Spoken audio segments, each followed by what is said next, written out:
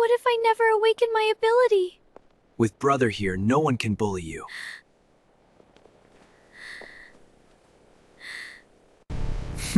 You brat. Don't worry. As long as your brother cooperates obediently, I won't do anything to you. Help me, please! Talent awakening, juvénile aura. All non-human creatures older than you will treat you as their offspring. Chapter 1. The Encounter with Kidnapping. The 70th year of the beast invasion. Once thriving cities have become mere memories, with lush vegetation enveloping everything, vines climbing over the remnants of crumbling edifices, claiming dominion over the urban landscape. The neglected road surfaces are now far from smooth, jolting violently whenever a vehicle passes. In the back seat, a comatose young girl's eyelashes flutter, hinting at signs of awakening. The fading light of the setting sun filters through the car window, illuminating her face and rendering even the finest down on her skin distinctly visible. Voices drift into her ears, and Suisui attempts to discern the words, but they arrive as if transmitted through a barrier, muffled and indistinct. She strives to see clearly, yet her eyelids feel as heavy as lead, refusing to part. Her mind feels like a rusted cogwheel, rigid and incapable of thought. All she can do is feebly sense the vehicle's violent, erratic jolts beneath her, accompanied by waves of nausea churning in her stomach, allowing fear and anxiety to engulf her entirely. After a lengthy interval, the effects of the sedative begin to wane. Although her body remains inexplicably heavy and uncomfortable, her mind gradually clears, and she can finally process information. Damn, this road is killing me. Quit whining. If you don't want to die here, drive faster. This area isn't safe. TCH, I should have known better than to board your pirate ship. It's too late for that. If Enbei catches up to us, we might as well prepare to be dismembered. Speaking of which, you are quite ruthless. Enbei has saved your life, yet you are plotting against him. The vehicle descends into a brief silence. And so what? In this world, only the ruthless can survive. The conversation between two men reaches her ears, one of whom sounds unsettlingly familiar. As if a key piece of information has been triggered, fragments of events from before her unconsciousness begin to materialize in her mind. Her brother had gone out on a mission. She had been feeling unwell that day and had taken leave from school to return home for the afternoon. Then, she saw her brother's friend at the doorstep, and after that, her memory fades into oblivion. However, connecting the information she has just acquired with that familiar voice, the answer becomes painfully clear. She has been kidnapped by her brother's friend. But why?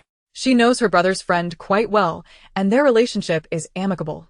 Whenever her brother is home, the friend occasionally visits for a meal. And Suisui cannot fathom why he would do this, nor does she know his intentions, yet she understands that her immediate priority is to find a way to escape. This place lies beyond the safety zone, and is likely far from it. As an ordinary person without awakened abilities, even if she manages to escape, it would be exceedingly difficult for her to return to the safety zone alone. Encountering any beast along the way could spell the end of her life. Yet she must try. She must attempt to flee. Being an unawakened ordinary person, she possesses no value that would warrant such a risky kidnapping. The ultimate goal must be her brother, and she does not wish to be used as leverage against him. The question remains, how does one escape this predicament? Based on the recent conversation, aside from her brother's friend, there should also be another adult male in the vehicle. The former, she knows to be an ordinary person, while the latter's nature is uncertain. He could be either an ordinary person or an awakened one. She hopes he is an ordinary person. The so-called awakened possess not only powers beyond comprehension but also physical capabilities that far exceed those of ordinary individuals. If he is indeed an awakened being, her chances of escape would be utterly nil. However, even if he is merely an ordinary person, her attempt to flee would still be quite challenging.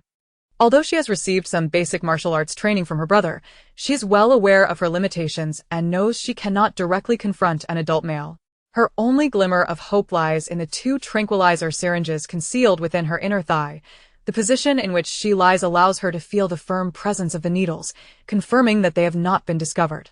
These were left for her by her brother for self-defense, containing the latest tranquilizers developed within the safety zone, capable of incapacitating even an awakened individual in an instant.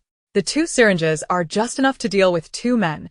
She plans to take advantage of one of them stepping out to use the restroom, striking unexpectedly to incapacitate one before ambushing the other upon his return, and then disposing of both men from the vehicle while she drives herself back to the safety zone.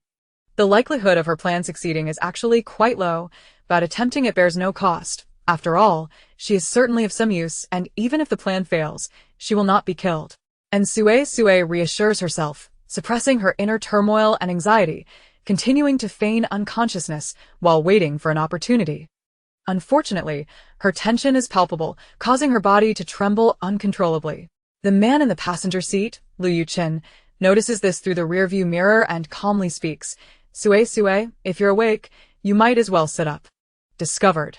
And Suisui's heart sinks, the weight of her predicament settling heavily upon her, and she slowly opens her eyes, silently propping herself up with her hands against the seat. While lying down, her condition had not been as evident, but upon sitting up, she realizes that her physical state is far worse than she had assumed. Her limbs feel feeble, and her temples throb with sharp pangs of pain. She suspects she may be running a fever. She cannot ascertain whether this is due to the drug she was injected with or an illness. She had been feeling unwell since the morning and had intended to visit the hospital after returning home. Who would have thought she would fall victim to a kidnapping orchestrated by an acquaintance? Leaning against the seat back, and Suisui exhales a deep breath. "Yuqin, what do you intend to do?" "You will find out soon enough." Lu Yuqin replies without any intention to elaborate, yet as a familiar younger sister, he offers a few words of comfort. "Do not worry, as long as Bei cooperates, your life will be better than it is now." And Suisui finds no solace in his words. Confirming that their intentions are indeed tied to her brother, her mood grows heavier, and her headache intensifies. She refrains from questioning him about the reasoning behind these actions, as it would be futile, and she remains silent, quietly resting against the seat back, attempting to regain her strength to avoid being incapacitated when action is required. "Suisui, are you feeling unwell?" Lu Yuqin furrows his brow. Previously, the girl lay in the back seat, her hair obscuring her face, so he had not noticed. Now that she is seated, he realizes her complexion is quite poor. Her cheeks are flushed, yet her lips are unnaturally pale, and her forehead glistens with fine beads of sweat. The man driving the vehicle turns to glance back and immediately frowns. "What the hell is going on? What kind of drug did you use? It shouldn't have any issues, right? Just an ordinary sedative. It's not likely to cause problems." "It better not. If she dies, everything will be for naught, and we will have to contend with Bei, that lunatic." "She seems to be running a fever. Do you have any antipyretics?" "Yes, I do." The driver begins to respond, but suddenly, the detection equipment installed in the vehicle emits a series of alarming beeps, signaling the presence of nearby beasts. The two individuals instantly lost interest in the plight of the young girl, one pressing the accelerator to the floor in an effort to hastily escape the perilous area, while the other swiftly manipulated the detection instruments to ascertain the location of the aberrant creature, attempting to chart a course to circumvent it. However, it was all too late. The creature was a flying beast of astonishing speed. Without granting any time for reaction, it swooped down upon the vehicle. Shadows enveloped them. It was a colossal bat, so immense it was suffocating. Its body was covered in black fur and folds, with its expansive wings unfurling to over 10 meters, the veins in the wing membrane distinctly visible. Before Suisui could even begin to feel fear at the sight of the aberrant creature, the vehicle was already overturned. Her fortune was neither good nor bad. The car door flung open midair, and she was violently ejected from the vehicle. Dazed and in pain, her body ached all over, yet fortunately, none of her bones were broken, and there was no internal bleeding. After a considerable time, she managed to gather herself, propping her body up to gaze forward, only to witness the bat's sharp claws extracting Lu Yuqin from within the vehicle. In the next instant, the man's fragile neck was severed, his soft abdomen pierced by lethal claws, his innards spilling onto the ground. And Suisui stood frozen, her blood running cold at the gruesome spectacle. Chapter 2: The Attack. And Suisui had resided within the safety zone since her birth. Although her parents had passed away early, her brother had supported her entirely, and she had never confronted an aberrant creature directly. Her entire understanding of these creatures stemmed from her education. An overview of common aberrant creatures was a requisite course for all students in the safety zone, where teachers would present corresponding videos illustrating the habits and weaknesses of each creature. The aberrant creatures depicted in the videos were terrifying, yet the fear conveyed through the screen was limited, far less potent than the shock of facing them in reality. Furthermore, she was now confronted with the bloody scene of an aberrant creature consuming her kin. For the first time, Suisui vividly realized the fragility of humanity in the face of aberrant creatures. Once captured, one was akin to a lamb awaiting slaughter. She should have fled immediately, yet her body failed to heed the command, instead succumbing to uncontrollable retching.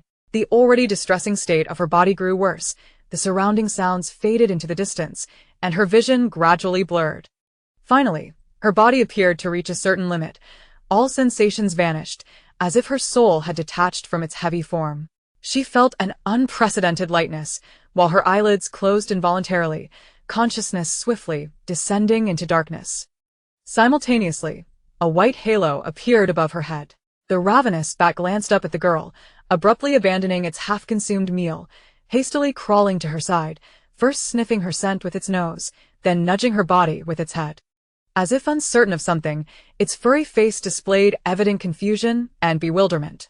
At that moment, the bloody driver finally crawled out of the overturned vehicle, terror-stricken as he fled into the distance.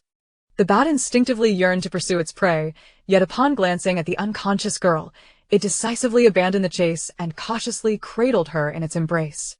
Suisui slumbered for an extensive duration, awakening to find her body free of discomfort and her mental state relatively stable, albeit her stomach was exceedingly hungry. She surveyed her surroundings, realizing she was ensconced within a cave, dimly lit, with only a faint glow emanating from above her head. Instinctively, she tilted her head upward, only to discover that the light source had also receded, as if something hovered directly above her head, yet her attempts to reach out yielded nothing. This left her somewhat bewildered, but now was not the time to dwell on such matters. She recalled the events leading to her unconsciousness, being abducted from the safety zone and subsequently encountering an aberrant creature's attack on the road. So, what was the current situation? To be frank, she harbored a disquieting suspicion. Suisui reflected on what she had learned at school and recognized that the bat-like aberrant creature was known as the shadow bat, a designation given in the official catalog, classified with a danger level of S. The highest danger level for aberrant creatures is SSS, while the lowest is C. Although the shadow bat bears resemblance to bats on Earth, its behavioral traits differ significantly. The shadow bat prefers solitude, is active both day and night, favors hunting large animals, and exclusively consumes internal organs, boasting rapid flight without apparent weaknesses. The textbooks did not mention the shadow bat's behavior of capturing live prey as a food reserve, yet the current situation unmistakably indicated that she had been taken back to the cave as a potential food source. Realizing this, she involuntarily held her breath, fearful of alerting the shadow bat that might be lurking within the cave. In the darkness, she heard breathing, and it was not her own. Suisui's nerves instantly tensed, and she slowly turned her head to glance behind her. In the shadows, her gaze met a pair of glowing green eyes. The enormous bat hung upside down from the cave ceiling, its expansive wings tightly enveloping its body, its eyes fixed intently upon her. Terror rendered her mind a blank as she remained motionless, staring at the shadow bat. Eventually, after a long while, her fear-stricken mind began to process again, yet she remained frozen in place, terrified of provoking the shadow bat into action. Most aberrant creatures lack apparent weaknesses. They possess a unique energy, known as alpha source energy within them. This energy endows them with resilient skin that is difficult for ordinary bullets to penetrate, agility that belies their massive forms, and remarkable self-healing capabilities. In the face of such creatures, humanity's primary method of attack involves the overwhelming firepower of heavy military weaponry, with close combat by awakened individuals serving as a secondary approach. Awakened individuals also harness alpha source energy and can manipulate this energy through training, enabling them to coat their weapons with it, a process referred to as enchantment, thus allowing the weapons to breach the defenses of aberrant creatures with relative ease. Suisui was neither an awakened individual nor did she possess heavy weaponry. In such circumstances, she had no capacity for direct confrontation with the aberrant creature. Any impulsive actions would likely incite its predatory instincts, leading her to an untimely demise. All she could do at this moment was to hope that the shadow bat before her was not hungry, quietly awaiting its repose to seek an opportunity to escape. Time passed agonizingly, second by second. And Suisui was uncertain how long had elapsed. It could have been merely a few seconds or perhaps several minutes, yet in that moment, time felt exceedingly protracted. At long last, the shadow bat slowly closed its eyes, seemingly surrendering to slumber. She waited for a considerable while and, upon observing that the bat had not reopened its eyes, began to move cautiously outward, her gaze never straying from the bat. With every inadvertent sound she made, she would immediately halt her movements, anxiously awaiting the bat's response, only resuming her progress once she was certain it remained in a state of repose. This was a natural cavern situated underground, and given its depth and her slow pace, it took her a full 10 minutes to reach the cave's mouth. When the moonlight outside the cave illuminated her vision, she nearly burst into tears of joy. Wasting not a single second, she quickened her pace and ventured further away. Soon, her walking transformed into a run. However, just as she believed she had escaped from peril, the sound of flapping wings stirred the air behind her. And Suisui turned around in terror to behold a colossal shadow rapidly approaching. The gruesome image of the shadow bat eviscerating a human during the day flashed through her mind, and in despair, she shut her eyes, bracing herself for the arrival of death. 10 seconds passed, and she was still panting. Half a minute elapsed, and she continued to gasp for breath. A minute went by, yet she remained breathless.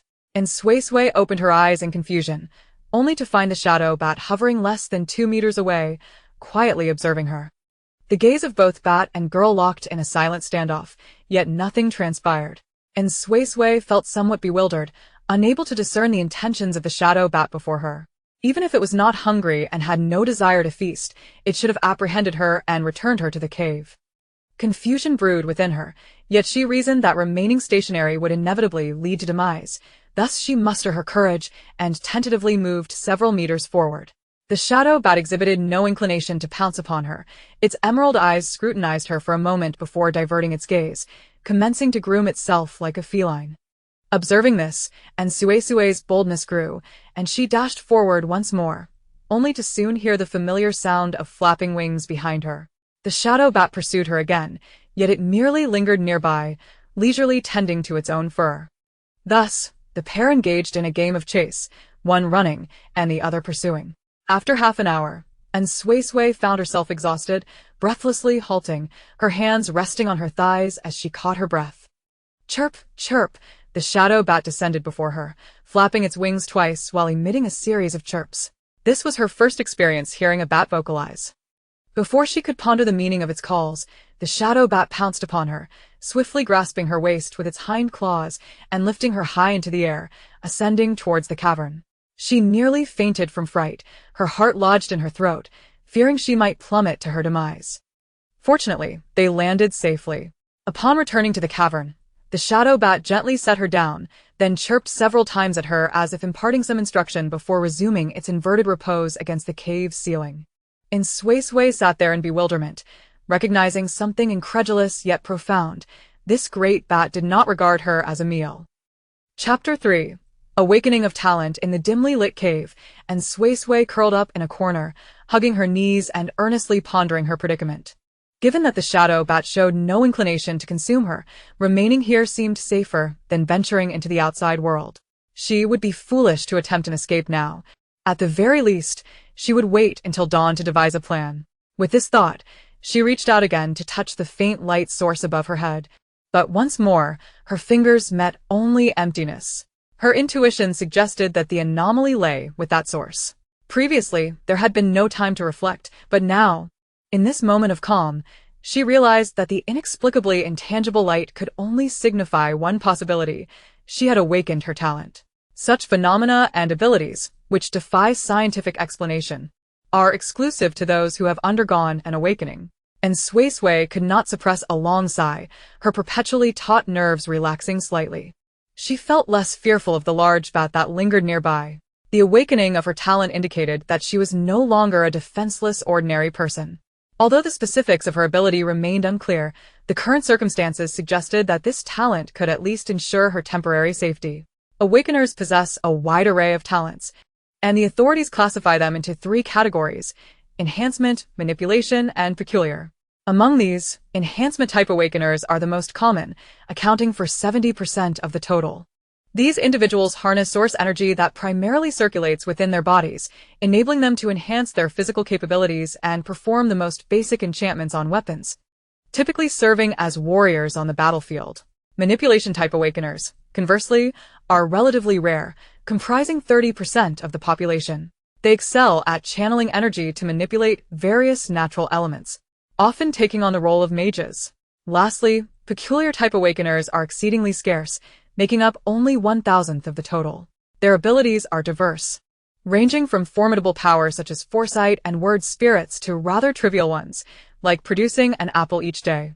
Furthermore, all awakeners are categorized by strength, akin to the classification of extraordinary beasts, with the highest rank being SSS and the lowest being C.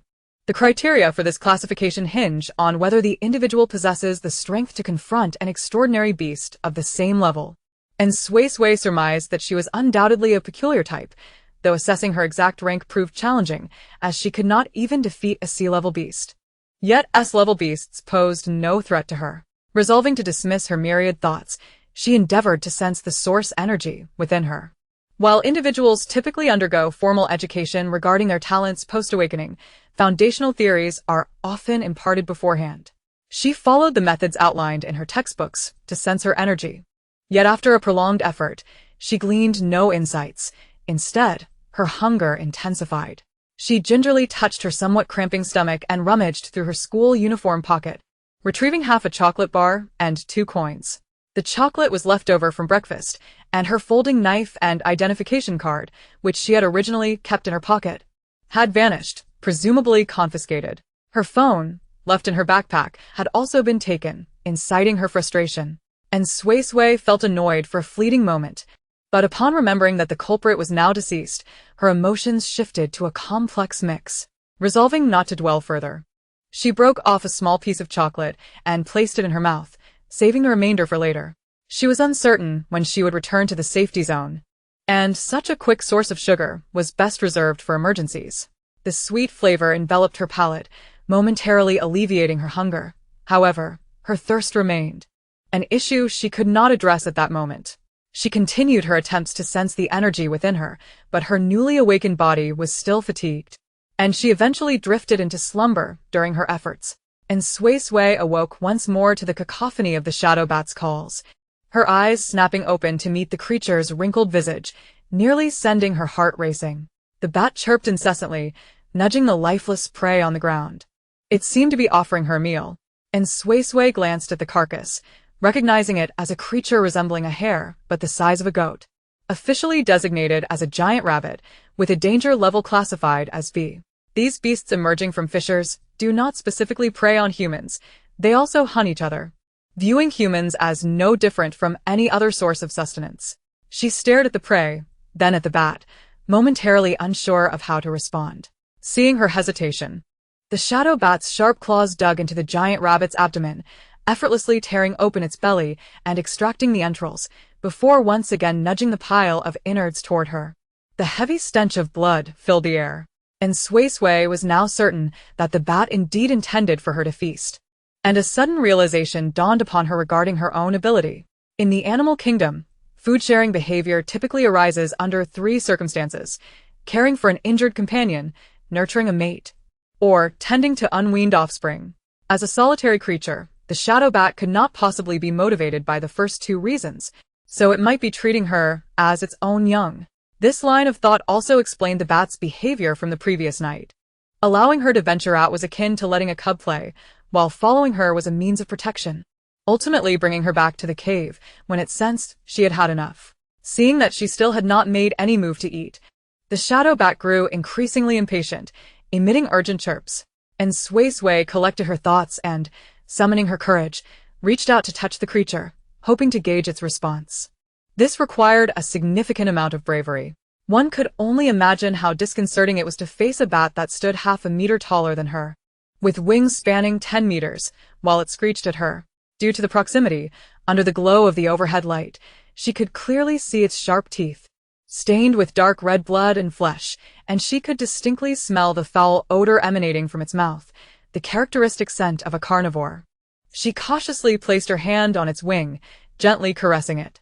The wing was devoid of fur, feeling like a thin, resilient membrane, somewhat akin to human skin. The shadow bat showed no reaction to her touch, continuing to chirp while pushing the pile of entrails forward. Encouraged, and Suisui summoned her courage again and touched its claws.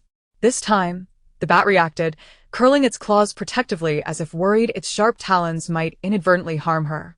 It became increasingly apparent that this enormous bat was indeed treating her as its offspring, and Suisui felt a wave of reassurance wash over her. And when she glanced at the bloody entrails, she shook her head in refusal. She simply could not eat that. The shadow bat regarded her with confusion. She attempted to communicate through gestures, shaking her head while pointing at the entrails, then nodding toward the cave entrance, indicating her desire to go outside. It is worth noting that the intelligence of extraordinary beasts varies, but most creatures resembling animals tend to exhibit higher cognitive abilities than their real-world counterparts. The shadow bat continued to chirp at her. "I want to go outside," and Suisui insisted, gesturing toward the exit while involuntarily adding words. Fully aware that it could not comprehend her. "I will find my own food. I cannot eat this." After an extended exchange of incomprehensible dialogue between the girl and the bat, and Suisui ultimately surrendered to the futility of communication and walked directly toward the cave entrance, where the light of dawn had already broken. Fortunately, the shadow bat did not impede her, instead using its wings to support itself as it swiftly followed her on all fours. Uncertain of her circumstances, she felt compelled to observe her surroundings. And Suisui glanced at the accompanying shadow bat, feeling a measure of relief. At present, she remained unaware of how to harness her abilities. Nor did she comprehend whether her powers could affect multiple targets or if there were any specific requirements for her targets. Venturing out alone would be perilous, leaving her vulnerable to the jaws of other beasts. With the shadow bat in tow, low-level creatures would steer clear, and in the event of encountering higher-level beasts, she trusted that the shadow bat would safeguard her, as it had been vigilantly by her side since yesterday. She resolved to remain close to this large bat until she discovered a safe method to return to the secure zone. Upon exiting the cave and inhaling the fresh outside air, and Suisui could not resist taking several deep breaths. After a moment of contemplation, she decided to seek out a water source. She felt both parched and famished, but the thirst was decidedly more acute than the hunger. If only she could return to the site of yesterday's ambush. The vehicle should still be there. It would undoubtedly contain water, food, and her phone. If only she could locate it, she would be able to contact her brother. He must already be frantic upon learning of her disappearance. She had to devise a way to search for it.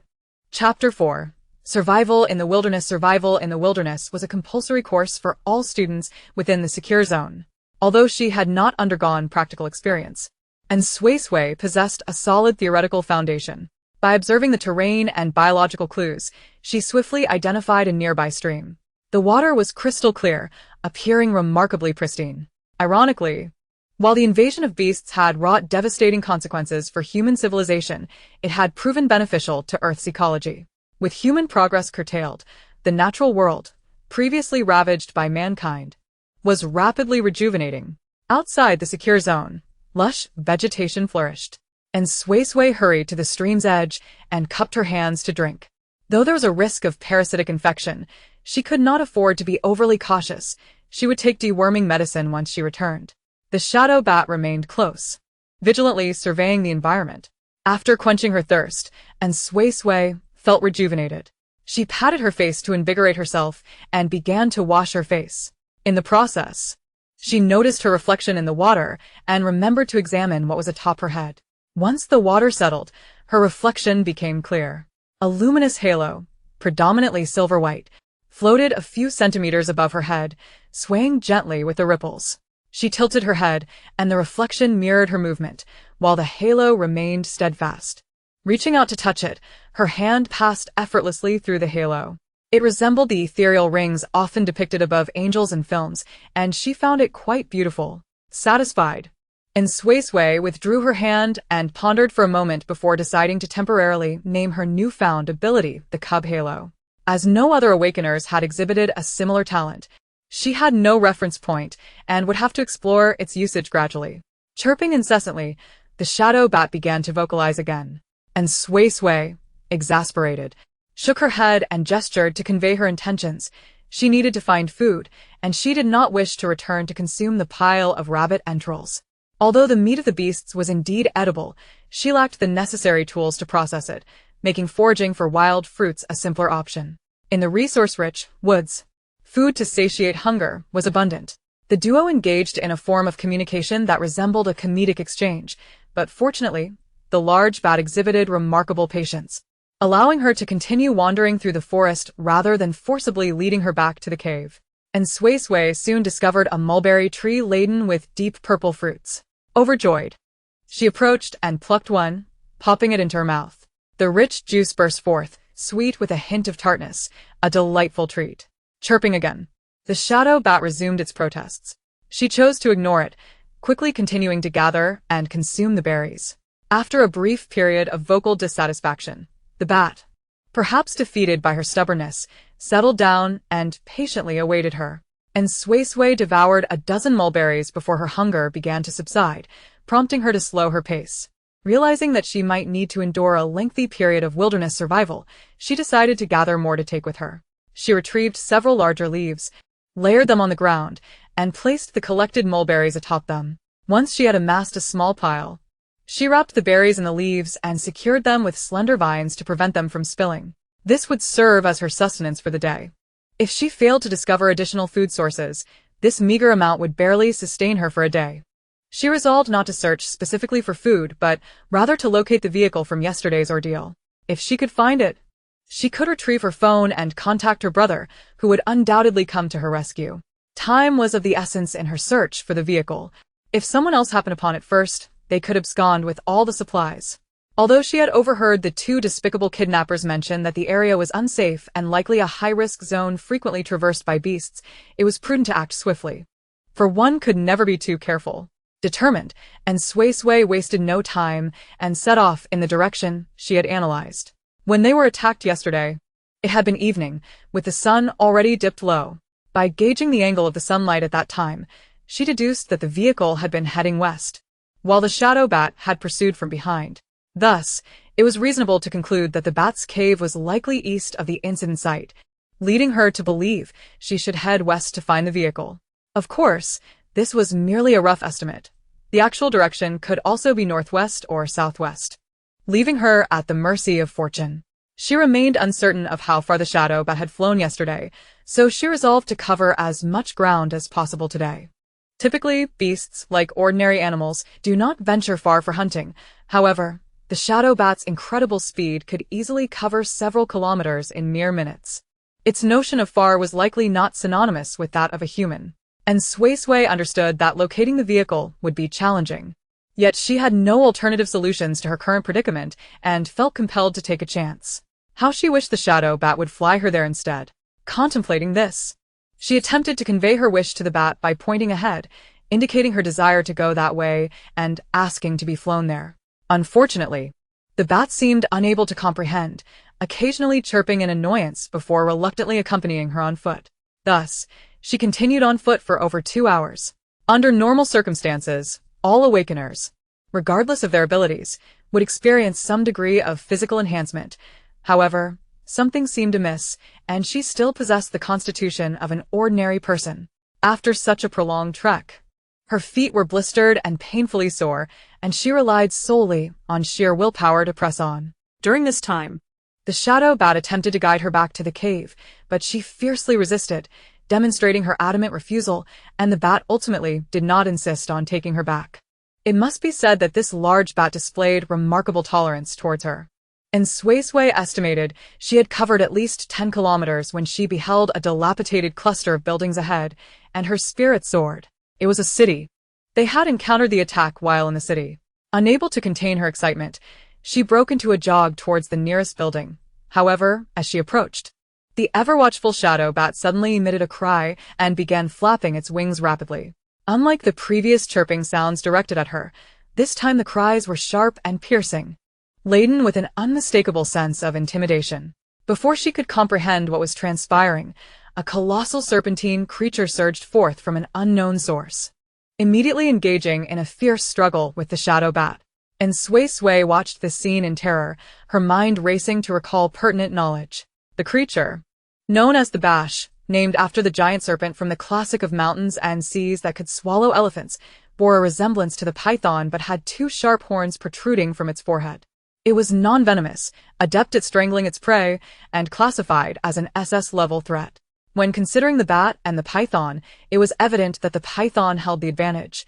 An S-level creature could not compare to an SS-level one. Should she flee? She was suddenly ensnared in a dilemma.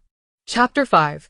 Struggle for supremacy. Though the Bash had initially targeted the shadow bat, and Suisui instinctively felt that the Bash's true aim was her. Though she could not ascertain its intentions. Did it wish to consume her, or was it influenced by the aura of innocence surrounding her, seeking to protect her instead? She felt an innate urge to escape, but the perils outside the safe zone were omnipresent, and she lacked the ability to survive alone. After a few moments of hesitation, she resolved to remain and await the outcome. If the aura of innocence proved ineffective against the Bash, it might also be futile against other creatures, leaving her survival through the night in question. Conversely, if the aura did indeed affect the Bash, then there would be no need for her to flee. She could merely find another beast to safeguard her. With this clarity, Suisui swiftly concealed herself behind a nearby tree. Careful not to stray too far from the battlefield for fear of being abducted by other beasts, nor too close, lest she be caught in the crossfire. In this confrontation, the shadow bat was clearly at a disadvantage. The Bash's skin was exceedingly tough, impervious to the bat's claws, which could not penetrate it. The bat could only swoop down repeatedly to strike at the Bash's eyes. Although the Bash appeared somewhat passive, unable to reach the airborne shadow bat, any misstep from the latter could result in it being ensnared by the Bash's tail, marking the battle's conclusion. And Suisui watched with bated breath, occasionally breaking into a cold sweat for the bat's safety. Given her uncertainty about the Bash's intentions and the fact that the bat was fighting to protect her, she found herself hoping for the bat's victory. Her focus was so intense that she failed to notice that vines had inexplicably spread across the ground beneath her until one slithered up her calf. "Ah!" she gasped, mistaking it for a snake, and began to stomp frantically in an attempt to shake it off. Of course, she could not dislodge it. Not only could she not rid herself of it, but the vines also ensnared her further, and she finally realized that what was climbing her was not a snake, but rather vines. These vines rapidly coiled around her, enveloping her entirely. In her panic, she did not recognize the creature responsible. While it was evidently a type of plant, it was categorized as a botanical beast, due to their scarcity and their possession of intelligence akin to animals, which allowed them to think and prey upon others. They had not been distinctly classified into a major category by officials. Botanical beasts were typically high-risk species, as humans found it difficult to distinguish between ordinary plants and beastly plants, and their root systems were deeply buried, complicating efforts to eradicate them completely. Fortunately, the rarity of botanical beasts likely stemmed from their limited mobility, as few crossed through fissures. Otherwise, humanity's current plight would be even graver. The battling shadow bat and Bash heard her cry and, surprisingly, both halted and rushed towards her. Clearly, the Bash's intentions had become unmistakably evident. And Suisui had no time to feel relieved by this revelation. She was entirely ensnared by the vines, the light from the outside world completely obscured. Deprived of her vision, she could only glean information through sound. She heard the hissing of the Bash, the chirping of the shadow bat, and the rustling of the vines, followed by the sensation of being dragged away at a swift pace. The sounds of battle receded into the distance, leaving only the faint rustling, reminiscent of vines creeping along the ground. The shadow bat and Bash could not rescue her. She was being taken by the vines. And Suisui felt a mix of resignation and anxiety, yet was not overwhelmingly afraid. The vines had chosen to envelop her rather than pierce her body, and even now, their grip was gentle, indicating that their intent was not to consume her. It was highly probable that they too were influenced by the aura of innocence. She suddenly felt a surge of pride in her innate ability. If it proved effective against all beasts, perhaps she could navigate the wilderness with impunity. Of course, this was contingent upon her ability to escape once brought back to their lair. Moreover, she suspected her talent was a passive ability, as she had not actively done anything. Yet all the creatures she encountered were affected. And Suisui's thoughts drifted, and after some time, the vines that had bound her began to unravel, interrupted by the sunlight filtering into her eyes. She immediately glanced around, eager to discern where she had been taken. Theoretically, botanical beasts did not possess the concept of a lair. They typically thrived in the regions where their roots were established, only seeking to depart if the environment became inhospitable. Their departure was executed in a peculiar manner. Their roots would latch onto other beasts' bodies, and then they would sever that portion of their roots, allowing it to follow the other creature away. Upon encountering a suitable habitat, the roots would take root and swiftly develop into a new individual. Whether there existed a conscious connection between the new individual and the original remained uncertain. Before her lay a room that had partially collapsed, the floor and walls draped in vines, with ample sunlight pouring in, infusing the space with vibrant life. And Suisui approached a window that had long since lost its glass, gazing outward to behold the landscape of half a town, with distant rolling hills and nearby crumbling ruins. She found herself atop a high-rise building, its entirety ensnared by vines. No, it was more than that. Looking down, she saw that from this building as the epicenter, a dense network of vines spread outward, resembling a colossal web enveloping the area. The true form of this creature was astonishingly vast. Unable to restrain her curiosity, she leaned further over the edge, but a vine coiled around her waist, pulling her back gently as if to prevent her from falling. Did the plant truly possess the instinct to care for its young? And Suisui ceased her attempts to peer outside and redirected her focus to the vines before her. They seemed to sense her attention, although they lacked eyes. She could not discern how they were aware of her gaze. Another vine reached out, swaying lazily in front of her as if playfully teasing her. After a few moments of silence, she grasped the swaying vine, leaning closer to closely examine the leaves. Though the officially recorded instances of botanical beasts were not numerous, most of them were climbing plants. To identify the vine before her, she needed to scrutinize the leaves. The leaves were predominantly a deep green, heart-shaped with a small point at the tip, and their edges bore tiny serrations. The surface felt somewhat coarse, and she could clearly see the intricate network of veins, which exhibited a faint red hue, as though blood coursed through them. Given these characteristics, along with the creature's extraordinary size, she quickly filtered through her mental database of known beasts. Bloodvine, presently recognized as the largest plant-type anomalous creature, has a penchant for spreading its tendrils to claim territory. While its offensive capabilities are relatively weak, any creature that intrudes upon its domain may be preyed upon, ensnared, and subsequently dragged beneath the earth to serve as nourishment. Due to the scant useful information available, it is currently classified as an SS-level entity. An SS-level anomalous creature denotes a danger level of at least SS, with the potential for an even greater real danger. Upon gaining awareness of her surroundings, she released the tendrils and began to survey the room. The sight of the collapsed staircase sent a wave of dread through her. How could this happen? Chapter 6. Bloodvine and Suisui felt overwhelmed, for it was impossible for her to remain here indefinitely. Setting aside her desire to return to the safe zone to find her brother, as a human, she had basic needs, food, water, and the like, making it unfeasible for her to linger in this place. Yet, in her current predicament, descending on her own was not an option. Though the exterior of the building was adorned with climbing vines, making it seemingly suitable for ascent, the structure towered at least 17 or 18 stories high, instilling a sense of vertigo at the mere thought of looking down. A slip or a moment of weakness could lead to a fall from which there would be no recovery. Her demise would be swift and final. The only hope for her descent lay in the Bloodvine's assistance. This raised the question, could plant-based anomalous creatures communicate? Theoretically, they lacked a brain or the faculties for such interaction, did they not? In the presence of the shadow bat, she could employ gestures and movements to convey her intentions. But how could she communicate with the Bloodvine, which had no eyes, ears, or brain? Yet, it was evident that the creature possessed a certain level of intelligence. After all, it had shown concern for her safety by wrapping its tendrils around her waist, akin to a safety harness. Wait, a safety harness. And Suisui gazed at the Bloodvine, lost in thought, disregarding the tendrils that swayed before her like a playful cat toy. It was worth a try, after all. The creature was unlikely to allow her harm. She reached out once more to grasp the swaying tendril and wrapped it around her waist, which it complied with obediently, coiling several times.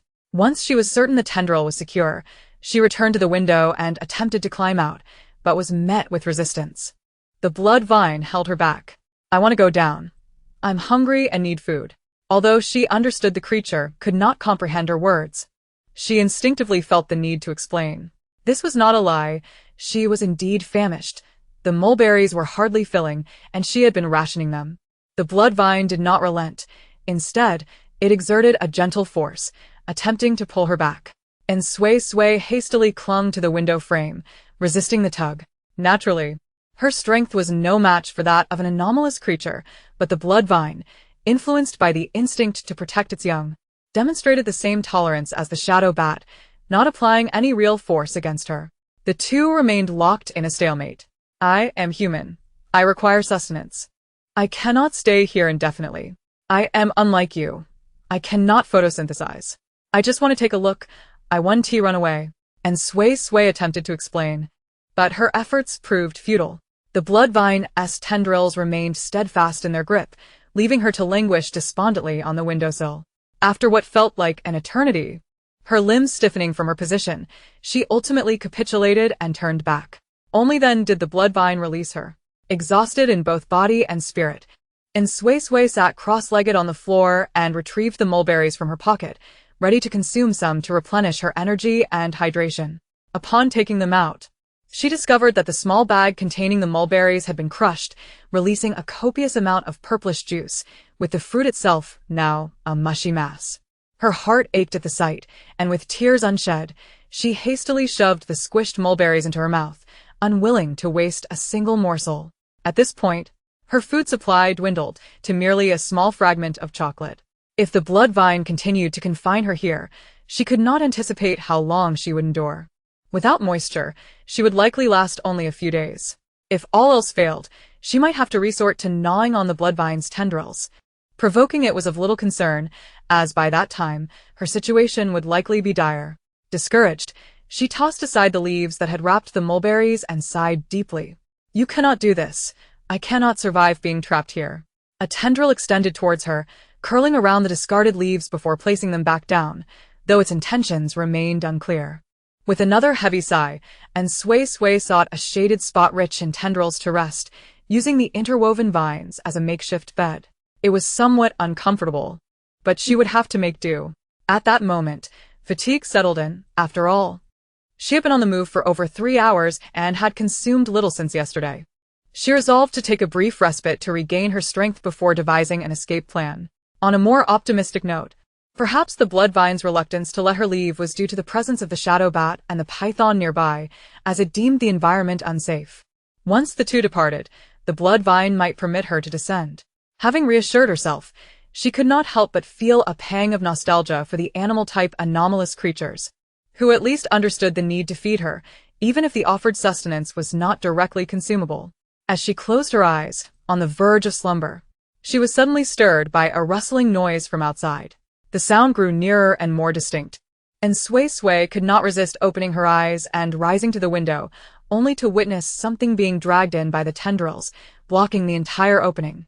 Upon recognizing what it was, she stood frozen in disbelief. It was a mulberry tree, uprooted and laden with fruit, its massive trunk wedged in the window frame. The blood vine, having made several attempts to pull the entire tree inside from various angles, eventually lifted it high and maneuvered it through the collapsed ceiling, carefully placing it before her. And Suisui was astounded. How could this blood vine exhibit intelligence surpassing that of ordinary animals? Was it reasonable for a being without a brain to be so clever? Seeing her stunned expression, the blood vine wrapped a tendril around a branch of the mulberry tree and shook it, causing ripe berries to tumble down. And Suisui instinctively reached out to catch the falling fruit, filling her hands, and then, with mixed emotions, began to eat, pondering her future. The blood vine's intelligence was surprisingly high. With such a level of cognition, it should be possible to establish rudimentary communication. She resolved to continue her efforts to express her desire to descend through the window. If she persisted, perhaps the blood vine would relent, much like the shadow bat had done, allowing her to explore her surroundings. With newfound hope for the future, she felt invigorated and decided against resting any further.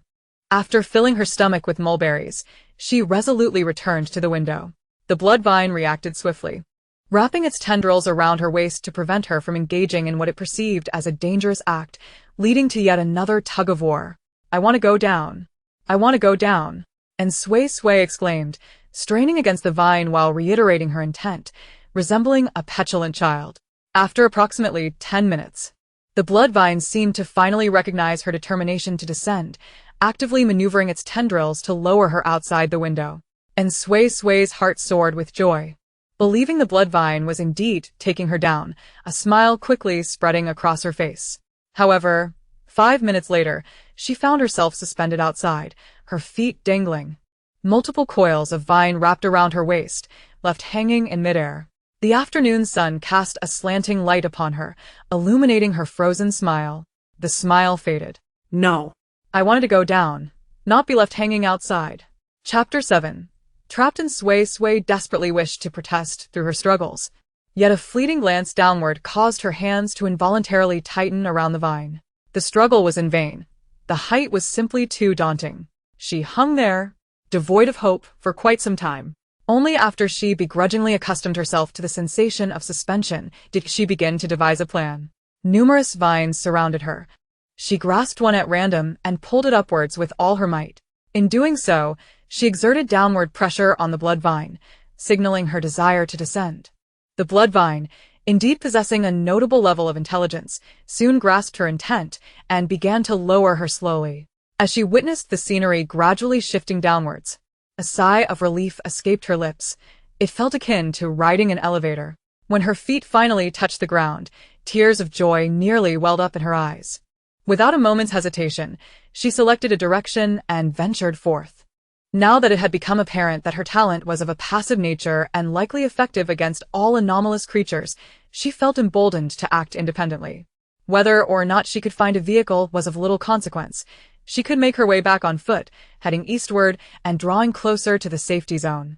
Should fortune smile upon her, she might even encounter a traveling convoy along the way and seek assistance. Yet, uncertainty loomed regarding whether the blood vine would permit her to leave. Being allowed to descend did not necessarily imply permission to depart. Nevertheless, she resolved to make the attempt. Her pace quickened, and had it not been for the vines carpeting the ground, which posed a tripping hazard, she would have sprinted outright. The extent of the blood vine's reach was vast. From her vantage point atop the high-rise, it seemed to envelop a substantial portion of the town. It was difficult to ascertain the exact size, as the central area was densely clustered with vines, while the outer regions featured a sparser arrangement. The less dense vines, intermingled with a variety of green foliage, were hardly noticeable, which explained her earlier obliviousness upon entering the town. She soon discerned that the blood vine's tendrils came in two varieties. Some were older and more robust, densely piled and intertwined upon the ground, making them cumbersome to shift. Others, however, were newer and lighter in hue, exhibiting remarkable agility and moving freely like tentacles. After walking for some time, as the number of vines began to dwindle, her heart raced with trepidation, fearing that the blood vine might thwart her escape. She slowed her pace slightly, feigning casualness as she admired the surroundings, attempting to mask her intent to leave and diminish the blood vine's vigilance. The scenery was indeed quite captivating. Despite the remnants of concrete and steel littering the roadside, with high-rises reduced to skeletal frames and walls marred by cracks, the city retained a certain beauty, each inch of land vibrant with verdant growth. Before long, she noticed signs of a struggle ahead. Fresh plants lay crushed beneath the debris, serpentine trails marked the ground, and numerous severed vines were accompanied by glaring splatters of crimson.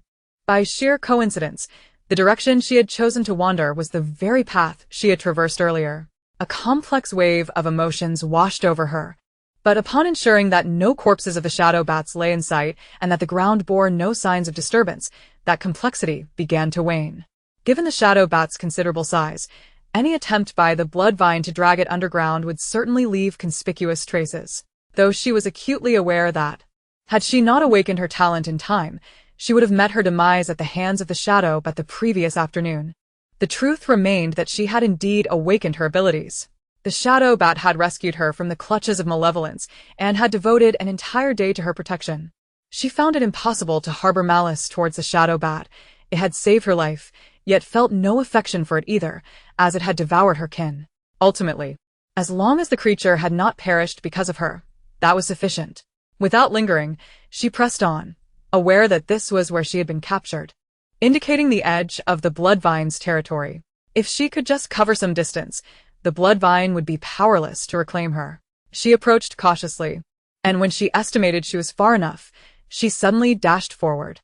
Hope loomed ahead, yet hope vanished in an instant. Vines ensnared her waist with lightning speed, rendering her efforts to sprint futile.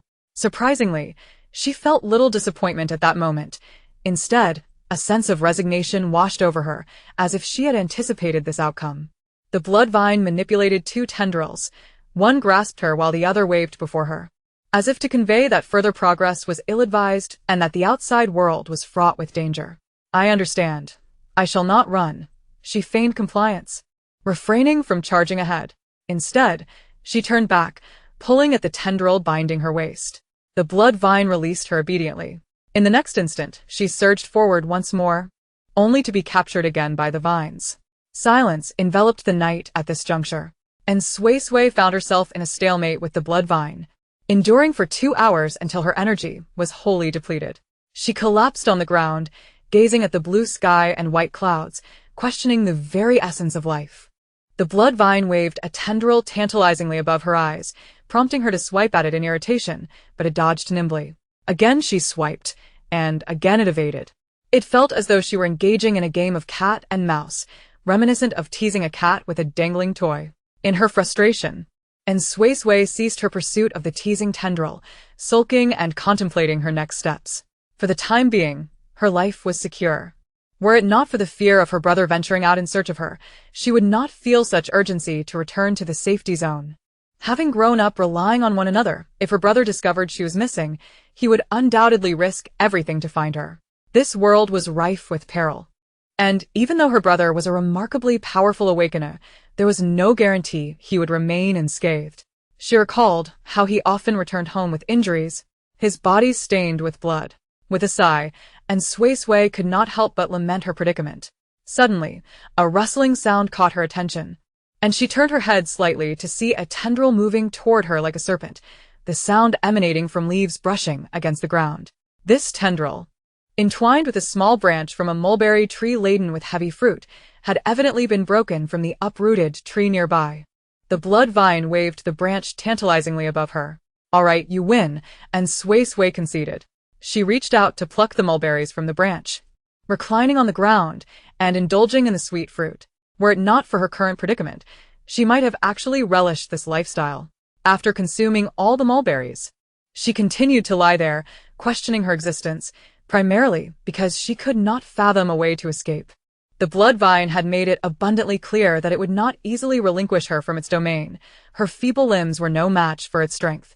What on earth am I to do? She pondered, her head throbbing with the weight of her thoughts. However, she soon found herself distracted by an unusual sensation on her back. A tendril had begun to snake beneath her.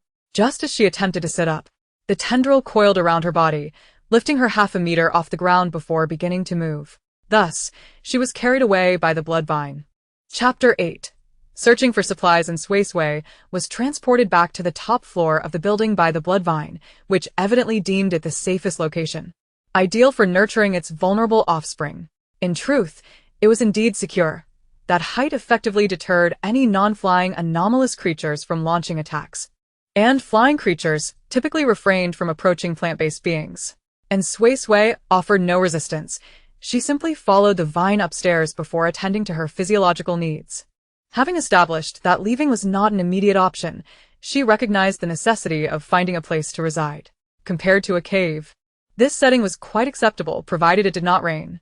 The ceiling of the top floor had collapsed significantly, guaranteeing that rain would indeed pour in.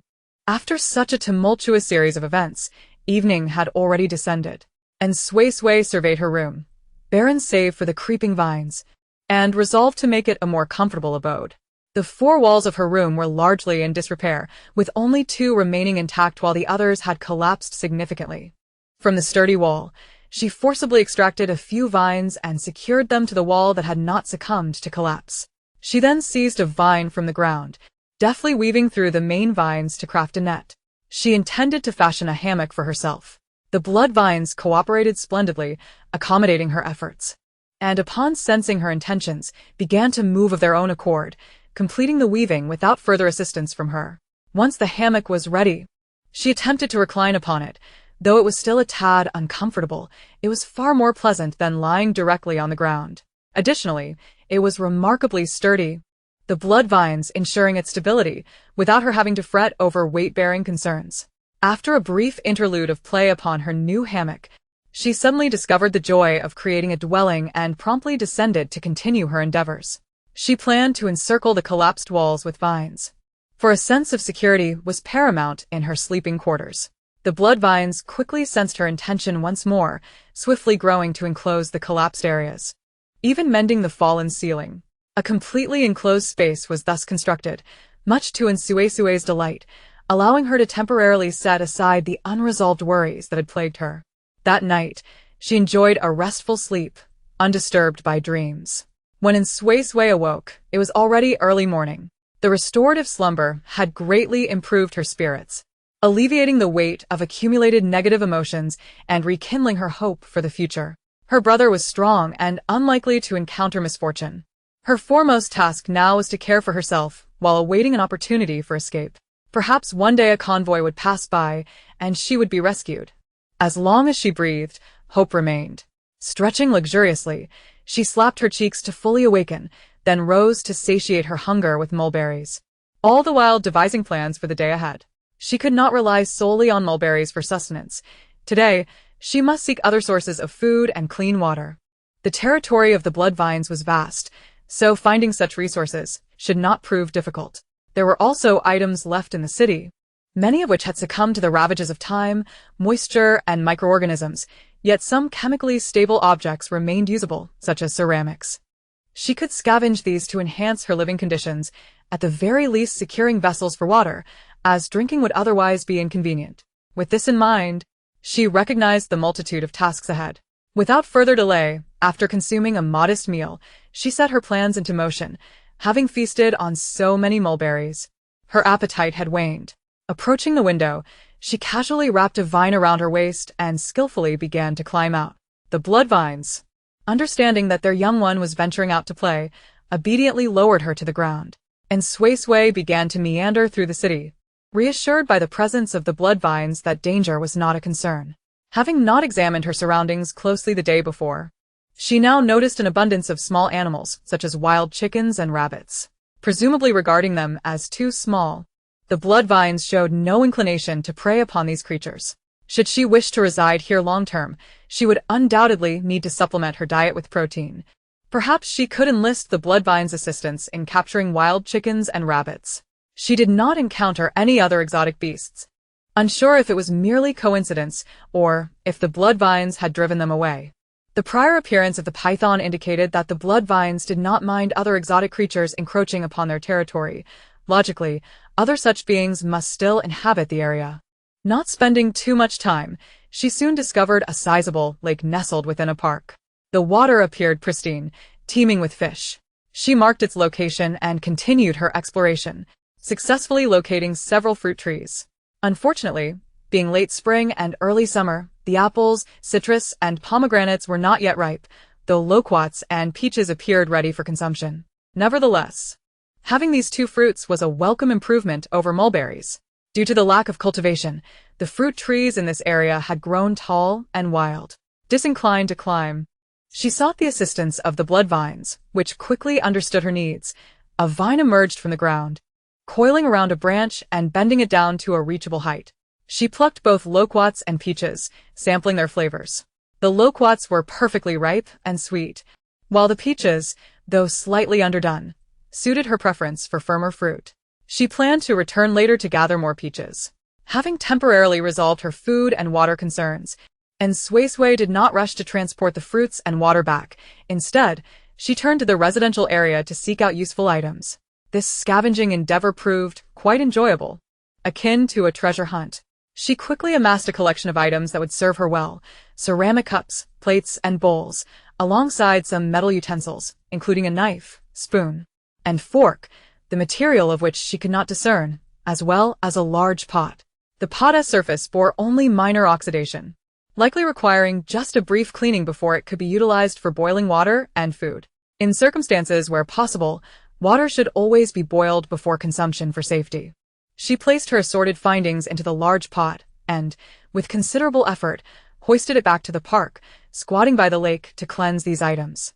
Once cleaned, she retrieved more peaches and loquats, tossing them into the pot. At this point, the pot was nearly full, and she intended to transport it back before returning for a second round of scavenging. Though her plan was well conceived, she faced an embarrassing dilemma. After adding the peaches and loquats, she found herself utterly unable to lift the pot. Glancing at the abundant vines around her, she pondered for 3 seconds before bending down to drag the pot back with great effort.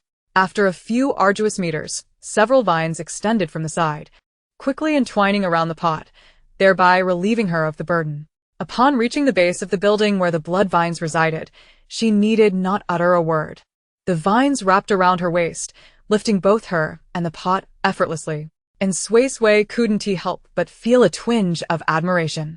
How could there be such an accommodating and homely exotic creature? Chapter 9. The perfect caretaker in comparison to the shadow bats.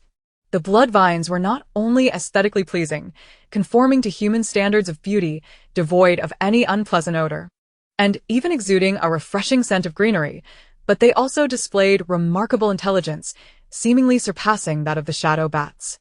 Although her encounters with exotic creatures had been limited to 3, she believed that none could rival the blood vines as a caretaker for humanity. If only it were possible, she would love to bring the blood vines back to the safe zone. Alas, the blood vines' behavior was likely influenced by the aura of their young, and it was probable that such benevolence was exclusive to her. To other humans, they remained a potential threat. As Suisui contemplated this with a hint of regret, she set down the spoils of her day's scavenging and once again boarded the blood vine elevator to descend. There was still much she needed, with a pressing urgency, to find a magnifying lens or flint to facilitate fire-making. Speaking of fire, although it had been established that most plant-based exotic creatures were not particularly fearful of flames, a lack of fear did not equate to indifference. They were undoubtedly aware of fire's inherent dangers, and she hoped the blood vines would permit her to kindle a flame. Having searched eastward previously, this time she opted for a western route. After gathering another assortment of odds and ends, she encountered a parked SUV ahead. It was not the vehicle she sought. The vehicle she sought could not possibly be found in this city besieged by blood vines. Otherwise, they would have encountered an attack from the blood vines before being ambushed by the shadow bats. She hastened forward to assess the situation. The car likely had not been abandoned for long, perhaps just a year or 2. Although the exterior bore evident rust, the overall condition of the vehicle remained intact. The driver's door stood ajar, revealing no lifeless body within. Perhaps the owner had fled, or succumbed to the predation of the blood vines or other monstrous creatures. Without further thought, she entered the vehicle to scavenge for supplies. In this perilous world, aside from the safety zones, nowhere else was secure.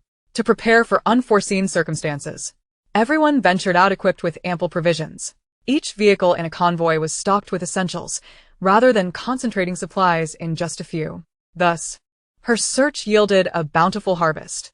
She discovered the flint she needed, a straight knife with a full dragon bone structure, a multifunctional folding knife, and a portable water pump filter, all items of great necessity. Most importantly, she found a bag of salt. Had she not spotted this crucial item, she might have forgotten its significance. Salt was of utmost importance. With this bag of salt, she would no longer need to devise means to replenish her sodium intake. Otherwise, trapped in an abandoned city, she might have had to rely on drinking animal blood for sustenance. Additionally, she unearthed paracord, a tent, an emergency survival blanket, a small first aid kit, a compass, and a flashlight among other practical items. Regrettably, many items were already damaged, such as the compass and flashlight, which were rendered unusable. She also discovered several boxes of energy bars, but they had been partially consumed by some creature, leaving only dented plastic wrappers behind. Nevertheless, overall, Suisui was quite pleased with her findings. These items were a timely blessing, instantly resolving most of her pressing survival challenges. With a sense of satisfaction, she bundled all the usable items into a waterproof tarp and, as per her usual method, enlisted the blood vines to assist in transporting them back. Upon returning to the top floor, Suisui immediately set about her tasks. She cleared away the vines on the ground, creating a spacious area, and then erected the tent. She placed the items that would not be needed immediately, such as the paracord, emergency survival blanket, and small first aid kit, inside the tent. Though temporarily unnecessary, these were vital supplies that needed to be stored properly. After organizing these items, she cleared a small patch of ground a short distance from the tent to accommodate her pots and the filter. The waterproof tarp she had used for packing was folded and placed on the hammock as a mattress, making the vines beneath less uncomfortable. She intended to sleep in the tent that night, as it offered greater security and comfort. However, the weather was warming up, and soon sleeping in the hammock would be cooler. After a flurry of activity, and Suisui found herself ravenous. She plopped down on the vine-laden ground and casually picked up a peach to munch on. After devouring 2 peaches and 3 loquats, she resumed her work, taking the flint, filter, and water bottle downstairs once more.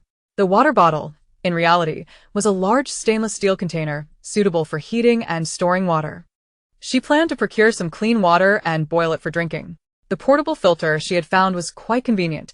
She simply submerged the intake hose into the lake, placed the outflow hose into the water bottle, and vigorously pumped the handle. Perhaps due to prolonged disuse, the handle was initially stiff, but after a few attempts, it became smooth. And Suisui soon succeeded in filtering an entire bottle of water, which she temporarily set aside.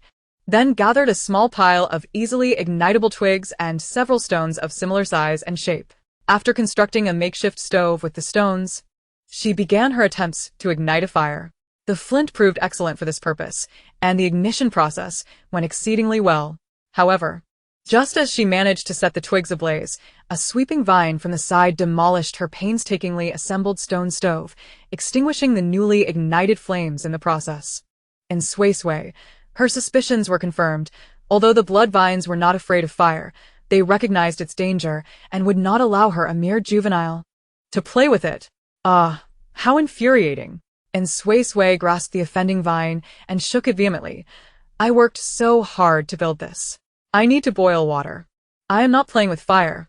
I am engaged in serious business. The blood vine, though unable to comprehend her grievances, seemed to sense her displeasure, and the vine she held swayed in response. After a while, another vine extended toward her, the tip curling around a large peach, having selected the biggest one just for her. And Suisui's frustration dissipated instantly. Who could she blame? It was merely a communication barrier between different species. The blood vine was simply concerned about the potential danger of fire and her well-being. Sighing deeply, and Suisui silently rebuilt her stove. With no means of communication, she could only demonstrate her determination through actions, just as she had insisted on descending earlier. Build the stove. Ignite the fire. Blood vines extinguish the flames. Build the stove. Ignite the fire. Blood vines extinguish the flames. Build the stove. Ignite the fire. Blood vines extinguish the flames.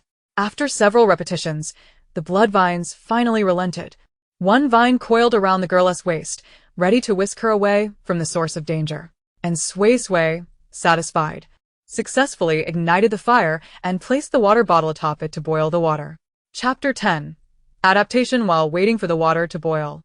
And Suisui had no intention of idling. She dashed to the lakeshore to clean herself. The temperature had risen to around 30 degrees, and after a long day of exertion, she was drenched in sweat, her clothes clinging to her skin. In truth, she wished to take a proper bath, but she feared the presence of beasts in the water. She vividly recalled a video shown by her school teacher, depicting a creature called the nightmare fish, plump and round, only slightly larger than an adult man's fist. It appeared quite adorable. However, contrary to its charming appearance, this fish possessed a mouth that comprised 2/3 of its body, filled with sharp teeth capable of easily biting off sizable chunks of any creature. The nightmare fish reproduced prolifically, often moving in schools, and preferred to hide in shadows. Once any creature entered their territory, they would swarm out and devour it to the bone within 30 seconds. The video had shown a complete scene of an awakened being consumed by the nightmare fish, leaving a profound psychological scar on her. Even with the juvenile aura surrounding her now, she did not dare to plunge into the water recklessly. Yet, she truly longed for a bath. And Suisui gazed at the lake's depths, which were entirely opaque, and her mind waged a battle between desire and fear. The likelihood of encountering danger was quite low. Firstly, there might not be any beasts in this lake. Secondly, even if there were, she had the juvenile aura which was likely effective. Lastly, if she truly faced danger, the blood vines should arrive in time to protect her. Yet, fear lingered. Humanity often harbors trepidation toward the unknown and uncertainty. After much internal conflict, and Suisui looked to the blood vines. If only they could help delineate a safe area for her, akin to a netted enclosure for aquaculture, providing her with a secure space. However, this task was somewhat complex, and she was at a loss for how to communicate her needs to the blood vines. Ultimately, she decided to simply cast down sufficient vines into the water.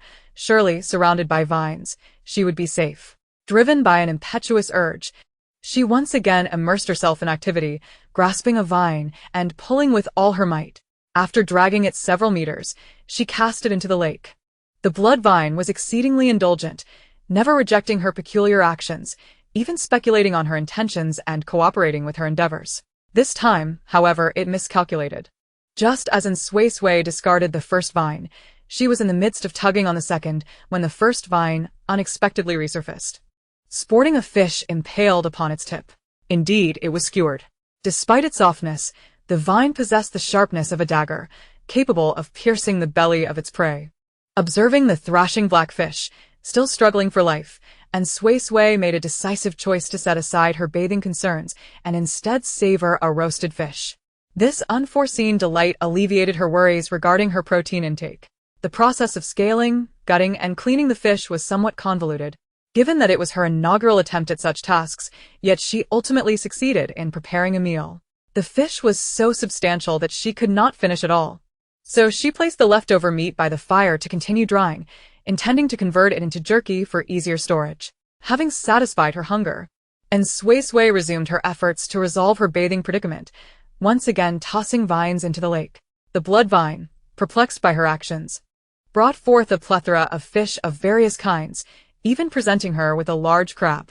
Paying little mind to the bounty, she continued to haul in more vines until the area near the shore was entirely cluttered with them. I am going to bathe now.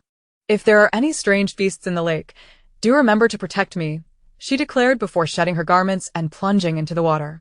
Her swimming abilities were commendable. Although her brother forbade her from venturing beyond the safety zone, he had taught her essential survival skills, swimming being one of them. However, no sooner had she submerged than she was lifted to the surface by the vine. And Suisui thought to herself, well, this is hardly surprising. Fortunately, the blood vine seemed to have gleaned something from her relentless behavior, as it did not hoist her entirely from the water, ensuring only her head remained above the surface. Thus, she ceased her struggles and settled for a makeshift wash. Upon finishing her bath and returning to shore, she hesitated for a moment before washing her clothes, then hung them to dry on a nearby branch, standing there in her nakedness. It was of little consequence, after all. She was the sole living human in this forsaken city. Indeed, the resilience of humanity proved remarkable, and Suisui quickly adapted to her solitary existence in the abandoned district, largely due to the blood vine, which had considerably diminished the challenges of survival in the wilderness. She need not fret over food and water, and she possessed an utterly secure refuge. Her only task was to maintain her mental equilibrium. As time passed, however, feelings of loneliness, hopelessness, and despair began to gnaw at her spirit. With no one to converse with, her days were consumed by meals and aimless wandering through the desolate city. She found no means of escape, compelled to wait in vain for a miracle whose arrival was shrouded in uncertainty. Some thoughts were best left unexamined, for contemplation only led to despair. Everyone venturing outside carried energy detection devices, should energy fluctuations be detected nearby. It indicated the presence of either an awakened or a strange beast. The energy signatures of these beasts typically surpassed those of the awakened, ensuring that a strong signal unequivocally denoted the presence of a creature. No one would willingly enter a city dominated by the blood vine. The vehicle that had previously appeared here could only be attributed to one of two scenarios. Either its owner was pursued by a more formidable beast and had no choice but to enter this realm, or at that time, the blood vine had not yet grown to such an extent, at least not claiming the entire city. She was forced to confront a harsh reality. No one would come, rather than await a human savior. It was more plausible to anticipate being captured by a beast far stronger than the blood vine.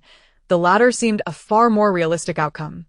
and Suisui had contemplated the possibility of controlling her abilities, seeking to temporarily sever the influence of the blood vine, yet she could not even sense the energy within her, let alone exert control over her powers. Hypothetically speaking, even if she could manage her abilities, would she dare to lift the influence of the blood vine? There was a grave risk that she might be killed by it the moment she relinquished control. After living alone for a period, and Suisui became acutely aware that her emotions were beginning to skew towards the abnormal. Left unchecked, her mental state would undoubtedly deteriorate. After much deliberation, she resolved to adopt a pet for companionship. The blood vine, while adept at catching fish for her sustenance, could also, at her behest, capture small animals such as wild chickens or rabbits, albeit in a manner that resulted in their immediate death. Consequently, if she desired a pet, she could not rely on the bloodvine's assistance.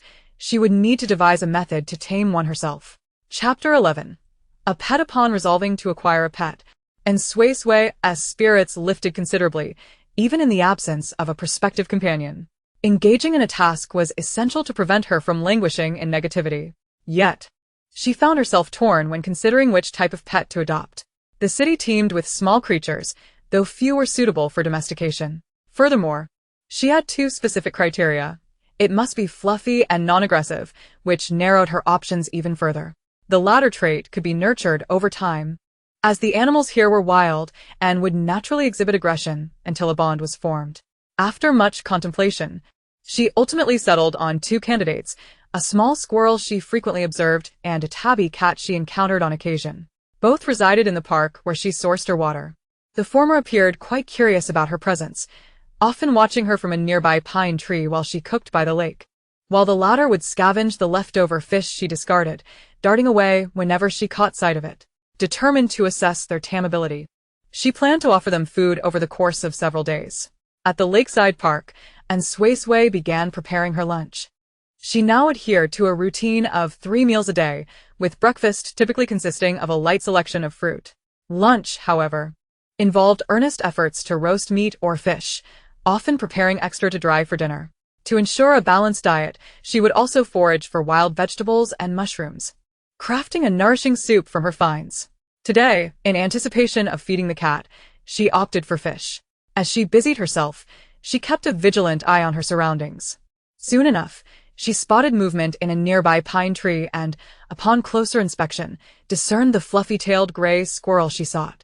Rather than act hastily, she continued her task, securing the roasted fish by the fire before approaching the squirrel. To avoid startling it, she maintained a respectful distance of about 10 meters. Retrieving a pine cone from her pocket, with a gentle whistle, she called out, employing the universal sound humans use to summon dogs.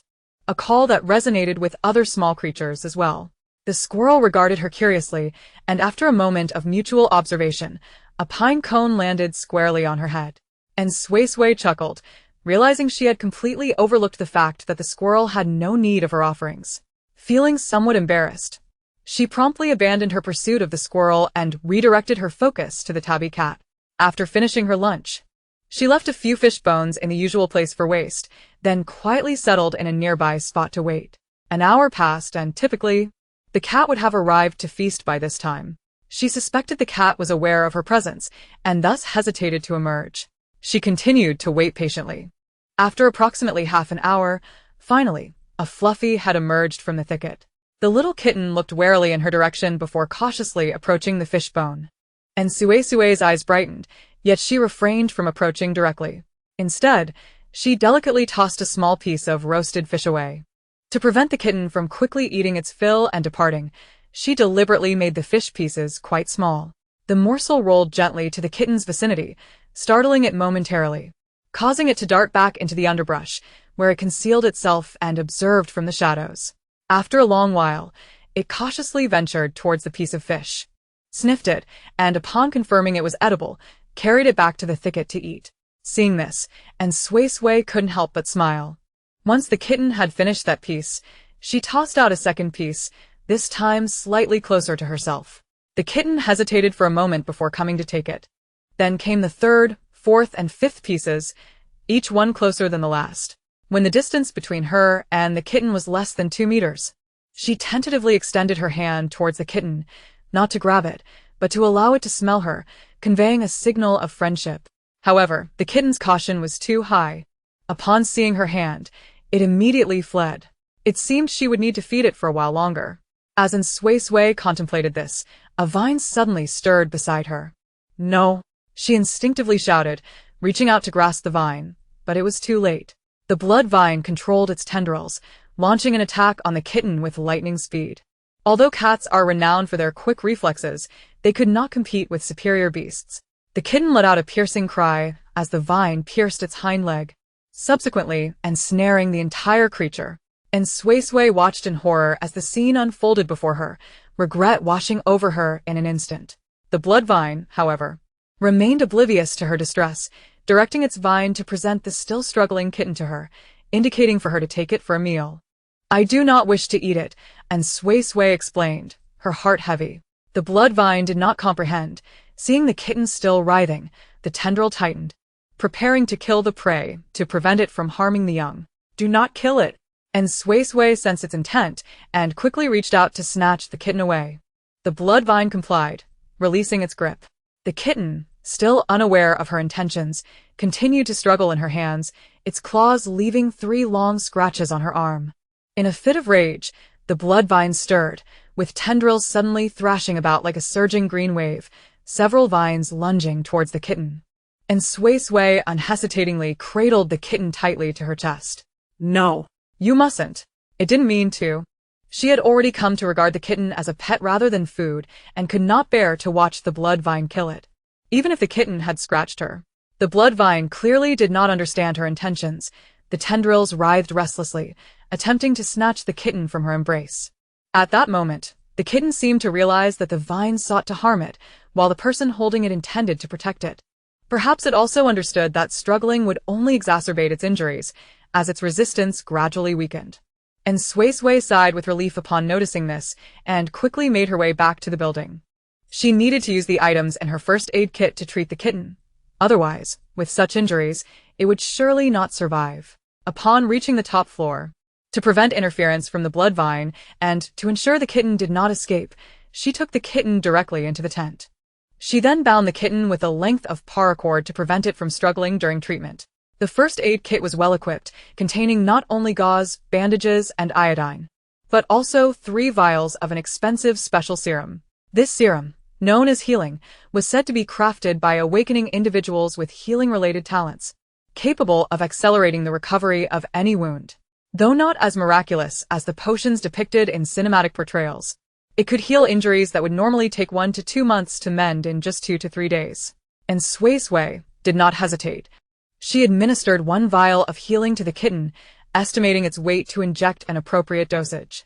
After administering the serum, she tended to the kitten's wounds, disinfecting them with iodine before bandaging them with gauze and tape. The sensitive wounds caused the kitten to hiss at her in discomfort. "I'm so sorry.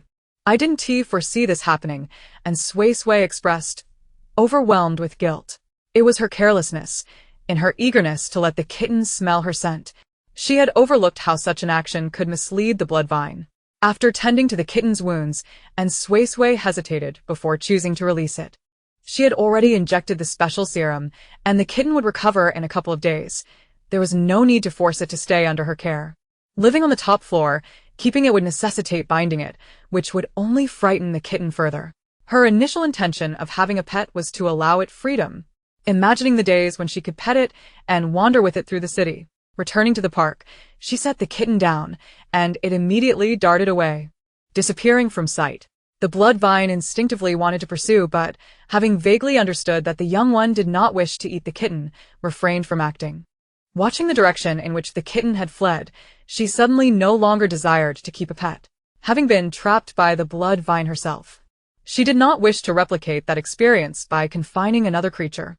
With a deep sigh, and Suisui completely dismissed the idea of pet ownership. The plan to keep a pet was officially abandoned, leaving her feeling despondent for several days, spending most of her time staring blankly out of the window. Until the blood vine caught her another kitten.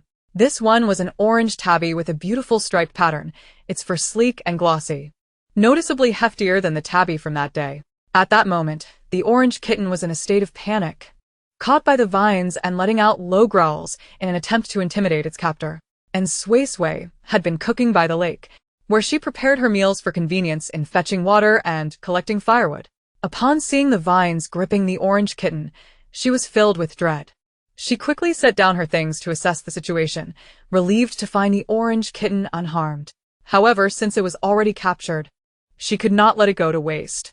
Taking advantage of the kitten's immobilization, she gently stroked its fluffy head, savoring the moment before retracting her hand, then helped to untangle the vines and release the orange kitten. As the vines loosened, the orange kitten immediately escaped with agility. "I no longer wish to keep a pet," she stated with an unexpected calmness. The blood vine, perplexed, noted that the young one had seemed quite pleased when petting the kitten, thus the vines moved again, capturing the fleeing orange kitten, and Suisui, exasperated, once more set the orange kitten free. This time, the blood vine did not attempt to seize it again. After the brief interlude, and Suisui resumed tending the fire to cook, casually satisfying her hunger before returning to the top floor to idle away time. However, she did not remain idle for long, as the blood vine soon manipulated its tendrils to present her with a small squirrel, alive and uninjured. And Suisui seized the opportunity to stroke the little squirrel's head, indulging in the fleeting moment before letting it go. Later that evening, the blood vine delivered an owl to her, alive and unharmed. After that, after darkness fell, the blood vine brought her a golden monkey, alive and unscathed. And Suisui, perplexed, questioned, "What is the intention behind all this?" She had no clarity regarding the blood vine's motives. Perhaps it sought to enrich her menu. Or maybe it had grasped that she desired a pet. Or perhaps it was merely attempting to amuse her. Suddenly, Shueting began to capture various small creatures for her every day. However, it would be a misnomer to refer to them merely as small animals. As time progressed, Shueting did not spare even the larger beasts. Who could fathom her feelings when presented with a nearly 2-meter-long black bear? She had never imagined she would have the opportunity to stroke the head of a bear in her lifetime. For the animals that were caught, she would gently pet the adorable ones before releasing them, while the less endearing ones were simply set free. It must be said that Shueting's antics brought a great deal of joy to her life. She found herself eagerly anticipating what he would bring her each day. Life had become much more bearable, allowing her to contemplate longer-term plans for herself. As summer lingered on with its sweltering heat, she found no need for warm clothing. Yet, in 2 or 3 months as the weather turned cooler, she would have to consider how to keep herself warm. Being a plant, Shueting was unable to provide her with warmth. After some deliberation, and Suisui decided to experiment with tanning animal hides, specifically rabbit pelts. Although she was aware of the tanning process, she needed to put theory into practice. Given her current circumstances, the task was far from straightforward. Cleaning, tanning, and softening each step proved to be quite troublesome, and she soon found herself engrossed in the work. Unable to bear the thought of using rabbit brains to tan rabbit skins, she opted for a plant-based alternative, which required her to strip bark from trees, crush it, and boil it with water to create a tannin solution for soaking the rabbit skins. The busyness made time fly, and Suisui diligently kept track of the days. She might occasionally forget, but generally, she was accurate. When the first rabbit hide was finally tanned, she realized she had been living in this abandoned city for over 2 months. It had been an arduous journey, rubbing her sore wrists. She carefully placed the now soft rabbit skin aside, intending to keep it as a memento to gift her brother upon their reunion. At this hour, it was already quite late, and after setting the rabbit skin down, she lay down contentedly to sleep. As she drifted off, she mused about how she would share her struggles with her brother when presenting the rabbit skin, emphasizing the difficulties she faced in processing it, thus ensuring he would cherish it deeply. Perhaps it was true that what one thinks of during the day manifests in dreams. As she thought of her brother, he appeared in her dreams. She dreamt of the time following their parents' passing. Her brother, and Bebe, was 10 years her senior, and their parents had passed away when she was only 4, leaving him at a tender age of 14 to shoulder the responsibility of caring for her. Her memories of that time were rather hazy. She could only vaguely recall crying incessantly for her parents. He would hold her close, gently patting her back, repeatedly assuring her that their parents would return soon.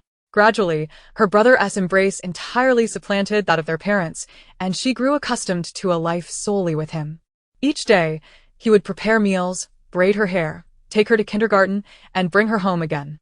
In the evening, It was always her brother who regaled her with bedtime stories.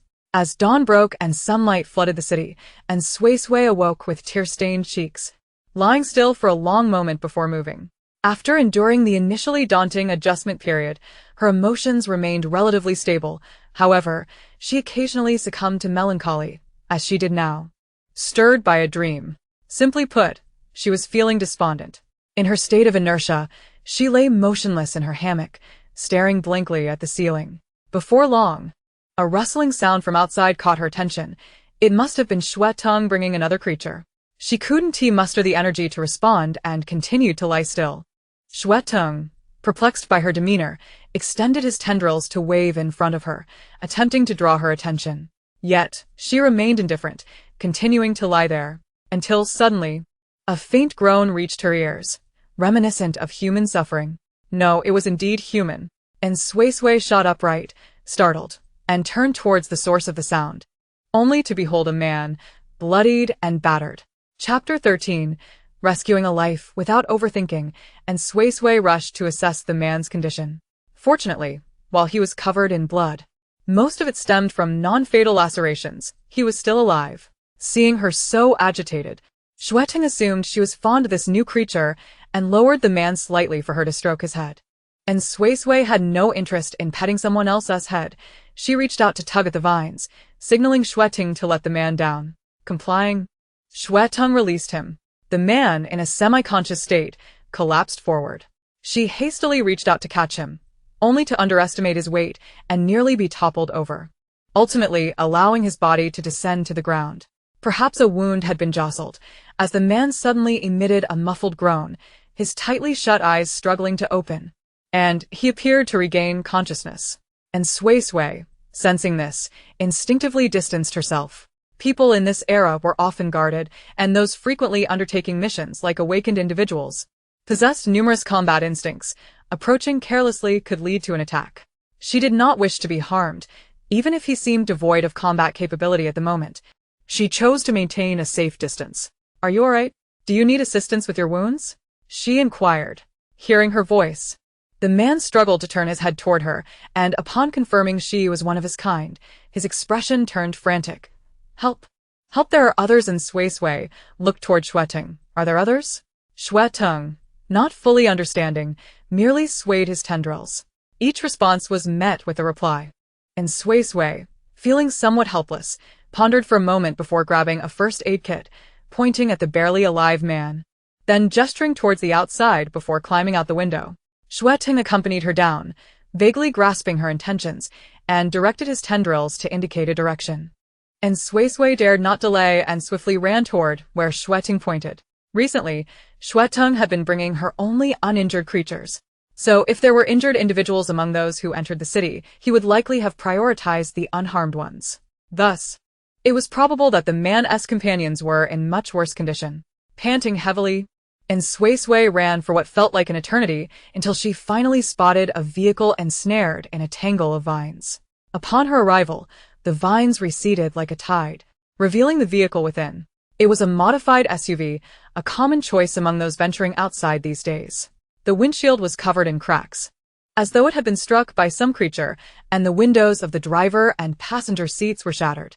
Through the broken glass, she glimpsed the interior. The passenger seat was empty, while the driver's seat was occupied by a blood-soaked woman. She lay weakly against the steering wheel, her consciousness lost. Yet one hand still clung to the wheel, while the other hung limply. Blood dripped from her fingertips, the only sign of life being the slight rise and fall of her chest. In the back seat, a man and a woman lay sprawled, one face down, making it impossible to ascertain their condition, while the other's chest was a mangled mess, indicating that survival was unlikely. And Suisui couldn't help but frown, her heart heavy with an indescribable weight. Having been sheltered too well, she was not accustomed to confronting such scenes. Taking a deep breath, she suppressed the tumult of emotions within her and attempted to open the back door, but met with failure. Thankfully, Shuetung understood her intent. A vine came forth and violently shattered the window, followed by the complete removal of the car door.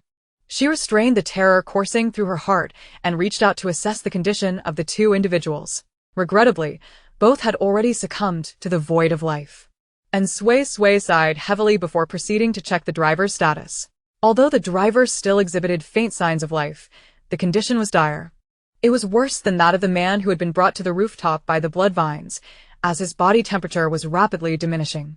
The urgency to save a life compelled her to act without hesitation.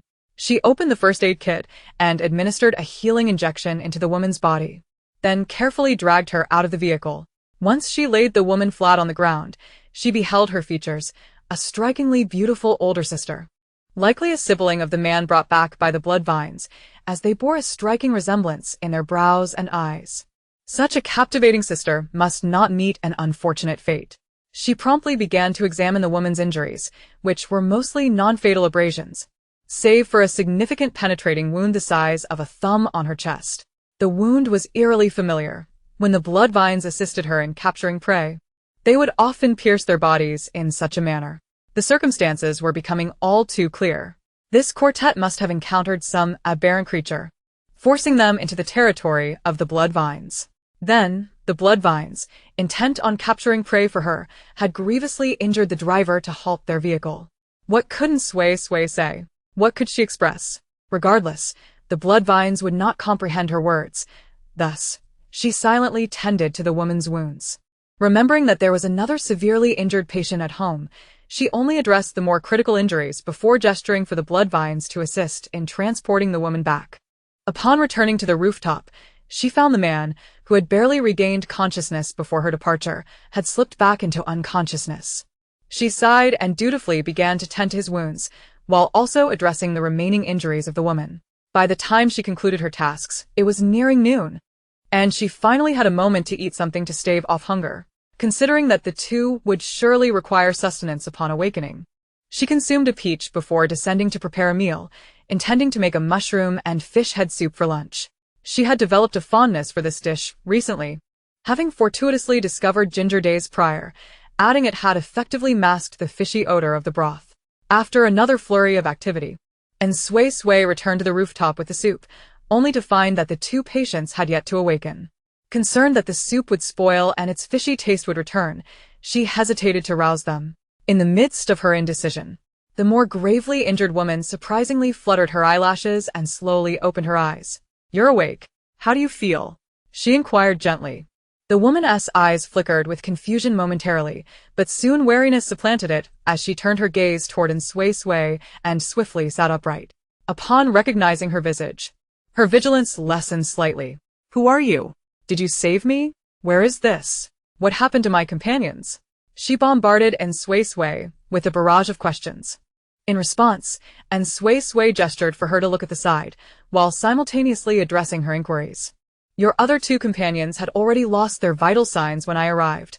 Only this one remains alive."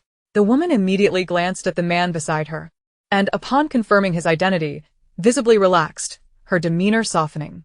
Clearly, the deceased companions were not of paramount importance to her, only the surviving individual held significance. And Suisui continued her explanation unperturbed. "It was I who saved you. My name is Suisui. As for this place, it is an abandoned zone, and the entire city is under the dominion of the blood vines. The tendrils you see around you belong to them, so it would be wise not to attack them." The woman appeared taken aback, and Suisui understood the source of her astonishment and pointed to the young halo above her head. "I have awakened a unique talent. The specific abilities are still being explored, but it allows me to avoid being attacked by aberrant creatures." Chapter 14. Fonglow and Sway did not conceal her identity as an awakener, for such subterfuge was futile. Rather, informing the woman of her abilities could yield benefits. On one hand, it would instill a sense of caution regarding her powers, deterring any potential malice. On the other, it would illuminate her value, which would be advantageous when seeking assistance to leave this place. Upon seeing another of her kind, she felt a glimmer of hope for escape. Should the woman be willing to assist her? "You can make aberrant creatures refrain from attacking you?" The woman's expression shifted slightly. "Yes," and Sway affirmed with a nod. She was acutely aware of the worth of her gift. Thus far, no known abilities could replicate its effects. As the invasion of aberrant creatures intensified, the value of this ability would only escalate. The woman quickly composed herself and introduced her identity, extending a clear gesture of goodwill. "My name is Fonglow. An S-rank enhancer awakener. This is my brother, Fong Xinghui. He is an S-rank controller awakener. We came from Safety Zone 47, which has fallen victim to an aberrant creature disaster and has been breached. We were pursued by the disaster. What did you say? And Suisui interrupted incredulously, seeking confirmation. You mean to say that Safety Zone 47 has been attacked by a disaster? Yes, Fonglow nodded. Then deduced from the girl's reaction that she likely had family in Safety Zone 47.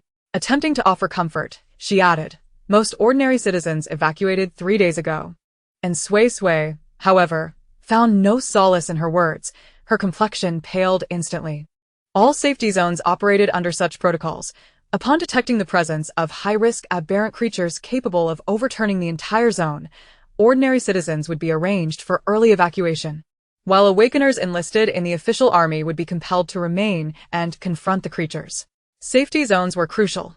Once destroyed, their reconstruction would demand immense manpower and resources, and the authorities would not relinquish them lightly.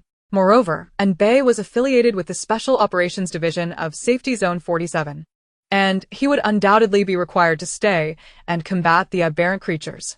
But that was a disaster, a creature whose very name evoked terror. The disaster, classified as an SS-level aberrant creature, resembled a grotesque amalgamation of locusts, mantises, and whiteflies, equipped with formidable scythe-like forelegs and a sharp proboscis. Adult specimens could reach the size of a soccer ball. While individually their combat prowess might not surpass that of an S-rank, they thrived in swarms, moving in numbers that exceeded tens of thousands. The emergence of a disaster signaled an impending catastrophe for humanity. Do you have family in the military? What is their name? Perhaps I can ascertain their status. Fonglow intuited the truth from the girl's reaction once more. My brother is in the military. His name is Anbei, as in the north of the north, and Suisui replied anxiously. Anbei. Fonglow was momentarily taken aback, her expression shifting to one of complexity. Do you know him? Is he all right? And Suisui pressed urgently. Fonglow hesitated briefly before responding truthfully, unless it's a case of the same name. Your brother should be safe. Approximately 2 months ago, a warrant was issued for Anbei's arrest for collusion with the Free State and leaking sensitive information from the safety zone. He had not been apprehended before the breach of the safety zone. This revelation left Suisui in stunned silence. Impossible. My brother would never collude with the Free State. The Free State was an organization of awakeners whose ideology was rooted in survival of the fittest. They believed that humanity was being tested by a divine force, and that individuals should venture out of the safety zones to face these trials rather than cower within. Her brother would have done anything to keep her sheltered in the safety zone for eternity. How could he possibly align himself with such an organization? Nevertheless, regardless of the circumstances, since my brother had escaped the safety zone 2 months ago, he certainly would not remain there to confront the impending disaster. And Suisui sighed in relief internally, and then defended her brother, asserting, it's impossible. My brother could never collude with the Free Kingdom. Fonglow remained non-committal, shifting her gaze to the 2 bowls of fish soup placed on the ground. The aroma of the fish soup was enticing. Would you like some? Feel free to drink it. It was prepared for you, and Suisui offered, nudging one of the bowls forward. Fonglow accepted, without hesitation, expressing her gratitude before lifting the bowl to her lips. As an enhanced awakener's, her appetite was greater than that of an average person. And after fighting for 7 or 8 continuous hours, followed by 4 to 5 hours of driving to escape without consuming any food, she was exceedingly hungry. She had no worries about the possibility of poison in the soup, for she had caught sight of the used syringe out of the corner of her eye. If the other party was willing to use such a precious item to save her, it was inconceivable that they would poison her. She gulped down the soup in a few swift sips and then took the wooden chopsticks offered by the girl, deftly finishing the fish meat in the broth. Eating so quickly made Suisui apprehensive that Fonglow might choke on a fish bone. Seeing that Fonglow had finished, she guessed that she was still hungry and offered her a peach. She was quite generous with food, after all, as she now possessed the resources of an entire city. Thank you. Fonglow again did not refuse, graciously accepting and consuming it, as she indeed was still not satiated, not even halfway full. After finishing the peach, she ceased her eating and briefly examined her brother's injuries, confirming they had been adequately treated before disregarding them. Are you unable to leave this place? She suddenly asked the girl. This information was not difficult to discern.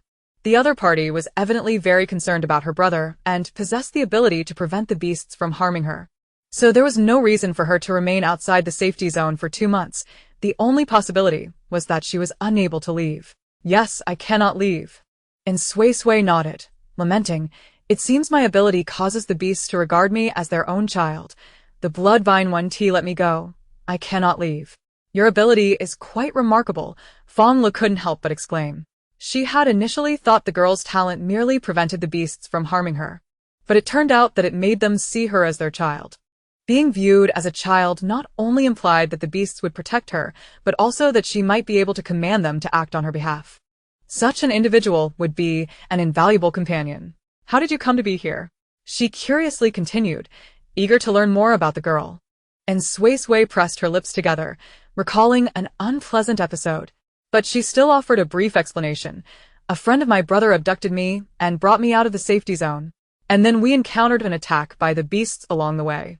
There's no need to elaborate on what happened next." Fonglow did not press further. It was easy to surmise that the beasts had killed the captor and taken the girl away. She couldn't help but marvel again internally at how formidable this ability truly was. Chapter 15. A new companion. Fonglow subsequently posed a few necessary questions regarding the city, asking if there were other beasts present, whether it was absolutely safe, and if they could temporarily remain there to recuperate.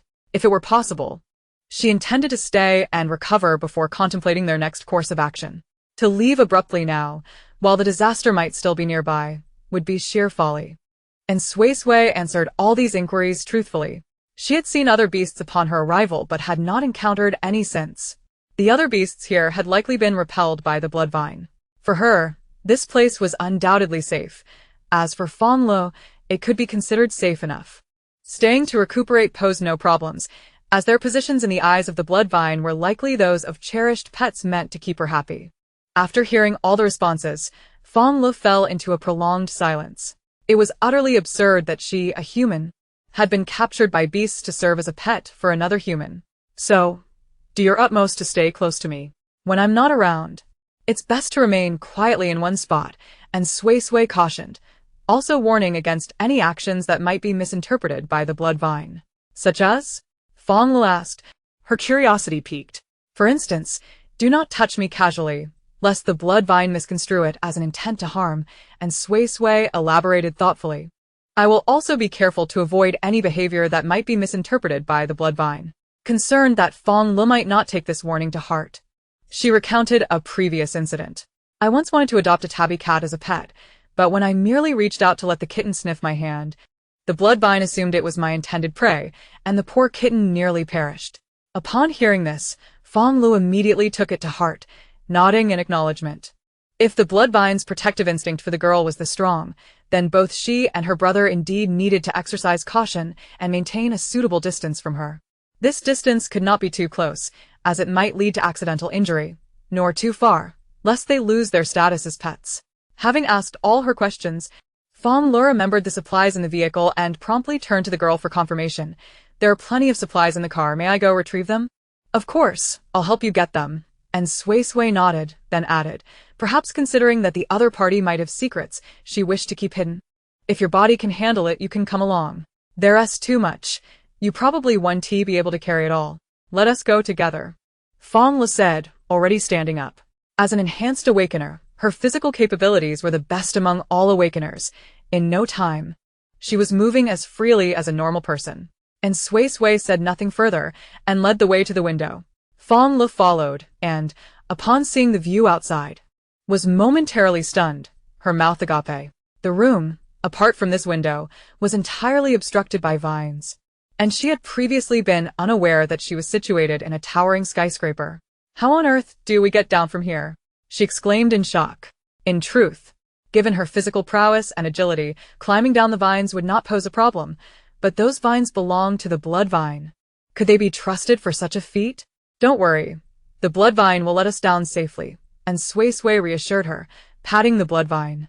As her words fell, the bloodvine deftly coiled its tendrils around her waist, preparing to lower her gently. Seeing that the bloodvine showed no intention of involving Fonglow, and Suisui casually grabbed another vine and wrapped it around Fonglow's waist. Fonglow froze in place. The blood vine immediately understood the cub's intent and tightened its grip, then effortlessly lifted her out the window and let her fall. The sensation of weightlessness struck Fonglow, nearly causing her to scream. Thankfully, after a brief drop, the vine abruptly caught her, constricting her tightly before gradually slowing its descent and placing her on the ground. And Suisui, still above, was taken aback. Her heart leapt to her throat when the other was tossed out, only to relax once she confirmed that Fonglow had landed safely. "Why did you do that?" she reproached, somewhat exasperated. The blood vine remained oblivious, carefully lowering the cub. Once she regained her composure, Fonglow observed the girl being lowered and felt acutely the distinction in treatment. "Are you alright?" and Suisui asked anxiously as she touched down. "I'm fine," Fonglow replied dismissively, shaking her head. And Suisui breathed a sigh of relief and then pointed to the southwest. "Your vehicle is over there." The two made their way toward the southwest. Along the journey, Fonglow discreetly surveyed her surroundings, diligently gathering useful information, and with each glance, her astonishment deepened. The entire city lay firmly under the dominion of the blood vines, with tendrils entwined in layers everywhere. She suddenly felt an overwhelming sense of gratitude for encountering and Suisui. Otherwise, their intrusion into the city would have left them with no hope of survival. Upon reaching the vehicle, Fonglow first checked on the condition of her two companions in the back seat. Confirming their demise, she pondered for a moment before deciding to drag their bodies out. They had been comrades, albeit recently acquainted, and she resolved to give them a proper burial. And Suisui stood awkwardly at the side, torn between the desire to assist and the aversion to touching the lifeless forms. She had mustered her courage to confirm the 2's vital signs earlier. "I can manage on my own," Fonglow discerned the girl's discomfort. The innocence reflected in the young girl's clear eyes indicated a sheltered upbringing, suggesting she had never encountered such grim realities before. Upon hearing Fonglow's words, and Suisui ceased her internal struggle and patiently waited at a distance. As time dragged on, boredom set in, prompting her to idly tug at a vine, plucking at its leaves. The tendrils seemed to evade her grasp, but with a lackadaisical effort, it allowed itself to be caught, as if it were merely engaging in play. Fonglow caught a glimpse of this scene from the corner of her eye, her emotions swirling in complexity. Lacking a shovel or suitable tools for digging, Fonglow exerted considerable effort to create 2 graves, interring the bodies beneath the earth. Once this solemn task was completed, she began to sift through the supplies inside the vehicle. The vehicle was still operational, and she did not intend to take everything. She merely sought to gather essential items for their immediate needs. And Suisui could not help but glance over, her eyes brightening instantaneously when Fonglow produced chocolate. Having subsisted on her own bland cooking for over 2 months, she was weary of it, and the memory of delicious processed food made her nostalgic. Fonglow noticed the girl's gaze and initially intended to toss the chocolate to her, but then recalled her previous admonitions, retracting the gesture to walk over and hand it to her instead. "Here you go." "Thank you." And Suisui did not hesitate to accept. Tearing it open and breaking off a small piece to savor the sweetness, her eyes lighting up in delight. Observing her reaction, Fonglow resolved to offer the rest of the chocolate to the girl as a token of gratitude for the fish soup she had previously provided. However, before she could retrieve it, the blood vines acted first. A vine adeptly slithered into the vehicle, opening the box containing food and deftly wrapping up all the chocolate, presenting it to the girl. And Suisui, Fonglow. Chapter 16. Acquaintance and Suisui felt a bit embarrassed, caught between the chocolate seized by the blood vines. She was unsure whether to take it or leave it. Fortunately, Fonglow alleviated the tension. "Go ahead and take it. I was planning to give you all the chocolate as a thank you for the fish soup you provided earlier." With Fonglow's reassurance, and Suisui felt more at ease to accept. Fonglow continued to gather supplies. "The food we brought will not last long. If we remain here for a while, I may need to trouble you. If there is anything you require, please don't hesitate to let me know. I will do my best to assist." And Suisui thought for a moment, realizing she did not have any pressing needs, having managed to solve most of her problems herself. For instance, she had fashioned her own sanitary pads from the gauze in the first aid kit, washing and reusing them when soiled. However, there was one thing she urgently needed. "Do you have a mobile phone? I want to contact my brother and check on him." She looked at Fonglow with hopeful anticipation. The likelihood of making contact was slim, Any wanted notices in safe zones were issued nationwide. Since Bay was wanted, he could not possibly still be using his original phone number, as it would lead to his location being tracked.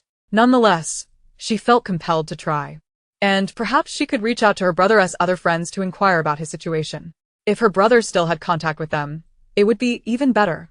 She could ask them to relay her messages. She had no worries about any traitors among those friends. She was right there. And anyone who dared to approach would face the consequences. I have one, but it may not work here. Fonglow leaned into the vehicle and retrieved an old-fashioned mobile phone. Although this bulky model was unwieldy and unattractive, with limited functionality focused solely on making calls, it boasted the strongest signal. The energy fluctuations from the beasts interfered with signals, rendering many areas outside the safe zone devoid of reception. Now that the blood vines enveloped the entire city, it was highly probable that communication with the outside world was impossible. She glanced at the phone as signal indicator.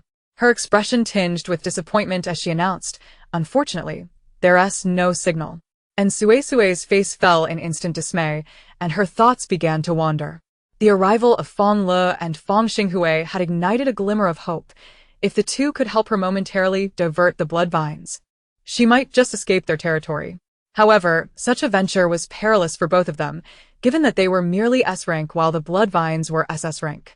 She found herself at a loss for words. Even though she owed them her life, she needed to carefully consider how to express her request. Fonglow soon organized a backpack full of supplies, donned it, and indicated that it was time to return. There was still a gravely injured person at home, and they could not linger outside for too long. As they ascended, the blood vines distinctly treated them differently. Fonglow was swiftly and carelessly dragged up, while Suisui was handled with caution and slowness. Fonglow. The two had been gone for just over an hour, and to her surprise, Fongxinghui had already regained consciousness. He appeared to have been bound tightly by the blood vines, suspended in the air like a silkworm. Help me!" Fongxinghui cried out pitifully, and Suisui rushed over to free him, and suddenly a question popped into her mind. Despite their similar facial features, how is it that Fonglow, his sister, was so strikingly handsome, while he exuded a foolishness? Once freed, Fonglow promptly retrieved 2 vials of healing from her backpack, administering one to her brother and offering the other to Suisui. This medicine was exceedingly expensive. Most people could only afford to buy 1 or 2 vials at a time, a desperate measure for survival, and they were expected to be repaid in kind. And Suisui reached out to accept it. Fonglow then took a moment to explain the current situation to her brother, who listened in stunned silence. "Is this aura truly that powerful?" Fongxinghui inquired, reaching out to touch it. Fonglow swiftly swatted his hand away. "Didn't I just tell you not to touch her?" Almost simultaneously with her action, a vine coiled like a serpent, clearly alert to Fongxinghui's movements. He noticed the vine's reaction, gulped nervously, and silently tucked his hand behind his back, indicating he had learned his lesson. "Sorry. The blood vine doesn't understand my words, and I cannot communicate with it," and Suisui said apologetically, aware that he was merely curious. She then gestured above her head, demonstrating that the aura was not to be touched. "Wow!" Fongxinghui exclaimed in awe, then continued to curiously inquire, "Is there a way to retract it? It's always glowing. Can it be used as a lamp at night?" And Suisui, before she could respond, Fonglow interrupted with a sharp rap to her brother's head. "Stop asking foolish questions."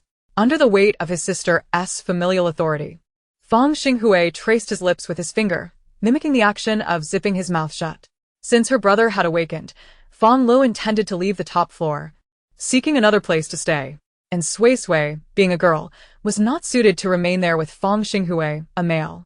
Moreover, residing on the top floor proves to be rather inconvenient for ascending and descending, especially since they are not in the company of Suisui. And Shueting possesses little patience for them. If one day he grows weary of their presence, he might simply cast them aside. Naturally. And Suisui harbors no objections to this. She, too, prefers not to have strangers invade her personal space, and thus, she accompanied the duo downstairs in search of lodging. Although the city is dotted with buildings, most of them are dilapidated and perilous. The higher the structure, the greater the risk, for should a collapse occur, escape would be impossible. And Suisui dares to dwell at such heights solely because Shuetung is by her side. Ultimately, The Fong siblings discovered a 3-story residential building not far from the towering structure, which appeared relatively sturdy amidst the crumbling ruins surrounding it. Vines cloaked the exterior. Yet the interior was devoid of such foliage. The few vines present were promptly extricated with Suisui's assistance. The pair swiftly erected 2 tents that they had brought from their vehicle, thus establishing their abode. After this flurry of activity, the time had already slipped to 4 o'clock in the afternoon. Both Fonglow and Fongxinghui, equipped with watches, accurately noted the hour. It was nearly time to prepare dinner. The siblings exchanged glances, silently inquiring how to manage the evening meal, as they intended to partake in a communal feast. Of course, it was not entirely a free ride. They were willing to contribute within their means. "What would you like to eat?" And Suisui inquired of the group. "What options do we have?" Fongxinghui's enthusiasm ignited instantly. "There are numerous small creatures around. I typically enlist Xueting's aid to catch what I desire. The most common fare includes rabbits and chickens. Additionally, there is a park nearby with a lake teeming with fish, which Xueting can help procure as well. Fruits, wild vegetables, and mushrooms abound here, but those must be foraged by ourselves. As for my seasonings, I only have salt, so the dishes may lack flavor." Upon concluding her statement, and Suisui noticed an awkward silence enveloping the group. Fonglow and Fongxinghui had fallen silent. "Is there a problem?" she asked, puzzled. "Are you truly living such a comfortable life here?" Fongxinghui expressed a mix of envy and jealousy. "Your meals surpass those of ordinary individuals in the safe zone. Could you ask Xueting if he desires to have another son? Having both a son and a daughter would be splendid." And Suisui responded with a quizzical expression. Chapter 17. And you? As the number of exotic beasts continues to rise, the safe zones are dwindling in number. Presently, the population burden in each safe zone is exceedingly heavy, forcing authorities to allocate most of the limited land for cultivating high-yield crops, resulting in a significant scarcity of meat. Much of the meat available in the market is procured at great risk by those who venture out to hunt. Some awakened individuals, unwilling to join the military, engage in the hunting trade. Naturally, snacks such as chocolate and various fruits are also in short supply, reserved for those of affluent means. In this regard, and Suisui enjoys a freedom of access to meat and fruits that indeed surpasses that of ordinary citizens within the safe zones. The only drawback lies in the scarcity of seasonings, rendering the flavors somewhat bland. However, this shortcoming would soon be rectified.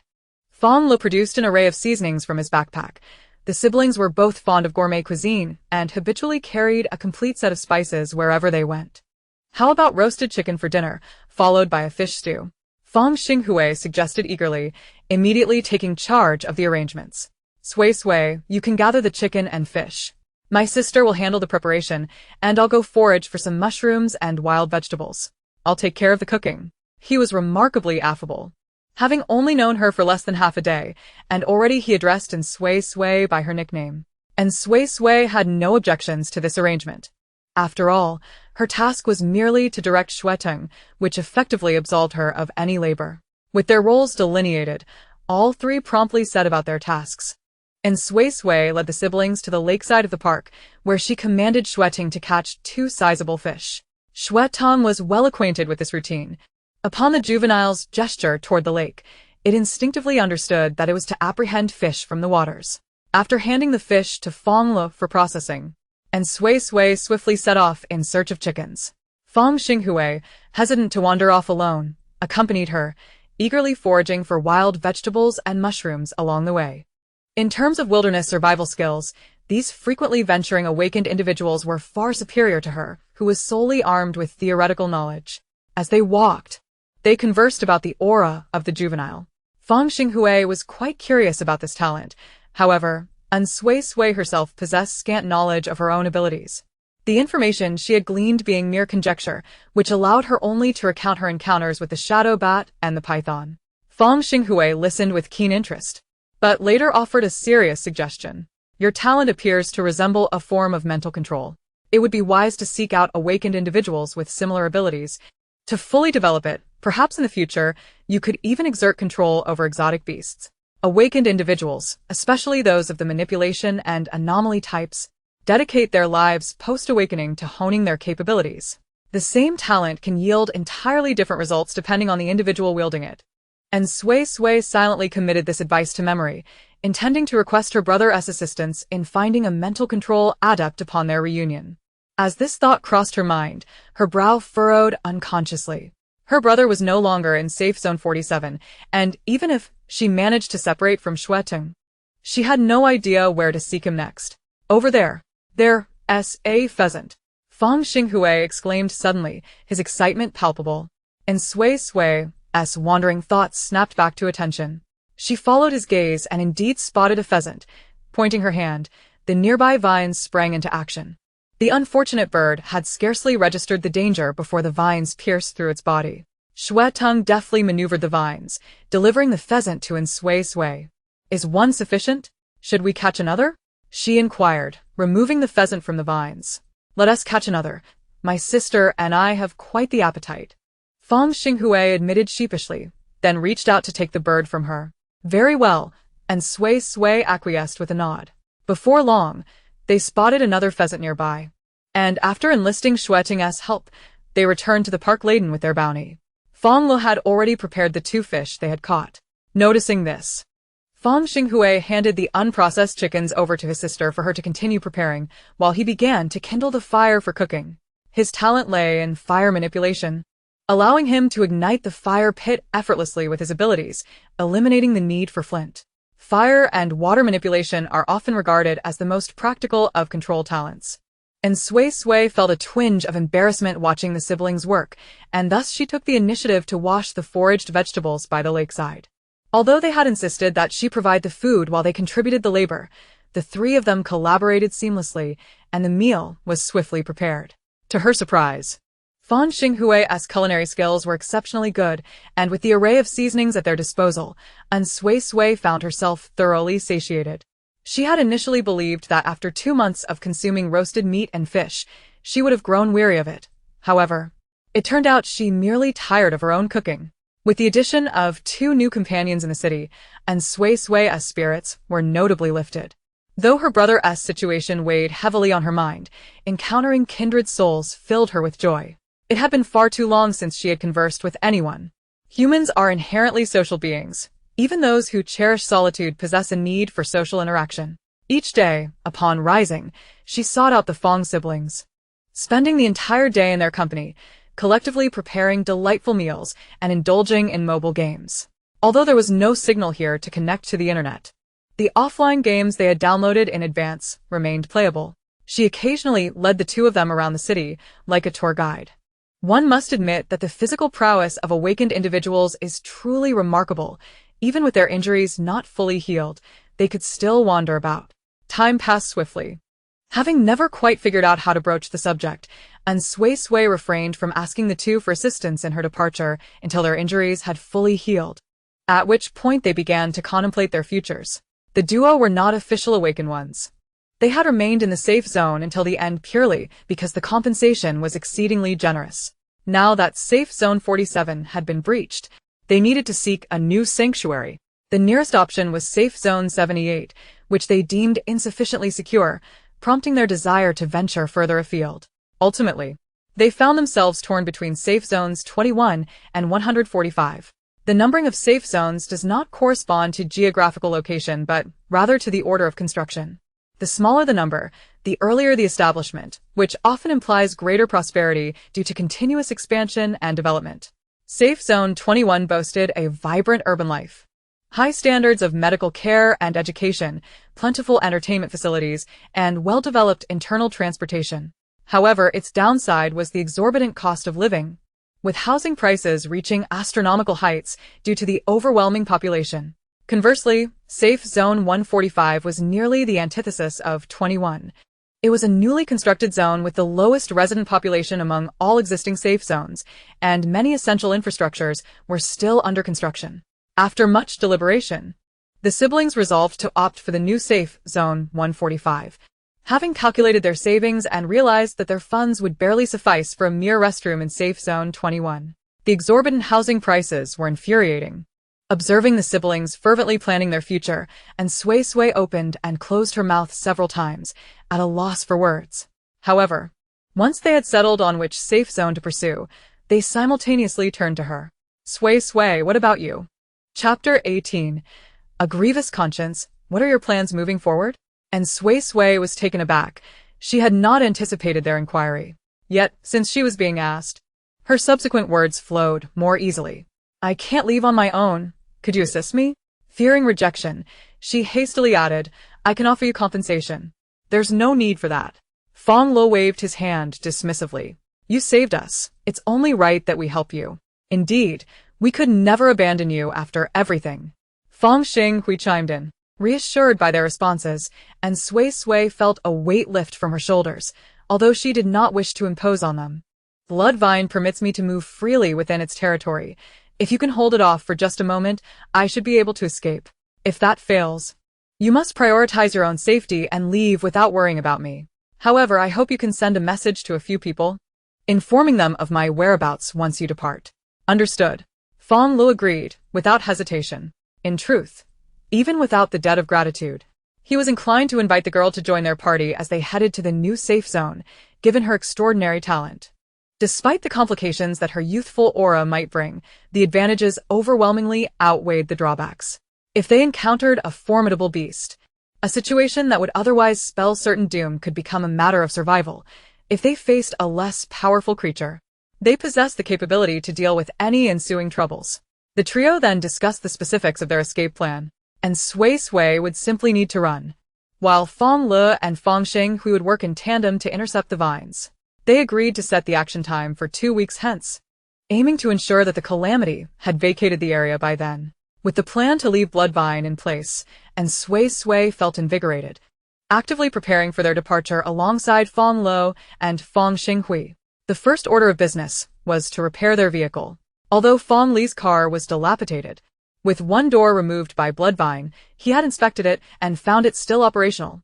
Venturing outside without a vehicle was perilous, and as long as the car could still run, doors or not, they would not discard it. Recalling another vehicle she had found earlier, the three of them went to salvage usable parts from it, managing to get the car into a somewhat functional state. Next was the organization of supplies. Currently, their provisions were adequate, with basic living and medical necessities, though food was somewhat lacking. The outside world could present any number of unforeseen circumstances, and should they find themselves trapped again, especially in a location devoid of food, it would spell trouble. Thus, it was prudent to stockpile ample food as a precaution. They decided to prepare a batch of jerky a few days before their departure. Lastly, they needed to assess the strength of the vines. Fonglow wanted to ascertain how easily Bloodvine's tendrils could be severed, as this would affect their escape strategy. If they were easily cut, then all would be well. If not, they would need to prioritize ensuring Suisui's safety above all else. This test could only be conducted by Suisui, as Fonglow and Fongxinghui risked being struck down by Bloodvine if they attempted, and Suisui could likely manage it without much issue. Initially, she might have worried that such actions would provoke Bloodvine, but after several months had passed, she felt confident that even if she were to dig at its roots, she would be unharmed. However, one issue remained. She still could not sense the source energy within her body. Without the ability to imbue her weapon with energy, no matter how sharp the blade, she could not cut through Bloodvine's tendrils. Fonglow and Fongxinghui had to take turns attempting to teach her how to sense and manipulate the energy, yet despite their numerous explanations, she remained at a loss. Perhaps she lacked the talent for it, or perhaps her abilities were of a unique nature. In any case, she could not perceive the energy within her. Thus, they were left with but one alternative. Seeing the situation, Fonglow decided to compromise. What? And Suisui looked at him with anticipation. Xinghui is a manipulator. He can enchant your weapon, Fonglow stated, casting a meaningful glance at Fongxinghui, signaling for him to take over.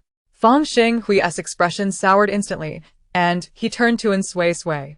If Bloodvine attacks, you must protect me. This was indeed a viable plan. While both could enchant weapons, there was a fundamental difference between enhancers and manipulators. An enhancer must perceive their weapon as an extension of themselves, allowing energy to circulate seamlessly between the weapon and body, creating a unified whole. In contrast, a manipulator releases a portion of their energy to directly control its attachment to the weapon, separating it from the energy within. In practical combat, this distinction meant that a manipulator could throw their weapon, and it would retain energy for a brief period, inflicting effective damage on beasts. An enhancer, however, could not engage in ranged combat. Once the weapon left their hand, it was rendered useless.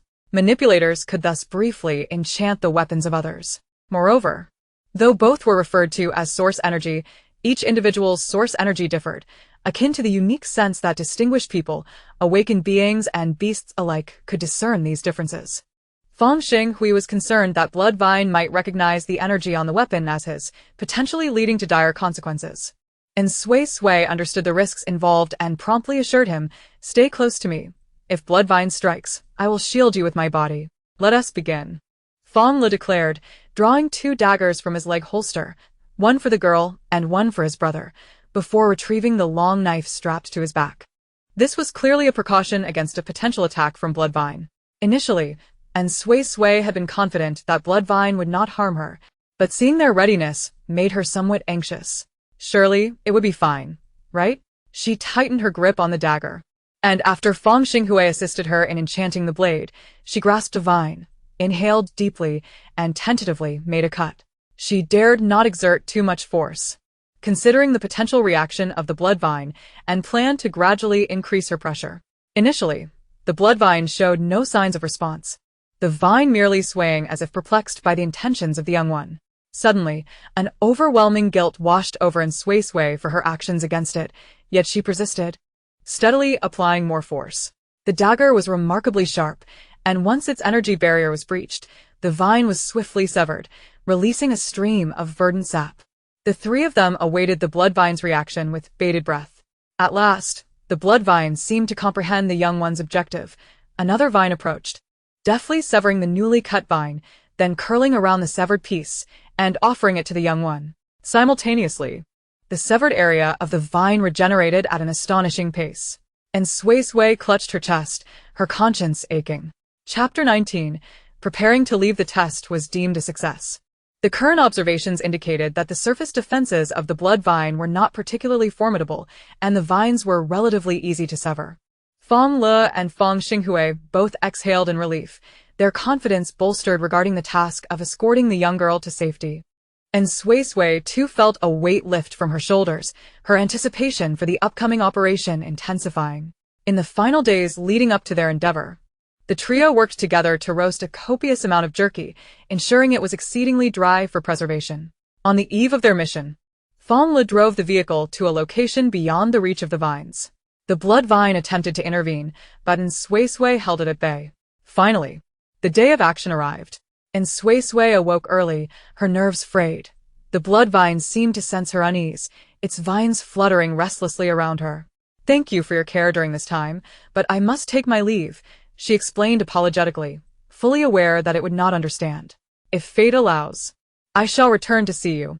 She felt genuine gratitude for the Bloodvine's companionship. Apart from her brother, none had treated her with such kindness. The previous shadow bats had also been amiable, yet their brief time together and the haunting images of their predation left her with lingering psychological scars. "Suisui, let us depart," Fonglow urged. "I have gathered your belongings. They're with Xiaohui. I shall carry them," Fonglow offered, extending his hand. And Suisui graciously handed over the supplies she had been carrying, knowing she would need to run at full speed soon. The trio moved toward the outskirts. The vehicle awaited them, having not returned since it had driven out earlier. Fonglow loaded their gear into the car, then retrieved a sniper rifle, preparing it for action. He would provide long-range support, ready to assist Fonglow should any vines ensnare her. Fonglow, standing beside Suisui, wielded a pair of knives, one long, one short, tasked with intercepting any vines that might attempt to capture the girl. Although she was not particularly adept with dual blades, they were undoubtedly more effective against the Bloodvine, allowing her to wield one knife even if the other hand was caught. Once everything was set on Fonglo's end, and Suisui, accompanied by Fonglow, cautiously began to step outside, her peripheral vision alert to any signs of movement from the Bloodvine. The moment a vine stirred, she would take off running. Time seemed to stretch infinitely, yet also fly by, and before Suisui realized it, she was sprinting at a full sprint. She could not remain here forever. She had to escape, to reassure her brother that she was safe, to confirm his well-being. She had never run this fast before. Fonglow's voice urged her to hasten, to run faster, accompanied by sounds slicing through the air, vines, blades, bullets. At last, she reached the car, and Fan Xinghui swiftly pulled her inside, while Fonglow leaped into the driver's seat and pressed the accelerator to the floor. And Suisui gasped for breath, glancing back to see the vines receding. The vines, unable to reach her, were growing wildly, yet their growth could not keep pace with the speed of the vehicle. With a sigh of relief, she felt a wave of joy wash over her for her successful escape. "This is exhilarating," Fan Xinghui remarked, turning to watch the retreating vines. The rate at which the blood vine grew was terrifying. Thankfully, they had a vehicle to aid their escape. Without it, their running speed could never match that of the blood vine's growth. "It seems the blood vine was cautious not to harm you, not giving its all," Fonglow said, her brow furrowed with unease. "This has been too smooth, too easy. After all, it is an SS-class high-risk creature." As her words echoed, the ground trembled beneath them, as if the earth itself were shifting, and the expressions of all present changed dramatically. "Is it an earthquake?" "No, it is not." Through the cracked windshield, they witnessed the vines shooting skyward. In the next instant, the vines coiled around the vehicle, lifting it off the ground, rendering the wheels powerless to gain even an inch. Hopes shattered in that fleeting moment of success, the faces of the trio contorted with dread. They had all underestimated the blood vine. While its territory appeared limited to the city, its roots extended far deeper and wider than they had anticipated. "Suisui," Fonglow called, looking towards the girl. And Suisui understood the unspoken words, offering a smile that was more sorrowful than any frown. "It's all right. You both go ahead." Since escape was no longer an option, she would remain here for the time being. After all, she had food and drink, and her life was secure. "Please remember to contact my brother's friends and inform them of my situation. If they can reach him, they will relay the message." "Yes, I will make sure to reach out to them," Fonglow promised. "I will also keep an eye out for news of your brother, and if the opportunity arises, I will inform him of your circumstances. When we leave, we will take the jerky with us, and I will leave my clothes for you. I will also leave you a phone, so if a chance to escape arises, you can reach out to us." "All right, thank you," and Suisui replied, her voice thickening with emotion. As she spoke, tears welled in her eyes. A vine slithered through the open door of the vehicle, gently wrapping around her waist and lifting her from the car. The vehicle was then lowered back to the ground. The blood vine showed no intention of allowing Fonglow and Fan Xinghui to depart. Vines lunged towards them, but Suisui intervened. She shook the vine furiously. "Let them go! Let them go!" The blood vine, confused, attempted to release the two, and upon seeing the young one quiet, it ceased its pursuit and even commanded the vines to release the car. Fonglow exited the vehicle to place down the items they would leave behind, then returned to the driver's seat. After sharing one last glance with the girl, she started the engine, and Suisui watched as the vehicle slowly began to move, the tears she had been holding back finally spilling over. She longed to escape, deeply desiring to leave this place. She did not want to live alone here, nor did she want to be trapped forever. Overwhelmed with sorrow, her soft whimpers escalated into full-blown sobs, her shoulders shaking, breath hitching. The blood vine, unable to comprehend the young one's tears, attempted to console her. A vine extended towards her, but Suisui was absorbed in her own grief, oblivious to its presence. Then, abruptly, her sobs ceased. She stared blankly at the vine, noticing it adorned with several delicate flowers, their white petals trembling gently in the breeze, a sight of exquisite beauty. "Oh, but blooming is of no use," she lamented, her tears resuming after a brief pause. The blood vine, therefore, blossomed profusely, an endeavor that required a considerable expenditure of energy. Typically, plant-based anomalies refrain from blooming voluntarily. Yet, Suisui continued to weep, her tears flowing incessantly. After some time, a slender, milky white root entwined itself around her wrist, bringing her sobs to a halt. Chapter 20. Departure. The method by which plant-like anomalies vacate their rooting grounds is rather unique.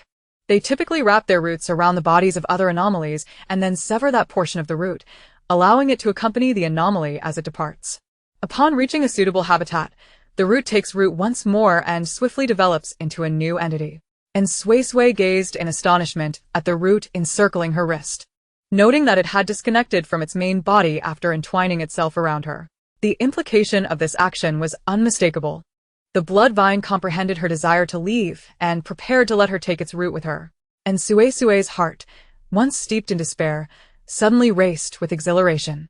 Tentatively, she rose and took a step forward, and the blood vine did not impede her. It truly allowed her to leave. Thoughts of Fonglow and Sway filled her mind, prompting her to dash for her phone and sprint several hundred meters until she confirmed a signal. Hurriedly calling the two. "Come back, hurry back. Come to fetch me." The two, having ventured far, were taken aback upon receiving the girl's call, but without hesitation, they immediately turned the vehicle around. And Suisui waited anxiously, her emotions swirling, and attempted to reach her brother. As expected, the call did not connect. She then proceeded to dial the numbers of her brother's closest friends one by one. And Bei had 4 friends with whom he shared a deep bond, and he had entrusted them with the responsibility of caring for his sister should anything happen to him. He had also advised her that in case of an emergency where she could not reach him, she could contact these 4 individuals, for which he had ensured she memorized their phone numbers. Now, one of them had clearly betrayed him, but 3 remained to be contacted. Of the 3 numbers, the first indicated it could not be connected, the second rang without answer, and only the last one successfully connected. The person on the other end was Ren Gaoyang, a slightly plump young man of modest height, known for his cheerful demeanor and exceptionally good temper. "Brother Gaoyang, it's Suisui. Do you know what happened to my brother? Why is he wanted? Do you know where he is now?" And Suisui launched into a barrage of questions. "Suisui, where have you been? Where are you now? Are you safe?" He responded with a flurry of inquiries. And Suisui felt helpless and could only briefly outline her situation, mentioning her abduction and subsequent rescue, omitting details about how she was saved and her awakening of abilities. Ren Gaoyang genuinely seemed concerned for her well-being. After confirming her safety, he did not immediately pry for more details and began to share what little he knew about Bei's situation. Unfortunately, his knowledge was limited. "I'm not entirely sure of the specifics, but after Bei escaped, I was interrogated multiple times by the higher-ups. They pressed me for a means to contact him and speculated on where he might have gone. If it weren't for my abilities, I suspect they would have resorted to harsher methods. Later, a specialized awakener arrived, and I believe I was hypnotized. After that, I was no longer questioned. Suisui, rest assured. I truly don't know your brother's situation, so they likely didn't extract any useful information from me." And Suisui was left in a state of uncertainty, torn between relief and anxiety, ultimately deciding that no news might indeed be good news. She also learned about the circumstances of the other 2 friends of her brother. The one who had gone missing alongside Bei was not wanted, but the specifics remained unclear. The other, unreachable by phone, had been assigned to remain in the safety zone number 47 to deal with the calamities, with their current status unknown. Ren Gaoyang, being a specialized awakener with perceptive abilities, was not suited for the defensive battles and had therefore been permitted to evacuate early. After exhausting her questions, and Suisui decided to leave a message for her brother through him, saying, "I'm fine. I'm safe now, so there's no need to rush looking for me." She was uncertain if she could successfully enter safety zone number 145, and wary of the possibility that he too might have betrayed her brother. She refrained from providing a specific rendezvous point. As long as they both knew they were safe, that was sufficient. Life is long, and there would surely be opportunities for reunion. After ending the call, and Suisui waited for over an hour before finally spotting the vehicle.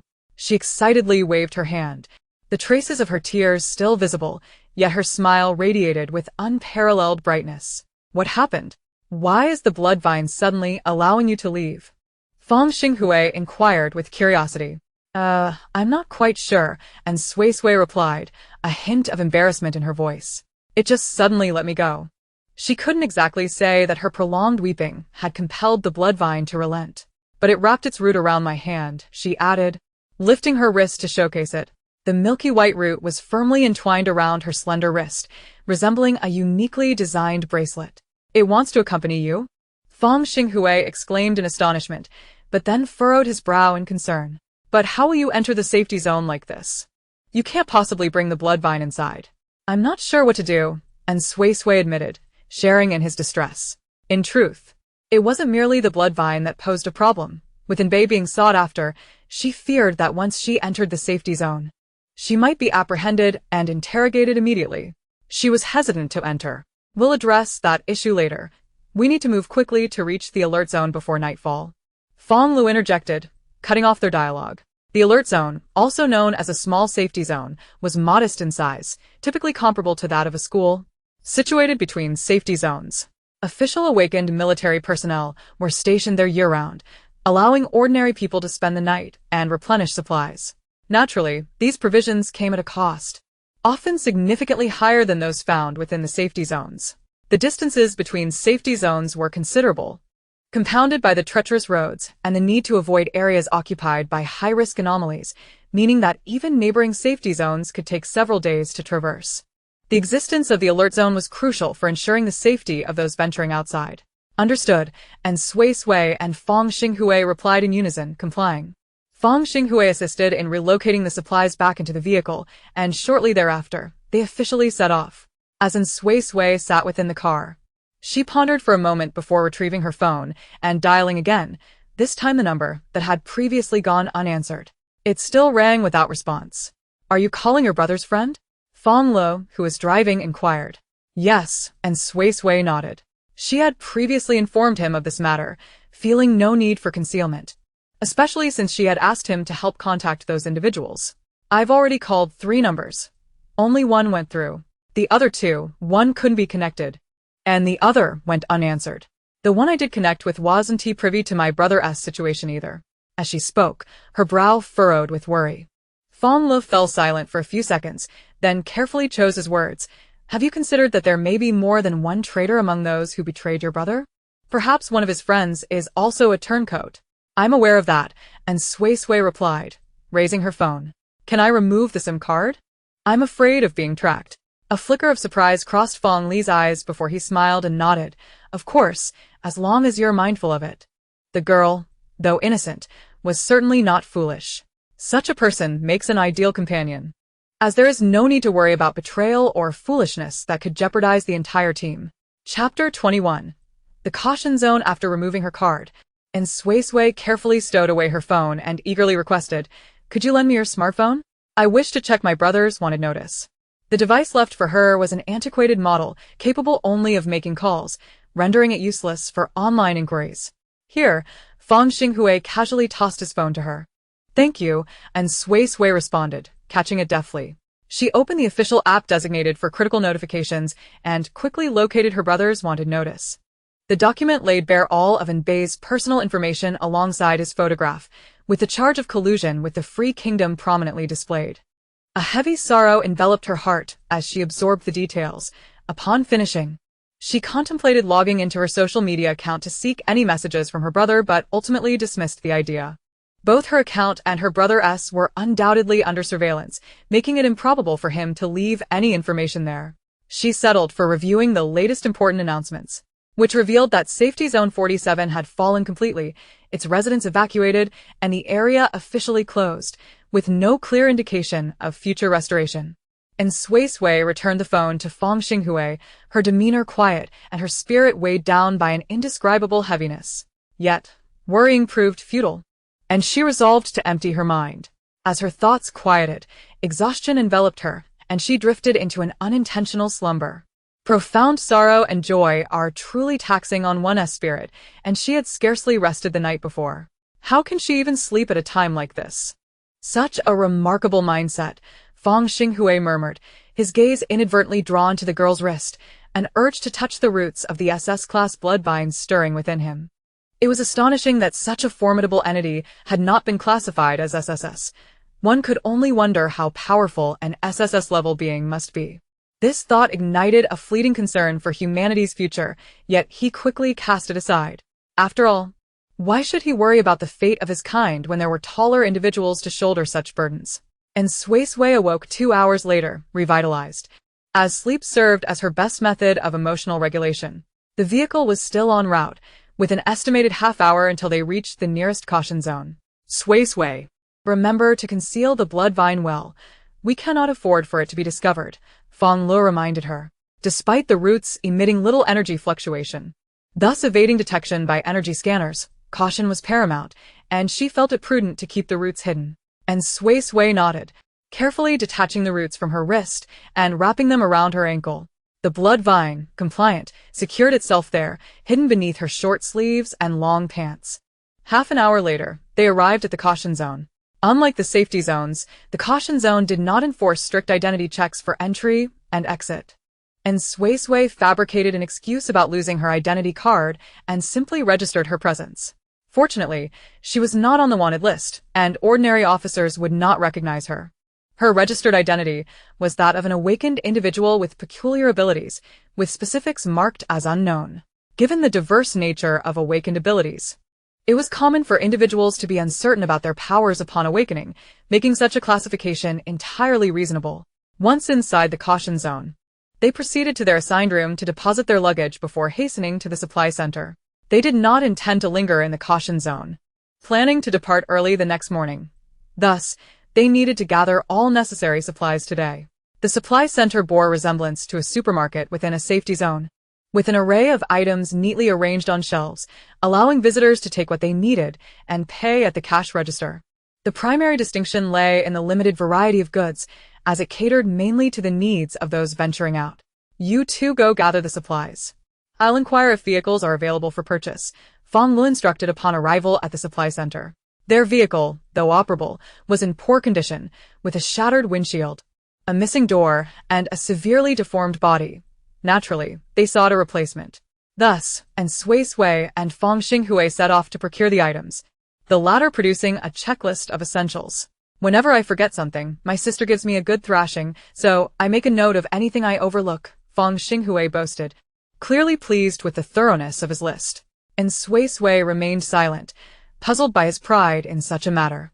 Feeling slightly embarrassed about the payment, she ventured, I don't have any money on me right now, but I promise to repay you once I find my brother. Not an issue, Fong Xinghui waved dismissively. The duo efficiently gathered their necessities, ensuring they only purchased what was required, and soon enough, their supplies were complete. However, the quantity proved too burdensome to carry all at once, prompting them to leave the items at the supply center entrance while awaiting Fong Li's return.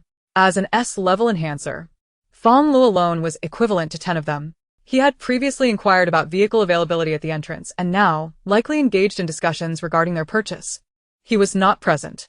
After a considerable wait with no sign of him, Fong Xinghui grew impatient and suggested, How about you stay here while I make a few trips to transport everything back?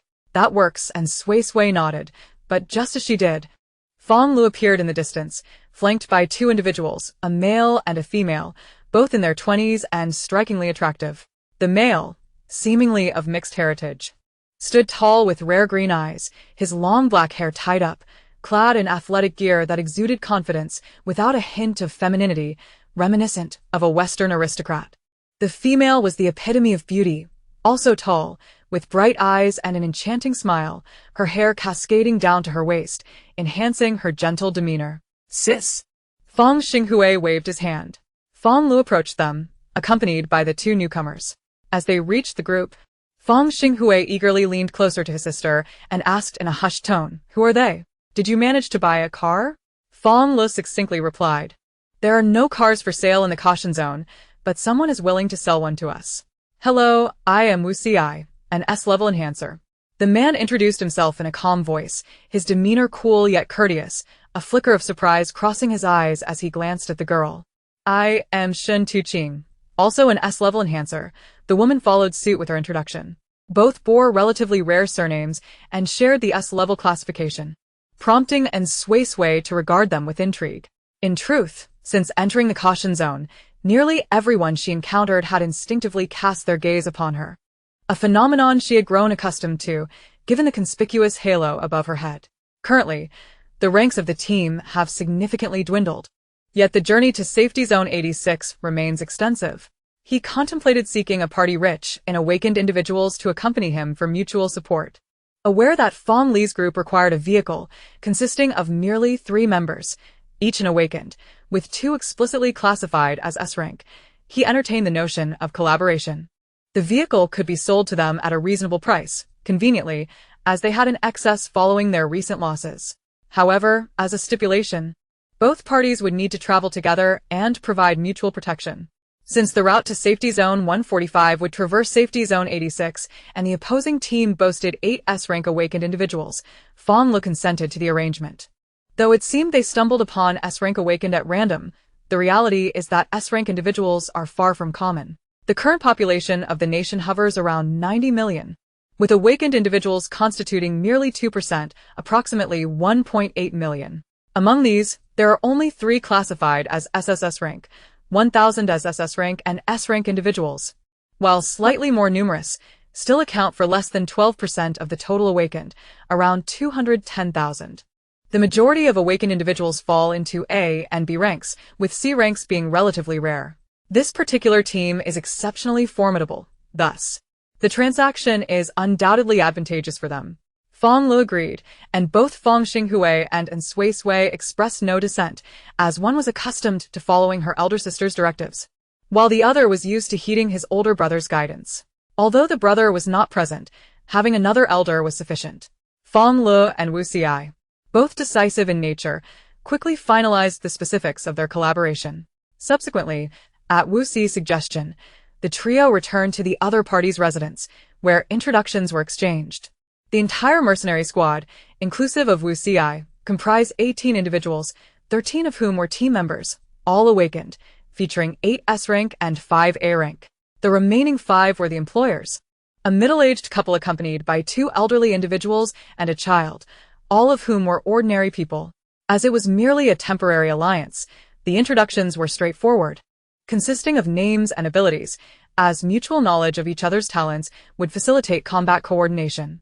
However, this presented a challenge for Suisui, who was genuinely uncertain how to articulate her ability. Fonglow had previously advised her against casually disclosing her talent, as it was uncontrollable and might lead to complications. Recently awakened, her ability was of a peculiar nature, and its utility remained unknown. Observing her predicament, Fonglow promptly interjected on her behalf, and Suisui nodded obediently, tacitly accepting this explanation. Those present understood that this statement might not reflect the truth, yet since the individual in question preferred to keep it undisclosed, they refrained from probing further. After all, it was merely a temporary companionship. The introductions continued until it was another's turn, at which point Suisui suddenly felt a tug at her trousers. Looking down, she saw the employer's child, a boy appearing around 7 or 8 years old, gazing up at her with curiosity. "Sister, may I touch the thing on your head?" he asked. "You may, but it is untouchable," and Suisui replied, crouching slightly to lower her head for him to reach the halo. The boy reached out, and his hand indeed passed through the halo. "Why can't I touch it?" he queried, puzzled. "I don't know either," and Suisui answered patiently. "Can you take it off?" "I can't touch it, so I can't take it off." The two engaged in a delightful exchange. However, before long, another person squatted beside her, encroaching on her personal space, exceeding the conventional social distance. Turning to face him, she recognized the vice captain of the team, Sungwa, who appeared to be the eldest member, likely in his 40s. "Littlein," he began, "I have encountered numerous awakened of the peculiar type. If you encounter difficulties in developing your ability, feel free to discuss it with me." The man leaned closer. "Thank you," and Suisui replied perfunctorily, subtly shifting to create some distance. This proximity made her uncomfortable. She could distinctly smell the unpleasant combination of sweat and smoke emanating from him. "No need to be polite. Since we will be traveling together for some time, you can approach me anytime," he stated, placing a hand on her shoulder. And Suisui suppressed her instinct to recoil, offering a non-committal nod. "By the way, Littlein, how old are you this year?" he continued. 17, she answered truthfully, though internally, she felt some annoyance. She had no desire to engage in idle chatter, and his overly familiar demeanor made her quite uncomfortable. It was entirely natural to feel uneasy when a strange middle-aged man encroaches upon your space and casually places a hand on your shoulder. 17, indeed? You appear no older than 15 or 16, Sungwa remarked in surprise. And Suisui merely nodded again, feeling somewhat exasperated. Her youthful appearance, with a doll-like face and modest height, did indeed make her seem younger. Yet 17 is a fine age, not yet an adult, he continued with a smile, offering a peculiar compliment. And Suisui was at a loss for words, continuing to nod noncommittally. Sungwa discerned her lack of engagement, but remained unfazed, reflecting aloud. "If my daughter were still alive, she would be about your age." And Suisui was taken aback, momentarily rendered speechless, and felt a pang of guilt for her indifference. It turned out his familiarity stemmed from memories of his deceased daughter. Let us not dwell on sorrowful matters. Sangwa quickly shifted the topic. Little N. What brings you to safety zone 145? And Suisui wished to evade the question, and fortunately, at that moment, all introductions concluded, and Fonglow called for her to depart. She sighed in relief and promptly stood to leave. Vice Captain Sun, Fonglow Jia is calling for me. I must take my leave. Sangwa smiled and watched the three of them depart. As they were to set out early the next morning, the trio had much to prepare. Needing to transfer the supplies from the dilapidated vehicle to the new one and then sell the old car. The engine was still functional, allowing them to recoup some funds. Later, Fonglow generously offered to buy Suisui a smartphone with the intention of providing her with a SIM card to start. And Suisui was overjoyed, leading to yet another round of busy work. By the time they completed all their tasks, night had fallen. The trio casually consumed a light meal before retreating to their respective quarters for rest. And Suisui had lived as a wildling for nearly 3 months and longed for the softness of a proper bed. Upon returning to her room, she rushed into the bathroom to cleanse herself thoroughly, blow-dry her hair, and then eagerly flung herself onto the bed, rolling around with her pillow. Ah, pure bliss. In that moment, she cast aside all worries, reveling in joy like a child. The blood vine around her ankles seemed to sense her happiness, its roots stirring playfully, inducing a slight itch. She abruptly sat up, crossed her legs, and placed the foot entwined with the blood vine atop her lap, beginning to examine its root system. Can you remain with me like this? She mused, poking at it. A tendril wiggled in response. Though the communication was entirely incomprehensible, the exchange felt reciprocal. And Suisui couldn't help but smile, continuing, You can't stay like this forever, can you? This way you can't photosynthesize, nor can you absorb water and nutrients. Do you need to be in the soil? I could secretly bury you at night, but you mustn't grow too large all at once. That would be troublesome. You wouldn't understand, but if you grew too large suddenly, it would be a problem. Please hold on a little longer. Tomorrow you will depart. I will find a small box for you to contain some soil, so you can stay within it.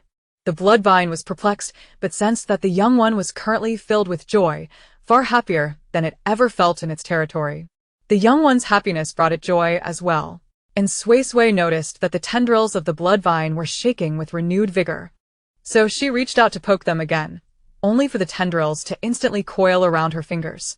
When she withdrew her hand, the tendrils unfurled immediately. It was rather amusing. She moved the blood vine from her ankle back to her wrist and played with it for a while longer before lying down with her pillow to sleep, knowing they would set off early the next morning and needed to rest. Seeing the young one asleep, the blood vine ceased all movement, quietly coiling around her wrist, continuing to serve as an unassuming bracelet. Chapter 23. Departure early the next morning. After exchanging a few words with Fonglow, and Suisui hurried outside to the greenery to dig up a box of soil, placing the blood vine inside. The box was a candy container she had purchased yesterday, emptied of its sweets. Upon contacting the soil, a tendril of the blood vine burrowed into it but quickly withdrew, seemingly dissatisfied with the earth. Of course, it might not have been necessary at all. And Suisui felt a twinge of frustration but decided against discarding the soil, preparing to carry it with her in case it would be needed. Upon returning with the box of soil, she found Fonglow and Fongxinghui had already packed their belongings and were ready to meet with Suisui and the others. She rushed inside to grab her luggage. The two groups converged, and the main party set off. The vehicle sold to them by Suisui was a modified off-road truck, with Fonglow driving, Fongxinghui in the passenger seat, and Suisui in the back. Their vehicle trailed last in the convoy, tasked with guarding against any attacks from behind. The journey was rather dull. Due to her susceptibility to motion sickness, she could not engage with her phone and could only idly play with the blood vine, which elicited complex emotions from Fonglow and Fongxinghui, who envied her ability to casually interact with an SS-class dangerous beast. Suisui. Do you still have contact with those friends of your brother? Fonglow suddenly inquired. No, and Suisui shook her head. I do not intend to reach out to them again. Why not? Fonglow raised an eyebrow slightly. The brother I spoke to on the phone mentioned that after his defection, he underwent multiple interrogations, which only ceased after he encountered an awakened individual with extraordinary abilities. And Suisui's tone grew somber. That awakened individual likely possessed hypnotic or mental control abilities. As for my brother's friends, if they have not encountered any misfortune, they either betrayed him or genuinely know nothing. Contacting them would be futile. This was what she had surmised. There was one more thing she did not voice. She was also concerned that her outreach might bring trouble to others. Considering this, it was likely her brother would refrain from contacting them as well. You have considered this quite thoroughly. Fonglow expressed her admiration. At this moment, Fong Xinghui could no longer contain his curiosity. What did your brother do before? How did he end up being wanted? My brother was just an ordinary soldier, part of the 8th Squad of the Special Operations Department of Safety Zone 47. And Suisui pondered, unable to comprehend how her brother became a wanted man. What was your brother's talent? Fonglow asked, her curiosity piqued. She speculated that the charge of collusion with the Free Nation was likely fabricated, believing there must be another reason for his being sought after. Perhaps due to a unique talent that the authorities wished to control. There were 2 reasons for her speculation. First, even without ever encountering him, one could tell from the young girl's demeanor that her brother genuinely cared for her. She believed that, even for her sister's sake, he would not collude with the Free Nation. Second, the girl had been abducted, and the motive for her abduction was clearly to threaten him. The safety zone would not require hostages to capture someone. Even if the individual was powerful, they could not contend with an awakened one from a zone.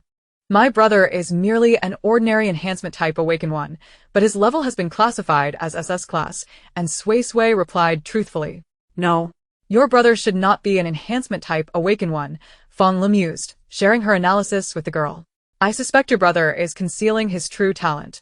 It is understandable that he would not disclose this to you. Some knowledge could be detrimental and bring danger. That is indeed a possibility, Fong Xinghui remarked. A look of realization dawning upon him. You see, you are an extraordinary type, so it stands to reason that your brother could also be one. Interestingly, the awakening of talents does indeed relate somewhat to familial inheritance. According to official statistics, the offspring of enhancement-type awakened ones are likely to become awakened ones themselves. And also enhancement-type. The offspring of control-type awakened ones have a 50-50 chance of being either enhancement or control types. Extraordinary-type awakened ones are rare, but generally speaking, if both parents are extraordinary types, the probability of their child being an extraordinary type increases. Of course, these awakened ones must be naturally awakened. Awakened ones are classified into natural and acquired types.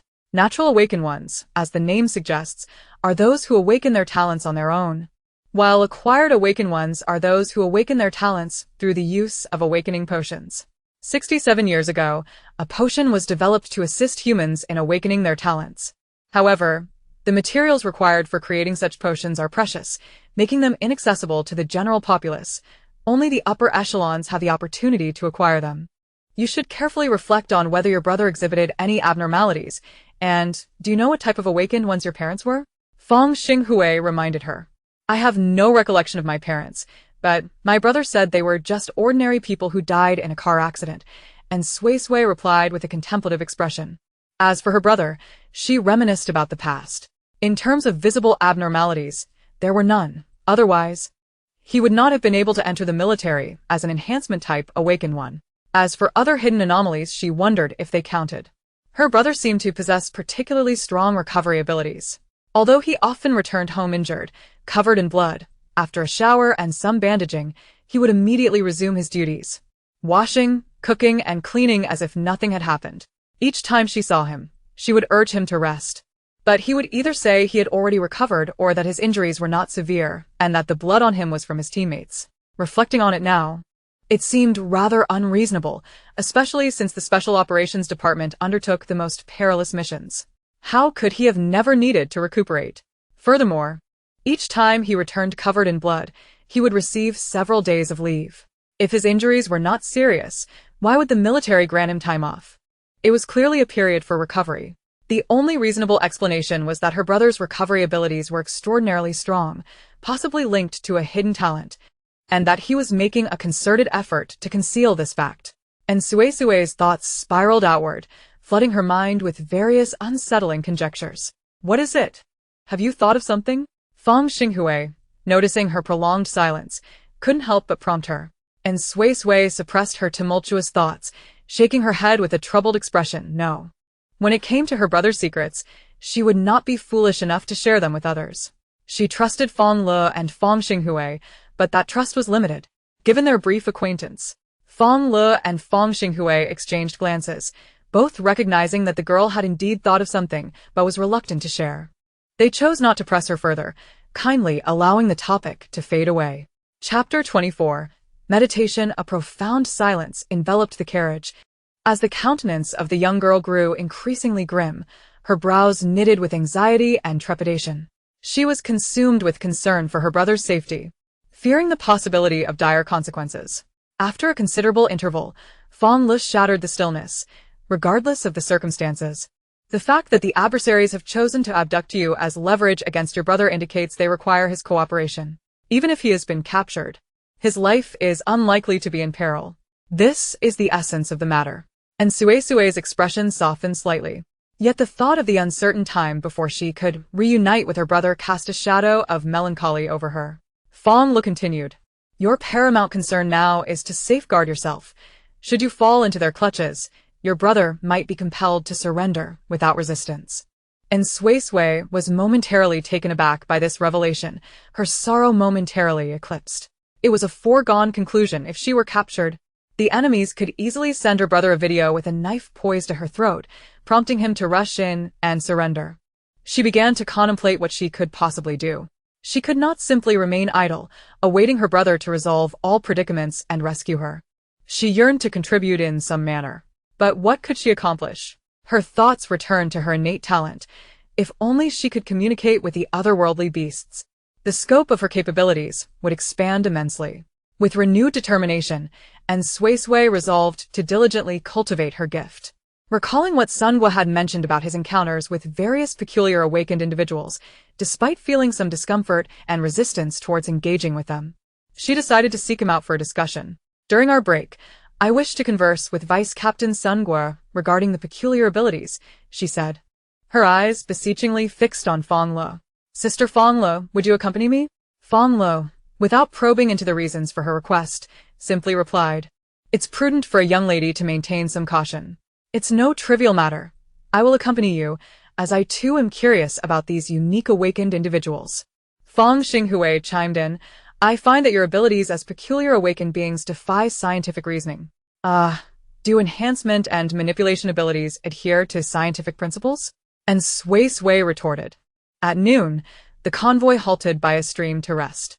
The detection instruments indicated no energy fluctuations from nearby otherworldly beasts, signifying safety. Captain Wu Ci gestured for everyone to attend to their own affairs. Those needing to relieve themselves ventured a bit further, while others began to kindle a fire and prepare instant noodles.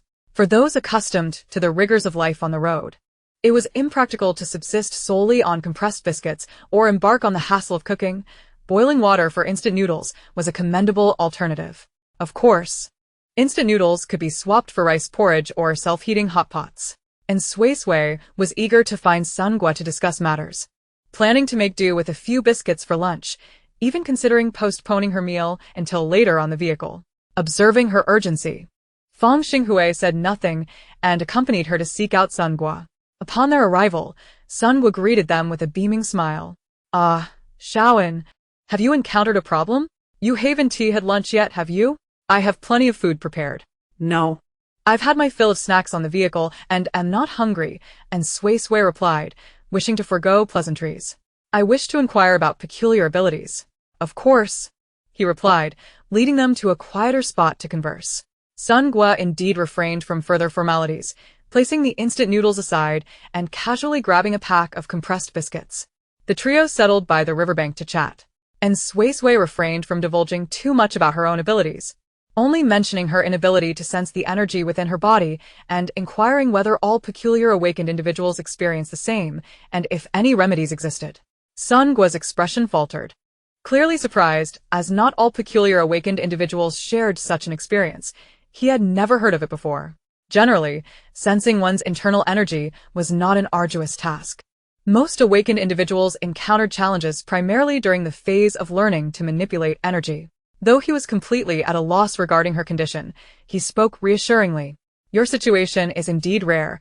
It may simply be due to your recent awakening.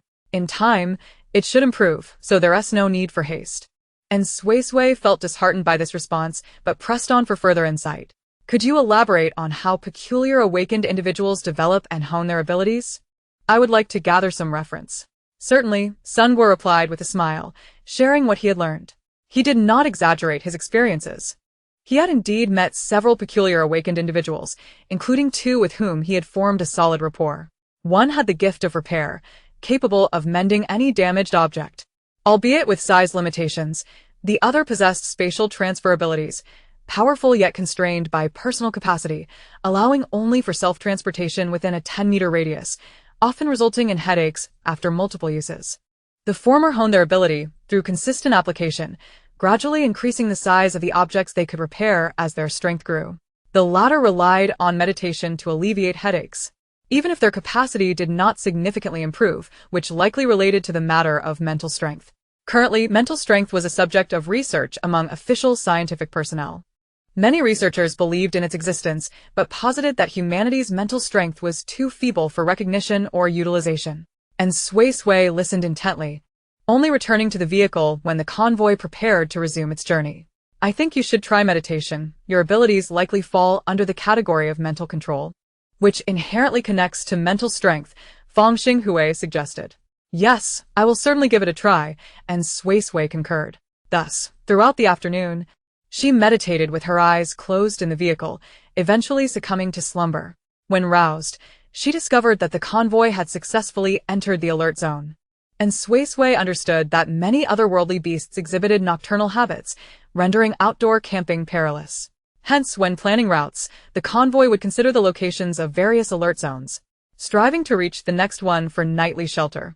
Naturally, and Suisui was unwilling to surrender, and over the next 2 days, she made every effort to meditate whenever possible, even allowing Fonglow to awaken her if she inadvertently fell asleep. Sunguo occasionally approached during breaks to converse with her, offering seemingly trivial advice or sharing snacks, treating her as if she were a younger relative.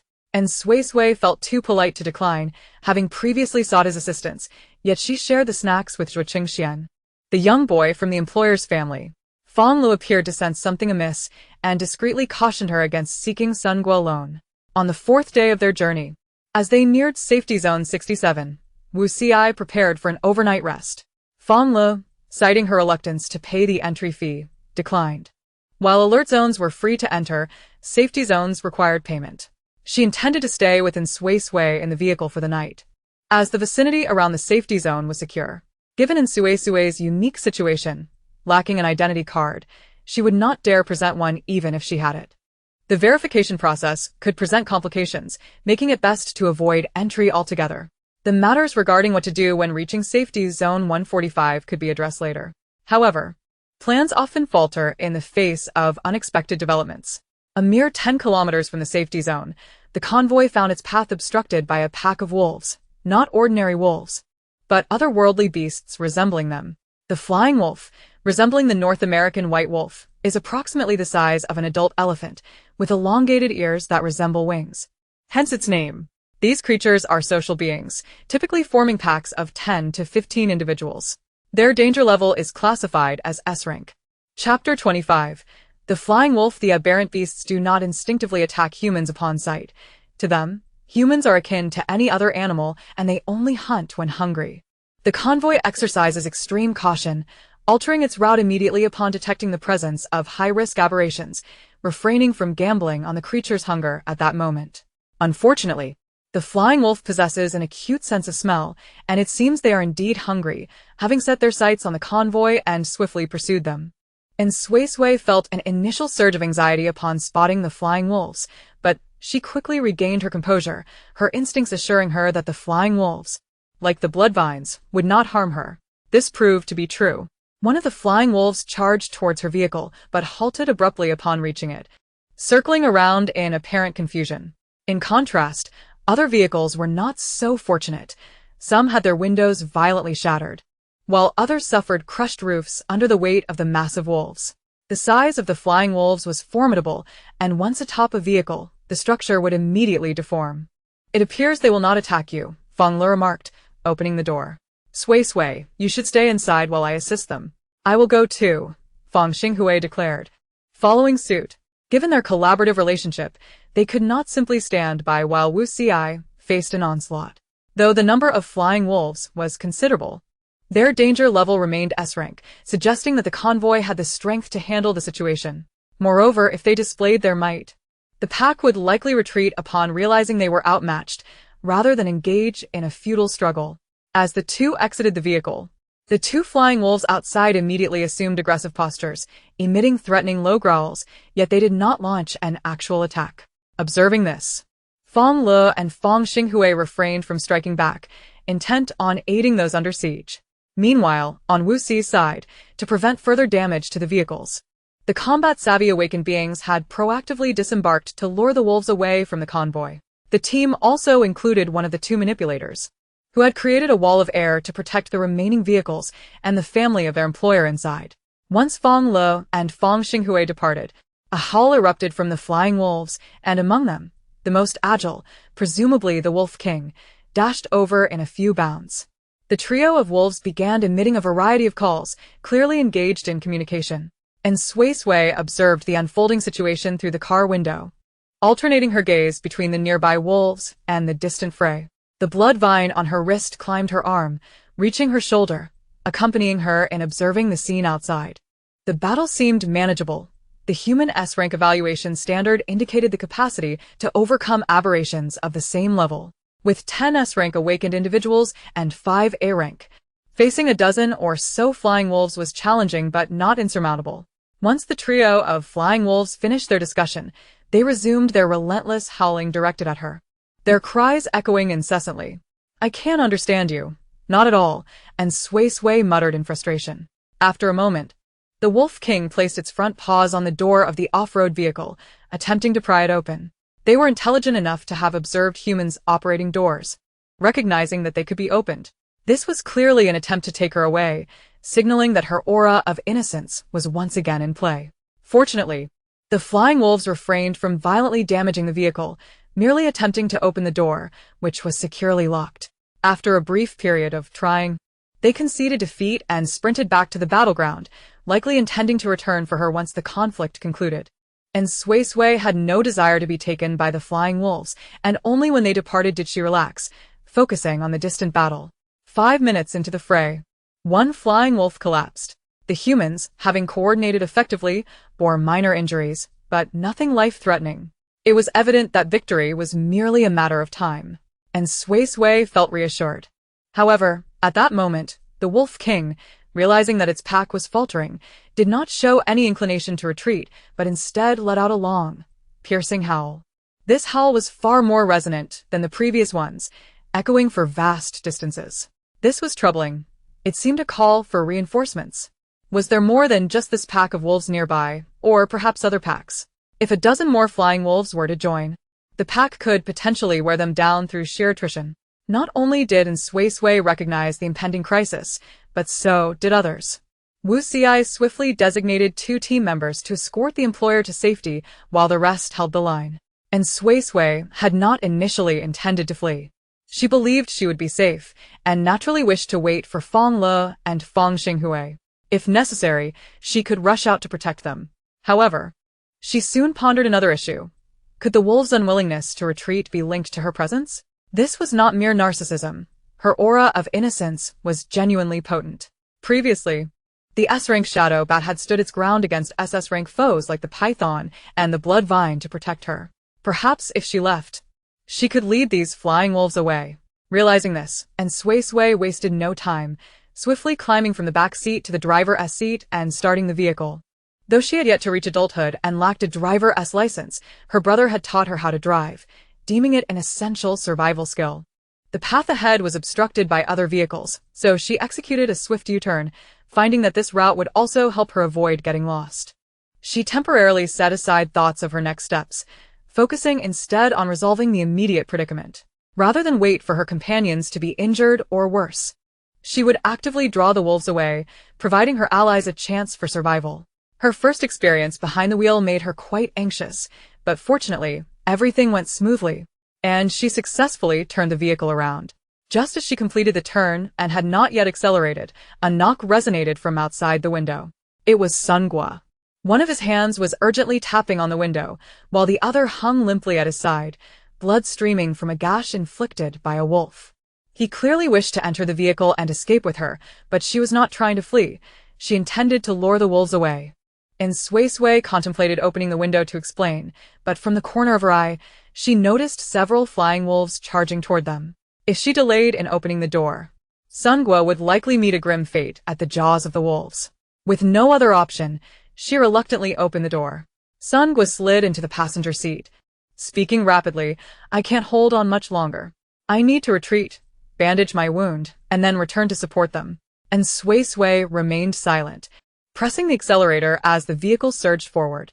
Behind them, the howls of wolves echoed, and through the rearview mirror, she saw more wolves converging on their path. Her suspicions had proven correct. Sungwa, believing himself safe, was about to exhale in relief when he noticed the alarming sight, his demeanor shifting drastically. What is happening? Why are all the flying wolves chasing us? His expression reflected sheer terror, his pupils trembling. And Suisui did not respond, focusing intently on the road ahead. She had no answers and no clear plan. If the situation worsened, she might have to consider relinquishing control of the vehicle to him and exiting to divert the wolves. After all, she was still a novice driver, and her speed was far from brisk. The flying wolves quickly closed the distance, running alongside the vehicle but refraining from launching an attack. However, Sungwa remained oblivious to these subtleties, his nerves frayed. "You need to drive faster. Floor it. If we get stopped, it's all over. I am but a novice, unable to accelerate swiftly." And Suisui, too, finds herself in a predicament. "Allow me to take charge." Sungwa leaned forward, his left hand gripping the steering wheel while his right seized the collar of the young girl, forcefully yanking her towards him. And Suisui winced in pain as she was constrained. The blood vine on her wrist reacted immediately, its roots attempting to reach out towards him. Fortunately, she reacted swiftly, tightly clasping the blood vine within her palm. She complied, shifting to the passenger seat. Once settled, Sungwa pressed the accelerator to the floor, and that hand, which had previously seemed immobile, now moved with ease. And Suisui harbored doubts about his authenticity, suspecting he had ulterior motives for an early escape. Dreadful. What madness has possessed this group of beasts? Sungwa drove the car at full speed. Yet the pursuing flying wolves remained relentless in their chase. And Suisui felt a pang of anxiety, hesitating to confess her thoughts. When she noticed his gaze fixed upon her, "Little N, at this rate, we shall both perish. It would be better to ensure one of us survives. Don't you think?" His expression bore a tinge of regret. "I do not wish for this outcome either, for I hold a fondness for you." His face twisted with a profound sense of lament, a truly unfortunate situation. And Suisui felt a shiver run down her spine. Now she comprehended his intentions. And it was no wonder his previous actions had unsettled her. Utterly revolting. She longed to lash out, yet considering their current predicament, she refrained, calmly inquiring, "What do you intend to do?" "You should leap out yourself. The relentless pursuit of the flying wolves must be connected to you." Sungwa had already deduced the truth. It was not difficult to surmise.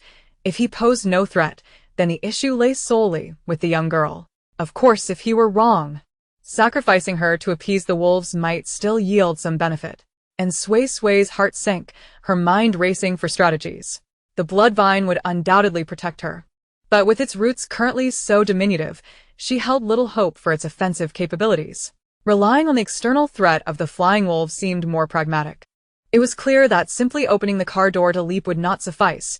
If the wolves could catch her, that would be fortunate. But if they failed to do so at this speed, she would either perish or be grievously injured. Allowing the wolves to leap into the vehicle was also impractical. Their size was too vast, and she could only open her side's passenger door, which would result in her being crushed. Ideally, having the wolves force the vehicle to halt would be the best course of action, yet communication barriers rendered her unable to convey her thoughts. The wolves, mindful of her presence inside, showed no inclination to assault the car, seemingly intent on exhausting its momentum. After much contemplation, she considered the possibility of opening the door to feign a jump. The wolves, upon seeing the door ajar, might accelerate forward, at which point she could leap onto one of them. While she was engaged in this mental brainstorming, Sungwa had already lost patience. His voice laced with menace, Little In, you have no other options. I do not wish to be the one to cast you aside. Very well, I shall leap. And Suisui quickly acquiesced, slowly opening the car door and turning her gaze to the rear. The lead wolf, indeed, began to accelerate. Alas, the vehicle was currently in high-speed motion, and the wolf's acceleration merely closed the distance slowly. She needed to wait a bit longer. Just as she sought an excuse to stall for time, an unseen force struck her shoulder. Sungwa, another awakened manipulator within the mercenary team, skilled in metal manipulation and raw physical force, had made his move. Time seemed to slow, and Suisui felt a sharp pain in her shoulder before she was violently propelled outward, the sensation of weightlessness enveloping her, accompanied by the rushing wind. She despairingly closed her eyes, awaiting her fate. However, the anticipated conclusion did not arrive. Numerous vines stretched out from the receding vehicle, swiftly enveloping her and ensuring a gentle landing. Unbeknownst to her, at the moment she was struck by the force, the blood vine on her wrist had leapt onto the man, its roots burrowing into his chest. Sungwa felt an excruciating pain in his chest and instinctively summoned his energy for defense, yet it proved ineffective. The blood vine rapidly took root within him, beginning to grow wildly. He had yet to comprehend what transpired when an intense agony surged through his body, feeling as if something were burrowing into his very organs, siphoning his flesh and energy. He let out a pained scream, but it soon ceased abruptly. Vines began to emerge from his body, first from his eyes, nose, mouth, and ears, followed by his abdomen swelling as if he were with child, the vines churning within, ultimately bursting forth, accompanied by a grotesque display of bloody entrails and shredded flesh. Even at this juncture, he had not yet succumbed to death, producing a final, tortured exhalation. Struggling for half a minute before expiring, his expression one of sheer horror. The blood vine, lacking sufficient strength, utilized his body as soil for rapid growth. It swiftly shielded the young one with its tendrils, then rooted several vines into the ground to force the vehicle to a halt. The tires spun in place, emitting a piercing screech. The relentless flying wolves, having finally caught up, halted just a few meters from the blood vine, refraining from advancing recklessly. The wolves seemed to understand that the young one remained in the adversary's grasp. The blood vine, cocooning the young one, drew her back into the car, then maneuvered several tendrils upright like serpents, warning the wolves to keep their distance. Should they approach, it would launch an immediate attack. And Suisui, bewildered, was thus rescued. Upon realizing it was the blood vine that had saved her, her heart settled instantly. Concerned for her safety upon exiting, she refrained from immediately requesting the blood vine to release her, allowing it to envelop her snugly. After a considerable time, when she heard no sounds of conflict from outside, she could no longer suppress the urge to tug at a vine, signaling for the blood vine to let her out. The blood vine complied, and Suisui was liberated. Yet upon emerging, she was confronted with the gruesome sight of Sungwa's remains, instantly shattering her composure. Chapter 27. Diminishing sanity. The scene was utterly grotesque, with vines even adorned with the man's eyeballs. And Suisui felt a surge of nausea, her mind momentarily ceasing to function before her stomach churned, and she turned away to vomit. Once she had expelled her stomach's contents, without a moment's hesitation, she scrambled out of the car. As the acrid scent of blood faded, fresh air filled her nostrils, allowing her to gradually regain composure, her terror slowly overshadowed by a sense of relief at having survived. In truth, aside from being horrified by the gruesome death, she felt little else. After all, the deceased was no virtuous soul. Such a scoundrel, who sought to exploit a blossoming maiden and sacrifice a comrade, deserved no pity.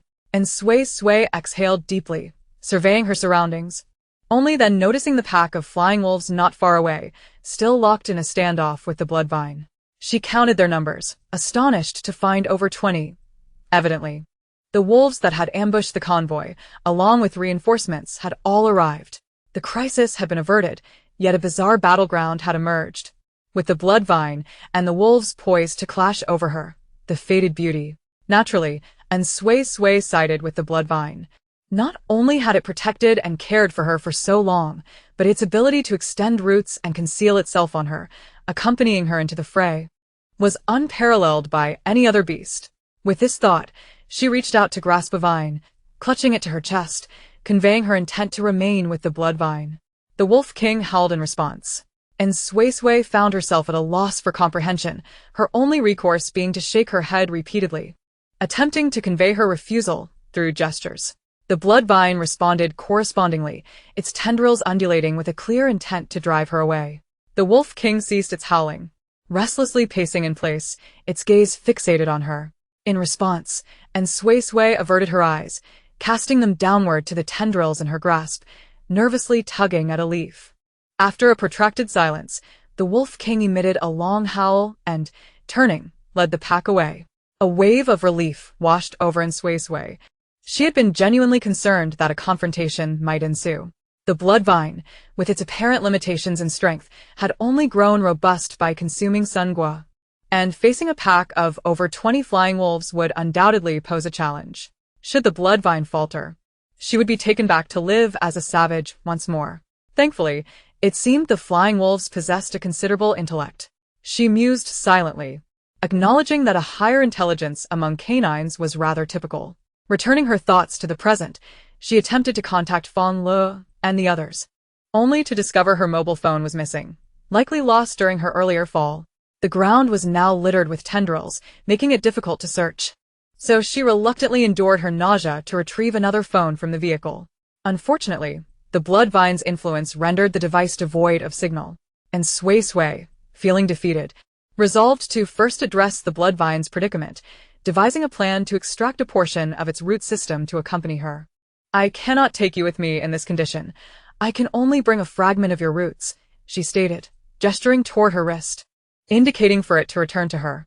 This time, the blood vine quickly grasped her meaning, yet it did not divide its roots as before. Instead, the leaves on all the tendrils began to wither rapidly, followed by the stems, which turned a sickly yellow as if vitality had been abruptly siphoned away. Instinctively, and Suisui glanced at Sungwa, aware that the roots resided within him. As anticipated, the roots within the man stirred, slender tendrils emerging from his chest. It was a scene that could evoke significant discomfort, and Suisui endeavored to maintain her composure while observing the blood vine fully extricate itself. But when it began to slither toward her hand, her calm faltered.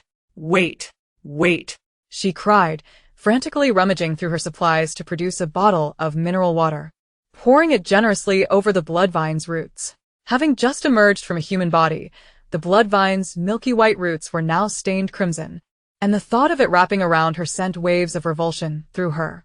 It was akin to a beloved pet, drenched in filth, bounding toward its owner. The blood vine, albeit confused, complied, and Suisui used 2 bottles of water to wash the blood vine back to its original hue but remained unsatisfied, reaching for a 3rd bottle to submerge the roots entirely. "Bear with me," she instructed, sealing the cap and vigorously shaking it, determined to cleanse the vine thoroughly. After this process, she finally permitted the blood vine to reattach itself to her wrist. The roots reverted to their original state, the energy fluctuations diminishing to near insignificance, and the mobile signal was no longer disrupted, allowing her to reconnect with Fonglow. The call was quickly answered, and Suisui refrained from divulging her situation outright, first inquiring if it was a convenient time for him to speak, subtly gauging whether others were present. Fonglow replied, "Only Xiao Hui is beside me. Feel free to speak." Seizing the moment, and Suisui succinctly recounted the events that had transpired, hesitating to add, "My abilities will bring about considerable trouble. If you regret this decision, I will not return." Had it not been for her presence, the flying wolves would likely have abandoned their pursuit upon realizing the convoy was formidable, and everyone should have been nearing the safety zone by now. Fonglow, evidently understanding the young girl's concerns, chuckled lightly. "Your self-reproach arises from the convoy's capacity to handle the flying wolves. But what if a more formidable beast had descended upon us?" And Suisui paused, her fleeting guilt dissipating. Indeed, had a higher-level creature appeared, she would have saved everyone's lives. She was far more valuable than she had previously believed. Resolving to set aside her qualms, she asked, "What shall we do next?" "Sungwa is dead, and I cannot explain." She could not possibly confess to Wuchi that Sungwa had not perished at the jaws of the flying wolves, but rather at the hands of the blood vine she had nurtured. The thought of a confrontation breaking out and the opposing party being decimated by the blood vine filled her with trepidation. "Is the vehicle still operational?" Fonglow inquired. "It should be fine, And Suisui replied, glancing at the vehicle, which appeared largely undamaged aside from being violently restrained by the blood vine. That S.A. relief. Fonglow remarked, unconcerned about Sun Gue's demise. Send me your location, and we will come to find you. Yet Suisui remained troubled by the circumstances surrounding Sun Gue's death. Just say you fainted during the journey, and upon waking, discovered Sun Gue had died. And the flying wolves had departed, Fonglow calmly instructed, assuring her that they would fabricate an explanation. The fabricated reason would naturally relate to the girl's abilities. Oh. All right, and Suisui acquiesced, promptly sending her location via the phone. Once the call ended, she contemplated clearing away the withered tendrils on the ground, gathering them into a bundle and tossing them aside to minimize suspicion. Chapter 28. Being noticed, Fonglow paid little heed to what Wu Qi might think. For anyone with a modicum of intelligence should recognize that probing into the matter would yield no benefits. If all the events were indeed orchestrated by Suisui, if she had driven away the flying wolves and caused Sun Gue's demise, then her strength must be formidable indeed. Only a fool would dare to offend such a powerful awakened being. The individual capable of assembling a mercenary team of this caliber could not possibly be a simpleton. When the group arrived, they were taken aback by the gruesome nature of Sun Gue's death, including Fonglow and Fong Xinghui, who had mentally prepared themselves. Fonglow and Fong Xinghui were also astonished by the blood vine's overwhelming power. It became evident that the blood vine was far more potent than they had initially surmised. Even a mere segment of its roots had effortlessly taken the life of an S-class awakened individual. They could scarcely fathom the strength of the blood vine's full form, which likely dominated the entire city. Upon meeting the others, and Suisui, following Fonglow's advice, claimed to have fainted and remembered nothing. Wu Qi, as anticipated, did not delve deeper into the issue. His gaze held a hint of curiosity, but quickly shifted as he calmly instructed the team to carry Sun Gue's body away for burial. Two men began digging a grave, while the others gathered nearby, whispering speculations on what kind of beast could have inflicted such a fate, clearly concluding it was not the work of the flying wolves. Once the blood vine was retracted, Sun Gue's appearance was no longer as disturbing, yet it remained unsettling. His abdomen was a gruesome mess, with his facial orifices grotesquely expanded, a single glance sufficient to conjure images of the agony he must have endured before his death. The group even discovered his dislodged eyeball in the vehicle, appearing as though it had been pierced by some object. Fonglow and Fong Xinghui briefly examined Sun Gue's body before averting their gazes and turning their attention to cleaning the vehicle, which was now smeared with blood. And Suisui wished to assist in the cleanup but found herself lacking means to contribute, ultimately resigning to watch from the sidelines. Observing her predicament, Fonglow handed her a bottle of milk to help steady her nerves. The group did not linger long in the area, for any further delay would prevent them from reaching Safety Zone 67 before darkness fell. Having just survived an encounter with the flying wolves, they were eager to avoid spending the night in the wilderness.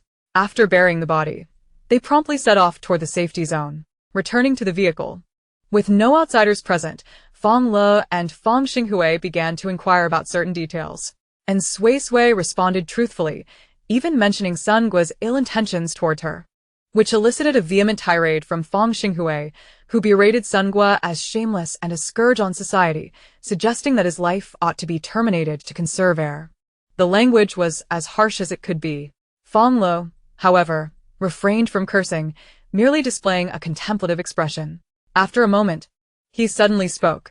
We should find an excuse to part ways with them later. We can compensate them with some money. Wu Xi, being a discerning individual, would undoubtedly recognize that the issue stemmed from Suisui, and further investigations might lead back to her. The exposure of Suisui's abilities was not the gravest concern. Rather, the fear lay in the possibility of them uncovering her brother's situation. Should they discover that Bei was currently wanted, and Suisui, as his sister, might well be betrayed to the safe zone. Fong Xinghui was taken aback by this revelation and immediately proposed, then why compensate at all? Once they enter the safe zone, we should simply leave. It's better to resolve enmities than to deepen them. That individual is far from simple, and there's no need to create an unfavorable scene. Fonglow cast a sidelong glance at his brother, exasperated, asserting that such a direct escape would only heighten their suspicions.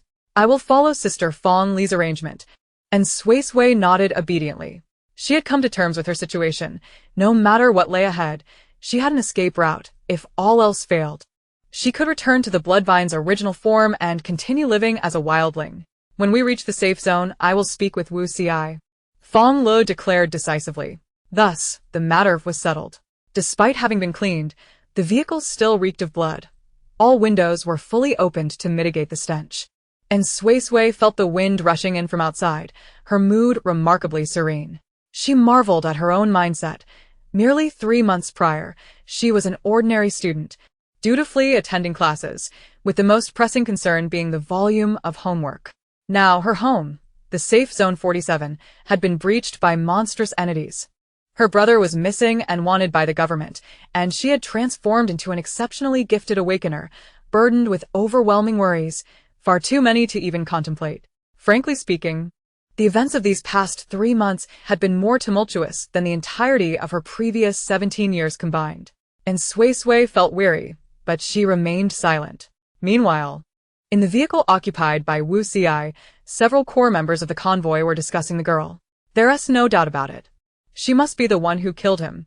The vehicle showed no signs of damage, indicating the attack originated from within. Her talent is formidable, and her methods are ruthless. TSK, Sun Gu's fate should have served as a warning for him to temper his ways. He got what he deserved. People like him should have perished long ago. If it weren't for the captain's intervention, I would have dealt with him myself. Having such a person in our ranks is repulsive. Gentle, you're becoming increasingly irritable. Does that reflect well on your name? What does it matter to you? By the way, I heard his daughter died when he forced her to shield him from harm. Damn. Is that true? I heard it from Hu Jingqing, who entered the team with him. He mentioned it while drunk, so it's likely credible. The conversation gradually veered off course. Sun Gu's abilities had their uses, but since he is dead, let us not dwell on him. I intend to recruit in Suisui. What do you all think? Suisui interrupted, clarifying his reason for keeping such a scoundrel in the team, before steering the discussion back to the matter at hand.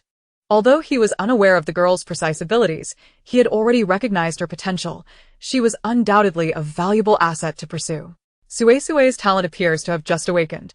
To possess such lethality so soon after awakening is certainly worth courting. Sure, but she may not be willing. I wager that as soon as we reach the safe zone, they will concoct an excuse to part ways with us. Haha, perhaps. They might even sneak away in the dead of night. Ignoring the team's jest, Suisui calmly articulated his thoughts. Their reluctance to enter the safe zone likely indicates they have issues with their identities. We can offer them assistance in this regard, in exchange for the opportunity to forge a closer bond. Fine, I have no objections. That little girl is quite adorable. Our team is severely lacking in femininity. The only 2 women we have are both hotheads. Yitzi, are you seeking death? Captain, I have no objections either. Nor do I. All right, then this matter is settled. But we must refrain from exposing our identities for now. Everyone, stay vigilant, Suisui reminded sternly. Understood. Chapter 29. Recruitment. When the convoy arrived at Safe Zone 67, darkness had fully descended. Fonglow parked the vehicle in a clearing in front of the safe zone, where several cars were stationed, many like them, not intending to stay overnight. However, she planned to venture inside alone shortly to procure some supplies. The prior cleanup of bloodstains had consumed a significant amount of bottled water, and they needed to purchase some ointments, for in Suisui's shoulder had been struck by Sun Gu's unleashed energy, leaving it bruised and swollen. Observing this, Suisui exited the vehicle, signaling for the others to undergo security checks while he approached Fonglow. The leaders of the respective teams exchanged knowing glances and stepped aside to converse, both initiating dialogue simultaneously. Fonglow, let us part ways. I can compensate you with a sum of money. Suisui, let us continue our collaboration. We can assist you in obtaining identity cards, the type that can be entered into the system's database. I assume you require this. Certain matters were understood without needing to be explicitly stated. Both individuals were not ones to engage in superfluous chatter, so they directly presented their demands and conditions.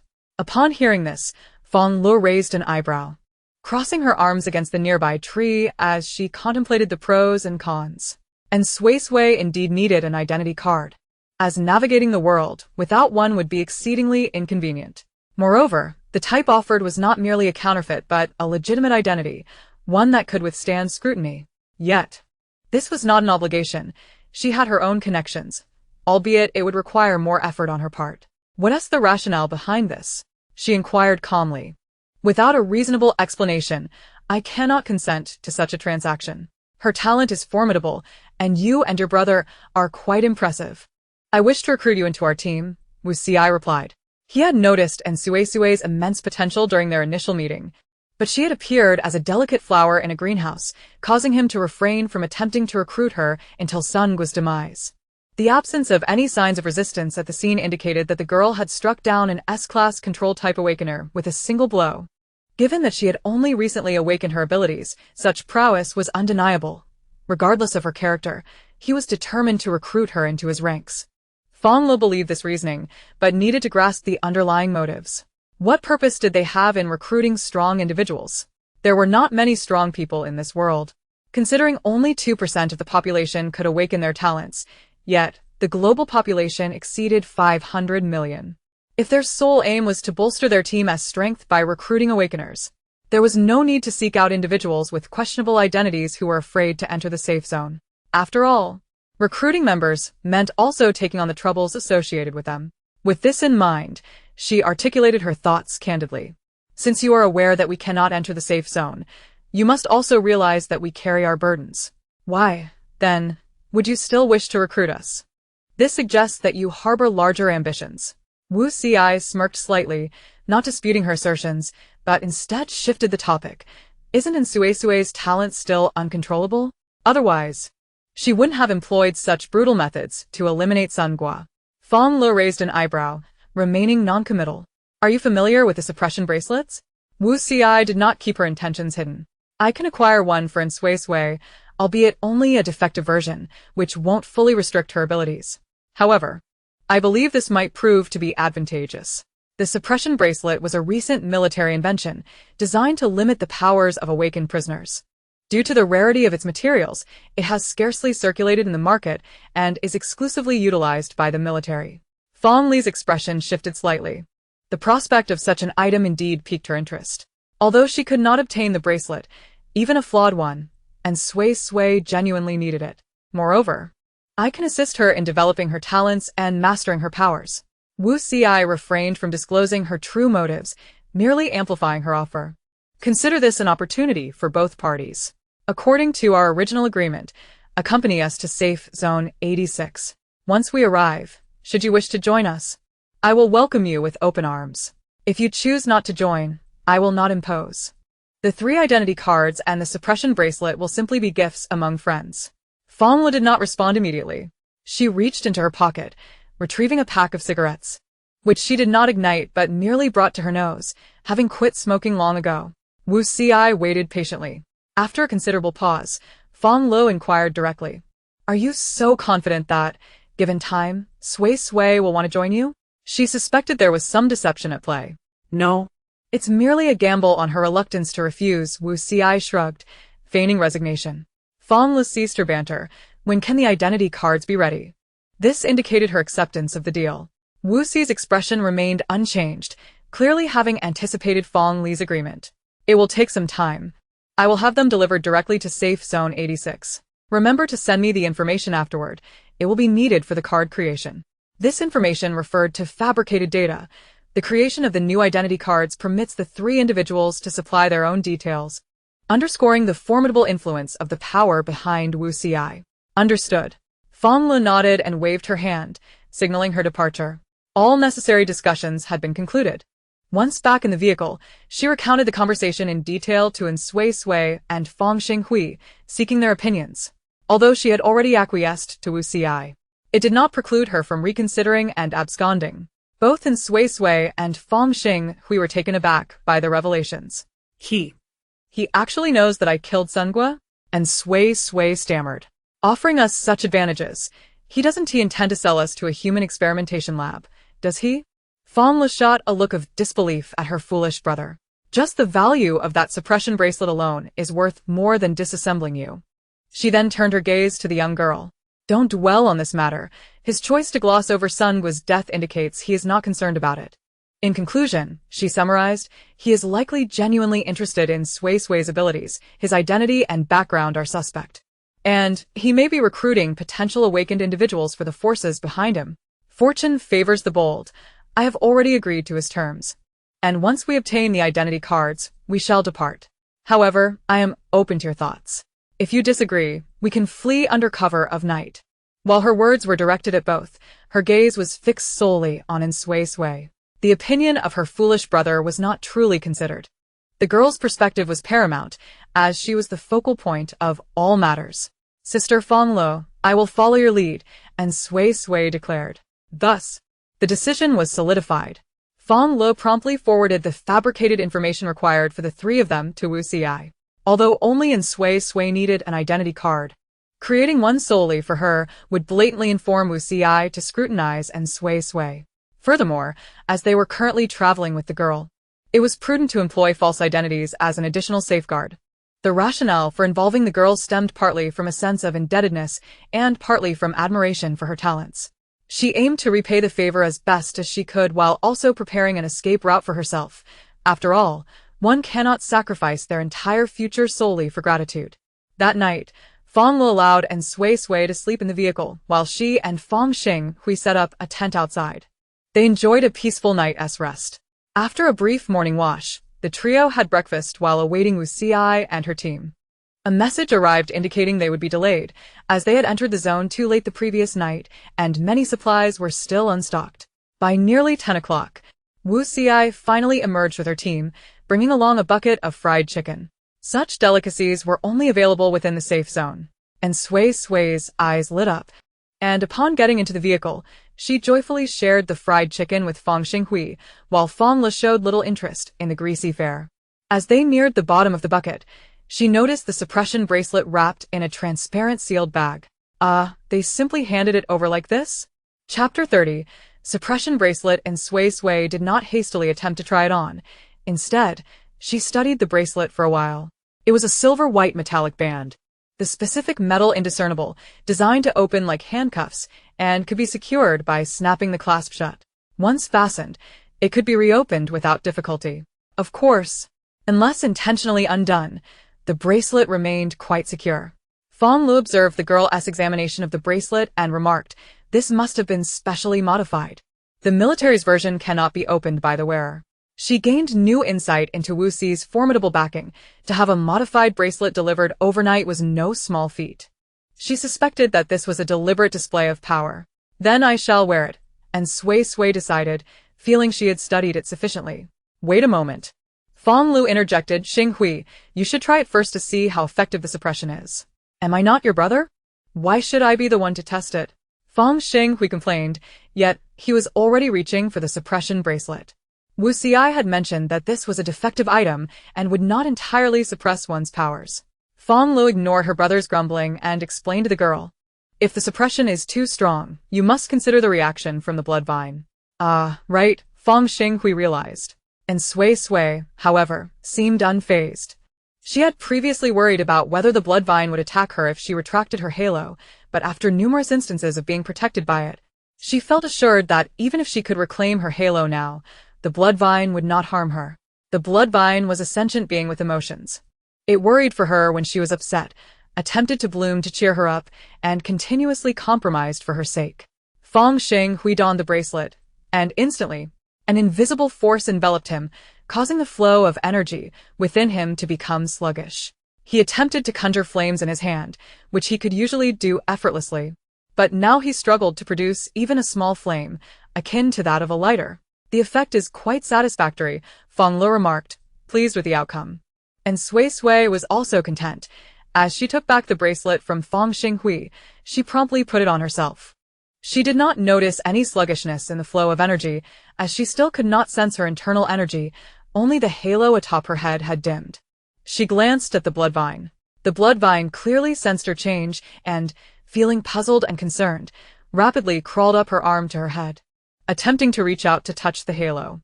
Naturally, it could not make contact.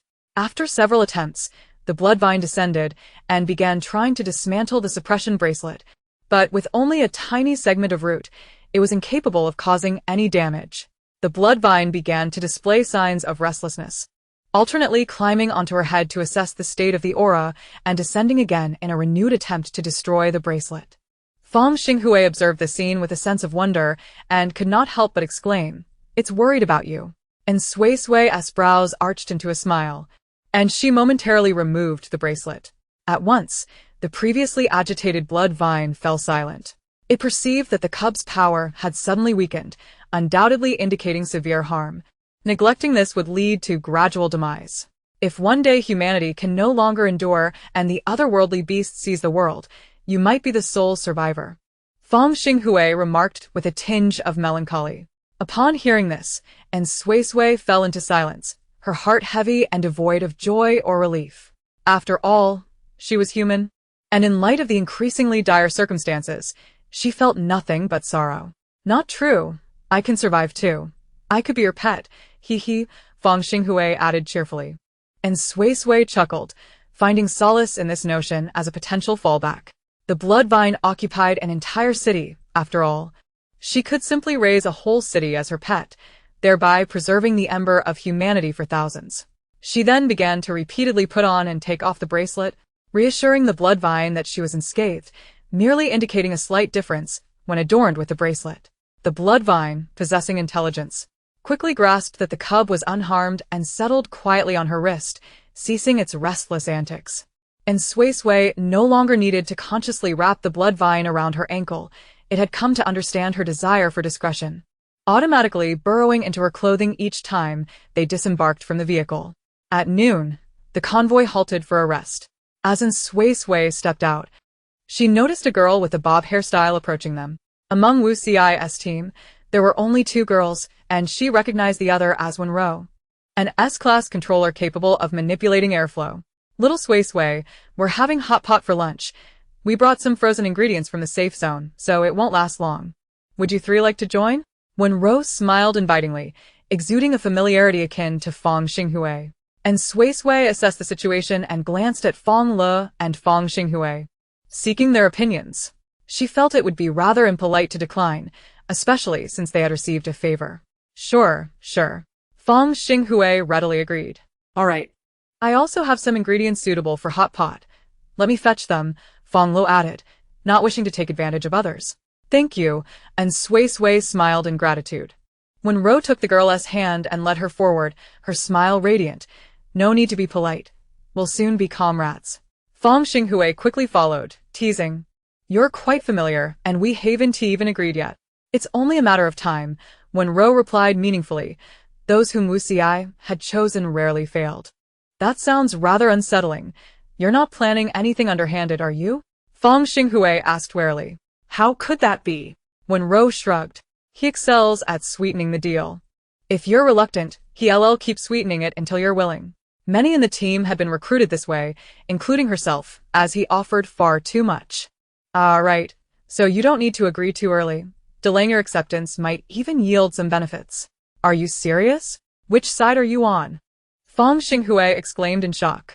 And Suisui was equally taken aback. How could one so brazenly undermine their superior? "Cutie is justice. I stand on the side of righteousness." When Ro jested, "Little Suisui, if you encounter any troubles, feel free to seek me out. I'm more than happy to assist." Oh, thank you, Miss Wen." And Suisui replied sheepishly. "Just call me Sister Wenro," she corrected.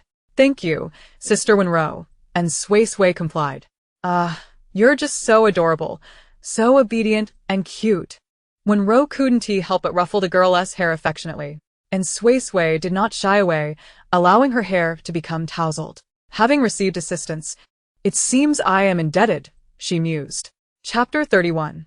Mental power. The members of the mercenary team were busily setting up a fire to cook hot pot, with some even assembling a barbecue grill to prepare skewered meats. The area was not far from the safe zone, rendering it relatively secure. Otherwise, they would not be engaging in both hot pot and barbecue, as if they were on a camping trip. Upon seeing Suisui and her companions approach, the others greeted them warmly, and Suisui sensed a distinct shift. Previously, their encounters had consisted of mere nods to maintain superficial politeness, but now there was an evident closeness. Everyone had seemingly adopted them as one of their own. They appeared to have firmly concluded that since Wu Xi had extended an invitation, the invitees would undoubtedly join the ranks. It struck in Suisui as odd. Had no one ever refused them before? She was determined not to join any mercenary group. Her only wish was to find her brother and reunite with him. As for what came next, she would follow him wherever he went, adhering to his guidance. Whether it was a lack of independence or an overbearing attachment to her brother, she was resolute in living her life alongside him. No one could tear them apart. They were each other's only kin. Feeling somewhat embarrassed to wait idly for food, she decided to accompany Fong Xinghui to the barbecue area, intending to assist in grilling the meat. However, just as she was about to step forward, a voice called out to her from behind. "Miss Sin." It was Wu Xi. Upon hearing this, and Suisui halted her steps and turned to face him. Fong Xinghui, who had not strayed far, also paused and turned back. "Regarding your talent, I might be able to offer some assistance. Let us sit down and discuss," Wu Xi stated calmly. And Suisui hesitated momentarily before nodding. Fong Xinghui, aware of his sister's safety, followed suit, having been cautioned to keep her within sight and protect her. "I apologize, but I need to speak with Miss N in private," Wu Xi interjected, preventing Fong Xinghui from accompanying them. Fong Xinghui frowned, glancing at Suisui, who also looked at him. Both awaited her response. After a moment of contemplation, and Suisui agreed to the private conversation, reassured by the presence of the blood vine, which would protect her. She was even unafraid of the situation escalating, knowing that if the blood vine launched a surprise attack, it could rapidly grow from the adversary's body as fertile ground. An SS-class plant-like beast could undoubtedly take on a team of over a dozen. Fong Xinghui understood that with the blood vine present, the girl would be safe, and thus did not press further. And Suisui followed Wu Xi into the vehicle, the door closing behind them as they entered the confined space for their discussion. And Suisui felt a twinge of anxiety, waiting for him to initiate the conversation. She was somewhat wary of Wu Xi, as his actions thus far indicated he was not a simple individual, and she possessed a keen self-awareness. Though not naive, and certainly cautious around others, she felt like a blank slate compared to someone seasoned in the ways of the world. Sun Guo must have mentioned mental power to you before? Some of his views are misguided, but the overall direction is correct, Wu Xi stated straightforwardly. And Suisui nodded, then began to share her situation. "I've been practicing meditation, but I'm unsure if I'm doing it correctly, as I haven't seen any results. Ordinary meditation is ineffective. It merely allows the overexerted mental power to rest." Wu Xi spoke with a newfound seriousness, stating that the information I am about to share with you is research results that have been confirmed by the higher-ups, but have yet to be publicly disclosed. Upon hearing this, and Suisui instinctively straightened her posture. As many had speculated, it turns out that every individual possesses spiritual power. However, the majority of people have such feeble spiritual energy that they remain unaware of its existence. Wu Xi began to articulate the knowledge he possessed with deliberate clarity. In truth, our ability to harness the source energy within our bodies relies on spiritual power, which also includes the capacity for energy manipulation by those of the manipulation awakening type. We have been unconsciously utilizing our spiritual power all along. Generally, it is observed that the spiritual power of the anomaly type surpasses that of the manipulation type, which in turn exceeds that of the enhancement type. When energy within the body is depleted, we are cognizant that rest allows for recovery. However, this process is fundamentally facilitated by spiritual power, which absorbs energy from the external environment to restore our vitality. As Wu Xi continued his exposition, and Suisui's eyes widened in astonishment, fully realizing the invaluable nature of the information being divulged. Mastering spiritual power enables an awakener to consciously and efficiently manipulate energy, absorb it, and even compress the energy within their bodies to enhance their overall capacity. The strength of one's spiritual power determines the lower threshold of an awakener's abilities, while the awareness and control over that power dictate the upper limits. This revelation struck her like a hammer to the heart. Prior to this, her understanding, shaped by the teachings of her school instructors, was that the energy capacity of every individual was predetermined at the moment of their awakening, and that the remainder of their lives would be spent learning how to optimize the use of that energy. Wu Xi continued to elaborate, noting that although the enhancement type may not control elements like the manipulation type, they can certainly output pure energy without issue. Moreover, Both the manipulation and anomaly types can absorb greater amounts of energy, steering themselves towards the enhancement path. With mastery over spiritual power, everyone can unlock new possibilities. The car fell into a prolonged silence, and Suisui digesting the wealth of information she had just received, while Wuzi patiently awaited her reaction. After a considerable interval, and Suisui looked at him with anticipation and asked, "So, how can I gain control over my spiritual power?" Wuzi replied that there was currently no feasible method established, but he could offer some advice based on personal experience. He did not conceal the fact that he had already mastered his spiritual power. You might try to sense the force that propels the energy within you when you attempt to mobilize it. That is your spiritual power. And Suisui's expression instantly fell. What should I do? I can't even perceive the energy within me. Wuzi noticed her reaction and a glimmer of amusement flickered in his eyes. He had already learned from Sungwa about her inability to sense energy. Is there no other method? I really can't feel the energy within me, and Suisui confessed. There is indeed a shortcut, but I would advise against using it. Wuzi gently tapped his knee with his hand resting there. You have just awakened your talent. So there's no need for haste. Take time to explore this on your own. And Suisui fell silent, suspecting he might be hinting at conditions, perhaps stating that she must join his team to receive further guidance. Wuzi effortlessly deciphered her thoughts from her expression. There's no need to overthink it.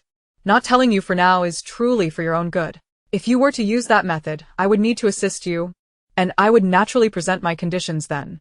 All right, and Suisui conceded with a nod, accepting his words. Chapter 32.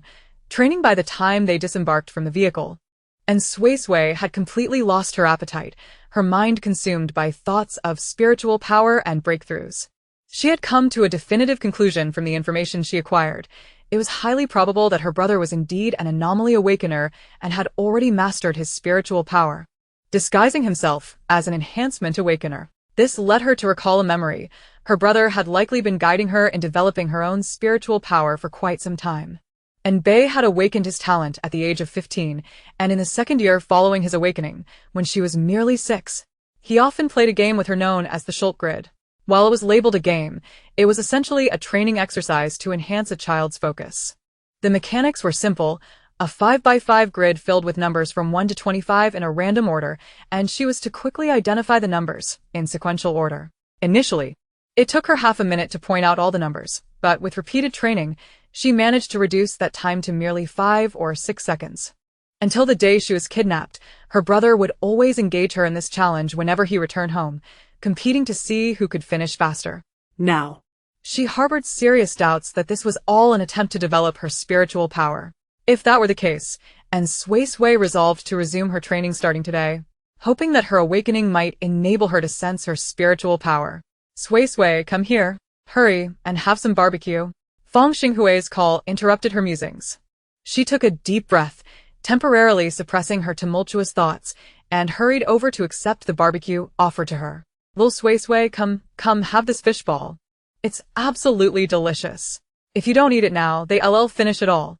A gentle voice from the side presented her with a bowl containing several freshly cooked balls. Thank you, she replied with a smile as she took the offering. She found herself quite fond of this sister, whose personality and name were completely at odds, yet who was energetic and straightforward in her demeanor. During lunch, everyone feasted contentedly. Upon finishing, the convoy did not linger. They immediately resumed their journey. Since the drivers could alternate, those not driving could rest. Fonglow and Fong Xinghui would occasionally switch places, but more often than not, it was Fonglow at the wheel, given that he was an enhancement awakener. After returning to the vehicle, Suisui searched online for pre-filled Schultz grids, determined to train despite the discomfort of motion sickness. She simply could not wait until they reached their destination. However, before she commenced her exercises, she decided to share this training idea with Fonglow and Fong Xinghui, merely suggesting they practice it without divulging the reasons behind it. After all, it pertained to the confidential information Wuzi had entrusted her with, as well as her brother's secret. Fong Xinghui, sensing that it was likely related to their earlier conversation, was overwhelmed by curiosity and could not resist inquiring, "What did Wuzi tell you? Is there anything you can share?" It's not convenient to say, and Suisui maintained her strong sense of ethics, since Wuzi had instructed her to keep it a secret. She had no intention of revealing anything to anyone, except for her brother. If he were to ask, no, she wouldn't even need to ask. She would readily share every detail she had heard. Indeed, such was her double standard. I'm not sure if this training will yield the results I desire, but it can certainly enhance focus, and practicing it won't do any harm, she reiterated. Feng Xinghui was about to press further when she was interrupted by her sister. All right, we'll practice more.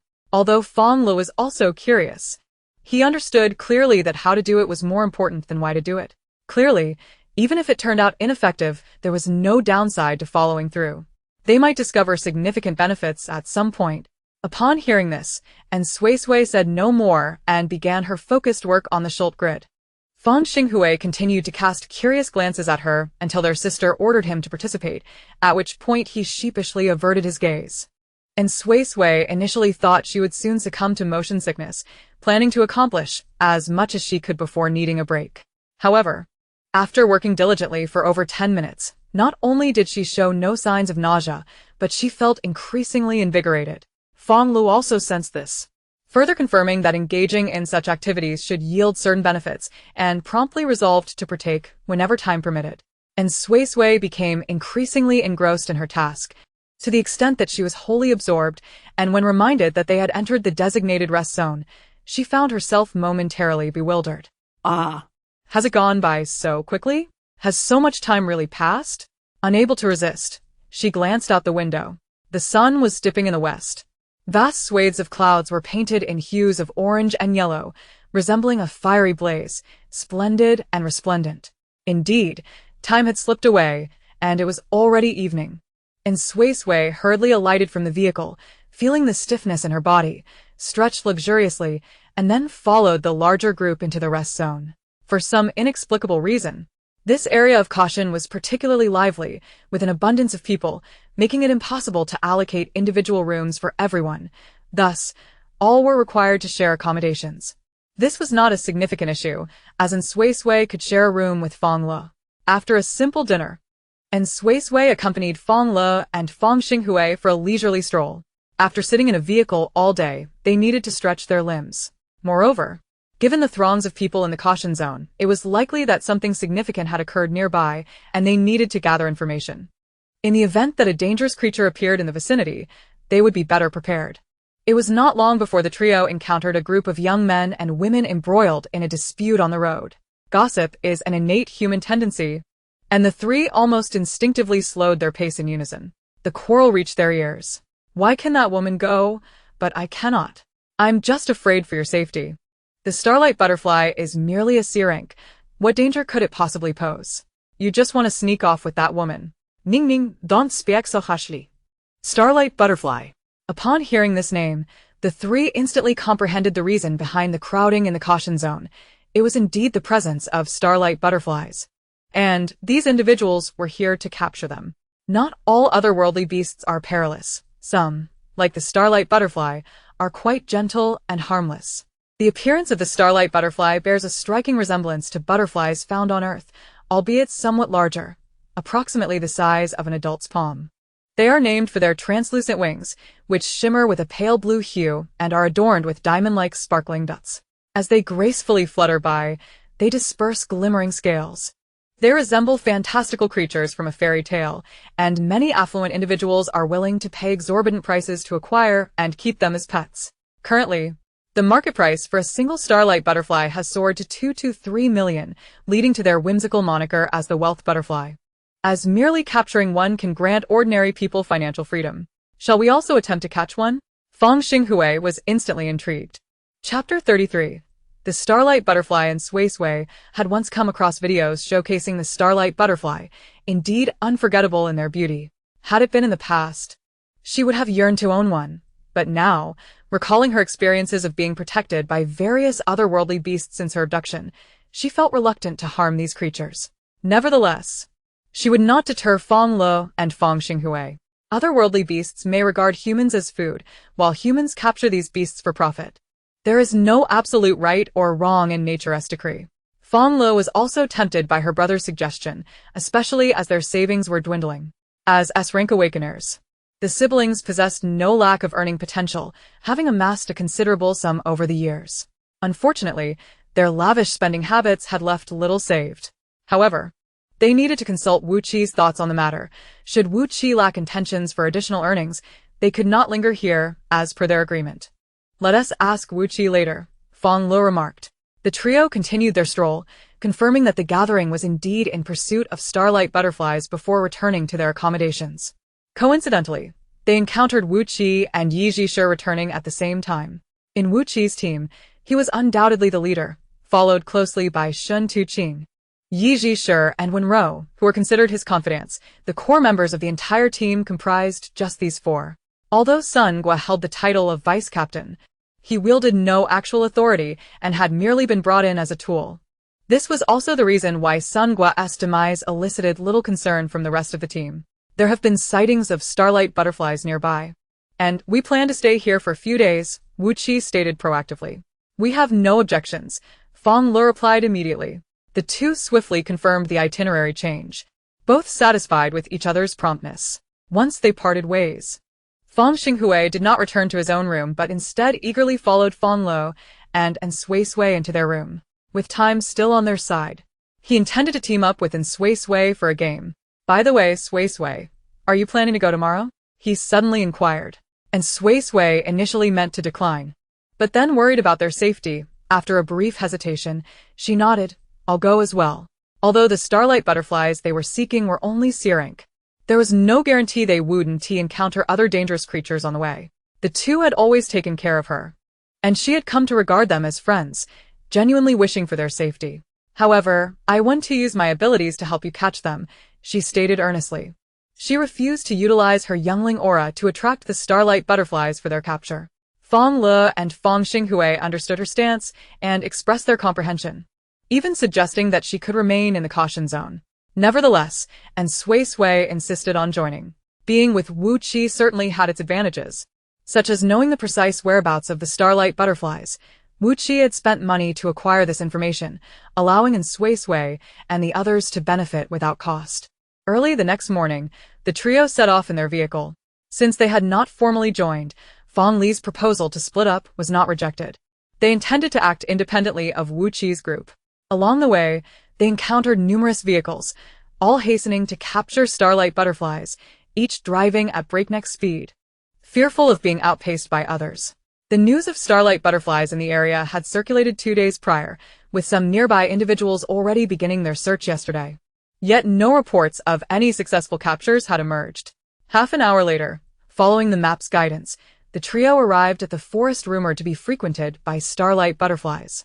The forest's periphery was already crowded with vehicles, indicating they had arrived rather late. The three hurriedly ventured inside. The trees in this forest were lush and dense, their canopies intertwining, blocking out the sun and casting a dim light, creating an eerie atmosphere. And Suisui closely followed the two, not daring to stray more than a meter away. To avoid losing their way in the forest, the trio marked their path with spray paint, noting many other markings left by earlier visitors. They had walked for quite some time without encountering anyone. As they ventured deeper, the surroundings gradually fell silent. The chirping of insects and the calls of birds had inexplicably ceased. The only sound remaining was the crunching of their feet on the thick carpet of fallen leaves, the soft crackling resonating with alarming clarity. Something feels amiss, Fonglow suddenly signaled for everyone to halt. I feel it too, Fong Xinghui swallowed hard and decisively suggested. Should we retreat? Characters who are overly brave in horror films often meet their demise early. Among the three of us, it's clear that Suisui is the protagonist. It's likely that we too will end up as sacrifices. Is this really the time for jokes? And Suisui chided. I also sense something is off. Let us hurry back. She supported the idea of retreating. The trio immediately turned to head back, but at that moment, faint sounds emerged from not far away, resembling the fluttering of many small creatures' wings. The three individuals instinctively turned their gazes toward the direction from which the sound emanated, and a breathtaking celestial river cascaded into their sight. It was a multitude of fluttering starshine butterflies, arranged in perfect harmony, flowing together to create a moving azure galaxy. From this ethereal river, shimmering scales continually fell, landing upon the ground, the leaves, and the underbrush, thus transforming the entire world into a resplendent spectacle. And Suisui stood in astonishment, unable to articulate her thoughts, feeling as though she had unwittingly stumbled into a fantastical realm akin to Alice in Wonderland. As the swarm of butterflies soared above them, glimmering scales descended upon their bodies.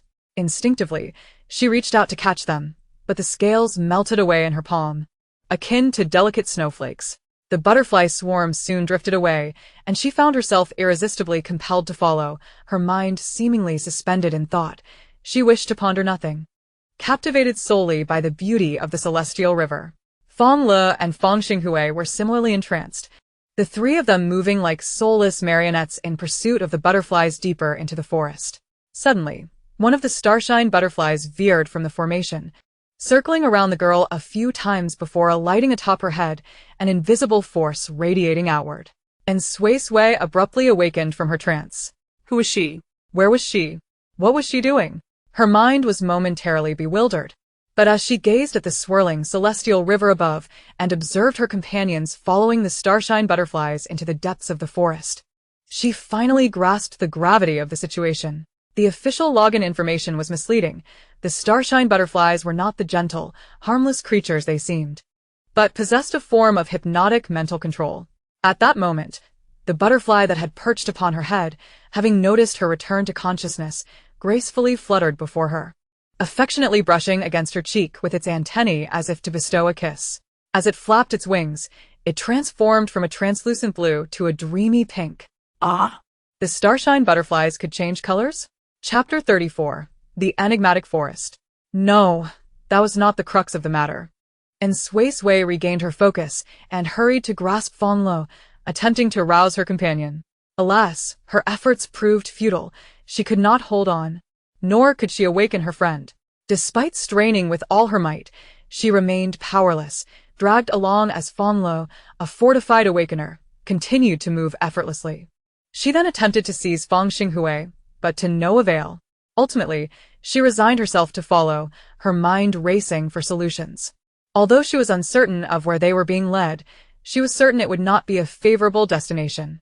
And Suisui felt overwhelmed, contemplating seeking the aid of the blood vine but hesitated, fearing it might misconstrue her intentions and harm her companions. Moreover, the blood vine had only minimal root systems at present, leaving her uncertain of its ability to sprout tendrils. If it required the absorption of living energy to flourish, she deemed it best to forego that option. After much deliberation, she concluded that the one who tied the bell must be the one to untie it. Thus, she removed the suppression bracelet from her wrist. It seemed that the starshine butterfly assisting her was still influenced by the juvenile halo. The suppression bracelet merely inhibited her abilities, without completely restraining her. Fortunate indeed, for had it fully restrained her, they might have faced total annihilation today. Almost instantaneously upon releasing the bracelet, the once orderly butterfly swarm became chaotic, with all manner of starshine butterflies flocking to her side. Some landed upon her head, others alighted on her shoulders, all transformed into shades of pink. And Suisui, undeterred, noticed that Fonglow and Sway had halted due to the butterfly swarm's presence and seized the moment to gesture emphatically to them. Save them. Awaken them. They are my companions. The starshine butterflies, seemingly understanding her intent, began to dance around her, forming a harmonious display as they circled her gracefully. From a distance, she appeared encircled by a magnificent pink river of stars. This dreadful communication barrier was driving her to madness. And Suisui, exasperated, tugged at her hair, gesturing towards Fonglow and Sway, imploring, help them. While most of the starshine butterflies remained perplexed, a few astutely fluttered over to Fonglow and Sway, circling around them, just circling. This cursed communication barrier. And Suisui found herself at a loss, and it seemed the starshine butterflies had grown tired of their game. The majority reverted to their blue hues and soared back into the sky, orderly retreating deeper into the forest. A small number lingered near her, gently nudging her back as if urging her to advance. She complied, moving forward. As she traversed the path, whenever she paused, a starshine butterfly would gently bump her, signaling her to continue onward. Thus, and Suisui was propelled deeper into the forest. After a considerable distance, she encountered other swarms of butterflies, each accompanied by several humans who had lost their mental faculties. As the swarms converged, The new starshine butterflies would first circle around her, brushing against her before returning to merge into a larger collective. The flowing celestial river above grew ever more magnificent. All the participants, like soulless puppets, followed the butterfly swarms toward impending peril. And Suisui attempted to intervene with other strangers, but was met with failure. As an awakener, she could not perceive the energy within her body, rendering her strength no greater than that of an ordinary individual. She could only anxiously await their arrival at the destination. After nearly half an hour, or perhaps even longer, the number of individuals trailing the butterfly swarm exceeded 50, all arriving at a vast natural cavern. The cavern was astonishingly expansive, as if the entire mountain had been hollowed out. Above, a narrow crack allowed clear sunlight to stream in, illuminating this hidden realm. Before her lay a vibrant tapestry of green, thick moss carpeting every inch of the ground, while unknown vines wound their way up the rock walls. In some crevices, bushes thrived, their branches lush and full. The cavern was alive with starshine butterflies the size of palms, which seemed to revel in their rhythmic flight, creating rivers of stars that danced across the cavern ceiling. However, this visual feast was not the focal point of the scene. In the center of the cavern stood a colossal tree radiating light, capturing her full attention. The tree appeared as though sculpted from crystal clear from trunk to leaves, with heavy fruit adorning every branch. The fruit, roughly the size of apples, was also transparent, revealing something moving within, emitting a faint blue hue. Upon closer inspection, she discerned that these were tiny starshine butterflies. The starshine butterflies were indeed birthed from this magnificent tree, and Suisui was left utterly astounded, staring at the mother tree in disbelief. After some time, she finally regained her composure, diverting her gaze from the tree to observe her surroundings. However, the very next moment, her eyes lowered, and she was once again taken aback. Beneath the mother tree lay a mountain of countless skeletons. Her gaze locked onto a skull, its stark white bones overrun with green moss, a small wild flower sprouting from one eye socket, as if it were the creature's eye. This was a scene both absurd and enchanting, and Suisui glanced at those who had followed the starshine butterflies. They were all transfixed by the mother tree, motionless, akin to worshipping saints. Clearly, the pile of white bones had met their fate in this manner. The individuals brought here are destined to follow in the footsteps of that mound of white bones, remaining here in a state of ignorance until death claims them, their decaying bodies nourishing the mother tree. Besides the several dozen who have just arrived, there were already over 100 souls within the cavern. The first 10 or so had collapsed onto the ground, their forms appearing gaunt, their garments hanging loosely, leaving one to ponder whether they were still alive. And Suisui observed these forlorn figures, hesitated for a long moment, and resolved to approach and assess their condition. If they still drew breath, she could offer them sustenance and water, potentially aiding their survival. In the face of her capabilities, she could not stand idly by while lives were lost.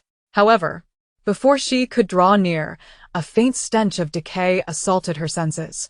Instinctively, she halted her steps, but after a few seconds, she pressed on, inspecting each individual estate. Those kneeling upon the ground had succumbed to death, likely having been here for some time. Some bodies remained relatively intact, while others had succumbed to complete decomposition, their flesh crawling with maggots. Once she had confirmed the grim reality, she staggered several meters away and leaned against the rock wall to retch. The starlight butterflies, unable to comprehend her distress, fluttered anxiously around her, and Suisui waved her hand dismissively, signaling that she was unharmed, indifferent to whether the butterflies grasped her meaning. After expelling her breakfast, she rinsed her mouth with bottled water, finally finding some semblance of calm. Next, she needed to contemplate how to extricate the living from this place. She could not simply stand by and allow so many to become mere fertilizer. Chapter 35. Out of options, and Suisui attempted to drag one of the individuals away, deliberately selecting the most frail girl from the crowd, who appeared to weigh no more than 80 pounds. Yet, despite summoning all her strength, she could not budge the girl, who seemed as though she were nailed to the ground. Next, she attempted to stimulate the sense of pain in another, arbitrarily choosing a male, pinching his arm with all her might until it turned a deep purple, yet he remained unresponsive. It was only to be expected. These individuals, lost in their minds, would not flee even when faced with starvation, let alone awaken from their stupor due to a mere pinch. Out of options, she sat cross-legged on the ground, propping her head on one hand in a state of existential doubt, while starlight butterflies alighted upon her. Every time she moved, the butterflies took flight in a flurry, only to settle back on her when she remained still, their shimmering scales dusting her attire. The scales were quite remarkable. They vanished from her skin shortly after landing. As though evaporating, she leaned in closer to sniff and discovered a faint floral fragrance. The starlight butterflies truly resembled creatures from a fairy tale. And Suisui gazed at the beautiful swarm, lost in thought, until she spotted another unfortunate group being brought into the cavern to capture the butterflies. Startled, she sprang to her feet, realizing the urgency of preventing more lives from entering this place of demise. She hastened toward the exit, with many starlight butterflies fluttering alongside her. The path outside was not difficult to trace. She had been marking her route with spray paint as she followed the butterflies. Meanwhile, at the entrance of the forest, Suisui was engaged in a heated discussion with his companions regarding who should enter and who should remain behind. They had unexpectedly learned an important piece of information before setting out, since 2 days prior, when news of the starlight butterfly surfaced. None of those who had ventured beyond the safety perimeter had returned. This was evidently illogical. Even if someone chose to spend the night outside or moved to the next safety zone, it was impossible for everyone to have vanished without a trace, especially considering many had companions left behind in the safety zone. This unsettling realization led Suisui to investigate further, uncovering another crucial detail. The reason the news of the starlight butterflies had spread was that the first individual who discovered them had gone missing. After encountering the butterflies, this person had video called their companions to showcase the butterflies and urge them to come assist. Midway through the video, the individual abruptly dropped their phone and subsequently disappeared. It was evident that they had encountered an unknown danger. The companion, who was also the missing person's lover, sought to rescue their beloved and chose to edit the video, only displaying the butterflies while concealing the lurking peril, thereby luring the awakened ones to capture the butterflies. Suisui obtained the unedited recording and, upon confirming the situation's danger, immediately contacted Fonglow, only to find it was too late. The trio had already ventured deep into the forest, their phone signals disrupted, rendering their calls futile. Had the three not yet entered, he would have opted to abandon involvement in the matter and called them to leave. However, since they had already entered, he could not bear to relinquish Suisui, the promising recruit he had set his sights on, and devised a plan to rescue her. They had actually been in the area for some time, not rushing in recklessly but instead engaging in transactions with others who had come to capture the starlight butterflies, allowing those already prepared to enter to scout the terrain. Thus far, they had gleaned some insights about the forest's interior. They instructed individuals to enter while connected via video call, with ropes tied around their waists. Initially, the forest appeared unremarkable, but upon venturing approximately 500 meters in, the phone's signal vanished, interrupting the video. They attempted to communicate through the tugging of the ropes, which elicited a response from the other end, indicating all was well for the time being. However, once they ventured around 800 meters deep, there was no longer any response from the other end of the rope. They speculated that danger had arisen and attempted to forcibly pull the individual back, only to have the rope snap. Relying on these ordinary awakened ones had proven fruitless for further information, prompting Suisui to resolve to venture in personally.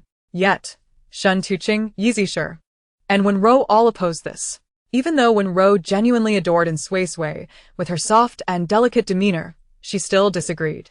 Their reasoning was uniform. It wasn't worth it. Merely a potential awakened one was not worth the risk of the captain's life. Suisui, however, was insistent. To abandon the effort would be a grave mistake, and Suisui's potential surpassed what any of them could fathom. I can sense that her mental strength is likely greater than mine. Thus ensued a prolonged debate. I am the captain, and my orders are absolute. As the argument reached its climax, Suisui resorted to exerting his authority to silence everyone. At that moment, the focal point of the discussion, and Suisui emerged from the forest, accompanied by a multitude of pink starlight butterflies, at least several dozen. The gazes of both parties met. Everyone was left speechless. And Suisui was equally taken aback, having not anticipated encountering Suisui and his group upon her exit. By this time it was midday, and she had assumed they had already ventured into the forest, merely having chosen a different direction, thus not yet being led to the cavern by the butterflies. "Wenro!" she exclaimed, waving her hand in greeting, her excitement evident as she hopped down from the vehicle, where she had been perched atop. "Wenro, stay back. Keep your distance." And Suisui frantically gestured with crossed arms, signaling her to refrain from approaching. Wenro sensed something was amiss and halted her steps, as did the others who had been about to follow her. What is it? Wenro inquired. "Do not approach me.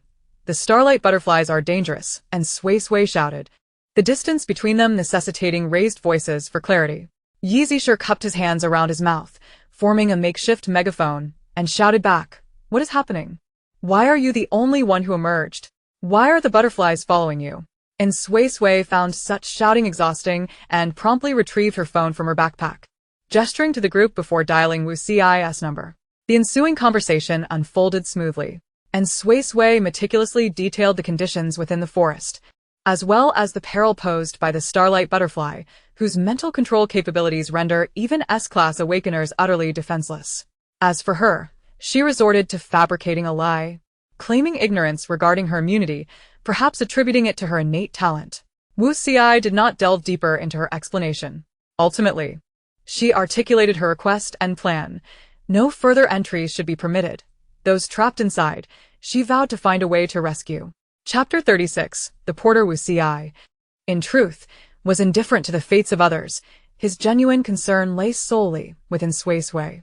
However, it was evident that Suisui could not ignore Fonglow and Xinghui, so he refrained from uttering any disparaging remarks and offered his assistance in the rescue. He relayed the intelligence obtained back to the alert zone, persuading them to issue an emergency announcement to publicize the information, thereby deterring others from venturing in. After all, most were motivated by greed, valuing wealth over life. The pressing issues at hand were twofold. First, how to extricate those ensnared within, and second, how to awaken those who were freed. Following a thorough discussion, a relatively feasible plan emerged regarding the former. They first needed to ascertain whether the starlight butterfly exerted control through its powder, speculating that it might serve as a medium. If so, donning protective gear would provide defense, allowing them to assist in retrieving the individuals inside. If not, and Suisui would have to resort to using a tranquilizer to subdue them for extraction. And Suisui's inability to forcibly remove the individuals stemmed from their consciousness, as they would resist with their strength, which surpassed hers. However, once they were unconscious, she should be able to drag them out. Yet, this meant that Suisui would bear the entire burden of the rescue, a daunting endeavor given the number of people involved. As for the latter issue, there was little to discuss for the time being. They needed to first bring someone out for examination. If those individuals were able to awaken upon leaving the influence of the starlight butterfly, no further action would be required. Should they remain unresponsive, alternative strategies would need to be devised. With the course of action established, Wu Ci promptly instructed the team members stationed at the alert zone to deliver over a dozen sets of protective gear. Upon their arrival, Yi Ji volunteered to conduct an experiment, donning the protective suit and approaching the girl closely, allowing the powder from the starlight butterflies to settle upon him. Subsequently, he became dazed, staring blankly at the fluttering creatures, utterly unresponsive to the external world. Observing his evident affliction, the others swiftly tugged on the rope tethered to him, forcibly dragging him back. Once beyond the range of control, Yi Ji quickly regained his senses, bewildered as he inquired, "What just happened to me?" The good news was that as long as one was outside the starlight butterfly's sphere of influence, they would rapidly awaken. The bad news was that the mental control exerted by the starlight butterfly was unrelated to its powder. Even with protective gear, one could not shield against its psychic grip. Thus, the monumental task of rescuing others fell squarely on Suisui's shoulders. With no choice left, Suisui donned the tranquilizers and gathered a multitude of starlight butterflies that accompanied her, re-entering the forest. Regardless of the circumstances, her priority was to extract Fonglow and Xinghui. No sooner had she departed than discussions about her innate abilities commenced among the others. The fact that the starlight butterflies did not attack her and followed her closely raised questions. Could her talent also pertain to mental control? Have you forgotten the gruesome fate of Sunguor? That was clearly an offensive capability, one countered. Perhaps her ability is adaptable. Didn't he, an SSS-level individual, manage to replicate others' powers? Could you think before you speak? The only people she has interacted with recently are us. Where would she have replicated anything? Can you please listen more thoughtfully? I merely suggested her ability might be variable, not that it is necessarily replication. Enough. Must you two argue every time? And Suisui remained oblivious and indifferent to their discussions about her behind her back. Upon returning to the cave, she began her arduous task as a diligent porter. After administering the tranquilizer to Fonglow, she indeed found herself capable of carrying her. With great effort, she hoisted Fonglow onto her back and laboriously made her way out. It was genuinely taxing. Her strength had not been augmented by her awakened talent, and though Fonglow was a female, as an awakener, she possessed taut muscles. She appeared slender, yet her weight was considerable. And Suisui exerted every ounce of her strength to lift her, painstakingly taking each step forward. It took her nearly 40 minutes to enter, but carrying Fonglow out, with frequent pauses, consumed 2 hours. Considering there were at least 200 individuals in the cave, despair washed over her. She wished for some form of transport. But the forest terrain was uneven, overgrown with shrubs and weeds. Anything wheeled would be impractical. After finally bringing Fonglow outside, and Suisui collapsed onto the ground, resting for a while before signaling to the others to come and take Fonglow away. She then returned to the cave, this time to retrieve Feng Xinghui. Being male, he weighed even more than Fonglow, and she found herself stopping to rest almost every few steps. Eventually, she could no longer carry him and resorted to dragging him along the ground. By the time she managed to bring Feng Xinghui out, evening had descended, and Fonglow had already regained consciousness. And Suisui entrusted Feng Xinghui to the others, took a half-hour respite, and steeled herself to return to the cave once more, determined to rescue another individual before nightfall. Ultimately, she made 3 trips, laboring from dawn until dusk, and despite her legs trembling with fatigue, she managed to extract only 3 individuals. By 10 o'clock that night, a thoroughly exhausted and Suisui lay alone in her tent, falling into a deep slumber, even snoring. Having truly grasped the arduous reality of labors, Fonglow and Feng Xinghui remained in a nearby vehicle, surrounded by starlight butterflies that shimmered in the dark, rendering them unable to approach. Wu Xi and Yi Ji were also present. The rest of the team had returned to the alert zone, while they had chosen to remain, concerned for Suisui's well-being, fearing an encounter with other anomalous creatures. They had yet to fathom the true nature of the girl's innate abilities. Upon awakening, Suisui wearily resumed her labor. From this day forth, she would not only serve as a porter, but also as a caregiver, ensuring that those awaiting their turn received nourishment to sustain their bodies. Given the overwhelming number of individuals, she had counted 258 still alive in the cave. This was a daunting statistic that filled her with despair. Each round trip took nearly 3 hours, and even if she worked tirelessly for 15 hours a day, she would only manage to carry 5 individuals out, meaning it would take her 52 days to complete the task. In reality, it was improbable that she could manage 5 trips daily. Thus, the actual duration would inevitably extend beyond that. And Suisui had never endured such hardship in her life. Even during the time she was ensnared by the blood vines in the city, it was the vines that bore the brunt of the labor. She longed to abandon her efforts, yet the thought that each journey could save a life compelled her conscience to persevere. She gritted her teeth and continued, despite having secretly retreated to the forest to cry on several occasions. However, each time, she chose to press on. The starlight butterflies clearly lacked the intelligence of the blood vines. The latter, upon witnessing her tears, would offer comfort and bloom to cheer her. Had she not intervened, the blood vines might have enveloped the land, assisting her in transporting the individuals. The shimmering star butterflies, upon witnessing her tears, would gracefully dance around her, even adjusting their formations in response to the varying intensity of her sobs, rendering it as though she were providing them with a melodic accompaniment. Each time she encountered this spectacle, her cries would only grow louder. It was utterly exasperating. Who was responsible for her plight? Chapter 37. A blessing in disguise, and Suisui found herself unable to conclude her tasks in the short term. Wu Xi decided to first escort his employer to the safety zone number 86. He reached out to his comrades, summoning those nearby to assist him in completing this mission. Although his mercenary squad was merely a handful of individuals, the organization to which he truly belonged was far more expansive. He instructed his arriving companions and most of his team to depart, retaining only Yi Zishir and Wenro, with plans to regroup at the 86th safety zone. Alongside Fonglow and Fongxinghui, the five of them waited daily outside the forest for Suisui to bring people out, and then assisted in escorting them back to the quarantine area, all the while collecting humanitarian aid fees. In this era, danger lurked beyond the safety zones, claiming numerous lives daily and leaving many trapped in perilous situations. The authorities could not possibly mobilize the military for every rescue to facilitate mutual assistance among awakened individuals. Those rescued were generally required to compensate their saviors with humanitarian aid fees, a regulation clearly stipulated. The specific amount was a matter of negotiation between the parties. Those with means would offer more, while those lacking resources would provide less. But the minimum was no less than 10,000. Fonglow had previously suggested offering Suisui some money, yet she had declined. Suisui paid no mind to the aftermath and focused solely on her role as a porter, rising each day to labor and resting only when night fell. In the initial days, she found the adjustment exceedingly challenging.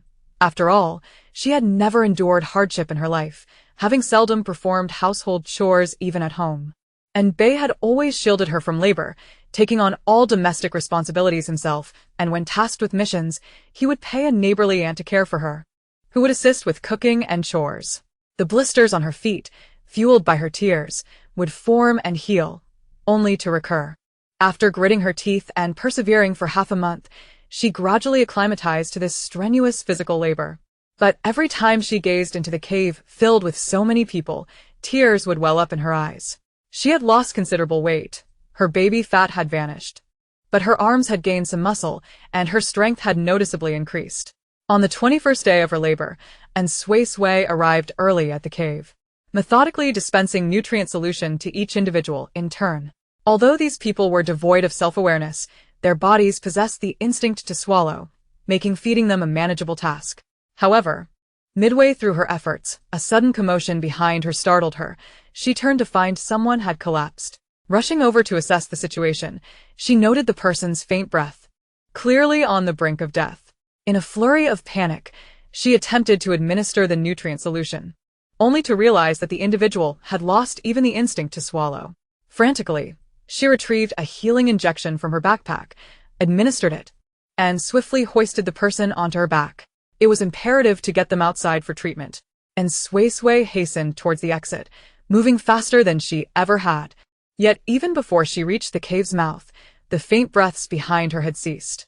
Stunned, she paused, carefully lowering the individual, her hand instinctively reaching out to confirm their vital signs. Breathing, heartbeat, pulse, everything had come to a halt, and Suisui's mind momentarily froze, enveloped in confusion and helplessness. And her gaze involuntarily fell upon the face of the young girl before her. She appeared to be in her early 20s. Though her prolonged reliance on nutrient solution had left her emaciated, her fair skin and delicate features revealed her inherent beauty. Suddenly, her eyes grew warm, and her nose tinged with a familiar ache. She couldn't quite articulate her sorrow. After all, she was merely a stranger, yet an inexplicable urge to weep overwhelmed her. Mourning this irreversible loss, ultimately, Suisui carried the lifeless body outside, unwilling to let it decay into a mere skeleton within the cave. Upon learning that the body she had brought out was lifeless, Fonglow deliberately initiated a conversation with her from a distance, offering words of comfort not to dwell on her thoughts. The physical resilience of awakened individuals surpassed that of ordinary folks. A daily nutrient solution sufficed for survival. The incident could only be attributed to the individual's pre-existing conditions. And Suisui understood this logic, yet she still grappled with an unshakable sense of regret, wishing fervently that she had acted sooner to save the girl. After languishing in despair for a considerable time, she found herself faced with many others in need of rescue, leaving her little time to mourn, and soon she immersed herself back into her work as a porter. She began to meticulously observe the conditions of everyone, prioritizing those who appeared the weakest for evacuation. She was determined to stave off death.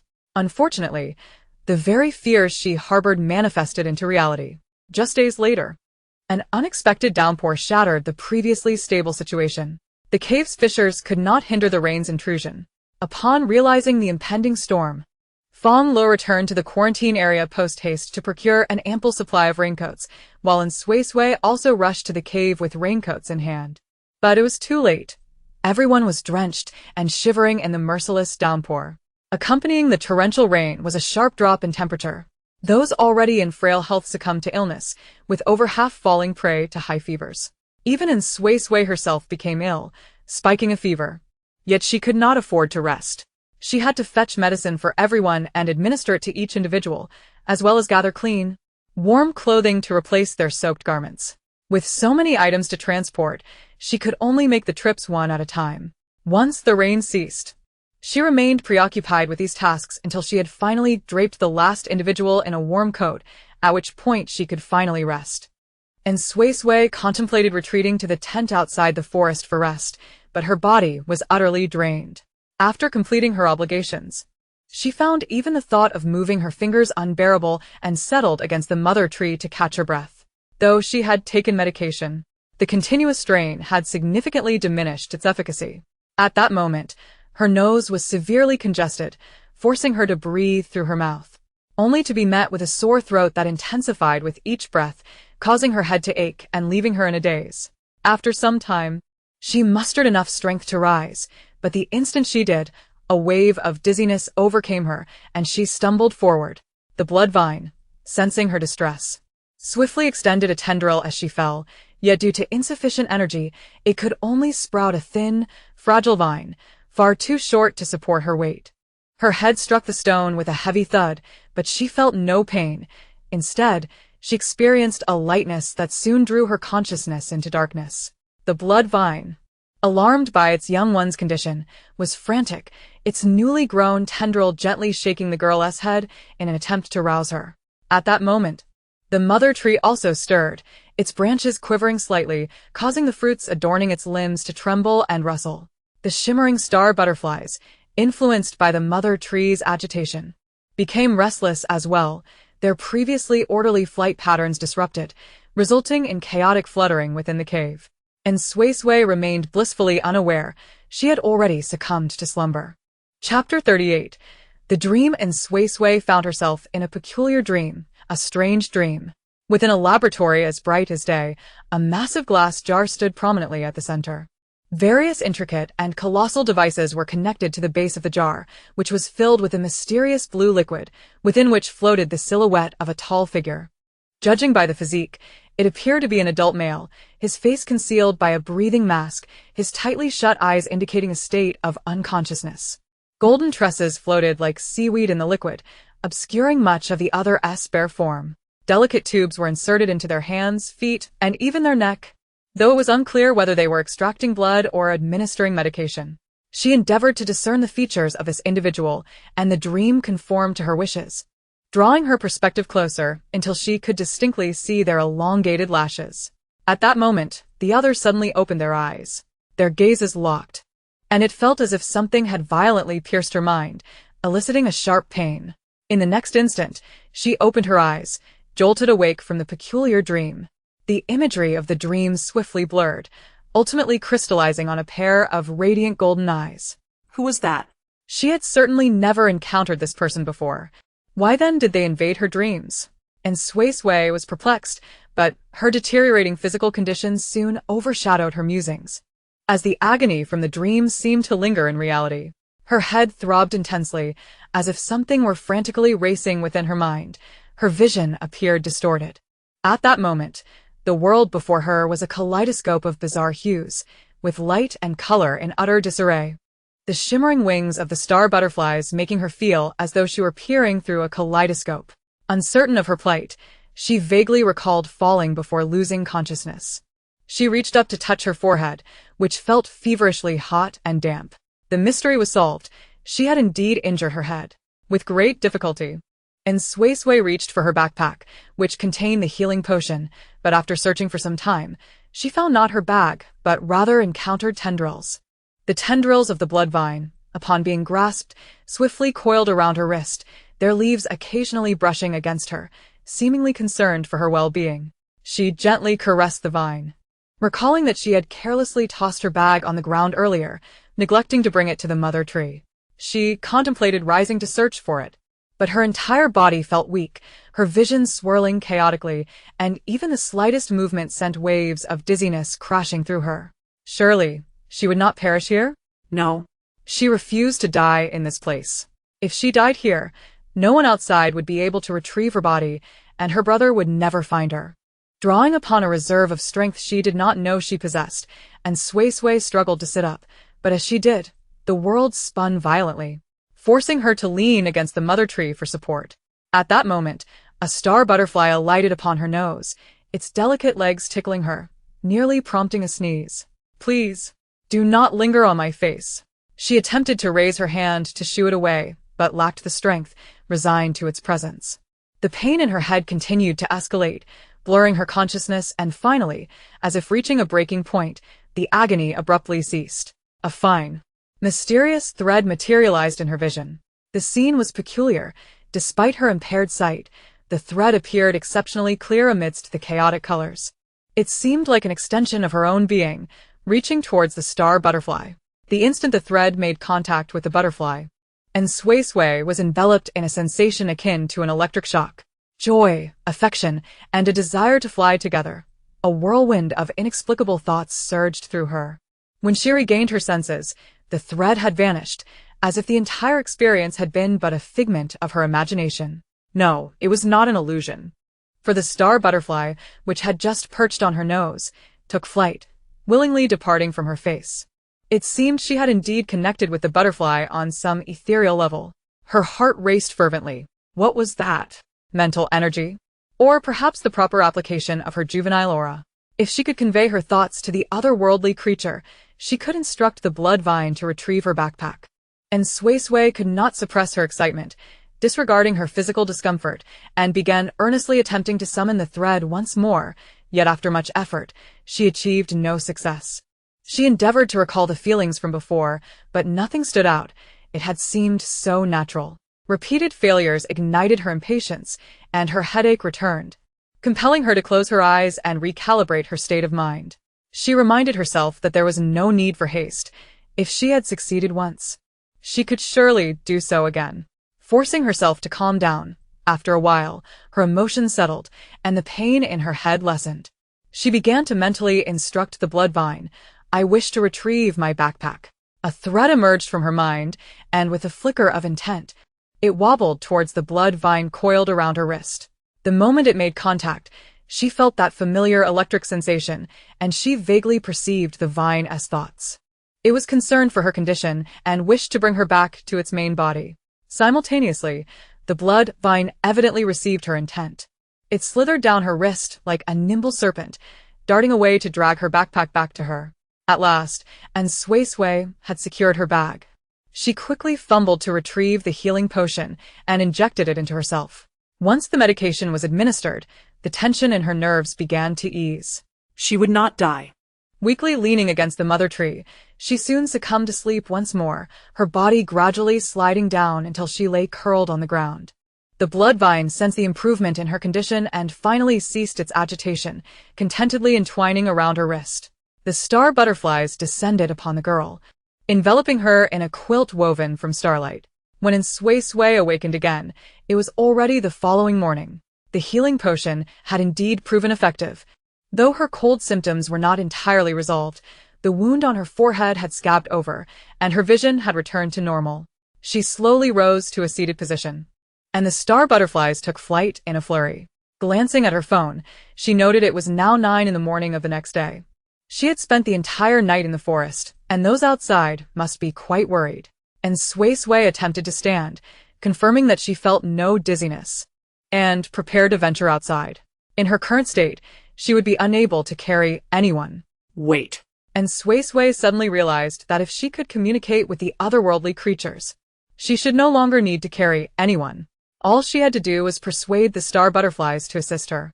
With this thought in mind, she reached out to touch the mother tree beside her, initiating an attempt to communicate with it. Drawing from her previous experiences of releasing threads, this endeavor was remarkably smooth, perhaps aided by her clarity of mind at that moment. The thread emerged from her head, and she pressed her forehead against the tree trunk. One person and one tree exchanged thoughts. And Suisui, I wish to lead my companions away. Please help me, as she conveyed her request. And Suisui also sensed the mother tree's emotions, concern, as if it recognized her ailment. It truly regarded her as its child. The title of her ability, Juvenile Aura, was indeed aptly named. And Suisui continued to communicate with the mother tree, though its level of intelligence was limited, through this method of direct mental exchange. It comprehended her plea. Suddenly, a celestial river surged outward, and the eyes of all trapped individuals blinked in unison, subsequent to which they moved like marionettes. Following the flow towards the exit, tears welled in her eyes as she pressed her forehead against the tree trunk once more, sincerely expressing her gratitude. Thank you for agreeing to my request. The branches of the mother tree trembled slightly, rustling in response. She felt the joy it conveyed. It was fond of her. And Suisui could not help but feel a stir within her. Regardless of identity or stance, tender and beautiful emotions invariably resonate with the heart. She cast one last glance at the mother tree and the myriad of shimmering star butterflies fluttering within the cavern before picking up her backpack and turning to leave. It was unlikely she would return. No, perhaps not. Once she found her brother and resolved the troubles surrounding him, she would call him back to witness the beauty of this magnificent mother tree and the radiant rivers of stars. Still recovering, and Suisui lacked strength and thus walked slowly. Upon reaching the outskirts of the forest, she noticed that those who had been let out by the star butterflies had already departed. Outside. Fonglow and others were startled and immediately began searching the crowd for the girl, but naturally, they could not find her. And Suisui was engaged in communication with the star butterflies that had followed her, urging them to return. Her intentions were conveyed clearly, yet the butterflies refused to leave, desiring to stay and play with her. Ultimately, her ability merely allowed her to relay her thoughts to the magical beasts rather than issuing commands. The beasts complied out of fondness for her. With no other recourse, and Suisui resorted to deceiving the butterflies, persuading them to wait for her here, making them believe she would return shortly. The naive star butterflies, unaware of humanity's penchant for deceit, obediently remained in place, allowing her to finally escape. Suisui, are you all right? Fonglow and Fong Xinghui rushed toward her as soon as they spotted her. Fong Xinghui immediately bombarded her with a series of questions. Why didn't you come out last night? We were worried sick. Did you do something? The butterflies just let a whole bunch of people out, and it startled us. Why is there blood on your forehead? Are you hurt? I'm fine. And Suisui shook her head apologetically. I'm sorry for worrying you. I fell and lost consciousness last night, but I'm all right now. It's a relief to hear you're okay. Fonglow glanced back, ensuring no star butterflies had followed her before continuing, but her words trailed off as she noticed Suisui approaching.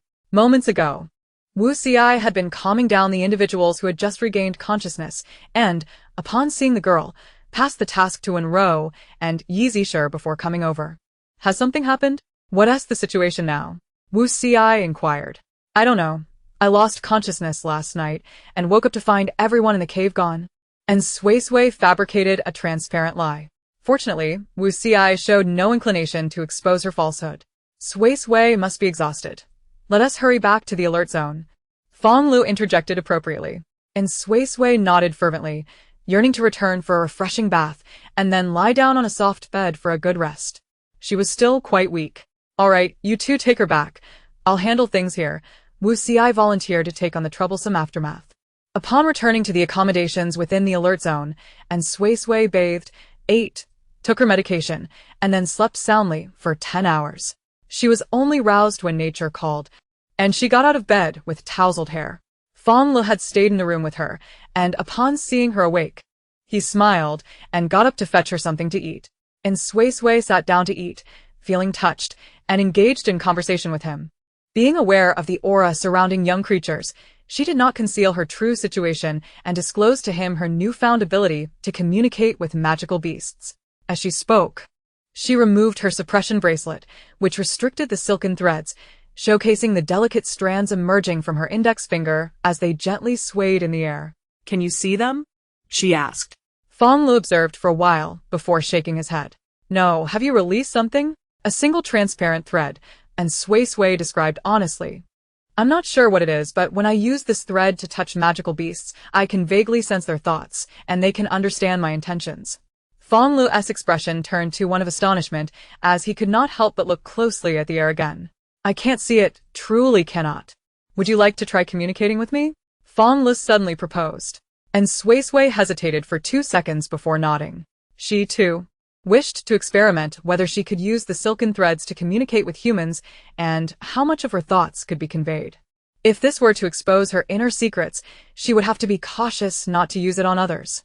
Fonglow was privy to nearly all her secrets, save for a few concerning her brother, making him the ideal candidate for this experiment.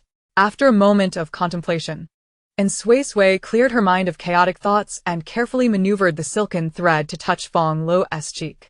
The moment their connection was made, a familiar tingling sensation coursed through her, neither painful nor itchy. It was rather addictive. She faintly perceived his thoughts.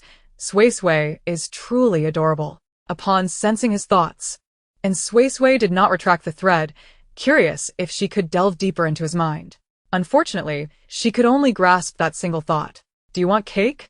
I can ask Xiaohui to buy some for you, Fonglow remarked as he pulled out his phone to message his younger brother, reflecting what he had perceived. Can you sense anything else? Suisui inquired eagerly. Your emotions. I can sense your emotions. You're quite relaxed and in a good mood, Fonglow replied candidly. The two continued to experiment several times, quickly confirming the practical effects of the silken thread. The ability of the thread leaned more towards output. Fonglow could distinctly receive Suisui's current thoughts, while Suisui could only vaguely perceive Fonglow's emotions and thoughts. Realizing it only pertained to immediate thoughts, Suisui felt reassured.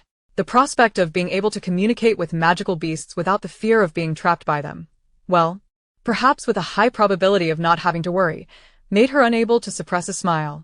By the way, the people you saved have given you a reward. It's quite substantial, totaling 10 million, Fonglow informed her with a smile. Suisui's eyes brightened instantly. Though her motivation for saving people was not monetary, it was always delightful to receive a reward, affirming her efforts had not been in vain. Chapter 40. News of brother also. Your identity card has arrived. The money has been deposited directly into it. Fonglow placed the freshly issued identity card on the table, flicking it lightly so that it slid to Suisui. She immediately picked up the identity card to examine it. The card not only served as identification but was also linked to a personal bank account, necessary for residents in schooling, employment, or medical situations. The name on the card read in Suahua. For the sake of security, she could not use her real name. But to avoid revealing her identity in daily interactions, she chose a homophonic character. Suisui had someone deliver it. He handed it to me last week. Fonglow explained succinctly. He just gave it to us like that? Isn't he worried we'll run off with it? Suisui expressed her surprise. Have you lost your mind? It's his doing. If you use the identity card, he can track your records, Fonglow chuckled lightly. Oh, right. Suisui realized that it was not only about tracking her movements. If he wished, he could probably destroy the identity card at any moment. The thought made her delicate brows furrow. The original agreement with Suisui stipulated that both parties would convene at the 86 safe zone before deciding whether to join forces, with the understanding that should they choose not to, they would part ways amicably. However, circumstances have now shifted, and they no longer require a journey to the 86 safe zone. Suisui has already spent nearly a month accompanying them in this region. Nonetheless, regardless of the intentions of Sui's faction, joining is out of the question for her, as she still needs to search for her brother. Did Suisui propose any new demands? She pondered and inquired. He wishes to speak directly with you, Fonglow replied, shaking her head. Very well. Suisui began contemplating whether to offer the recently acquired funds to the other party, considering it as a fee for the identity card. The two lapsed into silence. Suisui focused on her meal while simultaneously communicating with the blood vine through her abilities. She endeavored to convey her sentiments. Don't worry about me. I am fine now, and thank you for your constant care. The roots of the blood vine unfurled in delight. It was pleased. Fonglow sat nearby, idly toying with the dagger in her hand, observing the interaction between the girl and the blood vine. After the girl finished her meal, she produced her phone, quickly tapping a few buttons before placing it in front of Suisui. She was quite considerate, knowing that the other party would likely lose their appetite after reading the message. Take a look at this, she said. Suisui curiously glanced at the screen, and upon recognizing the image displayed, she froze in shock before excitedly snatching up the phone. The device was playing a video of a tall young man sprinting down the street, pursued by a dozen heavily armed special police, while bystanders gasped in astonishment. The footage was not particularly clear, with a shaky camera and only a fleeting profile of the young man, whose face was masked in black, yet she recognized him instantly. It was her brother, and Bei. Without her needing to ask, Fonglow began explaining the context of the video as Suisui watched. The video had circulated online. Filmed about half a month ago in the 6th safe zone. Your brother's handsome profile sparked quite a discussion. However, the video was swiftly taken down. And attempts to search for related information now yield nothing. It seems the authorities intervened. And Suisui said nothing, her brows furrowed tightly. Though the video lasted only a few fleeting seconds, she replayed it repeatedly, pondering why her brother would be there. Was it because he thought she was there? Or did he have another purpose? The 6th safe zone was not close by, and among the top 10 safe zones, only zones 1, 4, and 6 remained operational. The latter being a gathering place for influential figures. The more she thought about it, the more anxious she became, and she resolved without hesitation to head to the 6th safe zone.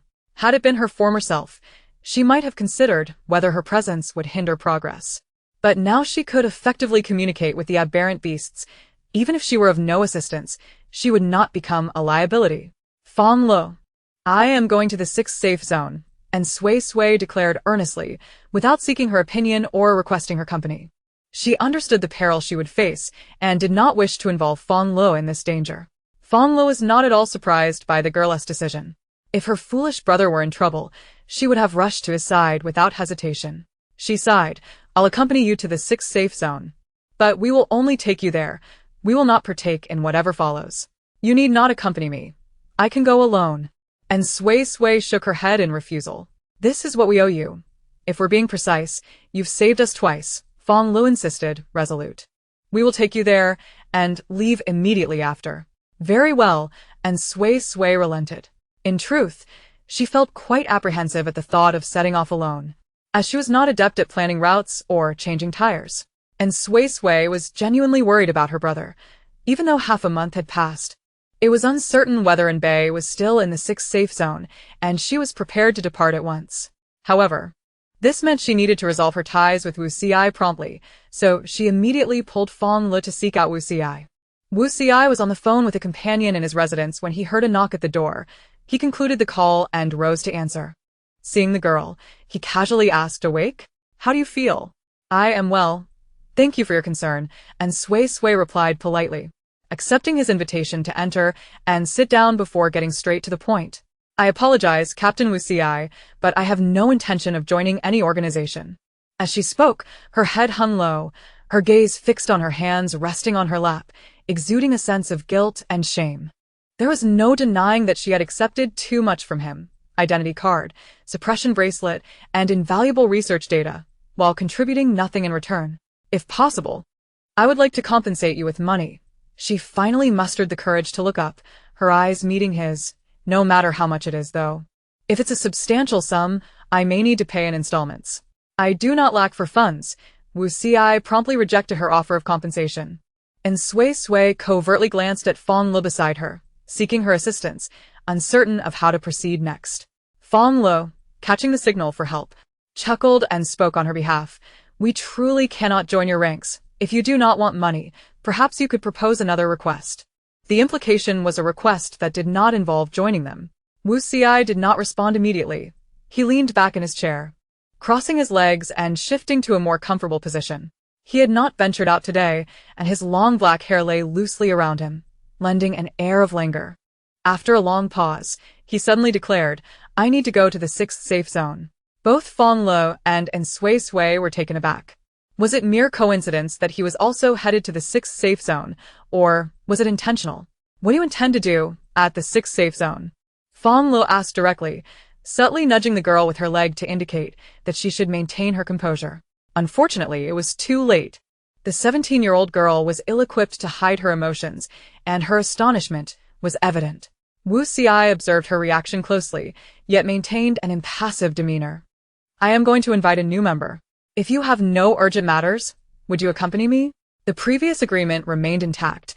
Only the destination had shifted from the 86th safe zone to the 6th safe zone. Very well, Fonglow replied on the girl's behalf. Coincidentally, and Suisui's destination was also the 6th safe zone, and traveling together would not hinder any plans. Moreover, since Suisui needed to enter the safe zone, an identity card was essential. They could not afford to sever ties with Suisui and needed to resolve the matter amicably. Maintaining a cordial relationship was paramount. Suisui. Do you need a few days to rest? If not, I would like to depart today, Suisui inquired, looking at the girl. I am ready, and Suisui responded. By the way, when did he start calling her Suisui? After a month of separation, the team was on the road once more. This time, the group size was significantly reduced. Suisui did not gather with other team members, and only Yizisher and Wenro accompanied him. Thus, the total number of individuals amounted to 6, each driving their own vehicle, resulting in 2 cars in total. Such a small group was quite rare. Typically, teams venturing out consisted of 10 or more members, yet all present were formidable awakeners, and no one found this unusual.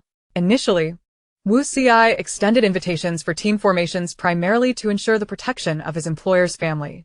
Under normal circumstances, the convoy would take approximately a month to reach the safety zone number 6, avoiding the dangers of traveling at night. And Suisui felt a deep sense of anxiety, wishing she could simply soar to their destination. However, she recognized the futility of her worries and swiftly adjusted her mindset, redirecting her focus toward honing her abilities in preparation for the perils that lay ahead. Seated in the back row, she either engaged in communication with the bloodvine or diligently practiced shult tables, scarcely allowing herself a moment of idleness. Fong Xinghui couldn't help but express a sense of admiration. Such diligence. Fonglow glanced at the other children, unceremoniously delivering a playful slap to her brother's head. You should also be working on your tables. Fong Xinghui rubbed the spot where he had been struck, curiously inquiring, Suisui, how did you suddenly become able to communicate with the beasts? And Suisui set her phone aside, momentarily at a loss for an answer. I don't know. Perhaps it was the high fever I had at the time, or maybe I bumped my head. Either way, I suddenly found I could emit threads. Both reasons were indeed plausible, but there was another potential explanation she chose not to disclose. Her peculiar dream. She had a faint inkling that her evolving abilities were somehow intertwined with that dream.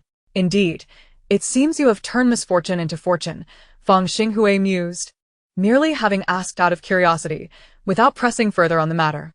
And Suisui resumed her practice with the shult tables. With continuous use of her abilities, her control over the threads became increasingly adept. They felt like extensions of her own limbs, easily manipulated at her whim. She was even able to shape the threads in the air into a heart. Unfortunately, she remained unaware of the thread's other potential uses beyond communicating with the beasts, feeling there must be additional applications. Nevertheless, she understood that continuing her training was undoubtedly beneficial. Immersed in her practice each day, and Suisui often left the threads extended for long periods. After half a month, she was thrilled to discover she could simultaneously emit 2 threads, and their length had increased as well. Previously, she could only extend them to about 80 centimeters. Now, she estimated their reach to be around 1 meter. It was on this day that Fong Xinghui suddenly voiced uncertainty. Suisui, your halo seems to be a bit brighter than before. Huh. And Suisui replied, bewildered. She seldom looked in mirrors and had not noticed this change.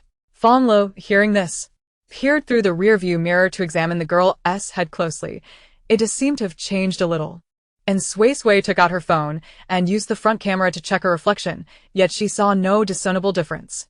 Wait a moment. Fong Xinghui, reminded, retrieved his phone to take a picture of her, then pulled up a previous photo taken in the car. Comparing the 2 images confirmed it. Her juvenile halo had indeed brightened. The increase in brightness suggested at least an additional 0.5 watts of power.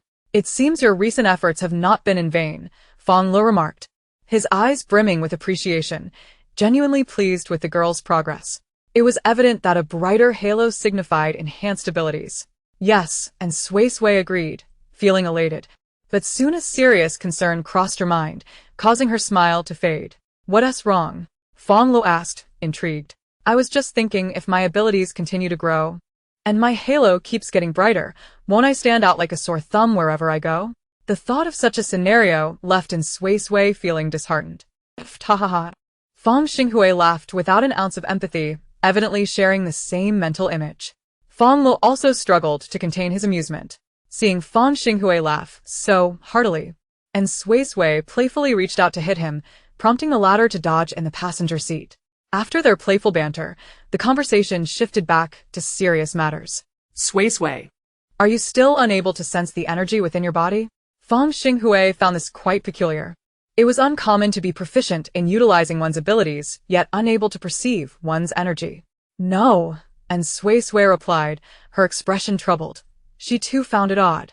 She suspected that the threads she emitted were a manifestation of her mental energy, allowing her to convey thoughts to others through touch. However, if this were indeed mental energy, why could she manipulate it, yet not sense the source energy within her body? Since awakeners could mobilize energy thanks to their mental prowess, it made little sense for her to be in such a predicament. She pondered this conundrum and decided to seek out Suisui for a discussion. After all, he had previously initiated conversations about mental energy, so he would likely not mind elaborating further. Fonglow, noticing the girl's furrowed brow, offered reassurance. There's no need to rush. You're a special type. As long as your talent can be utilized normally, that's what matters. Even if you could sense energy, you wouldn't be engaging in close combat. Exactly. There's no need to rush. Your future path is clearly that of a summoner. Feng Xinghui chimed in with encouragement. And Suisui considered this and began to ease her anxiety. Although it was true that, according to Suisui, special types could develop their mental energy into fortification abilities, allowing for the potential to become formidable close combat warriors, she was realistic about her own temperament. The fortification type awakeners were those who had to endure the most hardship among all awakeners. Source energy merely granted them better physical qualities, while their combat skills required extensive learning and practice in real battles. Moreover, controlling the effects of her juvenile halo was of greater importance to her than sensing energy. After all, while she could currently communicate with the beasts, they did not listen to her unconditionally.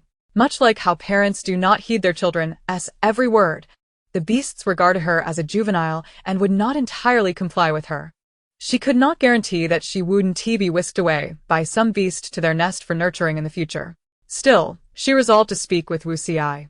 For even if she had no interest in becoming a close combat warrior, utilizing energy for physical enhancement would still be beneficial.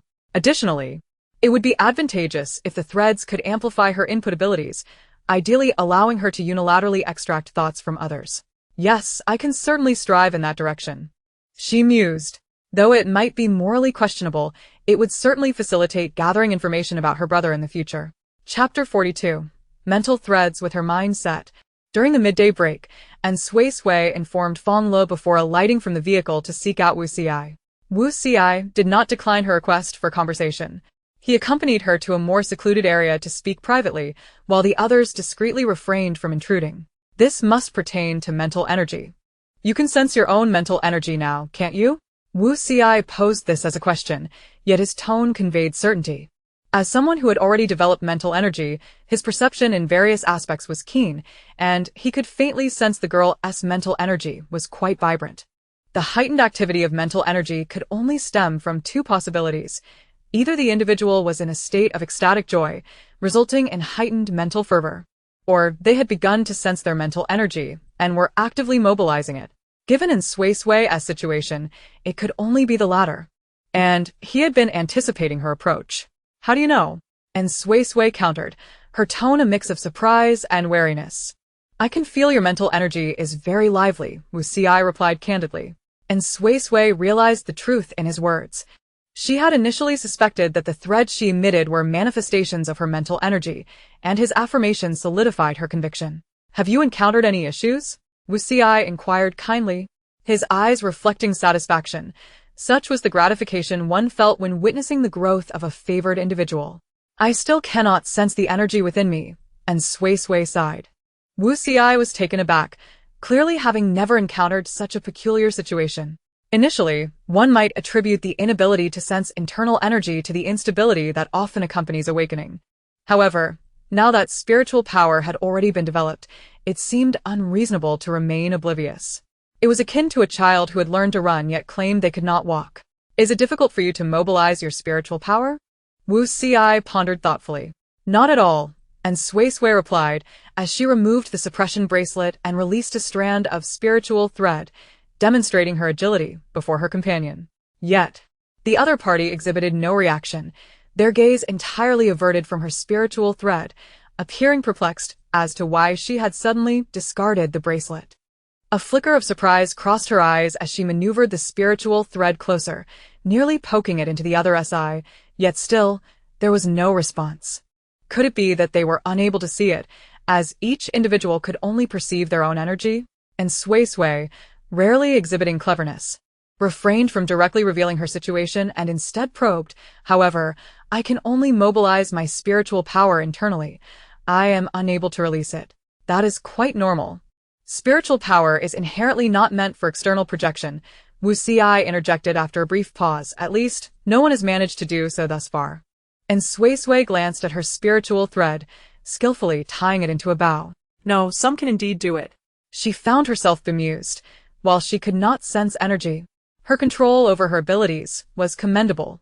If she were to claim she was lacking, she could not only manipulate her spiritual power but also project it outward and tie it into a bow. She suspected her abilities had mutated and, recalling her brother's situation, felt a twinge of concern that she too might attract unwanted attention, leading her to decisively conceal her anomaly. Choosing not to dwell on the issue of external projection, she directly inquired about her primary concern. "How do you all absorb external energy using your spiritual powers?" Suisui did not respond directly, but instead asked, "If you cannot perceive the energy within, what about the energy outside?" And Suisui shook her head in earnest. "Then that poses a bit of a problem," Suisui frowned, finding the young girl's situation somewhat challenging. Logically, after developing spiritual power, one should be able to detect the sparse energy in the air and control it to enter their body. And Suisui felt a pang of disappointment at this, but quickly adjusted her mindset. As Fong Xinghui had said, it was no catastrophe. She could always become a fragile summoner in the future. The inability to sense energy merely indicated she could not enhance her physical form. Yet her innate aura was already formidable. Suisui initially considered suggesting a physical examination, knowing some capable researchers, but hesitated, fearing that such a suggestion might instill fear in her, and thus swallowed his words. Since the emergence of awakened individuals, illegal laboratories that captured them for human experimentation had proliferated, given that there were far too many ordinary people yearning to become awakened. "I will inquire with a friend about your situation. For now, focus on familiarizing yourself with controlling your spiritual power. It will not be detrimental to you." He prepared to help her seek answers. "All right, thank you," and Suisui nodded obediently. As their conversation concluded, they returned to the group, where lunch had already been prepared, a self-heating hot pot from the previous alert zone. "Little Suisui, here's your portion." A gentle voice beckoned her over. "Thank you." And Suisui replied politely, accepting the hot pot and sitting beside the other. They listened to the group's discussions regarding their upcoming itinerary. As it was already mid-October, temperatures were rapidly declining, and everyone unanimously decided to head to the next safe zone to purchase warm clothing. The next safe zone was Zone 77. Zone 77 was home to a notable figure, Cheng Yan, one of the 3 SSS-level awakened individuals in the country, and the former commander of the first safe zone. However, 3 years ago, he had a falling out with the zone leader and subsequently resigned, settling in Zone 77. The public was curious about the reasons behind Cheng Yan's rift with the leader. Typically, such disputes stem from power struggles. However, the leader of Zone 1 was named Cheng Shuesong, Cheng Yan's uncle. Cheng Yan, having lost his parents at a young age, was raised by this very uncle, and their relationship had always been quite good, leaving the public perplexed. The most widely circulated theory suggested that Cheng Shuesong had caused the death of Cheng Yan's parents, leading Cheng Yan to harbor resentment towards his uncle. Yet, the gratitude for his upbringing prevented him from seeking revenge and compelled him to leave. This explanation, it must be said, held a degree of logic. With Cheng Yan, the SSS-level awakened individual, Zone 77 had been deemed one of the safest zones, resulting in a substantial influx of residents over the past 3 years, making it one of the most prosperous safe zones today. Consequently, Wenru proposed they rest for a day in Zone 77. Although Suisui was eager to locate her brother, she understood the urgency was unwarranted. There was no need to rush for a day or two. Moreover, after traveling continuously, everyone was somewhat fatigued, both physically and mentally. A day of rest to adjust their states seemed prudent. 2 days later, the group arrived at Zone 77, and after identity verification, they successfully entered. Chapter 43. The new safe zone, the 47th safe zone, wherein Suisui had previously resided, was not particularly prosperous, ranking in the middle among the 87 surviving safe zones, classified as a second-tier safe zone. Upon first entering the first-tier zone 77, she was utterly astonished. Towering skyscrapers line the streets, with pedestrians and vehicles bustling about, creating an atmosphere reminiscent of a festive occasion. After entering, the group found a hotel to check in, and Suisui and Fonglow shared a room. As soon as they had set their luggage down, Wenru knocked on their door, inviting them to go shopping. With only 3 women in the group, it was naturally the 3 of them who would go to buy clothes together. As they stepped out of the hotel, they were immediately greeted by a cacophony of noise. Curiosity piqued, and Suisui turned toward the source, only to discover a minor car accident at the intersection ahead. The accident was not severe, merely a light rear-end collision. But the driver of the struck vehicle was visibly enraged, stepping out to pound on the rear passenger window, clearly ready to argue. And Suisui had little interest in such commotion, glancing briefly before diverting her gaze. Just as she did so, the blood vein on her wrist suddenly tightened. Simultaneously, the onlookers erupted in various exclamations. "Oh my, it's Chengyan! It's actually Chengyan! It's Chengyan!" Instinctively, and Suisui's gaze returned, and she beheld a tall, handsome young man whose appearance perfectly matched her image of a soldier. Yet, for some reason, she sensed an air of melancholy in his eyes. Fonglow and Wenru also looked over, and the 3 of them paused in unison to observe the scene. Upon realizing the individual who had exited the vehicle was Chengyan, the driver quickly lost their temper. Exchanging a few words with him before Chengyan re-entered his vehicle and drove away in haste, evidently preoccupied with some urgent matter. The previously congested traffic soon resumed its normal flow. As the excitement waned, the trio decided against lingering and continued toward the commercial district not far from the hotel. Chatting about the incident as they walked, Wenru remarked, "He is even more handsome in person than in the photos online. We're fortunate to have seen him right after our arrival." Fonglow, what a sight. "It seems the rumors circulating are indeed true. Wenru, it is highly likely. Otherwise, he wouldn't appear so despondent. I heard that he holds no military position in the number 77 safe zone." Fonglow, the number of safe zones is dwindling. Yet they still have the audacity to vie for power. As Wenru and Fonglow began to voice their grievances about the current state of affairs, and Suisui remained silent. She was unconcerned with such matters, preoccupied instead with a sudden tightening of the blood vein. Taking advantage of the fact that no one could perceive her psychic threads, she extended them to communicate with the blood vein. "Blood vein, danger, leave." And Suisui understood. The blood vein had sensed Chengyan's presence and recognized him as formidable, hence its insistence that she depart swiftly. And Suisui, there's no need for concern. That person has already left. She gently caressed the roots of the blood vine, and it settled down. Noticing her disinterest in the topic, Wenru suddenly asked with a smile, "Suisui, you seem utterly indifferent to Chengyan." And Suisui was taken aback by the question but nodded truthfully, "He has no connection to me." Wenru was taken aback by such a response, considering that Chengyan was indeed a remarkable individual. As one of the only 3 SSS class awakeners in the country, and the youngest among them, he had once been the commander of the number 1 safe zone. Any of these titles would surely captivate a young girl. Not to mention that Chengyan was also quite handsome. She was well aware that every year he was voted the most desirable man to marry, having won the title for 8 consecutive years. "Were you to have a crush, Suisui?" Wenru inquired with newfound interest. "But you're only 17, still studying." Fonglow reminded her. "You don't understand. It's at this age that one is most susceptible to infatuation. Those of us who are older find it easier to lock our hearts away," Wenru retorted earnestly. Fonglow found herself momentarily at a loss for words. "No." And Suisui shook her head. "What type do you prefer? Do you have a favorite celebrity?" Wenru pressed on. "No." And Suisui shook her head once more. "Not even a type?" Wenru exclaimed in astonishment, quietly lamenting, "At such a young age, you've already seen through the illusions of love." And Suisui, sensing that her interlocutor would not relent until she provided an answer, contemplated for a moment before responding, "I like the type of my brother." If she were to seek a partner in the future, she would undoubtedly look for someone akin to her brother. It wasn't that she harbored feelings beyond sibling affection. Rather, her brother epitomized perfection in her eyes, so it was only natural for her to desire such perfection in a future partner. Oh, You have a brother? When Ro exclaimed in surprise. Where is he? She began to inquire, but hesitated, fearing he might no longer be present, and thus halted mid-sentence.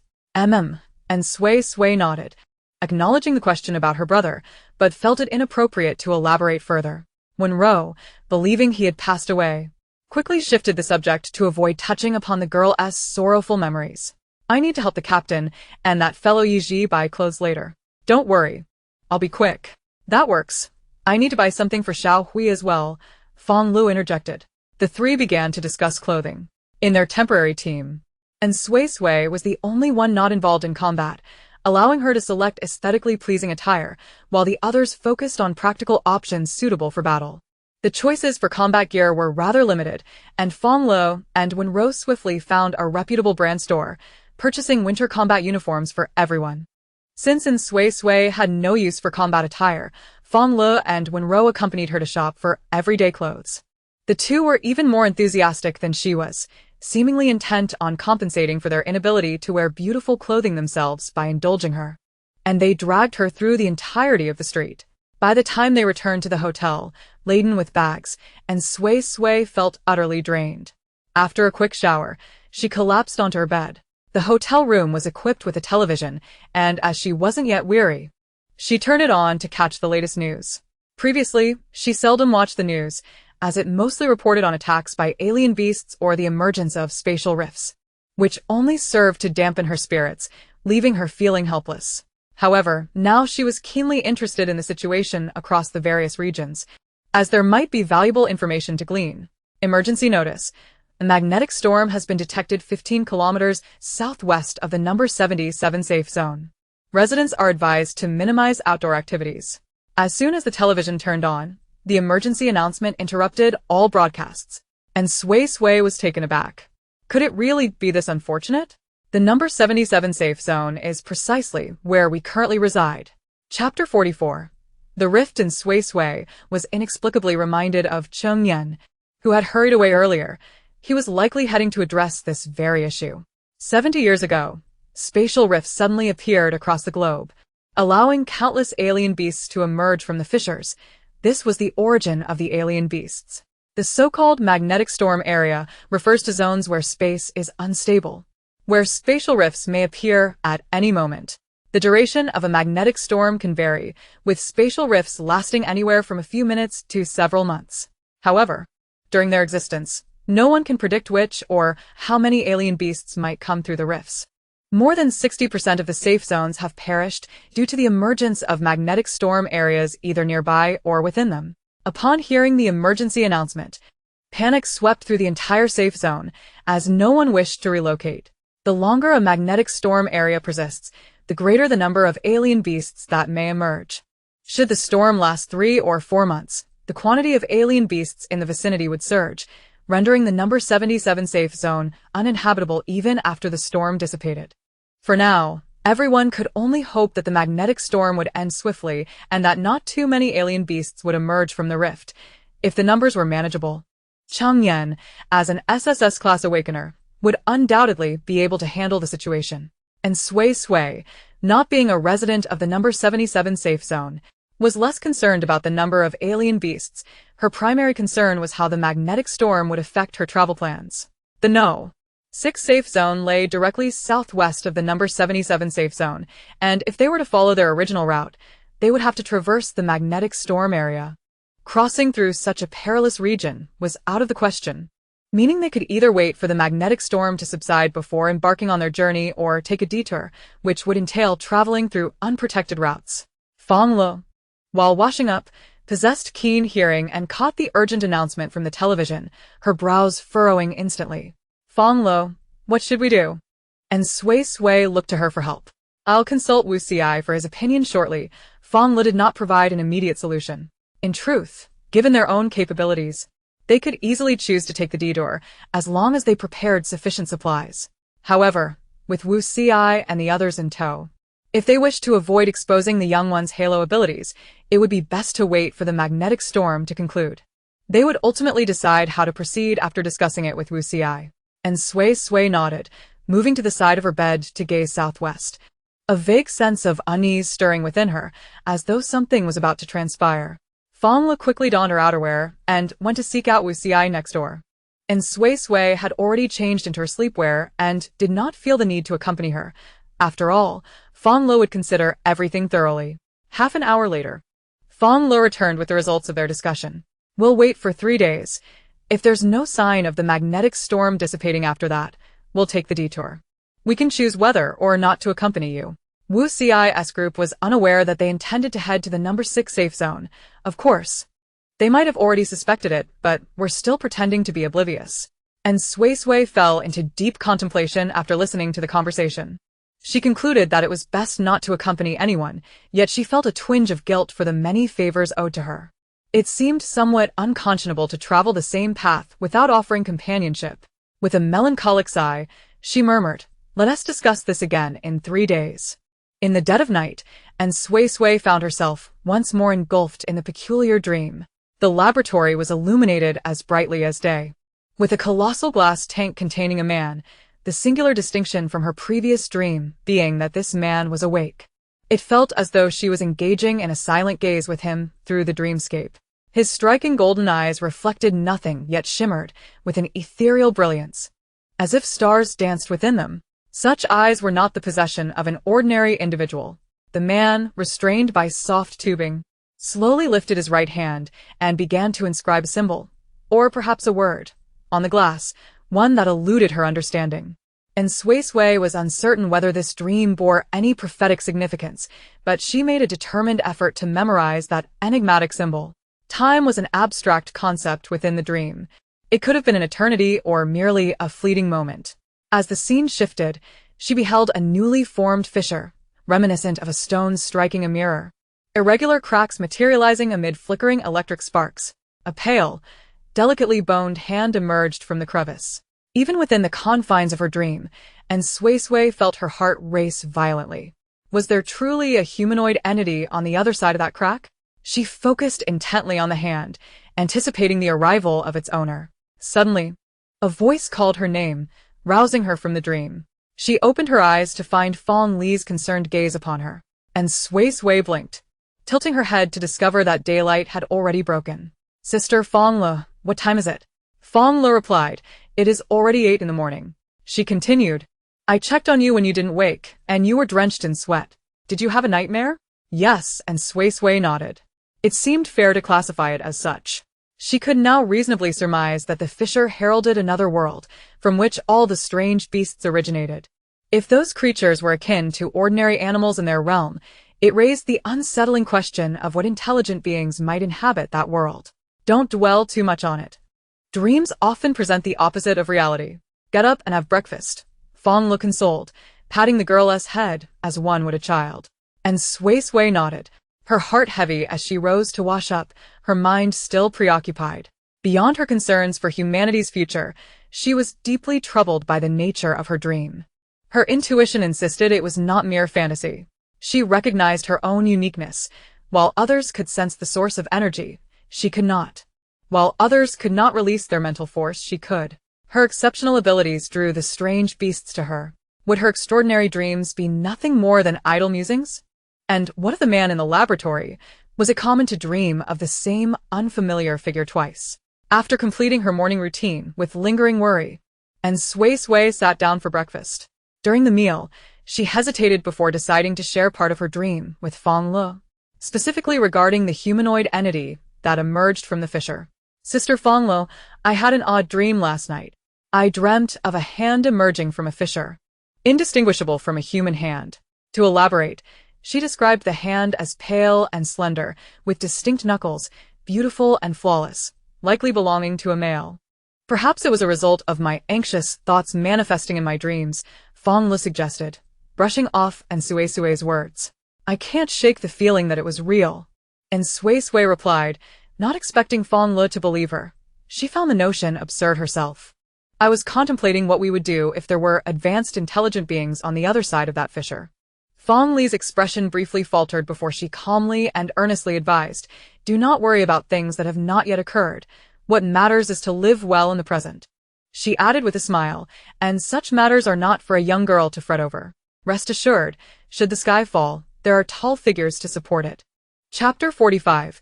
The magnetic storm zone and Suisui's momentary anxiety about the future of her race paled in comparison to her concern for her brother's safety. If forced to choose between her family and all of humanity, she would, albeit with a heavy heart, unhesitatingly prioritize her family. She sincerely wished for the magnetic storm zone to conclude swiftly so she could proceed to safety zone number 6 without hindrance. After finishing breakfast, Fonglow prepared to venture out to procure supplies. Although they planned to remain for a few days, should chaos erupt following the events at safety zone number 77, resources would surely be plundered, necessitating early preparation. Indeed, following the emergency announcement the prior day, many residents had begun stockpiling supplies, and Suisui opted not to join, preferring to return to sleep. Likely due to the lingering effects of her dream, she felt as though her rest was insufficient, still burdened by fatigue. Fonglow, understanding her need for rest, instructed her not to venture outside alone before departing, and Suisui returned to her bedroom, flopping onto her soft mattress in a starfish position, grasping her pillow and rolling about as a means of alleviating stress. After a while, she recalled the mysterious symbol from her dream, abruptly sitting up to retrieve paper and pen, sketching the symbol the man had shown her, then taking a photo to search online. Unfortunately, the omnipotent internet yielded no results regarding the symbol's meaning. Disappointed, she lay back on the bed, holding the paper aloft and staring at the symbol for an extended period. Yet it remained inscrutable. Forget it. I won't torment myself any longer. And Suisui folded the paper neatly and decided to allow herself a reprieve, recognizing her mental fatigue. She closed her eyes, and sleep quickly enveloped her. Just as she was about to drift off, the blood vein on her wrist tightened once more. What now? She murmured sleepily, raising her hand to inspect her wrist. The blood vein relaxed its grip, the root's end pointing southwest, seemingly urging her to go that way. Or perhaps warning her of danger. Instantly alert, and Suisui reached out with her mental threads to communicate with the blood vein. Go that way, it insisted. It was indeed directing her to proceed. Frowning, she attempted to inquire why the blood vein wanted her to go there, but could only faintly perceive its current thoughts, which were solely focused on the notion of going. Ultimately, she received no satisfying answers, though she believed the blood vein would not harm her. The magnetic storm zone was fraught with peril. She could not dare venture forth. No, I can't go there, she conveyed to the blood vine. Go that way, it persisted. It is very dangerous for me. She firmly refused. Go that way. Absolutely not, she replied, vigorously resisting. Go that way. And Suisui, out of options, severed their connection, allowing the blood vine to flail in frustration. The blood vine, unable to persuade her despite its insistence, ultimately relented, and Suisui closed her eyes once more, this time undisturbed by any further interruptions. She enjoyed a refreshing nap, only to awaken in the afternoon. Fonglow had returned and, knowing her restless night, had refrained from disturbing her. Feeling revitalized, she rose to have lunch and turned on the television for a brief respite. However, as if by some enchantment, the moment she powered it on, an emergency announcement interrupted the program. Urgent notice. Anomalous beasts have emerged in the magnetic storm zone. The SSS level awakened, Chengyan, has thwarted the beast's approach to the safe zone. We now summon all awakened to gather tomorrow to eliminate the creatures. Following this notification was an extensive list of rewards for participants, which included, but were not limited to, monetary compensation, residence permits for Safe Zone 77, healing potions recovery, and awakening potions miracle, each more precious than the last, with specific rewards allocated according to contribution. Fonglow and Fong Xinghui felt a stirring of excitement. And Suisui was also intrigued, not so much for the rewards but for the opportunity to witness the event alongside the larger group. She feared the dangers of venturing alone but felt emboldened in their company. The fervent desire of Shueting for her to join only piqued her curiosity further. Sister Fonglow, are you going? She asked Fonglow, and without waiting for a response, she expressed her own intention. I want to go see. What? Fonglow replied, puzzled. Shueting wants me to go, and Suisui answered candidly, uncertain of the reason, but it had been insistent. Fonglow frowned, pondering for a moment before arranging. I will accompany you with Xiao Hui, but we shall leave the day after tomorrow. We want to register, as registering would mean adhering to their arrangements. The safe zone had not provided detailed information about the current situation there. Waiting until the first group returned would allow them to procure useful intelligence from those who had gone. Many were eager to join the official expedition primarily to gather information, which could be sold at a high price. All right, and Suisui replied obediently, raising no objections. She could discern what was beneficial. While the trio decided to join the excitement the following day, Suisui approached to inquire if they were attending. Suisui and their companions had already resolved to go, also opting not to register. They planned to assess the situation firsthand before deciding on future participation. Fonglow, undeterred, indicated that they would wait until the day after, coinciding perfectly with their intelligence gathering. Attempting to obtain free information, Suisui acknowledged nonchalantly, showing no concern about being taken advantage of, and Suisui remained silent, feeling a pang of conscience. The next day, due to the generous rewards offered, a considerable number of awakened registered within the safe zone, complemented by the military dispatching a contingent, culminating in over 2,000 participants. Naturally, many remained hesitant. Although when Suisui did not go, she inexplicably felt a surge of anxiety. Constantly refreshing her phone for useful updates, discussions about the event proliferated online. Shueteng frequently tightened its grip on her wrist, endeavoring to persuade her to join, which only heightened her distress.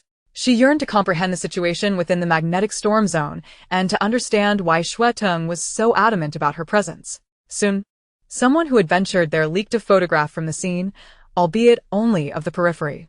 The towering ice wall, exceeding 100 meters in height, loomed like a majestic fortress, encircling the entire magnetic storm area with no visible end, leaving only a 2-meter-wide gap for entry. The photo, taken from a considerable distance, depicted the awakened standing before the ice wall, appearing diminutive, akin to black ants. Cheng Yan, a controller-type awakened, specialized in manipulating ice, which was his strategy for intercepting the beasts approaching Safe Zone 77. It was indeed formidable, and Suisui gazed at the image, profoundly shocked. Could an SSS-level awakened achieve such feats? It was utterly astonishing. Chapter 46. An expedition to observe Fongxinghui was equally taken aback. Was the disparity between S and SSS levels truly so vast? The difference was akin to that between a grenade and a nuclear weapon. Not only was he astonished, but he also felt a sense of discouragement. And Suisui, overhearing this, suddenly thought of mental strength and could easily surmise that Cheng Yan, as an SSS level, must have mastered it, enhancing his current power significantly. She thus reminded him once more, "You should practice your Schult tables diligently." Fonglow glanced at her, clearly piecing together the implication. Fongxinghui, however, displayed a glum expression. "It feels ineffective. I've been doing them alongside you." He was not particularly fond of the exercise. "For me, it proves effective. It should be beneficial for you too, though the effects may not be immediately evident," and Suisui insisted, wishing to encourage them not to give up. "We will continue," Fonglow affirmed. "All right, I have faith in you," Fongxinghui concurred, and Suisui felt relief wash over her. Not pressing the topic further, the useful information circulating online was scant. To acquire more substantial insights, one would need to invest money, and the veracity of such intelligence required personal discernment. Since they could obtain information from Suisui at no cost, the trio decided against expending effort on this matter, choosing instead to await Sui's return. They waited from afternoon until nightfall, yet no word came from Suisui. With their signals disrupted, they were unable to reach him. The three exchanged uncertain glances, uncertain of their course of action for the following day. Finally, Fonglow declared, "Let us wait a bit longer and decide in the morning." As night passed, still no news arrived. Fonglow began to suspect that Suisui and his companions might have encountered trouble. Given their considerable strength, she hesitated about whether to adhere to their original plan. Although officially classified as S-level, she sensed Suisui was likely beyond that. She promptly dedicated time to gathering information, uncovering a wealth of useful details. Within the ice walls, there were additional inner walls. Cheng Yan had delineated the outer and inner perimeters. The inner zone encompassed the magnetic storm area, designed to prevent the awakened from inadvertently wandering in, with numerous exits in the wall. The outer perimeter was intended to contain any beasts that might emerge from within, possessing a single designated entry point for the awakened. The outer area was further divided into multiple zones, necessitating that all awakened dispatched to eliminate the beasts operate in small teams within designated sectors, assigned according to their strength. Specific awakened specializing in sensing the levels and numbers of beasts in each area, along with others managing communications within the ice walls, ensured that should any team encounter peril, immediate support would be dispatched. Suisui likely faced trouble by choosing to enter the inner walls to assess the situation, only to become trapped inside. Are we still going? Fonglow inquired, glancing at his sister. And Suisui turned her gaze to Fonglow as well. Fonglow, confronted with two pairs of indecisive eyes, hesitated for a few moments before resolving, let us go take a look, but we will not enter the ice walls. Suisui, observe Xueting's reactions. See if it insists that you go in. And Suisui nodded in agreement. With their decision made, the trio wasted no time and set off in their vehicle. They had prepared supplies in advance, opting to bring everything to avoid any unforeseen circumstances. Half an hour later, they arrived successfully at the ice wall's exterior. Many were present outside, including Awaken on breaks, those gathering information from the perimeter, and logistical medical personnel for the operation. The trio parked their vehicle at a distance, observing the crowd without approaching, as Xueting had begun to stir. Xueting manifested a slender vine, half a meter long, wrapping one end around and Suisui's wrist while the other pointed insistently toward the ice wall. Go, hurry up, Xueting urged. And Suisui attempted to communicate with Xueting, but the only message conveyed was an incessant insistence for her to proceed. What is inside there? Suisui, what should we do? Fonglow entrusted the decision to the young girl, and Suisui wrestled with her thoughts for several minutes before ultimately deciding against entering. Without her brother inside, there was no need for her to take such a risk. She aimed to avoid putting herself in peril and hastened to find her brother in the safety zone number 6. Fonglow also leaned towards not entering. However, having come this far, they had no intention of retreating immediately. They prepared to gather some intelligence before heading back. And Suisui did not accompany them to collect information but remained behind to soothe the restless blood vine. The tender green tendrils of the blood vine swayed incessantly, striving to point towards the direction of the ice wall. Each leaf seemed to be urging her to reconsider. I'm sorry, but I do not wish to take a risk. I only desire to find my brother safely, and Suisui conveyed with earnestness. Considering that there might be something within that the blood vine needed, she released her mental threads to communicate with it. And Suisui, if there is something you need inside, you may go in to find it. I will wait for you outside.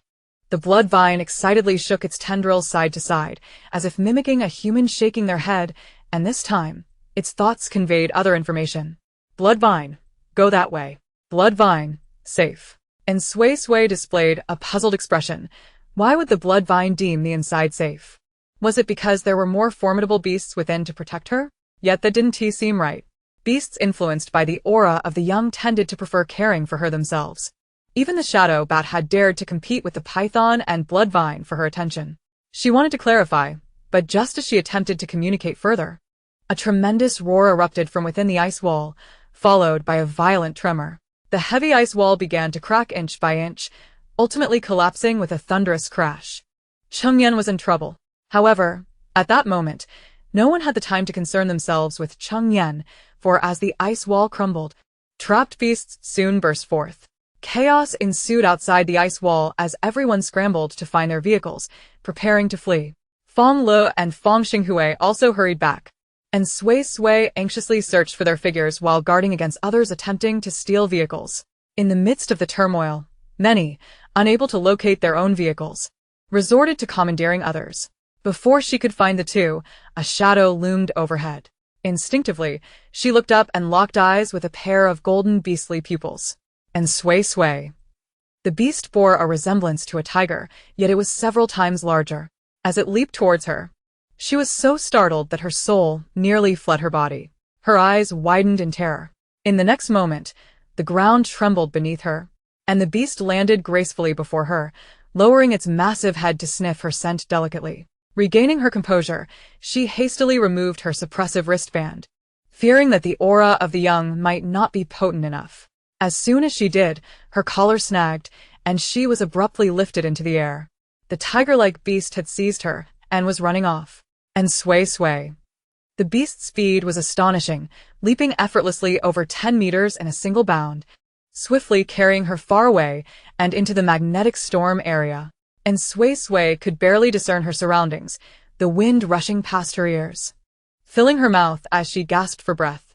Being clutched in the beast's mouth, her body swayed violently with its leaps, her collar tightening around her neck, making it increasingly difficult to breathe. Help me. Chapter 47. White Tiger and Suisui, in a state of panic, attempted to release her mental threads to communicate with the beast, but before she could act, the blood vine on her wrist moved first. Accompanied by a thunderous roar, she tumbled from the beast's mouth, landing unceremoniously on the ground. Her rear end, tears welled in Suisui's eyes from the pain, but she quickly disregarded her discomfort and rushed towards the great tiger. The blood vine had just attacked the tiger-like beast's eyes. Its thick fur was impervious to the blood vine's tendrils, forcing it to target the more vulnerable areas. The tiger-like beast was not to be trifled with.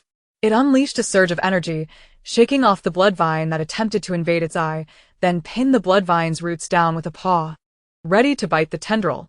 The blood vine was currently weakened, its tendrils barely half a meter long, and it was on the verge of being bitten off.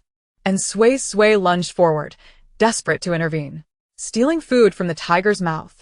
The great tiger clearly had no intent to harm her, instantly opening its mouth wide, fearful of accidentally biting her. And Suisui grasped the tendril tightly, then looked at the root pinned beneath the beast's powerful paw. She reached out to pat the solid, strong paw, indicating for it to lift. Grr. The great tiger let out a low growl, pressing down even harder. And Suisui, feeling helpless, quickly released her mental threads to communicate her strong demand for it to release the blood vine. Only then did the great tiger reluctantly lift its paw. She sensed the beast's feelings of anger. It was upset that the blood vine dared to attack it. Silently, she tucked the blood vine into her embrace, not daring to reveal even a single leaf. Grr. The great tiger emitted a long, plaintive sound and then extended its tongue towards her. And Suisui, horrified by the multitude of barbs lining its tongue, hastily pushed away the approaching massive head, fearing that a single lick would leave her in tatters. No, you cannot lick me. She firmly rejected its advances. Grr. The great tiger's lament was drawn out. Even without her mental threads, she could sense its grievance. Yet she resolutely chose to deny its closeness. Her skin could not withstand such barbs. And Suisui sighed wearily, taking a deep breath to calm her racing heart, then began to scrutinize the tiger-like beast before her. It resembled a white tiger, but aside from its size, the only feature that distinguished it from the tigers of Earth was its tail. The tip of its tail bore a tuft of fur, resembling flames atop a candlestick. She found no such creature in her memory. This was not surprising. There were countless beasts, and new ones were continually emerging from the rifts, many of which had yet to be documented by official records. Let us call you White Tiger, and Suisui decided, naming it herself, and then communicated her thoughts through her mental threads, requesting it to disregard her presence. She was concerned for Fonglow and Fongxinghui's safety and prepared to rush back to find them. White Tiger, go that way. White Tiger rejected her request and attempted to pick her up again, intending to take her deeper into the magnetic storm area. Why did everyone seem intent on bringing her inside? And Suisui panicked, trying to refuse, but her attempts were futile. To avoid being choked again by her collar, she had no choice but to seek a more dignified method of travel. She reached for White Tiger's fur, attempting to climb onto its back. However, White Tiger was far too large. Her height barely reached its chin, and her feet had no foothold, making it nearly impossible to scale its massive body.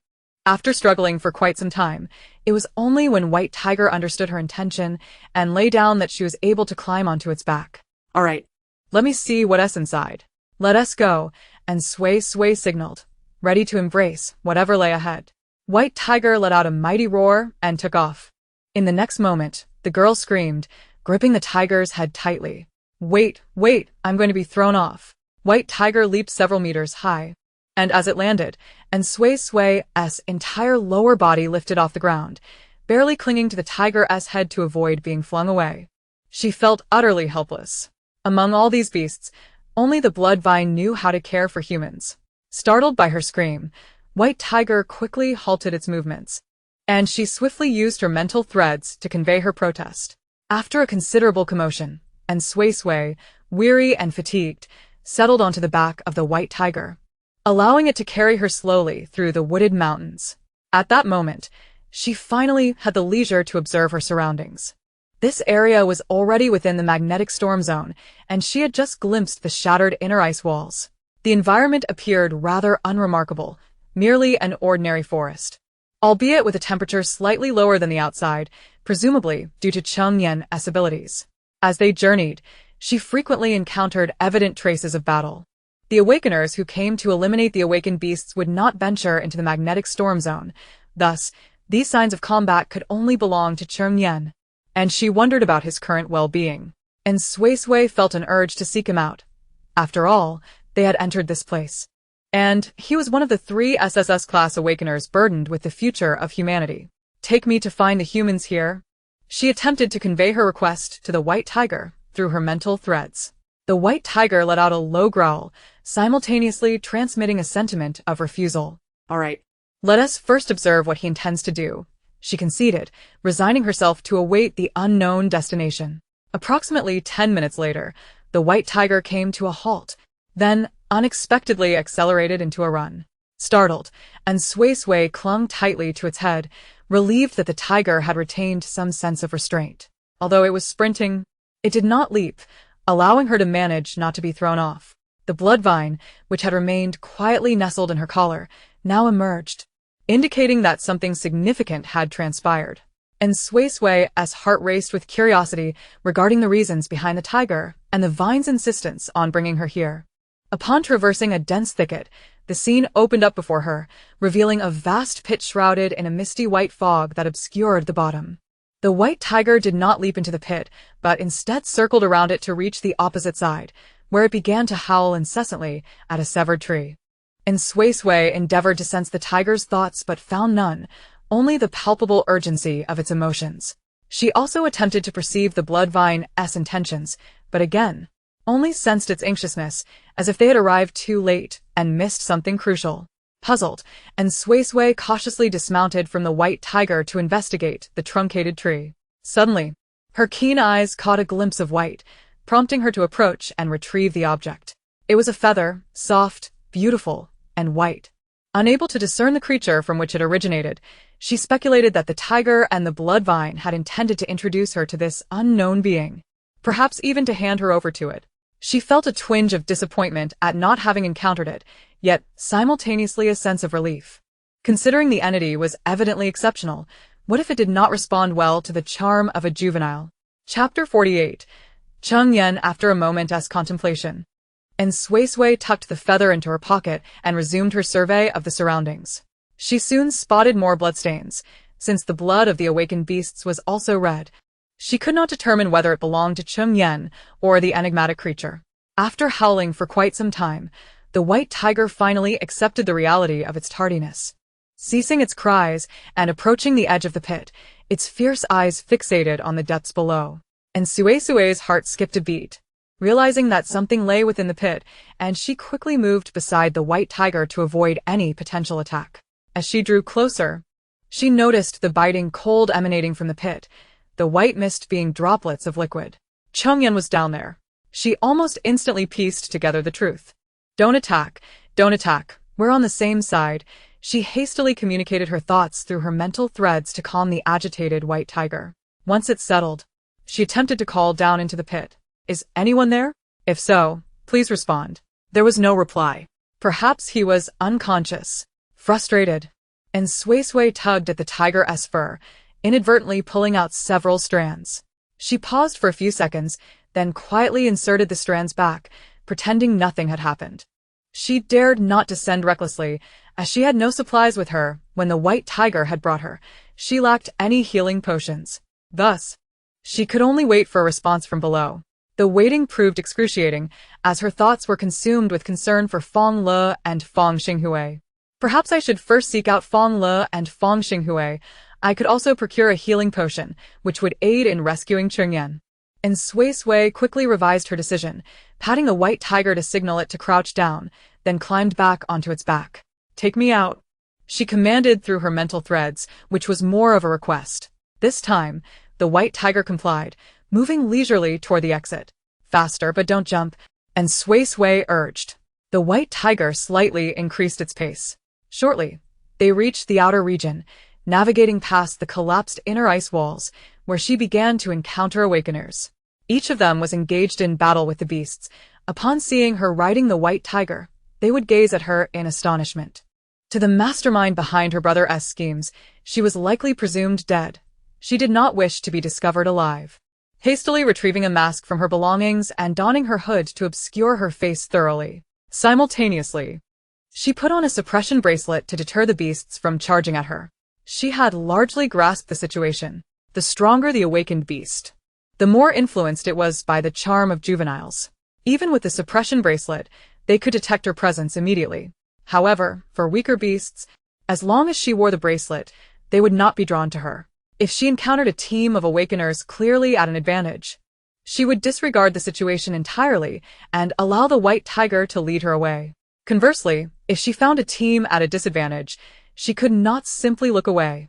She would instruct the tiger to roar, driving the beasts away, and regardless of the astonishment of those awakeners, she would swiftly retreat. Thus, and Suisui made her way to the outer ice wall. The ice wall had collapsed, and shattered ice had accumulated into heaps. The white tiger ascended to the highest point, allowing them to survey the surroundings from an elevated position. Scanning the area, she found no one remaining. Those who could escape had fled, and those who hadn't left no corpses behind. The awakened beasts would not assault humans without cause. Their sole reason for attacking was to feed. And Suisui could not locate her vehicle, surmising that Fonglow and Fongxinghui had driven it away, which eased her concerns slightly. As long as they could drive away, with their capabilities, they should be safe. After all, to put it bluntly, they did not need to defeat the beasts, they simply needed to run faster than others. Reflecting on her options, she decided to search the abandoned vehicles for a medical kit, which could prove vital in rescuing the likely severely injured Chengyan. She patted the white tiger, signaling it to descend. However, the foolish creature forgot her instruction against jumping, leaping directly from the towering ice pile. Fortunately, and Suisui had gained some experience, she immediately pressed close to the tiger's back, her legs tightly gripping its body and her arms firmly encircling its neck. As the white tiger leaped, her body rose and fell with its movements, her hood blown back by the wind, her long black hair flying wildly behind her. Suisui. A voice called out amid the rushing wind, filled with surprise. The white tiger landed successfully, and Suisui turned her head toward the source of the voice. Recognizing Wuzi and Wenru, as the ice wall collapsed, a substantial mass of ice formed a triangular space suitable for concealment, where the two individuals took refuge. Wenru observed the surroundings with a gentle gaze, while Wuzi leaned against the ground, one leg bent, his right hand pressed against his blood-soaked left arm, evidently suffering from serious injuries. Yi Zishir was nowhere to be found, leaving them uncertain whether he had met with misfortune or simply gotten separated. At that moment, both of their expressions reflected an astonishment beyond measure. After all, they were temporary companions and owed each other a debt of gratitude. And Suisui hesitated for but a moment before leaping down from the back of the white tiger to rush towards them, the white tiger instinctively following suit. Wenru stammered, still caught in a state of shock, glancing between the white tiger and the young girl, unsure of what to say. And Suisui did not expect her abilities to be revealed so abruptly. She fumbled for words in a similar manner. The two exchanged glances, momentarily speechless. Ahem. Wuzi cleared his throat, breaking the silence that hung between them. Captain Wuzi, are you all right? And Suisui inquired, meeting his gaze filled with fervor, causing her to shiver involuntarily. However, it was but a fleeting moment before he returned to normal, responding in a calm tone. I'm fine. Just a minor injury. That's good to hear. And Suisui offered a polite concern, then asked, what about Mr. Yi? He's fine. He went to find a vehicle, Wenru interjected, her gaze intensifying as she finally voiced the question that had been plaguing her mind. What is the story with this white tiger? Can you control exotic beasts? Realizing she could no longer conceal the truth, and Suisui vaguely replied, sort of. I can persuade them to assist me, but they do not fully obey my commands. That's quite impressive. Wenru exclaimed, unable to contain her excitement. She had already discerned that the shining star butterfly must have been under the girl's control, which allowed her to rescue so many. As for the death of Sungwa, it was likely that the girl had commanded an exotic beast to carry out the deed, though she was curious about which beast had done so. Yet, she was not foolish enough to directly inquire about matters the girl might wish to keep hidden. If you're all right, I'll take my leave. I have urgent matters to attend to, and Suisui stated, showing no inclination to linger. Are you going to find Fonglow and the others? They should have returned to the safe zone by now, Wenru reminded her. No. And Suisui pondered for a moment before recounting the situation regarding Chengyan to them, briefly detailing the circumstances within the magnetic storm area and her decision to return to rescue him. I have some healing potions. Take them. Wuzi indicated for Wenru to collect the medicine, and Suisui's eyes brightened. With these, she could save someone. Chapter 49. A second rescue having acquired 2 vials of healing, and Suisui prepared to depart, but upon noticing Wuzi's severe injuries, her movement faltered. What if something formidable emerged after she left? After much hesitation, she resolved to communicate with the blood vine through her mental threads, imploring it to remain and protect the two. The green tendrils slithered from her collar like a mystical serpent. Under the astonished gazes of Wuzi and Wenru, and Suisui placed the blood vine into Wenru's hands, saying, "This can protect you." Without further explanation, she grasped the white tiger's fur and attempted to climb onto its back. However, it was the white tiger that voluntarily crouched down, allowing her to mount. Wuzi and Wenru watched in astonishment as the girl departed, before their attention shifted to the blood vine. Upon seeing the tendril, they both understood how Sungwa had met his demise. What kind of exotic beast is this? Wenru stared at the blood vine coiling around her arm, too frightened to move. Wuzi furrowed his brow, an answer forming in his mind that seemed absurd. Thus, he pulled out his phone to confirm, Bloodvine SS rank. Captain, why don't you hold on to it? And Suisui, oblivious to the profound impact her revelations had on others, rode the white tiger back towards the deep pit. 20 minutes had elapsed. The temperature around the pit had drastically dropped, and the mist at the bottom had lessened, yet visibility remained obscured. After a moment of deliberation, she signaled the white tiger to leap down into the pit. Upon arrival, the scene unfolded before her. A massive block of ice encased a bloodied figure at its center. It was Chengyan. What should I do? And Suisui felt a wave of distress. The temperature at the pit's bottom plunged below freezing, and she was shivering uncontrollably. After a brief moment of contemplation, she decisively opted to exit first. She couldn't risk freezing herself. Once back on the surface, she began to devise a solution. As an SSS-level awakener, Chengyan could not have inadvertently trapped himself in ice. This enormous block was likely a protective measure he had employed. It could encase him, preventing any unknown creatures from inflicting harm. Thus it was far beyond her capability to break it.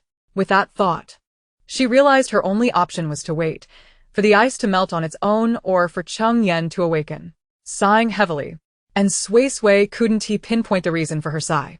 The area surrounding the pit was icy and uncomfortable, and she had no idea how long she would have to wait. She instructed the white tiger to lie down and then settled against it, allowing its body to envelop her. The white tiger's fur was exceptionally thick, radiating warmth, and soon she no longer felt the cold. Contentedly nestled in the white tiger's embrace, she patiently awaited the passage of time. Having misplaced her phone, she couldn't entertain herself with games. So she idly grabbed the white tiger's tail, playfully tugging at the soft fur at its tip. It was delightfully soothing.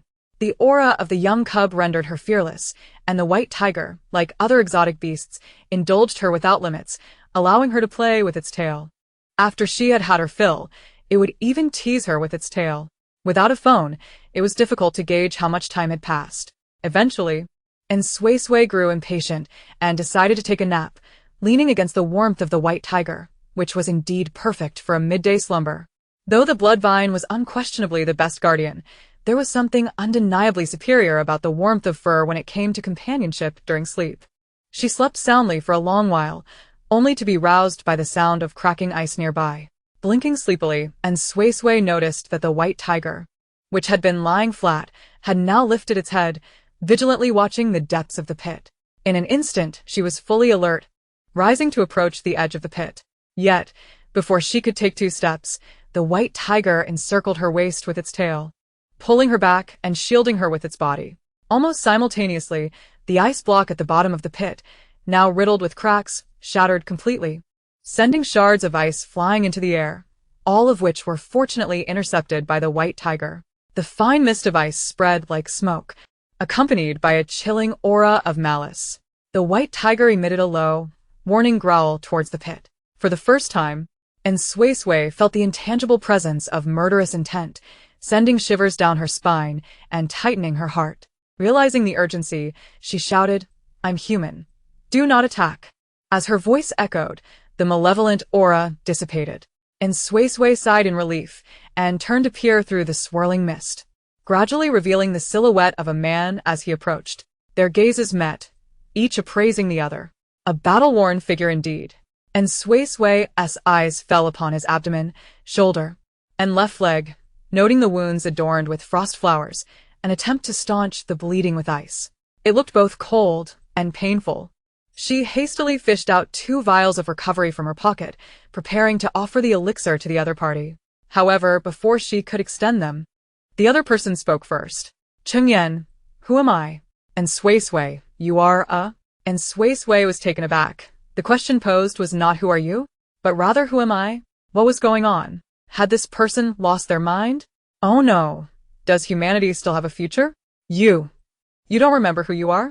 Her eyes widened in shock. Chengyan wore a contemplative expression and began to analyze the situation.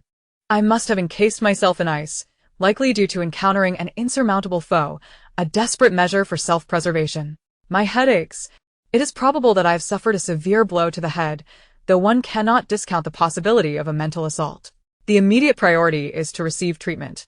Do you have any medicinal supplies?" And Suisui was momentarily stunned. Truly, an SSS-level awakened one. Even after losing their memory, they could still rationally assess the current predicament? "I have some," she thought, attempting to approach him to hand over the elixir. Yet, the white tiger obstructed her path, compelling her to raise her hands high and toss the vials over. The syringes of this precious elixir were exceedingly sturdy, rendering the risk of breakage negligible. Chengyan took a couple of steps forward and easily caught the medicine, swiftly administering it to himself, while keeping a keen eye on the girl. He could only see the half of her head that she was trying to peek out from behind the white tiger. She wore a mask and a hood, so he could only discern her eyes and the peculiar white halo atop her head. The girl possessed strikingly beautiful eyes, clear, bright, large, and round, filled with a mixture of wariness and curiosity, reminiscent of a cat's gaze. Despite his amnesia, he quickly concluded, this is a sheltered young girl, likely not yet of age, and poses no threat. Chapter 50. Bidding farewell to the white tiger, and Suisui was entirely unaware that, with just a single glance, she had been thoroughly assessed. She was still grappling with how to introduce herself. Her initial instinct was to conceal her true identity, as her elder brother was a wanted criminal. But upon reflection, he must have been wrongfully accused. The person before her appeared to be one of considerable influence and integrity, perhaps capable of helping to clear his name. Thus, she began to wrestle with whether to confess and seek his assistance. Yet, reconsidering, she realized that he was currently in a state of amnesia, and any help would only come after he regained his memories. Moreover, if she revealed her identity, it could potentially lead to immediate trouble. She stifled her impulsive desire for assistance. After a whirlwind of thoughts, she ultimately resolved to wait until she found her brother before making any decisions. She would heed his counsel then.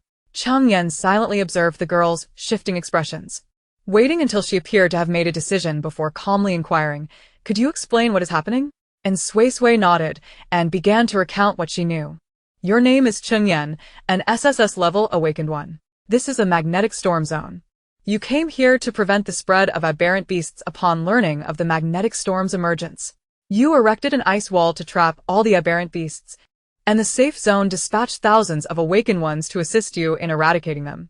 However, a few hours ago, the ice wall suddenly collapsed, allowing the aberrant beasts to escape. I deduced that you were in trouble, and my talent prevents aberrant beasts from harming me, so I ran in to rescue you." Not a single word of her account was a lie. She merely refrained from divulging too much about herself. "And who are you? What relation do we have?" Chang Yan asked, his gaze drifting to the halo atop her head. The phenomenon brought about by her talent was rather endearing. We have no relation, and Suisui replied truthfully. My name is Suisui, and I came with companions to observe the eradication operation. She intentionally omitted her surname, opting to disclose as little information as possible. Chang Yan nodded, fully believing her words. In truth, a person of his caliber could effortlessly discern whether a speaker was lying through subtle changes in expression and fluctuations in mental energy. Thank you for coming in to save me, he said, offering a gentle smile and expressing his gratitude. The magnetic storm here has subsided. I am preparing to return to the safe zone. Would you like to accompany me? No, my companions are still waiting for me outside, and Suisui replied, shaking her head vigorously. She had no desire to return to the safe zone with him, as it would attract undue attention. And she still needed to find a way to persuade the white tiger not to follow her. Wuzi and Wenru should still be outside. She could seek them out and return to the safe zone together. Chang Yan glanced at the white tiger, assessing its strength to be at least SSS level, and chose not to press the matter further. With the white tiger's protection, the girl would be safe. Then I shall take my leave, Chang Yan said. All right, farewell. And Suisui replied, offering no lingering farewell as she watched him depart. His speed was astonishing, so swift that he vanished from her sight in the blink of an eye. She didn't even know which direction he had taken. How impressive, she mused as she climbed onto the back of the white tiger. The sun was beginning its descent, and the pair moved slowly, the golden afterglow stretching their shadows long behind them. And Suisui did not rush to leave. She was attempting to persuade the white tiger to refrain from following her. Wait a moment, I need to go. Please don't follow me, she said. The white tiger, awa. And Suisui, I cannot take you with me. The white tiger, awa. And Suisui, don't worry about me. The blood vines will protect me. The white tiger, awa. While speaking, and Suisui also communicated with the white tiger through mental threads, faintly sensing its thoughts. Every awa was a rejection, and Suisui felt somewhat at a loss. She had considered deceiving the white tiger as she had with the starry butterfly, but the starry butterflies were social creatures. Their kin and mother tree were nearby, so it was only natural for them to stay there. However, this location was rather close to the safe zone. If the white tiger lingered here too long, it would inevitably encounter the awakened ones venturing out. Should the white tiger be slain by an awakened one, or vice versa, it was a scenario she wished to avoid. After contemplating for an extended period, her head spinning from the effort, she still could not devise a solution. At that moment, remnants of the ice wall appeared ahead, and she promptly decided to seek Wuzi's counsel, hoping that the clever one might have a good suggestion. Wuzi and Wenru had not left. Yizishur had also returned, and the three were still waiting for her. Upon seeing the girl riding the white tiger, the three who had been seated instinctively rose to their feet. Wow. That is incredibly majestic, Yizishur exclaimed, rushing forward. He had not been present earlier and had never seen the white tiger, relying solely on the descriptions from his companions, which did little to convey the creature's magnificence until this moment. The white tiger let out a low growl. Yizishur promptly stopped in his tracks, recognizing the gravity of the situation. While these aberrant beasts treated in Suisui with utmost gentleness, it did not imply that they were inherently docile. Countless humans had perished at the hands of aberrant beasts, a truth that had been well established. Seeing this, and Suisui soothingly patted the white tiger's large head, prompting it to cease its growling. Yizishur's eyes sparkled with excitement, and it was not only him. Wenru's eyes shone with enthusiasm as well. The two stood 5 meters away from the white tiger, their gazes fixed on it with fervor. Who could resist such a majestic white tiger? Wuzi, however, seemed less concerned with the white tiger and immediately addressed the matter at hand. Suisui, is everything going smoothly? And Suisui nodded thoughtfully. Cheng Yan is fine now, well? At least there are no major issues. I have given him both doses of healing, and he has already returned to the safe zone on his own. She refrained from mentioning Cheng Yan's amnesia, considering that he might wish to keep this matter private. That's good. Wu Ci did not pursue further details, as if it were merely a casual inquiry, and his gaze shifted to the white tiger. What are your plans now? Are you heading back to the safe zone? And Suisui slid down from the back of the white tiger. Her blood vine, which was entwined around her gentle arms, immediately released its grip upon seeing this. The tendril pointed toward her. She took a few steps forward, extending her hand, allowing the blood vine to swiftly climb onto her. And then she earnestly shared her troubles with the three of them. I want to return to the safe zone, but the white tiger insists on following me, and I am at a loss for what to do. This inadvertently confirmed her previous statement. The otherworldly beast would not completely obey her commands. Do you have any good ideas? She inquired expectantly. Suisui contemplated for a few moments before promptly offering a solution. Take the white tiger to a forest far from the safe zone. Then use a tranquilizer to temporarily incapacitate it, and quickly drive away. And Suisui considered the plan and found it feasible, deciding to proceed accordingly. Chapter 51. Some truths Yizishir was responsible for driving, while Suisui, Wenro, and Suisui were all inside the vehicle. The car sped ahead, with the white tiger keeping pace beside it, and Suisui conveyed her request for the creature to follow along. Aren't you riding the white tiger? Yizishir remarked, watching the massive beast closely trailing the vehicle, feeling that the girl was squandering an opportunity. And Suisui was somewhat speechless but explained, at this speed, I would get thrown off. If the white tiger were to run at full speed, she would have to cling tightly to its neck and grip its body with her legs, or she would be flung off in an instant. I want to get thrown off. Can't you negotiate with it to let me ride? Yizishir genuinely wanted to ride, looking at the white tiger with longing. I'll ask. And Suisui leaned out the window and called to the white tiger. Do you mind letting him ride you? The white tiger, of course, could not comprehend her words. It was the mental thread that allowed it to understand the girl's intent. The white tiger let out a low growl, expressing its refusal, and bared its teeth at Yizishir, who was in the driver's seat. Yizishir, without needing Suisui to translate, understood the beast's message. It's threatening to eat you, when Ro chimed in gleefully from the passenger seat, translating. Spare me your nonsense, Yizishir retorted. The atmosphere inside the car was quite pleasant. Suisui sat in the back seat, silently observing the playful banter of his companions, lost in his own thoughts. His arm had been bandaged and treated, and he had received the healing injection, but due to the severity of his injury, he could not move just yet. After a long pause, he suddenly spoke. Suisui, would you be willing to join the Free Nation? The air fell into an abrupt silence. Yizishir and Wenro were taken aback, astonished by their captain's sudden revelation of his identity. And Suisui was equally shocked, realizing that the Free Nation was the organization her brother was colluding with. Are you all part of the Free Nation? She confirmed. Yes. Suisui nodded and began to attempt to persuade the girl to join by appealing to her interests. As long as you agree to join, regardless of whether. And Bei and you are related? And Suisui interrupted him directly. She was simply eager to learn about her brother, although she believed he could not be involved with the Free Nation. But what if he had some unspeakable difficulties? And Bei? Suisui was momentarily taken aback, and then his mind rapidly connected the dots. And Bei shares the same surname as in Suisui, and Bei had recently been spotted in Safe Zone 6. And it was clear that Suisui intended to go there. Are you and Bei's sister? He confirmed. Yes, and Suisui nodded. Since the other party had already revealed their affiliation with the Free Nation, she felt no hesitation in disclosing her relationship as in Bei's sister. After all, they were all wanted individuals.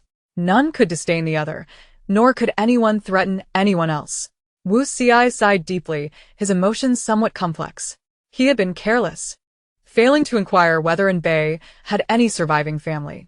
Recently, he had received a mission to find and invite Bei to join the organization within Safe Zone 6, never anticipating that Bei's sister would be right beside him. While he had looked into Suisui's information, the name she provided was an alias. Moreover, with Safe Zone 47 having been breached, it was difficult to ascertain the girl's true identity. Bei is not currently associated with us. But that may not be the case in the future, Suisui remarked, revealing a rare smile. My intention in going to Safe Zone 6 was to invite Bei to join the Free Nation. What a remarkable coincidence, Yizishir interjected, unable to resist making a jest. Then it's perfect. You two siblings can join together, and everyone will be happy. And Suisui disregarded Yizishir's quip. Upon receiving a clear answer, her delicate brows knitted together in evident displeasure. Those people are indeed wronging my brother. It's outrageous. Suisui's suggestion is reasonable. How about you both join? After all, your brother has already been accused of colluding with the Free Nation. You might as well make it official. Leaning back in his seat, Wuxiai maintained a casual yet persuasive tone, his smile perfectly poised.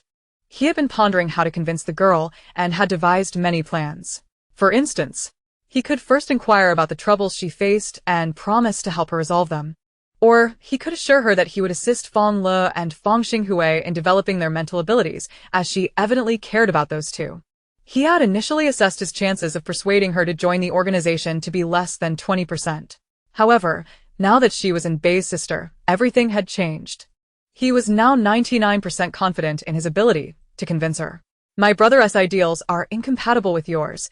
He will not join you. And Suisui shook her head. If my brother does not join, then neither will I. Wuxiai gazed at the girl, suddenly shifting the topic. Do you want to know the real reason Bei is wanted? Of course, and Suisui was eager to learn. What is the reason? She had already begun to suspect the true cause, aware that it might pertain to her brother's hidden talents, potentially leading to some exploitation by those in power. However, the exact reason remained elusive and unprovable. Wuxiai did not keep her in suspense and calmly stated, Bei's talent is super regeneration, no matter how severe the injury. He can swiftly recover. Following this, he posed a second question. Do you want to know the raw materials for this special healing agent healing? And Suisui was taken aback, her expression instantly darkening. If this is the whole truth, if this is the answer, then once her brother is captured, he will face a future devoid of hope. The raw materials for healing are the flesh and blood of those awakened with regeneration abilities. They are using living people to make medicine. Wuxiai continued, presently, aside from Bei, there are 3 other individuals with super regeneration abilities. Among them, 2 are already elderly and cannot hold out for much longer. Once they pass away, the supply of healing will plummet. They will stop at nothing to capture your brother. Joining the Free Nation is your best and only option. As he concluded, Wuxiai softened his tone, fully aware of how harsh such a truth could be for a naive young girl. So, join us. He extended the invitation once more. And Suisui remained silent for an extended period, her mind a tumultuous whirl of emotions, anger towards the upper echelons, concern for her brother, and uncertainty regarding the future. The atmosphere within the vehicle returned to a serene quietude. Yi Zisher and Wenro refrained from speaking, patiently allowing the young girl to process the influx of information and her emotions. After a considerable pause, and Suisui declared, You are mistaken. This is not the only choice available to my brother and me. Chapter 52. Confession. And Suisui did not entirely align with Wu Si's line of reasoning. Although he spoke gravely, portraying joining the Free Nation as the singular escape, she possessed the aura of a juvenile prodigy. The notion of returning to the Bloodvine's essence to continue living as a wildling was not mere rhetoric.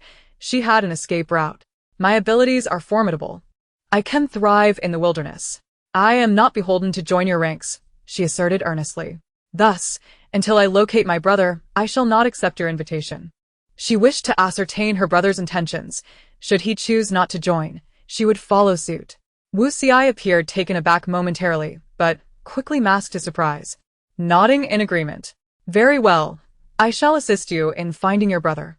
Given the girl's evident devotion to her sibling, he surmised it would be straightforward to persuade Bei later, particularly if he wished for his sister to lead a stable life. Thank you for sharing this with me, and Suisui awkwardly expressed after her refusal.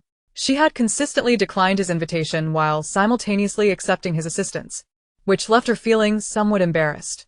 Do not mention it, Wuxiai replied softly. He was acutely aware that all his actions were driven by purpose. The girl need not express gratitude, as it sufficed for her not to harbor resentment towards him.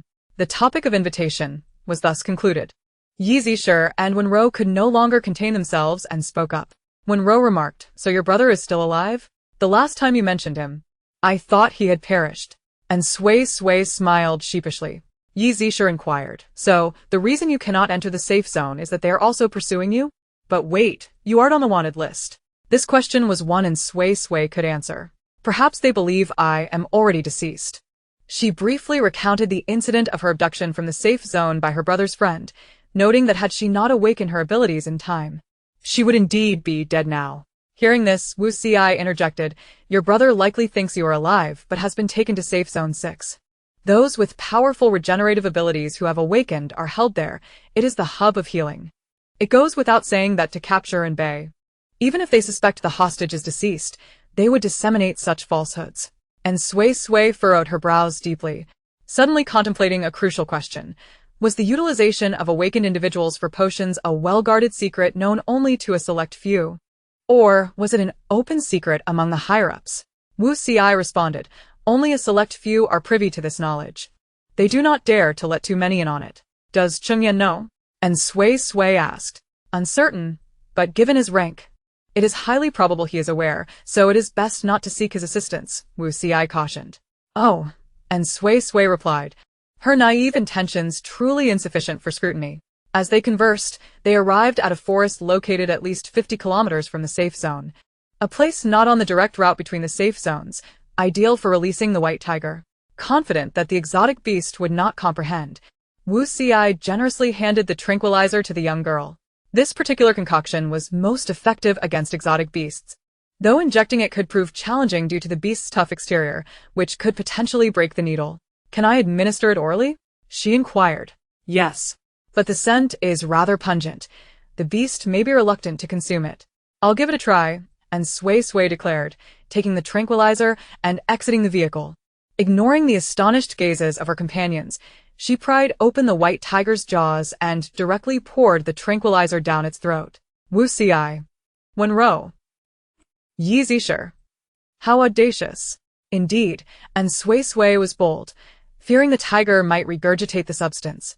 She pressed down firmly on its jaws after pouring the liquid, shaking its head gently to prevent any expulsion. The white tiger, though disliking the taste of the tranquilizer, obediently swallowed it. This new tranquilizer was remarkably potent. Had the beast's hide not been so resilient, it would have been a formidable weapon against such creatures. The white tiger soon grew drowsy, its massive form collapsing heavily to the ground. I am sorry, and Suisui whispered apologetically. Seeing the white tiger down, Yi Zisher and Wenro, who had remained in the vehicle, swiftly disembarked to closely examine the creature, eagerly reaching out to touch it. They not only touched but excitedly took photographs, seizing the rare opportunity. Although Suisui felt a bit exasperated, she did not intervene. Once they had their fill of exploration, the four returned to the safe zone. By then, night had fully descended, but thanks to the white tiger, their journey back was remarkably smooth. Any exotic beasts they encountered along the way were frightened away by the tiger's roar. Upon returning to safe zone 77, it was already 8 in the evening. Fonglow and Fongxinghui were still waiting for Suisui. In areas with signal, Wu Xi had already contacted them to inform them of the girl's circumstances, yet they remained uneasy without having seen her in person. I apologize for worrying you. And Suisui earnestly stated, there is no need for apologies. Your safety is what matters, Fonglow replied, gently ruffling the girl's hair. Indeed. Seeing you being carried away frightened me to death, Fongxinghui added, not out of concern for the girl's well-being, but rather fearing she might be taken deep into the mountains, leaving them unsure of how to find her. Interrupting briefly, I believe we need to swiftly discuss our next course of action, Wu Xi interjected, redirecting the conversation. Fonglow, upon hearing this, stepped aside to allow everyone into the room. The news of Suisui riding the white tiger freely in the magnetic storm zone had already spread, with some even capturing photographs of her and posting them online. Although she had donned a mask and hood, her prodigious aura was too conspicuous. Anyone who laid eyes on her would recognize her. Thus far, while there were abilities that could control exotic beasts, such control was typically very limited, merely preventing the beasts from attacking their wielders. A girl capable of commanding an exotic beast as a steed was truly a rarity. Consequently, should all go as anticipated, the authorities of the safe zone would soon seek her out for recruitment, as would various individual organizations and factions.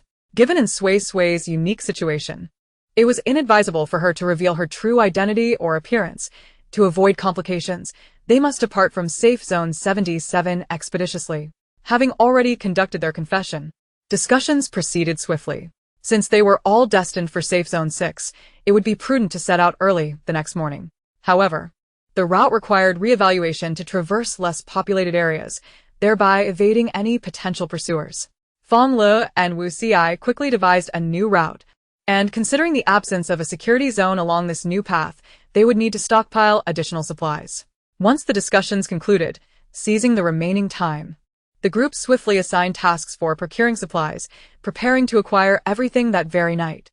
And Suisui, aware that her presence posed a risk given her prodigious aura, observed as everyone took on their respective responsibilities and promptly inquired, "What about me? What should I do?" Fonglow patted the girl's head as he made his exit. "You should get some rest." Fong Xinghui followed suit, also patting her head. "Little ones need to sleep early to grow tall." When Ro echoed, "Leave these matters to us," Yi Zisher chimed in, "Have sweet dreams." It was the turn of the final incantation, and Suisui gazed at the other person, who returned her gaze. After a brief 2 seconds of eye contact, the individual gently patted her head with the uninjured hand, and without uttering a word, departed. And Suisui, what was that about? Is this some sort of obligatory ritual? Chapter 53. Arrival in 7 months, and Suisui would turn 18, and she considered herself nearly of age. However, others evidently disagreed. Still viewing her as a little sister, she resignedly allowed everyone to pat her head, then cheerfully stepped outside. Once everyone had exited, Fonglow even turned back to remind her, "Don't open the door for strangers." And Suisui thought, "Fine, if they all see me as a child, then I shall truly disregard everything." She promptly went to bed. Although she had only napped in the afternoon, she quickly fell asleep again. Her recent need for sleep had become noticeably abnormal, likely due to her frequent communications with extraordinary beasts. She dreamt not at all. Just as dawn broke, and Suisui was awakened by Fonglow, who urged her to freshen up, and once she was done, she was pulled out the door. The capable adults had already arranged everything. She merely needed to obediently follow. The group of 6 swiftly exited the safety zone, which required strict identity verification to enter. But leaving posed no such necessity, and Suisui remained seated in the car and smoothly departed without getting out. On the journey, Fonglow, Fong Xinghui, and Yi Zisher shared one vehicle, while in Suisui, when Ro and Wu Xi occupied another. And Suisui switched places with Yi Zisher because Wu Xi wished to guide her in harnessing her innate abilities, specifically to conceal the halo above her head. Many awakened individuals exhibit unique phenomena, and most can conceal their powers through control. However, this concept was somewhat elusive and could not be easily articulated. The end result was one person speaking until parched, and the other remaining utterly bewildered. What does it mean to sever local energy supply? What does it mean to suppress energy with mental force? She could not even sense the energy within her own body. Wu Xi, seeing this, could only attempt to guide her in sensing the energy within, but the outcome remained the same. One person spoke until parched, and the other persisted in confusion. Unable to sense, it meant she simply could not, no matter how hard she tried. Wu Xi fell silent. Wu Xi felt helpless. Wu Xi gave up. Wu Xi, forget it, I shall find another method. And Suisui felt as if the other viewed her like a piece of decayed wood.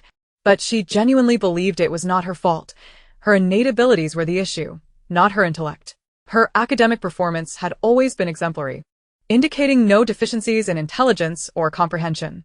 With Wu Xi no longer pursuing her for instruction, and Suisui returned to Fong Li's vehicle, and when Ro followed her there, leaving Yi Zisher to return and drive. Thus, the group journeyed for 3 days. During these nights, they camped outdoors, and with Suisui present, there was no cause for concern regarding safety. They encountered extraordinary beasts a few times, and Suisui managed to send them away. One must admit they were quite fortunate, as they did not encounter obstinate creatures like the white tiger. Otherwise, it would have posed significant trouble. She had a vague sense of the underlying reason. The juvenile halo seemed to exert a stronger influence over more powerful beasts, making them less inclined to let her depart. After 3 days, at Wu Xi's behest, the group altered their course towards the nearest caution zone. Wu Xi first entered alone, meeting with the organization members inside to procure what was needed, suppression rings. This was his alternative solution for the girl. "Try putting this on," he said, producing a new suppression ring and gesturing for her to extend her hand. And Suisui obediently complied. Wu Xi directly assisted her in donning the second suppression ring, and as the clasp clicked shut, the halo above her head visibly dimmed. Yet it was not sufficient. The halo remained discernible. He retrieved a third suppression ring from the box and continued to place it upon her, causing the halo to further fade, but still not enough. Thus, a fourth. At this moment, Everyone had gathered around the two, and Fong Xinghui could no longer restrain himself from speaking. Did you go to the military to stock up? The group fell silent. And Suisui ultimately wore a total of 7 suppression rings, 4 on her left hand and 3 on her right, before the juvenile halo became entirely invisible. It still existed, but it was no longer perceivable to the naked eye. Couldn't you procure a genuine one? Fonglow expressed confusion. If they could obtain 7 substandard ones, she found it hard to believe they could not acquire a single genuine item. A perfect suppression ring should entirely inhibit abilities, as it was designed to restrain offenders. Genuine ones also had functions for tracking, electrocuting, and sedating, each assigned a number and registered. Wu Xi calmly provided an explanation. He could indeed acquire them, but the unnecessary functions of the genuine ones were excessive, making them impractical. These substandard items, on the other hand, had their superfluous features removed and were specifically designed for training awakened individuals. Wearing the rings to exercise one's abilities was akin to an alternative form of weight training. Because of this utility, even the substandard rings would never circulate in the market. Complete inhibition of abilities may feel somewhat uncomfortable. Bear with it. Just wear them when entering the caution zone and safety zone. You needn't wear them otherwise, he advised. It's not uncomfortable, and Suisui shook her head, speaking while attempting to peel away the blood vines entangled around her rings. Upon seeing this, Wu Xi chose not to comment further. The group entered the caution zone and rested for a night, replenishing their strength before setting off again. Now that the juvenile halo could be concealed, they no longer needed to deliberately evade the caution and safety zones, resuming their originally planned route towards Safety Zone 6. 23 days later, the group finally arrived at Safety Zone 6. Outside the safety zone, and Suisui bid farewell to Fonglow and Fong Xinghui. They had previously agreed that the two would accompany her only to Safety Zone 6 and would not participate further. They intended to join another team and proceed as originally planned to settle in Safety Zone 145. From now on, you'll have to rely on yourself. Always prioritize your safety and don't trust Wu Xi too much, Fonglow earnestly cautioned the girl. And Suisui nodded obediently throughout, though her emotional state appeared notably poor. She felt a twinge of reluctance to part with them. Since being forced to separate from her brother, Fonglow had, to some extent, taken on his role during this time, leading her to develop a degree of dependence on him. Nevertheless, she recognized the perilous circumstances she was about to face and understood she should not involve him further. Thus, even though she felt a pang of sadness, she refrained from expressing any inappropriate requests. All right, go on in. After imparting her final reminders, Fonglow gently ruffled the girl's hair, signaling that it was time for her to enter the safety zone. Wu Xi and the others were waiting not far away. She too felt a hint of reluctance. Yet she had not let her emotions cloud her judgment to intervene recklessly for such a minor sentiment. To act rashly would not only endanger herself and her brother, but could also inadvertently drag the girl into danger. Once everything is resolved, I will bring my brother to Safety Zone 145 to see you, and Suisui declared, then sprinted towards Wu Xi and the others, not looking back. Behind her, Fong Xinghui's complaints rang out. Am I not included? Why is there such a difference in treatment? This remark swiftly dissipated the melancholy brought on by their farewell. Chapter 54. Arrival at the stronghold, and Suisui followed Wu Xi and the others into the number 6 safety zone, utilizing her new identity card, which Wu Xi had procured for her. She couldn't help but feel that he was akin to a professional forger. The Free Nation maintained a stronghold within the No. 6 safety zone. Thus the group opted not to stay at a hotel, but instead proceeded directly to the stronghold. And Suisui felt a twinge of anxiety. Is it really alright to take me straight to your stronghold? I never agreed to join your ranks. If I become privy to so many secrets, will you resort to silencing me should I continue to refuse? Honestly, I believe I could manage on my own at a hotel. Haha, Suisui, you're simply adorable. Wenru chuckled, playfully pinching the girl's cheek, relishing its softness. The girl had been eating well lately, and the baby fat she had previously lost had begun to return. Fear not, for we are law-abiding citizens, Yizishir chimed in, unable to resist teasing the girl. At worst, we might just sell you to a lab for experiments. And Suisui's eyes widened in horror. Why scare her like that? Wenru interjected protectively, giving a gentle kick to his companion. Suisui, rest assured. We wouldn't do anything of the sort. It was merely a jest. Yizishir dodged the playful kick as if it were second nature. Wu Xi observed the banter between his companions and the troubled girl, knowing he should offer her some words of comfort. Yet he found himself devoid of the spirit to do so. Ever since entering the number 6 safety zone, he had been engulfed in a dismal emotional state, as if a heavy shroud of gloom had enveloped him. He needed time to recalibrate himself. The stronghold of the Free Nation was a villa situated in an affluent neighborhood. Wu Xi had already communicated with the members there in advance, allowing the 4 of them to proceed directly. Although referred to as a stronghold, the villa was sparsely populated, with only 2 elderly caretakers managing its upkeep. The members of the organization were preoccupied with their own affairs and did not congregate at the stronghold all day. The villa was expansive, and Suisui was assigned a private room next to Wenru's. Once settled, Wu Xi came to brief her, assuring her to remain safe here for the time being before hastily departing with Yi Zisher, clearly with matters to attend to. And Suisui yearned to immediately seek out her brother, yet she felt utterly at a loss regarding how to initiate her search. How could she go about finding him? And Bei was a wanted criminal. It was impossible for her to post missing person notices on the streets or disseminate her information for him to find her. At best, she could venture out in hopes of a chance encounter. However, the number 6 safety zone was vast, with a population exceeding 1 million, making the odds of a random meeting slimmer than winning the lottery. Not to mention, Bei was likely hiding away in some obscure corner to evade capture. She had no choice but to obediently follow Wu Xi's arrangements, awaiting his assistance in locating her brother. Wu Xi's absence extended to a whole week, and Suisui grew anxious waiting in the villa, but fortunately, Wenru remained by her side, accompanying her as part of his assigned tasks, frequently taking her out for leisure. Finally, after a week, Wu Xi returned, and Suisui was watching television with Wenru in the living room when she saw him come back and immediately sprang from the sofa. Captain Wu Xi, do you have any news about my brother? Although she wasn't certain whether his week-long disappearance was devoted to handling organizational matters or investigating in Bei's whereabouts. She knew that since his purpose for coming to the number 6 safety zone was to invite Bei to join, he must have been conducting investigations. Not yet. Wu Xi shook his head. Your brother has a strong counter-surveillance awareness. This was only to be expected, if he lacked even that minimal awareness. And Bei would have been apprehended long ago. So what do we do now? And Suisui inquired urgently. Tonight, I will take you to a place, Wu Xi replied. Sensing the girl might overthink, he provided a brief explanation. There was an intelligence organization called Starry Sky, founded by awakened individuals with unique abilities who could assist in locating people. All right, I'm in, and Suisui responded without hesitation. Are we going to meet the leader of the intelligence organization? Wenru interjected. Yes, prepare her an appropriate outfit, and you should come along too, Wu Xi instructed. Got it. Leave it to me, Wenru affirmed. And Suisui was bewildered. Wasn't this a meeting with the head of the intelligence organization? Why was it now referred to as attending an auction? And did attending an auction really require a dress code? As an ordinary student, she had never attended such events before.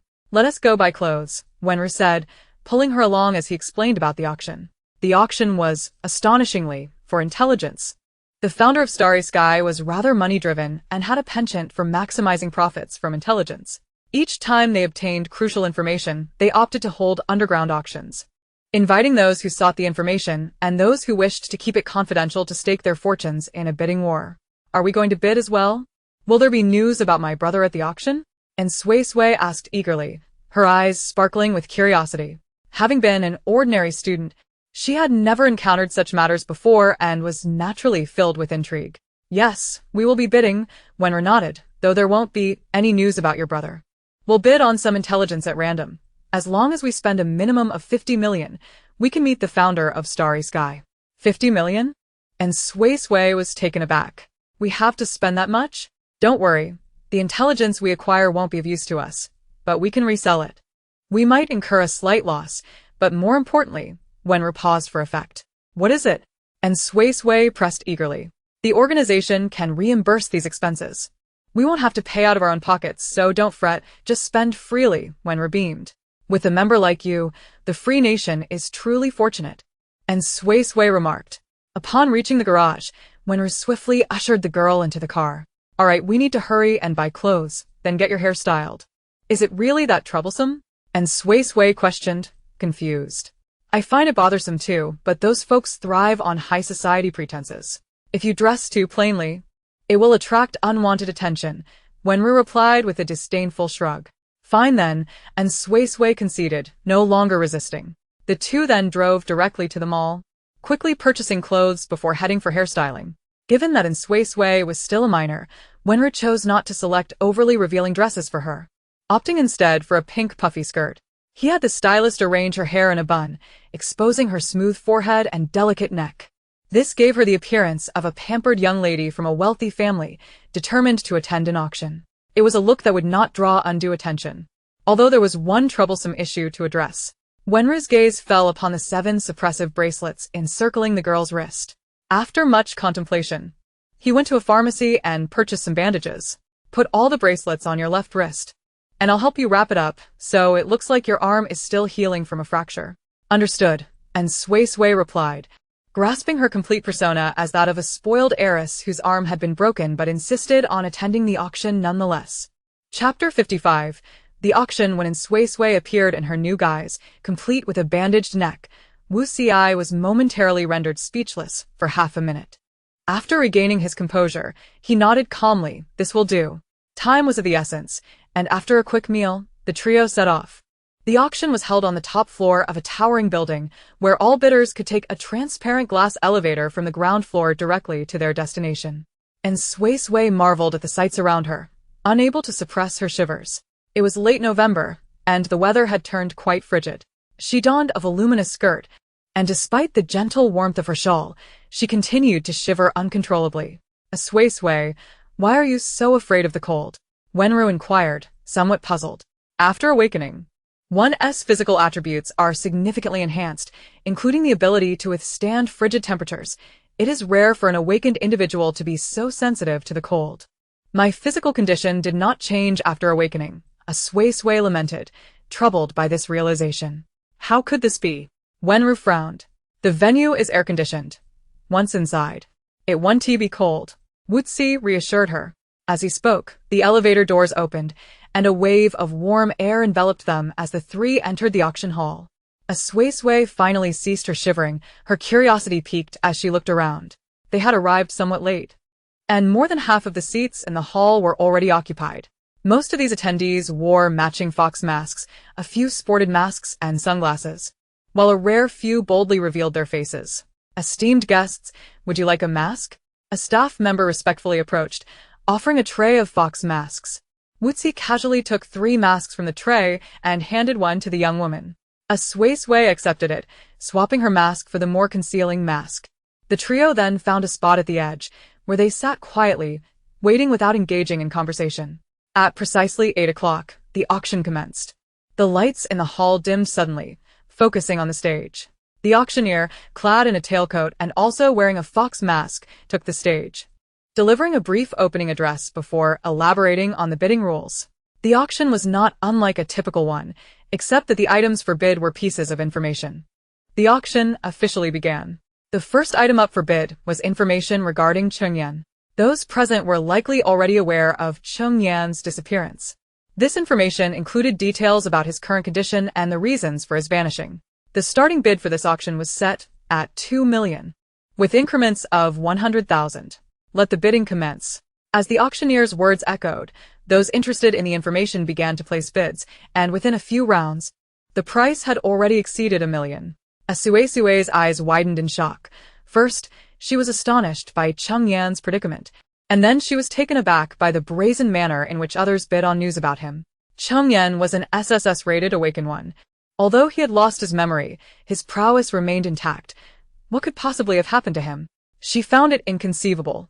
After all, Chengyan was an SSS-rated awakened individual and had once been the commander of the first safety zone. Could his information be publicly auctioned? Was there no one to oversee this? Is this even allowed? She couldn't help but whisper to Suisui beside her. Yes, because officials also come here to bid on information, Suisui replied, gesturing toward the front row, which was reserved for those with invitations. Suisui looked over and spotted a few individuals in military uniforms, who were among the rare ones confidently revealing their identities. Goodness, is this permissible? The information was ultimately auctioned off to those military personnel for 5 million. A price that wasn't considered exorbitant as most attendees chose to show deference to the authorities. A Suisui was left in a daze, her understanding of the world being profoundly challenged. After the first piece of information was auctioned, she lost all interest in the subsequent items, as she did not recognize any of the individuals related to those pieces of information. Once the novelty wore off, she no longer paid attention to the auction. Instead, she absent-mindedly played with the blood vine hidden in her handbag. Wuzi and Wenru participated in a few more bids, but she was unaware of their necessity. They had already amassed a budget of 50 million, and now they merely awaited the auction's conclusion. The auction continued for over 2 hours. As time passed, a Suisui began to feel drowsy, her head drooping as she fought to stay awake. Each time she neared slumber, the auctioneer's gavel would jolt her back to consciousness, making the experience quite excruciating. Fortunately, it eventually came to an end. After Wuzi informed the staff that they wished to meet the founder of Xingqian, the three were escorted to a lounge to rest. They were not the only ones seeking an audience with the founder, and their spending was not the highest, so they had to wait for others to finish before it was their turn. By now, it was past 10 o'clock in the evening, and the trio continued to wait, finally being invited to the conference room at 11. A Suisui was utterly drained of energy, listlessly following along, but upon meeting the individual in question, her spirits soared instantly. The founder of Xingqian was a stunningly beautiful woman, with cascading waves of hair and fiery red lips, exuding an aura that was nearly 2 meters tall. She felt an irresistible allure towards such an older sister figure, as she yearned for what she lacked. Possessing a doll-like face, she would never attain such a commanding presence. Wuzi, it's been a long time, the enchanting woman greeted with a smile. You know each other? A Suisui instinctively glanced at Wuzi, who merely nodded nonchalantly and proceeded to introduce the two. This is Cheng Yunwei, the founder of Xingqian. This is An Suisui, the sister of Anbei. Cheng Yunwei raised an eyebrow, her gaze landing on the young woman, her expression one of mild surprise as she extinguished the half-burned cigarette in her hand. One wouldn't he expected. She made a remark that left a Suisui perplexed, instinctively turning to Wuzi for clarification. Wuzi showed no reaction to her statement, gesturing for the young woman and Wenru to take a seat on the sofa before getting straight to the point. Name your price. Cheng Yunwei wasted no time. Raising a finger, 100 million. That's exorbitantly high. A Suisui didn't hide her astonishment. Haha. Cheng Yunwei laughed at the girl's reaction. Little sister, are you unaware of how valuable your brother is? A Suisui's expression froze, her mind no longer occupied with trivial thoughts, replaced by profound concern. Stop teasing her. I accept the price. Let us begin now, Wuzi swiftly interjected. Cheng Yunwei finally straightened her posture, smiling as she motioned for the young woman to extend her hand. Come now, little sister, give me your hand. I need to utilize your blood relation to locate your brother. This is her talent. She can determine the location of relatives through blood ties, Wuzi explained succinctly. This was evidently meant to reassure the young woman. A Suisui, initially apprehensive, obediently extended her hand, noticing that Cheng Yunwei held her palm upward, and cautiously placed her hand on top. The latter grasped her hand firmly. Cheng Yunwei activated her innate ability, closing her eyes simultaneously. A Suisui could sense an intangible force transferring to her and felt no discomfort. It seemed to have no adverse effects on her body. Just as she was contemplating this, Cheng Yunwei suddenly spat out a mouthful of blood. Startled, she instinctively withdrew her hand and anxiously explained, I didn't do anything. Wenru was equally taken aback. Wuzi, however, furrowed his brow, clearly unsettled by the unusual occurrence. What's going on? He inquired. A subordinate discreetly offered a tissue, and Cheng Yunwei casually wiped the blood from the corner of her mouth.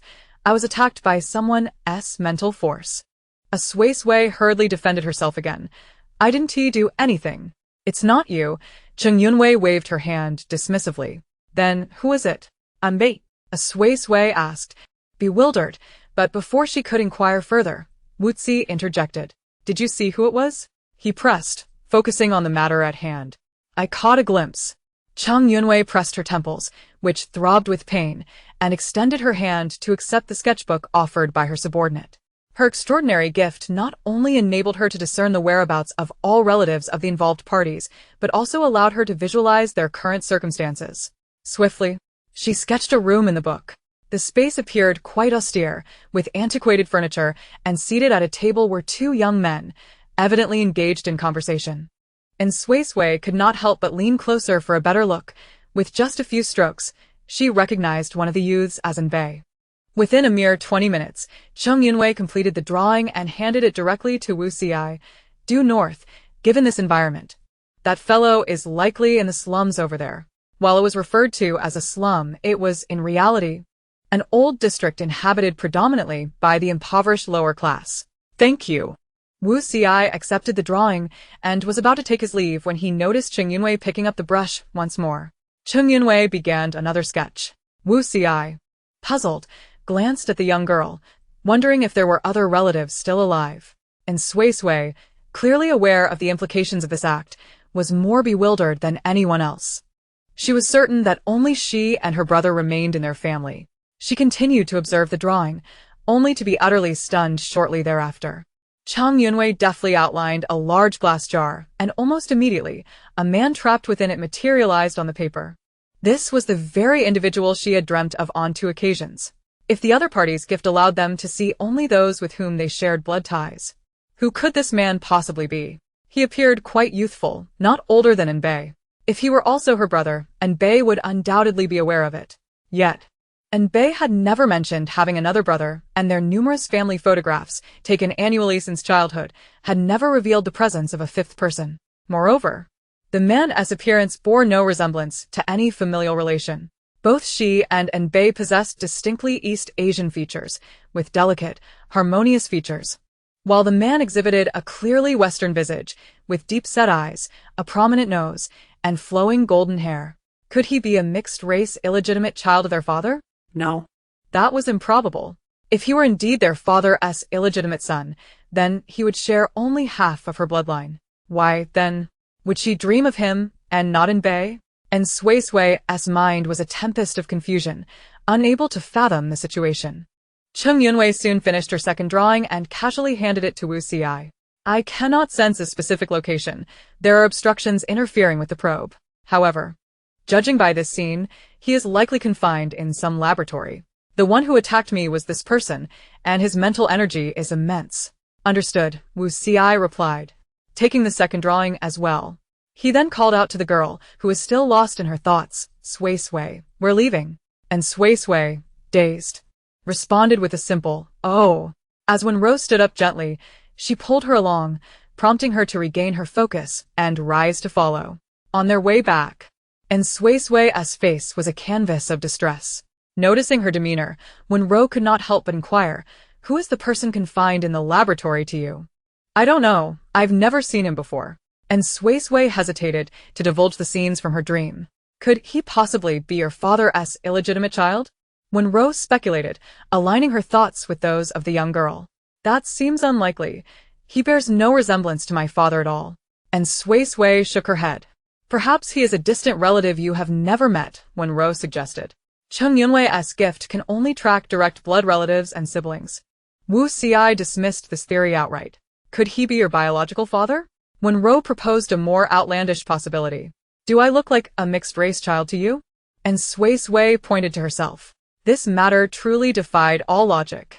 After much internal conflict, and Suisui decided to liberate herself from these burdensome thoughts. Realizing there was little she could do at this moment. However, Wu Xi kindly offered, I will have someone investigate the whereabouts of that man, and inform you once I have news.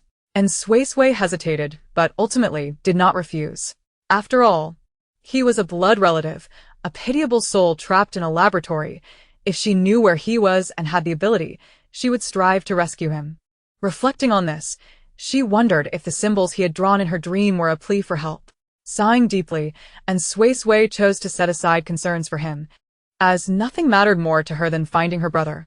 Everything else could wait until after she located him. By the time the car returned to the villa, it was nearly midnight, and Suisui was utterly exhausted, yet before retreating to her room for rest, she could not suppress the urge to confirm one matter with Wu Xi.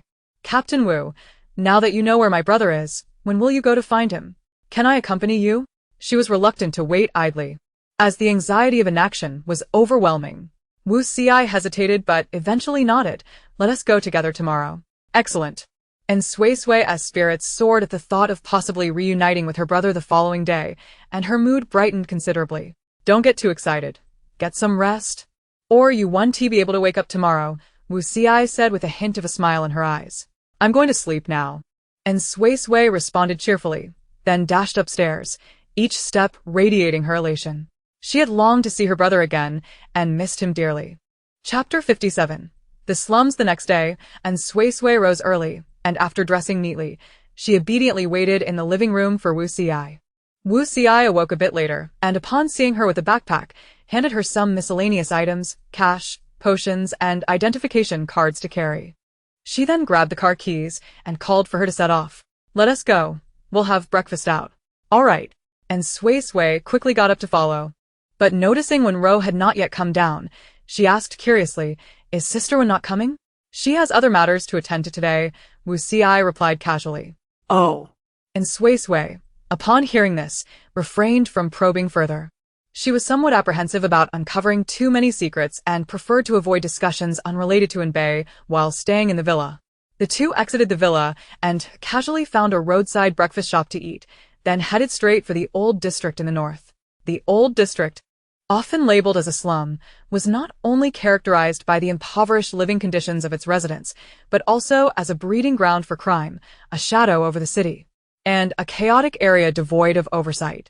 Various illegal organizations congregated here, with robbery, theft, and brawls occurring incessantly. The very air was thick with poverty, violence, and discrimination, and people disappeared silently every day. The roads were exceedingly narrow, making it difficult for vehicles to navigate, thus the two could only proceed on foot. Before they entered, Suisui sternly cautioned, Do not wander off, do not leave my sight, it's quite chaotic here. And Suisui obediently nodded, trailing closely behind her. As if to validate Suisui's warning, the moment they stepped into the old district, they heard the sounds of shouting and cursing. Following the source of the noise, they witnessed two groups engaged in a fierce brawl. A barrage of foul language, laced with references to body parts and the opponent's ancestors, echoed between the combatants, causing her to furrow her brows deeply. Both opted to ignore the fracas and maneuvered around the fighting crowd.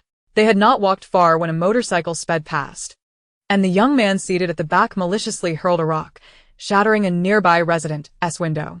The motorcycle sped away, leaving behind the boisterous laughter of youth in the air. And Suisui was utterly taken aback. Was this chaos truly permissible? How could such a vast secure zone, like Zone 6, harbor such a place? Was there no one to oversee this? Why did such an area exist unmonitored? Unable to restrain her curiosity, she voiced her questions. The management costs are exorbitant, and the preservation of this area is the result of multifaceted negotiations, Suisui explained in a calm tone. And Suisui remained perplexed.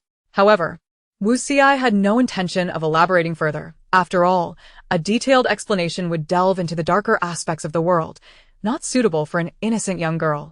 For instance, individuals go missing here daily, many of whom serve as sources for experimental laboratories and organ transplants.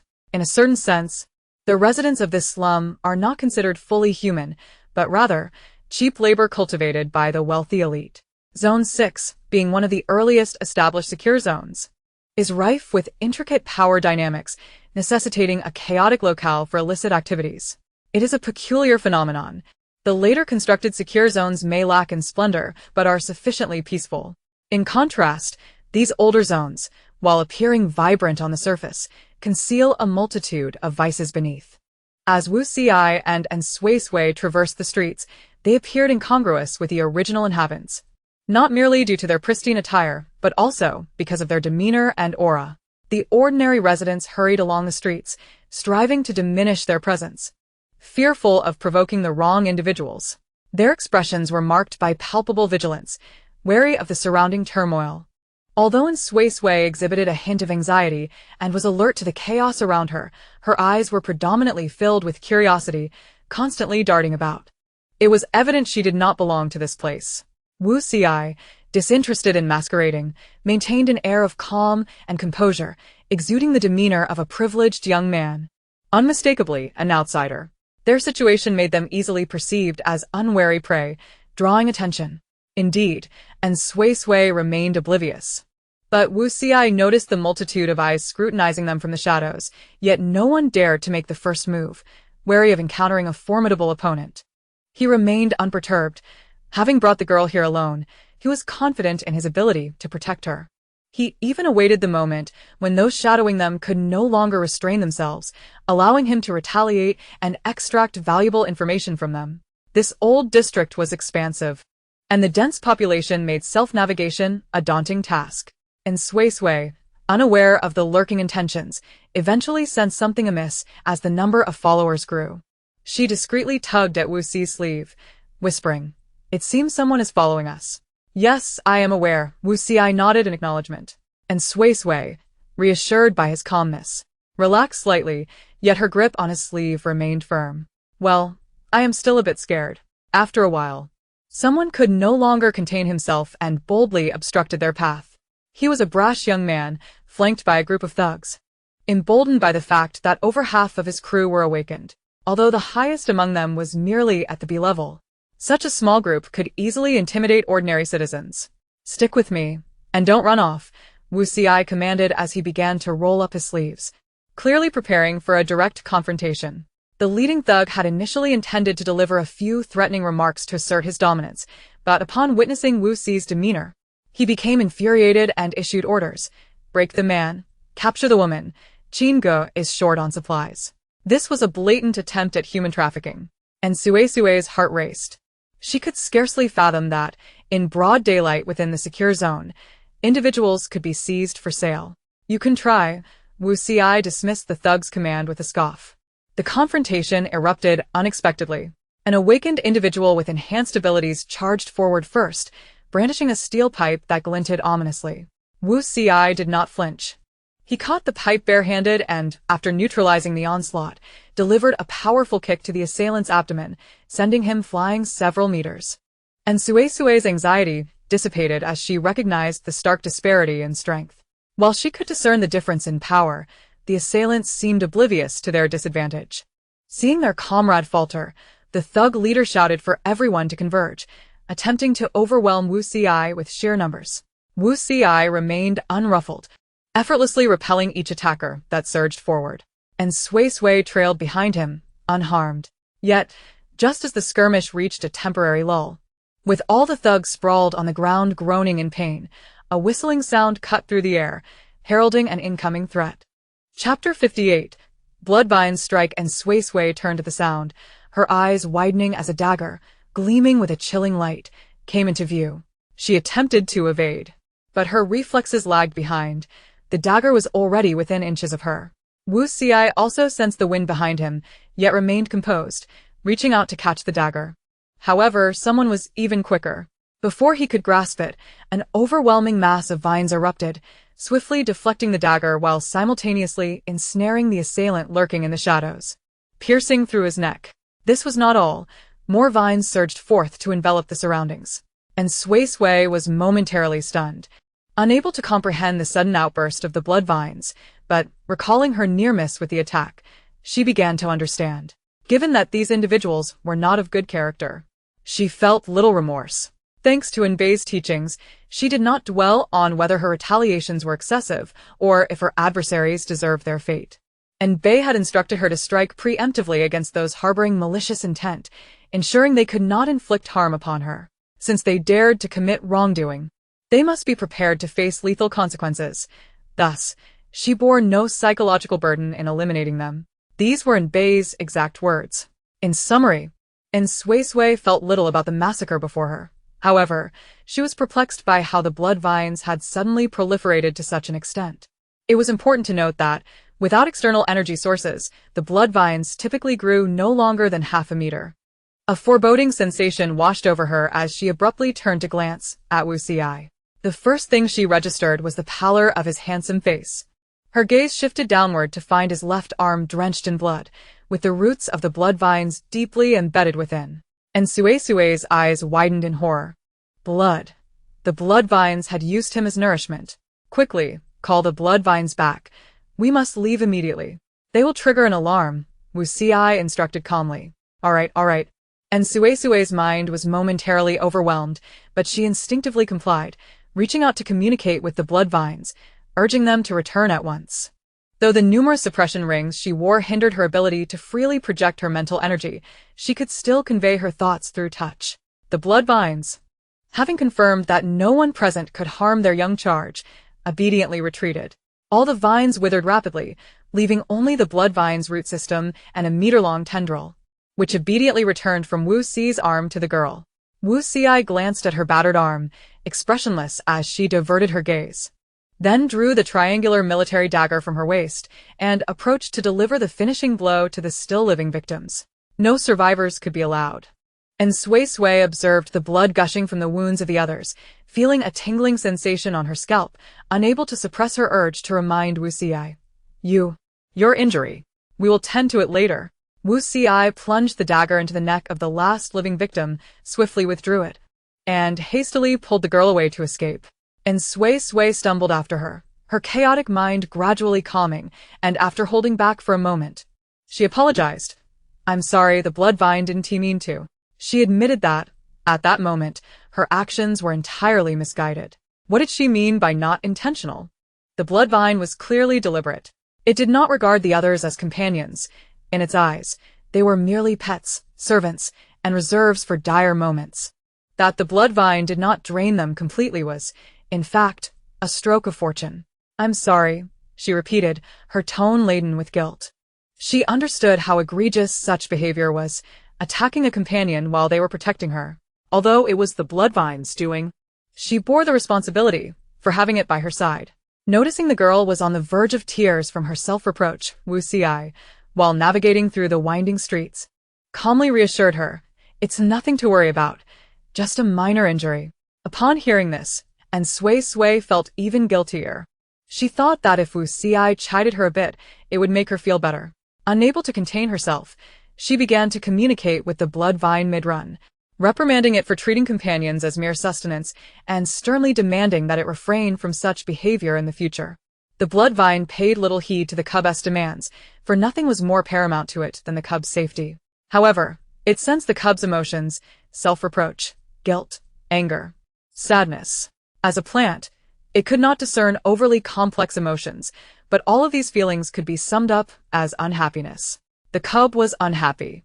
The blood vine slowly coiled up in Suisui's arm, extending its tendrils before her and blooming several small white flowers. "Look, I'm blooming for you. Don't be unhappy." And Suisui, realizing that the blooming consumed energy drawn from Wu Xi's blood and flesh, felt her guilt intensify exponentially. If this continued, she would have to kneel down and apologize to Wu Xi. Wu Xi also noticed the blooming of the blood vine, a look of surprise crossing her face. Why did the blood vine suddenly bloom? "I'm sorry," and Suisui responded with an exaggerated apology, too afraid to admit the truth, that the blood vine was trying to cheer her up. However, Wu Xi, gleaning from the girl's reaction, vaguely surmised the possible reason, and inexplicably smiled. The girl's reaction was quite endearing. Limited by his environment, he had encountered many power-hungry elites and the treachery of the lower classes, yet he rarely interacted with such innocent girls. He could distinctly perceive that her world remained untainted, still pure and white, untouched by the darkness of this realm.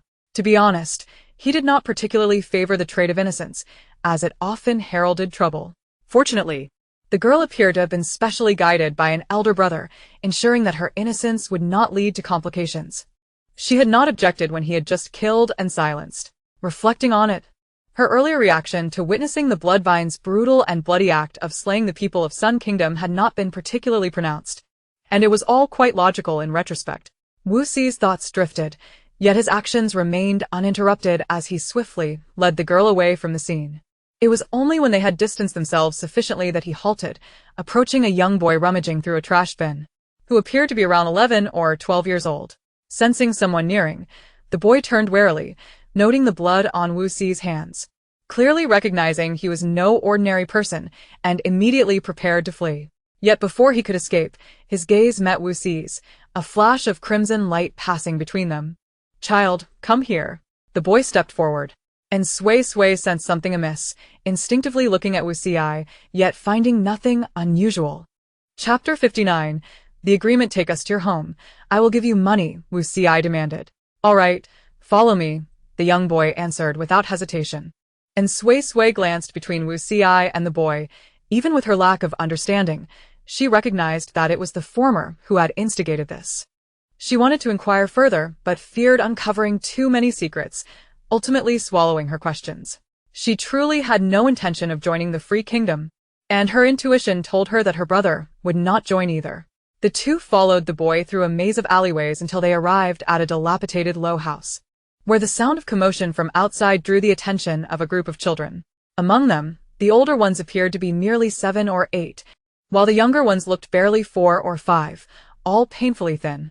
Despite the temperature having dropped to around 10 degrees, they were dressed inadequately. Upon seeing adults approach, the children anxiously stepped back, casting their eyes towards the eldest boy. "We mean no harm. We just need to rest for a moment in your home," Wu Xi explained briefly, then added for the girls' benefit. In such chaotic areas, many children are abandoned after birth, those fortunate enough to survive band together for warmth. And Suisui pursed her lips, feeling discomfort rise within her, silently resolving to leave some money for them when they departed. She was not a hard-hearted person. In fact, she considered herself quite soft-hearted, always willing to assist those in need whenever possible. "Everyone, don't be afraid. These are guests," the boy who led them reassured his companions. Only then did the children relax, stepping aside to allow entry. The two entered the rundown room. The state of the home could only be described as bare, with the sole furnishings being a set of worn-out tables and chairs, atop which lay a few yellowed textbooks.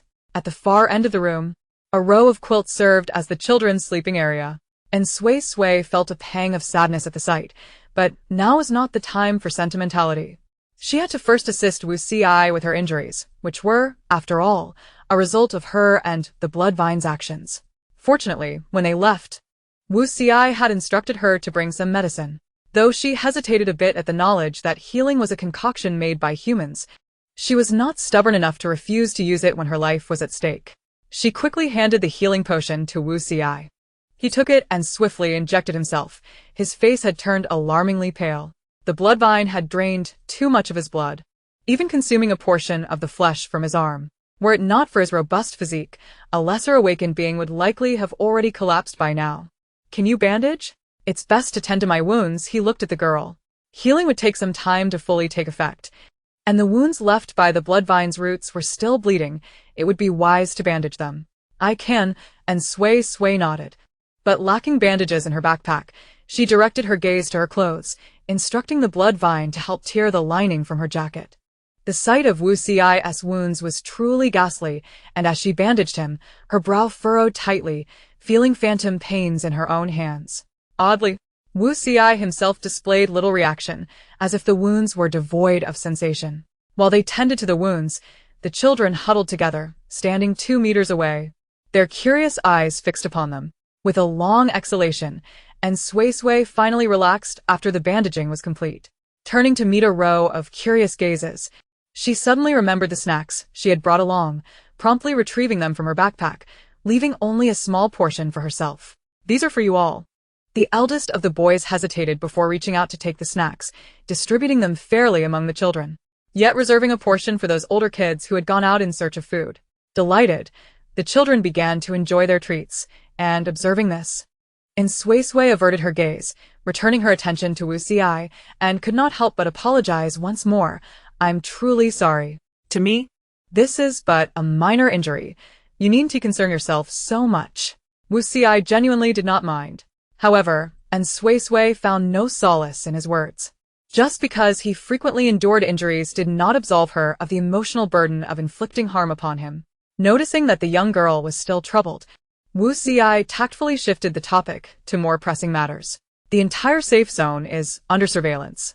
Should any aberrant beasts appear, an alarm will promptly notify the authorities, and the Special Operations Department will dispatch personnel to investigate." Hearing this, Suisui momentarily set aside her guilt, redirecting her anxiety toward the impending situation. This investigation was imperative. On one hand, it aimed to eliminate the aberrant creatures to prevent chaos, and on the other, to ascertain their origins and apprehend dissidents.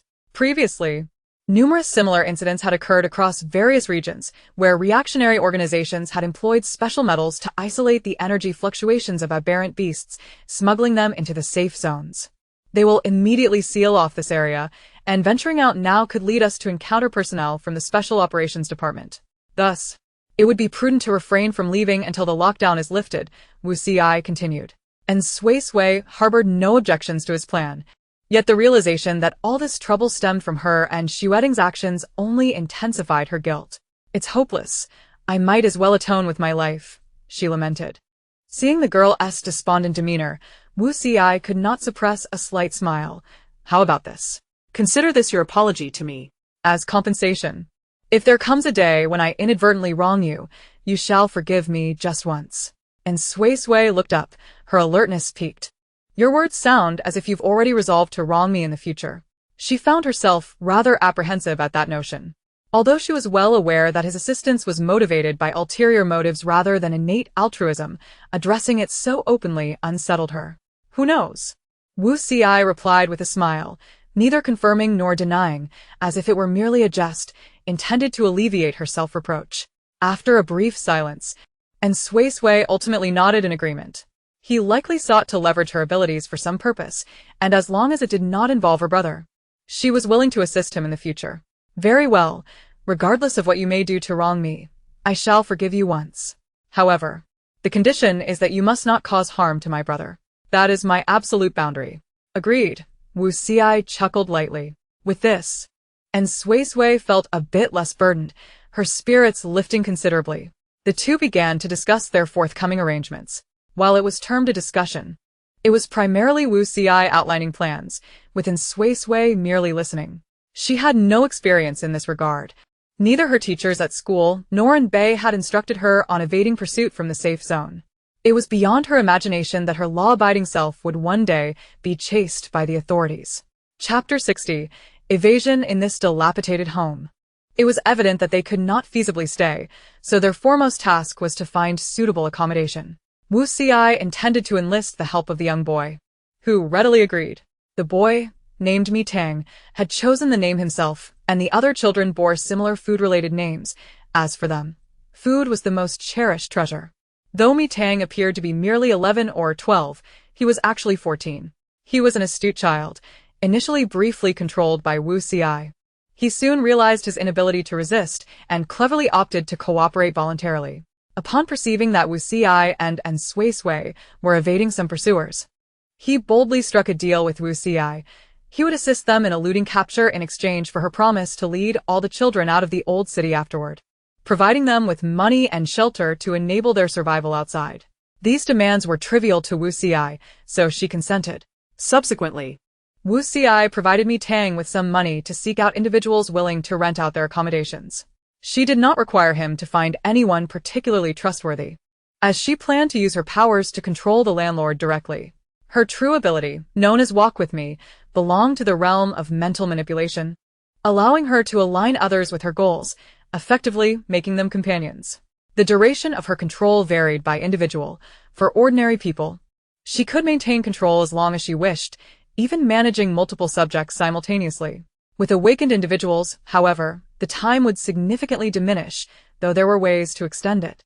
Gaining the target's trust would increase the control duration. The more they trusted her, the easier it became. Once Tang departed, Suisui reached out to others, succinctly explaining her situation and urging them to prepare. In the event of an unfortunate discovery, she would forcibly lead the girl to escape, necessitating backup from her companions. Most importantly, she instructed Zisher outside, bring extra supplies. The term supplies referred to non-core members who had committed acts of violence, often fugitives, who could be used as sacrifices in emergencies. Her mental control could compel them to act as a rear guard. The deceased Sun Guo was categorized as such a supply.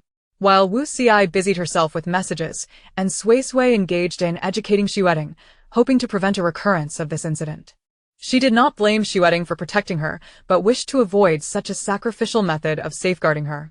She repeatedly emphasized to Xueting, Suisui is a companion. You cannot harm companions.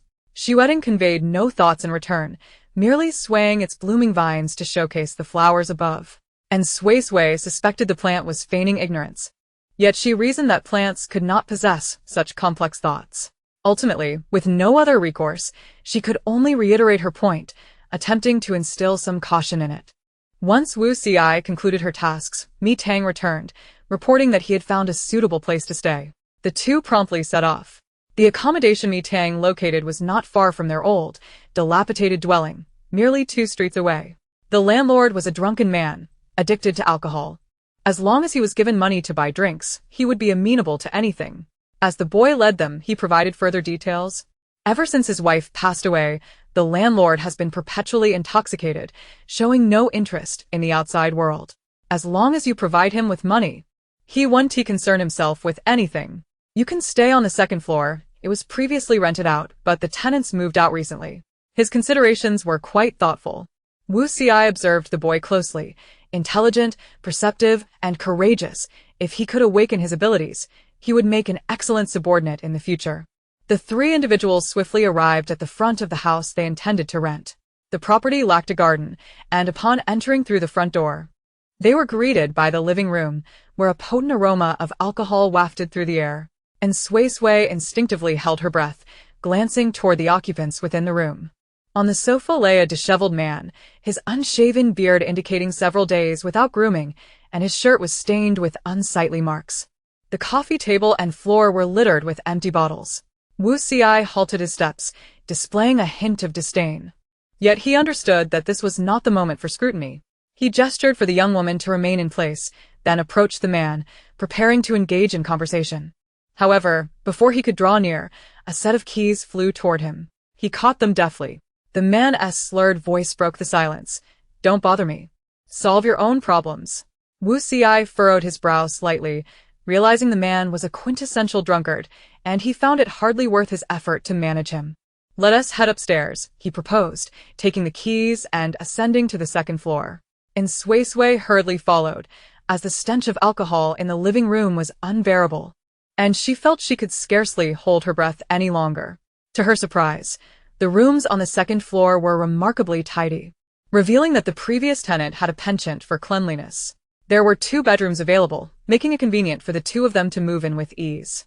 The only drawback was that bedding would need to be acquired independently. "You take this room. I'll step out for a bit. Just stay here and be at ease," Wu Xi instructed as he made his way toward the other room. And Suisui nodded, peeking into the room designated for her. Finding nothing particularly appealing, she quickly returned to sit in the living room on the 2nd floor. Shortly after, Wu Xi emerged from his room, and she instinctively glanced over, momentarily taken aback. He had cut his long black hair into a stylish, slightly tousled look. It was remarkable how a mere change in hairstyle transformed his entire demeanor, shifting him from a refined gentleman to a member of a boy band.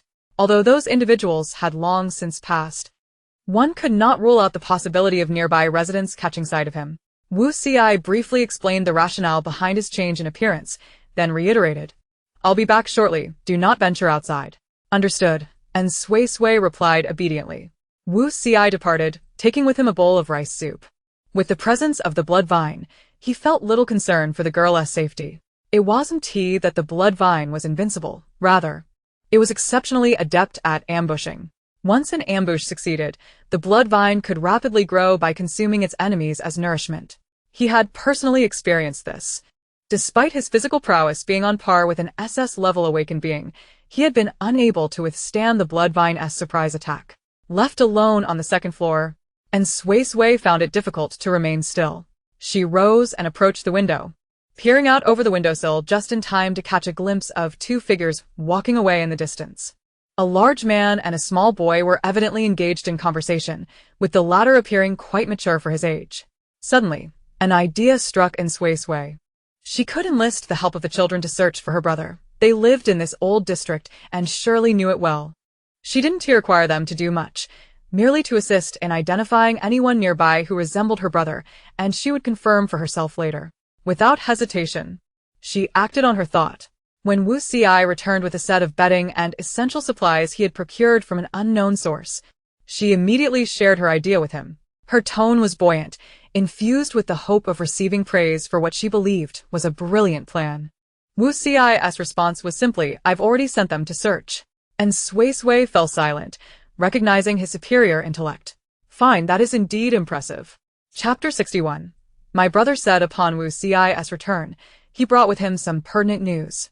The old district had, as expected, been cordoned off, with outsiders temporarily barred from entry. Those within were subject to stringent scrutiny should they wish to exit. All residents were required to remain indoors, prohibited from wandering the streets. Furthermore, the bodies of those slain by the blood vine had been removed, along with the desiccated tendrils it had left behind. Additionally, there were 2 pieces of bad news and 2 pieces of good news. The first piece of bad news was that the authorities would undoubtedly be able to ascertain the identity of the blood vine from the wilted tendrils, and the SS-level plant-type aberration would certainly attract the utmost attention, likely prompting a thorough search of the area. Correspondingly, the good news was that the so-called search would employ the most advanced detection equipment to assess the energy fluctuations of aberrations, and the blood vine's current form exhibited nearly no energy signature. No one would suspect that an SS-level blood vine could be concealed in such a diminutive root form upon a person. The second piece of bad news was that, in their pursuit of the individual who had brought the aberration into the area, the authorities would likely investigate all residents of the old district to identify any outsiders. The corresponding good news was that the old district was extensive, making it improbable for them to conduct a simultaneous search throughout the entirety of the area, thus providing ample opportunity to evade detection. After hearing the good news, Suisui felt no joy, as the realization that her actions might inadvertently endanger her brother overwhelmed her with regret and guilt. Wu Ci immediately recognized the turmoil within the young girl and offered reassurance. There is no need to worry about your brother. He has likely faced such searches countless times before. To be frank, he believed she might be better served by focusing on her own safety, while he could easily evade those conducting the search. He faced the additional challenge of keeping her safe, which multiplied the difficulties significantly. A misstep could compel them to forcibly break free. Yet, expressing such thoughts would only burden her further, so he refrained from doing so. And Suisui found solace in his words, and realizing that wallowing in guilt was futile, she quickly regained her composure. Wu Ci subsequently chose not to venture outside again. Instead, he instructed Mi Tang to summon his little friends to help gather information. Children were nimble and, if caught, would face minimal consequences. Enlisting their aid to scout for information was the simplest course of action at this juncture. His directive was not solely to gather news about Bay, but also to ascertain the search routes of the Special Operations Division, determining whether they would encircle the area or conduct searches in designated sectors. Knowing the specific search routes would allow him to devise suitable evasion strategies. And Suisui was genuinely at a loss regarding these matters. Neither her school teachers nor Bay had imparted such knowledge to her. She felt powerless to contribute, relegated to maintaining silence and avoiding causing any disturbances. However, this state of inactivity filled her with anxiety, rendering her unable to focus on her phone or engage in any other activity. After sketching out a few preliminary escape routes on a makeshift map, Wu Ci turned toward the troubled girl, suddenly deciding to engage her in conversation. "What do you think of this world now?" he inquired. "What do you mean?" And Suisui was somewhat perplexed by his question. Wu Ci pondered for a moment and decided to clarify his query with pointed specificity. "Now that you know that healing is created from the flesh and blood of awakened beings, that chaos exists within the safety zone, and that those in power are not paragons of virtue, in your eyes, is this world good or bad?" And Suisui had not anticipated such a question and found herself momentarily speechless. How to articulate her thoughts? She had never contemplated such matters. Her mind was solely fixated on finding her brother, even if the world were ending, or if it required her to save it. That mission could wait. Her brother's search took precedence. She had neither the time nor the inclination to delve into deeper reflections about the state of the world. Suddenly faced with such a query, she had no desire to ponder it, instead growing wary of why he wished to discuss this topic with her. Wu Ci observed that she seemed unable to respond, and, lost in her own thoughts, remarked, "In truth, for the majority, the world ought to be a benevolent place. They remain blissfully unaware, muddling through their lives in serene oblivion. Yet, this tranquil ignorance is built upon the suffering of a select few. Do you deem this fair?" The conversation took on a heavier tone, and Suisui, sensing the shift, candidly refused, "I do not wish to engage in such discussions." Why? Wu Ci inquired. not annoyed but rather perplexed. Because my brother once said that anyone who discusses topics pertaining to the world or life with me must harbor ulterior motives, and Suisui replied with conviction. Wuzi fell silent for a few moments before managing to utter another question. Why? My brother explained that no one would engage a minor in such discussions for the sake of exploration. Our depths of thought are not commensurate. He also mentioned that the only possible motive for such conversations is for the other party to impose their views and sway my opinions. He advised me to disregard them, as my worldview is not yet fully formed and I lack sufficient experience to discern the veracity of what is said. The best course of action is simply to ignore it. There was, in fact, a follow-up sentence. If I were to listen, I should treat their words as mere nonsense. However, she refrained from articulating this crude sentiment, and Suisui rambled on about her brother's words, and then reiterated, thus, I do not wish to discuss such topics with you. Wuzi was genuinely impressed. Her brother had established an all-encompassing defense against anyone seeking to influence his precious sister. Though, admittedly, Wuzi did possess an inclination to sway the girl's thoughts. So, he could not fault her for being cautious. He forced a smile, one lacking genuine warmth, encapsulating his myriad unspoken thoughts in a single phrase. Your brother is quite remarkable. My brother is the best, and Suisui dismissed the subtle mockery in his words, interpreting them as sincere praise.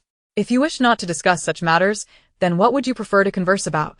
Wuzi asked amiably, and Suisui, in truth, wished to assert that there was no need for conversation at all, but recognizing that Wuzi was engaging her due to her apparent anxiety, she pondered and decided to share a topic that would bring her joy. Let me tell you about my brother.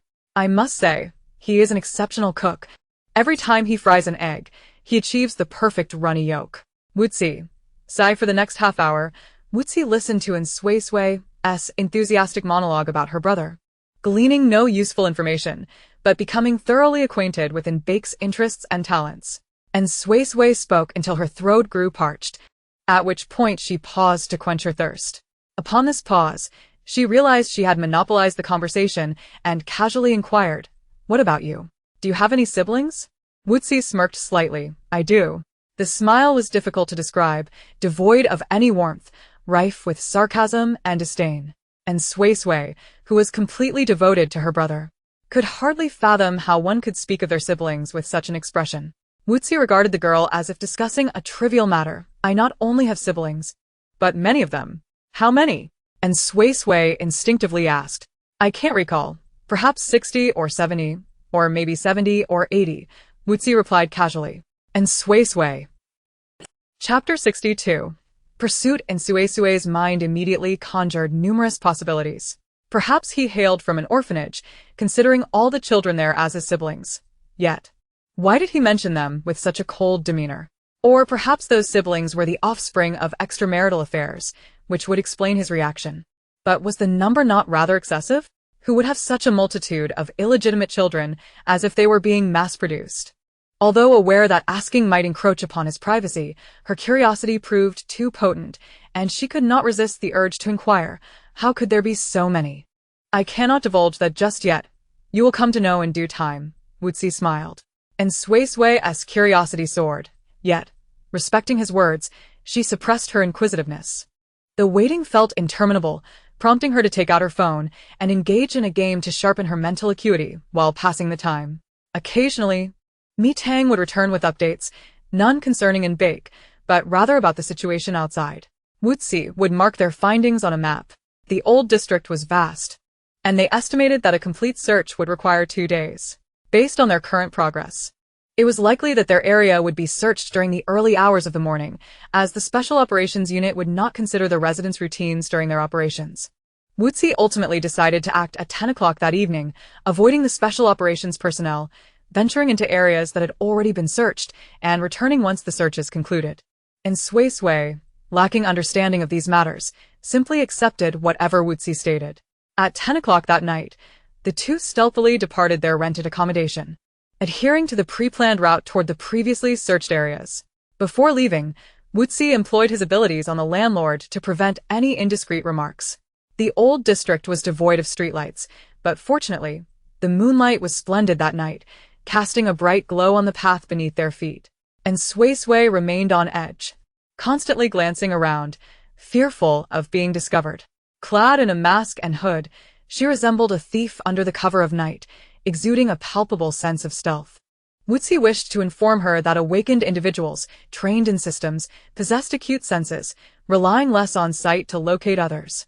If someone approached, it was typically the sound of footsteps, breathing, or heartbeat that would be detected first.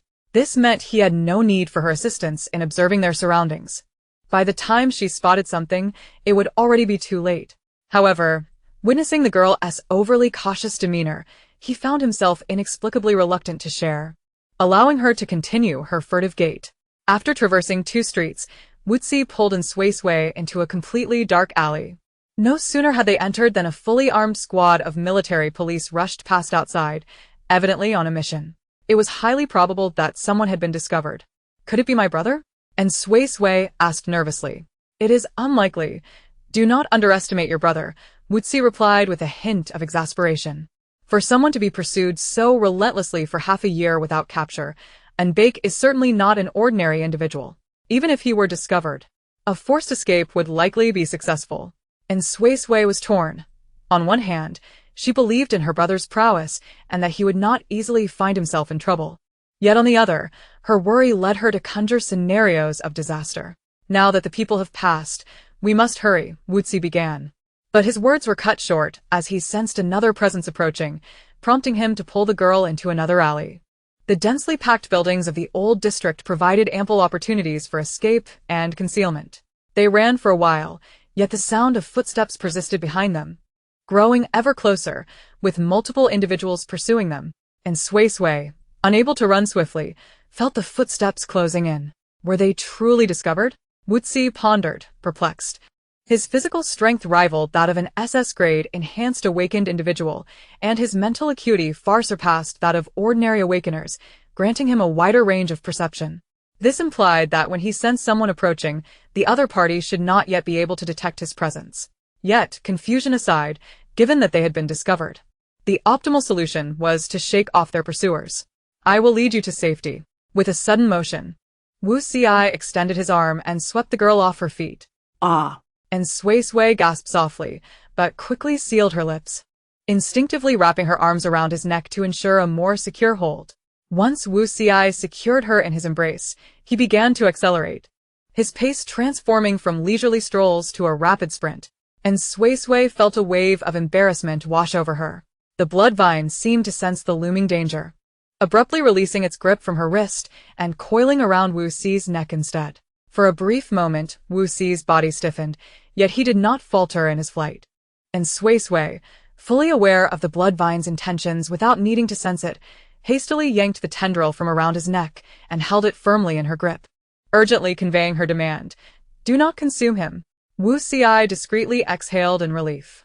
After weaving through the labyrinthine streets for approximately 10 minutes, they finally managed to shake off their pursuers, and he set Suisui down. We had better. Wuzi's words were once again interrupted as he sensed another presence approaching, Distinct from those who had been chasing them. Just when would this turmoil cease? He decisively lifted the girl once more and fled. Are they still after us? And Suisui couldn't help but whisper. It's not the same group as before. Wuzi's mind raced, swiftly piecing together the likely scenario. They were utilizing instruments to detect awakeners. The source energy detection devices could sense the presence of anomalous beasts, and naturally, they could also detect awakeners by merely adjusting the alarm parameters. However, this posed a rather complicated issue. Departments like the Special Operations Division, comprising entirely of awakeners, would trigger the alarm by their mere presence. Moreover, nearby energy fluctuations could interfere with the detection of similarly ranked energy waves. It seemed he had found a solution to this dilemma. Suisui, hand me the suppression bracelet. As he spoke, Wuzi scaled a wall and infiltrated a nearby residence. Due to the chaos outside, no one in the old district dared to sleep tonight, and this household was no exception. The occupants were gathered in the living room. Before the homeowner could scream, Wuzi's emerald eyes transformed into a striking red as he activated his talent to bring her along. At this moment, and Suisui had already removed one of the bracelets. Wuzi placed her down, reaching out to take the bracelet she handed him, swiftly putting it on and feeling his power diminish significantly. Shoo. He signaled for silence, then quietly pressed himself against the wall, attuning himself to the sounds outside. The pursuing group did not linger, continuing their forward advance. The immediate danger had passed. Chapter 63. The escape. The tension in Wu Si's heart began to ease slightly as he started to contemplate their situation with greater clarity. He could surmise the unfolding events. It could only be said that Bei and Suisui were rather unfortunate siblings. The Bloodvine's rampage had drawn attention to the disturbances in the old district, and it was highly likely that the authorities had connected this incident to Bei, suspecting him of wrongdoing. Consequently, they decided to conduct a thorough investigation using the new detection instruments throughout the old district. Although unintentional, the siblings had most likely inadvertently compromised each other. What should we do next? And Suisui asked, her voice tinged with worry. Two choices. Wu Si's gaze remained fixed on the window, where flames flickered in the distance, revealing a fire-type awakener engaged in battle. Choice 1. We stay here until the lockdown is lifted. This area has already been searched, and those individuals are relying on instruments to locate awakeners. They are unlikely to return for a second sweep. Choice 2. We take advantage of the current chaos and leave immediately. The fighting has already started, and the majority of the military and police should be occupied. The old district is vast, and the perimeter's lockdown will not be as stringent. And Suisui furrowed her brow, uncertain of which option to choose. In truth, she did not wish to select either. She yearned to investigate whether her brother had been discovered, to ascertain his safety. Yet, venturing forth would be akin to offering herself as a hostage, unless she commanded the Bloodvine to unleash a massacre. If they were clearly villains, she could issue the order without a second thought, but these military personnel were merely ordinary soldiers, executing orders from above. They believed they were apprehending criminals, under the impression they were safeguarding the safe zone and its residents. Which choice do you believe is better? And Suisui relinquished the decision to him. Since approaching her brother was not an option, either choice seemed inconsequential. Moreover, regardless of the decision, she would require his protection, so it was better for him to choose. Wu Si did not respond immediately, his mind grappling with the dilemma of whether to risk a trip over there. This was the best opportunity to locate Bei. Once they left, finding him again would present a formidable challenge. Chung Yunwei, having sustained injuries after using his talent last time, would likely be unwilling to employ it on the girl again. I'll go check the situation. Can you manage to stay hidden here for a while? Wu Si ultimately could not let go of this chance. I can. And Suisui nodded without a hint of hesitation. All right, then hand me another suppression bracelet. If I encounter your brother, I must use it on him. Wu Si quickly organized his thoughts. Upon hearing this, and Suisui promptly removed another bracelet, making the glowing aura above her head even more conspicuous. Wu Si took the bracelet, contemplated for a moment, then approached and swiftly knocked the homeowner unconscious. His mental control weakened with distance and was also affected by his own condition. Should he sustain severe injuries, his mental control could falter entirely. Thus, knocking the person out was the safer option. I will return as swiftly as I can. With that, Wu Si swiftly climbed out the window, his figure vanishing around the corner. And Suisui entered a new cycle of anxiety, pacing restlessly within the room, occasionally peering through the curtains gap to observe the situation outside. The flames in the distance grew ever brighter. Seconds ticked by, and suddenly, a cacophony of footsteps and sounds of combat erupted outside, interspersed with gunfire. And Suisui's heart raced, and she cautiously approached the window to assess the situation. Just around the corner, a dozen military personnel were pursuing an unfamiliar woman. As the battlefield gradually encroached upon her vicinity, anxiety gripped her, causing cold sweat to bead on her palms. Fortunately, the pursued individual possessed some degree of strength. As she passed a utility pole, she unexpectedly uprooted it and swung it backward, forcing all pursuers to retreat. Following that, she leaped onto a nearby rooftop, hastening her escape. With all military personnel hot on her heels, voices wafted through the wind. The squad leader was requesting reinforcements via radio. 6th Squad requests support. Fugitive number 221 is fleeing towards Zone B. And Suisui exhaled in relief at this sight, but just as she did, a military officer, who had just leaped onto the rooftop, was suddenly struck by an unseen force and sent flying. Ironically, the direction of his trajectory was toward her position. She dodged to the side with utmost speed, With a loud crash, the window shattered as he tumbled into the room. Everything transpired too abruptly, and Suisui, driven to the edge of panic, found herself oddly calm, her mind racing through various responses. Should she pretend to be an ordinary resident? No. The glowing aura above her head was far too conspicuous in the dimly lit room. Anyone with functioning eyesight would undoubtedly notice it. If they recognized her as an extraordinary awakener, they would undoubtedly inquire about her identity. After all, formidable awakeners would not settle in the old district unless their backgrounds were questionable. Should she make a hasty escape? No. Her physical capabilities were akin to those of an ordinary person. How could she possibly compare to these battle-hardened, awakened soldiers? She doubted whether she could even manage to escape this room.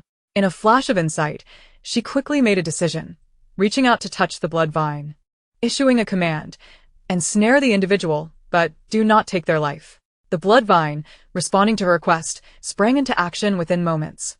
The unfortunate military officer had barely risen when the blood vine had already coiled around his arm, its roots penetrating his flesh, the tendrils growing wildly, binding him securely. He attempted to retaliate, but the more he struggled, the tighter the bonds of the blood vine became, and any movement only intensified its grip. He turned to her, voice sharp with accusation. "Who are you?" "I'm so sorry." And Suisui offered a heartfelt apology while grabbing an ashtray and, with a controlled force, struck his head. However, her strength was too feeble to render him unconscious.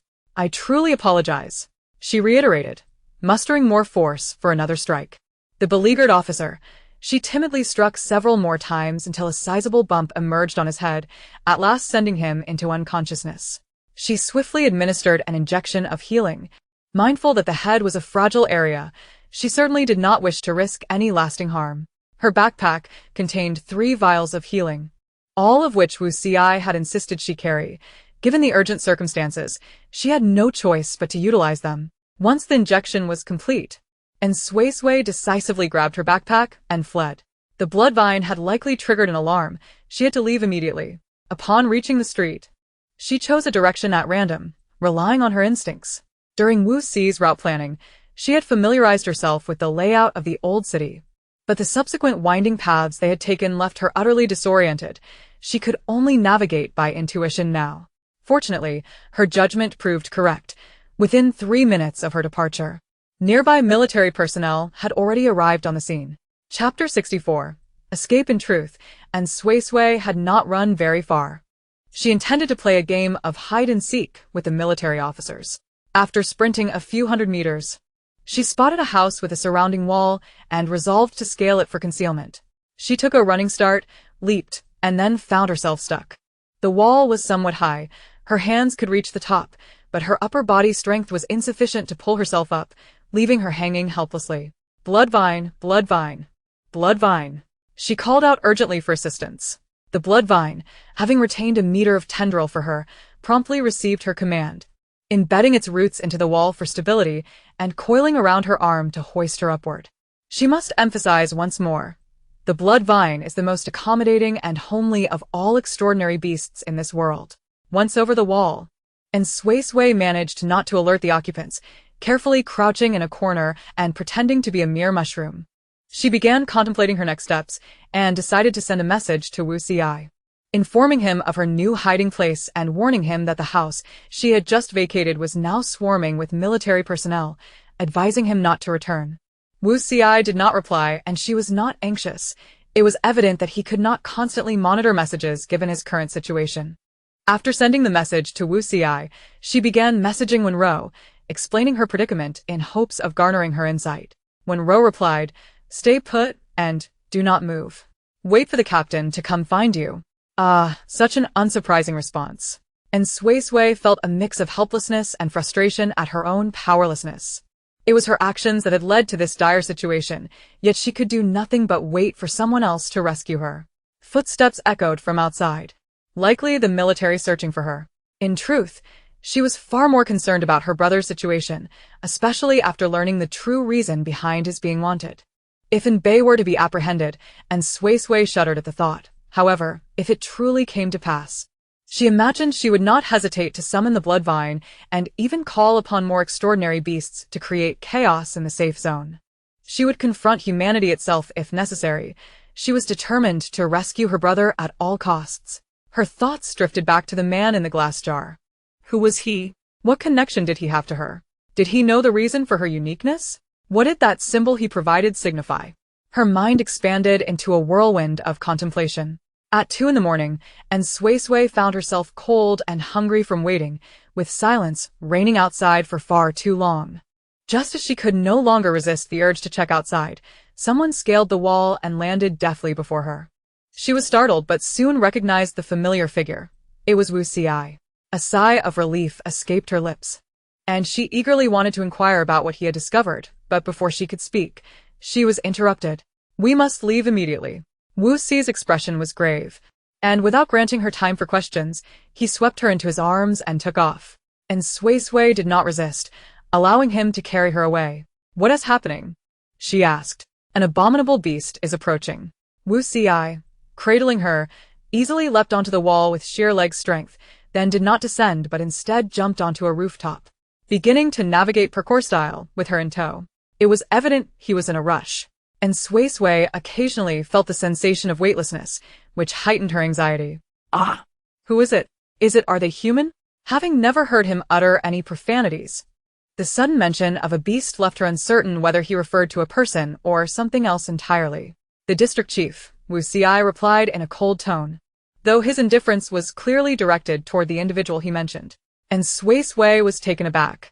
She was aware of the district chief of Safety Zone 6. After all, there were only 3 SSS-level awakened individuals in the entire nation. Besides Chengyan, the other 2 were the district chiefs of Safety Zones 1 and 6. The district chief of Safety Zone 6, Zhongxing, an SSS-level control-type awakened individual, was reputed to be a very approachable leader, garnering positive public opinion. However, upon realizing that Safety Zone 6 was the source of healing, she had already deduced that this district chief was likely not a good person. Now, hearing Suisui refer to him as a beast only solidified her suspicions. What is he here for? To capture and bay? And Suisui pressed urgently. "No. He is here to capture me," Suisui responded calmly. And Suisui exhaled in relief, but quickly felt the weight of concern again. What difference did it make that she was with him? Why was he after him? Why would he want to capture you? She asked, puzzled. While she understood that being apprehended was reasonable for someone from the Free Nation, it seemed excessive for the district chief of Zone 1 to take matters into his own hands. Suisui did not directly answer her, but instead countered. "Are you certain you wish to know?" And Suisui fell silent, then sheepishly withdrew her question. "Not particularly." "Ha!" Suisui chuckled lightly. "You'll find out in due time."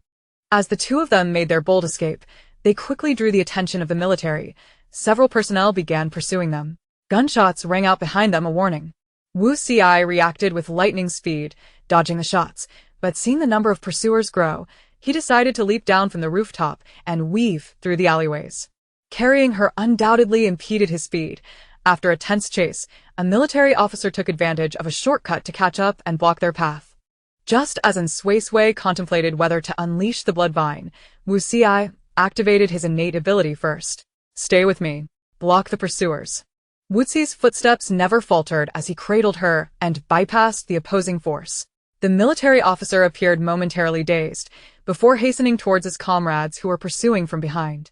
The sounds of footsteps receded, as those trailing were effectively detained. And Suisui's mouth fell slightly agape. What extraordinary talent! How enviable it was! Wait a moment. A thought suddenly struck her. Despite the urgency of the situation, she found herself compelled to ask. "Sister Wenru previously mentioned that you have never missed your mark when it comes to those you desire. You haven't used your ability to control them, have you?" A tinge of fear coursed through her, apprehensive that he might employ such tactics on her as well.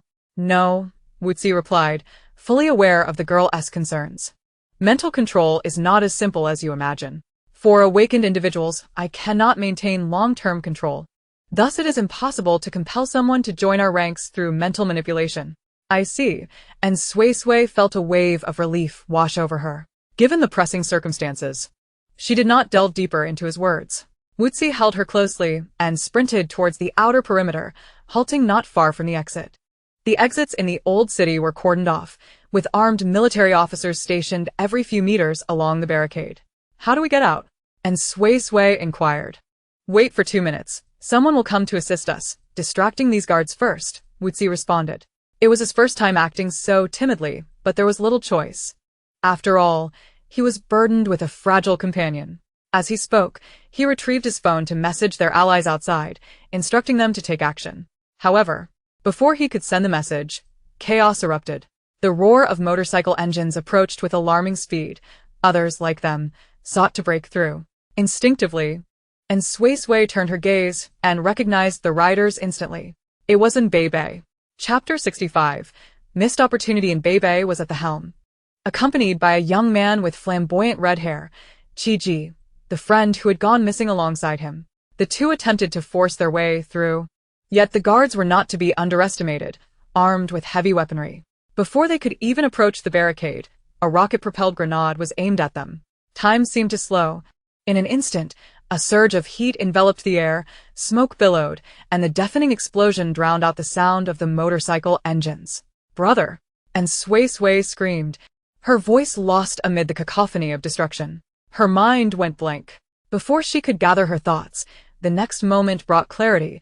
As the explosion subsided, the engine's roar pierced her ears once more, and Bebe and Chiji emerged unscathed from the blast zone. The military officers, intent on launching a second rocket-propelled grenade, found themselves too close to fire and resorted to gunfire instead. Countless bullets rained down upon them, yet as they approached, each bullet seemed to halt midair, falling harmlessly to the ground. The two successfully breached the barricade and sped away. In mere seconds, and Suisui's heart experienced tumultuous highs and lows, ultimately watching helplessly as they vanished from view. Brother, she called again, her tone now subdued, barely audible, only for Wuzi to hear. The events had unfolded too swiftly for her to process. She was at a loss for how to feel. After half a year, she had finally seen her brother. Yet he remained oblivious to her presence. A fleeting sense of confusion was soon replaced by a profound sense of loss. Let us take advantage of this moment to leave. Wuzi's voice pulled her back to reality. Most of the guards stationed in the area had pursued Bebe, providing them the perfect opportunity to escape without needing assistance from their allies outside. Oh, and Suisui nodded, still in a daze. Wuzi, undeterred by her distraction, swiftly lifted her and began to run, aware that other military officers in the old city would soon arrive. They successfully exited amidst the chaos. 2 vehicles approached them. In the front car, Yi Zishir leaned out of the window, exclaiming, "Captain." Wuzi hurriedly ushered and Suisui into the vehicle. Inside, Wenru was present, along with the long-unseen Shin Tuqing. And Suisui sat, gazing vacantly at the scenery racing by outside the window as the 4 circled through the bustling city, changing vehicles twice before finally heading towards their base. Wenru, noticing the girl's unusual demeanor, quietly inquired, "What's wrong, Suisui?" "The ones who just broke through were Bebe. He didn't see us," Wuzi succinctly explained the situation. Wenru's expression shifted to one of understanding. By the time they returned to the villa, it was already 4 in the morning, and Suisui joined them for a bowl of instant noodles before retreating to rest. Needing time to process her emotions, the hope of reunion had been so close yet so painfully elusive, leaving her feeling disheartened. Lying in bed, despite her exhaustion, sleep eluded her. She pondered her next steps and how she might reunite with her brother. She believed she should first find a way to inform him that she was alive and not in the clutches of villains, convincing him to leave the know. 6 safety zone. Once Bebe knew she was safe, he would surely cease lingering in the number 6 safety zone. The night's harrowing events had frightened her. She did not wish for her brother to remain in the safety zone any longer. It was far too perilous. Yet if she did that, her continued existence would surely be discovered by those in power, placing her in greater danger. Perhaps she should leave the safety zone first. Everything had deviated from her initial thoughts. The night's occurrences had made her realize that her very existence could be a liability. It might be wiser to let Wuzi assist in locating her brother. Since Wuzi intended to invite Bebe to join their team, he would undoubtedly be diligent in his search. After much contemplation, and Suisui reached a decision. She would leave the safety zone, remain nearby, and allow Wuzi to disseminate her status, awaiting Bebe's departure from the safety zone. Upon waking the next day, and Suisui, feeling despondent, shared her decision with Wuzi. Seeking his opinion. Certainly, that's preferable.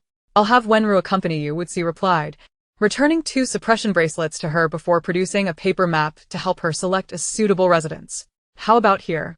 He indicated a valley, explaining that 7 years prior, a barricade had been constructed, but following the emergence of a magnetic storm, the area had seen a surge in mutant beasts, rendering the barricade obsolete. The structures from 7 years ago should still be usable. And Suisui's eyes lit up at the prospect. Having a proper residence was undoubtedly better than sleeping outdoors. The only concern was the proximity to the restricted zone. Wuzi continued, but you need not worry about that. A restricted zone typically refers to areas of extreme danger due to the presence of SSS-level mutant beasts. Ordinary awakened individuals would surely avoid such places, not daring to approach even a step closer. However, you need not have such concerns. For you, it may very well be the safest option. All right.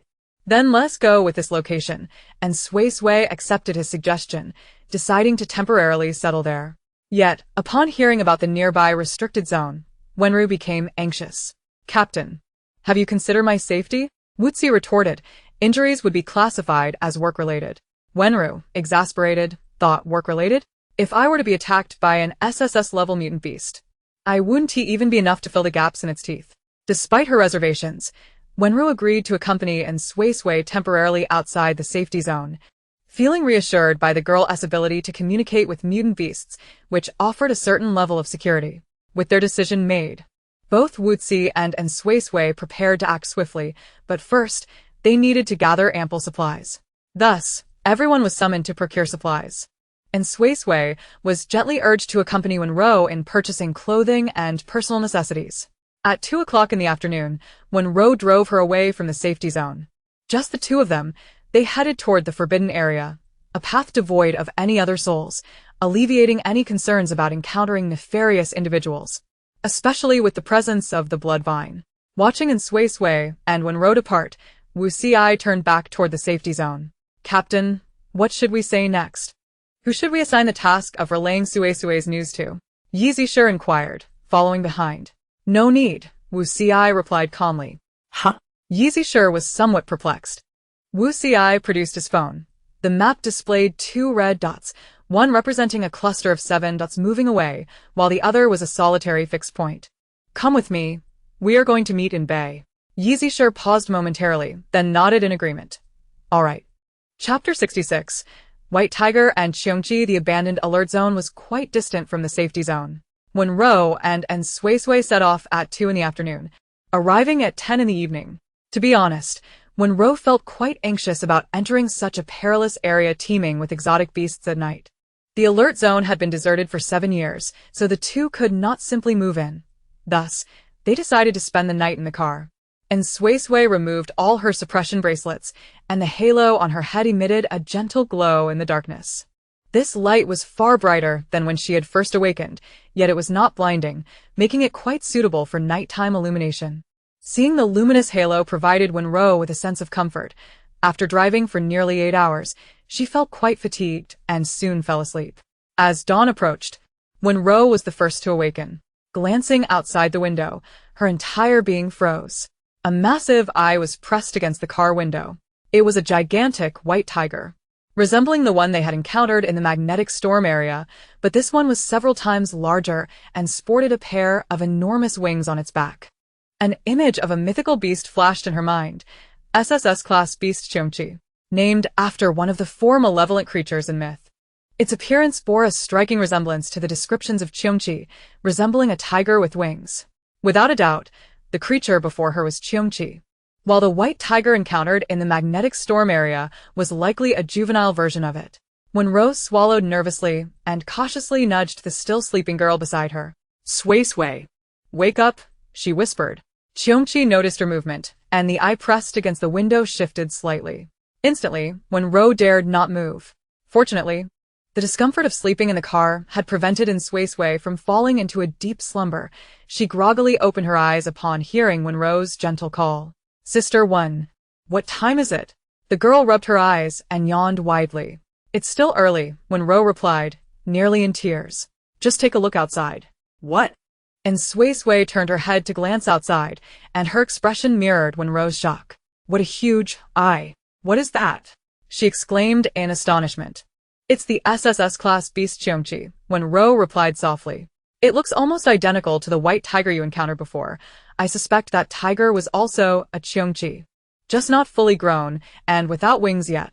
And Suisui, still dazed from sleep, took a moment to process this information before asking, "So, what do we do now?" "Are you asking me?" Wenro smiled, and Suisui, realizing her lapse, slapped her cheeks to awaken herself fully. "Sister Wen, you stay in the car. I'll go communicate with it." Without hesitation, she pushed the car door open. As she did, the Cheongchi instinctively stepped back to avoid having the door obstruct its space. Once outside, and Suisui finally beheld the full grandeur of the Cheongchi, which was indeed enormous. The white tiger they had previously encountered now seemed like a mere cub in comparison. Its eyes were even larger than her head. "Oh, hello there." "Please do not eat my companion," she earnestly spoke, simultaneously releasing her spiritual threads to make contact with the creature. It was essential to establish this understanding first. As their minds touched, she sensed its joy. It harbored no complex thoughts, merely finding her delightful and adorable. Cheongchi reciprocated her thoughts, its gaze scanning over Wenro in the car before promptly shifting away, clearly indifferent to such a small creature. Wenro felt her body tense under its gaze, fearing that her words might tempt fate and lead the beast to feast upon her. "Absolutely, do not eat." And Suisui reiterated, her own apprehension prompting her to emphasize the point. Only then did Cheongchi casually emit a sound of acknowledgement, indicating it understood. Both Wenro and Suisui exhaled in relief. Wenro cautiously exited the vehicle, confirming that Cheongchi was indeed unconcerned with her presence, allowing her to relax. She retrieved 2 bags of toast from the trunk. "We'll have this for breakfast. We haven't settled in yet, and there's no time to prepare warm food." And Suisui reached out to take one, opening it to eat. Noticing Cheongchi's intense gaze, she instinctively asked, "Do you want some?" Cheongchi made no response, letting out a sound before turning to depart. Despite its massive size, it moved silently, true to its feline nature.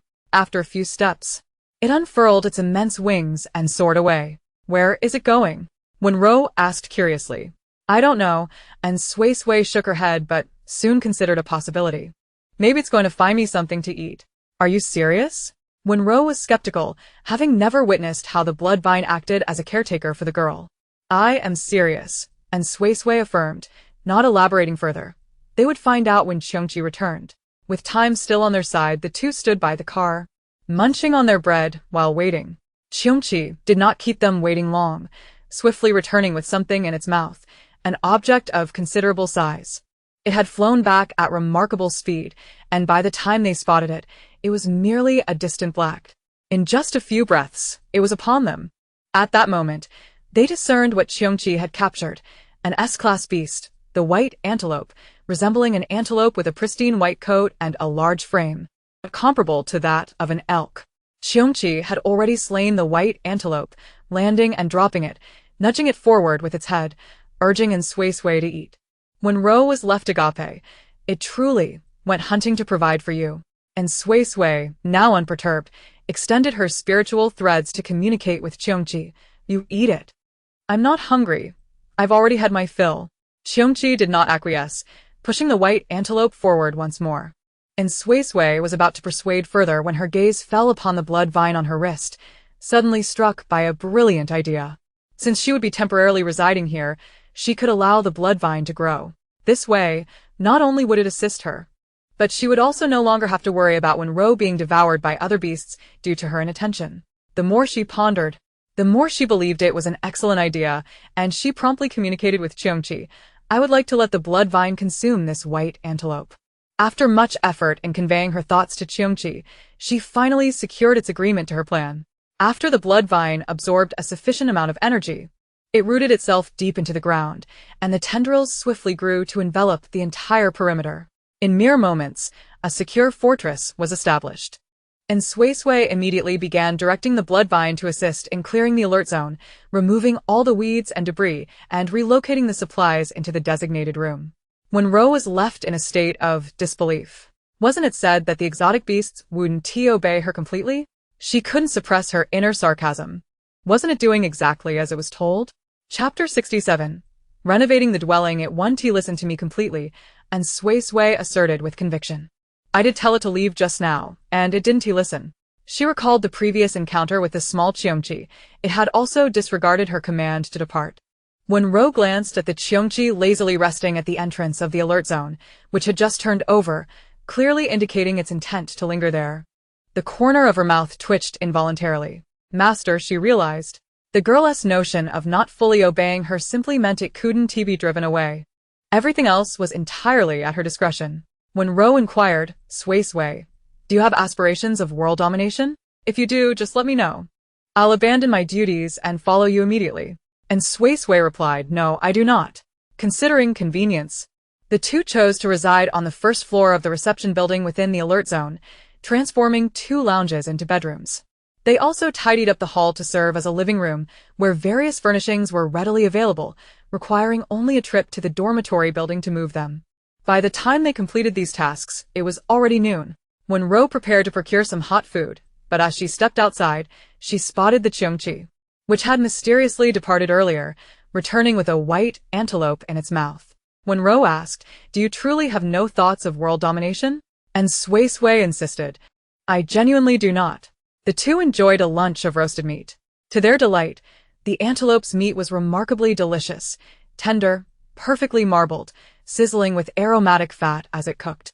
Though they couldn't consume much, the remaining meat was fed to the blood vine, further expanding its territory by an additional 100 meters. After lunch, when Ro visited the generator room, confirming the generator was operational before beginning to repair the circuitry to restore power to their living area.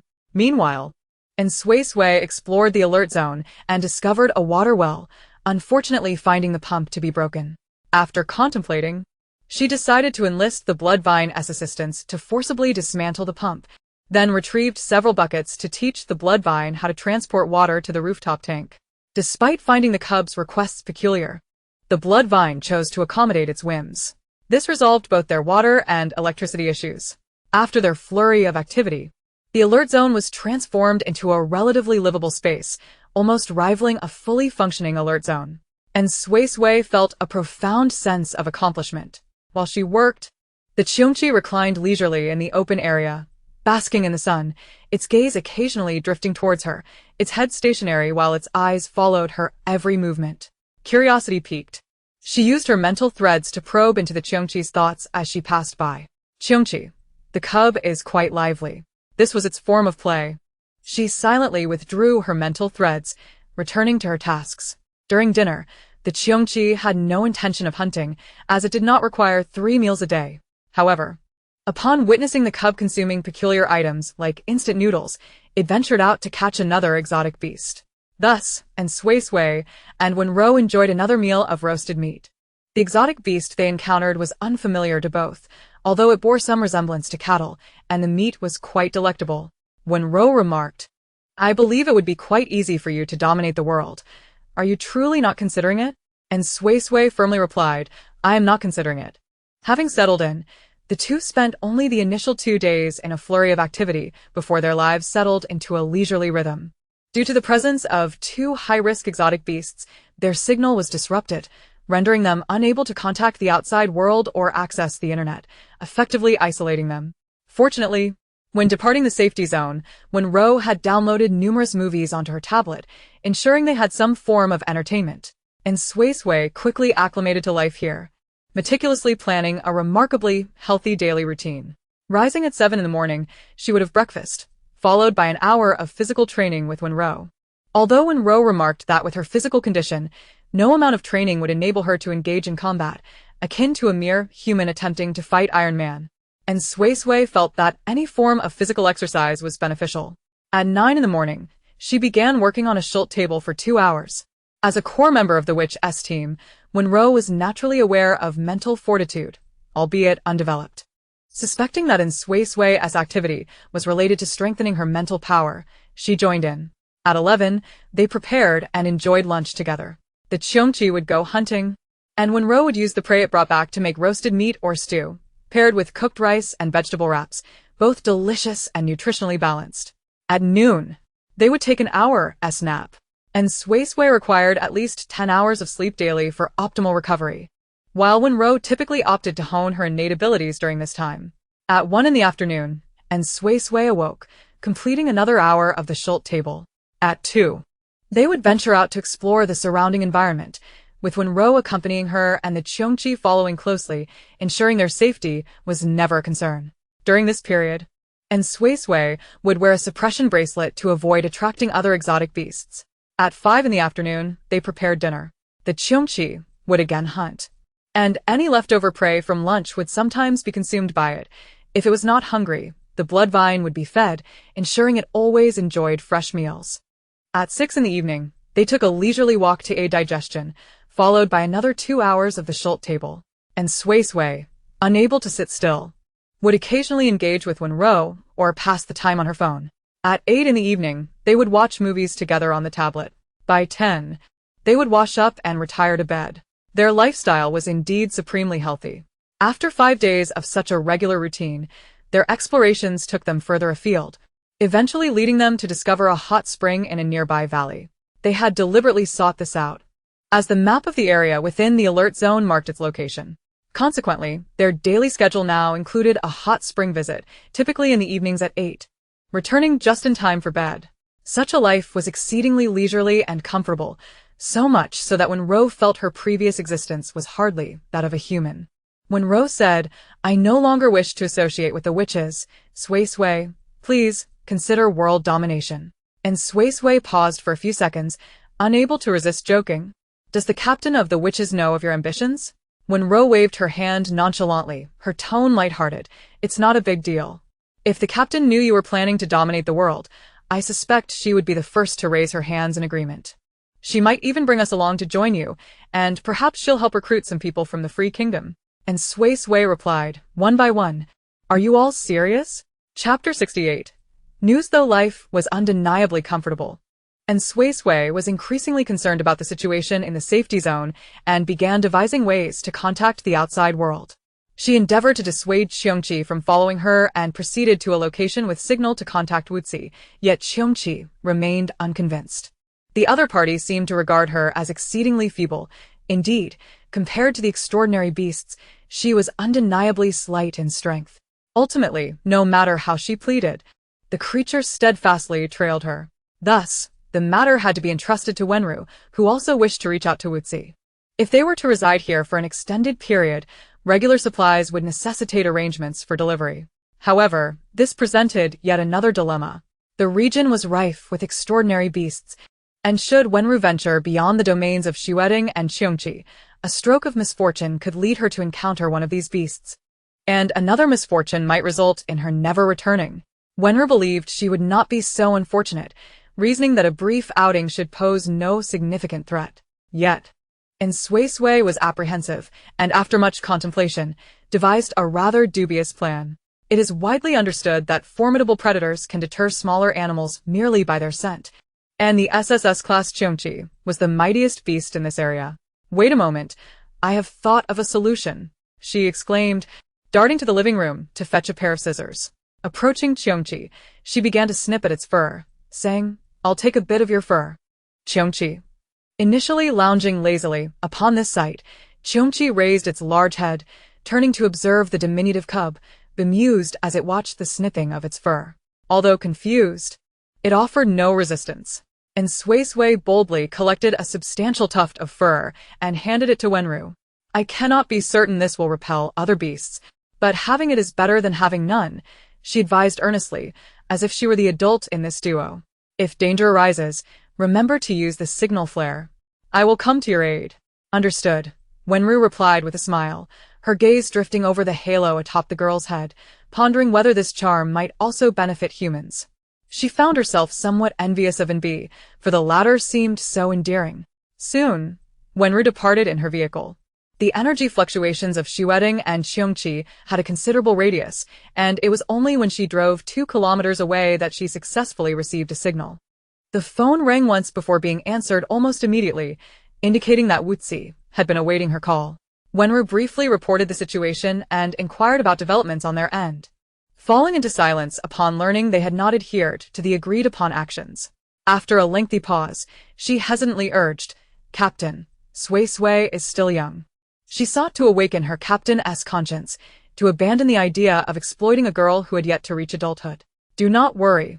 I will ensure she remains unharmed," Wuzi replied, dismissing her counsel, and refrained from informing her that N.B. had already been located. Wenru opened her mouth, yet refrained from further persuasion, shifting her focus to the matter of supplies. Wuzi had anticipated this issue and intended to send Yi Zishir over. However, to mitigate the risk of Yi Zishir encountering danger, it would be prudent for Suisui to meet him partway. After ending the call, Wenru returned to the base with a complex array of emotions.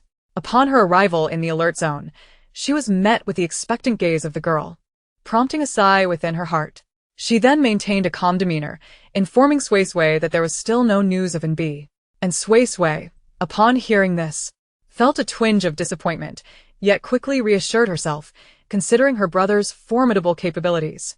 By the way, Qiongqi's fur does indeed have a repellent effect on lower-risk beasts. Wenru redirected the conversation. During her journey, she had indeed encountered a beast, but before she could discern its nature, it fled, likely frightened away by Qiongqi's scent. And Suisui's spirits lifted instantly, relieved that she would no longer have to worry about her protector's safety. After all, Qiongqi had come to this perilous place to accompany and care for her. Were anything to happen to him, she would carry the weight of guilt for a lifetime. Regrettably, the scent on the fur would not persist indefinitely. Otherwise, if she could gather more, she could not only shield those she wished to protect, but also potentially amass wealth by selling it. Contemplating this, her gaze fell upon Qiongqi. And noticing the patch of fur she had clipped, she felt a flicker of guilt. She resolved to groom him daily, collecting the shed fur rather than cutting it. Furthermore, she noted, Yi Zishir will be delivering supplies tomorrow, and it will just be him. I must go meet him. Wenru continued to discuss practical matters. I have asked him to bring more snacks. We can forego the meat since we have fresh provisions. Additionally, I've arranged for some cold-resistant vegetable seeds. We can plant our own. When the time comes, you can have Shueting assist with the soil, for I am thoroughly weary of dehydrated vegetables. As the weather grows colder, I will request they send over a heater. Understood, and Suisui nodded obediently throughout, recognizing that Wenru would undoubtedly enjoy the benefits. Time swiftly advanced to the next day, and Suisui rose early, diligently combing Qiongqi's fur, intending to gather a substantial amount to bring back to Wenru. Wenru was to go alone to meet Yi Zishir, and Suisui had initially wished to accompany her, but Qiongqi insisted on following her, and the creature was far too conspicuous, easily visible from a distance. Wenru deemed it prudent to venture alone, lest they attract unwanted attention, considering Qiongqi's fur could ward off extraordinary beasts. This arrangement would also allow her to travel further afield, even closer to the safe zone, ensuring Yi Zishir's security. Despite their frequent bickering, their relationship was quite amicable, and she did not wish for any misfortune to befall him. Observing the situation, and Suisui did not press the matter and quietly continued her grooming of Qiongqi. As is common with felines, Qiongqi relished the grooming, closing its eyes and purring while rolling over to invite her to tend to the other side. However, its sheer size made it challenging, even while lying down, and Suisui could not reach the top and had to climb onto its back to groom, exhausting herself in the process. When the creature suddenly stretched in pleasure, she nearly toppled off. Fortunately, Shueting reacted swiftly, its vines wrapping around her waist to lift her back to safety. She devoted over an hour to grooming Qiongqi, ultimately presenting all the collected fur to Wenru. With the back seat piled high with tiger fur, Wenru set off. The moment she departed, and Suisui felt the entire alert zone fall into a hushed stillness. Not wishing to retreat to her room alone, she nestled beside Qiongqi, using him as a makeshift couch. Although Qiongqi had short fur, his massive size rendered it relatively long compared to her, and lying down allowed her to sink into the softness of his fur, providing unparalleled comfort. She suddenly envisioned a future where she could live here indefinitely, and once she located her brother, she would invite him to join, rendering everything utterly perfect. Chapter 69. A Good Life. As evening descended, and Suisui finally awaited the return of Wenru and Yi Zishir. Two vehicles, one following the other, parked at the entrance of the alert zone. Sensing an unfamiliar presence, albeit faint, Cheongchi alertly raised its head, its wings subtly shifting to shield the cub beneath its feathers. And Suisui, having waited too long, had dozed off. In truth, it was simply too comfortable nestled against Cheongchi. The sound of a horn startled her awake. Wenru had honked. She dared not enter with Yizishir while the girl was absent. Meanwhile, Yizishir in the other vehicle stood utterly dumbfounded, taken aback by the sight of the alert zone entirely enveloped in Shueting and the imposing figure of the winged tiger. And Suisui yawned and emerged from beneath Cheongchi's wing. Upon spotting the returning vehicles, she instantly perked up and hurriedly made her way to the entrance. "Sister Wenru," she called out cheerily. Gentle, upon seeing her approach, felt a sense of relief and alighted from the vehicle. She rapped her knuckles against the front hood of the car, signaling for Yizishir to disembark. It was only then that Yizishir snapped back to reality and confirmed, "Is this Cheongchi?" "Indeed," Gentle replied. And Suisui cast a puzzled glance at Gentle, intrigued that she had not forewarned them about this revelation. "Why didn't you mention this to me beforehand?" Yizishir inquired, evidently concerned about the oversight. "What is there to discuss? You would see it upon your arrival," Gentle dismissed nonchalantly. A spirited argument ensued between the two, having grown accustomed to their bickering. And Suisui chose to explore the supplies in the car on her own and called upon Shueting to assist with unloading the items. As Yizishir continued to quarrel, her peripheral vision caught sight of Suisui's actions, leaving her momentarily dumbfounded. Gentle, noticing her reaction, beamed brightly. Her intention was to savor the moment when her companion's worldview was shattered, and she didn't want to be the only one left in disbelief. "Are you surprised?" she teased. Then turned to the girl. "Suisui, have you had dinner yet?" "Not yet," and Suisui replied, shaking her head while continuing to direct Shueting in the unloading tasks. "What about you two?" "We haven't either. Let's have barbecue for dinner," Gentle suggested, noting that Yizishir had brought an abundance of skewers. "All right," and Suisui agreed nonchalantly. Gentle then set about preparing the evening meal. As Cheongchi, who had been lying down, suddenly rose, stretching its enormous wings as if awakening from slumber. Its already grand stature became even more pronounced. "Is it preparing to hunt?" Gentle exclaimed. "Suisui, have it catched a white antelope. The meat is perfect for skewers." "Okay." And Suisui replied, rushing over to communicate with Cheongchi. With a loud cry, Cheongchi took off to hunt, returning in less than 20 minutes with the desired white antelope. Yizishir's already fragile worldview was utterly shattered. "Is it truly possible to do that?" And Suisui confirmed, explaining that as long as she was seen eating, Cheongchi would go hunting, which led her to sneakily eat breakfast in her room. She imagined Cheongchi watching her consume bread and biscuits as a parent would react to a child indulging in unhealthy snacks, thinking, how can a cub eat such junk food? A cub should eat meat properly. The trio enjoyed a sumptuous barbecue. Of late, both Gentle and Suisui had grown somewhat weary of grilled meat, ultimately leaving most of the skewers for Yizishir, while they primarily indulged in vegetables. After dinner, Gentle, exhausted from a day of driving, wished to soak in a hot spring to unwind and immediately asked Suisui to accompany her. And Suisui readily agreed. Upon hearing the two were off to the hot springs, Yizishir's already crumbled psyche further deteriorated.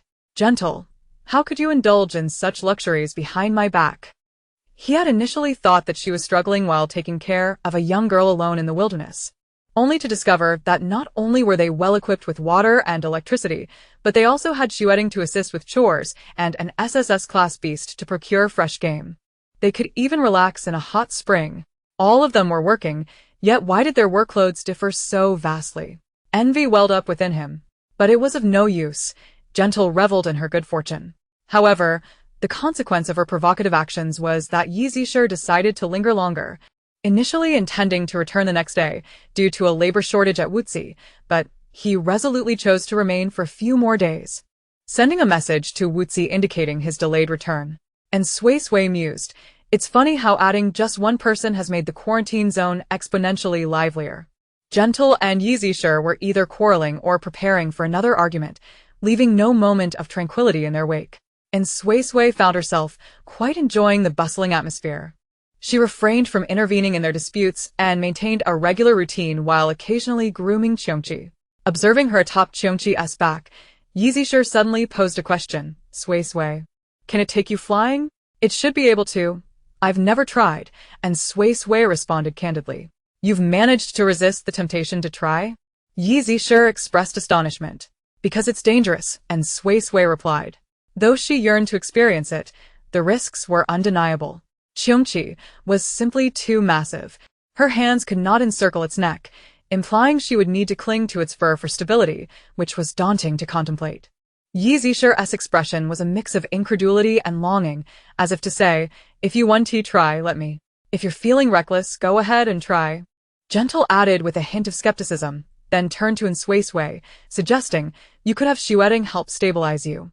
And Suisui paused, considering the practicality of the idea. And her spirits lifted instantly. 2 strands of mental energy wavered, connecting her to both Qiongqi and Xueting. Soon, Xueting moved, vines wrapping around her waist and subsequently encircling Qiongqi.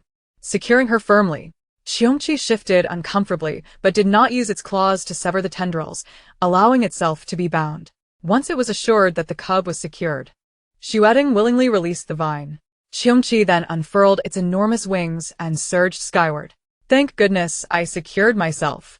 And Suisui screamed, startled.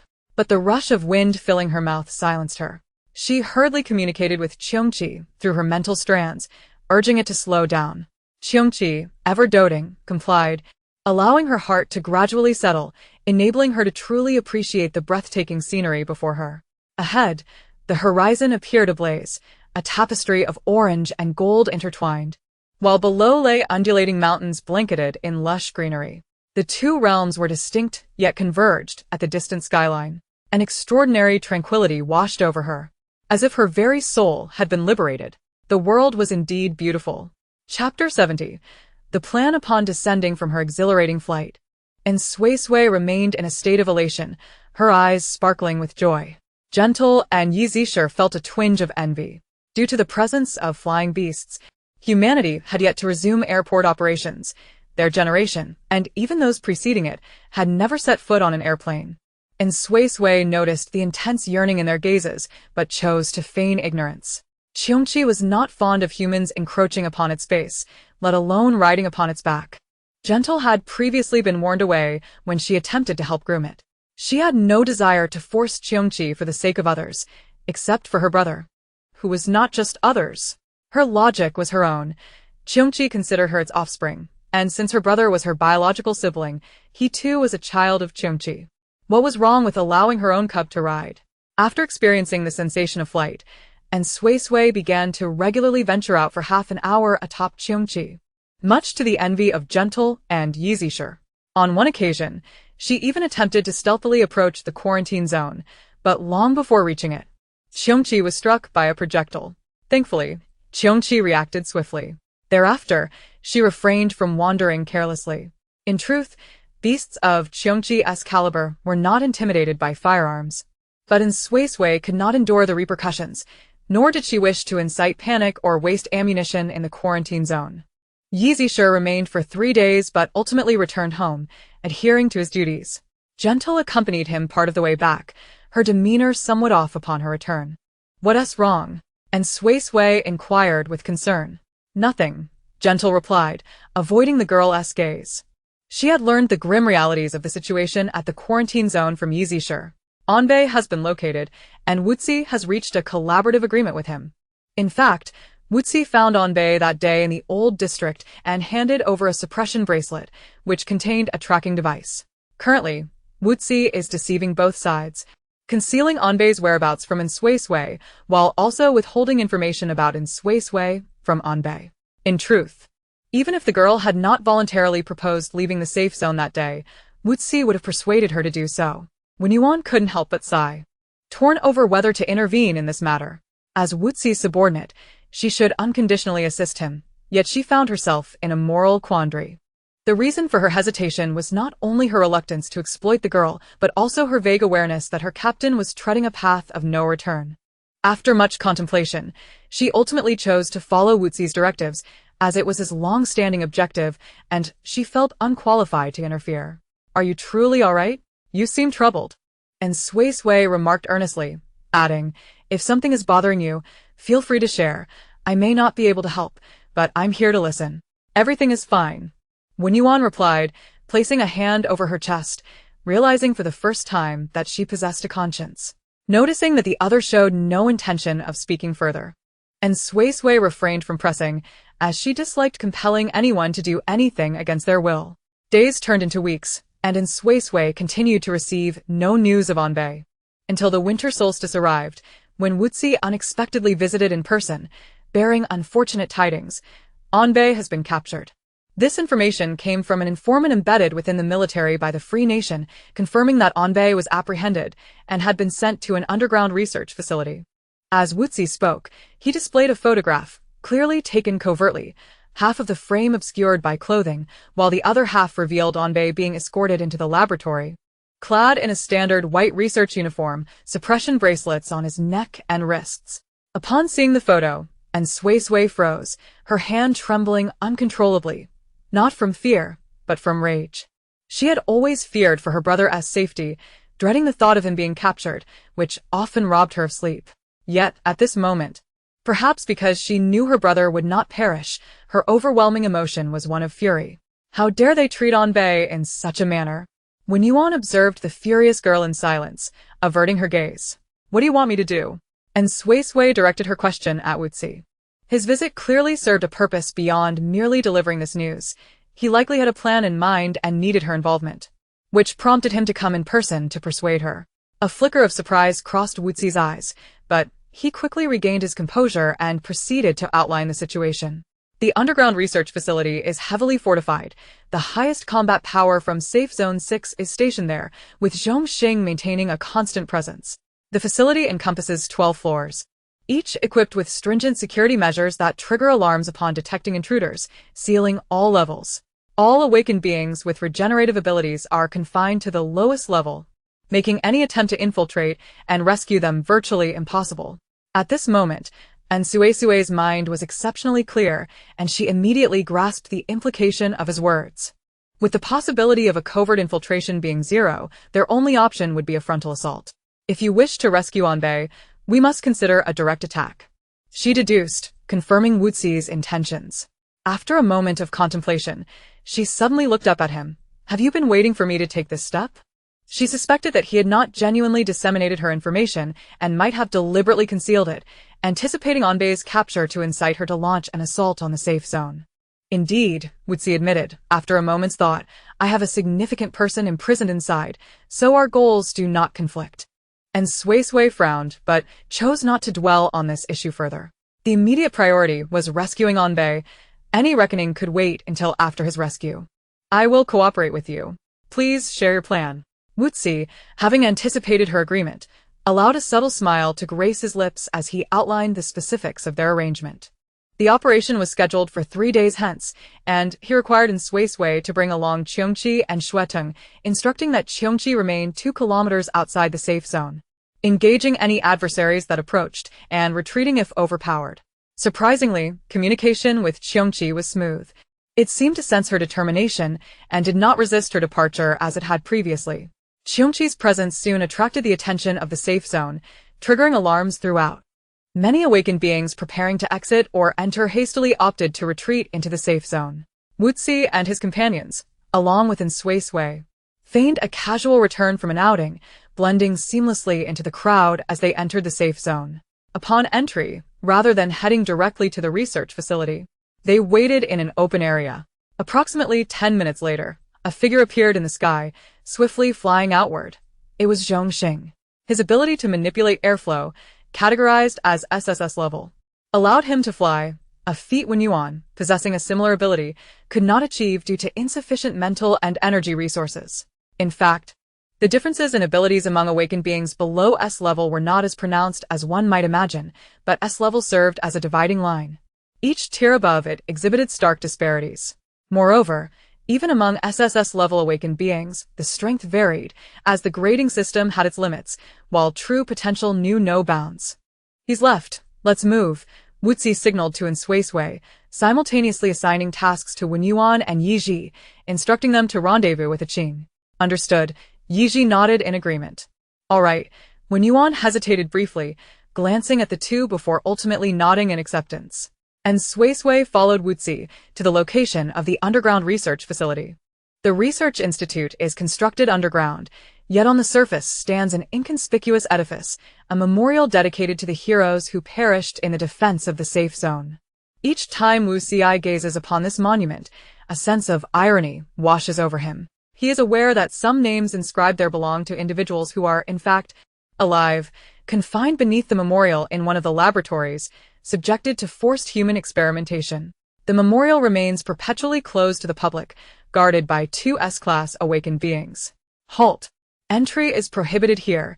Depart at once, one of the awakened beings commands, blocking the path of the two. Suisui, Wuzi suddenly speaks. The ensuing events are entirely orchestrated by me. You need not carry any psychological burden. What? And Suisui does not immediately grasp the significance of his words. Instinctively, she turns to face him and is met with a pair of blood-red eyes. In that fleeting moment, all her chaotic thoughts dissipate, leaving only one singular intention in her mind, to assist him in obliterating the entire research institute. Once Wuzi confirms he has taken control of the girl, he softly issues his first command. Suisui, instruct the blood vine to eliminate everyone within the institute, with the exception of the test subjects, who are all equipped with suppression bracelets. And Suisui obediently nods, relaying his command to the blood vine. The blood vine does not perceive the invisible mental manipulation. When the young one commands it to kill, it does not hesitate for even a heartbeat. Upon hearing her words, the two guarding awakened beings realize the imminent threat and are poised to strike, but the blood vine has already lunged at one of them. Its roots swiftly penetrate the man's chest, and using his body as fertile soil, it grows rapidly, breaking through the surface. A dense network of vines begins to extend outward. As other guards sense something amiss and ascend to investigate, they too are pierced by the vines, their blood and flesh drained to further nourish the blood vine's growth. And Suisui observes the gruesome slaughter before her, yet remains unperturbed. It is as if her mind has been cleared of all extraneous thoughts. Her sole desire is to fulfill Wuzi's objective. Wuzi, too, is unfazed by the carnage. If he were to express any sentiment, it would be a relief that the blood vine had shown mercy on his subordinates in the old district. The first wave of guards falls entirely, and the blood vine has enveloped the area surrounding the memorial, its vines shattering the bulletproof glass at the entrance. Let us descend, Wuzi states, leading the way downward. And Suisui follows obediently. The blood vine surges into the lower level, moving with haste to ensure the young one's safety, its vines racing ahead to eliminate any potential threats. Upon encountering any humans, it absorbs them without hesitation, rapidly spreading its tendrils to cover every inch of the research facility, on the ground, the walls, and the ceiling alike. Within the first underground level, screams echo, mingling with the incessant blaring of red alarms. Wuzi finds the sound rather pleasing. Everyone present is either complicit in the human experiments or aware of them, yet chose to support the endeavor. However, considering that the girl would retain memories of this period once free from control, he urgently issues a second command. Suisui, close your eyes. I shall guide you. And Suisui complies without hesitation. Wuzi then leads her deeper into the institute, entering the first laboratory they encounter, stopping before a test subject. Do you wish to live? If so, I shall grant you your freedom. If not, I shall end your life instantly. He places the choice in their hands. I wish to die. The individual chooses death, having been thoroughly shattered by the inhumane experiments. For him, death represents liberation. Very well, Wuzi replies, exhibiting no hesitation as his military dagger pierces the subject's brain. His movements are swift and precise, sparing the subject excessive pain. After dispatching the individual, he continues with the girl to the next laboratory, repeating the inquiry with each test subject. Without exception, all choose death. Once they have cleared the first underground level, the pair arrives before a heavy silver metal door. This door is infused with materials from the suppression bracelets, capable of absorbing external energy, rendering the blood vine's tendrils unable to breach it. Wuzi retrieves a prepared identity card from his pocket and, after scanning it, the door slowly opens, revealing a staircase leading downward. Be cautious on the stairs, he softly advises. The blood vine, seemingly in a rush, surges downward, intent on neutralizing any danger before the young one descends. Upon reaching the 7th level underground, Suisui pauses momentarily upon encountering a person slain by the bloodvine. This individual possesses the same striking emerald green eyes as his own. It is his brother. Suisui halts for but an instant before proceeding onward. Yet the sight of this unfamiliar sibling stirs within him a yearning to confide, prompting him to share his story with the girl. Did you not wish to know why I have so many siblings? And why I harbor such disdain for Zhongxing? Allow me to recount a tale. The story begins with a beautiful woman who falls in love with a man of false integrity. The woman, unique in her own right, possesses captivating emerald green eyes. Having been cherished by her family since childhood, she awakens formidable talents, and her early life is a manifestation of happiness until the age of 24. At 24, she falls in love with a man, marries, and enters the next phase of her life with the birth of a child. In the first year of marriage, she conceives, giving birth to a child who inherits her eye color. The child is intelligent and endearing, and she adores him, declining her husband's insistence to have a second child, preferring to wait until their firstborn matures. Her husband, however, disagrees. Both being powerful awakened beings, he believes their offspring should not squander their genetic potential. Furious at this reasoning, she perceives her child as a product of love, not a mere commodity. They engage in numerous fierce arguments, and their relationship begins to fracture. Eventually, her husband turns hostile, coercing her into bearing more children. In due course, he deems the pace of one child at a time too slow and resorts to directly harvesting her eggs, employing other women to carry them to term. The woman is driven to despair, seeking an escape, yet she cannot overcome her husband's dominance. On one occasion, she seizes a fleeting chance to flee, only to receive a call from her husband before she can fully escape the safe zone. On the line, she hears her husband's brutal treatment of their child and the child's anguished cry of mama. She returns, for the sake of her child. At this juncture, Suisui falls silent, continuing to guide the girl through the various floors. The bloodvine proves far more formidable than anticipated. He had originally considered the possibility of encountering awakened beings beyond the bloodvine's capacity to handle, necessitating his protective instinct for the girl, but such considerations prove unnecessary. Finally, they arrive at the 12th underground level. This level houses several reincarnated awakened beings, representing the greatest wealth of the safe zone, yet no guards are stationed here. The entire level is constructed from materials used in the suppression bracelets, rendering any intruder merely an ordinary person, incapable of escape. As they step into this level, the encroaching vines immediately wilt, and Suisui's mental control vanishes in an instant, restoring clarity to the girl's gaze. And Suisui stands in shock for a moment, belatedly realizing the actions she had taken, specifically, those executed under compulsion. How could you do this? She questions, her voice trembling. She found it difficult to accept that so many lives had been lost at her command. Her original plan had merely intended to ensnare everyone with the bloodvine. Realizing that military police would soon be arriving, she hastily issued a new directive to the bloodvine, instructing it not to harm the officers, but to merely contain the individuals. Years have passed. Wuxi's voice was calm. I controlled you to act, thus those lives were extinguished by my hand. And this matter bears no connection to you. And Bei had indeed been captured, but it was a deliberate act on his part. I require his assistance in eliminating someone. Therefore I deceived him into believing you were in that person's clutches. He is not yet confined here, but is currently elsewhere. I have tampered with the bracelet on his wrist. It will not inhibit his abilities. I have instructed Zishur and the others to inform him, so he should arrive shortly. You need only to leave with him when the time comes. He recounted his actions with an unsettling tranquility, devoid of remorse and seeking no forgiveness. Long before he resolved to end his mother's suffering, he had cast aside all futile emotions, preparing himself to go to any lengths to achieve that end. And Suisui gazed at him in a daze. The influx of information was overwhelming. Wuxi did not spare her another glance, instead swiping his card to enter the laboratory beyond. This level housed 3 laboratories, each containing a subject corresponding to 3 awakened individuals with regenerative abilities. The walls of the laboratories were made of transparent glass, allowing a clear view of the interior from the outside. Inside each room was a single bed. Aside from that, there was nothing else. The three awakened individuals wore suppression bracelets around their necks and wrists, with chains tethering them to their beds within a 2-meter radius. 2 of the awakened were elderly. Lying on their beds, were it not for the faint rise and fall of their chests, they would appear as if they were lifeless. The third, a younger woman, was gaunt and skeletal, sitting upright at the edge of her bed. None of them reacted to the outside world.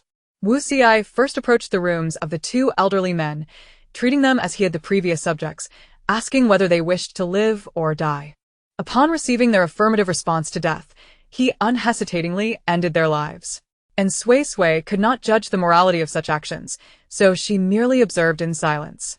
Suisui seemed intent on shielding her from witnessing such scenes. He blocked her view entirely, and after taking their lives, he pulled a blanket from the side to cover their corpses.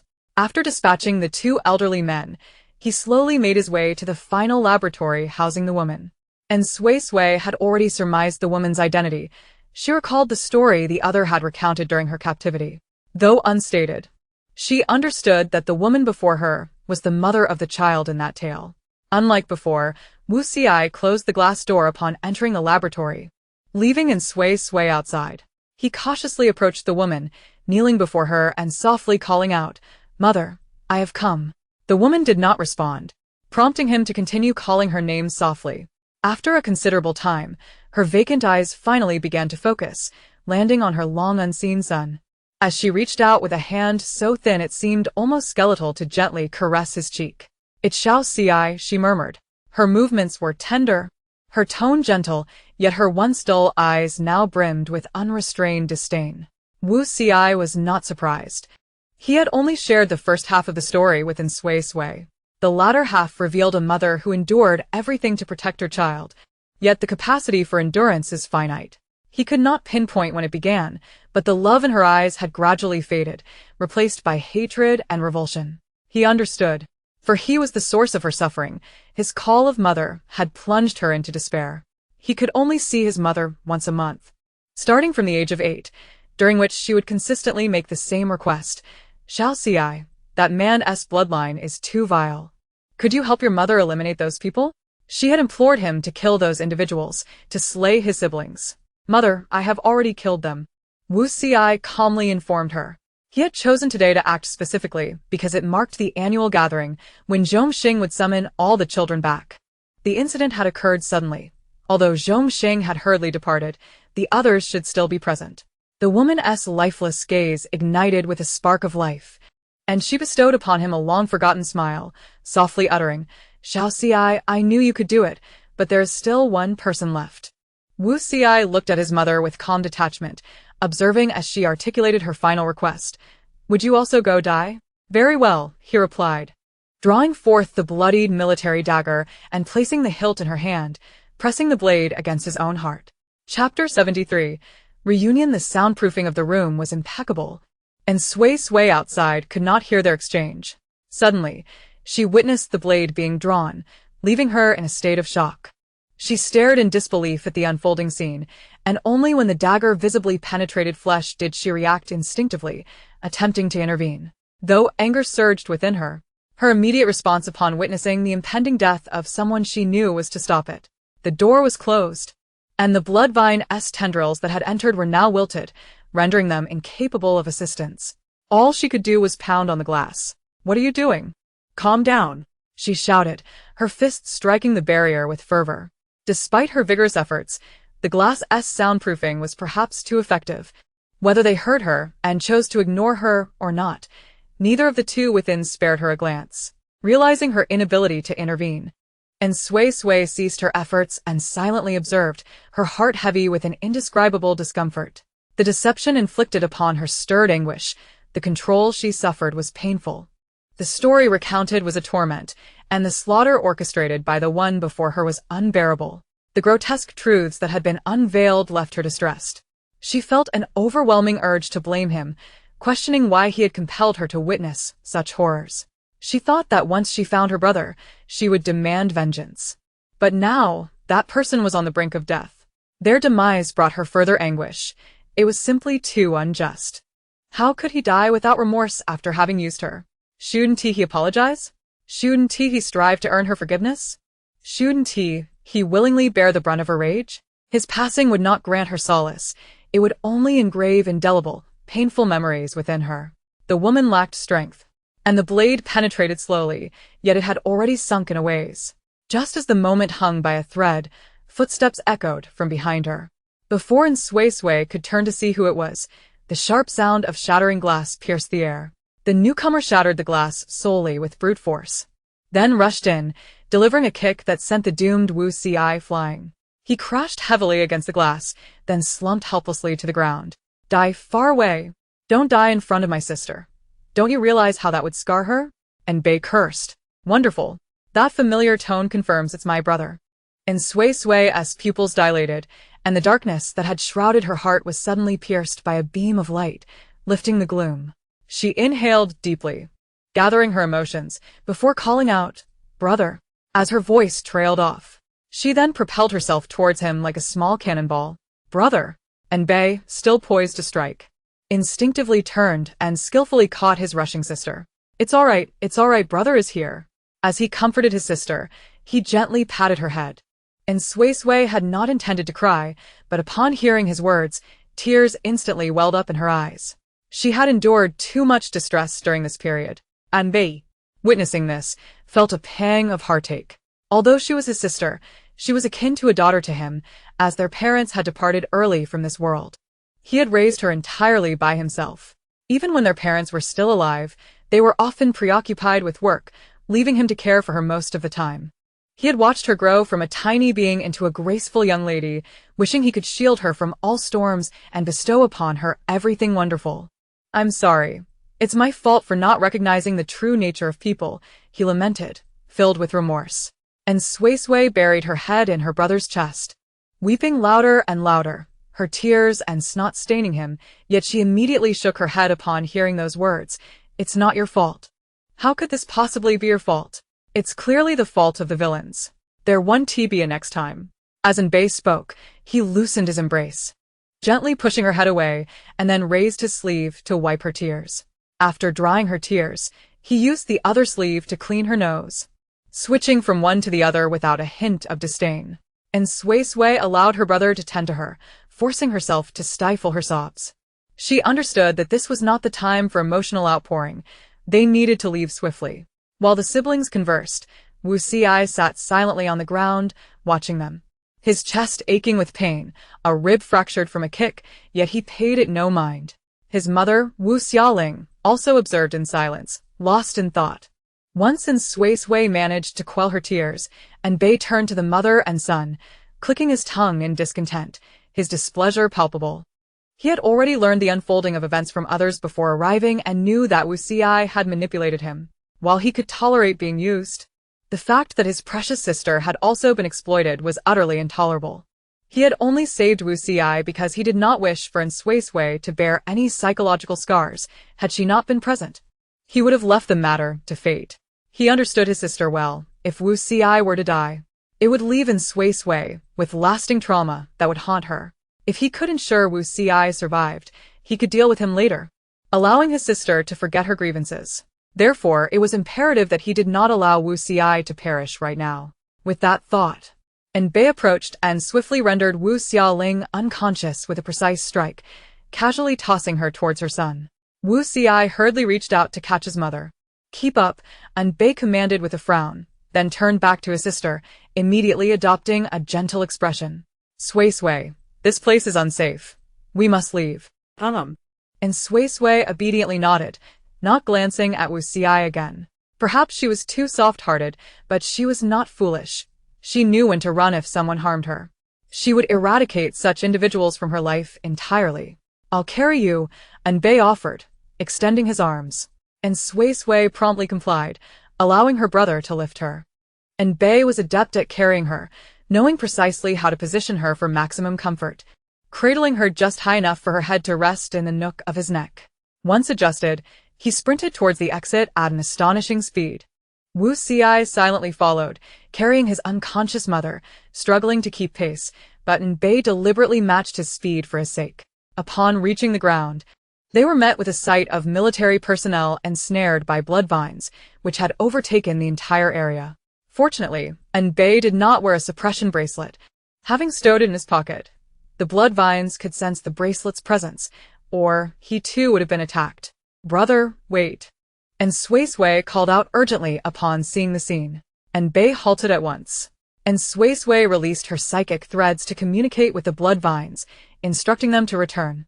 Without hesitation, the vines transformed back into delicate, milky white roots and rewrapped themselves around her wrist. However, they did not wither instantly as before. Instead, they continued to ensnare the military personnel, demonstrating their awareness of the lingering threat posed by those individuals. Bei had already gathered some understanding of his sister's abilities prior to arriving, but witnessing her command a mystical beast left him momentarily stunned, quickly followed by a sense of relief. Her talent was commendable, ensuring her safety in the wild. Bei, a car honked from a distance, free of vines.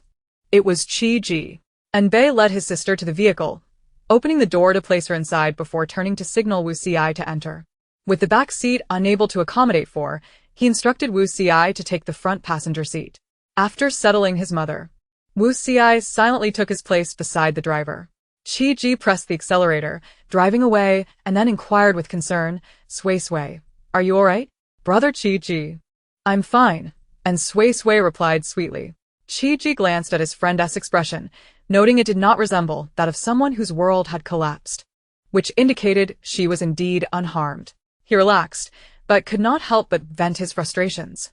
That scoundrel Liu Yuchen, and Bei kicked the back of the driver's seat, signaling him to refrain from using foul language in front of his sister. Chi-Ji rolled his eyes, but obediently fell silent. And Bei had always been this way. Any of their friends present when Suisui was around could not smoke, drink, or utter profanities, and they were required to maintain a respectable appearance and demeanor, lest they impact his precious sister's well-being. What an overprotective brother.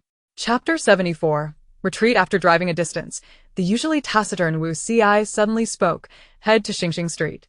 Without hesitation, Chi-Ji turned the car around.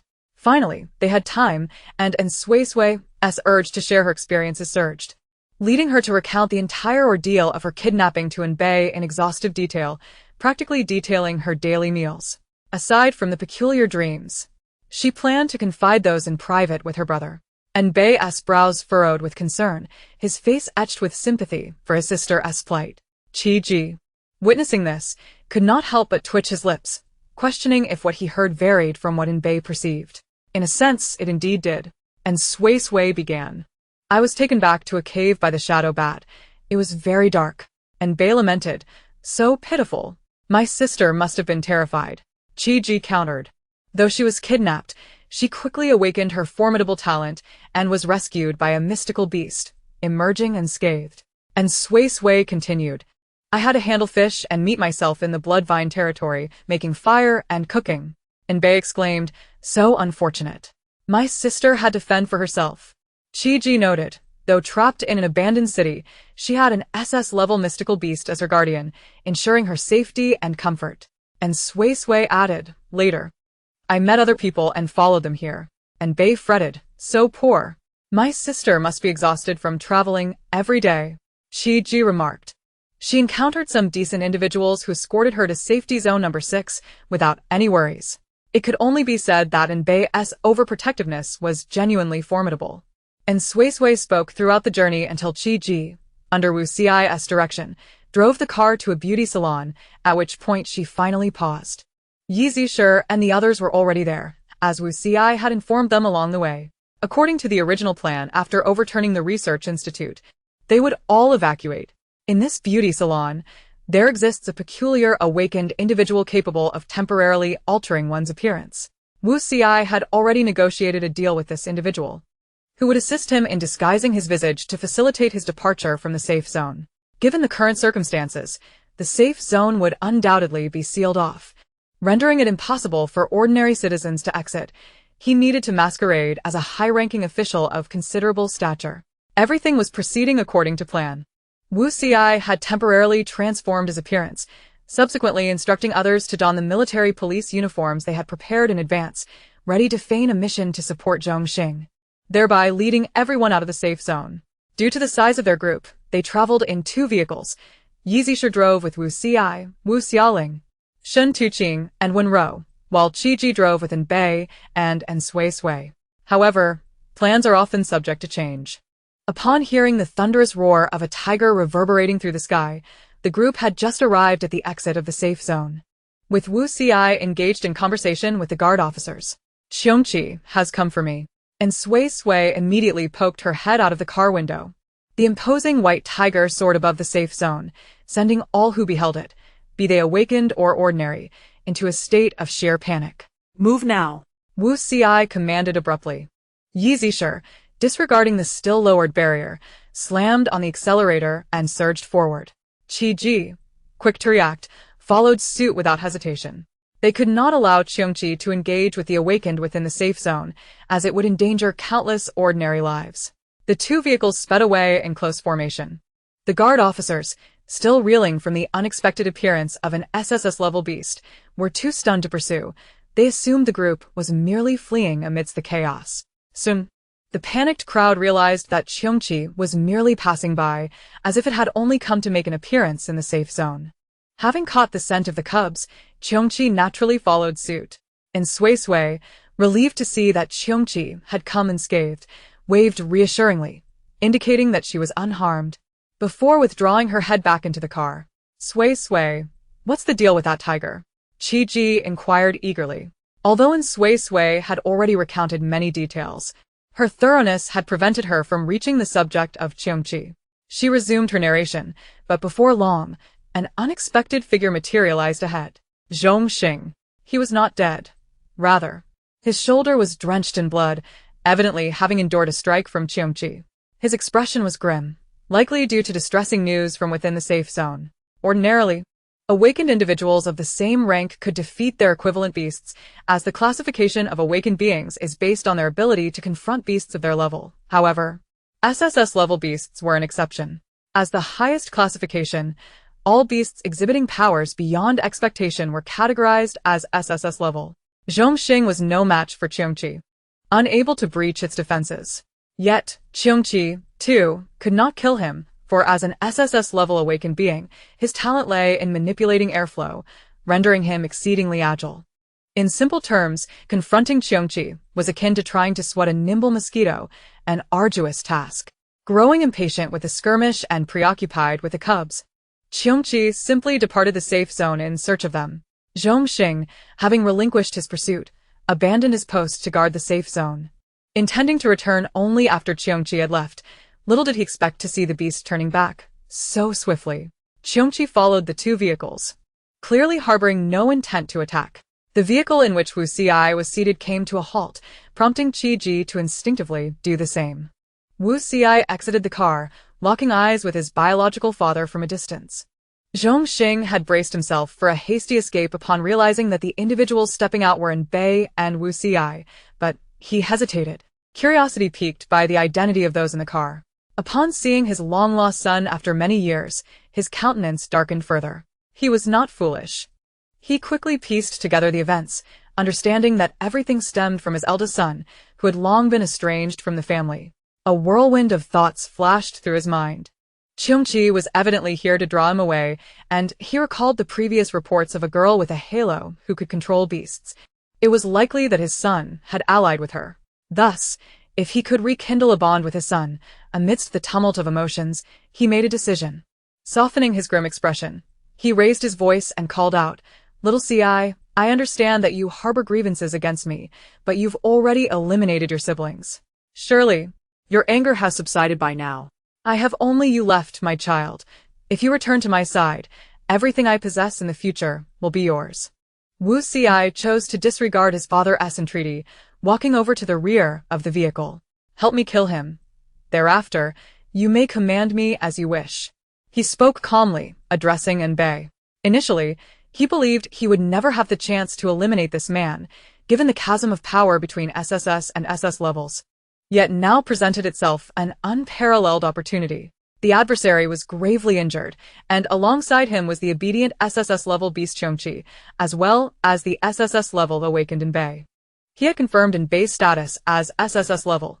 The latter had shattered specialized glass with a single punch within an energy-deprived laboratory, indicating that his physical prowess had reached SSS level. In short, this was the most opportune moment. Are you attempting to negotiate with me? You do not think that your manipulation of Suisui will allow you to escape consequences, do you?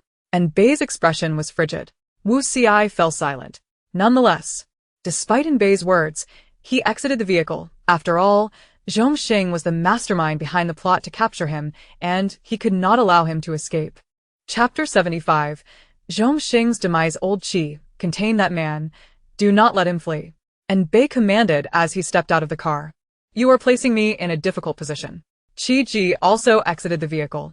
Upon realizing that Bei was among those stepping out, Zhongxing's instincts screamed at him to flee without hesitation. Alas, it was too late. A massive, transparent cube, resembling a barrier, materialized, enclosing the entire area and trapping everyone within. This was Qi Ji's talent, an SSS-level master of space. Although the name might sound somewhat juvenile, his abilities were undeniably formidable. He could freely manipulate space, either to thwart attacks or ensnare targets. No more than 5 minutes.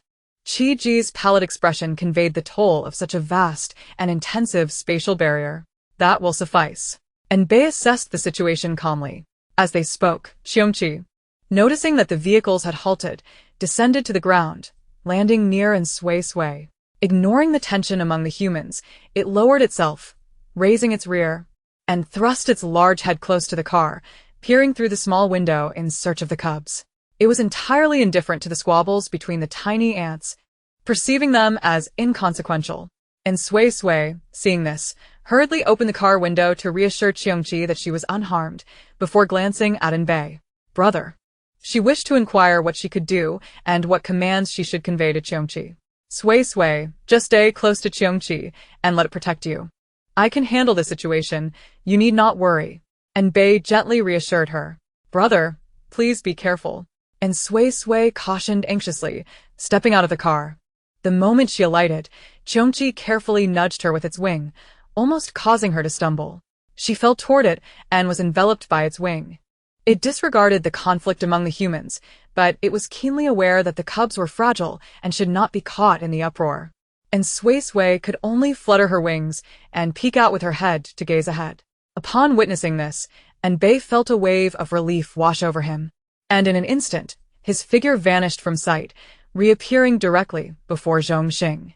His speed had reached a level beyond the capacity of the average human eye to discern.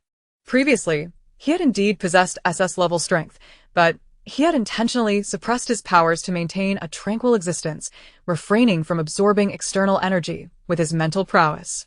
However, with the disappearance of his sister, he embarked on a frantic quest to find her, simultaneously absorbing energy from the outside world. As an awakened individual with the gift of rebirth, he was unconcerned about the limits of his body's endurance and, within a mere month, broke through to SSS level. Now, after more than half a year had passed, even though Zhongxing remained in peak condition, Bei was confident in his ability to engage him in battle. His prolonged concealment within Safety Zone 6 was solely due to his concern that Zhongxing might use his sister as leverage and his desire to avoid endangering innocents. As the head of the Safety Zone, Zhongxing had the authority to mobilize the entire district's military. Should a confrontation arise within the Safety Zone, he would have to contend with the military and police forces.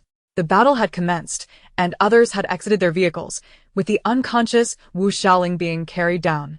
Both sides had already clashed, and remaining inside the vehicle would only render them passive bystanders should they inadvertently become embroiled in the conflict. Captain, should we lend a hand? Yi Ji was about to inquire when he realized that Zhongxing and Bei were already engaged in a fierce exchange, their movements a mere blur. Forget it. They are unworthy of our assistance.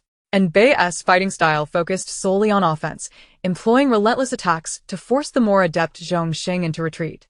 Although Zhongxing contemplated manipulating the airflow to ascend, Qi Ji had deliberately restricted the spatial height, making it possible for Bei to leap and strike him. Zhongxing recognized that this approach was unsustainable. The injury on his shoulder was far more severe than it appeared. While it seemed like a mere abrasion, the bones in his shoulder were shattered. He then cast his gaze towards the crowd, immediately locking onto Qi Ji, attempting to manipulate the airflow to launch an attack against him. If the spatial barrier were breached, he could escape instantaneously. And Bei, of course, would not allow this to transpire, accelerating his offensive tempo. Each time Zhongxing attempted to manipulate the airflow, Anbei would interrupt his incantation with a powerful punch. This was a notable vulnerability of all manipulators. If their concentration was disrupted by an attack while controlling energy, their skills would be interrupted. However, Qi was particularly cautious. Fearing that a moment's negligence could allow Zhongxing to land a blow, he swiftly approached in Suisui, lifting the wing of Qiongqi to conceal himself within. Qiongqi, taken aback by such audacity, momentarily failed to react and prevent it. Suisui, you are safe here. Let me take cover, Qi asserted with unwavering confidence. Hearing this, and Suisui quickly communicated with Qiongqi, urging it not to retaliate. Observing this, Yiji imitated the action, running over and tugging on Wenrou's sleeve. Wenrou then joined, pulling along Shen Tuqing, who was cradling Wu Shaoling. Ultimately, only Wu Xi remained outside, as everyone else sought refuge beneath Qiongqi's wings, resembling chick sheltered by a hen. Captain, come over. Yiji warmly invited. Wu Xi, however, refrained from joining, pinching his brow in contemplation, doubting his initial judgment in selecting companions. And Suisui glanced at the encroaching crowd, neither dismissing them nor acknowledging their presence. She harbored resentment towards them. No, it was not mere resentment. These individuals had collectively aided Wu Xi in deceiving her, providing her with justifiable grounds for her anger. The group sensed the girl's cold demeanor and fell into a sudden silence, their attention entirely focused on the unfolding battle. Anbei had declared a 5-minute duration, and upon seizing the opportunity to incapacitate Zhongxing's hand, he suddenly shouted, "Old Qi." Everyone assumed he was summoning Qi for assistance. Yet Qi merely covered and Suisui's eyes with his hand. In the next moment, Anbei unsheathed the dagger from his leg and, with precise timing, unexpectedly delivered a fatal blow to Zhongxing, grasping his neck, which now gushed blood. Zhongxing's face was etched with disbelief. I never mentioned that I don't use weapons, Anbei remarked, delivering a few more strikes, one of which pierced directly through Zhongxing's brain. Have we won? Have we won? Is my brother unharmed? And Suisui, suddenly having her eyes covered, inquired anxiously. We've won. Don't look, it's too gruesome, Qi replied. Anbei soon returned, unprepared to deal with Zhongxing's corpse, believing it should be Wu Xi, as the son, who would handle such matters. Of course, Wu Xi had no intention of retrieving the body. He merely approached to confirm whether his biological father was truly dead. Brother, you're not injured, are you? And Suisui asked, her gaze filled with concern as she examined her brother. Not at all, Anbei beamed, allowing his sister to inspect him while raising his arms to display his unscathed form. Only then did Suisui feel reassured. With the necessary foe eliminated, the group resolved not to linger any longer, aware that the military and police of the safety zone could arrive at any moment. Anbei gestured for his sister to board the vehicle, and Suisui obediently complied, but before she could step in, a thick tail coiled around her waist. In the next instant, she was lifted into the air, placed atop Qiongqi's back. Anbei reacted swiftly, leaping onto Qiongqi's back almost simultaneously, shielding his sister. Qiongqi spread its wings and soared into the sky, leaving the remaining group staring in astonishment. After a considerable time, Qi incredulously turned to the others and asked, "They just left me behind?" Chapter 76. Speaking of dreams, Qi's mindset had crumbled. Leaving the others behind was one thing, but how could they abandon him? He had forsaken everything to accompany Anbei in the search for his sister. Qiongqi must have taken them back to the alert zone first, Wu Xi stated calmly. Even if not, Suisui would certainly ensure that Qiongqi takes her there. Then we should hurry and leave as well, Shen Tuqing urged. Noting the proximity to the safety zone was still perilous. I wish I could go up too. Yiji gazed longingly at Qiongqi's retreating form, nearly drooling with envy. Let us go, Wenrou remarked, giving him a swift kick. The group reboarded their vehicle and set off once more. Meanwhile, atop Qiongqi, and Suisui felt secure with her brother beside her, alleviating any fears of falling, and she communicated with Qiongqi to fly at a slower pace. Anbei grasped Qiongqi's fur with one hand while protecting his sister with the other. Qiongqi was somewhat displeased with the added weight, but, given the cub's insistence, it tolerated the situation. Now with just the siblings, And Suisui cast aside her reservations and swiftly recounted the events that had transpired, including her previous dreams. Anbei, initially consumed with thoughts of how pitiable his sister was and vowing never to let her endure such suffering again, grew solemn upon hearing about the dreams. Brother, could it be that our family harbors some extraordinary background? And Suisui had sensed such a possibility. Our parents are not ordinary people, so we are not ordinary either. Anbei rarely discussed their parents with his sister, fearing she might feel sadness or envy for others having both a father and a mother. Yet, Since she broached the subject, he chose not to conceal the truth. Mom and Dad were involved in research. I'm not entirely sure what type, but they often couldn't return home for several days. We used to reside in Safety Zone 1. You were far too young back then, and likely have no recollection of it. When you were 4 years old, they tragically perished in a car accident en route to the research institute. An uncle became our guardian and brought us to Safety Zone 47.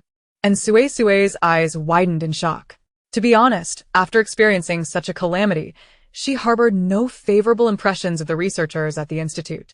Upon hearing this, she instinctively began to question whether there were hidden truths behind her parents' deaths, and if her uniqueness was somehow connected to research. Additionally, there was another question that troubled her. What uncle? She had no recollection of any uncle at all. That uncle brought us to Safety Zone 47, settled us in, and then departed, and Bairu recounted. He had long harbored suspicions regarding the circumstances of their parents' demise, but his sister was too young and required his protection and care. He simply lacked the energy to investigate. He believed that the living always took precedence over the deceased and trusted that their parents would wish for him to prioritize his sister's well-being. However, now that his sister had the ability to protect herself, he would eventually seek the truth about their parents' fate. I will find an opportunity to investigate the matter concerning Mom and Dad. You need not worry, and Bairu reassured her. As for the man you dreamt of, there is no need to fret. If we meet again, the truth will naturally reveal itself. And Suisui obediently nodded, then turned to inquire, Brother, how have you been during this time? Having already discussed her own situation, she began to express concern for her brother. And Bairu did not delve into every detail, but simply recounted his experiences. Upon discovering his sister's disappearance, he immediately mobilized all available resources to search for her, scouring the schools, the streets, and their home-esque surveillance footage. Realizing she had been taken by an acquaintance, he promptly set out to pursue, only to be intercepted by military police before he could exit the safety zone. Naturally, he could not allow himself to be captured. With CG's assistance, he managed to break through, yet the military's pursuit made him acutely aware of the truth. His regenerative abilities had been uncovered. He later found the vehicle that the Shadow Bat had overturned, uncovering some of Suisui's belongings there. But the scene suggested that the Shadow Bat had only consumed one person. He had to speculate that his sister had been taken by the other individual, prompting him to continue his pursuit. Eventually, he caught up with the fleeing assailant, but the individual was oblivious, solely focused on escaping and neglecting Suisui entirely. It was at this juncture that he received dubious information claiming Suisui had been taken to Safety Zone 6, and he set off in search of her. From there, Suisui learned most of what had transpired, and the siblings found themselves ensnared in the deception spun by Wu Xi. When Wu Xi crossed their minds, both siblings felt a surge of anger. However, Suisui's ire was not merely straightforward, it was laced with a multitude of complex emotions. Being inherently soft-hearted, upon learning of Wu Xi's tragic past and realizing that he had only sought to rescue his mother, she found it difficult to lay blame solely upon him. What truly angered her was the deception. He could have approached her honestly and sought her assistance instead of resorting to manipulation and control. This constituted a betrayal. She suddenly recalled the promises he had previously made, realizing that he had intended to manipulate her all along. This realization further fueled her anger. She detested this situation and wished to sever all ties with him.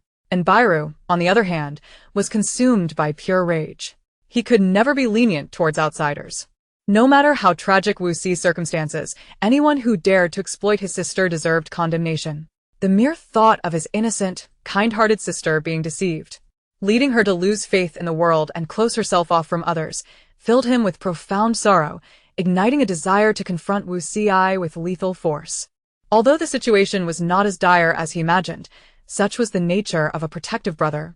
Any matter pertaining to his sister would always be viewed through the grievous lens. He would not allow Suisui to come near his sister again. The scoundrel must be expelled from her life. The speed of Cheongchi's flight was swift. By the time the siblings had finished recounting their experiences apart, they had already arrived at the cautionary zone where they would reside. And Bairu gazed at the area entirely ensconced in blood vines, reflecting on what a perfect fortress it was. As they disembarked from Cheongchi, and Suisui eagerly pulled Bairu inside. "Brother, let me show you my room. And I'll prepare one for you too. There are many rooms nearby." And Bairu obediently followed her inside. When the others finally arrived, weary from travel, it was already past 10 at night, and Suisui had been coaxed to sleep. Alone in the reception hall, Bairu sat in contemplation of the future. Despite the myriad problems and troubles that loomed, his and his sister's talents coveted by others, her peculiar dreams, their parents' suspicious deaths, he felt an unprecedented sense of relaxation knowing his sister was once again by his side. "Well, Bairu, you just left me behind," Chi-ji berated as he alighted from the vehicle. "Keep it down. Suisui is already asleep," Bairu interjected, displeasure evident in his tone. Then turned his expressionless gaze towards Suisui, signaling for a discussion later. Suisui nodded, carrying his mother, who had been sedated, into the building, followed by the others in quiet understanding. Chapter 77. Decision. Chi-ji sat down beside Bairu. "Have you thought about what to do next? Now that Suisui has been found, and with her abilities, we could easily find a place to hide." He included himself in the we. Having chosen to side with them during their escape, he felt irrevocably tied to the siblings' fate. "I have made up my mind," Bairu replied earnestly. "I want to become emperor." Chi-ji, huh? His lack of comprehension was apparent. Bairu frowned. "What I mean is, I want to seize power." He had come to the realization that only by wielding authority could all their problems be definitively resolved. Chi-ji did not retort. He recognized the seriousness in Bairu's tone. To seize power would necessitate toppling the current ruling class, a daunting endeavor. However, he did not dismiss Bairu's ambitions as fanciful. In this era, strength was easily transmutable into power, contingent solely on one's willingness to seize it. Curiosity piqued, he asked, "What prompted this sudden resolution?" Bairu sighed, responding earnestly, "Otherwise, Suisui won't be able to participate in the college entrance examination." Chi-ji fell silent, utterly astonished that amidst such turmoil, Bairu still prioritized college entrance exams. "What s with that expression?" Bairu protested. "I have to find a way for Suisui to take the exam. Otherwise, she will miss the chance to experience university life, and that would be a regret." Chi-ji inhaled deeply, saying nothing, yet raising his thumb in silent approval. "You are truly a doting brother. I must commend you." The two had known each other since they were 15, sharing 12 years of friendship. Whenever Chi-ji thought he had grasped the extent of Bairu's devotion to his sister, Bairu would invariably prove him wrong, illustrating through his actions that he was still woefully unaware. Bairu saw nothing wrong with his aspirations. He simply wished for his sister to have everything, to live life freely and without constraints. He believed it was already sufficiently tragic for her to have lost their parents at such a tender age. He could not allow any further deficiencies or regrets to mar her existence. What others possessed, she must have. What others lacked, she should still acquire. In order to achieve this, he had to assume both parental roles from a young age. The inheritance left by his parents, along with the earnings he made from various missions, was almost entirely devoted to his sister. Suisui had always enjoyed the finest of everything, and anything she desired was promptly fulfilled. Chi-ji often marveled at this approach to raising a child. It was nothing short of miraculous that it hadn't led to her moral corruption. "Have you thought through the specifics of how to proceed?" Chi-ji resolved to abandon contemplation of the reasons for rebellion and instead focus on the methods of insurrection. "Just the two of us certainly wouldn't suffice. We need to enlist more allies." Bei had begun to formulate a preliminary plan involving the Free Nation, the Stars, and Shenyang. "Elaborate," Chi-ji urged. Now fully engaged. "I disagree with the flawed ideology of the Free Nation. We should have Suisui eliminate the organization as leader and seize control," Bei stated calmly, proposing a brazen strategy, building a faction from scratch pales in comparison to simply taking over. Though the Free Nation might lack elite combatants, It boasted a vast number of grassroots members, infiltrating various industries and even the military, making it a highly useful organization. At that moment, Wu Xi, having settled his mother, happened to overhear this audacious suggestion. And Bei had sensed his approach long before, but paid it no mind, as this was information meant for him as well. Can he even agree to this? Qi Ji cautioned. Does he have the right to refuse? And Bei countered, given what he has done to Suisui, I could justify killing him 100 times over. Refusal would warrant his demise. I require time, Wu Xi interjected calmly. And Bei shot him a cool glance before continuing. As for the stars, we can discuss potential collaboration. Since we aim to undertake significant endeavors, the importance of intelligence is self-evident. And what of Cheng Yan? That fellow is a genuine military man. He won to join us, and he is still unaccounted for. Qi Ji reminded him. He is essential. We need someone publicly acceptable to serve as a figurehead, and Bei asserted, having carefully considered Cheng Yan's inclusion.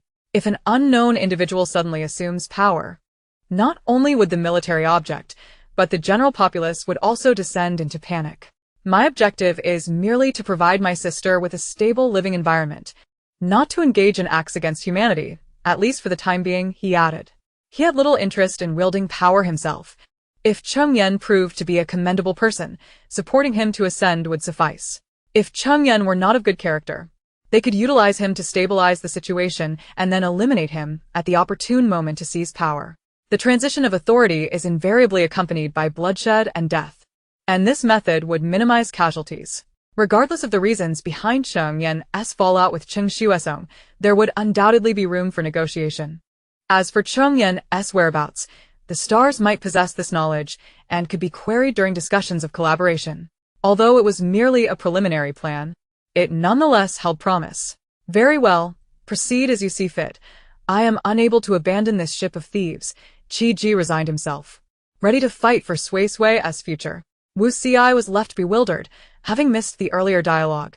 Unaware that Bei's motivations were rooted in ensuring his sister could participate in her college entrance examination normally.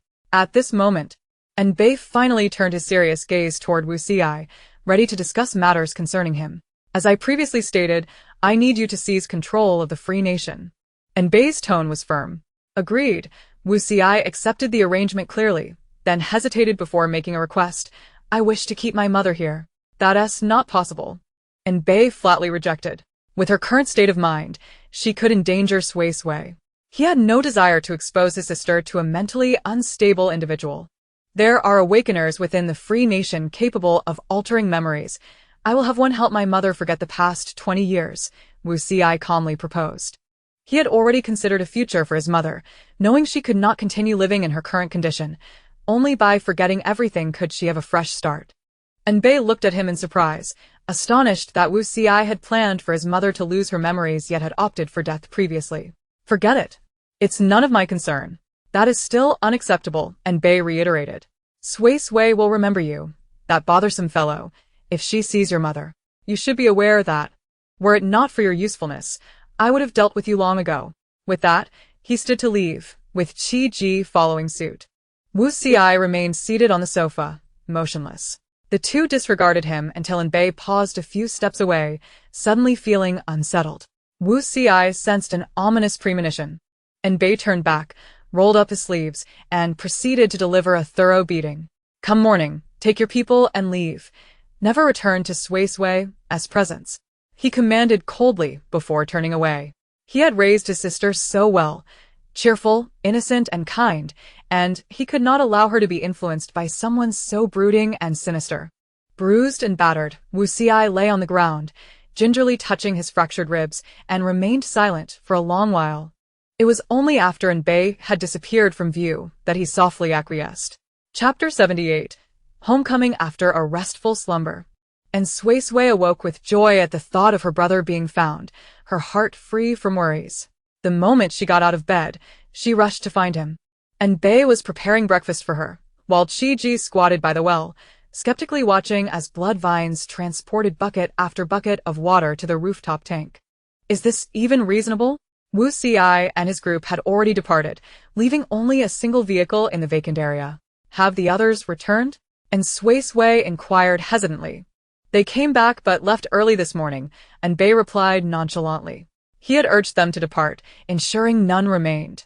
After all, they were not good people. And he had no intention of letting them interact with his sister. Having nearly jeopardized her safety due to poor judgment, he was now resolute in meticulously vetting everyone who came near her. No one in their family should have a criminal record spanning 3 generations. They must not have had an unfortunate childhood, and their backgrounds should not be complicated. Their personalities must be bright and optimistic. Oh, and Suisui sighed in relief. She truly wished to avoid further contact with them. Just as she began to relax, a sense of frustration washed over her. She still hadn't exacted her revenge. I gave Suisui a beating yesterday but spared him. This morning, before they left, I dealt with everyone else too, and Bei chuckled.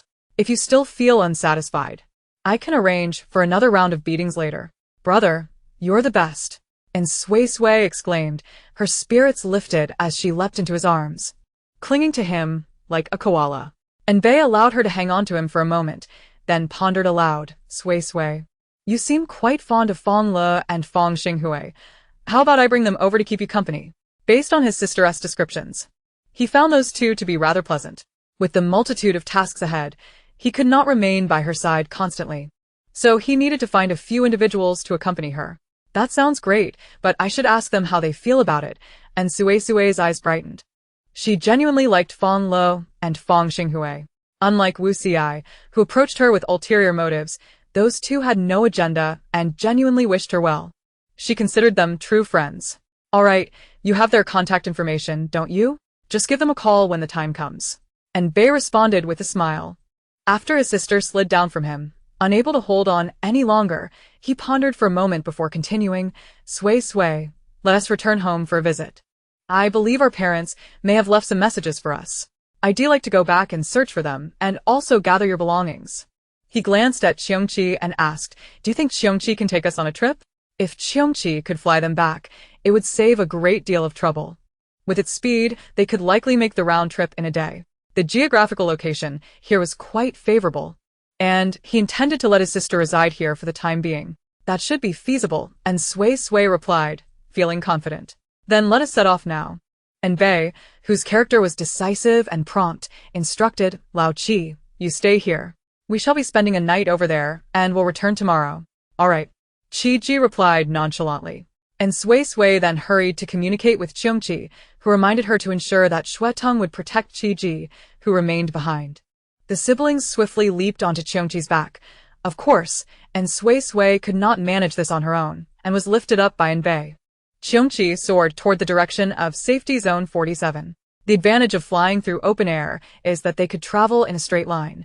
The distance between 2 points is shortest when direct. They departed around 8 in the morning and arrived by 2 in the afternoon. Due to the detection of lingering calamities still active near Safety Zone 47, it had yet to be reactivated. The entire zone was deserted, bearing the scars of battle. And Suisui commanded Qiongqi to land in their courtyard, which, fortunately, was spacious enough to accommodate its bulk. After few instructions to Qiongqi, the siblings entered their home together. The house remained largely unchanged since their departure, showing no signs of damage, though it was covered in dust. Suisui.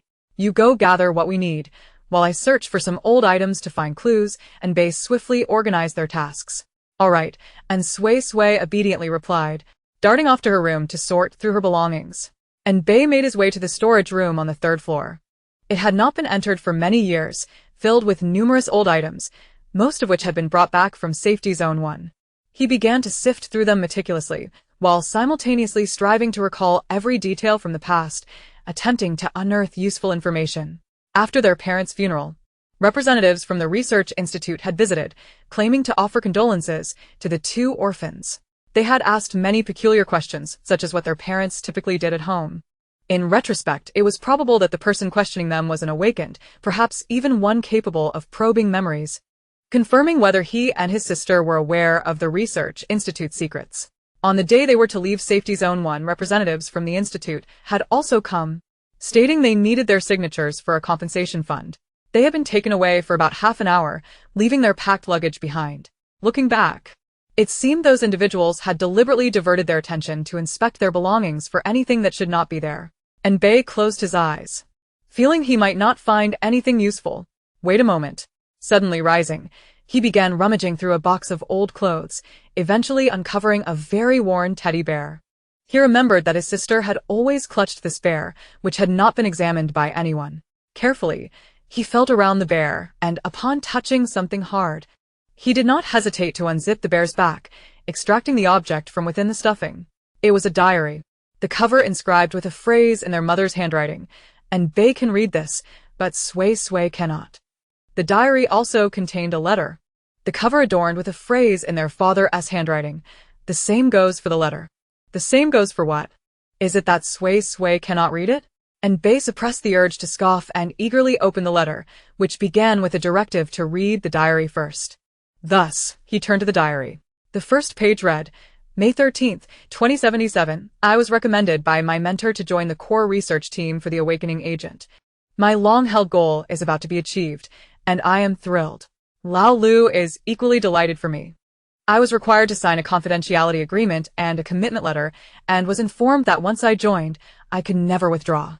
Without hesitation, I agreed to devote my life to my research career. May 17th, 2077, I cannot believe what I have witnessed. This is how the Awakening Agent is derived. How could they do this? They are human. Despite our differences, they are still human, beings of great intelligence. May 18th, 2077, the team leader noticed my unease. Perhaps every new researcher experiences this. She had a discussion with me. Humans are indeed the most selfish and hypocritical beings, and I am no exception. I was persuaded. June 15th, 2077, I discovered that he understands what I say, which is quite troubling. June 28th, 2077, I attempted to converse with him, and he actually responded. I asked him if he wished to harm humans, and he shook his head. July 2nd, 2077, I fell into internal conflict once more. The pain is unbearable, and I have no outlet for it. Due to the confidentiality agreement, I cannot even tell Lao Lu. July 12th, 2077, the team leader sought me out again, and we had a fierce argument. I asked her, what if he is telling the truth? What if they harbor no hostility? The team leader countered, what if he is lying? Are you willing to gamble the fate of all humanity? I was left speechless. August 5th, 2077, I do not want to drive myself insane. I have begun to abandon the search for right and wrong and focus solely on my research. Yet, whenever our eyes meet, I still feel anguish. August 17th, 2077, today I learned that he has been imprisoned here for 50 years. What a horrifying number. I cannot reconcile this in my heart, so to ease his suffering, I occasionally talk to him about the trivialities of my life, and he listens intently. This brings me some comfort, despite knowing it is hypocritical. September 2nd, 2077, he has been staring at me lately and pointed at my belly, which is quite strange. September 8th, 2077, I have realized the reason for his gaze. I am pregnant. I am overjoyed, and Lao Lu and Bei are also happy. We all hope this time it will be a girl. Lao Lu and I desire a daughter, while Bei wishes for a sister. September 12th, 2077, suddenly, I remembered that I have not named the baby yet. The baby will share my surname, as we believe the surname sounds more pleasant than Lu. I want to name the baby Nan, so that Bei and she will sound like siblings, but Lao Lu disagrees, saying it sounds too casual. How ridiculous. No one thought it was casual when naming Bei. September 15th, 2077, after 3 days of deliberation, the baby's name has been decided, and Suisui. I do not require my Suisui to be exceptionally talented. I only wish for her to be safe and sound throughout her life, just as her name suggests. November 14th, 2077, Suisui's condition has not been favorable, likely due to my recent overexertion. The research is at a critical juncture, and I wish to take leave to nurture the child, but I have not received permission from above. He seems aware of Suisui's plight, often glancing at my abdomen. December 3rd, 2077, Suisui's pregnancy has ceased. December 4th, 2077, fortunately, it was a malfunction of the detection equipment. Suisui is unharmed. And Bei furrowed his brow as he perused the diary, realizing that it abruptly ended not because his mother ceased to write, but because the pages had been torn out. He scrutinized the diary for a moment, suspecting that the final entry might be fabricated, an attempt to avoid suspicion. The reasoning is quite understandable. His mother could not be entirely certain that the diary would remain undiscovered by the research institute, thus she could not explicitly disclose the truth about Suisui. Up to this point, even if the institute were to uncover it, it would pose no significant risk. They would likely confiscate the diary without troubling themselves over two innocent children who knew nothing. The answers must lie within the remaining entries. Undoubtedly, Suisui must have faced genuine peril at that time, though how she subsequently revived remains a mystery. Moreover, the unfamiliar man Suisui dreamt of could very well be the same individual referenced in the diary. And Bei closed the diary, inhaling deeply to suppress his tumultuous emotions before continuing to read the letter from his father. And Bei, by the time you read this letter, your father and mother have likely been gone for quite some time. We hope you can forgive our choice. In the letter, his father expressed profound remorse, explaining that they had, in fact, taken their own lives. His mother, unable to endure the torment of such research while being unable to escape it, chose to end her suffering through suicide. His father, deeply in love with her, opted to accompany her in death. The letter reminisced about many fond memories, conveying his love for both him and his sister. This is a miss, utterly a miss. By the time their parents departed, he was already 14, an age at which one is not entirely naive. He understood his parents' character. Even amidst their suffering, they would surely strive for the sake of him and his sister. And Bei began to meticulously ponder each word in the letter, seeking clues within. Ultimately, his gaze fell upon one particular phrase. I wonder if the peach tree we planted together has survived. If one day we are to revisit this place, remember to bring some peaches for us. This recollection dates back to when Suisui had yet to be born, before his mother joined the core research group, and before their home was under tight surveillance. They had once planted a peach tree in a park during an outing. It was peculiar that his father brought this up. He suspected that the remaining entries were concealed there. It seemed imperative to return to safety zone number 1 post-haste. Lost in thought. And Suisui had already gathered her belongings and rushed over. Brother, did you find anything? And Bei swiftly tucked the letter back into the diary and concealed it within his embrace, maintaining a composed facade as he lied. Nothing found. Until the truth was clear. He did not intend to burden his sister with the matter. That would only serve to add to her worries. Perhaps their parents had left no information for them. And if they could not find anything, it would be best to let it go. He naturally shifted the topic, suggesting they return home, as they would not arrive until the early hours. They could spend the night at home and head back in the morning. All right, I'll let Xiongqi know. And Suisui nodded, her steps light as she dashed off to find Xiongqi. Once his sister had exited, and Bei carefully rehid the diary within the plush bear and placed the bear back into the box. After Xiongqi realized he would be staying temporarily for the night, he flew off to hunt, seizing the opportunity, and Suisui called Fonglow, fortunate that the latter was currently in the safety zone, and the call connected swiftly. She began by inquiring about her safety. The attack on safety zone number 6 had become widely known, a significant piece of news, and Fonglow, of course, was aware and had immediately deduced that it was her doing. I'm fine. I've already found my brother. And Suisui briefly informed her of her situation before enthusiastically inviting her. I'm currently residing in an abandoned alert zone. Would you like to come visit? I'm Bei. Hearing this, sighed in exasperation and promptly seized her phone. Allow me to speak. Hello, I am Bei, Suisui's brother. I wish to invite you to accompany Suisui. With compensation, I will provide you with a monthly stipend.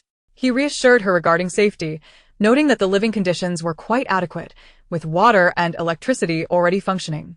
On the other end of the line, Fonglow hesitated for merely 2 seconds before agreeing. All right. It was not so much the monetary compensation that attracted her, but rather the safety of the location. Naturally, she preferred to settle in the safest place possible. The two swiftly arranged their plans, and Suisui beamed with joy. Chapter 80. Little Xiongqi. Once the call concluded, the siblings began tidying up, primarily ensuring their bedroom was clean, as they would be staying overnight. And Suisui was in high spirits throughout, working with great enthusiasm. And Bei typically could not bear to see his sister laboring, yet seeing her so joyful, he refrained from intervening. They toiled together for half the day. After dinner, due to a power outage, they found themselves with little to do. So they sat atop Xiongqi's back, engaging in idle chatter. There was simply no other seating available, as Xiongqi filled the courtyard to capacity. Brother, this world is truly terrible. Isn't it? And Suisui suddenly remarked, filled with sentiment. And Bei's heart sank at her words. The dreaded incantation had indeed inflicted its toll on his sister's tender spirit, leading her to ponder such existential questions. He did not wish to dismiss her concerns. So he endeavored to extract wisdom from his limited life experience, attempting to offer her some comforting platitudes. Is the world's misery your doing? If not, then none of this is your burden. You need not feel unhappy about it. It is unjust for the true culprits to enjoy life, while those who have done no wrong must apologize for the world's wretchedness. However, if you wish to take action, do so without hesitation. Your brother will support you. Having dispensed a bowl of heartfelt wisdom to his sister, he noted her expression brighten significantly, silently commending himself. Whatever his brother said, and Suisui always listened earnestly. And was there any fault in his words? None whatsoever. This was indeed not her doing. It was not her responsibility to feel remorse. Those who had marred the world should be the ones to apologize to her. Then, brother, are you planning to do something? And Suisui inquired with concern. She had realized that her brother had no intention of remaining in seclusion. Otherwise, he would not have summoned Fonglow and Sway, nor would he have hurriedly sought out clues left by their parents. He was evidently preparing for action. And Bei did not conceal his intentions. You know Chun Yen, I plan to assist him in seizing power from his uncle. Once he ascends, we should no longer have to hide. This way, you can participate in the college entrance examination normally and then attend university. By the way, are your textbooks at home or at school? Make sure to bring them all. And Suisui was taken aback. What? Even in this situation, I still have to sit for the college entrance examination? And Bei affirmed, stating that knowing most of the books were at school, he ventured out late at night with a flashlight to retrieve them all. He even made a special trip to the teacher's office, obtaining a plethora of review materials and exam papers for various subjects without charge. As Suisui gazed at the materials and papers her brother had brought back, she found herself losing her smile for the first time in front of him. The following morning, the two companions set out on their return journey, laden with an assortment of items. As they passed through the vicinity of the number 77 safe zone, and Suisui suddenly recalled the small Cheongchi they had encountered earlier, pondering whether it bore any relation to the larger Cheongchi by her side. Driven by a desire to reunite them, should they indeed be mother and child, she resolved to investigate further. Thus, the trio took a slight detour, heading towards the forest where the small Cheongchi had been initially sheltered. The forest was vast, and she was uncertain of her chances of locating it, but she decided to tempt fate. Fortunately, luck was on her side, or perhaps she had underestimated the sensory acuity of the beasts. As they approached the forest, the larger Cheongchi distinctly sensed the presence of its kin, pausing midair to sniff the air before darting purposefully in a specific direction. Soon, the resonating roars of tigers reached their ears, one emanating from the larger Cheongchi beneath them, and the other from the depths of the forest. The larger Cheongchi promptly dove down, landing gracefully on the ground, wherein Suisui was greeted by the familiar sight of the white tiger. It evidently recognized her, rushing over with joyous cries. As she dismounted from the back of the larger Cheongchi, the small Cheongchi lunged at her eagerly, and Bei, concerned that the creature might inadvertently harm his sister, swiftly interposed his hand. Without hesitation, the small Cheongchi bit down, prompting Suisui to intervene. But alas, it was too late. Brother, she exclaimed, it's fine. It can't hurt me, and Bei reassured her, allowing the small Cheongchi to gnaw on his arm, playfully shaking it as the creatures had bobbed along. No biting your brother. And Suisui urgently communicated through her mental threads. At last, the small Cheongchi released its grip. She quickly inspected her brother's arm, relieved to find no injury, only a few torn holes in his clothing. And Bei's physical prowess surpassed that of any enhanced awakened, rendering even an SSS-class beast's attack ineffective against him. The small Cheongchi attempted to nuzzle closer, once again. In response, and Suisui, with a resigned smile, affectionately patted its head before engaging in conversation with both Kionkis to ascertain their familial bond. The answer was negative, however.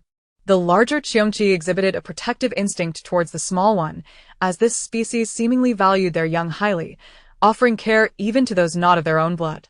As they prepared to depart, the larger Cheongchi unexpectedly picked up the small one in its mouth, and the latter offered no resistance. Thus, They left with 2 creatures in tow instead of 1. Chi-Ji was taken aback. How did you end up bringing back a little one? It's the one we encountered in the magnetic storm area, and Suisui replied with a smile. No sooner had she dismounted from the larger Cheongchi than the small one eagerly approached her, nudging her with its large head, causing her to stumble back. It was reminiscent of an overly affectionate pet dog. Chi-Ji, witnessing this, also leaned in to pet it, but as he raised his hand, the small Cheongchi turned to glare at him, baring its teeth. All right then, no petting, he muttered, retracting his hand in disappointment. It seemed that none of these beasts had any affinity for him, all gravitating towards Suisui. In a moment of exasperation, he lamented, Suisui. The blood vines ceased functioning the moment you left, neglecting the water tank. Do you know how desperate I felt when I discovered there was no water midway through my bath yesterday? He had to brave the cold to fetch well water to rinse off.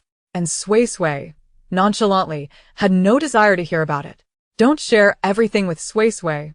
And Bei admonished, giving his friend a light kick. He then carried their belongings towards their room, with Suisui following closely behind. The small Cheongchi wished to accompany her, but she declined. After all, although the creature was only small in comparison to the adults, it was still quite large and likely wouldn't fit through the door. To safeguard her room, it was best that it remained outside. She attempted to persuade the small Cheongchi to play outside, but it was unyielding. Ultimately, she sought the assistance of the larger Cheongchi, which, receiving her silent plea, swiftly swatted the small one with its tail, bringing it to heel. Thank heavens.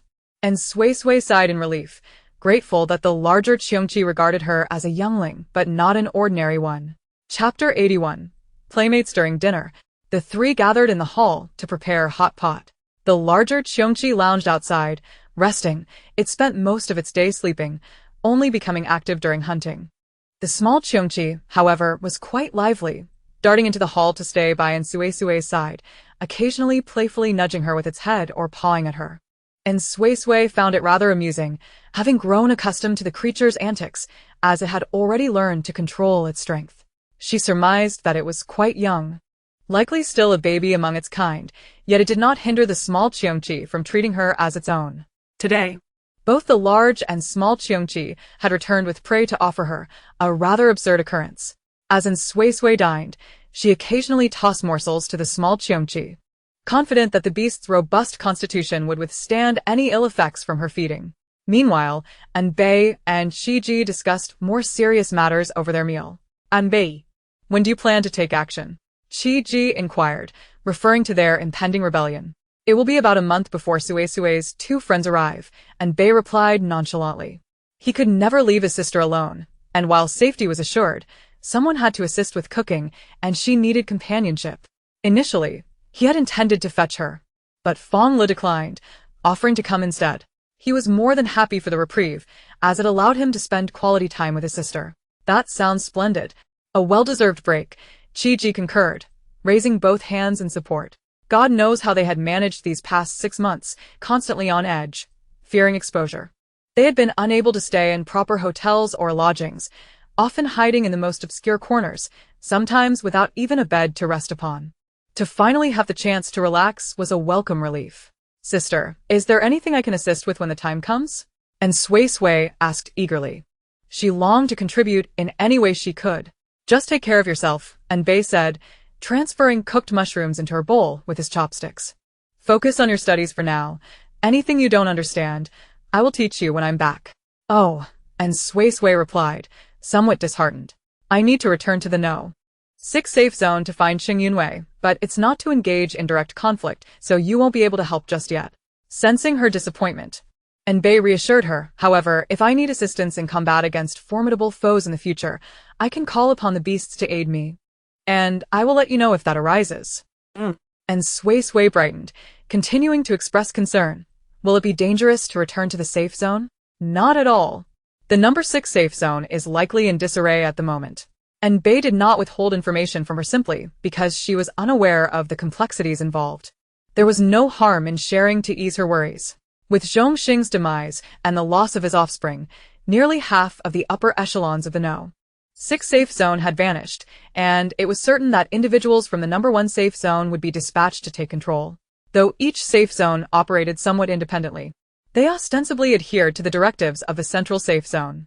The remaining contenders for power in the number 6 safe zone would undoubtedly resist, creating further chaos.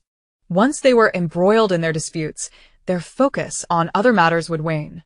Onbei has arrived, and Suisui has visibly brightened, her spirit lifting as she starts to revel in merriment. Each morning, she eagerly ventures out to walk the dog, or rather, to ride atop the spirited little Cheongchi.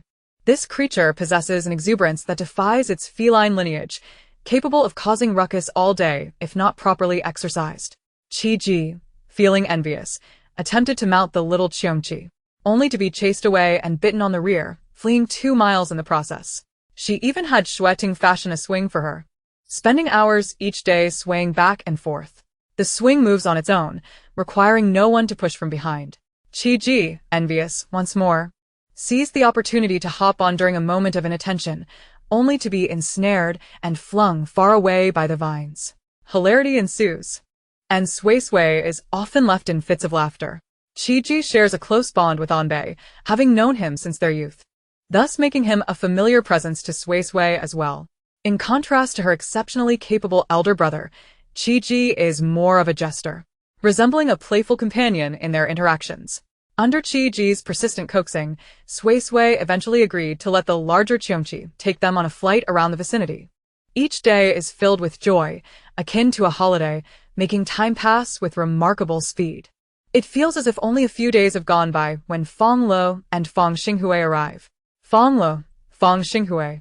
Suisui greets them warmly. The duo settles in, and Fongxinghui, having never encountered Cheongchi before, is now tempted by the sight of both the large and small creatures, eager to ride the tiger. He dares not provoke the larger one, and instead attempts to engage with the smaller, only to be met with the same fate as Chi-ji, chased and bitten. Running 2 miles in retreat, the number of jesters has increased. In truth, the little Cheongchi does not genuinely intend to bite, it merely seeks to frighten. After Fonglow and Fongxinghui's arrival, Onbei does not leave immediately, but chooses to linger for a few more days, discreetly observing the siblings. He perceives them as commendable individuals and subsequently relaxes his concerns. His comfort stems from the fact that Fongxinghui is rather simple-minded, lacking cunning compared to his own sister. Fonglei's ability to nurture her brother thus speaks volumes of her genuine affection, leading Onbei to conclude that those who sincerely care for their siblings cannot be malevolent. After imparting a few patient reminders to his sister, Onbei departs alongside Chi-ji, all while Suisui casts a reluctant gaze after them. Once her brother is gone, her spirits briefly dip, but quickly rebound. The safety zone number 6 is not far from here, and Onbei will not be away for long, at most 3 or 4 days. During her growth, Onbei has frequently had to leave for a few days due to missions, and she has grown accustomed to such brief separations. With only Fonglow and Fongxinghui remaining in the safety zone, Suisui cannot help but reminisce about her time trapped in the city by the vines. What once felt arduous now appears trivial, considering she had food, drink, and security. Of course, it pales in comparison to her current circumstances. The present safety zone boasts running water and electricity, and the vines do not hinder her outings. Each day, she receives news from her brother, alleviating her worries about his well-being. Fonglow ventures out daily to contact Onbei in areas with signal, returning with updates for Suisui. Their leisure activities are abundant. Once they finish the films and series they had downloaded, Fonglow assists in acquiring new ones, making for an exceptionally tranquil existence. Chapter 82. Collaboration within Safety Zone Number 6. Onbei successfully meets with Chung Yunwei to discuss a potential collaboration. Chung Yunwei's motivations are purely monetary. As long as the funds are sufficient, she is willing to assist in rebellion. Onbei promises her a substantial sum, which he cannot currently procure but must await developments from Wuxi's end to secure from the Free Kingdom. Are you just painting a pretty picture here? Chung Yunwei's tone betrays no emotion. The collaboration can commence once the finances are secured. Onbei does not insist on immediate action, willing to defer Suisui's participation in the college entrance examination by a year, if necessary. Chung Yunwei hesitates for only 2 seconds before exhaling a puff of smoke and agreeing. All right, I consent. Onbei's expression shifts to one of surprise, clearly not anticipating her swift acquiescence. May I inquire about your reasoning? Her prompt agreement raises a suspicion in him. Chung Yunwei raises 3 fingers, This question is worth 30 million. Alright, it's a deal. Just make sure Suisui accounts for it later. Onbei readily consents, feeling no remorse as it isn't his own money. Chung Yunwei smiles with satisfaction before casually remarking, Chung Yan is my cousin, and Chung Shuesong is my father. An eerie silence envelopes the air. Onbei's expression contorts momentarily before he presses on. You must be aware that, barring unforeseen circumstances, I intend to eliminate Chung Shuesong. I know. Do as you wish. Chung Yunwei dismissively waves her hand. Onbei becomes curious about the dynamics among the trio. Just as he prepares to inquire further, she raises 2 fingers. 2 million? Onbei asks. 200 million. Then never mind. While it is not his money, he reasons, wouldn't it be more delightful to use such funds to purchase a lavish residence for Suisui? Onbei then inquires about Chung Yan's whereabouts. After requesting another 20 million, Chung Yunwei provides the answer. He should be in safety zone number 4. He has suffered an unknown mental attack and currently lacks all memories related to himself. He has been taken by the people there. You will need to investigate the specifics yourself. All I can advise is to exercise caution, as there are SSS-grade awakened ones there, more than one. Understood, Onbei replies, feeling no significant surprise. It is reasonable to assume that as more individuals unlock their mental powers, the number of SSS-grade awakened ones is indeed on the rise, even if it has not yet been publicly disclosed. Since Chung Yan is there, a visit is unavoidable. However, the distance to safety zone number 4 is considerable. The initial safety zones were constructed far apart to prevent total annihilation of humanity, making them even farther apart than safety zone number 1. This leaves him conflicted about whether to first visit number 1 to clarify his sister's situation. Theoretically, the clues are there, and it matters not when they're sought. The immediate priority is rescuing Chung Yan. Should anything happen to him, finding a suitable supporter afterward would be exceedingly difficult. Yet emotionally, he prioritizes his sister's matters above all, wanting to resolve her issues first. The battle between rationality and emotion persists until he returns to the safety zone. Just as he nears the safety zone, his phone suddenly alerts him to breaking news. Chung Shuesong, the head of safety zone number 1, has been attacked and severely injured. Hearing his friend read the news, Chi-ji cannot help but inquire, what is going on? Unclear. Onbei reviews the news multiple times, regrettably finding no additional useful information. It seems an effort has been made to suppress the details, otherwise, the commotion caused by an SSS-grade awakened brawl would surely have attracted witnesses capturing photos or videos to leak. Shall we head to safety zone number 1 first? Chi-ji suggests.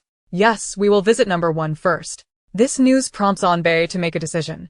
He wishes to uncover what transpired in safety zone number 1 while also exploring potential opportunities amidst the chaos. Alright, I will follow your lead, Chi-ji agrees. Drive quickly. Suisui knows we are returning today and is surely waiting for me, Onbei urges. Upon hearing this, Chi-ji hastened the vehicle's speed, yet after a moment of driving, he suddenly lamented, as an SS-level awakener, and one of the rare peculiar type, am I not being extravagantly utilized? Every day, I find myself either driving for you or providing support. Do you not feel that this is rather indulgent on your part? At this juncture, he had entirely become the other party's assistant, tasked with ensnaring foes during combat, and when not engaged in battle, ferrying and assisting in other such endeavors. An SS-level peculiar awakener should be revered wherever they go. Who else finds themselves in such a dire predicament as he? And Bei disregarded Chi-ji's complaints, instead expressing disdain. How long has it been? Why have you not yet reached SSS level? Are you being lazy? Chi-ji, upon hearing this, felt an immediate knot tighten in his chest. Caught in a limbo of emotions. Was this truly the manner in which one ought to speak? It seemed he could only be treated as a person when in the presence of his sister. Chi-ji remarked, when will you ever treat me with even a fraction of the kindness you show to Suisui? I would be moved to tears. And Bei replied, get to bed early tonight. You can dream of anything.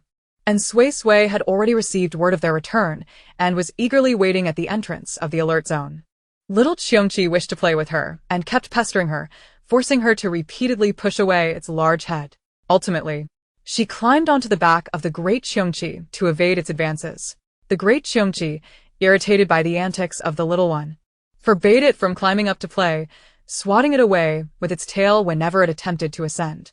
Fong Xinghui watched enviously from the side, wishing to approach yet fearing being chased and bitten.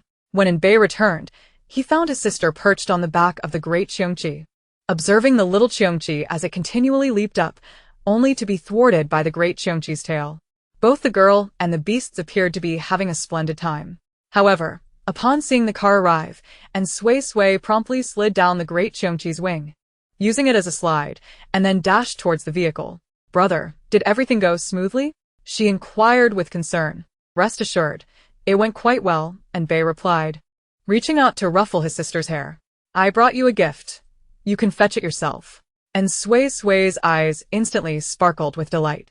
In truth, Enbei had consistently returned with gifts after each outing, yet given the current circumstances, she had not anticipated that her brother would maintain this cherished habit. She hurried to the trunk, pulling out a plush bear nearly her height. "Thank you, brother. I absolutely adore it." The girl beamed radiantly, clutching the stuffed bear. Enbei, watching his sister's joy, couldn't help but smile. "My sister is simply too adorable," Qiji remarked, unable to contain his admiration. "She is my sister," Enbei responded, slightly annoyed. Chapter 83. The truth. Despite Enbei's desire to spend more time with his sister, he resolutely departed the following day for the sake of her future. In truth, having the great Qiongqi assist him would save considerable time, yet the commotion it would cause would thwart any chance of a discreet entry. Having the great Qiongqi take him halfway was also unfeasible, as procuring a vehicle on short notice would be quite troublesome. Enbei would not be returning in the near term. Merely reaching Safety Zone 1 would take half a month, and thereafter he needed to proceed to Safety Zone 4, where locating Chunyan might prove to be a lengthy endeavor. Consequently, Suisui fell into a prolonged emotional slump following her brother's departure. Fong Xinghui, recognizing this, immediately dragged her to play video games, forcibly lifting her spirits, and life continued as usual. On February 17th, Enbei and Shiji successfully infiltrated Safety Zone 1. Upon learning that the two had entered the safety zone, Suisui became increasingly anxious, fearing their identities might be uncovered. After all, this was Safety Zone 1. She paced restlessly in the open area. The great Qiongqi lay on the ground, its eyes following her movements, while the little Qiongqi circled her, mimicking her pace. Meanwhile, Xueting joined in the mischief, flaunting her newfound strength, causing the vines in her vicinity to bloom with delicate white flowers. Suisui. Your brother could easily vanquish Zhongxing. Even if their identities are exposed, escaping would undoubtedly be a breeze, Fonglow consoled her. And Suisui understood this logic. Yet knowledge alone did not quell her worries. Not wishing to burden those around her, she suppressed her anxieties and ceased her pacing.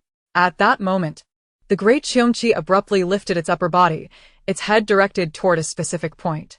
Almost simultaneously, the little Qiongqi turned its head in the same direction, letting out a soft howl. "What's the matter?" Fonglow and Fong Xinghui asked in unison, and Suisui was uncertain. Just as she intended to communicate with the great Qiongqi through her mental threads, the creature had already stood fully, coiling its tail around her and placing her upon its back. Xuetung reacted swiftly, utilizing her vines to secure Suisui, while simultaneously dispatching some roots to accompany her. The great Qiongqi then unfurled its wings, soaring abruptly into the sky.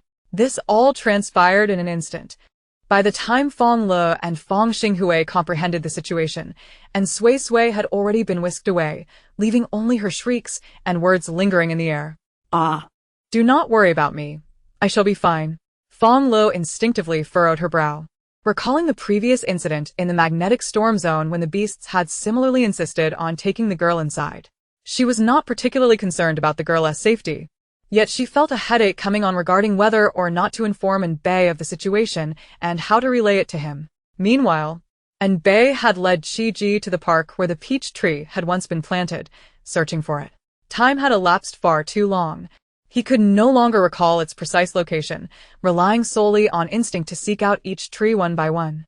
Fortunately, the heavens favored the earnest, and he eventually located it.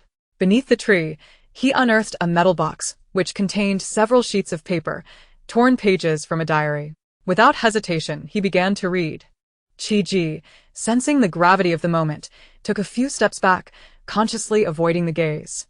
Although he appeared carefree, his thoughts were rather meticulous, refraining from prying into his friend's secrets. The first page of the diary read, December 4th, 2077. Indeed, this day was a later addition to the diary. December 4th, 2077. Today I scheduled an abortion, but an emergency arose in the laboratory, compelling me to go there instead. He gazed at me again and beckoned. Compelled by some unseen force, I walked over, and his hand, separated by glass, touched my abdomen. Upon returning home that evening, I checked Suisui's heartbeat again. It had returned. Unbelievable. I was so anxious, my palms sweating profusely, yet I refrained from sharing today's anomaly with anyone. Old Lu merely took it as a miracle. March 6th, 2078. Today I learned he actually had wings, though they had been severed. I cannot describe my emotions. Ever since Suisui was saved by him, my guilt has only intensified. May 6th, 2078. Suisui was born. Although she was slightly underweight, she was healthy and showed no signs of abnormalities.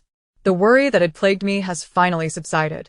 June 6th, 2081. Suddenly, a halo appeared above Suisui's head.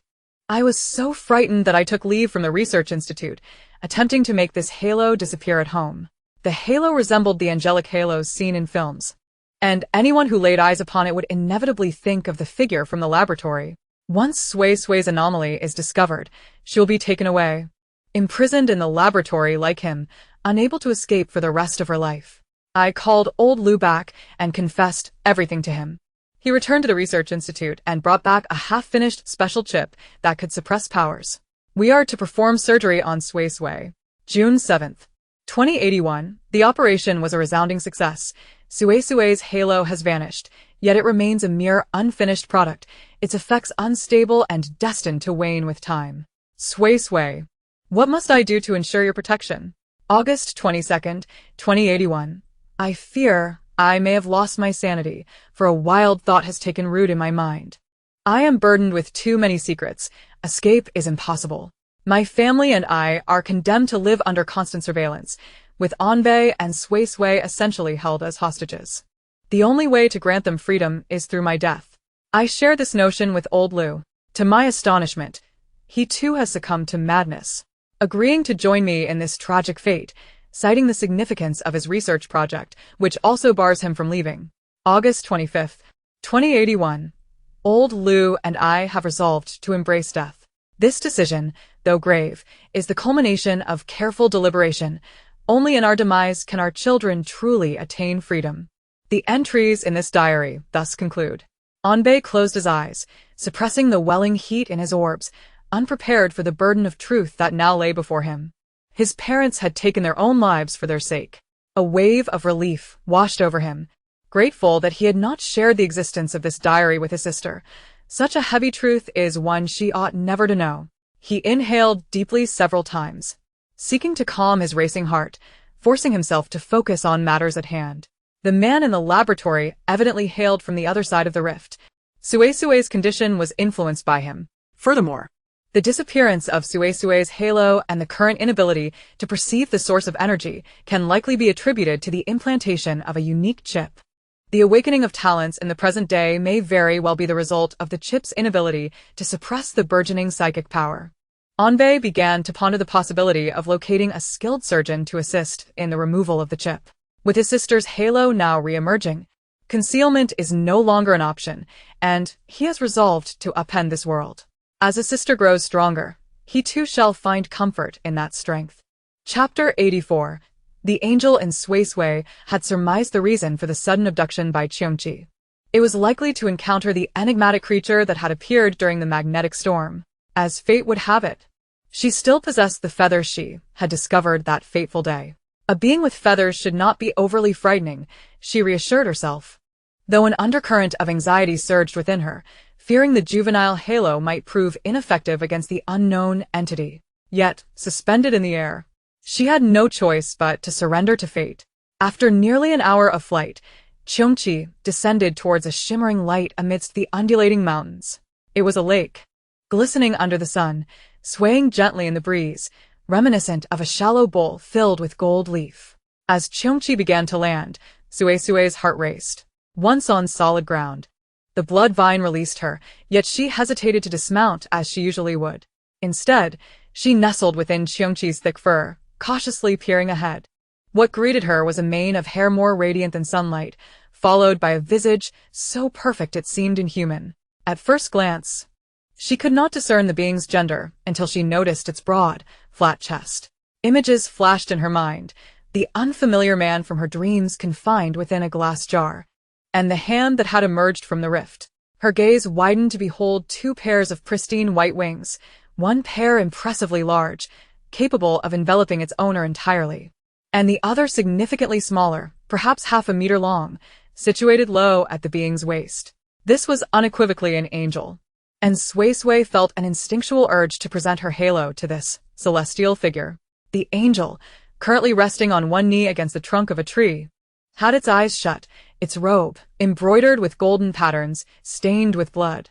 Cheongchi emitted a gentle growl, urging her to descend, while the blood vine nudged her with its tendrils.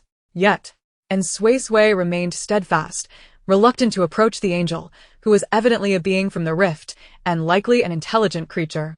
What if her juvenile halo had no effect on it? What if she were to be attacked? Especially since the angel appeared injured, its aggression would surely be heightened. Even if she were to approach, it would be prudent to wait until the being awoke to assess any potential hostility before taking action. Cheongchi growled again, shaking its body in encouragement, and Suisui silently gripped the fur of Cheongchi, fearing she might be thrown off. In the next moment, however, the blood vine encircled her waist, forcefully lifting her down, and Suisui, as she was gently set upon the ground, Cheongchi immediately nudged her with its large head, signaling her to come closer. And Suisui, however, was paralyzed with fear, retreating as she implored, "Do not push me. I do not wish to approach." Cheongchi urged her once more, while the blood vine wrapped around her waist, attempting to deliver her to the angel. Seeing this, and Suisui clung tightly to Cheongchi's sturdy leg, as though it were a pillar. The three of them remained in a stalemate. Suddenly, both the blood vine and Cheongchi ceased their movements. A sense of foreboding washed over her, and she slowly turned her head to glance behind her, only to meet the gaze of a pair of brilliant golden eyes.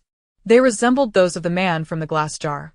The eyes reflected nothing, shimmering with an ethereal light, as if stars were swirling within their depths. And Suisui was left utterly stunned. If this angel hailed from the rift, did the man in the glass jar also originate from the same realm? What connection could they possibly share? Her mind spiraled into confusion, leaving her at a loss for how to react, merely locking eyes with the being. She was uncertain if the angel was truly looking at her. Its gaze seemed almost artificial. After an agonizing silence, the angel raised a hand, beckoning her forward. Ah. It was a summons for her to approach, and Suisui snapped back to reality, still hesitant to move closer, attempting to communicate. What do you require of me? Do you need assistance? I possess no medical supplies. I am a good person. Please do not attack me. Her nerves led her to babble incoherently. It was only after speaking that she realized they existed in entirely different worlds. The angel would not understand her words. Indeed, the angel did not comprehend her, merely tilting its head slightly, displaying no discernible emotion. It did not appear threatening in the slightest, and Suisui gradually regained her composure. Recalling that her psychic thread could facilitate communication, she promptly released her psychic tendril, having diligently trained her mental faculties. It now extended 2 meters in length. However, she was still approximately 10 meters away from the angel and needed to draw nearer. Cautiously, she approached. The angel remained still, leaning against the tree, observing her with unwavering attention. As Suisui drew closer, she realized that looking down upon the angel from her elevated position felt rather impolite, prompting her to crouch down. The angel's head inclined slightly in response to her movement, shifting from an upward gaze to one of eye level, and Suisui extended her psychic thread gently toward the angel. But then the being unexpectedly raised its hand, actively reaching out to touch her extending tendril. It could perceive her psychic thread. Before she could fully process this revelation, a surge of overwhelming anguish coursed through her as their minds connected. It felt as though an invisible hand had plunged her into an endless abyss, suffocating her in a torrent of despair. The angel, sensing her distress, withdrew its hand from the psychic thread, severing the connection, and Suisui abruptly collapsed onto the ground, instinctively clutching her chest as she gasped for breath, taking a considerable time to regain her composure. She gazed at the other party, momentarily at a loss for words, hesitant to re-establish a mental connection. Why was the other in such distress? Was it due to the agony from the wounds? She examined the injuries, a pair of deep gashes, one on the shoulder and the other on the waist, resembling cuts made by a sharp blade, still oozing blood, the fabric thoroughly stained crimson. If this were a human, such wounds would surely be fatal if not staunched promptly. After a brief hesitation, and Suisui resolved not to remain indifferent and decided to find a way to stop the bleeding. She did not contemplate the implications of her position. She found it challenging to ascertain her own stance. While she regarded herself as human, there were suspicions of connections to the rift. She wished to side with humanity, yet the human authorities sought to capture her, while the beasts were the ones protecting her. Reluctant to use her mental threads again, she reverted to her old method, employing body language to convey her intent. Your wounds. She pointed towards the injuries. I shall assist you in treating them. The angel merely observed her, unresponsive. And Suisui was uncertain if the other could comprehend her words. After communicating with Cheongchi through her mental threads and the blood vines, she bravely approached the angel. Encouraged by the absence of any hostile intent, cautiously, she reached out to touch the wounded area, her fingertips becoming stained with crimson droplets. The angel still made no move to deter her. Instead, the eyelids lowered slightly, evidently observing her actions. This did not evoke anger. Feeling emboldened, and Suisui ceased her cautious probing and directly lifted the torn fabric at the shoulder to take a closer look, revealing glimpses of white bone. This was far too severe. She wished to examine it more closely, but suddenly, the angel grasped her hand, startling her. Fortunately, the other did nothing more than gently move her hand away. A peculiar vision flashed in her mind of a child tugging at their mother's hair, with the mother pressing the child's hand down to prevent further pulling. Confirmed, the aura of innocence was indeed effective on the angel. Chapter 85. Treating the wounds, and Suisui no longer insisted on examining the injuries, given their severity. She had no medical supplies to address them. She turned to communicate with Cheongchi, attempting to persuade him to take her back to retrieve a medical kit. Clearly, Cheongchi also recognized the angel's dire condition and, after a moment of hesitation, acquiesced, coiling his tail around her and placing her on his back. The blood vines re-wrapped themselves around her, serving as a safety harness. The trio returned to the warning zone. Within the confines of the zone, Fonglow had already decided to contact Bay if the girl did not return before nightfall. Upon her arrival, he audibly sighed in relief and approached to confirm her condition. Suisui, are you alright? Suisui, what did they take you for? Fong Xinghui inquired with curiosity. And Suisui lacked the time to elaborate to the two and succinctly stated, they took me to find an angel, the kind with wings. The angel is injured, and I wish to bring some medical supplies to treat his wounds. As she spoke, she dashed towards the hall, searching for the location of the medical supplies and swiftly organizing what she would need. Fonglow and Fong Xinghui exchanged bewildered glances. However, Fonglow quickly regained her composure and stepped forward to assist in gathering the necessary items. What kind of injury? A knife wound very deep. I could see the bone. And Suisui replied candidly. Then you'll likely need to stitch him up. Can you manage that on your own? Fonglow confirmed, inquiring whether the girl required her assistance. And Suisui discerned the implication in her words and, after a moment of hesitation, chose to decline. No, I'm not sure if he would attack you. She could not jeopardize the safety of the other. Fonglow did not press further, helping to gather all the essential medical supplies into a large bundle. And Suisui took it and rushed outside but, halfway there, halted to dash towards the bedroom, calling out as she ran. Sister Fonglow, please grab a tent for me. I'll gather the other supplies. I'm not certain if Cheongchi will be willing to bring me back. All right, Fonglow nodded, summoning her brother to assist in collecting the necessary items for outdoor accommodation. After a flurry of activity, Suisui set off with several large bags of supplies.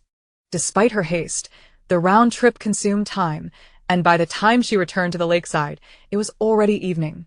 In the fading light of the sunset, the angel remained slumped in the same spot, eyes tightly shut, seemingly in a state of unconsciousness. However, upon Cheongchi's landing, the angel opened his eyes. And Suisui hurriedly approached with her supplies, explaining as she opened the medical kit. I'm going to treat your wounds. I'll administer anesthetic shortly. I mean you no harm, so please don't resist. I'm not a professional, but since you're still alive, I presume you're not as fragile as a human, so I shouldn't create any complications. I also brought 2 vials of healing. I'm uncertain if they will benefit you. The angel, unable to comprehend, merely gazed calmly at her as she busied herself. The most effective means of communication at this moment would be through her mental threads. Yet she was dreadfully afraid of being overwhelmed by the anguish emanating from him and lacked the courage to reconnect. She organized the necessary items: absorbent threads, a syringe, gauze, and saline solution, preparing herself to administer the anesthetic. As the moment approached, her hands trembled with anxiety. She was not a medical professional and had never treated such grave injuries before. She was entirely stepping into the unknown. I'm going to anesthetize you now," she announced, pressing the syringe against his arm. This syringe had been specially designed. Pressing the button at the top activated the injection. The angel did not resist. Likely due to the minimal pain associated with the injection, he simply observed her in silence. And Suisui breathed a sigh of relief, waiting for him to succumb to sleep.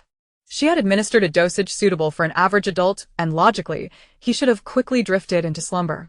However, after 2 minutes, he remained wide awake. They exchanged bewildered glances. This was rather awkward, and Suisui found herself conflicted, uncertain whether the anesthetic dosage was insufficient or if it simply did not affect him. She had brought 2 vials of anesthetic, and after some contemplation, she decided to administer the second dose, then continued to wait. They continued to stare at each other in silence. Well, it seemed the anesthetic had no effect on him. Thus, he would have to endure the treatment while conscious. And Suisui reached for the nearby blood vines, communicating her desire for them to assist in restraining the angel. She feared that if she accidentally caused him pain, he might retaliate against her. Upon receiving her command, the blood vines writhed in agitation, as if eager to inscribe the word refusal on every leaf. And Suisui, left with no choice, steeled herself for action. Donning sterile gloves and performing a simple disinfection, she then picked up the surgical scissors to begin cutting away his clothing, revealing the wounds. This was the first step, yet as she commenced her task, the angel reached out to stop her.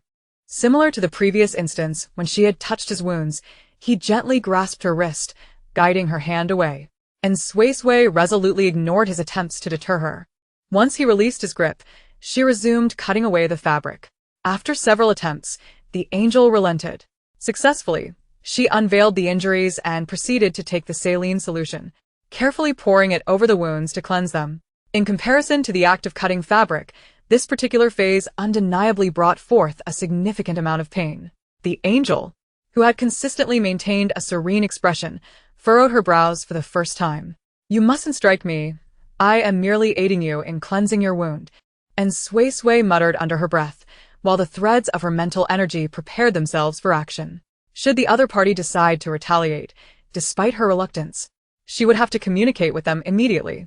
Fortunately, it seemed that the angel finally grasped her intention. Although her brow remained knitted, she refrained from obstructing and Suisui's efforts. With a silent sigh of relief, and Suisui hastened her movements, meticulously rinsing the wound clean and carefully disinfecting the surrounding skin with iodine. Once the debridement was complete, the next step was suturing. Having never touched even a simple needle and thread throughout her life, she found herself apprehensive as she prepared to stitch flesh for the first time. "I lack the skill for this. I can only sew the surface wounds," she declared, steeling herself to begin. As the needle pierced the flesh, she felt a sympathetic pain herself, her brow furrowed tightly throughout the process. Conversely, the angel, seemingly unperturbed, had relaxed her previously tense expression, allowing Suisui to thread the needle without resistance. By the time the wound was sutured, she was drenched in a cold sweat. Thankfully, the subsequent steps were less demanding in terms of expertise. She disinfected the wound once more, applied a dressing and gauze, and secured it with a bandage. With a sigh of relief, Suisui sank down onto the ground. Due to her height, she found herself kneeling throughout the procedure, and her knees ached from the strain. Yet this was not the end. The wounds on the angel's abdomen also required attention. After a brief respite of about 10 minutes, she resumed her work. Chapter 86. Names. Suisui contemplated the possibility of studying medicine in university. Who else could match her audacity to perform surgery without any prior experience? After much effort, she finally succeeded in treating the wounds and subsequently administered a dose of healing. It was worth noting that, with the destruction of the research facility in Safety Zone No. 6 and the deaths and escapes of several regeneration awakeners, there would be no new supplies of healing produced in the future. Every dose was now a precious commodity. However, she thought this was for the best. Such a medication should never have existed in the first place. The essence of this drug lay in nourishing one person's flesh with another's blood. Once her tasks were complete, and Suisui organized the medical supplies and hurried to rummage through the bag containing food.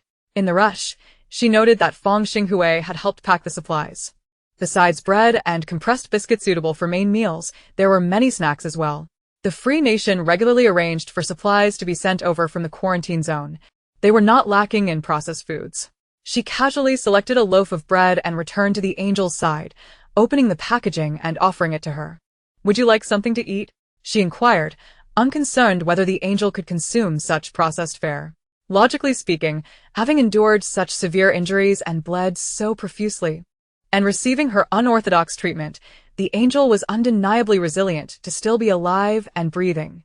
The angel merely gazed at her, and Suisui suspected that the angel might not recognize the bread as food, so she tore off a small piece and demonstrated by placing it in her own mouth, then offered another piece to the angel. Surely, this would convey her intention. After a moment of hesitation, the angel finally opened her mouth and, devoid of any expression, consumed the bread. Seeing that the angel would eat, and Suisui promptly placed the remaining bread into the angel's hands. At that moment, Cheongchi suddenly spread its wings and took flight, presumably to hunt. And Suisui ignored it and helped herself to a piece of bread, settling down cross-legged on the ground to slowly eat while contemplating whether to bring the angel back to the quarantine zone. Bloodvine and Cheongchi were evidently intent on keeping her close to the angel, ensuring she wouldn't leave alone. If she chose not to bring the angel back, she would have to remain in the wilderness. The cold of February was still biting. The thought alone was daunting. However, bringing the angel back required finding a way to communicate with her, to ascertain her safety, and ensure she would not pose a danger to others. She felt a responsibility to both the angel and Fong Xinghui. Regardless of how gentle and harmless the angel appeared, it did not guarantee she would not harm humanity. The actions of Bloodvine made this abundantly clear, as he had shown no hesitation in taking lives. Yet, communication posed a challenge. The emotions emanating from the angel were steeped in suffering, leaving Suisui overwhelmed. The prospect of engaging in dialogue felt daunting. Even an additional moment of connection could lead to her mental collapse. With a heavy sigh, Suisui resolved to wait until the angel's wounds healed somewhat before attempting to communicate, assuming the pain stemmed from her injuries. After swallowing the last bite of bread and observing the darkening sky, she decided to hastily set up the tent. However, as she stood to begin her task, she noticed out of the corner of her eye that the angel had not eaten the bread, which remained untouched in her hand. Did she not enjoy eating? Or was she perhaps a carnivorous being? Just as she contemplated this, Cheongchi returned, clutching a prey in its beak, which it had presumably secured for her, having already fed itself. And Suisui pointed at the prey, hoping to gauge the angel's reaction. The angel remained unresponsive. Well, it seemed she was not inclined towards meat either. And Suisui felt a twinge of frustration. Considering the angel's size, it was unlikely she would starve herself, so she decided to temporarily disregard her. Not wanting to waste food, she walked over and took the bread from the angel's hands, preparing to eat it herself. The angel tilted her head slightly. Just as Suisui tore off a small piece to place in her mouth, she inexplicably offered it again to the angel. The angel's gaze fell upon the piece of bread, and after a brief hesitation, she opened her mouth. And Suisui fell silent, ultimately deciding to feed the angel the remainder of the bread piece by piece, before rising to set up the tent. In truth, she preferred not to stay in the tent. During this time, she had attempted to communicate with Cheongchi, asking it to take her back to the quarantine zone and return the next morning. Unsurprisingly, Cheongchi had refused her request, and Suisui had no choice but to continue setting up the tent, laying out thick bedding, as she wished to avoid catching a cold. While she busied herself, the angel watched her intently, much like Cheongchi had. By the time she finished her tasks, it was already 7 o'clock in the evening. It was still too early to sleep, so Suisui squatted beside the angel and curiously asked, Are you unable to speak? Since their encounter, the angel had not uttered a single sound. The angel merely observed her. And Suisui continued to talk to herself. You must be from the other side of the rift, right? Why did you come to this world? Will you harm humans? Who inflicted those injuries upon you? It was you who fought with Cheng Yan, wasn't it? Receiving no answers was inconsequential. She simply sought to engage the angel in conversation to pass the time. Wait a moment, Cheng Yan couldn't have bested you. Who could have inflicted such injuries? Cheng Xuesong? But wasn't he reported gravely injured half a month ago? Could it have been you who did it? Yet, your wounds are clearly fresh. Is there an even more formidable awakener? My brother just went to safety zone number 1. He won't be in danger, will he? And Suisui's thoughts began to spiral, and as she spoke, her concern for her brother's well-being grew. She fell silent, lowering her gaze to the earth beneath her feet, lost in her own musings. The nights of February are indeed still quite frigid. The biting wind swept through, causing her to shiver involuntarily. She immediately resolved to return to the warmth of the tent. Yet, before she could rise, a warm hand gently rested upon her head. Instinctively, she looked up to behold the angelic visage of a flawless face. At that very moment, a wave of warmth coursed through her body, dispelling the chill. Her eyes widened in astonishment. Though she was unaware of what the other had done, she suddenly felt an absence of cold. Enveloped in a comforting warmth akin to basking in the sun on a serene afternoon. It was a most wondrous sensation. Thank you, she stammered in a daze. The angel withdrew his hand, seemingly oblivious to the significance of his actions. And Suisui gazed at him, blinked, then broke into a radiant smile, gesturing towards herself. I am in Suisui, then from Peace every year, and the Suisui from Peace every year. Concerned that a lengthy introduction might confuse him, she concluded with a simpler presentation. Suisui. The angel regarded her, his starry eyes betraying no discernible emotion. After a lengthy pause, he spoke. Suisui. Chapter 87. Arrangements. His pronunciation was peculiar, as if he had never spoken before.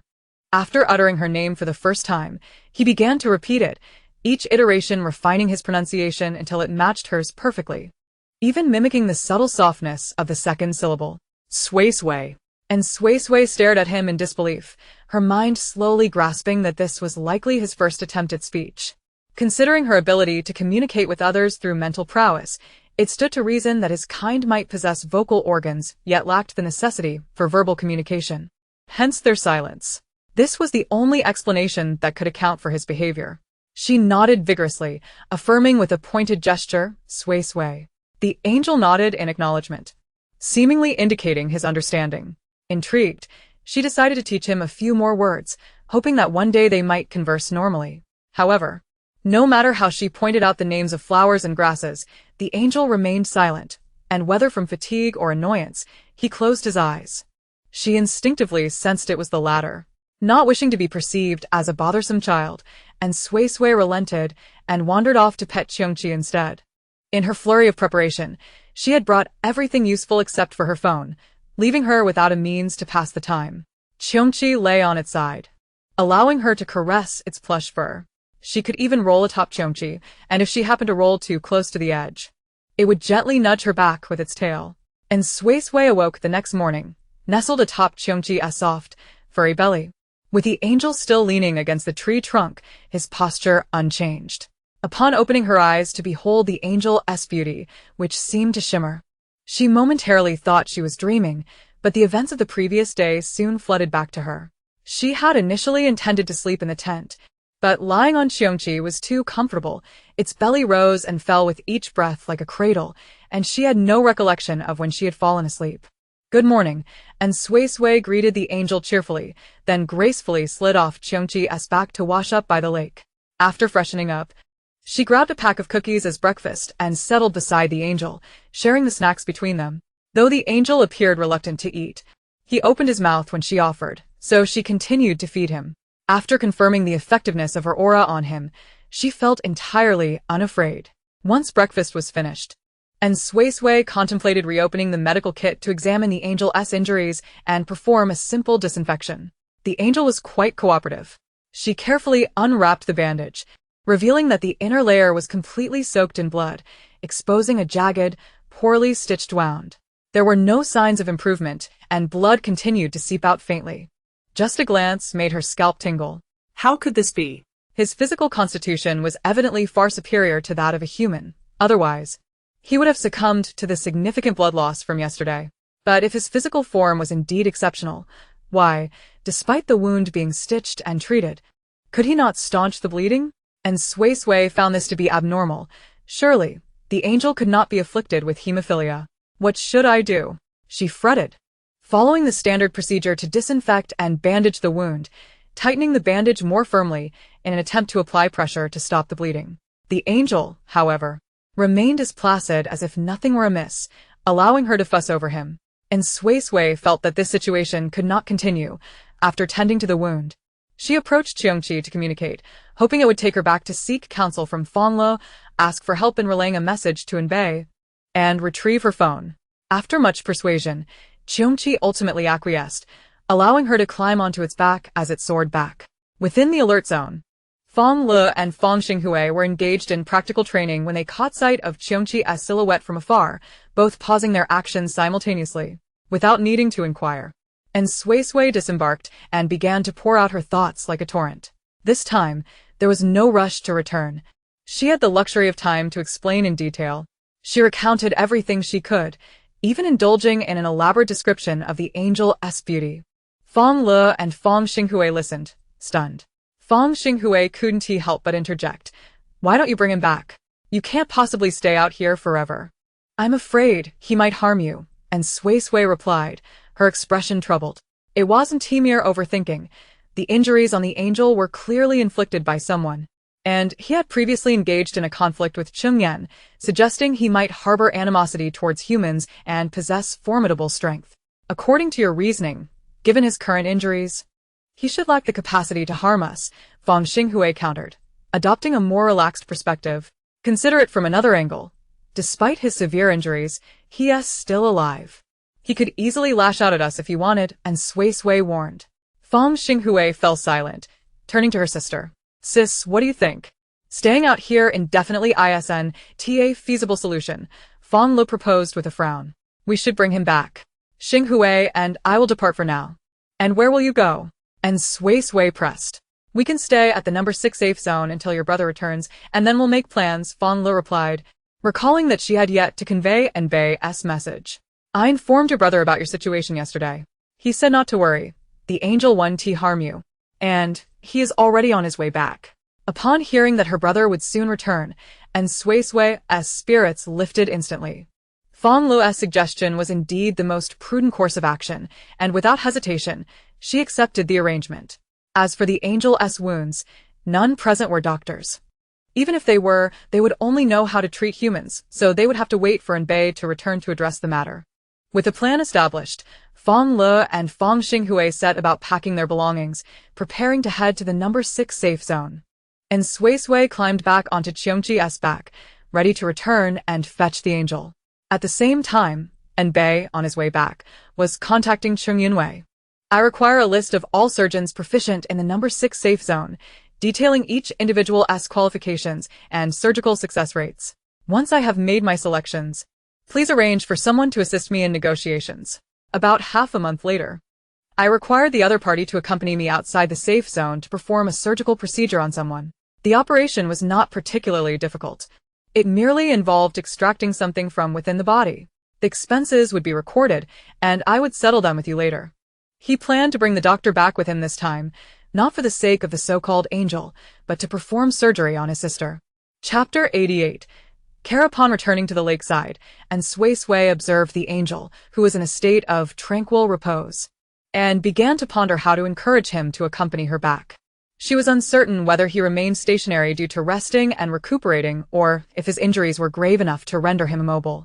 Can you stand up on your own? Come back to the alert zone with me. It would be better for your recovery there.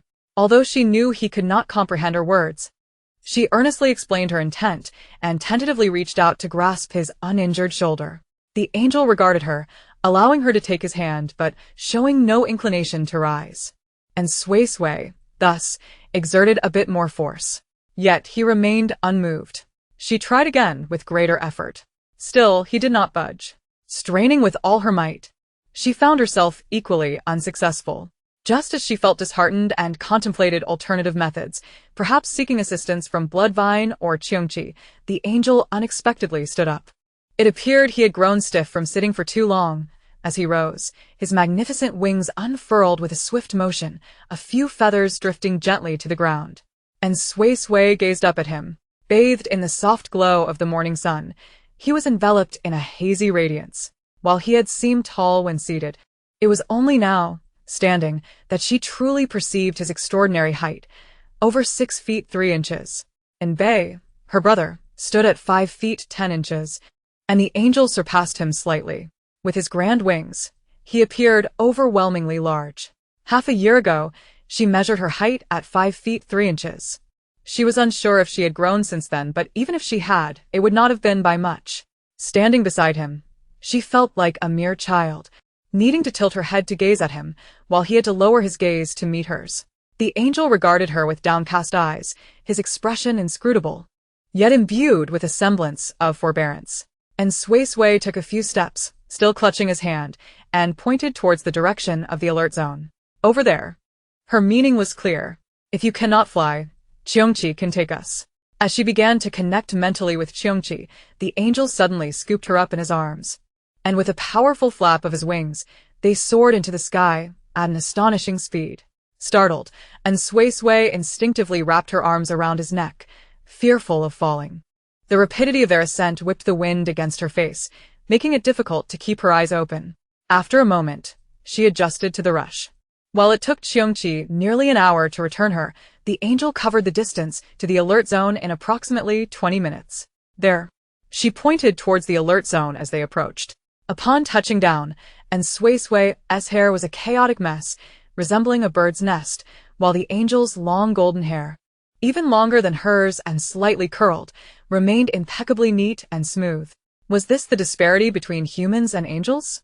And Suisui inwardly scoffed, casually fixing her hair before skillfully brushing off the little Cheongchi that leapt towards her, leading the angel inside. After a moment of hesitation, she decided to temporarily settle the angel in her brother's room. There were only 5 bedrooms in total. One for herself and her brother, one for Fonglow and Fongxinghui, and another for Qiji. She felt it inappropriate to intrude upon others' spaces. The angel obediently followed her into the room. "This is my brother's room. You may stay here." And Suisui arranged, "My room is next door. You can call for me if you need anything. Although you probably want tea." Though the angel could not understand her babbling, he likely recognized the existence of a bed in this world and leaned against the headboard. His wings folded behind him, effectively serving as a cushion. Observing this, and Suisui said nothing further, and dashed to her own room, where she boiled water and poured a cup to place on the bedside table. After that, she felt at a loss for what to do, sensing she had forgotten something. What had she forgotten?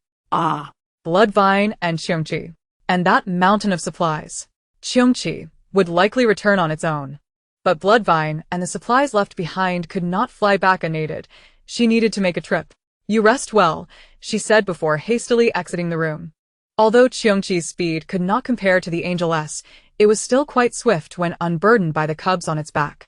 As Suisui rushed out, she spotted Cheongchi returning. After it landed, she immediately communicated her need for it to take her back to retrieve Bloodvine and gather the supplies. What? Cheongchi evidently was reluctant to make the back-and-forth journey. "No, we must go," and Suisui insisted, and after much coaxing, she finally succeeded in climbing onto its back. Together, they returned to the lakeside, collecting everything that needed to be brought back. The angel remained settled in the alert zone, and Suisui took on the role of caretaker, with her first task each morning being to bring him breakfast. The alert zone boasted excellent conditions and abundant supplies, so she no longer fed him bread and biscuits. Instead, she prepared proper breakfasts, still assuming the responsibility of feeding him. She suspected the angel might not need to eat, but the thought of not providing him sustenance left her feeling as though she were starving him, since he had not fallen ill from her previous offerings. She continued her feeding routine. Her second task each morning was to tend to his wounds. The injuries showed no signs of healing. Each day, when she unwrapped the bandages, they appeared freshly inflicted, as though they had just been cut and stitched. The only silver lining was the absence of infection, perhaps related to her daily disinfection efforts. Once these two responsibilities were fulfilled, and Suisui refrained from hovering around the angel and focused on her own tasks, running to exercise her body, practicing mental acuity with Schult tables, and reviewing cultural subjects she was on the verge of forgetting. She recalled her brother's words, as he had urged her to prepare for the college entrance examination. When lunchtime and dinner time arrived, she would again prepare meals and feed the angel, ensuring he dined on whatever she consumed. Her days were filled with activity, akin to a whirling top. And Bay's room had windows facing the open space in front of the alert zone, and while she jogged in circles in that area, she often noticed the angel watching her. While he spent most of his time resting with his eyes closed when she was absent, he would observe her intently during her runs. Initially, she paid little mind to it until she suddenly realized something. The angel likely regarded her running in circles much like humans might view a hamster on a wheel, confused yet finding it oddly endearing. However, a dilemma arose. Aside from running circles, she occasionally engaged in jumping aerobics. She could hardly fathom what the angel might think while she bounced about, wondering if he viewed her as a fool. Chapter 89. Examination time passed in a peculiar manner, swift yet sluggish. The rapidity stemmed from the multitude of tasks she undertook daily, often realizing a whole day had elapsed before she knew it. Conversely, the anticipation of Enbei's return rendered the waiting period excruciatingly lengthy. Each night, she counted the days on her fingers. A week had passed, and as she gazed upon the angel who had not emerged from the room since entering, she felt an overwhelming sense of pity for him. Thus, she dedicated half an hour daily to converse with him, often retreating to his chamber to review her cultural studies. She would pose a myriad of questions about his circumstances, share tales of her brother, and repeatedly attempt to teach him to speak. The angel typically listened in silence, occasionally echoing the words she imparted when her exuberance became overwhelming. One day, Suisui suddenly recalled the peculiar symbol given to her by the man in the glass jar. She hurriedly retrieved the carefully hidden piece of paper adorned with the symbol. "Do you recognize the symbol? Does it signify a plea for help?" she inquired, her eyes brimming with anticipation. She was acutely aware that, even if he understood, he would be unable to respond. However, she could surmise his thoughts through the nuances of his reactions. The angel took the paper from her, and, upon discerning the symbol, his expression shifted from surprise to a profound seriousness. Was it indeed a signal of distress? And Suisui pondered silently, only to be gently tugged by the angel. Caught off guard, she found herself sprawled across the bed, her head resting on his lap. Before she could inquire about his intentions, he pressed her head down, and she felt his touch upon her back.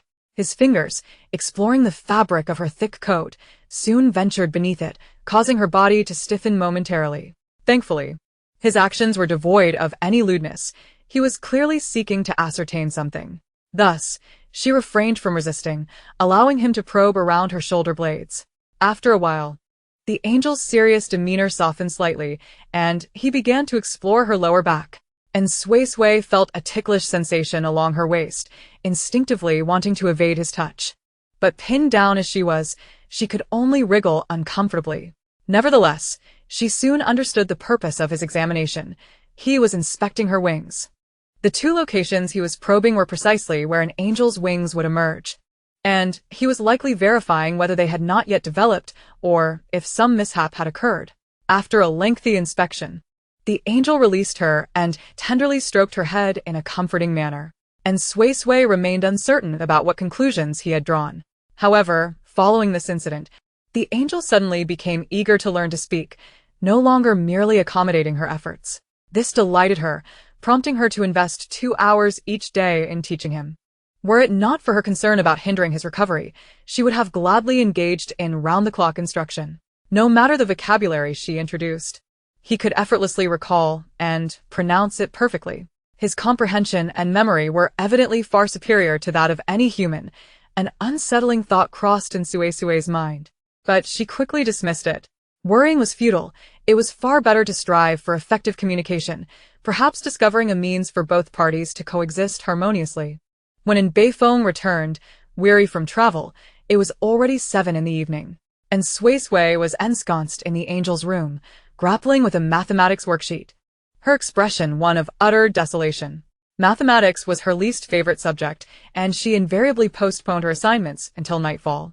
She was drowning in a sea of knowledge, completely oblivious to the commotion outside, while the angel suddenly turned alert, eyeing the doorway. Noticing his reaction, and Suisui instantly deduced that someone had arrived. Aside from her companions, no one else would venture into this place. Her face brightened as she tossed her pen onto the desk and made a dash for the exit, only to be halted by the angel, who grasped the back of her collar. Naturally, he could not permit his charge to roam freely while unknown individuals approached. "It's not a threat. It must be my brother returning," she attempted to explain, rationalizing that the timing aligned with Beifeng's usual arrival. Although the angel had acquired a considerable vocabulary, primarily comprising object names, he could not grasp the meaning of her words. Nevertheless, constrained within the room, he encircled her waist with one arm and lifted her effortlessly. And Suisui was taken aback, her body suspended, face down, with her limbs dangling in the air, trapped in his embrace. "What manner of childcare is this? Put me down. The one approaching is my brother. There's no danger," she protested, struggling in vain against his grip. The angel carried her into the open space outside, and with a mere glance, the Bloodvine and Xiongqi swiftly surrounded them. The tendrils of Bloodvine began to grow rapidly, while the formidable Xiongqi assumed a defensive stance before them. And Suisui ceased her struggles, gazing in astonishment at the Bloodvine and Xiongqi. Though she had long suspected their capabilities, it was her first time witnessing the angel issuing commands to them, a clear testament to their unwavering obedience. Feeling a twinge of envy, she noted how different this was from her own reliance on charm alone. The sound of a vehicle's engine grew closer, its headlights illuminating the open area before the warning zone. Upon recognizing the familiar vehicle, and Suisui began to shout, "It's my brother. It's someone we know. Please do not attack." Bloodvine and Xiongqi, realizing the arrivals were familiar faces, promptly relaxed their aggressive stances. The angel noted the change in demeanor among the beasts, his vigilance slightly easing, yet he still refrained from releasing the squirming girl. And Beifeng, undeterred, instructed Qi to drive the car into the secured area, and the obstructing vines parted willingly. "Brother!" and Suisui exclaimed, brimming with joy.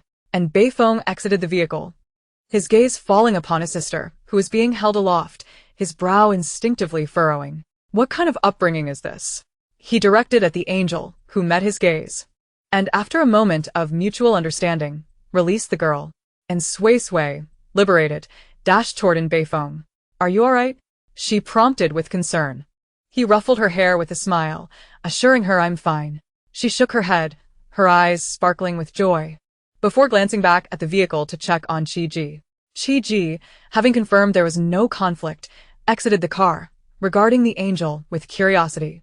"Suisui, you truly brought back an angel?" The angel's gaze shifted to him momentarily before drifting away. And Beifeng raised an eyebrow, questioning whether the angel could discern human intentions, as he had so readily released his sister.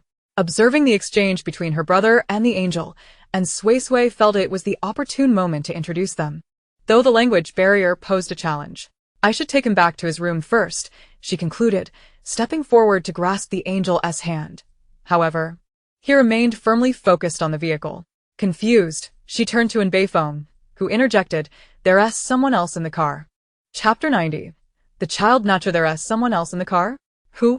and Suisui inquired with keen interest, watching as Qi opened the back door and carefully lifted out an unconscious doctor clad in a white coat. The angel's attention immediately shifted to the doctor, observing him for a moment before averting his gaze. Having confirmed that everyone was harmless, the angel did not require any prompting. After issuing a command for Bloodvine and Xiongqi to guard the girl, he returned to his room. And Suisui watched him depart, her expression one of confusion. "He must possess a way to discern human malice," and Beifeng explained. And Suisui's face lit up with realization, her curiosity then turning to the unconscious doctor. "Is he meant to tend to the angel?" "No." And Beifeng shook his head, contemplating before delivering the truth. "Suisui, you need to undergo a minor procedure." "Ah." And Suisui's eyes widened in astonishment. "Old Qi, please assist in bringing both the individual and the items inside. I need to have a word with Suisui," and Bei instructed. "Sure," Qi replied nonchalantly. And Bei then seated himself with his sister, beginning the conversation by addressing the matter of the diary, deliberately concealing the true cause of their parents' demise, presenting it instead as a tragic accident. I discovered the diary left by our mother. They are housing an angel. The raw material for the awakening potion is the blood of an angel. You once experienced a fetal demise while in our mother's womb, and it was that angel who saved you. At the age of 3, a halo began to manifest above your head. To protect you, our parents implanted a chip akin to a restraining bracelet, and Suisui struggled to process this information, finding it utterly absurd. Yet, this absurdity clarified everything. No wonder she had dreamt twice of the angel within the glass jar. No wonder she felt a vague connection to the rift. No wonder she could not perceive the source of energy. No wonder her mental prowess was so extraordinary. And no wonder the aberrant beasts endeavored to deliver her to the angel. In their eyes, she was not merely human, but rather an angelic offspring, and angels were the sovereigns of that realm, ruling over all aberrant creatures. Noticing his sister's difficulty in accepting this revelation, Anbei reassured her, Suisui, do not overthink it. I am sharing this with you solely to explain the reasons behind your surgery. Your halo no longer requires concealment, and removing the chip will be beneficial to you. Rest assured, it is merely a minor operation to extract the chip. And Suisui blinked, gazing at him with earnestness. Then do I still count as your sister? This was the aspect she was most concerned about after absorbing all the information. Anbei paused momentarily, lightly tapping her head in mild exasperation. We share the same father and mother. If you are not my sister, then who is? Oh, and Suisui felt reassured. However, another question loomed. The doctor wasn't meant for the angel, so what about the angel's injury? She inquired. An ordinary doctor cannot treat an angel. We'll see if my blood can help later. Anbei casually suggested. The therapeutic potions created after dilution were utterly incomparable to his blood. Huh? And Suisui was dissatisfied with this solution. Although she wanted to assist the angel, her brother was her priority. They have helped you. Consider it a repayment of kindness, Anbei remarked, wishing to avoid any future claims from the angel regarding saving Suisui. And Suisui ceased to press the matter further. There is still another issue. Anbei glanced toward the room where the angel resided. That entity may impede your surgery. This was not a possibility, it was a certainty. Suisui, can you communicate with him? And Suisui's face contorted in distress as she recalled a previous dreadful experience. That fleeting connection had left her with psychological scars. She conveyed this to her brother. Anbei furrowed his brow, promptly dismissing the initial proposal. Then let it be. Do not attempt to use your mental powers to reach out to him. We will find another way. I have been teaching him to speak. He remembers everything after hearing it once, and Suisui quickly added. She believed that with this learning speed, he should be able to converse normally within a month or 2. How did you teach him? Anbei pressed. I taught him word by word, showing him whatever I saw, and Suisui answered truthfully. Anbei felt somewhat exasperated and then suggested, you can simply play movies for him. Since he possesses intelligence comparable to humans, he should be able to understand the film and deduce the dialogues and their meanings, which would expedite his learning significantly. Right. And Suisui exclaimed, suddenly rising and dashing off to find the angel. I'll go play a movie for him right now. Anbei also stood, but rather than heading to the angel, he went to Chi-Ji's room. Chi-Ji had temporarily settled the doctor in his room. How is it? Can the surgery proceed? Chi-Ji asked immediately upon Anbei's entrance. It seems unlikely. We must wait for that angel to learn the human language, Anbei succinctly explained the situation. Noting that Suisui could not communicate with him, and his emotions would influence her. What then? We can't just keep him locked away, Chi-Ji pointed at the unconscious doctor. Anbei felt a twinge of frustration, contemplating briefly before instructing. Let us send him back for now. You do it. I'm too exhausted to drive, Chi-Ji replied, clearly unwilling to take on the task. Fine, I'll handle it myself tomorrow morning, Anbei agreed indifferently, adding, I also need to see Qingyunwei and bring Fonglow and Fongxinghui over. At least you have a shred of conscience, Chi-Ji remarked with a sigh. In the adjacent room, and Suisui selected a comedy film from those she had previously downloaded on her phone. After pressing play, she held the phone up to the angel. Let us watch this. She decided to accompany him for a while, ensuring he would watch the movie properly before leaving. As the film commenced after the opening animation, sounds emanated from the phone. The angel's gaze fixated on the screen. and Suisui refrained from speaking further, comfortably sitting on the bed beside him. Feeling fatigued from holding the phone aloft, she beckoned a blood vine from outside, which extended a tendril to assist in holding the phone. The angel, initially perplexed, soon grasped the significance of watching the film, beginning to analyze and absorb the information presented. After a considerable wait, Anbei found that his sister had not returned, prompting him to rise and search for her. To his surprise, he discovered her sleeping next to the angel, her back pressed against his wings, her head resting on his arm. And Suisui had intended to watch for a mere half-hour before departing, yet having already seen the film, she found it uninteresting to rewatch and had succumbed to drowsiness. Anbei frowned and prepared to retrieve his sister. The angel, alert, glanced at him, his wings twitching slightly as the expanded feathers enveloped the girl protectively. He was not inclined to show leniency, moving forward to push aside the obstructive wings. Lifting his sister horizontally, the angel frowned, and Suisui stirred groggily, opening her eyes. "It's all right. You can continue sleeping," Anbei reassured her, then turned to the angel, his expression rife with exasperation. "This is my sister. Don't give me that look as if I've stolen your child." Chapter 91. The truth of the world before Suisui's surgery was completed, Anbei could not bring himself to leave with ease, thus postponing matters concerning Chengyan. Although Chengyan's demise would be troublesome, nothing could eclipse the importance of his sister. After bringing Fonglow and Fong Xinghui back from the safe zone, he remained at the alert zone, devoted to supporting his sister, exercising together, training her mental powers, and providing her with cultural lessons. Occasionally, when Suisui attended to the angel, he would follow her, standing at the side and casting a disdainful glare at the angel. What a disgrace, requiring my Suisui to personally care for him. He had yet to attempt using his blood to treat the angel, deciding to wait until they could communicate to avoid unnecessary complications. The angel's capacity for learning surpassed expectations. After quietly watching films for 3 days, he was able to communicate normally. "I do not require sustenance," were the first complete words spoken by the angel. At the moment he said this, and Suisui was attempting to feed him fried noodles, her chopsticks frozen midair. "You can speak now?" she confirmed in astonishment. What a 3-day language crash course. Simple enough, the angel nodded, her speech somewhat disjointed, needing to organize her thoughts before articulating them. And Suisui received the affirmative response, and, unable to contain her curiosity, immediately inquired, "Why have you chosen to invade us?" She had countless questions swirling in her mind, about herself, about the angelic beings, and about the one who had rescued her. Yet, when the opportunity for enlightenment presented itself, her foremost question concerned the invasion. After all, invasions mark the inception of all tragedies. In merely 70 years, the global population had plummeted from over 8 billion to a mere 500 million. Her tone was not vehement, yet it carried a hint of inquiry. The angel regarded the questioning girl, calmly refuting, "It is not an invasion. It is a collision of worlds." And Suisui paused, finding this explanation somewhat comprehensible. "You are not human. You are a child of our kind," the angel corrected. At that moment, Anbei, who had come over to find his sister, overheard this statement and immediately interjected, "What do you mean? A child of your kind?" "Suisui is my sister."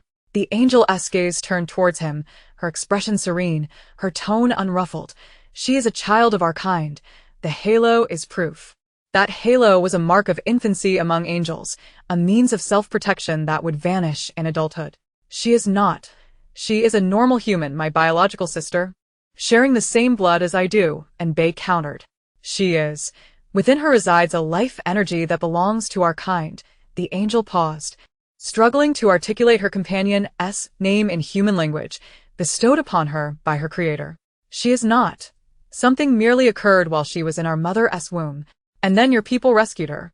She is. The life energy determines her life form. She is a child of our kind." The two engaged in a debate. Though their tones remained remarkably calm, each rebuttal seeming to merely state objective facts. And Suisui, feeling somewhat helpless, quickly interjected, "Brother, this is not the time for such discussions. There are far more pressing matters. Is it appropriate to argue about her lineage here?" After she spoke, she turned to the angel. "So, you wish to coexist peacefully with humanity, correct?" This was the crucial question that needed clarity. "It is we. You do not belong to humanity, the angel frowned, clearly more concerned about the progeny's affiliation. And Suisui chose to remain silent. Fortunately, the angel did not pursue the matter further and, after organizing her thoughts, responded to the new query. That depends on how humanity chooses. Your creator, whom you might also call your father, came here many years ago to communicate with humanity and subsequently disappeared. The leaders of humanity harbor no intentions of coexisting peacefully with us. And Suisui and Bei fell into silence. All events intertwined, revealing the truth that two worlds had collided. An angel had attempted to approach humanity to discuss resolutions, only to be captured for experimentation. The angel continued, "We have been awaiting news from your father, but after a long wait, he never returned. Thus, I came in search of him. I did not find him. I only discovered his wings. Humanity severed them. This was also the reason for his attack on Chung Shuesong in Safe Zone Number 1. And Suisui and Bei grew increasingly silent.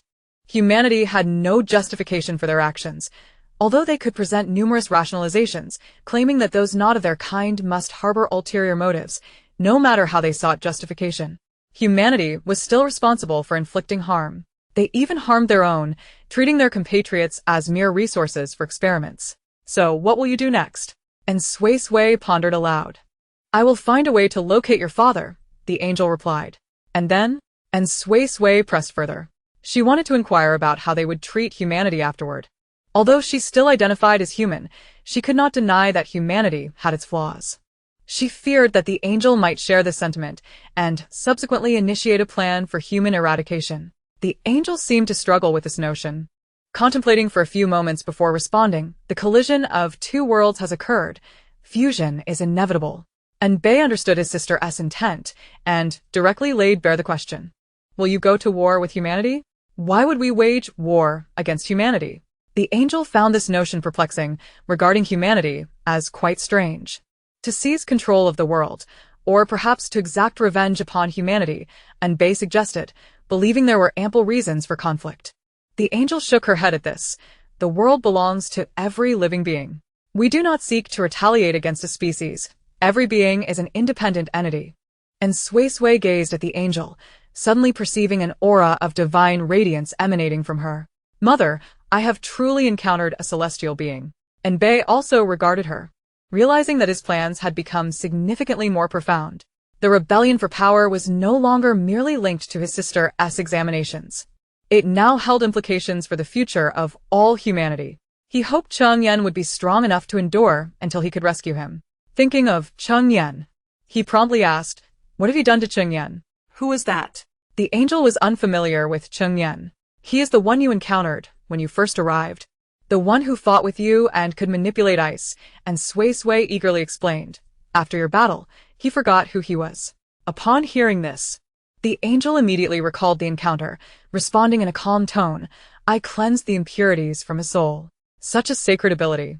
And Suisui was immensely curious.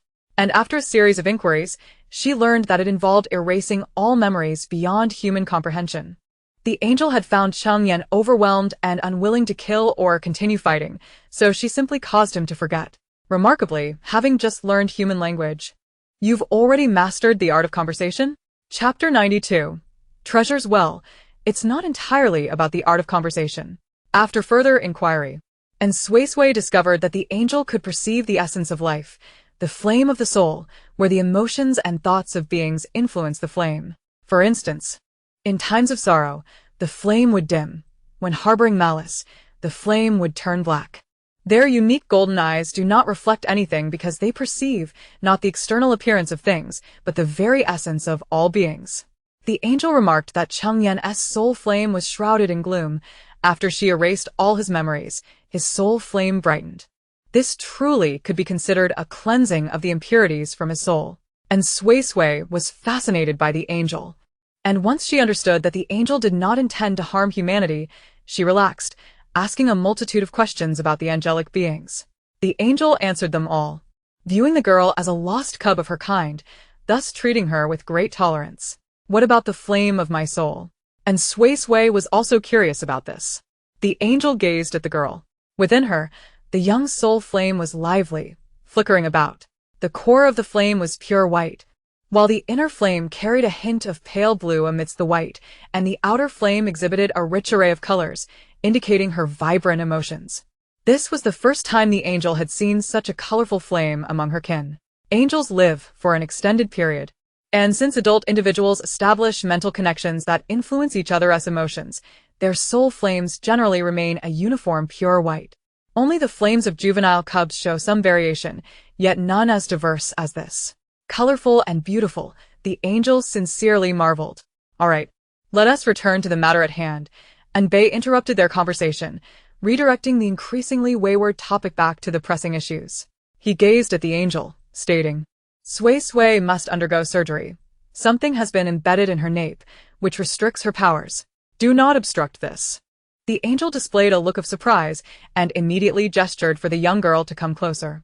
And Suisui surmised that the angel wished to examine her nape, and she inclined her body towards him, voluntarily exposing her neck for inspection.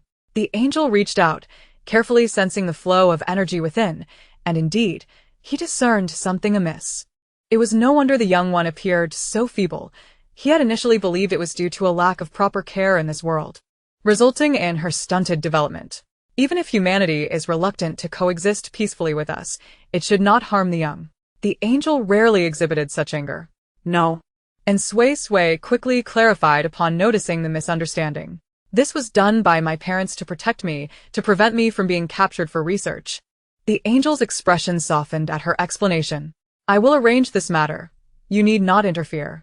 After ensuring his point was clear, Bei quickly added another matter. My blood possesses regenerative capabilities. I could attempt to assist in healing your wounds. The angel declined outright. I can recover on my own. It merely requires some time. His injuries persisted due to the special substances on the blade, designed specifically to affect angels, which hindered his self-healing abilities. He needed time for his body to adapt and break down the substances. And Bei observed this and did not press further. After all, the angel was not his precious younger sister, and he had little inclination to meddle. Suisui. I shall proceed to Zone 6 immediately, and bring a doctor to you by tomorrow morning. He resolved to take immediate action. All right, be careful on your way. And Suisui replied obediently with a nod. The surgery had been mentioned before, and she had no objections. Becoming stronger was always desirable. And Bei hurriedly departed, leaving only Suisui and the angel in the room. And Suisui suddenly recalled that the angel had never disclosed his name, and she curiously inquired, What is your name? How should I address you? The angel was momentarily taken aback. Naturally, he had a name, but it was a symbol that could not be articulated verbally, nor could it be translated into human language. We possess written symbols, but lack spoken language. We do not require verbal communication, he explained, tracing his finger in the air. Dots of golden energy formed a symbol, somewhat resembling the one the angel in the glass jar had given her, yet distinctly different. What does the symbol I showed you mean? And Suisui promptly asked. It is the name I have given you, the angel replied, drawing the symbol again in the air, then erasing a circle within it. This is your name. He wishes to convey to you that you are his treasure. In their kin, many favored naming their offspring with their name symbols, enabling others to recognize their treasures at a glance. This was also why he had instantly recognized the girl as the descendant of someone he knew. It was because he was aware of her lineage, and that person's wings had been severed by humans, prompting him to inspect the girl's wings, fearing they had also been taken from her. And Suisui was momentarily taken aback, a sudden pang of emotion swelling within her. Unbeknownst to her, there was someone who loved her unreservedly. The individual, trapped in the laboratory, had not sought her assistance, but instead wished to share the name he had given her, affirming that she was his treasure. Reflecting on the fact that this person had been confined in the laboratory for 67 years, she felt a profound sorrow for him. Why did you not come sooner to rescue him? She could not help but ask. There was no sense of accusation in her tone, merely a sincere bewilderment at why it had taken 67 years for action to be taken. The two worlds and races possessed vastly different understandings and common knowledge. After a moment's contemplation, the angel grasped the source of her confusion. Our kind experiences life at a much slower pace. This duration is inconsequential to us. In simpler terms, 67 years for angels equated to 67 days, or even 67 hours for humans. In truth, His arrival was not prompted by the realization of time's passage, but rather by the sudden influx of agonizing emotions transmitted from his trapped companions, leading everyone to recognize that something was amiss and arranging for him to investigate. And Suisui, upon hearing this explanation, found herself at a loss for how to respond. The angel, noticing her sorrow, gently reached out to pat her head. "You are still a child. You need not concern yourself with such matters." "Child?" And Suisui's lips twitched. "I am 17, and in less than 3 months, I shall be 18. The angel sighed. "Indeed, you are still quite young." And Suisui suddenly realized that for the long-lived angels, adulthood was likely not marked by the same age as it was for humans. Curiously, she inquired, "At what age do you consider one an adult?" 1,000 years, the angel replied, adding, "The passage of time differs between our worlds. A year in ours consists of 550 days, with each day equating to 37 hours here." And Suisui's mind reeled as she calculated that a year on the other side equated to over 800 days here, and that 1,000 years there translated to over 2,300 years here. Thus, being considered an adult at over 2,300 years made being called a child at 17 seem rather reasonable. Chapter 93. Surgery. And Suisui no longer fixated on the notion of being called a child and returned to the original topic, deciding to bestow a name upon the angel. It wouldn't do to refer to him as the angel in private perpetually. "May I give you a name?" she proposed, then quickly added, "Or perhaps you could choose a name for yourself for ease of address." "That is acceptable," the angel replied nonchalantly. And Suisui pondered deeply and eventually recalled a term she had encountered before, ether. Would this name be fitting? Ether, also known as ether, represented the fifth element in ancient Greek philosophy, symbolizing pure air and light, which she felt was quite appropriate for him. "Do you not have a surname?" the angel inquired, as he had learned of the concept of surnames in human culture. "Surname? How about we share the surname, Hen?" And Suisui suggested uncertainly. "That is acceptable." The angel nodded, and Suisui fell silent, feeling that something was amiss. Was it appropriate for him to share her surname? However, given that the individual in question had no objections, she refrained from voicing her concerns. The angel's name was thus established as an ether, a peculiar blend of Eastern and Western naming conventions. Ether requires rest, as it will expedite the breakdown of the substances within him. And Suisui chose not to disturb him further, and took her uneaten lunch with her as she left. Having learned enough by now, she realized that her previous actions, though well-intentioned, had been misguided. He did not require sustenance, yet she insisted on feeding him 3 meals a day. His wounds did not necessitate treatment, yet she compelled him to endure her ministrations morning and night. He needed rest, yet she felt he was lonely and often intruded upon his peace. Fortunately, he was a protector of the young and refrained from reprimanding her. As Suisui stepped out of the room, she spotted 2 individuals squatting at the door. Qi Ji and Fonglow, who had unexpectedly formed a harmonious duo since their acquaintance.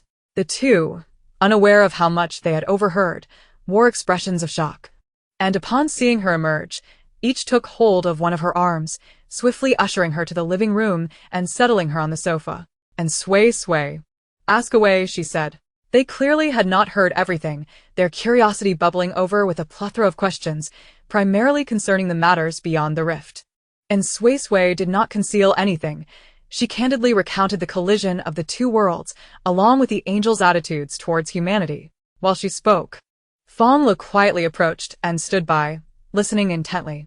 Once she finished, the expressions of everyone present transformed into one of palpable relief. The revelation that mythical beings like angels existed beyond the rift initially left them fearing for humanity's demise. But learning that the angels harbored no intent to annihilate humankind was a significant comfort. They could still survive. And Bei made a swift trip to safety zone number 6, hastily bringing back the doctor he had previously selected, and prepared a room to serve as an operating theater, ensuring it underwent thorough disinfection. The following morning, and Suisui was informed that she was ready for surgery, a remarkable efficiency that unnerved her. "Do not fear. It is merely a minor procedure," and Bei reassured her, promising he would be right there by her side. Given that their parents had informed him about the chip, it was reasonable to assume they anticipated its eventual removal, indicating that the operation should not be overly complicated. Furthermore, should any complications arise, his blood would guarantee her safety. And Suisui nodded, trying to suppress her mounting anxiety as she retreated to her room to don the surgical gown provided by the safety zone. Inside the makeshift operating room, the doctor was already prepared. He had awakened in this very chamber, oblivious to the circumstances outside.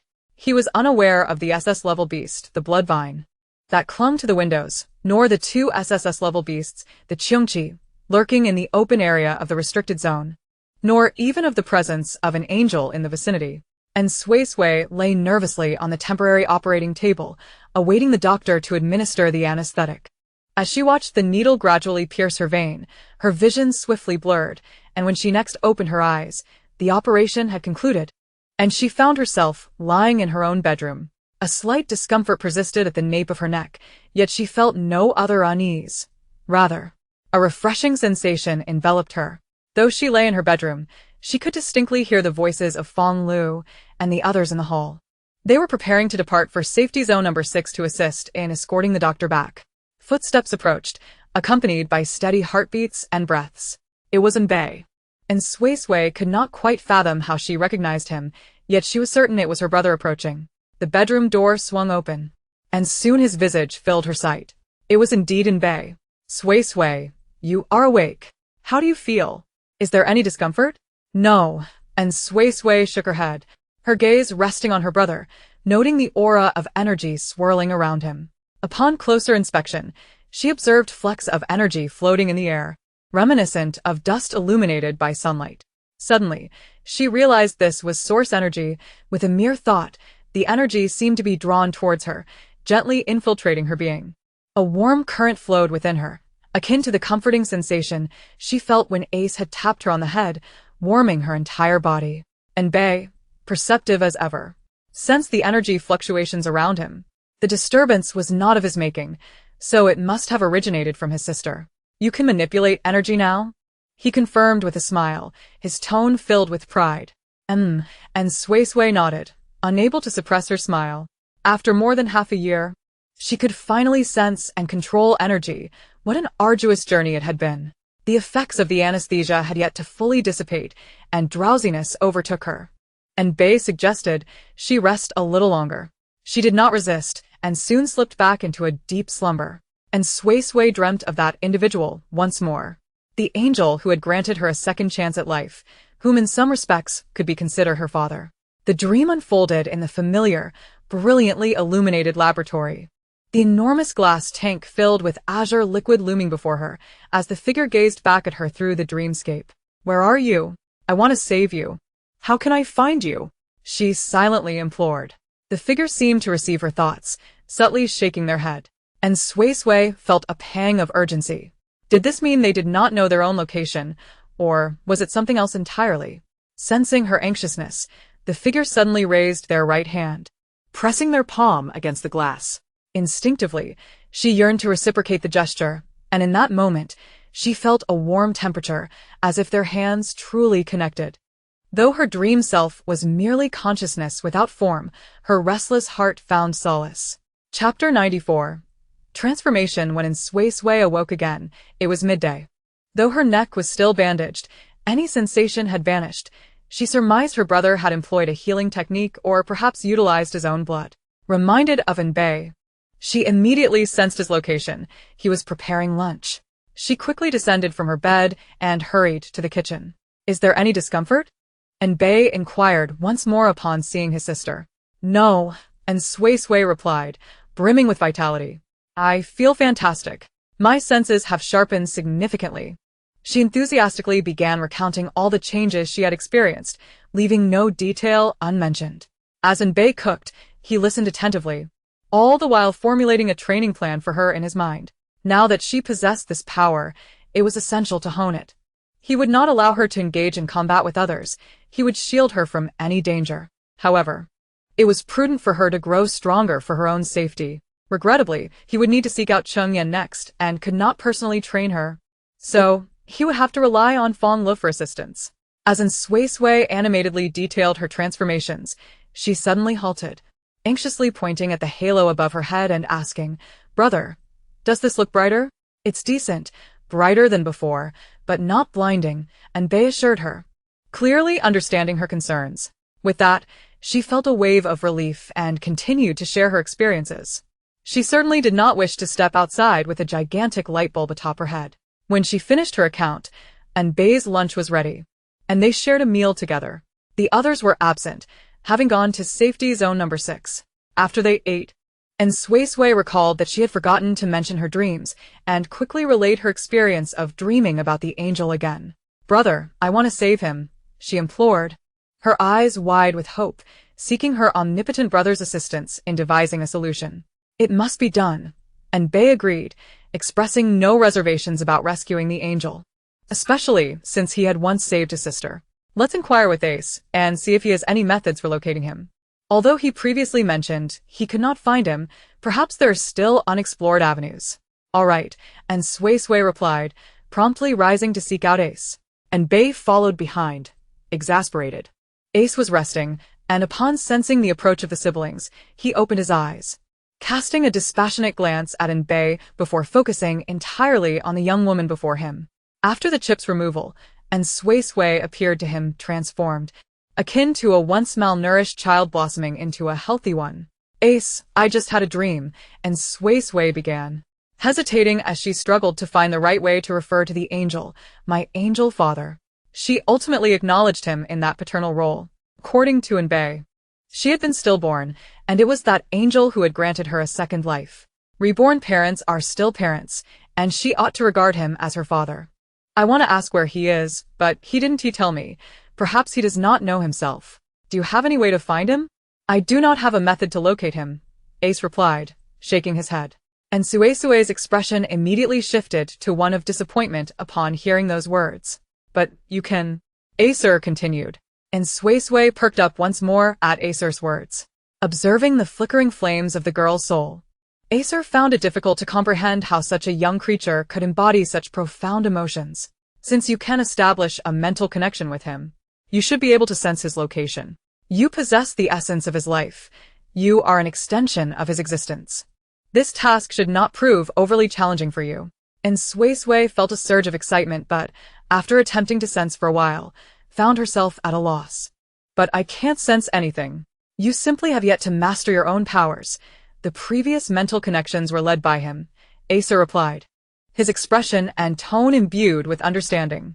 "I will teach you. You can learn at your own pace. You are still young. There is no need to rush." And Suisui yearned to express that she was not the one in a hurry, but those awaiting rescue were anxious. Nevertheless, there was little she could do in haste. She could only pray that she was gifted and would learn swiftly when the time came. "There is no need to rush," and Bei concurred. "Even if we were to ascertain their location now, we could not immediately rush to their aid. I must first locate Chengyan at Safety Zone 4. The matter of rescuing that angel will have to wait until we find him. You need not worry. The other party has survived for many years without incident and is unlikely to face sudden danger." "Understood," and Suisui replied, regaining her composure. "Brother, when will you head to Safety Zone 4? She understood the reasoning well enough, yet having just learned the truth. Her feelings towards her adoptive angel father were at their peak, which fueled her urgency to rescue him.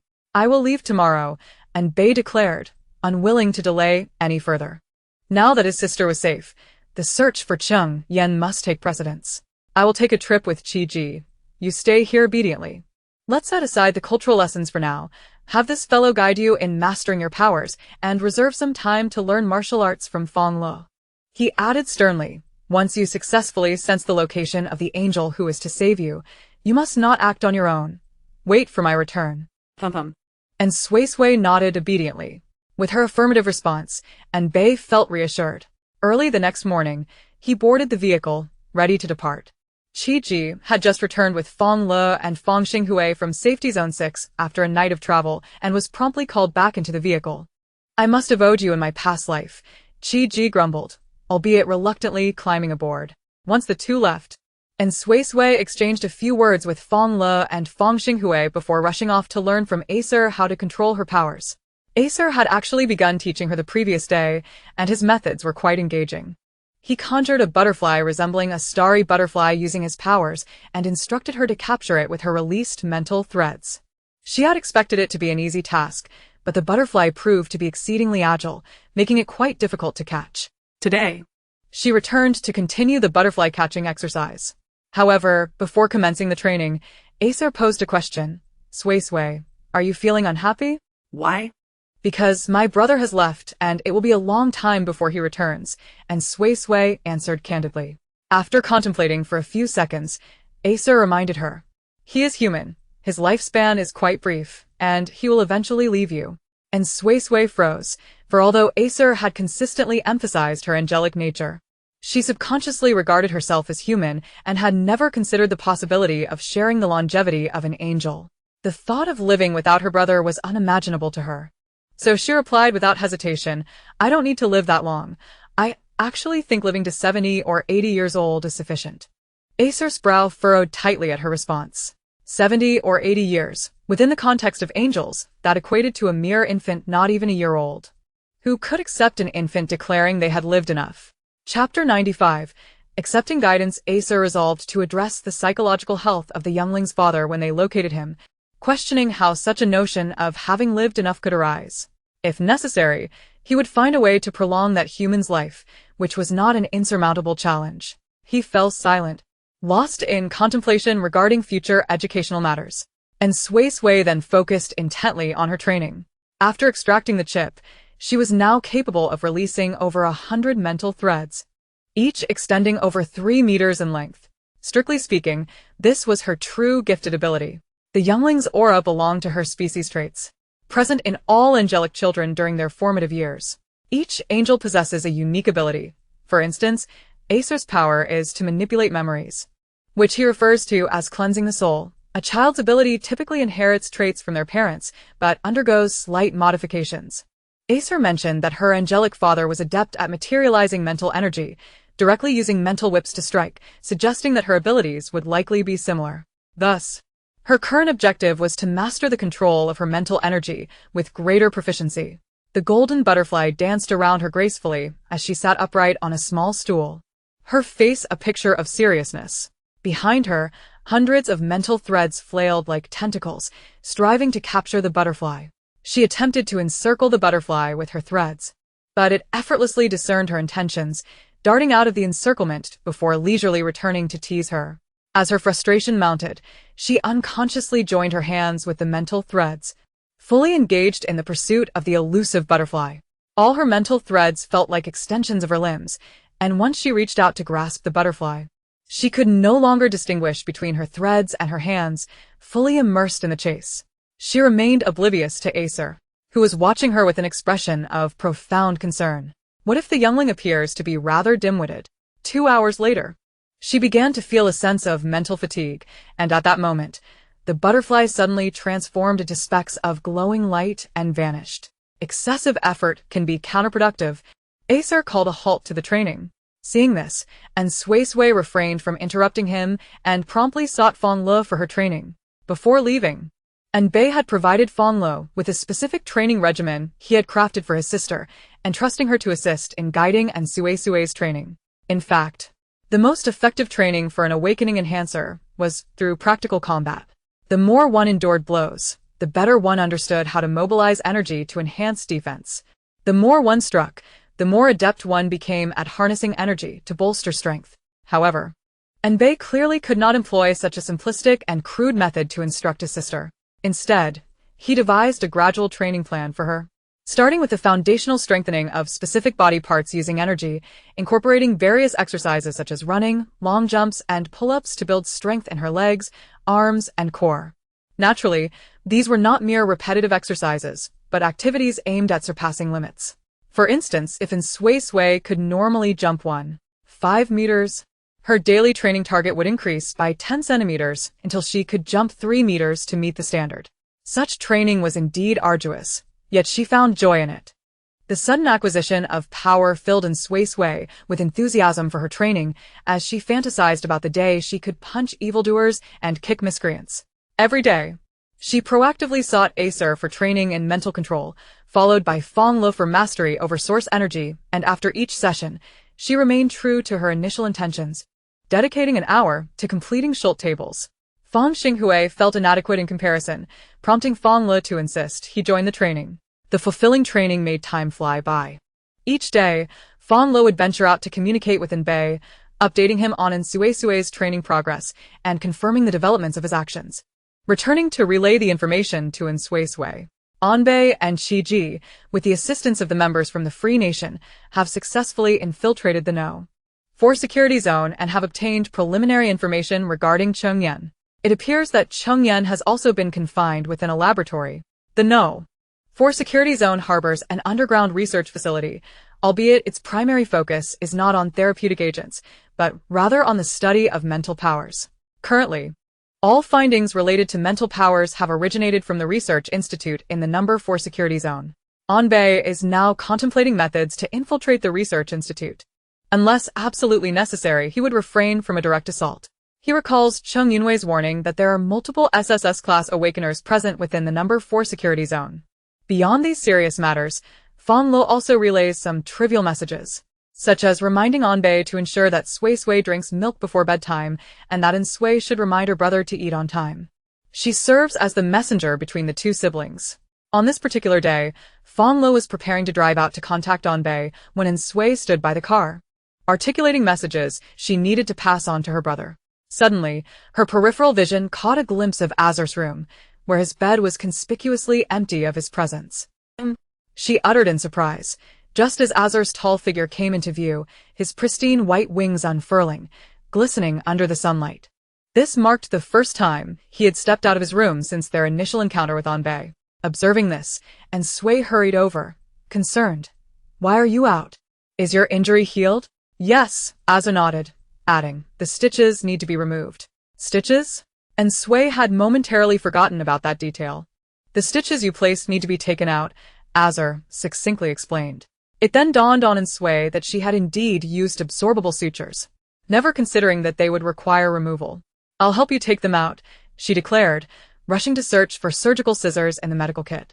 Azur seated himself on the sofa in the living room, calmly watching the young one busily rummage for supplies. Sui quickly located the surgical scissors and returned to Azur's side. Under his watchful gaze, she carefully unwrapped the bandage from his wound. The familiar, uneven stitches were present, yet the wound had completely healed, exhibiting no signs of bleeding, and the skin appeared entirely normal. Had it not been for the stitches, one would hardly suspect he had ever been injured. "I'm sorry, I thought stitching it would help," Sui sincerely apologized. "There's no need to fret," Azur replied gently. The young one had done no wrong. She was merely tending to him according to her understanding, and he had tacitly permitted her to meddle. Sui pursed her lips and began to delicately remove the stitches, snipping each thread and pulling them out. The threads had completely merged with the healed flesh, and extracting them resulted in a slight bleeding. She felt a shiver run down her spine. However, once the threads were removed, the tiny wounds visibly healed at an astonishing rate, disappearing in the blink of an eye. Once all the stitches were gone, the previously injured skin indeed returned to its original state, making it impossible for anyone to discern that it had once been harmed. This recovery rate rivaled that of an awakened being with regenerative abilities. Seeing this, Sui suddenly pondered a question and hurriedly asked, "Can wings that have been severed grow back?" Chapter 96. Sudden developments. Sui wished to know if her angelic father could regrow his wings. An angel without wings seemed undeniably pitiable, for he had been stripped not only of his wings but also of the freedom to soar. "Yes," Azur affirmed, "but it would require time, as regenerating wings demands a considerable amount of energy." "That's good to hear," Sui replied, her spirits lifting. "Your wings will grow back in the future," Azur added reassuringly. "When?" Sui had begun to embrace her identity as an angel. After having the chip removed, she sensed a vague distinction between herself and humans. While she could not pinpoint the exact differences, she felt an undeniable divergence. At the very least, her body was indeed that of an angel. The time it took for wings to regrow varied among individuals, but generally, they would emerge before the age of 100, which translated to within 230 years in this world. Azur kindly calculated the time frame, assuring her that she would soon have her wings. Sui responded, "That hardly sounds like soon." She felt the disparity in their perceptions of time. A few hundred years seemed trivial to an angel, yet it encompassed several human lifetimes. "Oh," she replied, her emotions complex, and continued to assist in removing the stitches from his abdomen. Once the stitches from his abdomen were also removed, she exhaled a long breath, feeling a sense of relief as if she had obliterated incriminating evidence. However, she realized the evidence hadn't been entirely eradicated, and Sway glanced at Azur's clothing, which she had inadvertently damaged, contemplating whether she should mend it or borrow some clothes from her brother for him. But given that he had wings, ordinary clothing would be rendered useless even if she cut 2 holes in it. The robe he wore was evidently tailored, with slits in the back. Beneath the robe, he wore additional garments, the specifics of which were unclear. Nonetheless, the robe was simply worn over them. "I'll help you fix your clothing," she resolved to rectify her mistake. Azur glanced at his garment, now with a cut, and nodded in agreement. And Sway then hurried off to retrieve a needle and thread, along with a white t-shirt. She cut 2 appropriately sized pieces of fabric from the t-shirt and stitched them onto the gaping holes in Azur's robe, effectively adorning it with 2 conspicuous patches. They were indeed glaringly obvious. The material of Azur's robe was of an extraordinary quality. The blood stains had wiped away effortlessly, and the golden intricate patterns shimmered beautifully. In stark contrast, the patches she had sewn were made from very ordinary fabric, pure cotton and white, utterly unremarkable. To make matters worse, and Sway's sewing skills were abysmal, the patches were sewn on the outside rather than the inside, with crooked stitches that were glaringly noticeable. "Well done, but perhaps refrain from future repairs," commented Fonglow, who had just arisen late from bed. And Sway responded, "Well." Fortunately, Azur himself did not mind. In fact, he encouragingly patted her head, saying, "You're quite capable." And Sway realized that the angelic race exhibited boundless tolerance towards their young ones, likely due to the scarcity of youth among their kind. Given their prolonged lifespans, it was only natural that angels would not reproduce recklessly. Otherwise, their population would explode. Not only did Azur encourage her, but he also turned to admonish Fonglow, "She is still young. You shouldn't speak to her in such a manner. It could hurt her feelings." Fonglow appeared taken aback, and Sway, noticing his shock, cleared her throat and explained, "Angels reach maturity at over 2,000 years. Fonglow, taken aback, replied, "I'm sorry, Suisui. I shouldn't have hurt you." He offered a serious apology before promptly making his exit for breakfast, and Sway, unable to contain herself, chased after him to deliver a playful hit. Fonglow, seizing a piece of bread from the table, munched on it while fleeing. Consider it today as training. The two engaged in playful antics for a while until Fonglow returned from contacting Anbei, bringing with her unwelcome news. It was bad news, particularly for humanity. The latest significant update indicated that at precisely 4:12 a.m. last night, a magnetic storm had erupted within the number 4 security zone, encompassing an extensive area that covered half of the security zone. Upon hearing this news, Sway and Fonglow were left in stunned silence. The emergence of magnetic storm zones within the safety perimeter effectively signifies the obliteration of that safe zone, inevitably resulting in numerous casualties, with ordinary individuals scarcely having the opportunity to evacuate. And Suisui abruptly rose to her feet, resolutely deciding to venture forth. On one hand, Anbei and Chi-Ji were present there. Although Anbei, as an SSS-ranked Awakened One, should theoretically be capable of self-preservation even when confronted by formidable beasts, one can never be too cautious. What if an extraordinary creature were to appear? Moreover, Chi-Ji was also there. On the other hand, she felt compelled to extend her assistance to those ordinary people within her reach. This was a simple matter for her. She could effortlessly persuade the beasts to depart, and the thought of doing nothing weighed heavily on her conscience. "I wish to go," and Suisui remarked, casting her gaze towards Acer, eager to discern his thoughts on the matter. Fonglow and Fonglow would undoubtedly not impede her, but Acer's stance was uncertain. If possible, she hoped he would accompany her. The creatures were more receptive to his commands, and while she would need to communicate with each beast individually to convince them to leave, he could directly issue orders. "You wish to rescue those humans, do you not?" Acer surmised her intentions. "Indeed," and Suisui nodded, hastily adding, "I was raised as a human.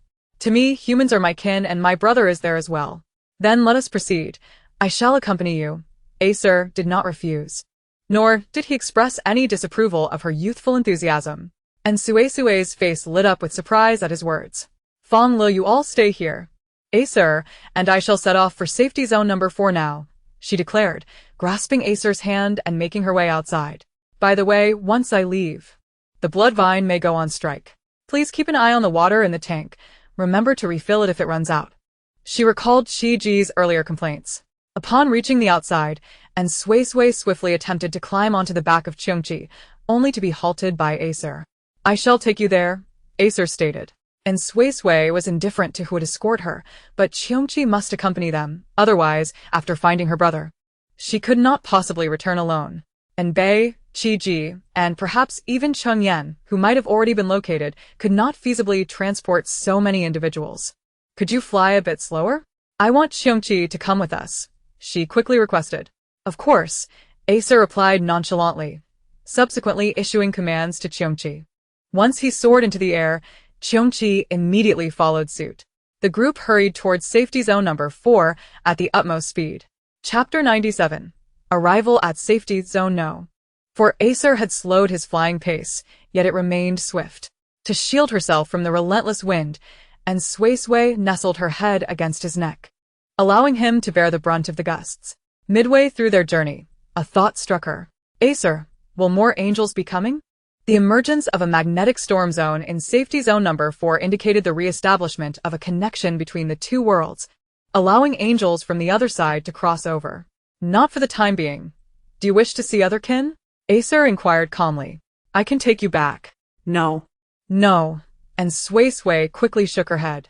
She had merely asked out of curiosity, as she had no desire to venture to the rift.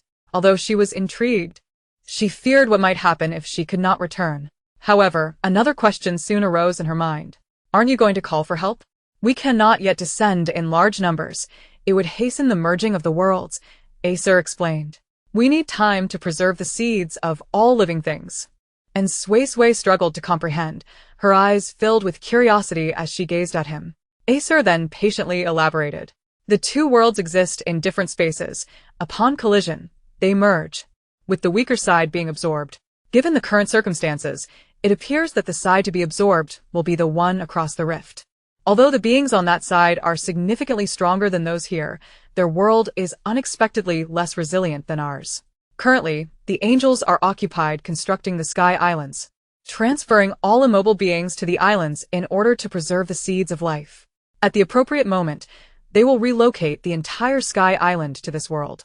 And Suisui listened attentively, feeling as though she were immersed in a fairy tale. Are the Sky Islands floating islands in the sky? Indeed. Will you all live on the Sky Islands in the future? We will. All right.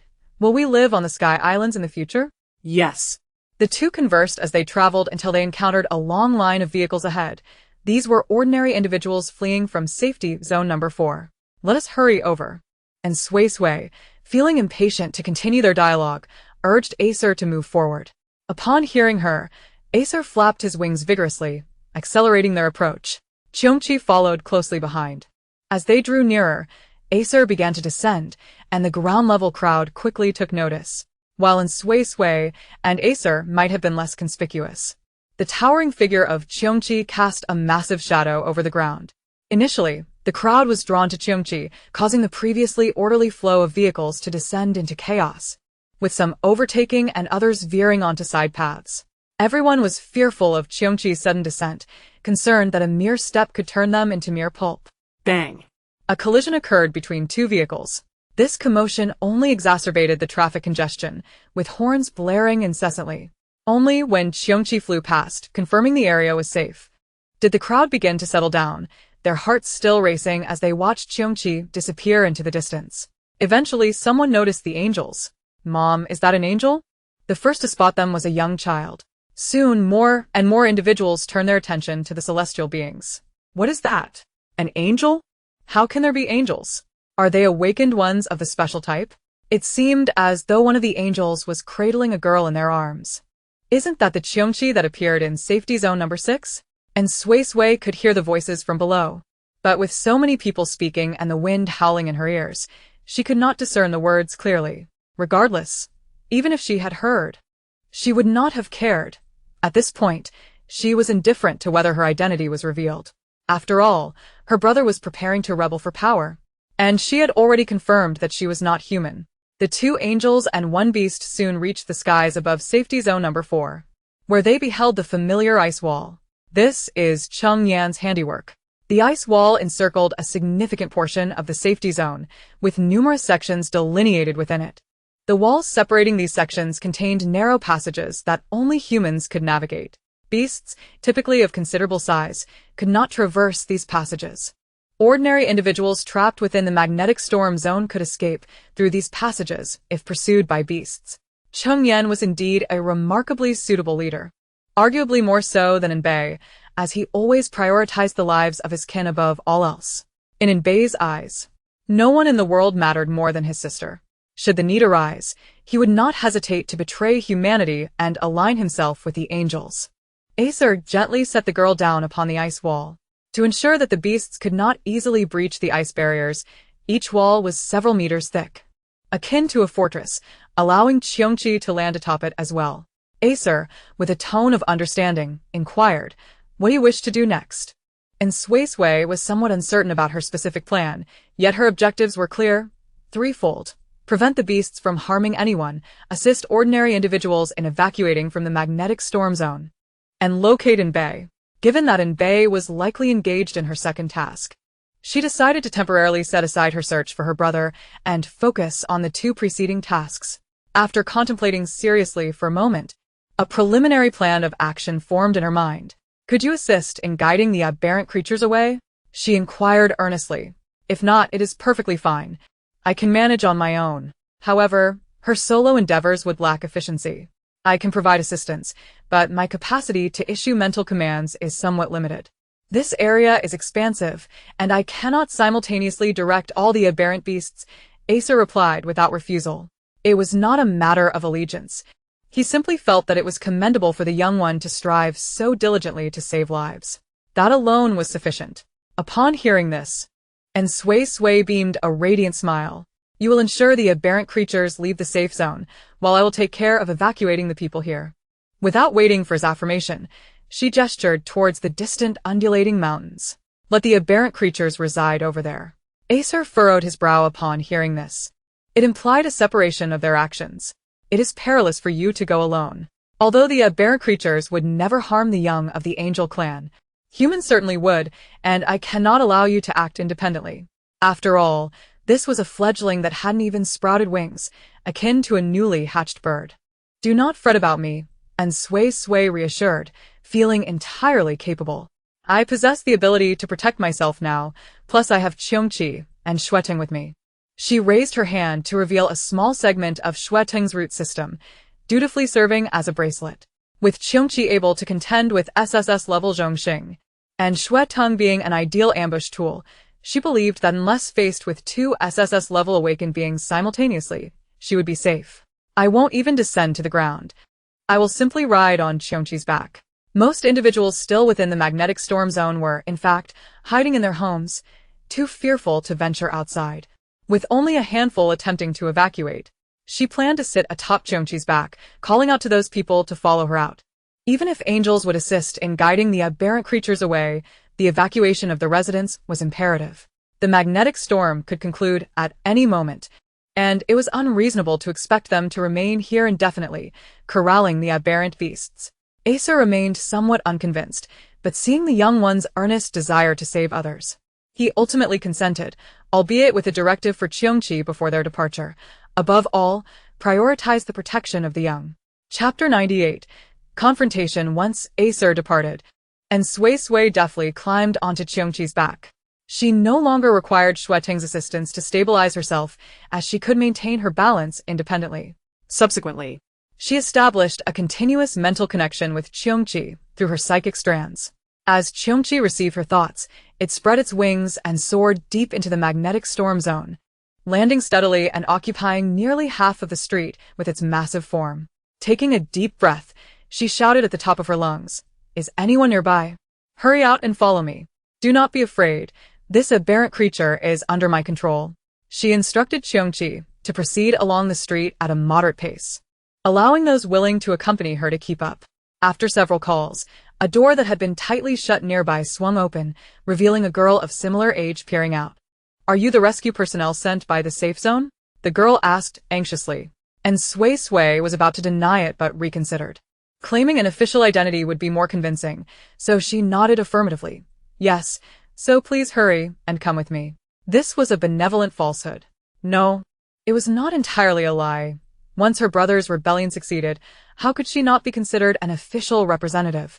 The girl believed her and immediately called out to her family, "Mom, come quickly. Someone is here to save us." With the first person emerged, others soon followed, second, third, and more, as an increasing number of individuals hiding at home stepped outside. And Suisui rode on Cheongchi, leading the throng behind her. Initially, she needed to call out herself, but soon the crowd began to shout spontaneously, relieving her of the task. They all shouted loudly, fueled by the exhilaration of survival. With such a large group trailing behind, anyone who witnessed them would instinctively choose to join, for safety lay in numbers.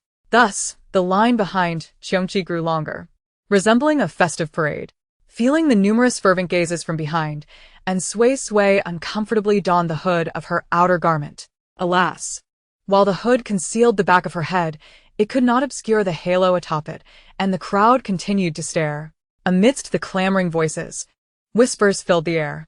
They murmured about her, speculating on her gifted abilities and her background. Some had seen the video that had circulated from Safety Zone 77, depicting her freely traversing the magnetic storm zone atop Cheongchi, and had deduced that she was the White Tiger Girl. Regarding these discussions, and Suisui chose to feign ignorance, guiding the group towards the outskirts. Along the way, they encountered no aberrant creatures, nor any official awakened ones. The former was no issue. It merely indicated Acer sufficiency. However, the absence of the latter raised concerns. Surely, the authorities would not abandon these trapped civilians, would they? In just half an hour, the number of people following her had swelled to thousands, signifying that many were indeed trapped. While Suisui pondered this, Cheongchi suddenly became alert, gazing intently in a particular direction. Following Cheongchi's line of sight, she spotted two figures atop a distant residential building, one male and one female, both appearing quite youthful. The woman stood on the railing, burdened by a large, cumbersome pack, while the man squatted on the railing, wielding a long knife over a meter in length. Though clad in military uniforms, they exuded an air of nonchalance. Their source energy was abundant, far surpassing Fonglow's, yet clearly less than in Bei's, at least SS-level awakened beings. Possibly even SSS level.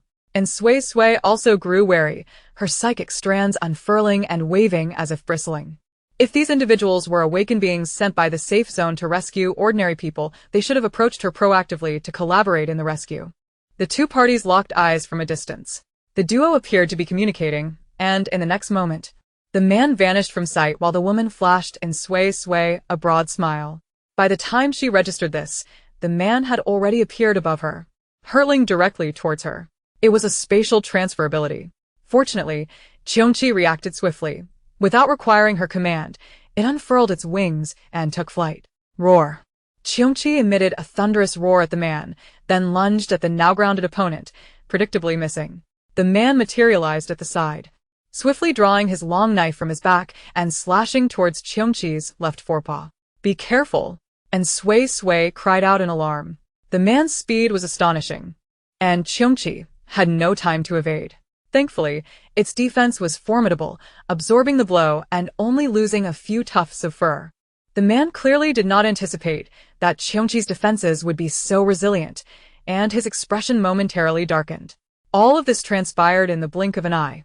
The following crowd remained oblivious to the unfolding events, startled by the sudden turn of circumstances, and began to retreat, fearing that Cheongchi had lost control.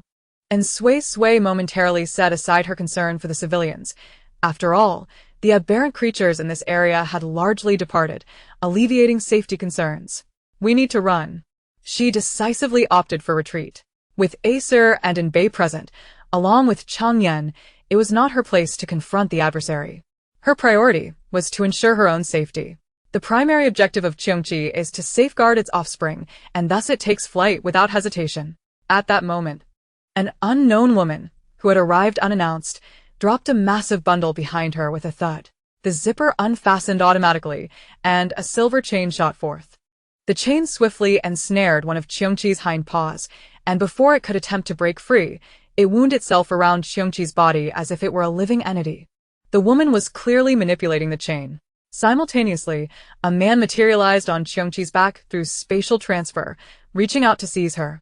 Blood vines on his wrist immediately shot towards him, only to be repelled by the energy he released, indicating he had come prepared specifically to capture her.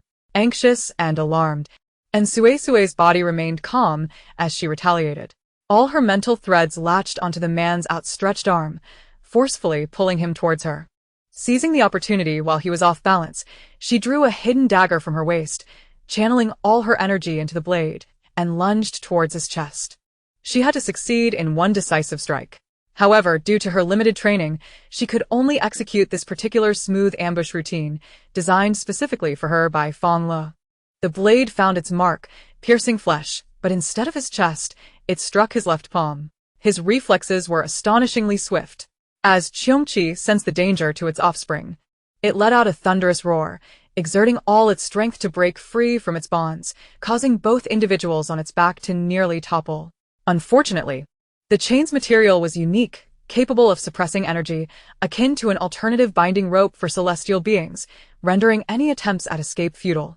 And Suisui tried to withdraw her dagger, but the man reached for her, allowing the blade to embed itself completely in his palm before grasping the hilt. "All right, little sister. Cease your struggles," he chuckled lightly, extending his hand once more to seize her, only to be swatted away by Xiongqi's tail. Though bound by chains, its tail remained free. "Are you even capable?" The woman on the ground mocked, then directly manipulated a second chain to strike at the girl. As the chain loomed closer, and Suisui silently cried out within her heart, "Brother, Ace, someone come quickly." As if responding to her plea, the space behind her suddenly quivered, accompanied by the electric flashes of colliding worlds, and a fissure tore open.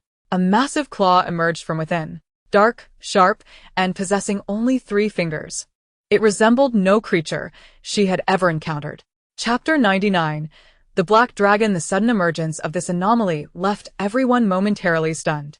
Nevertheless, the 2 awakened individuals were clearly well-trained, snapping back to focus in an instant, as the flying chains continued their assault on the girl, intent on capturing her before the otherworldly beast could fully materialize. And Suisui could not afford to remain passive. She swiftly slid down Xiongqi's body to evade the initial strike, then sprinted towards the breach. As the enormous claw extended further, it was followed not by the creature's forelegs, but by massive black wings. The front claws were akin to bat-like wing fingers, the talons connecting to the wings. A colossal shadow enveloped the area. The creature's form came into view, possessing a head reminiscent of a giant lizard, a body more robust than that of a cougar, bat-like wings, a tail as thick as a python, and covered in hard black scales. It was the quintessential embodiment of a Western dragon as envisioned by humanity. Its size rivaled that of an adult Xiongqi, perhaps even larger, towering 2 to 3 stories high upon closer inspection. And Suisui needed to tilt her head back to fully grasp its majestic form, but she was too preoccupied with running for her life. "Help! Help! Help!" she shouted. The chains behind her were almost upon her. In the next moment, the black dragon folded its wings to envelop the girl who had reached its feet, then unleashed a searing breath forward. The flames instantly melted the chains and surged towards the woman controlling them. "I've been saved." And Suisui was on the verge of tears from joy, vowing to nurture more otherworldly beasts, or rather, to invite more to care for her. Relying solely on blood vines and Xiongqi was inadequate. Who could have anticipated the arrival of 2 SSS-grade awakened beings? Were SSS-grade awakened beings now so commonplace? Was it not said there were only 3 nationwide? Even if Bei had joined, with Zhongxing absent, should there not still only be 3? Feeling secure under the black dragon's wing, and Suisui cautiously peeked outside, when all fell silent. The street was marked with charred remnants, the blackened ground speckled with glowing red embers, remnants of the dragon's flames. Xiongqi had also been affected by the black dragon's breath, but its defenses were strong enough to withstand the inferno, leading to the melting of its chains and subsequent liberation. Looking further ahead, the area was deserted. The enemies were either incinerated or had fled, and Suisui dared not venture out recklessly, scanning the surroundings for any signs of her adversaries while tightly clutching the black dragon's claw, more precisely, a single digit. The black dragon lowered its gaze upon the diminutive offspring. Its large golden slit pupils filled with curiosity. What little creature has emerged? And Suisui sensed the dragon's gaze and looked up, engaging in a silent stare-off, one with large eyes against another with even larger. "Hello," she greeted with a charming smile. As she tilted her head back, her peripheral vision caught sight of two figures atop a distant building. They were still alive. It was not surprising, considering the man's talent for spatial transfer. Bolstered by the presence of a dragon evidently no weaker than Qiongqi, she grew audacious, pointing at the two individuals to lodge her complaint. "Those two tried to capture me." Their intentions were malicious, and they even wielded a knife against Qiongqi. The black dragon, unable to comprehend her words, discerned her meaning through their mental connection. Exhaling heavily in anger. "How dare they bully my little one?" As the girl and dragon communicated, the blood vines that had been knocked away earlier crawled back, using their roots as legs. Meanwhile, the two individuals who had failed to capture her were debating their next course of action on the rooftop, whether to abandon their mission or fight to the death. However, they had no real choice. The orders from above were clear. Success was mandatory, failure was not an option, meaning they had to continue the mission even at the cost of their lives. The woman produced a specialized signal flare and launched it into the sky, summoning nearby comrades. As the flare soared, both of them saw a multitude of vines suddenly sprouting around the girl, their hearts sinking in unison. It was the blood vines. Having come to capture the girl, they were well aware of her dossier, familiar with the massacre that had occurred in Safety Zone 6. Knowing that blood vines had ruthlessly slaughtered everyone in the research facility, and Suisui was currently channeling source energy to the blood vines, aiding their growth. This was information imparted to her by Ace. Blood vines did not exclusively require the absorption of flesh to grow rapidly, as they could also thrive on source energy. Yet, her energy transfer rate was limited, meaning the growth of the blood vines would not be as swift as direct flesh absorption. However, with the black dragon and Qiongqi present, she had ample time to cultivate the blood vines. They swiftly spread, covering a radius of 100 meters, climbing over streets and residential buildings. And Suisui felt an overwhelming sense of security wash over her as she pointed at the two enemies. "Attack them." Without a moment's hesitation, the black dragon flapped its wings and charged forward. Qiongqi remained stationary, steadfastly guarding its offspring, and Suisui did not allow it to proceed. She had witnessed the signal flares fired by those two individuals and was aware that more awakened beings would likely arrive shortly. She had no intention of leaving, for with temporary safety assured, it was far more prudent to remain in place and await the arrival of her allies. The mass exodus of the monstrous creatures suggested that Enbei must have surmised her presence in this vicinity, and the signal flares would likely draw him closer. Moreover, there was Acer. The commotion from the battle would undoubtedly alert the opposing forces to return. She hurriedly sought refuge beneath the wings of the Qiongqi, as the surrounding vines swiftly converged around her. Grasping a vine, she continued to draw energy from her surroundings, subsequently channeling it to the blood vine, urging it to grow and expand its territory. The black dragon soared with remarkable speed, reaching the enemies in the blink of an eye. Its powerful claws aimed at both individuals. The man quickly grasped the woman's shoulder, activating his ability to teleport, and they appeared in midair behind the black dragon. Simultaneously, the woman manipulated chains, trying to ensnare the black dragon. The dragon, however, missed its target, and the momentum caused it to crash into the top floor of a building. It paid little mind to the impact, as such collisions were inconsequential to it. Upon sensing the two had reappeared behind it, it swiftly turned to unleash a torrent of flames. The dragon's breath instantly engulfed both the individuals and their chains. Irritated, the black dragon exhaled a puff of smoke. Realizing the two had once again evaded capture, it felt a rising agitation akin to that of the Qiongqi during its confrontation with Zhongxing. Humans were too diminutive and agile, making them exceedingly difficult to strike, akin to swatting at mosquitoes. The man possessed the talent for short-range, spatial displacement, and he teleported to the ground with his companion. He was careful to avoid the territory already claimed by the blood vine. However, as soon as he landed, the ground beneath him writhed, and several vines shot skyward. The blood vine prioritized energy for the growth of its subterranean roots. Chapter 100. The tide turns in an instant. The situation experienced a complete reversal. In truth, even without the black dragon, given sufficient time for the blood vine to grow. The two would find it nearly impossible to approach the girl with ease.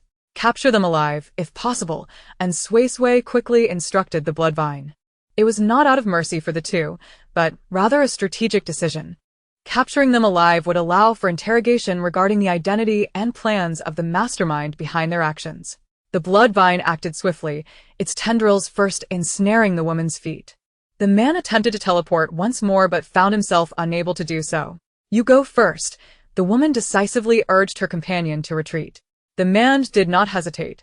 He teleported away just before the vines ensnared him, planning to return with others to rescue her later. His intentions were commendable, yet fortune did not favor him. A massive spatial barrier materialized as Enbei arrived with Chi-Ji.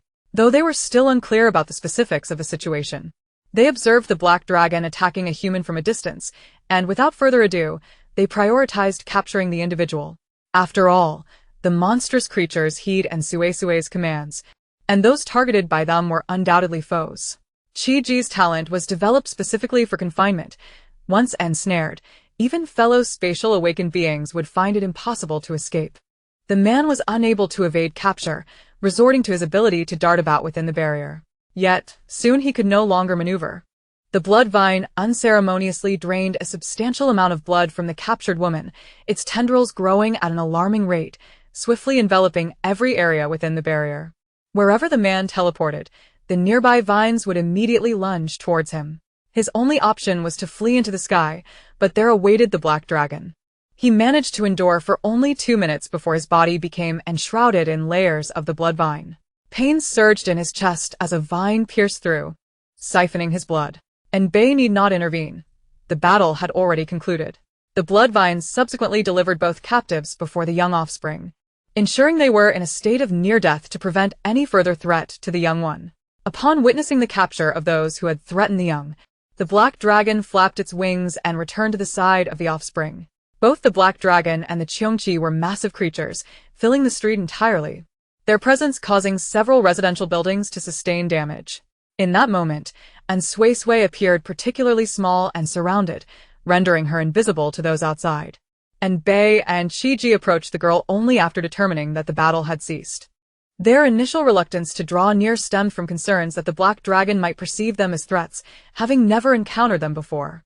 "Brother," and Suisui immediately turned to her brother, simultaneously using her mental threads to communicate with the black dragon, imploring it not to harm her allies. "Suisui, what transpired?" Enbei inquired. In response, Suisui pointed at the two captives, launching into a second round of grievances. Although the individuals were barely clinging to life, it did not deter her from voicing her complaints. She had been diligently rescuing others when they had the audacity to attack her. Such behavior was utterly unacceptable. As she voiced her complaints, the black dragon curiously studied her, gently prodding her with its claw, which, despite being the gentlest of touches, caused her to stumble. Seeing this, the Cheongchi swiped at the black dragon's head, causing it to tilt awkwardly. The blood vine also coiled around the black dragon's body, attempting to pull this dangerous entity away from the offspring. Infuriated, the black dragon spread its wings, breaking free from the blood vine's grasp, and retaliated with a swipe at the Cheongchi. Thus, the three monstrous beings commenced a restrained skirmish, and Suisui paid them no mind. The Cheongchi and the blood vine occasionally had their own minor frictions, and such trivial squabbles were of no concern to her. She continued her narrative. Upon hearing her account, Enbei's brow furrowed, a strong desire to strike the two captives coursing through him. Yet, their condition was so dire that he feared a single blow might extinguish their lives. He could only endure for the time being. "Someone is approaching, over a dozen individuals." Chi-Ji suddenly alerted. His barrier had not yet dissipated, allowing him to sense the situation nearby. A group of awakened beings had arrived outside the barrier. Based on their energy fluctuations, they were all above SS rank, though still a notch below SSS rank. "Dissolve the barrier, let them enter," Enbei nonchalantly instructed. Chi-Ji complied, yet no one ventured inside. After all, the sight of the dense, intertwining vines within was akin to walking into a death trap. "I will handle those individuals," Enbei declared, turning to leave while beckoning his friend to follow. "Assist me in capturing them." Chi-Ji, feeling despondent, followed suit. "Brother," Do you need my assistance? And Suisui hastily inquired, confident that the Cheongchi and the Black Dragon could lend their aid, while she felt secure with the Bloodvine's protection. No need. You remain here and stay safe, and Bei waved his hand without looking back.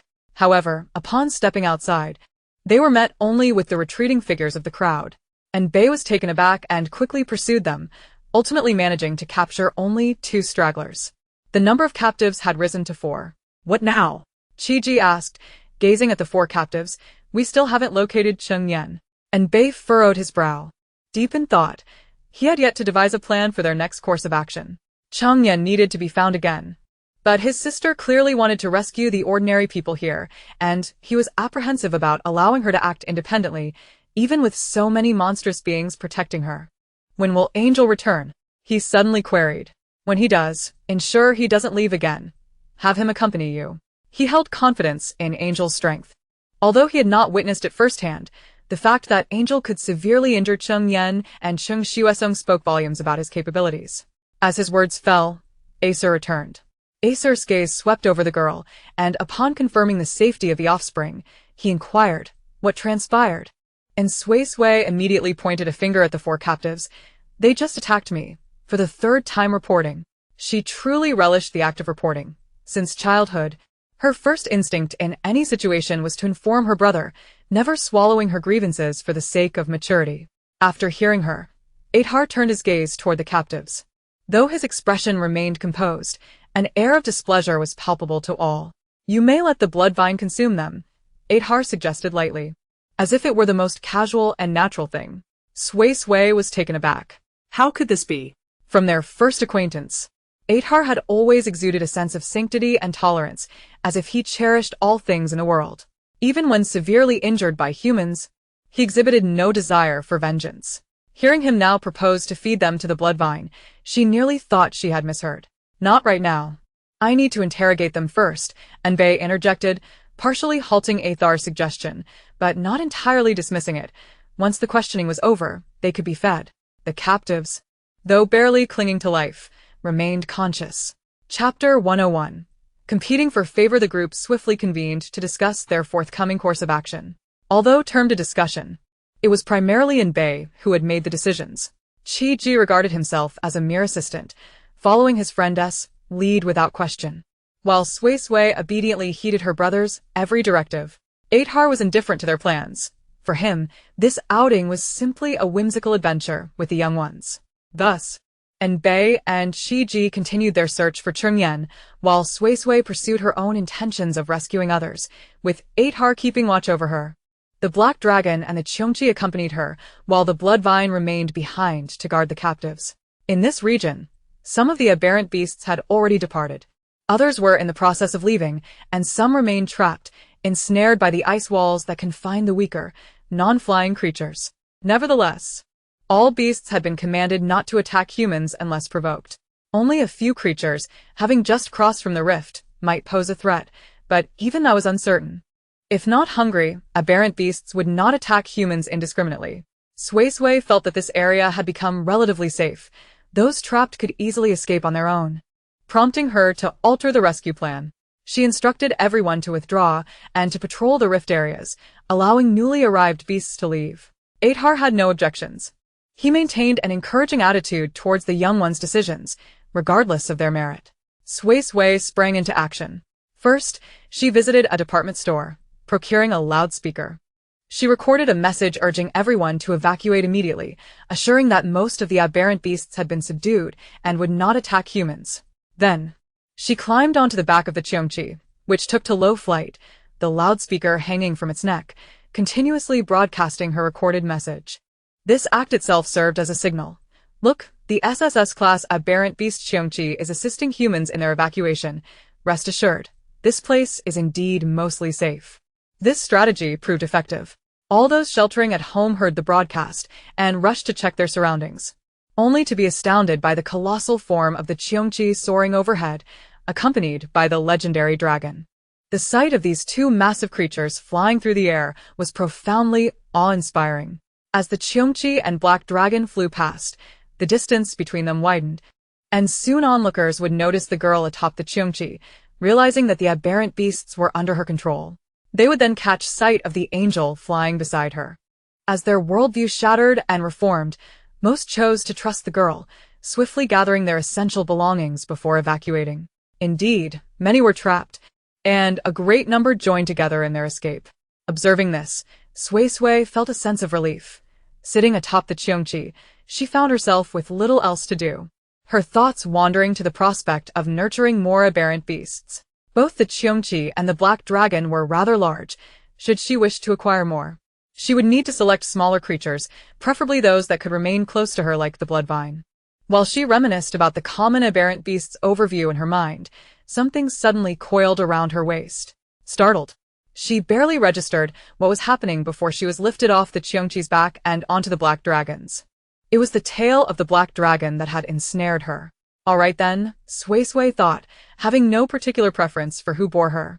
Besides, she had never ridden a dragon before. The black dragon was covered in hard scales. Objectively, it was less comfortable than the furry Cheongchi. But its sole advantage was its striking appearance. Suisui continued to mentally curate her list of potential aberrant beasts to nurture, but before she could ponder for 2 minutes, something else wrapped around her waist. The Cheongchi reclaimed her with its tail. Hey! Suisui exclaimed, as the black dragon growled in dissatisfaction at the Cheongchi, then used its tail to snatch her back. The Cheongchi, equally displeased, roared at the black dragon and again retrieved her. Suisui, bemused, surrendered to the whims of the two aberrant beasts as they tossed her back and forth. Ultimately, Adhar, unable to watch any longer, simply picked her up and seemingly issued some command to the two beasts. Both the Cheongchi and the black dragon let out a woeful cry, their spirits visibly dampened. Noticing this, Suisui felt a pang of sympathy and quickly interjected, "They haven't done anything wrong. It's actually quite fun." "This is very dangerous," Adhar gently admonished. "Such games can wait until you grow wings. That would be quite childish, wouldn't it? Playing such games at over 200 years old."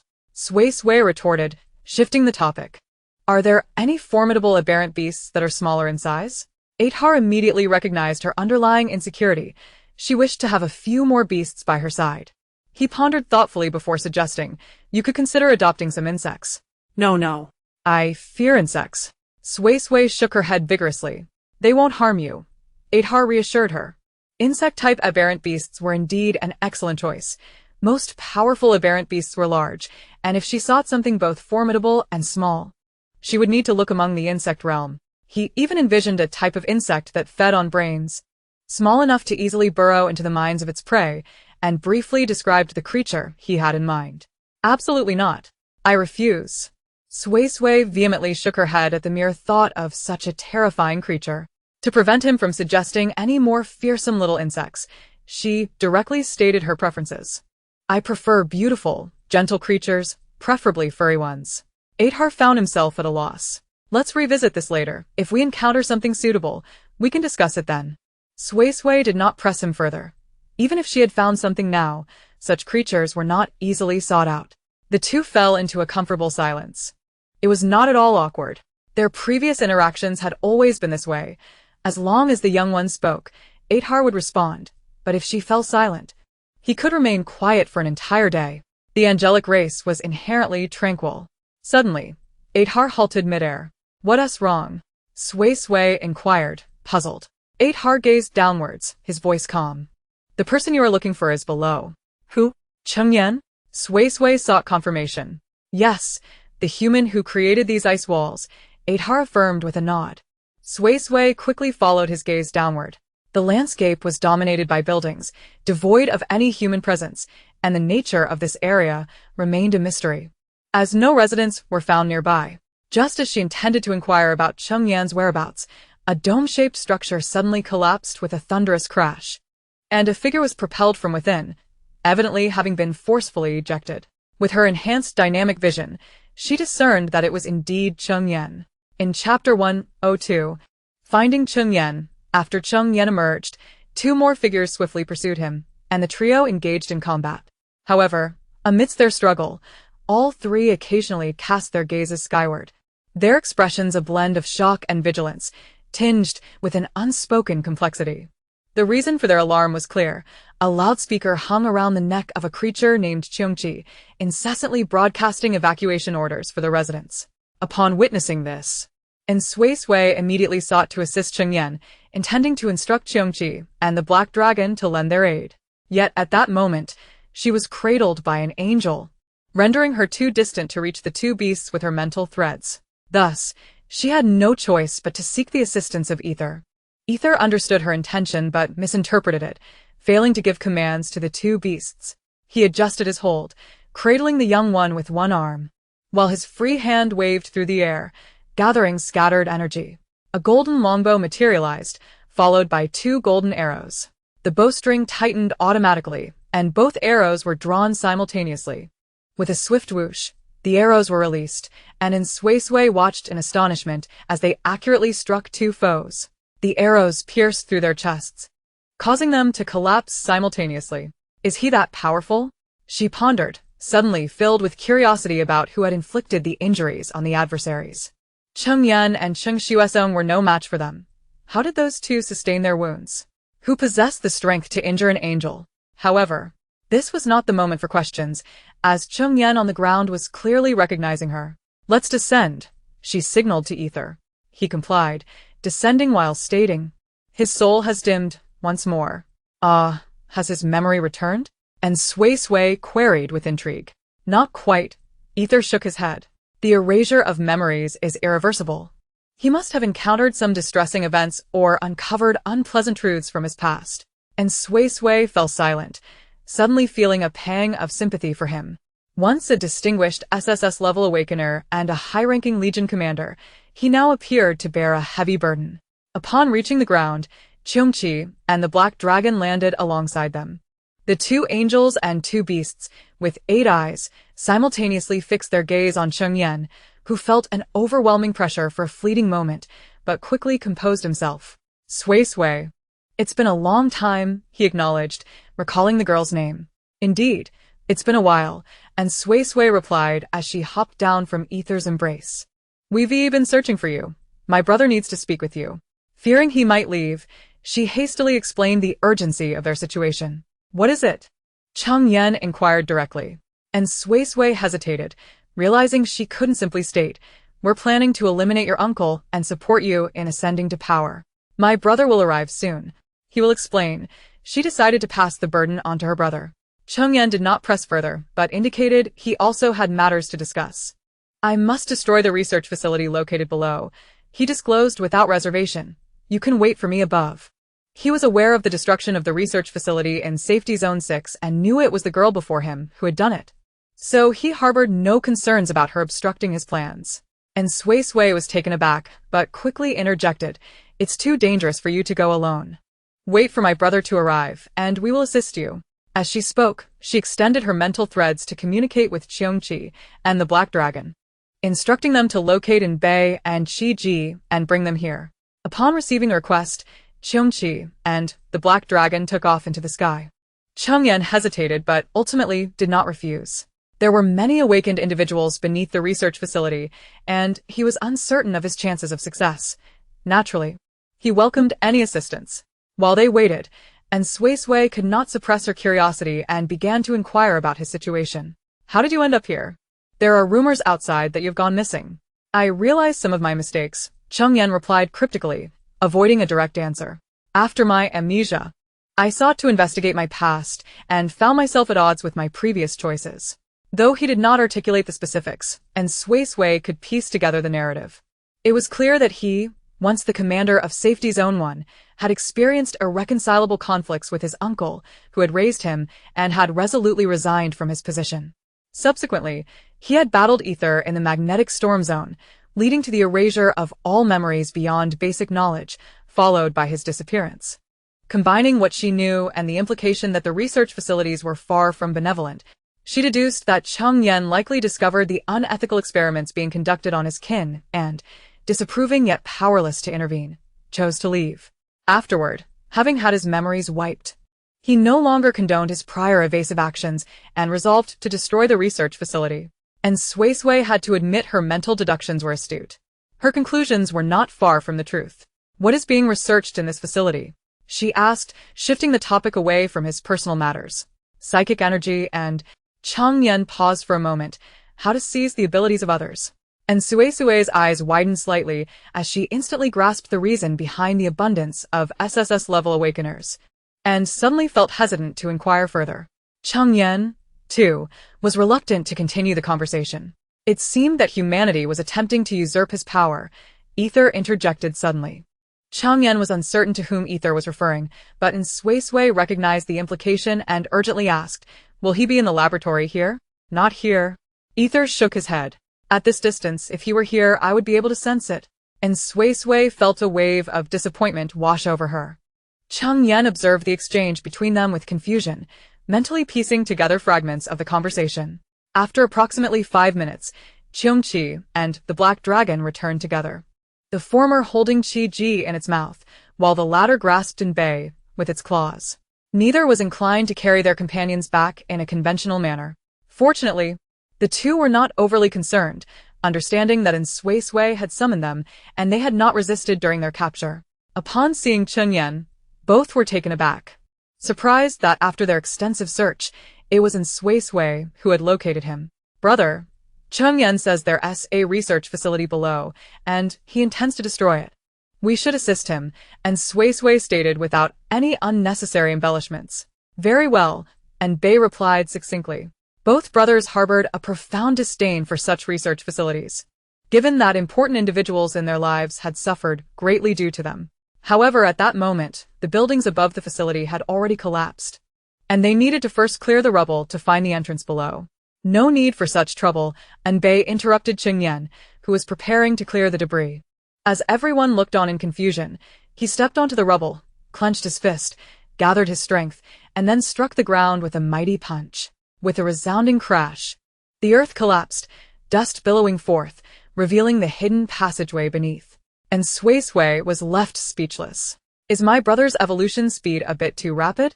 In Chapter 103, The Great Cleanup, and Suisui, upon seeing the entrance appear, immediately intended to follow him inside, but was halted by her brother. "Years pass and you wait above."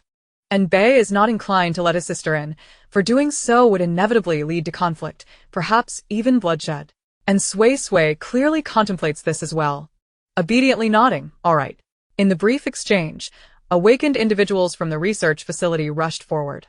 Standing at the entrance, and Bei raised his long leg and kicked one back, then gracefully leaped into the passage, followed closely by Qi-ji and Cheng Yan. Once the three had entered, and Suisui finally found the opportunity to voice her lingering question. "Ether, who injured you earlier?"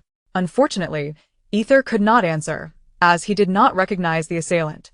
He could only elucidate the circumstances of his injury. "His ability is peculiar. When I approach him, I cannot wield my powers normally."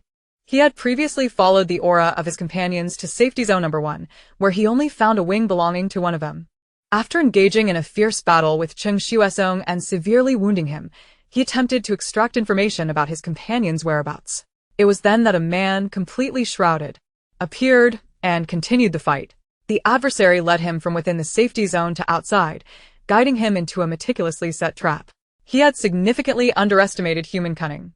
Fortunately, the physical prowess of angels far surpasses that of humans, enabling him to escape, albeit with a wound tainted by a substance hindering his recovery. As those individuals sought him, he subsequently changed his recuperation location. The new site was relatively close to the abandoned alert zone, where it was sensed by the Cheongqi, leading to his encounter with Suisui. Upon hearing of such a formidable opponent, Suisui's expression turned somber. "Do not worry. Once we locate your father's position, I will rally the beasts to rescue him." Ether had already made plans. To say the least, if all else failed, he could still seek help from his companions across the rift. The disparity in strength between humans and angels is vast. Even the most elite human warriors can barely contend with angels. As the world further merges, with a significant influx of angels, humanity will find itself utterly defenseless. And Suisui considered this, her anxiety alleviated. Nevertheless, to expedite the search for her adoptive angel father, she resolved to intensify her training of mental fortitude, promptly requesting Ether for training. Idleness at this moment would be a waste of time. Ether obediently conjured a golden butterfly to guide the young one in honing her mental prowess, while Suisui diligently trained her mental strength on the ground, and Bei and the others engaged in a bloody cleansing operation underground. And Bei initially did not intend to eliminate everyone, merely aiming to deal with the core personnel. Yet, upon witnessing the horrific experiments taking place, where living individuals were drained of their vitality to extract energy, he realized such research should not exist, nor should those who conduct it. Suddenly, thoughts of his mother crossed his mind, and he came to the belated realization that her suicide may not have solely been for the freedom of him and his sister. After striking an approaching enemy away, Bei closed his eyes, making a decisive resolution. Old Chi, you are in charge of recording. He intended to bring everything to light. This might incite public unrest. But without destruction, there can be no creation. People need to reflect and reassess their paths. Most importantly, those who commit evil must be scorned by society. The current ruling class has utterly lost their humanity, increasingly fearful of the surging magnetic storm zones and the rising number of dangerous beasts, their eyes fixated solely on the pursuit of power. They have cast aside all morals and boundaries, waving the banner of everything for humanity, ruthlessly persecuting their fellow beings. Beyond these reasons, it would also facilitate Cheng Yan's ascension. You intend to make all of this public? Cheng Yan confirmed, disapprovingly. Yes. And Bei casually nodded. I plan to eliminate your uncle and support your rise. Once this is disclosed, your ascent will easily garner backing. Cheng Yan fell silent, aware that the truth would eventually need to be revealed, and Bei began to explain while continuing to fight. The angel you encountered is from the rift. They harbor no intent to wage war against humanity. Their arrival was not intentional. It is merely a collision of two worlds. You must ascend to represent humanity and forge an agreement with the angels for peaceful coexistence. Otherwise, should war break out, humanity stands no chance. He reflected. Though I was quite dissatisfied with your previous choices, your presence here today is not entirely unfavorable. Cheng Yan hesitated, feeling at a loss for words. Fortunately, Bei did not linger on the topic. He understood why the other had previously chosen to evade confrontation, primarily due to familial ties and the inability to turn against the uncle who raised him. If one day Suisui were to err, he too would likely struggle to act against her. No. Suisui would never commit such a heinous act. Now, Having lost all memories, even knowing that this was his biological uncle, the emotional impact had diminished to the lowest degree, allowing him to follow his true inclinations. If everything you say is true, I will return and seize power, Cheng Yan pledged. As they conversed, their movements did not cease. They advanced through a path of slaughter. Occasionally, they overlooked a stray enemy but paid them no mind, as others remained above. On the surface, and Suisui sensed someone approaching and instinctively glanced in their direction. The individual, believing they had successfully escaped, wore a smile of relief, but that expression froze the moment they emerged. They found themselves staring into two pairs of eyes larger than their own head. On the left, a languid Qiongqi lounging on the ground, and on the right, a black dragon scratching itself with its wings, both beasts entirely dominating the street. Upon sensing a human presence, the lethargic Qiongqi raised its head. While the scratching black dragon paused, both beasts warily observing the newcomer to prevent any attack on the young one. The individual stood frozen at the doorway, then slowly retreated. This is worse than dying inside. After all, Bei and Cheng Yan had no intention of torturing. Their kills were swift and efficient. But should one fall into the hands of the beasts, they might be devoured. Nonetheless, being an awakened individual, some still dared to take a gamble. And after mentally preparing themselves, the person charged forward, only to be pinned to the ground by the black dragon's paw. The dragon exhaled, mocking the human's overestimation of their capabilities. Then turned to the young one beside it, seeking the cub's opinion. And Suisui, clearly unable to issue a kill order, instead summoned the blood vine roots on her wrist, instructing them to bind the individual, preparing to hand them over to her brother for further action once he emerged. Chapter 104. Connecting the network after waiting for over half an hour and capturing 7 stragglers, and Suisui finally saw Bei and the others emerge. The 3 appeared unscathed, though their expressions were far from pleasant. They had perused the research materials below, which documented various inhumane experiments, chilling to behold. "Brother, is everything all right?" And Suisui inquired with concern. "It's nothing. It's all been resolved," and Bei quickly adjusted his demeanor, offering a comforting smile to his sister before glancing at the captured stragglers and signaling Chengyan. Chengyan moved to drag the individuals back to the research facility. And after a while, one person emerged, and Suisui said nothing. Although she could not issue a kill order herself, she felt those individuals deserved their fate. Frankly, she could somewhat understand humanity's harm towards angels, but inflicting harm upon fellow humans was utterly incomprehensible. "Years, you continue to notify the ordinary citizens to evacuate, while I shall interrogate the captives." And Bei swiftly made arrangements. The research facility had been dismantled, and Chengyan had been located. Once the civilians were assisted in their departure, they too could leave. At 4 in the morning, the group returned to the abandoned alert zone. And Suisui was so fatigued that her eyelids felt heavy, so she opted not to return with the others, allowing Ether to take her back. Ether was swifter. And Bei, Qiji, and Chengyan, however, rode upon the back of Cheongqi, who was tasked with their transportation. The reason they could sit on his back rather than being clutched in his jaws or grasped in his claws was solely due to Suisui's prior persuasion that enabled their ascent. The journey home would take several hours, during which the three began to deliberate on their upcoming actions and strategies. Chengyan proposed to return directly to Safety Zone 1 to reclaim authority. As the former commander of that zone, despite a 3-year absence, many remained loyal to him. Furthermore, the position of commander was still vacant, making it feasible for him to regain his former post. However, Bei disagreed, advocating for a complete severance from Chengyan, Chengxiuesong, and the ruling class they represented. He insisted that their return should not be shrouded in ambiguity and required prior groundwork. They needed to disseminate all the videos from the research facility. Once public outcry reached a sufficient crescendo, then he could reclaim power. Additionally, regarding the current research findings on mental abilities, he planned to make them public as well. Although they had destroyed the facility and its documentation, certain valuable findings had not been obliterated, including research on how to develop mental powers, which had only been confirmed a month prior. There existed a complete training regimen that could aid in the development of such abilities, albeit limited to those with innate talent. Must we escalate this? It could lead to chaos, Qiji interjected, unable to contain his concerns. Chaos is precisely what we need, and Bei replied calmly.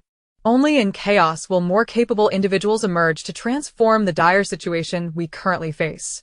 The inhumane ruling class and the bewildered common folk, humanity resembles a decaying elder, reeking of decay, steadily marching towards death.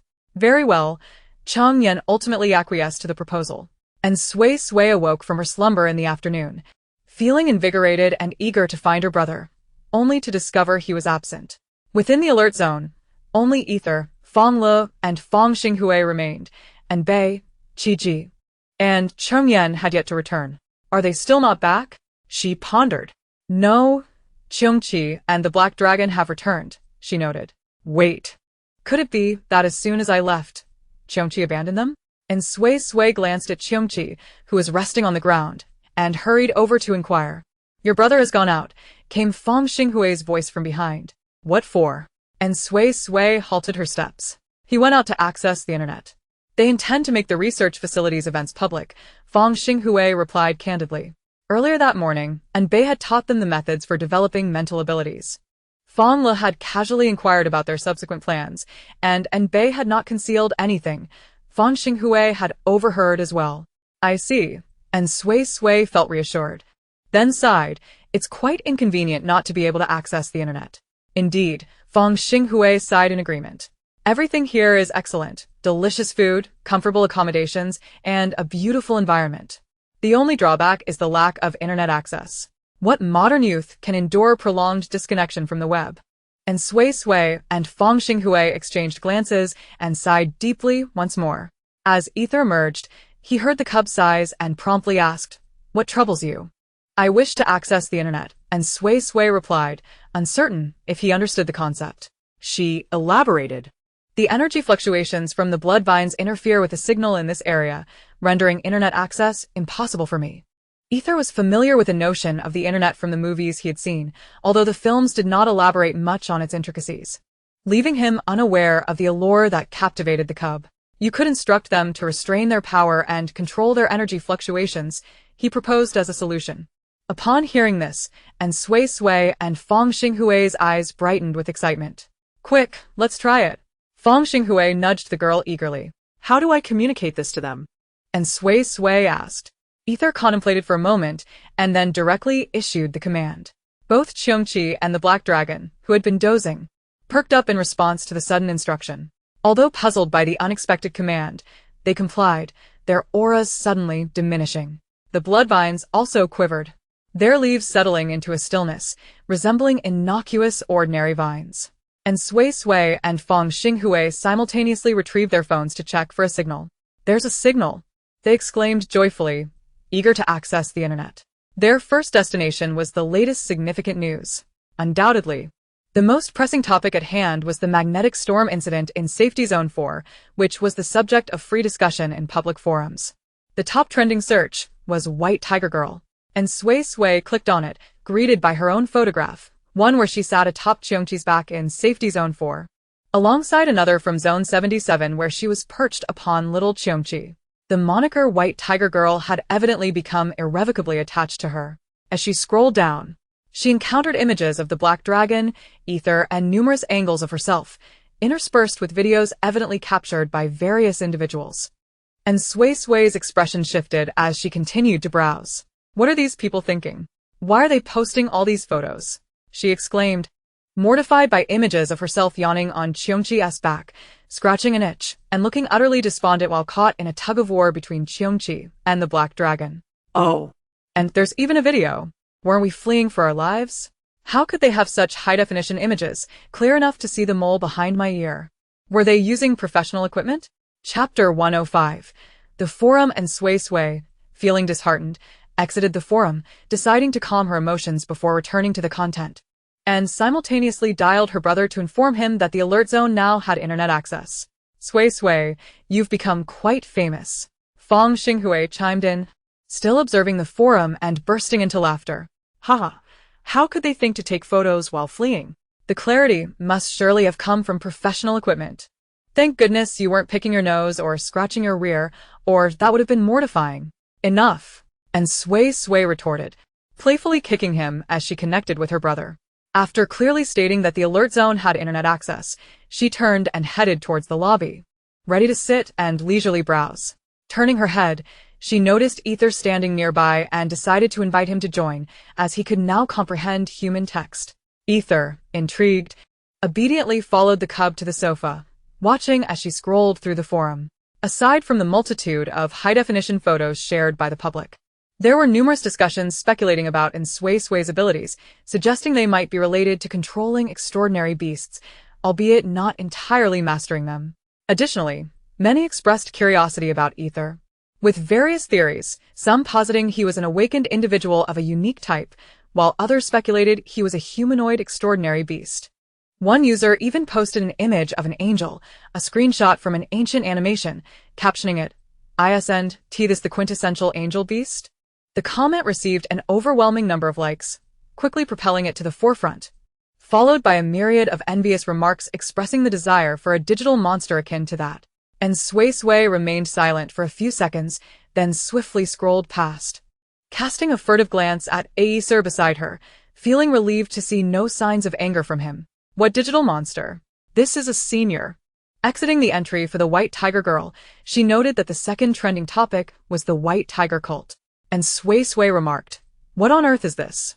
Upon clicking to investigate, she discovered it was about those she had saved the previous night. She was baffled by the brilliant idea proposed by some clever individual, leading everyone to establish a cult.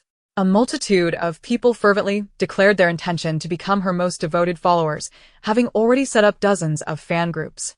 Confused about her unexpected role as the cult leader, and Suisui exclaimed, wait, don't netizens usually require the principal's consent for such things?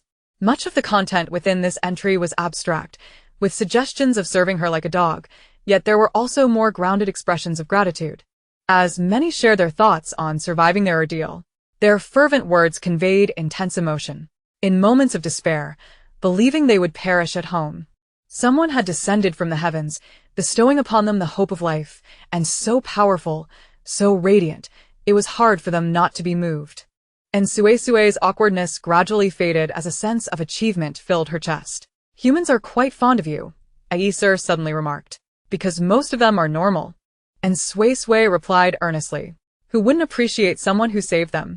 Continuing to browse the forum, she encountered a plethora of bizarre discussion topics such as, if you were a summoner, would you choose the white tiger or the black dragon? A group engaged in a heated debate, with supporters for both sides arguing passionately, each believing they held the truth, embroiled in a quarrel over an impossible hypothetical. Aesir furrowed his brow, utterly perplexed by human reasoning. Reflecting on how the younglings occasionally exhibited odd behaviors, he felt a sense of worry, suspecting they were influenced by humanity. After scrolling for nearly 20 minutes, several new trending topics swiftly surged to prominence. Human experiments in Zone 4, Chung Yenduan dismantles the research institute, and the existence of mental power. Just as Suisui was about to click on one, the sound of car engines echoed from outside, and Bei and the others had returned. Brother, she exclaimed, rushing out to greet them. Have you eaten lunch? And Bei inquired. No, I forgot, and Suisui sheepishly replied, having been preoccupied with her phone once she gained internet access. This could hardly be blamed on her, considering Fong Xinghui still occasionally ventured online, whereas she had not accessed the internet since settling here. It had been over 4 months.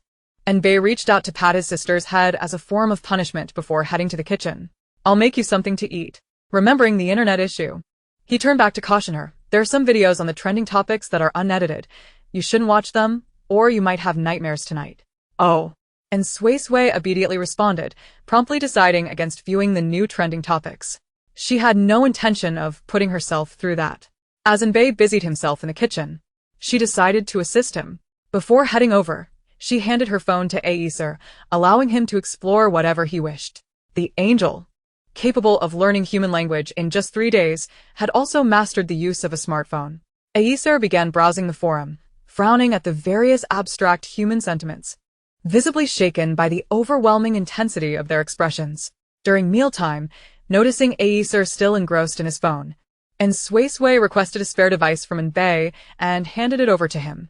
Henceforth, Aesir no longer spent most of his time in silence. Instead, he engaged with the phone in a serious manner. The human experiments at the Research Institute sparked a considerable uproar. Numerous previously suppressed missing person cases came to light, involving both ordinary individuals and awakened beings, all having disappeared within the safety zone. The realization that missing persons within the safety zone indicated human involvement was chilling. People began to understand that the annual number of disappearances was alarmingly high and utterly unacceptable. Subsequently, revelations emerged about the human experiments in Zone 6, including the disturbing fact that the healing materials were derived from the blood and flesh of awakened beings with regenerative abilities. While most ordinary individuals might not be entirely virtuous, they were not malevolent either. Such revelations were intolerable to them, leading to uproar across various safety zones. Citizens demanded explanations from the higher-ups regarding the Research Institute and their inaction. Some regions even witnessed protests, with large gatherings of ordinary citizens assembling at administrative buildings, pressuring the district leaders for answers. Online, demands for Cheng Xuesong to step down and for Cheng Yan to ascend remained high. The populace was quick to speculate that the rift between Cheng Yan and his uncle Cheng Xuesong was likely linked to the human experiments. They were in desperate need of a trustworthy SSS-level awakened being to take charge, naturally placing their hopes on Cheng Yan. Everything was unfolding as Bei had hoped. Additionally, many expressed their desire for Suisui to step forward, believing she represented hope and the future for humanity. Bei acknowledged this sentiment, but refrained from allowing his sister to make any statements. The time was not yet ripe. Chapter 106, Action. Stepping forward would entail assuming responsibility. If she performed well, it would be taken for granted, and if poorly, she would face a barrage of criticism and abuse. For the sake of everyone, Bei thought it best for his sister to remain in the background for now, waiting until the dust settled before emerging as a symbol. His insistence on this being for everyone's benefit, rather than solely for his sister's, stemmed from his fear of encountering foolish individuals who would speak ill of her, prompting him to confront them. When Suisui was in the 2nd grade, a boy had once remarked that she had no parents because they had abandoned her. Upon learning this, Bei had rushed to the boy's home, delivering a thrashing to both him and his parents, concluding with a warning that if he dared utter such words again, he too would be left without parents. He held no traditional virtues of respecting the elderly or cherishing the young. Anyone who bullied his sister would face the wrath of their entire family. In summary, for everyone's sake, he was determined not to let his sister step into the public eye too soon. And Suisui unconditionally obeyed her brother, showing little interest in fame. And thus, after a couple of days of observing online discussions about her, she quickly lost interest. Her daily focus remained on honing her physical and mental abilities. And Bei temporarily stayed in the alert zone, personally instructing her in physical training. Qi and Chengyan, having little to do, occasionally joined in to offer guidance. Fongli took the opportunity to involve his younger brother in the lessons, seizing the chance to learn from the experts. And Bei was generous, recognizing the care Fongli had shown towards his sister. Thus he felt it was only right to assist in teaching Fong's brother as well. The two of them taught together, albeit with differing methods. For his sister, he meticulously explained techniques, repeatedly demonstrating moves, correcting errors hand in hand, and patiently guiding her through exchanges.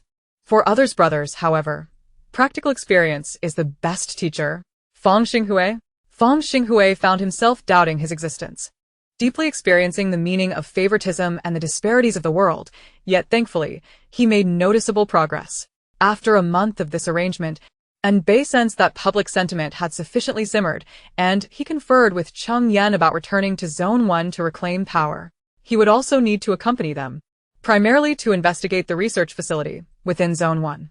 Undoubtedly, Zone 1 harbors an underground laboratory akin to those found in Zones 4 and 6, where the angel who rescued in Suisui was imprisoned, albeit in a more clandestine location that is challenging to locate.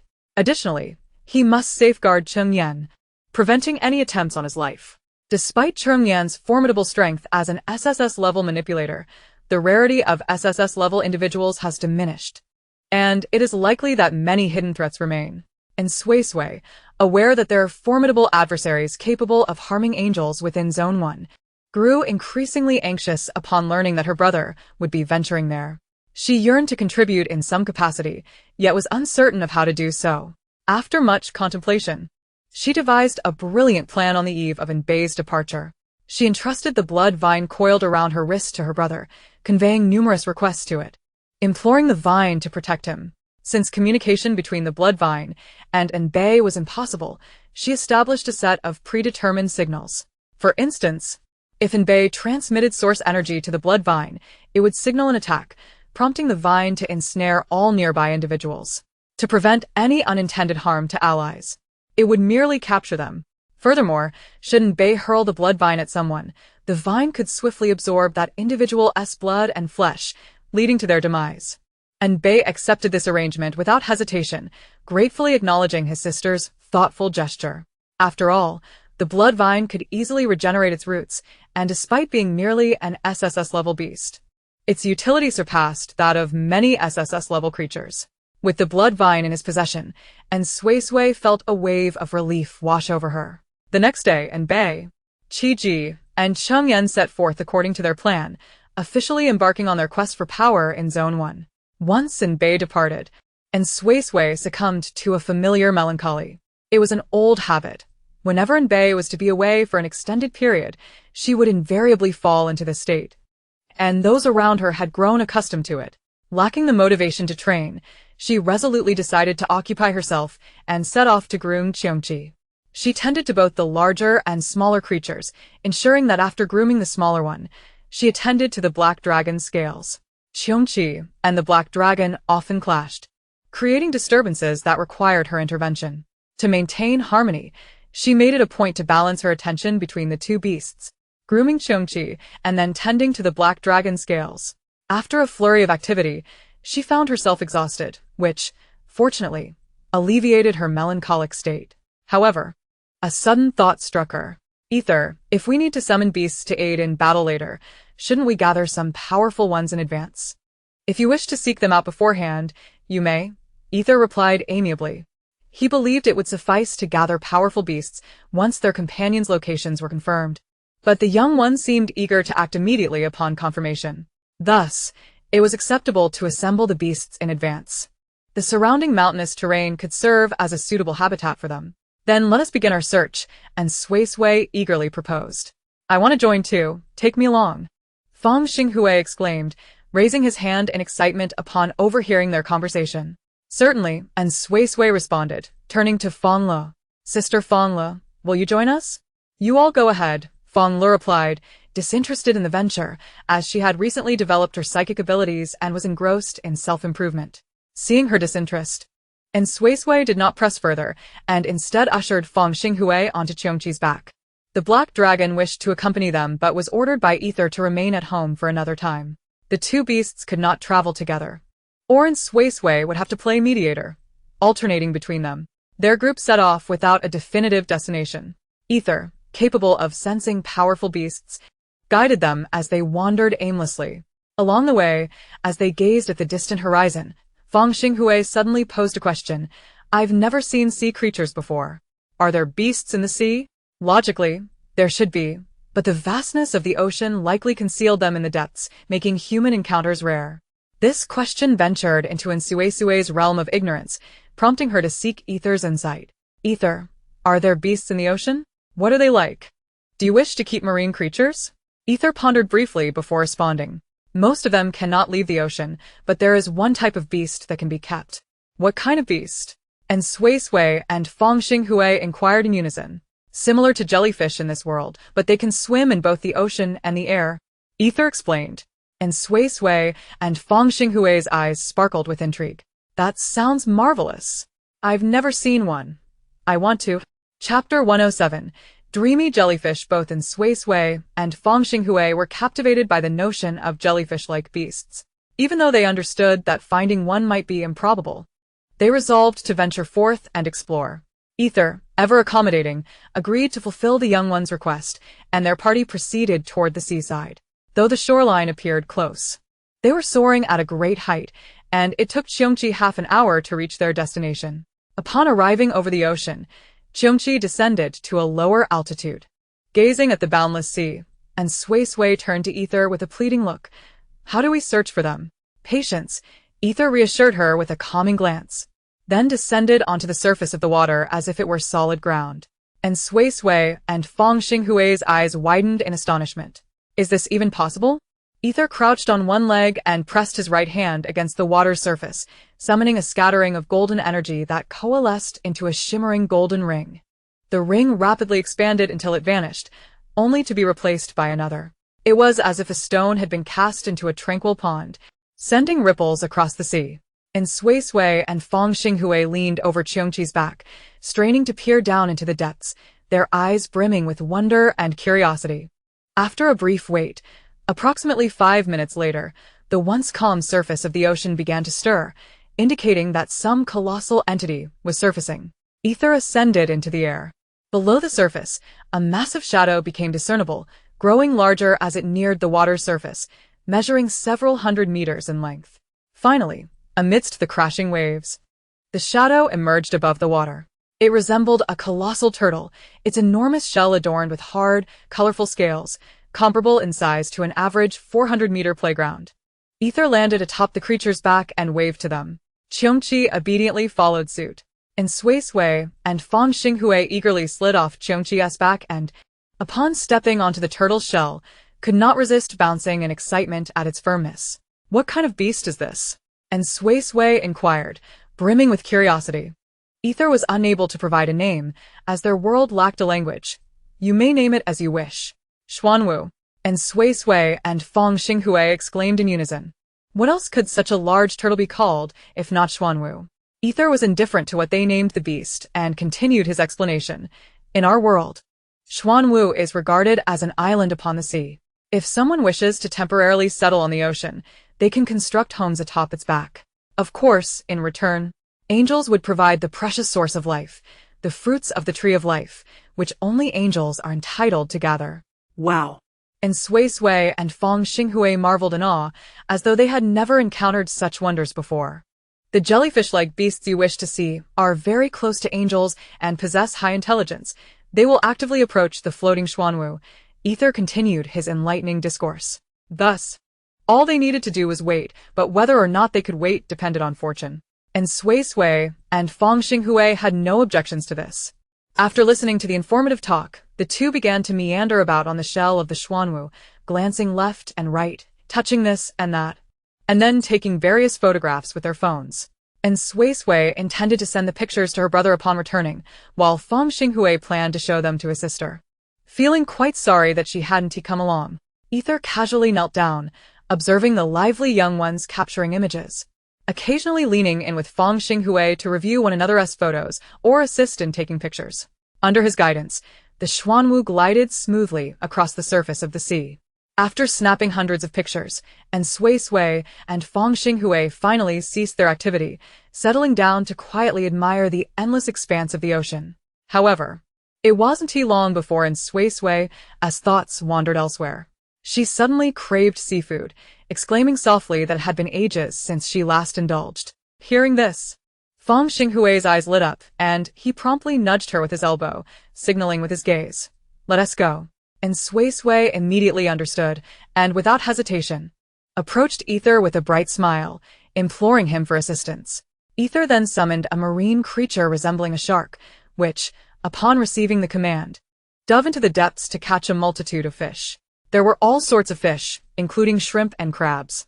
Fonglow, whose talent lay in manipulating flames, had brought along seasonings in his backpack, and he immediately set up a barbecue on the spot. "How could you have brought seasonings?" And Suisui exclaimed in astonishment. "Better safe than sorry," Fonglow replied calmly. The two delightedly feasted on a seafood buffet, and then had Bloodvine weave a basket with its tendrils to store the remaining seafood, preparing to take it back for later enjoyment. The trio drifted on the sea from morning until afternoon, yet they had yet to encounter the jellyfish they sought.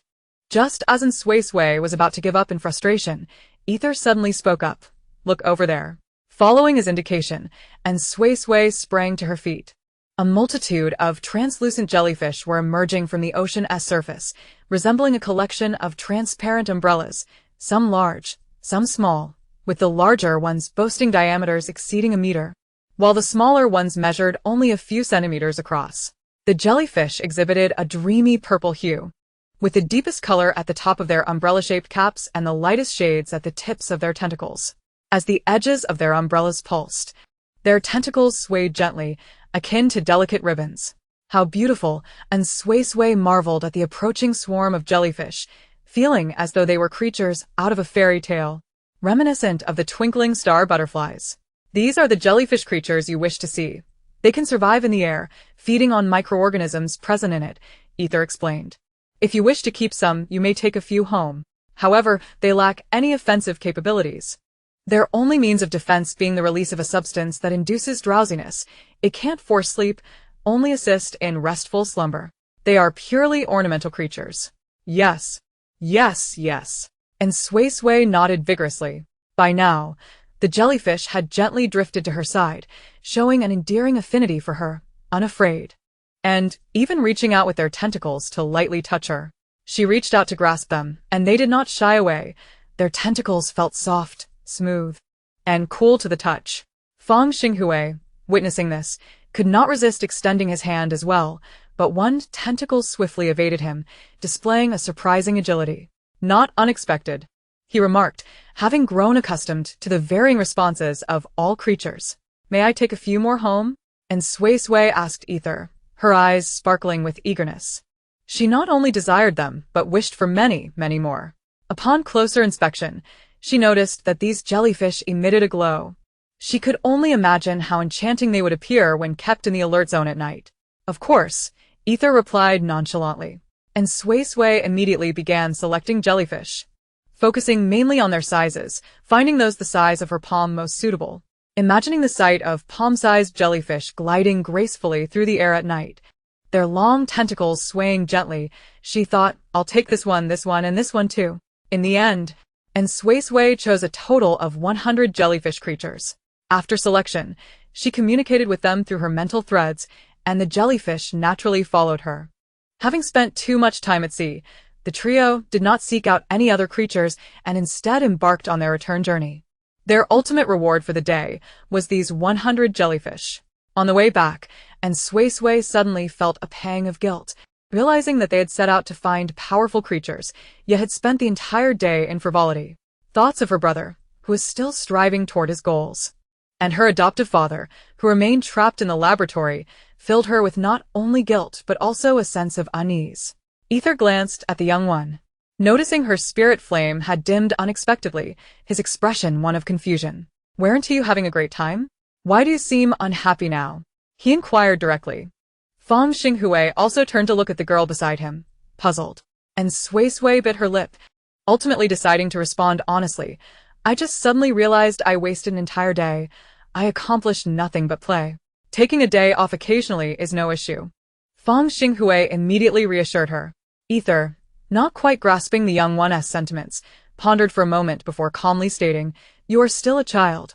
At your age, you should be playing. If it weren't for the current circumstances necessitating your sensitivity to your father's location, I wouldn't have you exerting yourself daily like this." Younglings of the angelic race do not require systematic learning before growing wings. They should simply grow up happily. The term child made in Suisui's lips twitch. She found it impossible to face such a label without feeling a deep sense of embarrassment. Just hearing it made her want to curl her toes, wishing she could dig a hole to hide in. Fong Xinghui, noticing her discomfort, immediately chimed in, "Yes, indeed, child. You should be playing at your age. No one will hold it against you, child. Don't blame yourself anymore, child. You are indeed a child."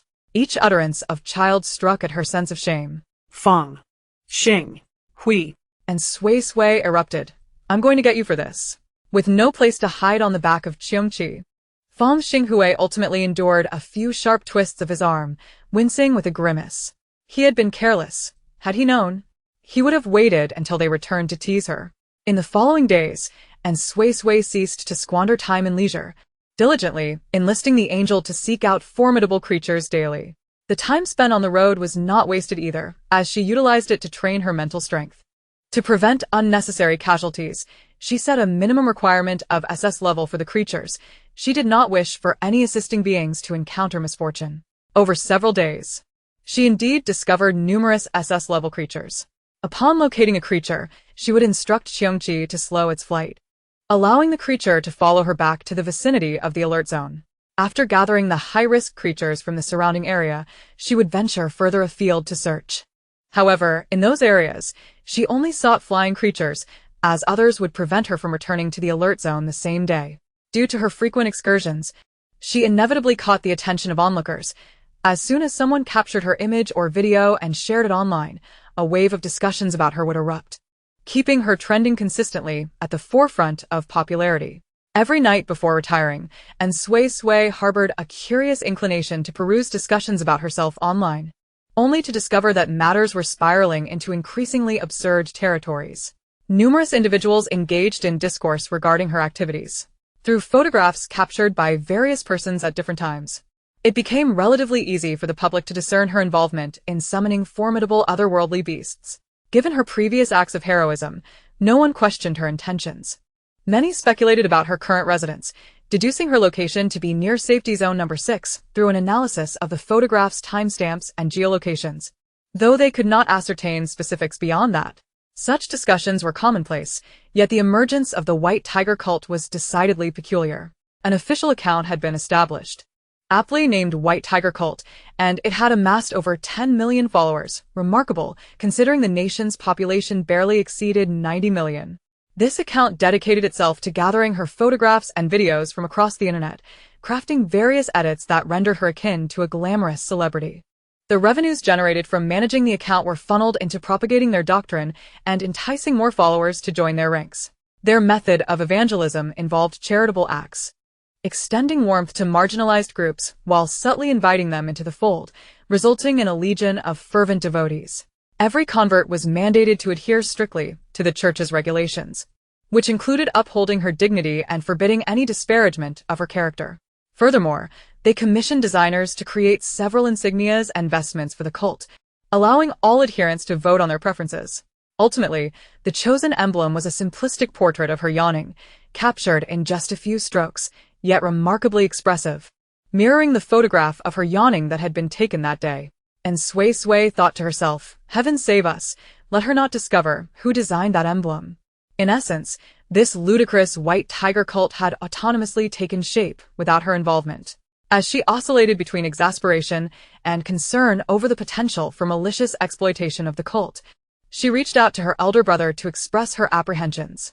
Bei, unfazed by her worries, had long been privy to the cult's existence, having been a diligent supporter of the account, liking every post that featured his sister. He reassured her that there were allies behind the scenes managing the account, smiling as he assured her of its future utility. Upon the account's establishment, Cheng Yan promptly dispatched individuals to investigate. Upon confirming that the phenomenon was not orchestrated by ill-intentioned individuals, but rather the fervor of a few fans, they infiltrated the account to steer it in a desirable direction. With this knowledge, Suisui felt a measure of relief and could not help but voice her grievances. Who designed that emblem? What a ridiculous design! On the other end of the line, Bei fell silent for a moment, his voice tinged with suspicion. Ahem, do you not find it charming? Isn't it adorable? And Suisui retorted, it's utterly foolish. In chapter 109, Progress, Bei shifted the topic with a hint of guilt, inquiring about his sister's training. He would never divulge that he was the artist behind that emblem. When he stumbled upon her photograph yawning, he found it endearing and saved it, later sketching a simplistic rendition out of boredom. When he learned of the church's emblem design, he whimsically submitted his drawing.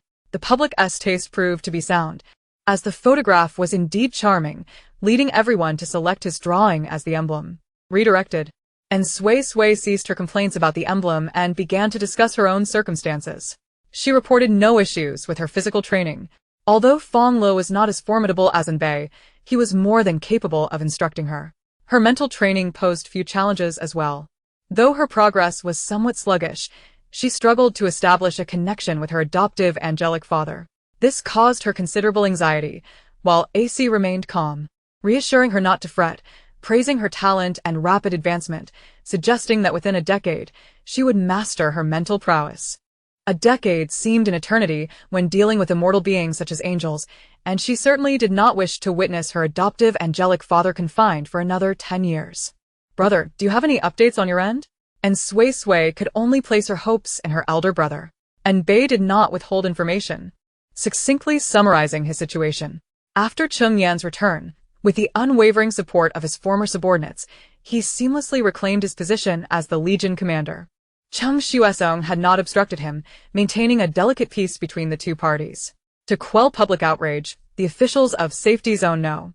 1 had recently issued a statement claiming ignorance of the underground research facility's existence and had dispatched 2 special investigation teams to Safety Zones number 4 and number 6. This likely facilitated Cheng Yan's reinstatement, as their refusal to accept him back would only exacerbate public ire. Currently, Bei and Qi Ji served as members of the Legion Commander's Guard, utilizing their position to search for the underground research facility. Based on the situations in Safety Zones number 4 and number 6, they had thoroughly examined most suspicious buildings, but had yet to uncover anything out of the ordinary. 2 dubious locations remained uninvestigated. One was an official research institute engaged in legitimate scientific projects beyond the military's jurisdiction, and the other was a hero cemetery, the resting place of the first awakened individuals who established the safety zone. This cemetery was only open to the public on designated holidays.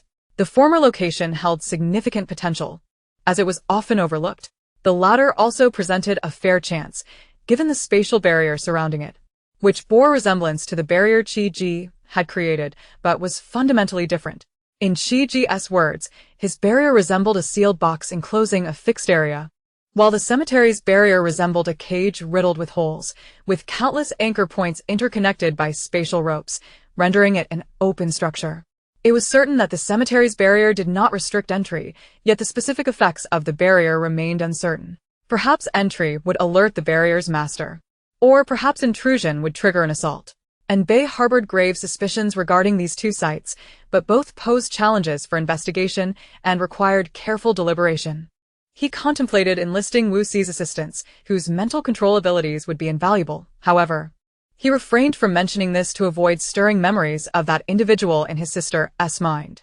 After outlining the situation, he concluded with a reminder, Suisui, you need not worry about these matters or feel pressured. Focus on honing your physical skills and mental fortitude. Do not overexert yourself. When boredom strikes, Venture out and enjoy some leisure, and let AC accompany you. After the call, and Suisui promptly sought AC to train her mental prowess.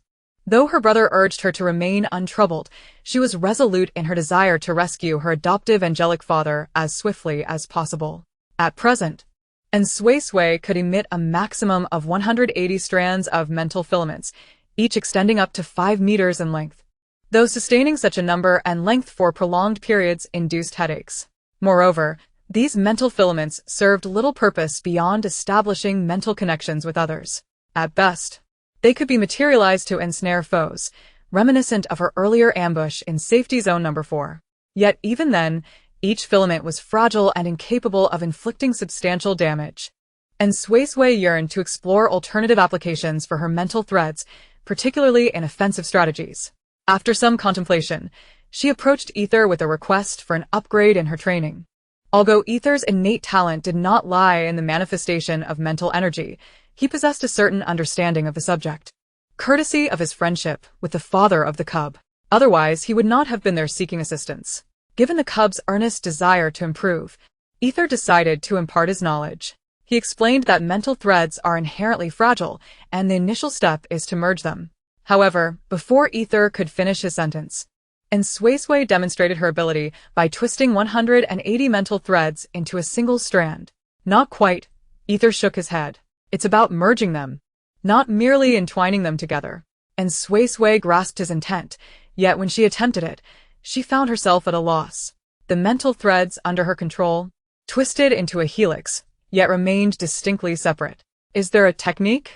She inquired, her eyes filled with hope. I cannot teach you techniques. There's no rush. You may wait for your father to come and teach you himself, Ether replied, acknowledging the cub's fervent diligence. In his eyes, and Suisui's industriousness resembled that of a baby barely a year old, poring over books late into the night. Upon hearing his words, and Suisui felt a tinge of disappointment but quickly rallied her spirits, preparing to conduct her own research. And what comes after I can merge the mental threads? She curiously probed. Then you must learn how to overlay energy onto your mental power and directly manipulate the external energies with your mental force, Ether elaborated patiently. And Suisui's eyes sparkled with excitement, for it sounded incredibly formidable. Your father is remarkable, his combat prowess surpasses mine, and you too shall become as formidable as he is. Ether continued, praising her potential. He truly understood the essence of encouraging education. And Suisui's eyes shone even brighter, but a question soon arose in her mind. If my esteemed angelic father is so powerful, why was he captured by humans? Ether explained that he had arrived during the 3rd year of the invasion, at a time when Awakeners had only emerged for 2 years. The strength of those early Awakeners was limited. If Ether could easily injure Trim Shuesong, how could her father possibly be captured? Moreover, angels possess the ability to perceive soul flames, enabling them to ascertain whether they encounter malevolent individuals, making it nearly impossible for them to be ambushed. Confounded by this enigma, and Suisui realized that only upon meeting her esteemed angelic father would she uncover the answers. Chapter 110. Mental tendrils with Ether unable to guide her further, and Suisui was left to ponder alone, ultimately finding herself seated on the steps, sighing in frustration. A jellyfish gracefully drifted nearby, and she, feeling dejected, reached out to poke its umbrella-like cap. It was soft and yielded to her touch, bouncing back when she withdrew her finger. Quite a delightful stress reliever. Fong Xinghui, having spent too long indoors, emerged for some fresh air and, intrigued by her demeanor, inquired, "What's wrong?" And Suisui did not hold back and candidly shared her predicament. She now had little to conceal from the brother and sister duo, primarily due to her complete trust in them and the return of Enbei. Fong Xinghui felt helpless and chose to join her on the steps, both sighing in unison. He too was troubled. He had seen the method for developing mental energy brought back by Enbei from the number 4 safe zone before it was publicly shared, only to find his sister had sensed her mental energy within a week, while he remained stagnant. Together, they sighed in shared despair. And Suisui continued to poke at the jellyfish for amusement, and Fong Xinghui found it amusing as well, trying to poke it too, only to have it evade him. I think I'll sigh a bit more than you, he decided. After a moment, Fong Xinghui straightened up. After all, If he didn't develop his mental energy soon, his sister would surely reprimand him. So, how does one sense mental energy? How did you manage it? He sought her counsel. It felt like having a fever. Then a severe headache, followed by a dream where I saw my angelic father, and Suisui recounted honestly. Maybe I should try getting a fever? Fong Xinghui suggested boldly. No sooner had the words left his mouth than he felt a sharp smack to the back of his head. Fonglow, having emerged unbeknownst to them, heard his foolish suggestion and promptly slapped her silly brother. Don't resort to foolish methods. Just diligently seek understanding. Oh, Fong Xinghui complied, growing quiet. After ensuring her brother wasn't slacking off, Fonglow departed, leaving Suisui to contemplate the difference between siblings. She empathized with Fong Xinghui and proposed, what if we connect mentally and experience the sensation of that connection? It may help you develop your mental energy. All right, Fong Xinghui agreed nonchalantly. And Suisui extended her mental threads to touch him, and in an instant, their minds intertwined, their emotions and thoughts intertwining. At that moment, both were enveloped in a shared sense of frustration and agitation, their minds preoccupied with the matter of mental energy. It had been ages since Suisui had connected with anyone mentally. The last time was before her chip was removed when she showcased her abilities to her brother. This was her first connection since the procedure. Perhaps due to the liberation of her mental energy, she discerned a difference between the mental energies of beasts and humans. The mental energy of beasts resembled a blazing flame, vibrant and fervent, while that of humans felt akin to an unhatched egg, heavy and stifled. This disparity might be the reason humans were weaker than beasts and struggled to develop their mental energy, confined as it was within invisible barriers. Suddenly, an idea struck Suisui, and she attempted to extend her mental threads into the egg. Ouch! Fong Xinghui cried out in pain, and Suisui, startled, quickly withdrew her mental threads, anxiously asking, "Are you all right?" "I'm fine." Fong Xinghui waved one hand dismissively while clutching his throbbing head with the other, gasping for breath. Yet it was evident he was far from fine. Ether, Ether, and Suisui urgently called for an adult.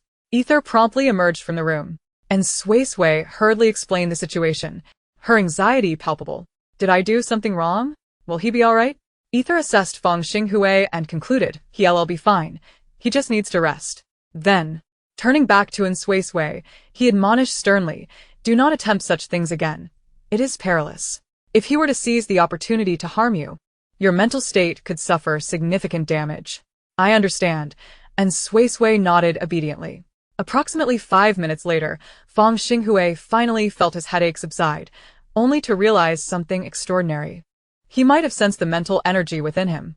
After carefully attuning himself, he confirmed the presence of something new, and in his excitement, he grasped Suisui's shoulder and shook her vigorously. "Suisui, Suisui, I sensed my mental energy. I truly sensed it." All right, I get it, just stop shaking me." And Suisui replied, feeling dizzy from the motion. "I'm going to tell my sister," Fong Xinghui exclaimed, bolting off to find Fonglow.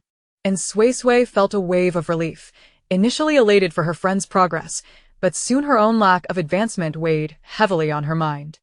No one remained to share in her worries, leaving her to ponder in solitude. However, her solitude was short-lived.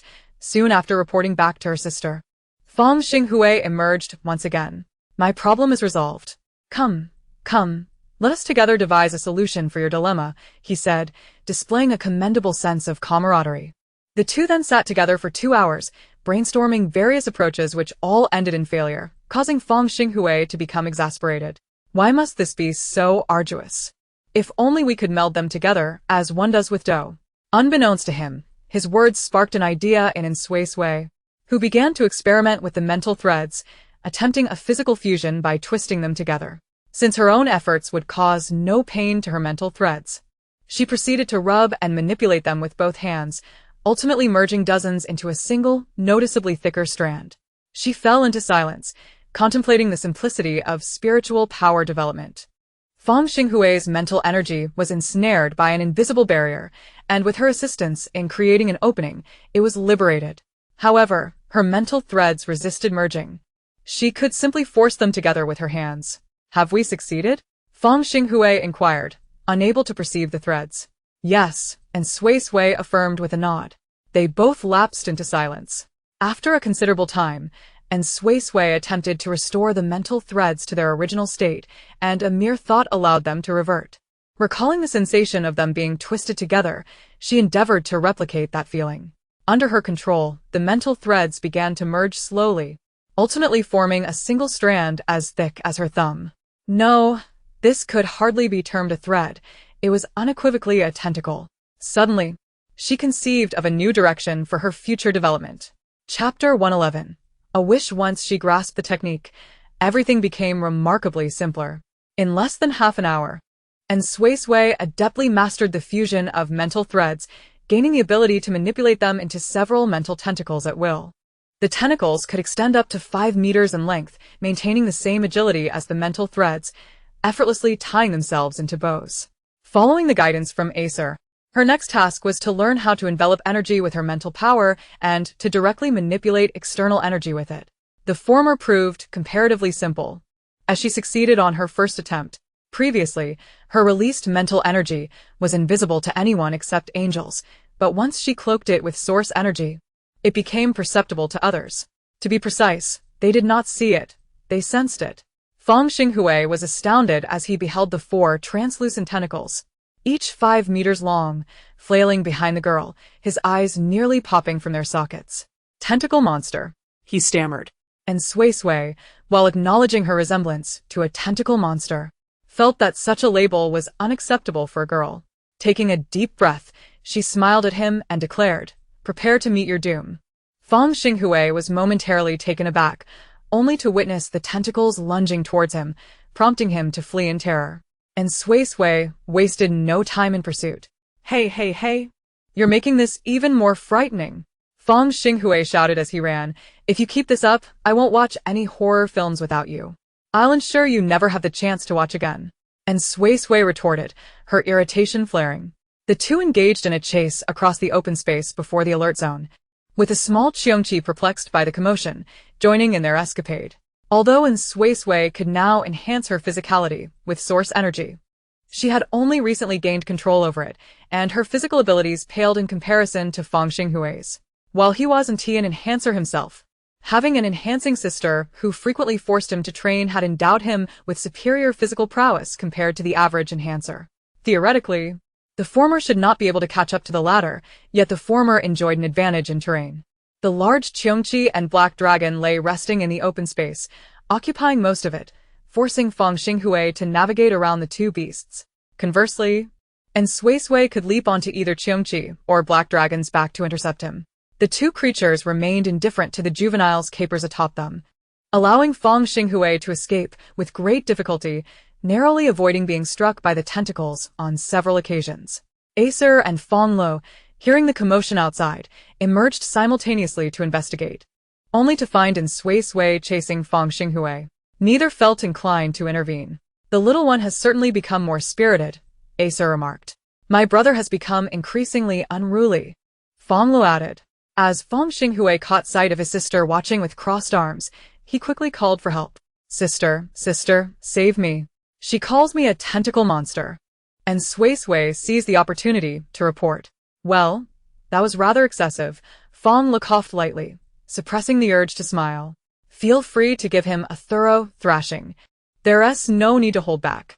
Is she even my real sister?" Feng Xinghui muttered. And Suisui chased Feng Xinghui for half an hour, finally venting her frustration by delivering a solid blow with her mental tentacles. After this commotion, her mastery of the newly formed mental tentacles soared, leaving her with only the task of learning to manipulate external energy.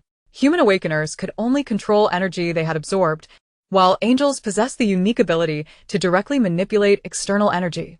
This disparity was a fundamental reason for the angels' superiority over humans. The energy within a human body is limited. Once depleted, it requires time to replenish from the external environment. In contrast, angels can draw upon external energy directly, rendering the possibility of energy depletion nearly non-existent. However, the energy in this world is still too sparse, making the disparity in strength between the two factions less pronounced.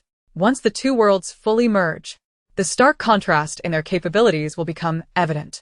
Should humanity truly confront angels, the outcome could only be catastrophic. and Suisui began to learn how to directly control external energy, a skill Acer could teach her. Thus, her daily curriculum evolved into 3 subjects: physical training, learning to manipulate external energy, and strengthening her mental power. Her days became increasingly fulfilling. Each day, she studied diligently, and at night, she would nestle in her blankets, calling her brother to report on her progress. After their calls, she would indulge in no more than half an hour of phone time before succumbing to sleep. Aside from the absence of her brother, everything else was splendid. As May arrived and the weather grew warmer, and Suisui suddenly realized how swiftly time had passed. Nearly a year had elapsed since her abduction from the safe zone, and her 18th birthday was fast approaching. And Bei was occupied in Safe Zone No. 1 and could not return to celebrate with her, leaving her unable to share this birthday with her brother. This realization diminished her enthusiasm for her upcoming birthday. However, Fonglow and Sway took her birthday to heart, coordinating with logistics personnel from the Free Nation to have a large cake delivered.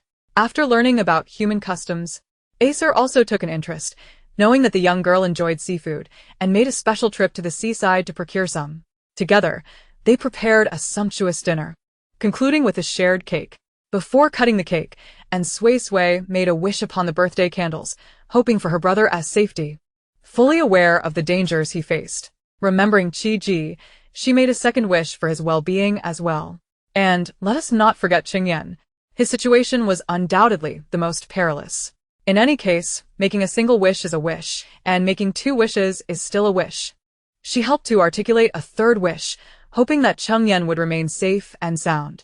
After uttering these 3 wishes, she was immediately reminded of her father, the cheap angel, still trapped in the laboratory, and hastily continued to wish for the prompt rescue of the other.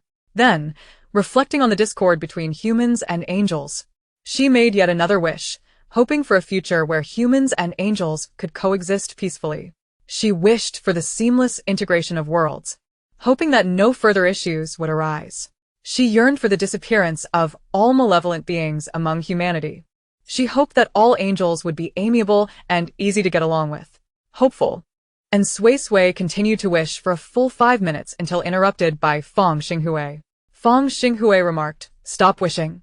If you keep going, even the heavens might forget." And Suisui did not retort. Instead, she extended a mental tendril from behind and playfully tapped him on the head. Chapter 112. The Gift with the Company of Friends, and Suisui celebrated her birthday with immense joy. After indulging in cake, they all gathered in the hall to watch a movie using a projector. With the ongoing additions, the current alert zone is well equipped with various facilities.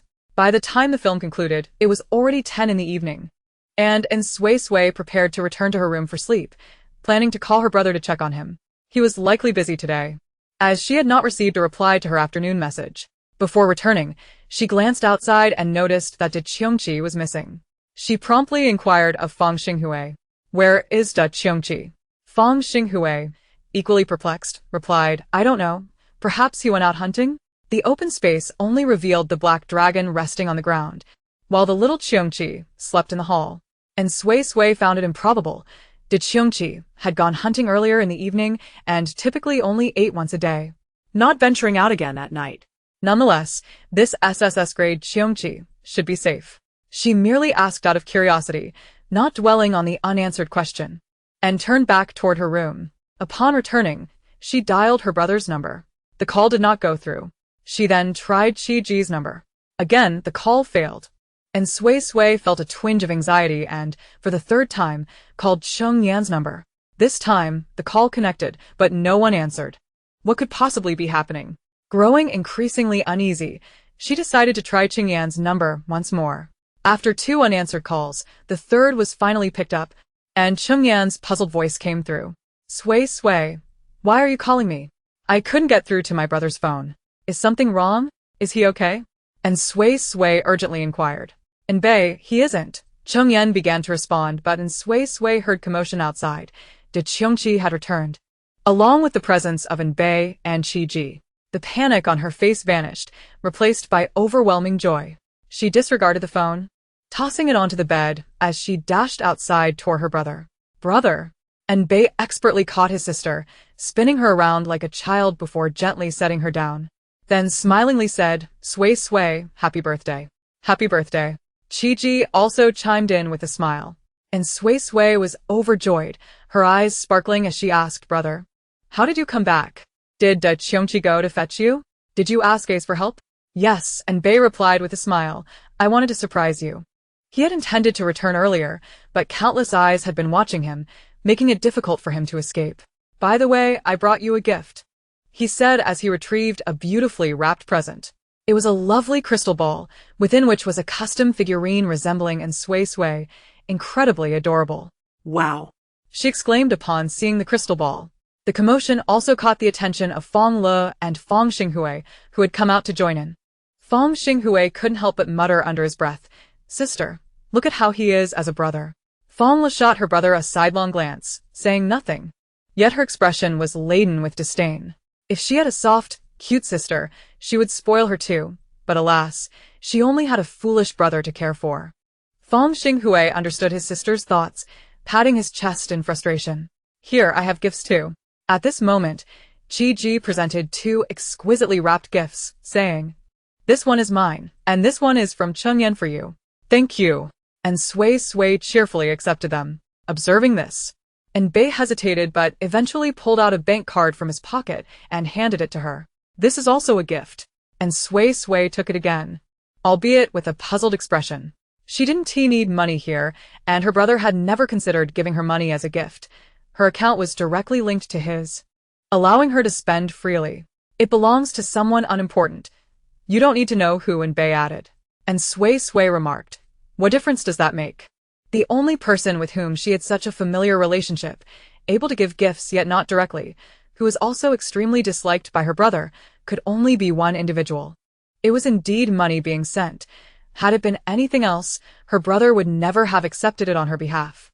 Perhaps due to the nearly 6 months that had passed, she now reflected on it with less anger, feeling more of a sense of relief, and understanding that they were now even. Although he had helped her with ulterior motives, Wu Xi had indeed aided her significantly. Without the identity card and the suppression bracelet he provided, she wouldn't have been able to enter the safe zone. Even if she would have had no idea how to locate her brother.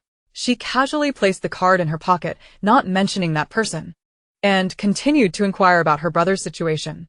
"Brother, can you stay here for a few days? We have to leave tonight. We need to return before dawn." And Bei said, guilt evident in his eyes. He felt deeply remorseful for not being able to accompany his sister. So soon? And Sway Sway felt a pang of disappointment and sympathy. It truly wasn't necessary for him to return just for her birthday. "Don't worry. This situation won't last too long," and Bei reassured her. His words clearly hinted at something significant. "Is there major progress in the safe zone?" Fonglow asked directly, adding, "If you need my help, just call." She was quite confident in her abilities. Although her combat prowess wasn't top-notch, she was rational and composed, capable of handling matters effectively. If they were short-handed, she could offer assistance. "No need. Looking after Sway Sway is the greatest help you could offer me." And Bei shook his head, then motioned for everyone to go inside and sit down. "Where's Ace?" "Sway Sway, call him over." Upon hearing this, and Sway Sway raised her voice to call, "Ace, Ace." The ace in the room emerged. Everyone settled on the sofa to converse, with Sway Sway sitting next to her brother and Ace naturally sitting beside her. Fonglow and Fong Xinghui sat across from the three, while Chi-Ji took a seat on a side armchair. Except for Chi-Ji, who was in the know, everyone looked towards Bei. And Bei, with a serene expression, began to outline the current situation and the plans moving forward. Previously, there were 2 suspicious locations that could not be investigated. Recently, with the aid of the witch's incantations, he has confirmed that the official research institute is without issue, leaving the only possible source of concern as the Heroes' Cemetery. On the 15th of May, 9 days hence, which marks the establishment of the number 1 safe zone, the Heroes' Cemetery will be open for a single day. He intends to enter that day for an investigation. And should anything appear amiss, he will act decisively. Ether, I require your assistance. Chapter 113. The cemetery in Bei can now assert with certainty that the Heroes' Cemetery harbors some form of trouble. Otherwise, who would take the time to establish such a complex barrier around a cemetery? However, he cannot ascertain whether the issues within are connected to the research institute. Should it be confirmed that the trapped angel lies within, he will need Ether to assist in combat and swiftly extract the angel. Conversely, if the issues are unrelated to the research institute, he will gauge whether to escalate the situation. Furthermore, should this latter scenario arise, regardless of whether or not to escalate, he would not require Ether's aid. The existence of angels is still not suitable for public knowledge, as humanity often harbors a mindset of xenophobia. Should Cheng Yen be linked to an angel, the support for him would undoubtedly diminish significantly. Very well, Ether replied without objection. And what of me? What can I do? May I accompany you? And Suisui hastily inquired. Ever since her transformation into a tentacled being, no. Since she had discovered a new application for her mental powers, she felt terrifyingly powerful. After all, in straightforward combat, Fong Xinghui could no longer best her. Ultimately, he had but 2 hands, while she possessed 2 hands and 4 tentacles. Through experimentation, she had determined that she preferred to engage in combat utilizing all 4 tentacles. As any more became unwieldy, and any less proved insufficient. Upon her inquiry, every gaze turned to her in confusion, as they found it perplexing that she would pose such an evidently obvious question. Suisui, you shall remain at home, and Bei responded, providing the anticipated answer. And Suisui was aware that this would be the response.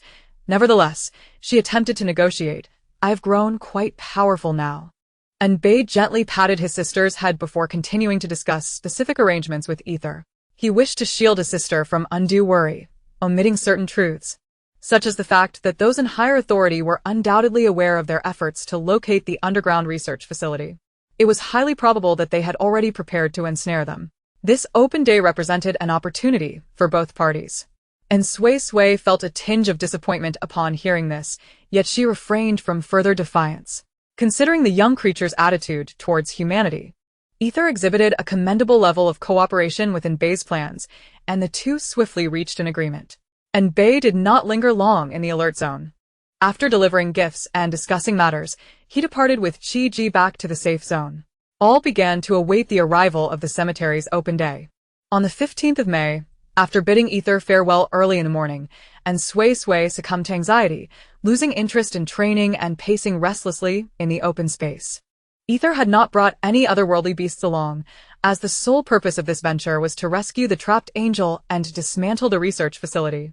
With the bloodvine roots in Bei's possession, they could allow the bloodvine to eliminate lower-tier combatants, leaving them to contend with higher-tier threats. In a confined area, the bloodvine would undoubtedly serve as their most formidable ally. Your anxiety serves no purpose, especially considering that Ether has yet to arrive at the safe zone. Fong Xinghui reminded her. What if Sister Fonglow were also called to assist? Would that make you anxious? And Suisui posited with a hint of melancholy. Fong Xinghui fell silent. Well, if his sister were truly summoned to help, he would indeed be anxious. After a brief pause, he had a sudden inspiration and suggested, why not call your brother and keep him on the line? A video call would be best. Then he could provide us with a live feed of the situation. And Suisui's eyes brightened at the suggestion, and she promptly dialed her brother's number. Maintaining the call would not interfere with her brother's duties, and it would allow her to stay informed about their situation. At that moment, and Bei had yet to commence any action. He was in his office confirming the day's plans with Cheng Yan and several of Cheng Yan's trusted confidants. Upon noticing his sister's call, he disregarded the ongoing discussions and answered the phone, drawing the attention of everyone present. Ignoring the disapproving glances from those around him, he spoke with a gentle tone. Suisui, what is it? And Suisui quickly relayed her request. And Bei did not refuse. However, as an enhancer type awakened, he was prone to dropping his phone during combat. After some contemplation, he entrusted the matter to Chi-Ji. We have not yet commenced our actions. Once we enter, I will have Chi-Ji video call you. All right. And Suisui exclaimed, her spirits lifted. After concluding the call, Bei turned to his friend beside him and cautioned. Old Chi, do keep an eye out. Do not let Suisui witness anything undesirable. Suddenly burdened with an additional task, Chi-Ji remarked, such a devoted brother. Preoccupied with ensuring his sister's happiness, entirely unconcerned about his own workload. Once granted permission, and Suisui felt her anxiety dissipate. The root of human anxiety often lies in the dread of the unknown. At 9 o'clock, Cheng Yan and his confidants made their way to the hero's cemetery, while Bei and Qi followed as members of the security detail. The entrance to the hero's cemetery was already teeming with people.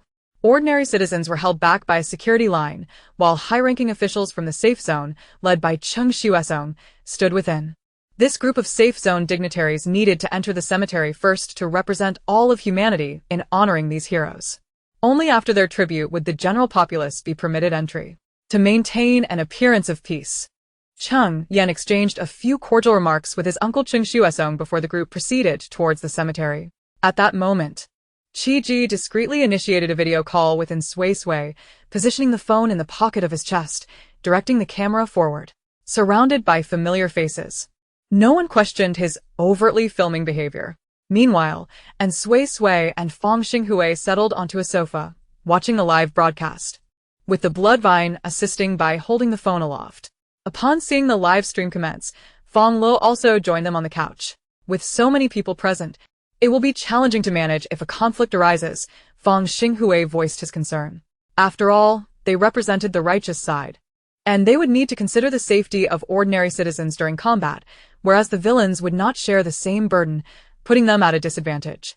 They will likely strike before the ordinary citizens enter the cemetery, Fonglow added.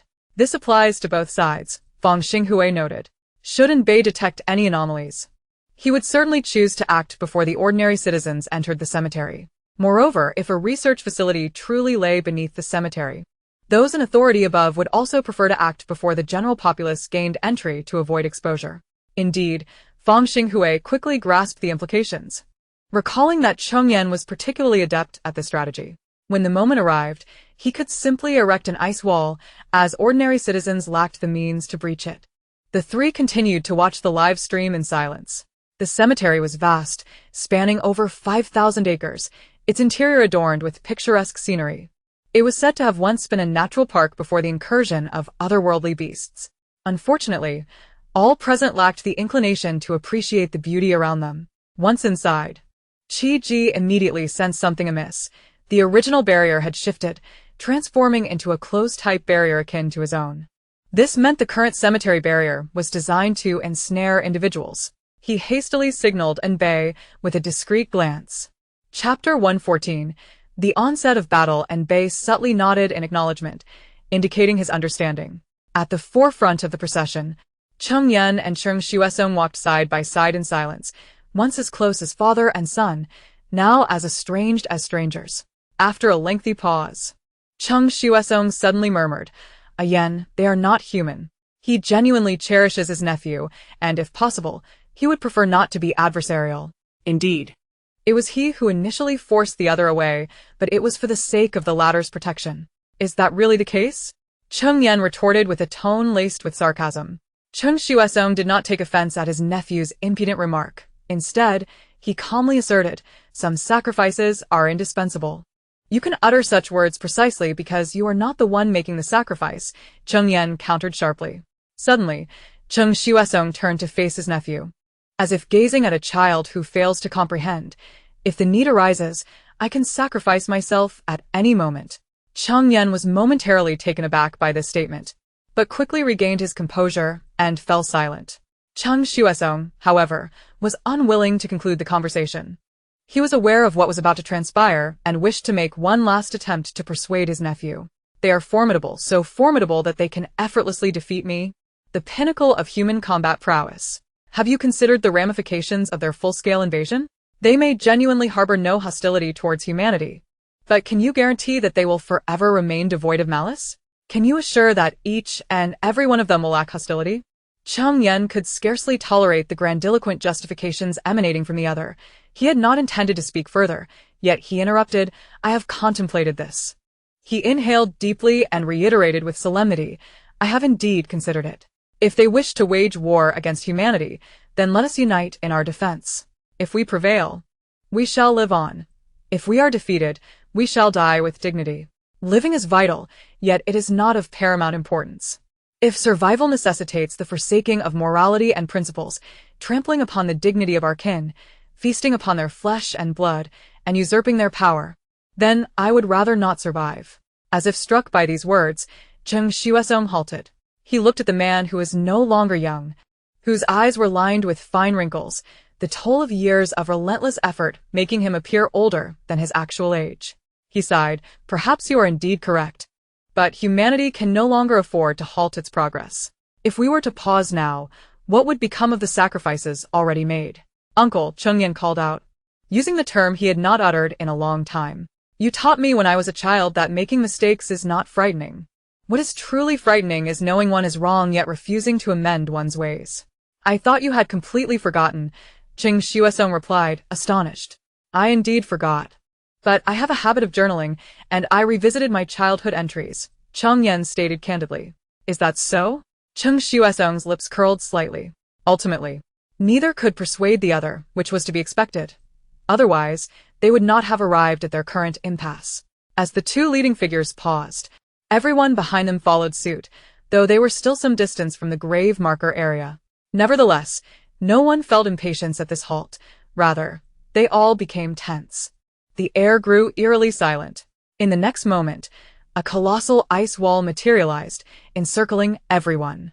Simultaneously, numerous ice spikes descended from above, aimed directly at Cheng Yan's side.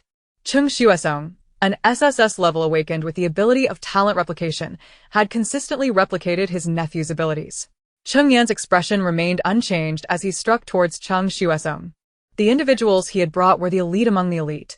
Such an assault could not injure them. At the back of the group, Bei and Qiji noticed the sudden eruption of conflict and sprang into action, opting not to partake in this internal strife, but rather to locate the underground research facility.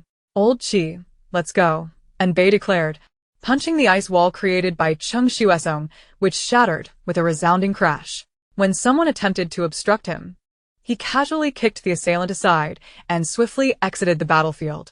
Qiji quickly followed suit, glancing back at the unfortunate soul who could barely rise. That was an SSS-level awakened one, wasn't it? He remarked. If you keep this up, you'll turn into a Super Saiyan. He could not help but exclaim. TSK. Stop blabbering and run faster, Bei urged. I'm already running as fast as I can, Qiji replied, exasperated. And you could be a bit more considerate. Don't forget, I was on a video call with Suisui. Bei suddenly realized he had indeed forgotten that detail. Meanwhile, in the alert zone, Suisui was taken aback by how abruptly the confrontation had erupted, as if they had come to the cemetery specifically to settle scores. The live stream wobbled violently due to Qiji's rapid movements, making viewers dizzy. I'm so nervous, and Suisui could not help but exclaim.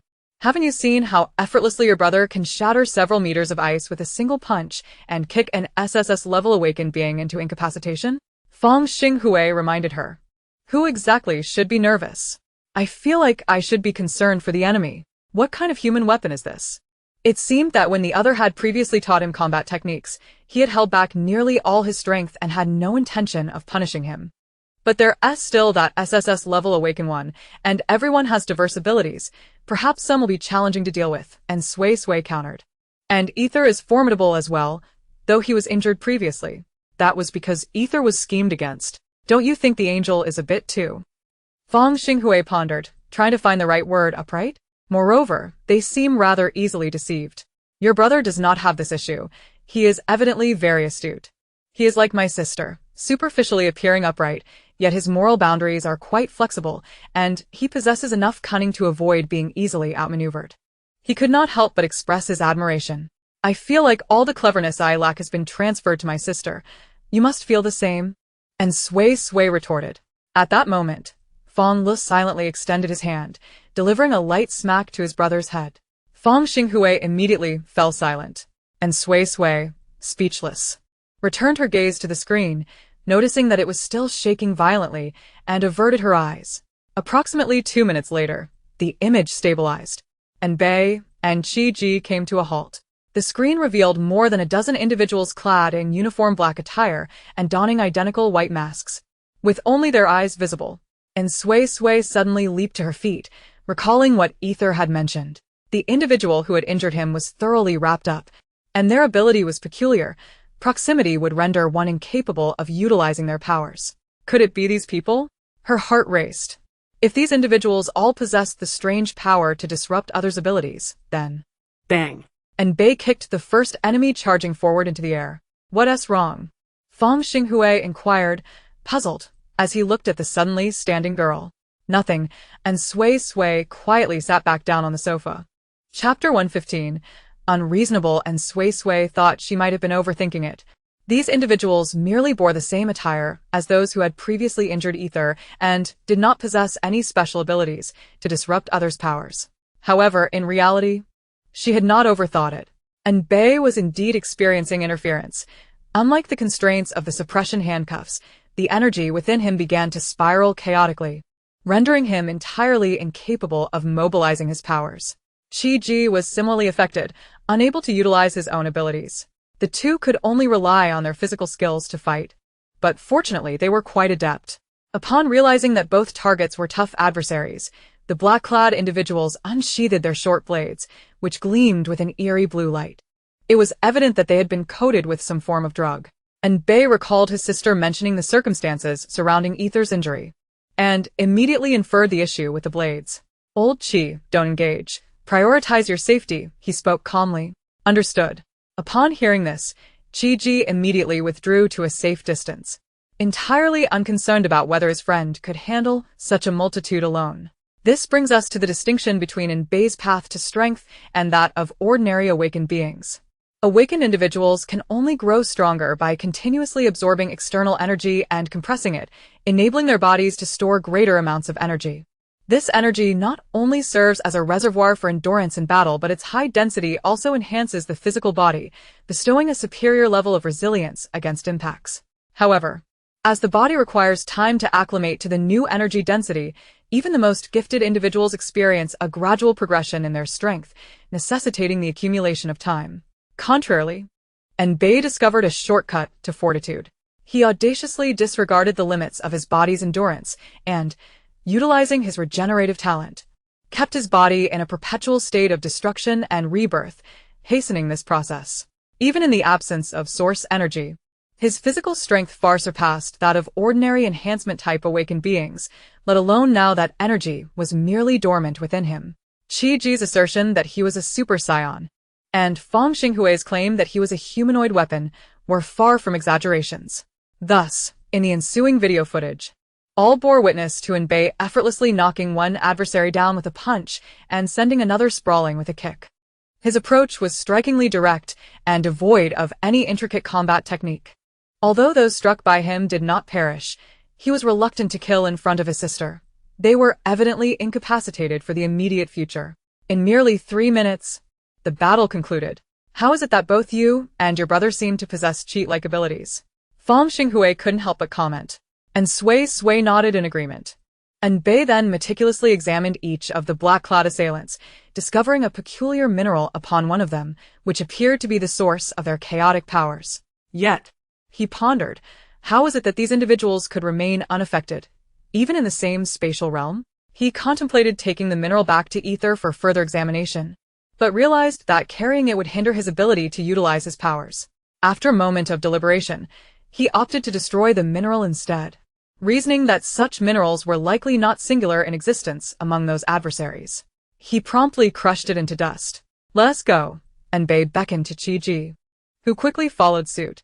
After encountering 2 more waves of attacks, the duo arrived at the area designated for gravestones. Fortunately, the malevolent ones exhibited a modicum of conscience, choosing not to construct their research facility in this vicinity. There's a disturbance in that direction, Qi Ji suddenly pointed out. Without hesitation, Bei sprinted towards it.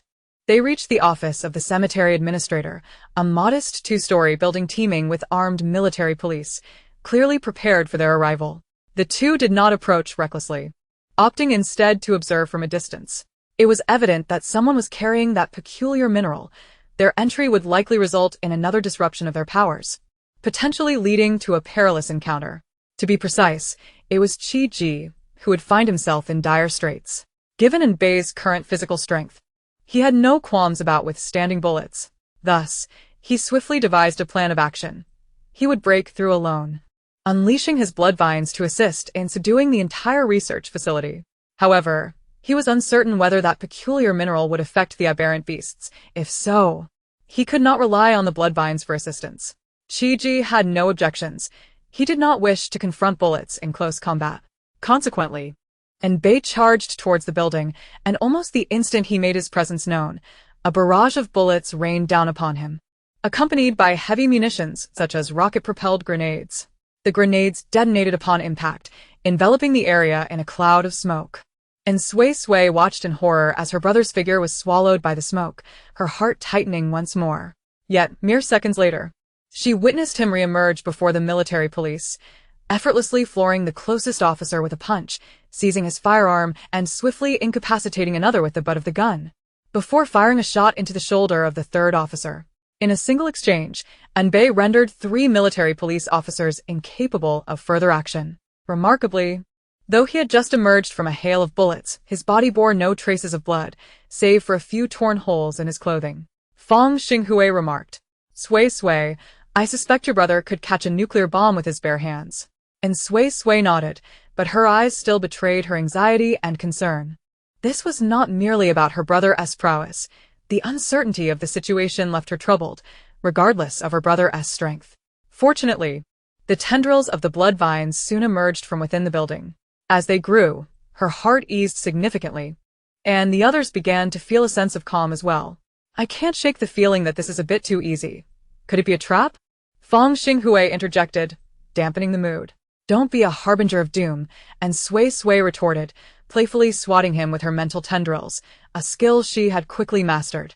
It does feel a tad too effortless, Fonglow admitted, sharing the sentiment. Sister Fonglow, did you notice anything amiss? And Suisui inquired eagerly.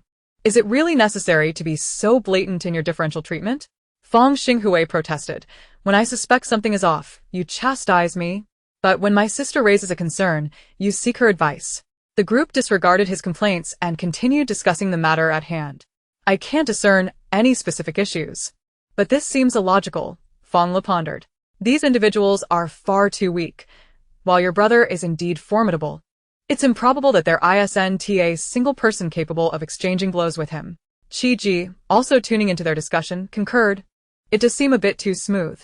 Initially, I thought the adversaries had retreated to Chengyan's side, but that doesn't seem plausible now. Protecting the research facility should take precedence over eliminating Chengyan. Chapter 116. Relocation and Suisui's previously calmed heart began to churn anew amidst the group's discourse. Throughout the morning, her emotions had oscillated without respite. Noticing the girl's worried expression, Chi-Ji promptly concluded the discussion. Speculating is futile. Let us wait for Bei to return. The group could only bide their time patiently. Approximately half an hour later, Bei emerged, his countenance less than favorable. Chi-Ji, noting that no one followed him, understood that he had dealt with everyone inside and hastened towards him, phone in hand. What transpired inside? Where's Suisui's surrogate father? He inquired. I didn't find him, Bei replied, shaking his head. He then took Chi-Ji's phone and initiated a video call with his sister, Suisui. We didn't locate that angel. Isn't this the research facility? And Suisui's delicate brows furrowed in confusion. Indeed, it is the research facility, Bei confirmed, and they were engaged in projects related to awakening serums. Moreover, the core researchers for the Awakening Serum project are also absent. I interrogated several individuals, and none acknowledged the existence of an angel. According to the information derived from the diary, the raw materials for the Awakening Serum must originate from the angel. This implies that the angel was initially present in this underground research facility, but had been relocated in advance. Does that mean you came away empty-handed? Chi-Ji asked incredulously. My only gain was this. Bei extracted a thumb-sized chip from his pocket. Embedding this chip within the brain would render one impervious to the influence of that ore. Chi-Ji cast his gaze upon the chip, which bore traces of dried blood. It appeared to have been removed from some unfortunate soul. This chip was designed to assist awakeners in controlling source energy, its function standing in stark contrast to the chip extracted from Suisui. Yet both were products of the same research team. Bei hesitated for a moment before retracting his initial intention to speak. In his cursory examination of the research documents, he had glimpsed his father's handwriting. Currently, this chip remained a work in progress, capable only of aiding awakeners in better managing source energy. But its ultimate purpose was to enable ordinary individuals to harness source energy through the chip. As his words hung in the air, a profound silence enveloped the room. Should this research succeed, humanity would possess the means to curb the angel's powers with special ores, and subsequently empower all humankind through the chip. It cannot be denied that the objectives of this research were indeed aimed at securing a future for humanity, to equip them with the strength to resist extraterrestrial invasions. Alas, the methods employed were misguided. What should be done next? Qi turned to his friend. Let us assist Cheng Yan first. Then capture Cheng Xuesong and see if we can extract the whereabouts of the angel from him. Anbei swiftly devised a plan and then directed his attention to his sister. Suisui, I shan't let you see anymore. The battle over there is likely quite fierce, so do not worry about us. As for Ace, there's no need for him to come over. Please contact him and tell him to return. Without granting his sister a chance to protest, he abruptly ended the call. And Suisui gazed at the call termination screen, a sigh of worry escaping her lips as she dialed Ace's number. The call was answered promptly. She conveyed her disappointment regarding the unsuccessful search for the angel's father. It's all right. We will find him eventually. It is merely a matter of time, Ace replied. His tone devoid of any fluctuation, remarkably calm. He displayed neither disappointment for the absence of their companion nor dissatisfaction for the long wait. The angel's emotional stability was indeed striking. After concluding the call, and Suisui refrained from contacting her brother and Qi, anxious not to disturb their battle, and instead opened the forum. Unsurprisingly, discussions regarding the hero cemetery in safety zone number 1 were rampant. Typically, a memorial ceremony would last approximately half an hour. After this duration, the cemetery would be accessible to the general populace, yet nearly an hour had already elapsed. Moreover, individuals from higher vantage points had sighted the ice walls within the cemetery, surmising that a conflict was unfolding inside. The public engaged in fervent discussions. Some speculated that Cheng Xuesong intended to take action against his nephew Cheng Yan, particularly as the populace had recently been clamoring for Cheng Yan to ascend. Others conjectured that Cheng Yan aimed for a righteous familial coup, as the conventional path to power was far too sluggish, opting instead to eliminate his uncle to seize the position. In the public's perception, the nation had previously harbored only 3 SSS-level awakeners, with 1 deceased. Only the Cheng family remained. The demise of either would solidify the survivor's status as a human leader, for humanity had no other options. And Suisui observed curiously. Suddenly realizing the scant information available to the public, they had indeed been kept in the dark. She found little interest in the discussions, but was primarily eager to glean insights from those waiting outside the cemetery. Some had taken photographs, but alas, the ice walls were too high, obscuring all external views. Disappointment crept over her as she anxiously awaited her brother's conclusion of the battle. At 10 o'clock, Anbei called to report his safety and informed her that the battle had concluded and Cheng Xuesong had been apprehended. By noon, Anbei sent a message assuring her that all was well and reminded her to have a proper lunch. At 2 in the afternoon, Anbei called again, regretfully informing her that Cheng Xuesong did not know the whereabouts of the angel but confirmed that he had indeed been present in the underground research facility beneath the cemetery. By 8 in the evening, Safety Zone Number 1 issued an announcement stating that Cheng Xuesong had been stripped of all his positions and was under detention for interrogation. Cheng Yan exposed the existence of a research facility beneath the cemetery as justification for the arrest of Cheng Xuesong, the district chief. In truth, the research facility harbored no incriminating evidence of illegal human experimentation. Everything that needed to be destroyed or concealed had been meticulously prepared in advance. However, Anbei fabricated evidence by utilizing photographs of human experiments conducted at Safety Zone Number 4 that had never been made public, presenting them as originating from the research facility at Safety Zone Number 1. Fong Xinghui remarked that his moral boundaries were quite flexible and he was not misrepresented. The populace rejoiced at this turn of events, and Suisui felt a surge of joy, celebrating the successful rebellion and the safety of everyone, though she lamented the continued absence of the angel's father. If even Cheng Xuesong was unaware of the angel's father's whereabouts, who then had taken him? And how had he been taken? She knew that Anbei had instructed Cheng Yan to keep watch over the cemetery following his suspicions. The angel was so large. Confined within an even larger glass vessel, it was improbable that he could be transported away unnoticed. Countless questions filled her mind, and even before sleep, she found herself pondering the matter of the angel's father. Perhaps her yearning to see him was too intense, for she once again dreamed of him. It was still that laboratory, bright as day, the vast glass tank filled with blue liquid. Nothing had changed. And Suisui was taken aback. This was not right. Why had nothing changed? Chapter 117. Jean-Jean, where are you? Do you have a way to transmit your location signal to me? I want to save you. And Suisui asked impatiently. She had come to understand the angel somewhat and guessed that his silence might stem from a desire to protect her from danger. So she quickly added, Ace, your companion, I can have him come to rescue you. I will not be in any danger. After speaking, she fixed her gaze intently upon him and soon noticed something amiss. His brilliant golden eyes only opened when their spiritual connection was established, quickly closing again thereafter. What was happening? Was his body suffering some form of harm? And Suisui was filled with anxiety. She wanted to reach out to him as she had done last time, but she had no physical form to do so. Her state was merely that of a consciousness drifting in the ether. Just as she was at a loss, her gaze wandered around the laboratory, and the door was pushed open from the outside. Someone was entering. Her first instinct was to hide, but she soon realized that she was merely a consciousness connected through the spiritual link, while her body lay safely asleep in the alert zone, so she boldly approached. The door swung open, revealing a young man who entered. She regarded him closely. He appeared to be only slightly older than Enbei, clad in a white research uniform. His features were unremarkable, yet his posture was upright, exuding a distinct air of sophistication characteristic of highly educated individuals. And Suisui stared at him, her mind a blank slate. Though she had never met him, she recognized him. Anyone born in this era would know him. Jean-Jean, the first SSS-level awakener in human history, the founder of Safety Zone No. 1, and the spiritual leader in the hearts of all.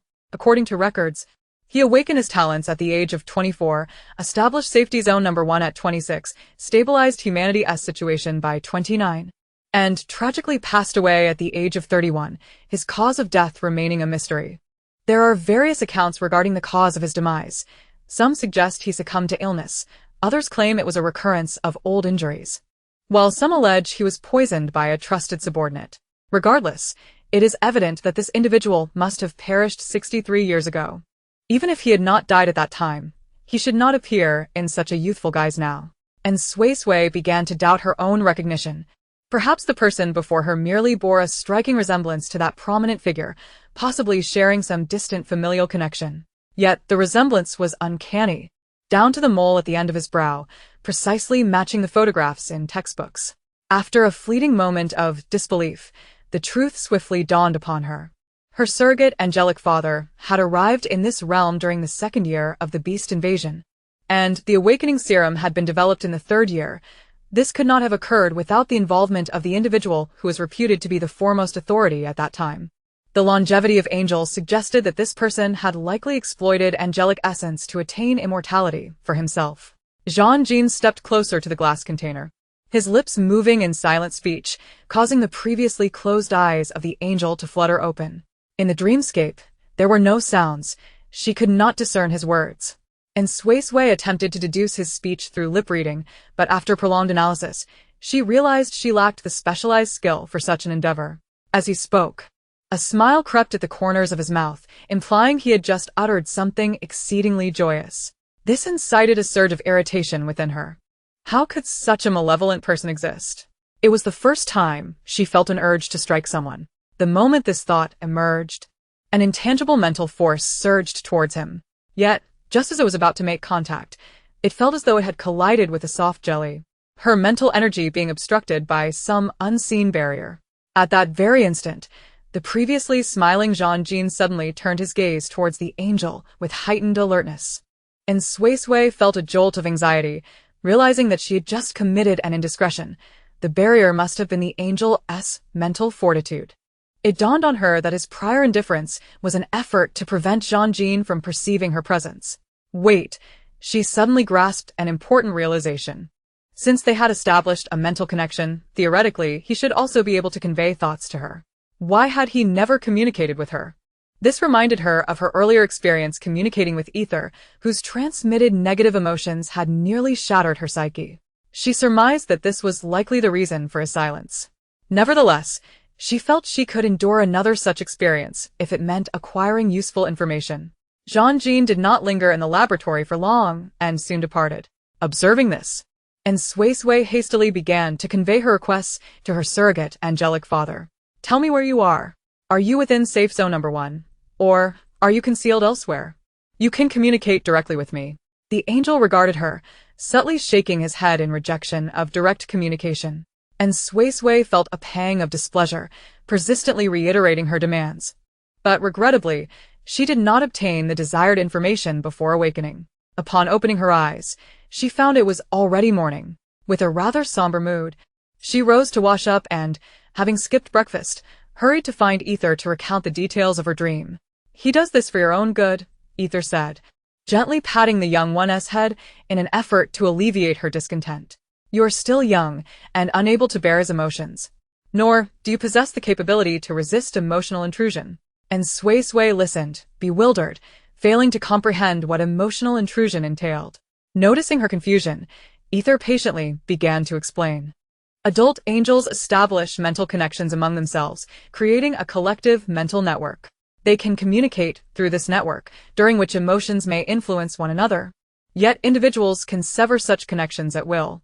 Typically, if someone encounters particularly distressing circumstances, they actively disconnect to shield the entire race from negative emotional contagion. Even if someone inadvertently disseminates negative emotions, others can resist the emotional intrusion, merely receiving information without succumbing to emotions. Young ones without the ability to resist emotional intrusion are not permitted to join the race's mental network. Initially, and Suisui was perplexed by this explanation. But she gradually began to understand. It was akin to a chat room on the internet. The angels had constructed a communal chat room through their mental prowess, allowing them to converse and share emotions freely. Younglings who had not yet activated the emotion-blocking feature were barred from joining this chat room. That is a fair interpretation. Ether concurred with her summary. When he first encountered her, he had assumed she possessed the ability to resist emotional intrusion due to her eagerness to establish a connection. To his surprise, she did not, which is why he refrained from attempting further mental communication thereafter. In fact, brief communications are feasible, I can manage. And Suisui sighed, convinced of her own capacity, yet her guardians deemed otherwise. After conversing with Ether, and Suisui phoned her brother to share the details of her dream, emphasizing the fact that her surrogate angelic father had not been relocated, as well as the situation concerning Jean-Jean. Given his age, Jean-Jean should now be 94. After all these years, his strength has likely grown tremendously. Brother, you must exercise caution. And Suisui warned her brother with concern. And Bei, however, did not seem overly perturbed. He believed Jean-Jean would indeed be formidable, yet not to the extent of overpowering him. Otherwise, he would have resolved matters long ago. Moreover, he surmised Jean-Jean was unlikely to be stronger than Ether, or else he would have sought to capture him already. What concerned him more was the fact that the trapped angel had not been transferred. He was convinced that the underground research facility in the cemetery no longer housed any angels and that there were no hidden chambers. Thus, only two possibilities remained. Either the angel had never been at that research facility and Cheng Xuesong had lied about it, or there existed a higher-level research facility. Alternatively, the angel might still be present but not in the same spatial realm as he was. While no publicly known abilities existed that could create alternate spaces, who could guarantee that there were no awakened beings with such capabilities? Among these possibilities, Anbei leaned towards the latter. After all, the spatial barriers surrounding the cemetery were inherently unusual, suggesting that only an alternate space could exhibit such peculiar characteristics. Ether, the angel, could not be located, nor could Suisui, theoretically the child of the counterpart, sense him. If this were indeed the case, discovering the angel would become an insurmountable challenge. After much deliberation, Anbei hesitantly proposed, Suisui, once Cheng Yen fully controls safe zone number 1, how about you come over? I could take you to the underground research facility. Perhaps you might uncover something. He felt constrained. If it were possible, he would prefer not to involve his sister, but the matter could not be indefinitely postponed.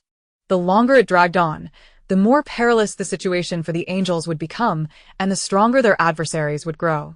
His sister's impending college entrance examination would also become increasingly distant. Regardless, he and Ether would prioritize her safety, her well-being should be assured.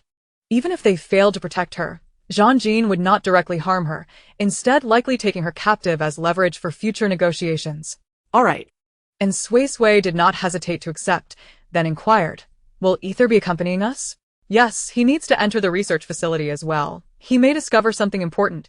And Bei added, "Of course, the paramount concern remained that he could assist in safeguarding his sister. In the event that circumstances take a turn, the other party could swiftly abscond with my sister." "Very well. When shall we make our way there?" And Suisui is already brimming with anticipation. Observing Cheng Yan's pace in dealing with those individuals, it seems we might have to wait at least another 2 months. And Bei calculated the approximate timeline. Considering the impending confrontation with a formidable antagonist, and Suisui began to train with renewed vigor, dedicating every moment to her training aside from eating and sleeping. Aesir deemed this unnecessary, not because she thought the cub's efforts were misplaced, but rather because it was implausible for the cub to train for merely 2 months and contend with a genuine SSS-grade awakener. Moreover, even if the cub trained diligently for a century, it would be unfeasible to pit her against the enemy, thus rendering such strenuous efforts unwarranted. He thought this way and advised accordingly. And Suisui found merit in his argument and shifted her focus to researching some underhanded tactics, rather, more strategically profound maneuvers. Fonglow and Fong Xinghui joined her in this intellectual pursuit. The mental tendrils were indeed well-suited for ambush, allowing her to unleash only a portion of her mental energy, engaging the enemy with 4 tendrils, then unexpectedly releasing a 5th in the heat of battle. She could also conceal several daggers upon her person, utilizing the mental tendrils to manipulate them against her foes when the moment arose. And Suisui reveled in the exploration of these techniques. By early July, Cheng Yan successfully eliminated all high-ranking members of Cheng Shuesong's faction and appointed his own personnel to the vacated positions, thereby asserting complete control over safety zone number 1. And Bei deemed this sufficient and finally notified his sister to join him. Aesir accompanied and Suisui, while the Black Dragon and Cheongchi followed but refrained from entering safety zone number 1, remaining nearby in case assistance was required. Approximately 7 to 8 kilometers from the safety zone, and Bei awaited them in a vehicle. Aesir and Suisui climbed in. The angelic wings were far too conspicuous to allow for a direct flight into the zone. Thus, they needed to travel by car. Cheng Yan had already communicated with the military police at the gate, ensuring that they would not require identity verification upon entry. The group smoothly entered safety zone No. 1 and, rather than proceeding directly to the underground research facility, opted to visit Cheng Yan's residence first. To protect Cheng Yan, and Bei and Qi Ji had taken up residence in his villa. "We will head to the cemetery later tonight. Aesir is too conspicuous and should avoid crowded areas." And Bei succinctly explained. Following the incident at the research facility, the Hero Cemetery had been open to the public all day at the behest of the populace, with only the area housing the underground research facility being sealed off. And Suisui and Aesir had no objections to this arrangement. One believed whatever brother says goes, while the other thought as long as the cub is safe, all else is trivial, any arrangement is acceptable. Upon arriving at the residence, they found Cheng Yan absent. Since taking full control of safety zone number 1, Cheng Yan had been perpetually occupied. He was not only managing the affairs of safety zone No. 1 but also coordinating investigations into the residual forces that had yet to be eradicated, while simultaneously liaising with the leaders of other safety zones to implement new policies and combat various illegal laboratories. He had been so busy that he could manage only 3 hours of sleep daily, had it not been for his robust physique as an awakener. He would have likely succumbed to exhaustion long ago. Observing Cheng Yan's relentless busyness, Bei resolutely abandoned any aspirations for ascension. Who would wish to endure such a life? Waking before the rooster crows and sleeping later than a dog, immediately confronting a mountain of paperwork upon opening their eyes, and even utilizing meal times to receive reports from subordinates? His time was far too precious to squander. It was meant for accompanying and caring for his sister. Even if Cheng Yan were to inadvertently perish, he would opt to find someone to replace him rather than seeking to ascend himself. As the time for their evening endeavor was still early, to stave off drowsiness later, Bei suggested that Suisui take a short nap in her room. At 8 in the evening, a hurried Cheng Yan returned from his office, and the 5 of them set off for the Hero Cemetery. On the way, And Suisui was both anxious and exhilarated, her internal soul flame shifting colors and exhibiting an almost hyperactive demeanor, prompting Aesir to glance at her repeatedly. Chapter 119. Alternate space, and Suisui's soul flame danced with fervor until the vehicle reached its destination, at which point it finally calmed. The entire research facility was cordoned off with warning tape, and military police were stationed nearby. These soldiers were allies. Even upon seeing Suisui with her halo and Aesir with his wings, they maintained their composure. Changyan nodded to the military police and subsequently led the group inside. Changyan and Enbei took the lead, with Suisui trailing closely behind, Qiji beside her, and Aesir bringing up the rear. "Be careful of the glass, Suisui," Enbei cautioned. Due to his earlier violent intrusion, coupled with the rampant growth of blood vines, the research facility was littered with shards of glass, with dark red stains faintly visible on the ground and walls. And Suisui nodded, diverting some of her attention to her footing. "Have you sensed anything unusual?" Changyan inquired, unable to suppress his curiosity. "No," and Suisui shook her head. "Do not rush. The laboratory for the awakening potion is located 8 levels underground," Enbei remarked casually, kicking open a metal door that was on the verge of falling off its hinges, revealing a passage leading downward. The group descended level by level until they reached the 8th level without incident. The 8th level, being the lowest, was not as extensive as the research facilities in safety zones number 4 and 6. This in itself seemed somewhat illogical. Upon entering the 8th level, and Suisui immediately sensed an anomaly, a sensation difficult to articulate. Although her surroundings revealed no hidden presence, she felt as though her celestial angelic father was near, within close proximity. Not only did she perceive this, but Aesir did as well. "There is his aura here," Aesir declared, his golden eyes scanning the laboratory, quickly concluding that there was something amiss with the space. Enbei turned to his friend in surprise. "Isn't the entire cemetery's space problematic?" Qiji asked, puzzled. As an awakener of the space attribute, he was quite sensitive to spatial fluctuations, and while he felt the entire cemetery was flawed, he did not perceive anything particularly peculiar about this location. "I sense my father is right here," and Suisui stated, affirming her feelings. Both Aesir and Suisui had detected his presence, leading them to deduce the spatial irregularity rather than directly uncovering it. "It seems our prior speculation was accurate. There is indeed an alternate space here," Changyan remarked, turning to Qiji. "Do you have any means to address this?" "You are putting me in a difficult position," Qiji replied helplessly. "If I had a solution, do you think Enbei would allow Suisui to come here?" Suisui. "Attempt to establish a mental connection with him. I need to locate his position through your link," Aesir suddenly suggested. "I will give it a try," and Suisui replied, uncertain of her success. Although her recent dream encounter had seemingly established a mental connection, it had only occurred once and was done so unconsciously. Taking a deep breath, she calmed herself, closed her eyes, and endeavored to forge the connection. The group maintained a hushed silence. In a realm of darkness, she could distinctly sense her celestial angelic father's presence. Yet she was unsure how to utilize her mental energy to reach him. The strands of her mental essence unconsciously unfurled, swirling around her before converging toward a single direction. Simultaneously, images from the laboratory began to flash in her mind. As Esser extended a hand to rest on the cub's shoulder, a golden energy enveloped the creature's psychic force, transforming the threads of spirit into shimmering strands of gold. As these ethereal threads dissolved into the void, a sound akin to shattering glass resonated, causing violent ripples in the surrounding space. In the blink of an eye, a tremendous force surged forth, pulling Suisui directly into a rift in space. Both Enbei and Esser reacted with remarkable swiftness, reaching out to grasp her, yet they dared not exert too much strength, fearing that their combined efforts might injure her. The consequence of their hesitation was that all three were inevitably drawn into the rift together. Changyan and Qiji, albeit a moment behind, did not falter. They too willingly followed into the spatial fissure, and Suisui felt as though she were caught in a whirlwind, akin to being tossed into a spinning washing machine, leaving her utterly disoriented. Fortunately, this tumultuous state did not persist for long, as she soon found herself unceremoniously seated on the ground. "Ouch," she gasped, wincing in pain. And without a moment to spare to tend to her discomfort, she quickly surveyed her surroundings, only to find no sign of Bebe or Esser. How peculiar.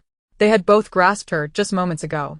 Panic began to set in, but she swiftly compelled herself to regain composure and scrutinize her environment. She found herself in a dimly lit alley, scarcely a meter wide, flanked by ordinary residential buildings, with the street visible at the exit. The outside was bright, clearly daylight, with vehicles passing by. Cautiously, she approached the alley's mouth. The street beyond appeared entirely normal, bustling with traffic and pedestrians engaging in light-hearted conversation.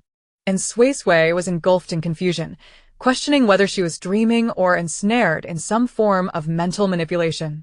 She pinched herself hard, wincing at the pain. This was no dream. Could this truly be an alternate dimension? Yet, the place did not align with her expectations of such a realm. It resembled more of an alternate world. Unsure of her next course of action, she concluded that waiting for her brother and Esser to find her was the wisest choice. Thus, she squatted at the mouth of the alley, biding her time while observing this seemingly ordinary world, only to find herself utterly flabbergasted. Every pedestrian, regardless of age or gender, turned out to be an awakened individual, with the lowest rank being S-class, the majority at SS-class, and occasionally, an SSS-class passerby. This was hardly reasonable. She instinctively took a few steps back, concealing herself entirely in the shadows. After approximately 20 minutes, someone halted before her, obstructing her line of sight. Raising her gaze, she found herself face to face with an elderly woman, a kind expression gracing her features, a basket of vegetables in hand. From her aura, it was evident that the woman possessed SSS-level power. "Little girl, why are you squatting here?" The grandmother inquired gently, "Did you have a quarrel with your family?" And Suisui dared not respond, merely nodding in agreement to the woman's words. "You must communicate well with your family," the elder advised, pointing towards a nearby residential building. "That's my home. Would you like to come over for a visit?" And Suisui shook her head without hesitation. If the woman were a malicious entity, she would stand no chance against an SSS-level powerhouse. Thankfully, the grandmother did not press the matter, instead smiling and offering her an apple from her basket. "Here, take this apple. Once you finish it, return home and make amends with your family." "Thank you, Grandma," and Suisui accepted the apple, watching as the woman departed. Left alone, she gazed thoughtfully at the bright red fruit in her hand. What on earth was this place? Chapter 120. Gathering information, her wariness prevented Suisui from consuming the apple. However, being food gifted with good intentions, she did not discard it, merely holding it.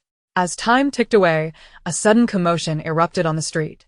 Clad in black tactical gear and white masks, a squad resembling those who had previously attacked in Bebe and the others began to scour every alley. The realization hit her like a ton of bricks. They were undoubtedly searching for her. A wave of dread washed over Suisui as she swiftly rose and made her way to the opposite end of the alley, stepping onto another street. However, as she ventured forth, she hesitated, for this side was also being searched. "What do I do now?" she fretted, feeling increasingly frantic. If those individuals were indeed after her, they most likely knew her physical characteristics. With that glaring halo atop her head, she was unable to disguise herself. Capture seemed inevitable. Recalling the formidable elder, she resolved to take a gamble and seek her out. The building the grandmother had pointed to was not far off. If she could create a distraction to draw the attention of the searching personnel, she might just seize her chance to escape. Creating a ruckus was simple enough.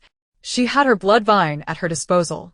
Without delay, after solidifying her plan in her mind, she infused energy into the blood vine, prompting it to sprout tendrils. The vine then bifurcated, with one branch left to create a disturbance and attract the searchers, while the roots followed her as she fled. With caution and speed, she dashed into another alley. The blood vine quickly extended its tendrils, ensnaring an unfortunate passerby. The startled individual retaliated, and the ensuing scuffle swiftly caught the attention of the searchers on the street. Seizing her opportunity, Suisui sprinted across to the building the elderly woman had indicated. Knocking on the door. The door swung open promptly, revealing a young girl who bore a striking resemblance to the grandmother, likely her granddaughter. "Who are you looking for?" the girl asked with a puzzled expression. "I'm looking for your grandmother," and Suisui replied, steeling herself. "I had a disagreement with my family, and your grandmother invited me over for a visit. I would like to rest at your home for a while." though her request was rather presumptuous. The girl kindly opened the door wider, welcoming her inside. "Come in, please. Grandma is preparing lunch," she said, stepping aside. "I'm Bai Han. What is your name?" "I'm in Suisui," she said hurriedly as she entered. Hearing the commotion, the grandmother, donned in an apron and wielding a spatula, emerged from the kitchen. Upon recognizing the girl she had just encountered, her face lit up with joy. "Oh, you've come. Come, make yourself at home. My apologies for the intrusion." And Suisui expressed politely, taking a seat on the sofa, still clutching the apple the elder had given her. Bai Han, feeling at ease, settled beside her, curiosity evident in her eyes. "Why did you argue with your family? Where do you live? I've never seen you before. You must have graduated already. But you look even younger than me." And Suisui swallowed hard, unsure how to respond, and stammered, "It wasn't really a fight, just a bit of a disagreement. My home is a bit far from here, and I don't go out much. I've already graduated." Bai Han, oblivious to the evasion, continued her line of questioning. "What is your talent? I've never seen a halo like yours." "That's not something I can share," and Suisui declined, recognizing it as a matter of privacy. A direct refusal was permissible. "All right," Bai Han acquiesced, sensing the boundary set. Before long, Grandma Bai emerged with a steaming lunch, cheerfully inviting in Suisui to partake. Unable to decline, she joined them at the table, where Bai Han and Grandma Bai engaged in lively discussions about work and internships. Bai Han will graduate next year, and after graduation, she aspires to join the Guard, the very individuals who patrol the streets searching for her kind. Gaining entry into the Guard is a formidable challenge, with the minimum requirement being an SS level awakened and one who has already developed their mental prowess. And Suisui discreetly gathers valuable information, growing increasingly alarmed with each revelation. After lunch, Bai Han invites a friend to go shopping, but after being declined, she departs alone, leaving only Bai's grandmother and herself at home. And Suisui contemplates a pretext for not having her phone, borrowing Bai's grandmother's device, fortunate that it is a smartphone. Although her own phone is on her person, it had previously failed to connect to the internet. Once she secures Bai's grandmother's phone, confirming it is indistinguishable from the outside world and capable of accessing the internet, she begins to search for information regarding this world. She types in keywords such as school, research institute, and guard, swiftly acquiring a grasp of the situation through related news articles and reports. This world is not vast. It comprises less than 1/10 of a normal safe zone, with a population of fewer than 50,000. Yet, despite its small size, it is fully equipped with essential facilities, schools, hospitals, parks, farms, and factories, enabling its inhabitants to be entirely self-sufficient. It is a miniature world, one where all are high-level awakened beings.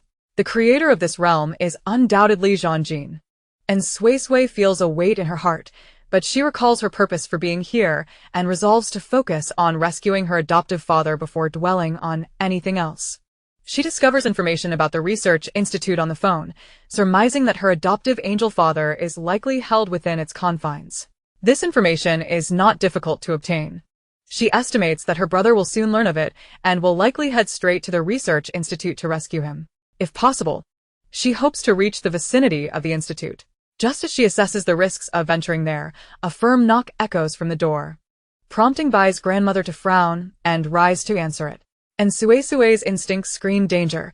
She swiftly retreats to the kitchen before Bai's grandmother opens the door. Catching a glimpse of the guard members outside, she hesitates not a moment and leaps through the window to escape. Before departing, she leaves Bai's grandmother's phone on the kitchen counter. She suddenly realizes where the issue lies. It must have been her search queries that attracted the attention of those individuals, as some of the terms are clearly what an outsider would seek. As she berates herself for her carelessness, she dashes towards the location of the research institute. Having already been exposed, hiding serves no purpose. She resolves to charge boldly towards the institute and seek a way to reunite with her brother and the others. Soon, footsteps echo behind her as the members of the guard pursue her. With a whoosh, an object is launched in her direction, and Suisui does not look back. Her mental tendrils swiftly emerge, knocking the projectile from the air. It is a tranquilizer dart. Her heart races with fear, propelling her to run even faster. When will she be able to confront enemies head-on like her brother? Chapter 121. Bai's grandmother and Suisui runs frantically, on the verge of tears. Passers-by cast curious glances her way. Fortunately, although each one is an awakened, none decide to intervene on her behalf. The guard members clearly aim to capture her alive, their only ranged weapon being the tranquilizer darts. She successfully deflects all the darts with her tendrils. The advantage of her mental appendages lies in their agility. The speed of her thoughts translates directly into their swiftness, unhindered by physical limitations. However, she cannot outrun the trained members of the guard, and the distance between them quickly diminishes. Realizing this is unsustainable, she must attempt to hinder her pursuers. Passing a restaurant, she sends her mental tendrils to grasp a potted plant at the entrance and hurls it behind her. The sound of shattering pottery is accompanied by her apologies. "I'm sorry," she murmurs, addressing the restaurant owner. She wishes to avoid damaging others' property, but she has no other choice. If given the opportunity, she would compensate them later. Thus, she runs, apologizing as she goes, her tendrils smashing into anything they can reach. In her panic, she unintentionally snatches a half-eaten, hand-grabbed pancake from a young man standing by the roadside and tosses it behind her. In that fleeting moment, their eyes meet, and she sees shock and disbelief reflected in his gaze. "I'm sorry," and Suisui exclaims, yet despite her efforts, she cannot shake off her pursuers and ultimately resolves to call upon the Bloodvine for assistance. However, enlisting the Bloodvine's aid means she cannot escape. She can only fortify a safe stronghold and await her brother or Isai's arrival. Just as she prepares to summon the Bloodvine, an aged, wrinkled hand reaches out from a nearby alley and seizes her. Ah! She gasps instinctively, sensing a potential threat to its young charge. The Bloodvine immediately wraps around the hand, attempting to penetrate the flesh, but to no avail. Despite its frailty, the hand is imbued with strength, and Suisui finds herself pulled into the alley without resistance. Suddenly, she is met with a familiar living room. Her gaze darts to the person who has grabbed her.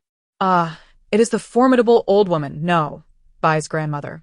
She stares at her, filled with wariness and confusion, unable to comprehend why this person would aid her, suspecting ulterior motives. "Do not be alarmed," Bai's grandmother reassures with a smile, then states plainly, "I harbor no malice. I know you are from the outside." And Suisui's eyes widen slightly. "Occasionally, individuals like you manage to find their way in," Bai's grandmother continues, rising to pour her a glass of milk. "You are aware of the existence of the outside world?" And Suisui confirms in astonishment. While conducting her earlier research, she had ascertained that the inhabitants here were oblivious to the outside, believing their world was all there was. Beyond the borders lies an imperceptible spatial barrier, preventing anyone from exiting. "Of course I know," Bai's grandmother replies, placing the milk before her and sitting down on the sofa. "I was once a person from the outside." This cascade of revelations leaves Suisui's mind reeling as she struggles to determine what to inquire about first. Then, "You do not be so surprised. This small world was constructed 63 years ago, and the first batch of members came from the outside," Bai's grandmother states, her expression tinged with melancholy. "However, most of them have long since departed." 63 years. And Suisui, acutely attuned to the significance of this time frame, immediately thinks of Jean, who was declared dead 63 years ago. Therefore, he must have faked his death and led a group of people into this realm to construct this unique space. While her adoptive angel father was also likely transferred here. The inhabitants of this world are all high-level awakened, presumably having acquired the powers of angels. Jean is likely cultivating superhumans, preparing to utilize them in a confrontation against the angels. Should humanity ultimately falter against the angels, this place would serve as humanity's last refuge. She suddenly feels a surge of complex emotions, admiring the lengths to which the other party has gone for humanity, yet still opposing their methods. And Suisui exhales softly, striving to calm her tumultuous thoughts. She has many questions yet to ask. "Grandmother, how did you know I came from the outside? And why are you helping me? I am being pursued by the guard. Won't aiding me bring trouble upon you?" As one ages, the ability to perceive the subtleties of life often intensifies. Grandma Bai, with a gentle smile, offered her insights, but only addressed the first inquiry. Those individuals would not return swiftly. For now, this place was a sanctuary, and she could remain here in peace. Thank you, and Suisui politely expressed her gratitude, deciding to stay for the time being. Given that the elderly woman recognized her as an outsider yet did not pose any threat, even assisting her in evading pursuit, it seemed clear that her intentions were benevolent. Most importantly, venturing outside could easily lead her to encounter the guards, resulting in another frantic chase through the streets, leaving her with limited options. Grandma Bai smiled at her and then ascended the stairs to retrieve some yarn, settling in the living room to knit a sweater. And Suisui, unsure of what to do, simply watched her work. After a while, a thought struck her. Grandma, don't you have any questions for me? No.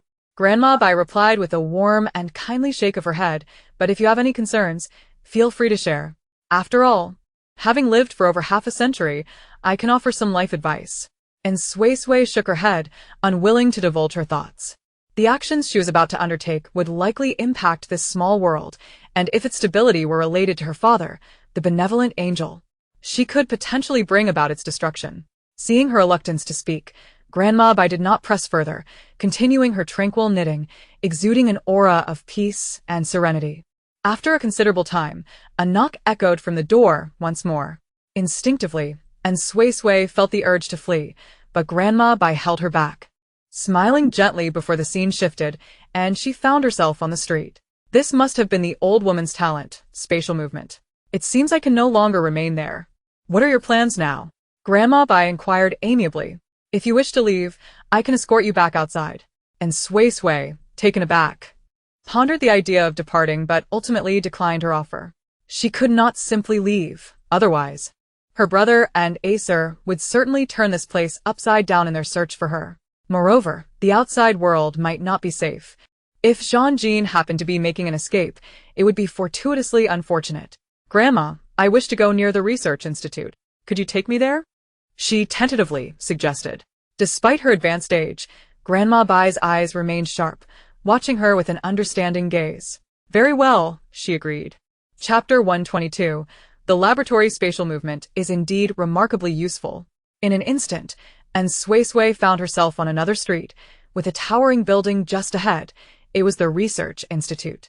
Grandma Bai pointed toward the edifice, her tone gentle as she cautioned, "Child, be careful. I can only accompany you this far." And Suisui felt as though the old woman was acutely aware of her intentions. In a moment of impulsiveness, she asked, "Aren't you afraid I might cause destruction?" Ah. My dear, I cannot discern whose path is right, so I do not impede anyone. Grandma Bai smiled before vanishing from her sight. And Suisui stared at the now vacant spot, her thoughts spiraling as she began to speculate about the woman's identity. Having been among the first to enter this place, her status must be significant. Just then, the sound of an explosion jolted her back to reality. Turning to glance at the Research Institute, she witnessed glass shattering from the third floor and someone tumbling out. Clearly, they had been forcefully ejected. Ah. Such a crude method of attack could only be attributed to her brother, and Bei. Had he breached yet another level? And Suisui could not help but smirk at the thought of her brother rampaging inside. Surveying her surroundings, though no one was in sight, she decided it prudent to find a concealed spot to hide. Now was not the time to recklessly expose herself and risk being taken hostage. The greenery along the road was lush, with flourishing trees lining the sidewalk. With the aid of her mental tendrils, she nimbly ascended the most verdant tree. Perching herself on a sturdy branch, she was growing increasingly accustomed to her new abilities, even scratching an itch with her tendrils unconsciously. May everything go smoothly for you, brother. And Suisui whispered silently, directing her thoughts toward the Research Institute. Occasionally, individuals were hurled from the building, and the floors involved were escalating, resembling a progress bar. Yet, after a mere 20 minutes, and Bei had already advanced to the 9th floor. What a remarkable brother she had. Oh, he's mine, she chuckled to herself, feeling a swell of pride for her brother's strength, unintentionally amusing herself with her thoughts. However, just as her laughter subsided, another voice joined in, deep, restrained, and magnetic, akin to a finely tuned instrument. This was clearly a man's laughter, and Suisui's heart raced. Ever since gaining control over her mental powers, her senses had sharpened dramatically. She could hear breaths and heartbeats, sounds that had previously eluded her. Yet, at this moment, she only realized someone was nearby upon hearing that laughter. and it was alarmingly close. Slowly, she lowered her gaze. With ordinary features and clad in a white lab coat, the figure she had often contemplated, Jean Jean, stood below. Why was he here? Had Grandma Bai betrayed her? That made no sense. If she wished to turn her in, she could have simply transported her directly to Jean Jean. In Suisui, our first meeting, I am Jean Jean, the man said with a smile, tilting his head to meet her gaze. And Suisui fell silent for 2 seconds, forcibly suppressing her chaotic thoughts and fears, then leapt from the tree, racing toward the research institute. At this moment, her only priority was to reach Bay. Jean Jean observed the fleeing girl, not immediately pursuing her. Only after she had sprinted over 100 meters did he leisurely begin to move. With a single step, He appeared barely a meter away from her, reaching out to grasp the back of her collar. And Suisui nearly lost her balance, her mind screaming in panic as she swiftly directed her mental tendrils to strike him. Jean Jean merely snapped his fingers, and an invisible force transformed into ropes, binding her mental tendrils and even ensnaring the blood vines. And Suisui sidestepped to steady herself and countered with an elbow strike. He retreated slightly, creating distance. Seizing the opportunity, she bent low to slip past the hand that had grabbed her, then seized his arm, kicking toward the back of his knee. Jean Jean raised an eyebrow, surprised by the girl's basic combat skills, but the disparity in their physical capabilities was far too great. To him, her attacks felt like a child's feeble attempts. He released her collar, snapping his fingers again, and the force coalesced into chains, binding her arms completely. This was dire, and Suisui felt her heart racing, nearing her throat. Just then, she caught a glimpse of Cheng Yan in her peripheral vision. She anticipated his presence as well. Cheng Yan, help! She cried out without hesitation. In truth, she need not cry for help, for Cheng Yan had already noticed her. The figure was rapidly approaching, as the ground beneath was swiftly encased in ice, the frosty surface spreading towards her at a velocity surpassing that of its bearer. In the blink of an eye, the distance of 300 to 400 meters had evaporated, and the icy expanse had reached their feet. Observing this, Jean Jean let out a soft chuckle, flames rippling outward from his body, instantly melting the ice that threatened to encase his feet. He paid no heed to Cheng Yan, instead seizing the girl's arm, intent on utilizing spatial movement to whisk her away. And Suisui, sensing his intention to abduct her, was unwilling to be taken and hastily unleashed the mental threads concealed within her. These threads coalesced into tendrils, ensnaring the dagger at her waist and lashing out towards him in an attempt to disrupt his spellcasting. Alas, it was too late. Although she succeeded in piercing his abdomen with the dagger, the moment was simultaneous with her being transported to another location. In a laboratory, as bright as day. Various intricate instruments were in operation, emitting a faint humming sound. And Suisui sensed the presence of her celestial father, though he was not within this laboratory. He was certainly nearby, perhaps just next door. Her heart raced with a blend of excitement, fear, and unease, as she was uncertain of what Jean Jean would do next. Initially, she presumed he had seized her to use as leverage against Bei and Ace, yet he had brought her directly to the laboratory. His objective likely pertained to her very being, and he probably knew she was the child of an angel. And Suisui looked at him anxiously. Jean Jean was tending to his wound, casually extracting the dagger from his abdomen, the injury visibly healing at an astonishing pace. It appeared he possessed more than one talent. Thus far, he had demonstrated spatial movement, manipulation of air currents, control of flames, and extraordinary regeneration. She had thought she and her brother were exceptional. Yet here was someone whose abilities exceeded their own. She felt a desire to report this. Her anxiety and fear had led her to engage in wild speculation. However, this tumultuous state did not endure long, as an intangible presence gently brushed against her head, imparting a sense of calm. Her heart instantly settled. Jean Jean looked up into the void. Rest assured, I have no intention of causing your daughter any harm. For now. Chapter 123. Position come. Let us sit down and converse. Your responses will determine my attitude towards you. Jean Jean stated as he gestured for a chair beside him. And Suisui, oblivious to the dissipating currents around her, obediently drew a chair closer and sat upright, her hands resting on her thighs in a posture reminiscent of an exemplary student, exuding an air of compliance and innocence. You truly recognize the situation, Jean-Jean remarked, laced with a hint of teasing. And Suisui felt a surge of indignation, but dared not retort.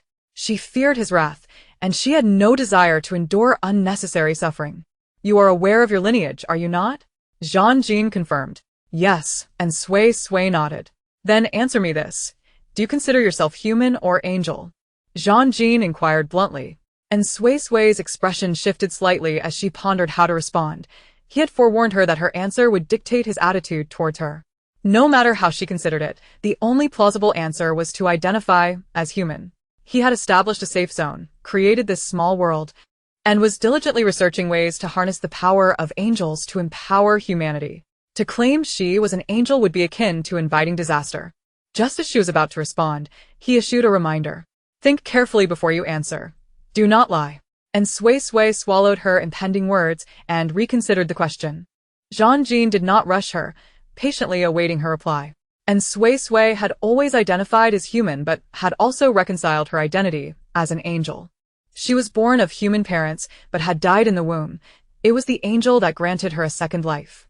Raised as a human, yet her body was undeniably that of an angel. Like all angels, she possessed an extended lifespan, formidable mental power, and would eventually grow wings to soar freely through the skies. After much contemplation, she resolutely declared, I am a hybrid.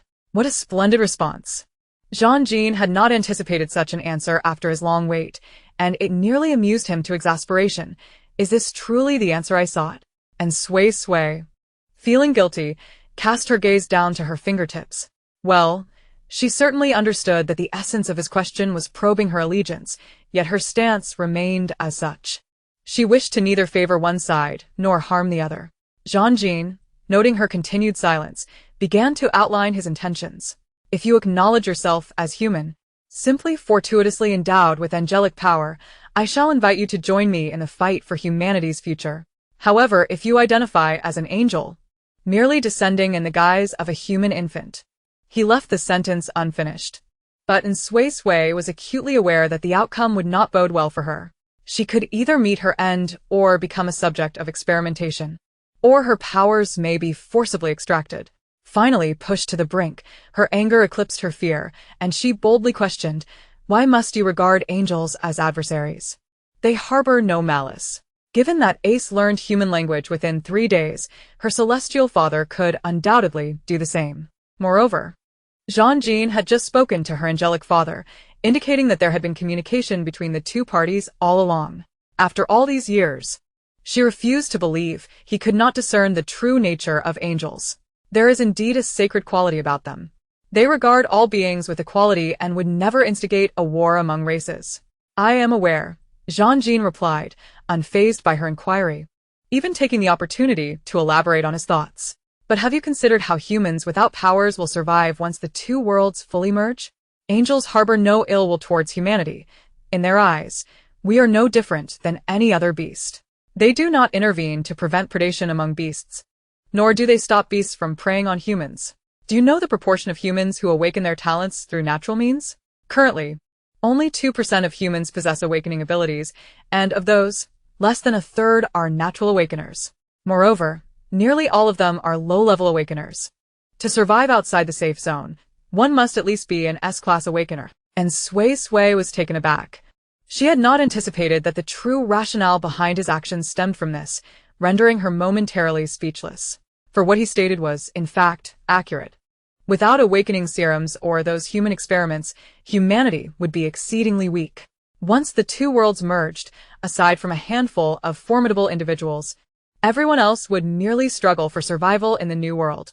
Although angels bore no ill will towards humanity and even harbored goodwill, they would not intervene to assist humans. Yet, such actions are unjust. And Suisui was uncertain how to counter his argument, but she recognized the wrongness of it. Regardless of the desire to acquire power, it should not be pursued in this manner. Jean-Jean smiled slightly, his gaze devoid of mockery, akin to that of an adult observing a naive child.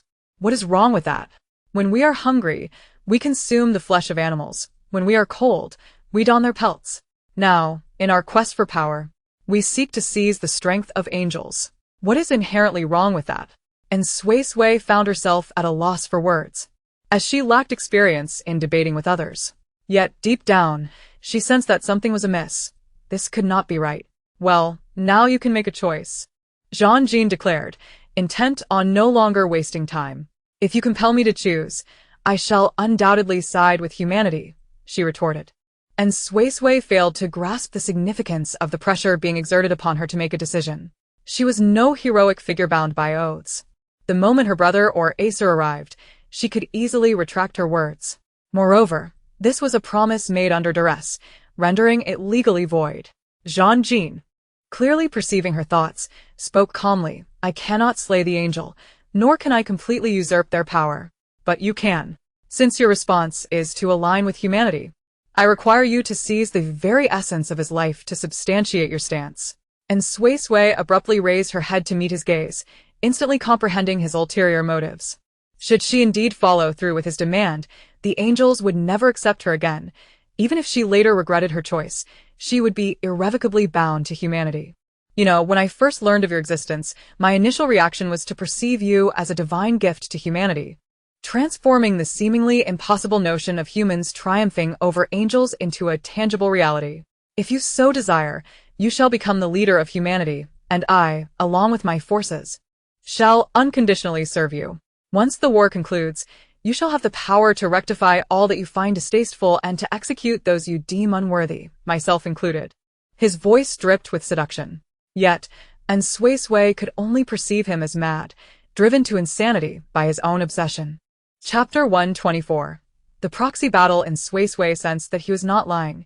He was not attempting to deceive her or plotting to usurp her position once she had dealt with the angels. His singular aim was to ensure humanity's victory over the angels and to empower them. This notion had become his obsession. Silence enveloped the air. Neither in Suisui nor Jean-Jean spoke. Time ticked away until the sound of a message notification broke the stillness. Jean-Jean glanced at his phone, frowning slightly. I shall grant you one final minute to contemplate your decision. He issued his ultimatum, then, with a hint of exasperation, added, Your brother is truly difficult to deal with. And Bei was nearing the research facility. Though his laboratory was more clandestine, key personnel had already been captured for interrogation. It was only a matter of time before he could arrive. He could not afford to give the girl more time for consideration. Should she accept his proposal, it would be a mutually beneficial outcome. If she refused, he would need to act swiftly to ensure her safety. And Suisui's mind was taut with tension, racing to devise a countermeasure. She would, under no circumstances, acquiesce to his proposal.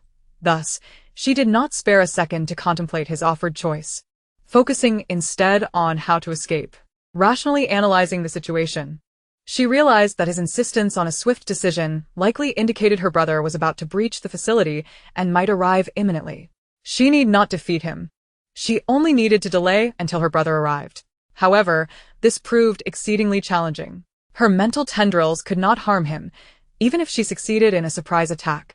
His remarkable regeneration would allow him to recover swiftly from any non-lethal injury. Moreover, he possessed the gift of spatial manipulation, rendering any attempt to flee futile. Even if she leapt from the upper floor, he would undoubtedly reach her before she could land. After much contemplation, her only viable option became to find a way to release her angelic father. She resolved to feign agreement with his proposal, intending to meet her father and seek an opportunity to liberate him. She harbored uncertainty about her father's condition and whether he would be able to protect her upon release. But she felt compelled to try. I agree, she declared in the final second of the countdown. Jean-Jean smiled and rose to his feet. Then follow me. And Suisui's heart raced, but she maintained an exterior of calm. She trailed him out of the conversation chamber and into a dimly lit corridor. Proceeding deeper until they reached the end of the passageway, there stood a heavy, technologically advanced metal door. Jean-Jean unlocked it with a fingerprint scan, and the door creaked open, and Suisui's heartbeat quickened. As the door fully opened, she stepped into the laboratory she had come to know so intimately. The lab was bright as day, and within the massive glass tank filled with blue liquid, her angelic father gazed quietly at her. This was their first true encounter, and a whirlwind of emotions surged within her. He must have overheard her conversation with Jean-Jean. What must he be feeling at this moment? Would he be saddened? Regretful? Would he believe he had saved someone unworthy of salvation? What am I to do? She averted her gaze from him. Jean approached the apparatus beside the glass tank, explaining as he operated it, "I will induce a temporary coma in him. Once he is unconscious, you will." His sentence remained unfinished. Upon hearing that the angel would be rendered unconscious, and Suisui instinctively seized a chair and hurled it at the glass tank. With a resounding crash, she exerted all her strength. The chair's metal leg became deformed, yet the glass tank remained unscathed. "What material is this? It is far too durable." Jean, noticing her actions, turned his head. I merely wish to test the glass's hardness. Do you believe me?" And Suisui offered a desperate justification, devoid of hope. "Although your heartbeat reveals your deceit, I must admit, your choice has left me disappointed." Jean sighed. "I am sorry, but I cannot accept your proposal."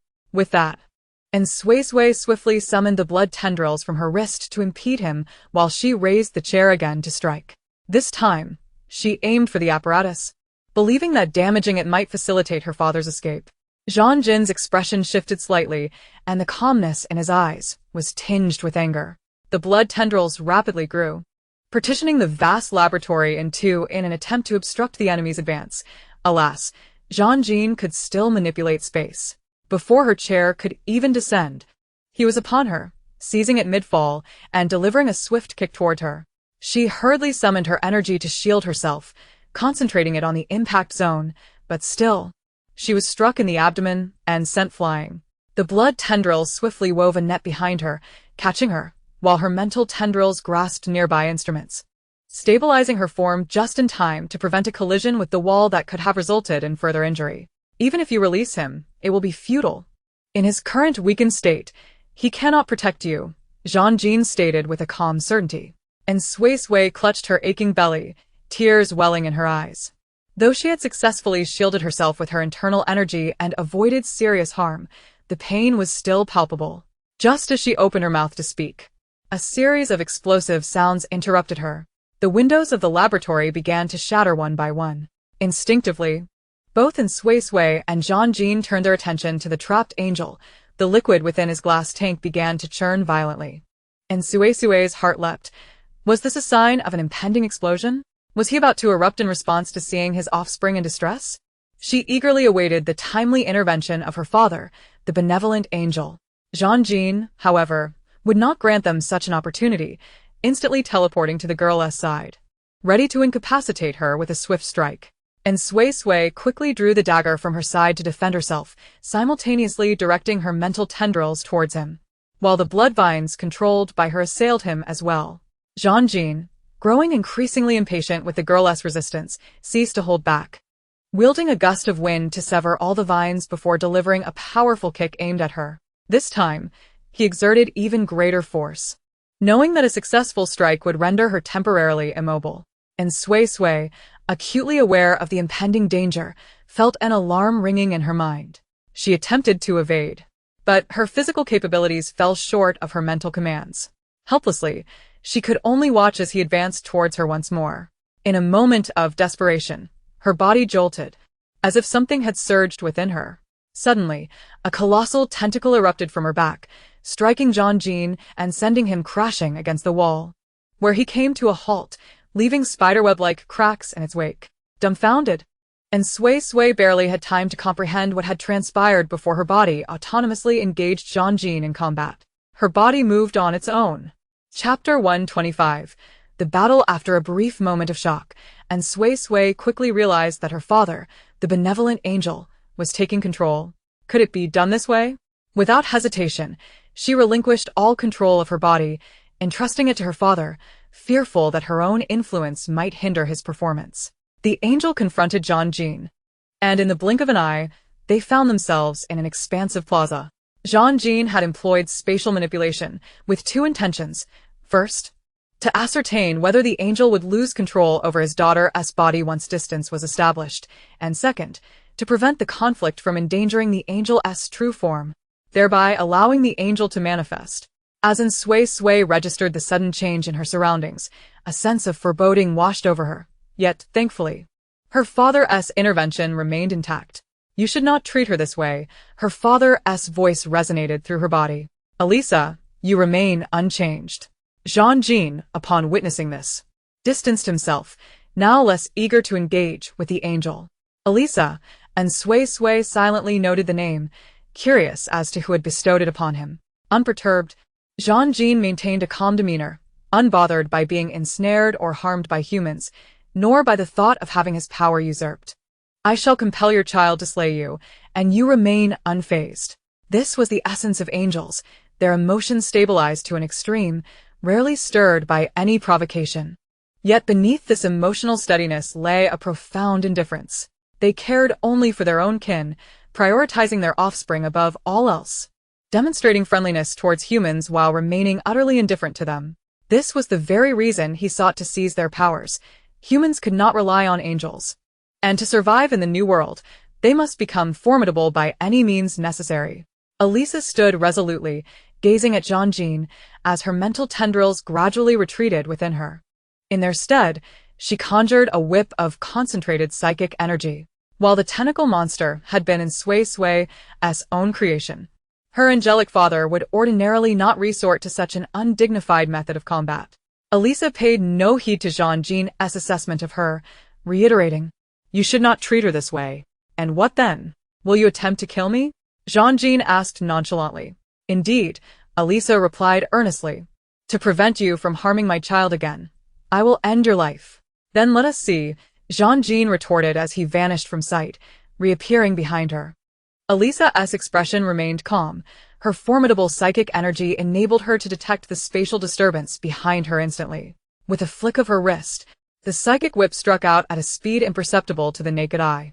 Jean had no choice but to teleport away, but prior to his escape, he unleashed a torrent of flames directed at the girl, and Suisui felt the searing heat approaching. There was no time to panic.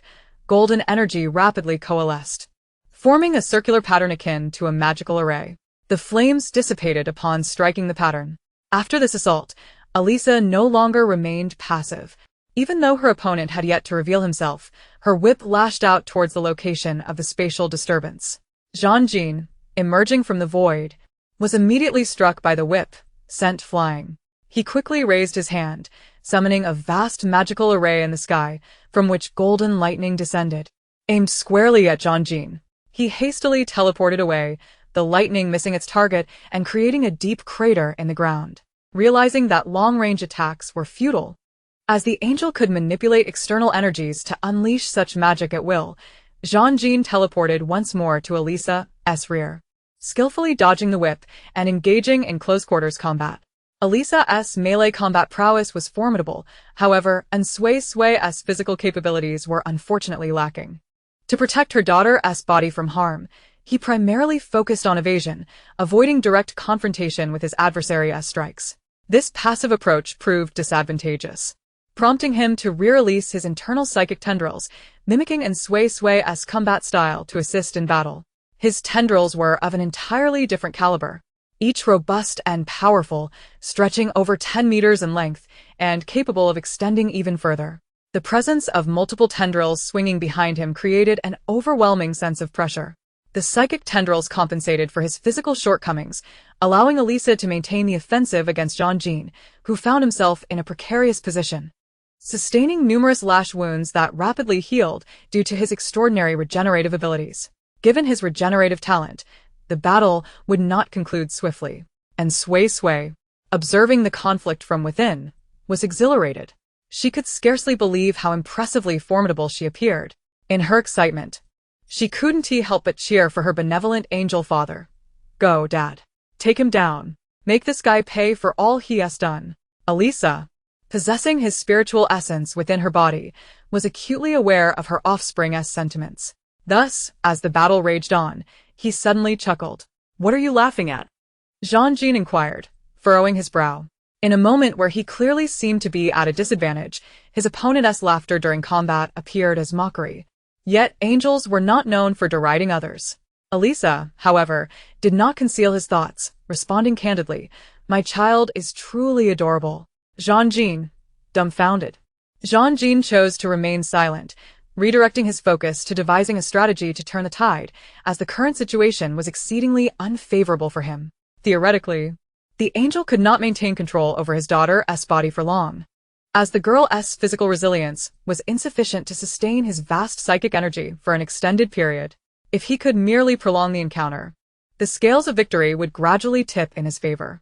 Furthermore, due to his remarkable regenerative abilities, he was unlikely to be slain in the short term. However, the issue lay in the fact that this alternate space housed more than one intruder. Ignoring Cheng Yan and Qi Ji for the moment, and Bei and Ace, one a human and the other an angel, would bring the battle to an immediate conclusion should either arrive. Zhang Jin's mind raced as he finally devised a strategy to alter the course of the battle. He slightly lowered his gaze, focusing on defensive maneuvers while simultaneously directing his subordinates through mental commands to head towards the laboratory. Once he had issued the orders, he returned his full attention to the skirmish. And Suisui noticed that the other parties seemed to be somewhat distracted, and an unsettling premonition rose within her. She hurriedly reminded her father, the chief angel, to be cautious, as that nefarious individual might resort to underhanded tactics. Upon receiving the warning, her father immediately accelerated his offensive rhythm, unleashing more mental tendrils to exert comprehensive pressure on the opponent. Zhang Jin found himself retreating step by step. Observing this scene, Zhang Jin appeared akin to an unwitting player who had stumbled into a high-level dungeon, forced to confront a boss, vulnerable and pitiable. When Bei and Qi Ji arrived, they were greeted by this very sight. Qi Ji exclaimed, "And Bei, what happened to our sister? She's mutated." Chapter 126, Rescued. That was clearly not Suisui. And Bei shot a glance of disapproval at his friend. Despite being in his sister's body, he recognized at once that it was not her. The entity controlling the body was likely the trapped angel. The connection between his sister and the adversary was intricate, and it was not entirely surprising that the former could assist in the battle. "Who is it?" Qi Ji instinctively inquired, but quickly realized, "Oh, it's Suisui's cheap father." Without further ado, Bei dashed towards the battlefield, covering the few hundred meters that lay between them. Both Alicia and Zhang Jin sensed Bei's arrival. The former visibly relaxed, while the latter's expression soured instantly. Alicia decisively resolved to collaborate with Bei to eliminate Zhang Jin, summoning a colossal golden magic circle that erupted from the ground, with countless golden chains ascending skyward, intertwining to seal off the airspace. This was intended to restrict spatial abilities. Zhang Jin's actions against the young offspring had indeed provoked his ire. When he declared he would kill the adversary, he meant it. He was indifferent to everything the opponent had done to him, but any harm inflicted upon Suisui was unforgivable. What parent could tolerate an assault on their newly born child? As Zhang Jin realized that spatial movement was no longer an option, his expression shifted dramatically, yet he soon donned a smile. And Suisui's heart raced with anxiety. Just as she was about to warn her father, the chief angel, to be careful, she witnessed the myriad golden chains dissipate into glimmering motes, and control of her body swiftly returned to her. Oh no! Her assistants had logged off at the most critical moment. In the very next instant, Zhang Jin had teleported before her, reaching out to seize her. At that same moment, Bei was still 100 meters away, clearly unable to intervene in time. And Suisui's pupils dilated in terror. If she were caught, she would undoubtedly be whisked away by the adversary's spatial movement. Time seemed to stretch infinitely.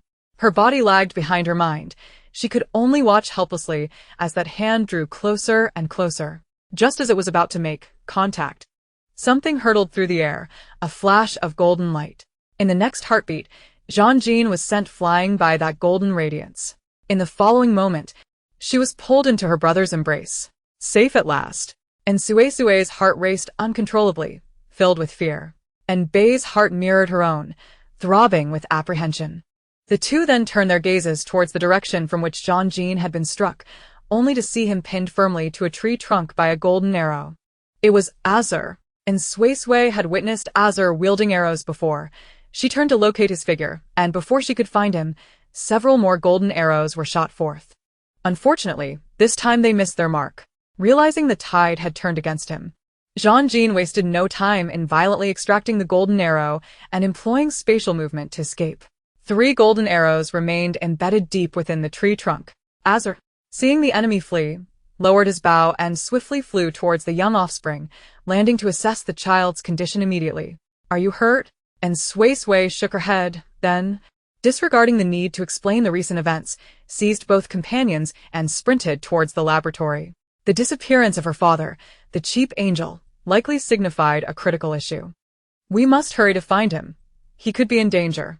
Perhaps due to the recent assistance she had received, she could now clearly sense his location. Enbei and Azur followed without hesitation. Before long, Enbei felt that his sister was lagging behind, so he effortlessly scooped her up in his arms. Following her guidance towards the laboratory, all of this transpired in the blink of an eye, leaving Chi-Ji somewhat bewildered in the distance. It had appeared as though a significant attack was imminent, yet suddenly those chains vanished, followed by the enemy being shot away, and his three companions dashing in a singular direction. Was the plot progressing too rapidly? Had he missed something? Wait for me, he called out, quickly pursuing them, though he inevitably fell behind. Only Azur was capable of keeping pace with Enbei's determined sprint. Along the way, Azur attracted the attention of numerous passers-by, yet none paid them any heed. The trio soon arrived at the sole school within this realm, making their way directly to the experimental building. The top floor housed the laboratory containing Alicia. Upon reaching the door, Enbei did not hesitate to kick it open. The specially crafted metal door could not withstand his current strength, and Suisui swiftly extricated herself from her brother's embrace, rushing into the laboratory and towards the glass tank.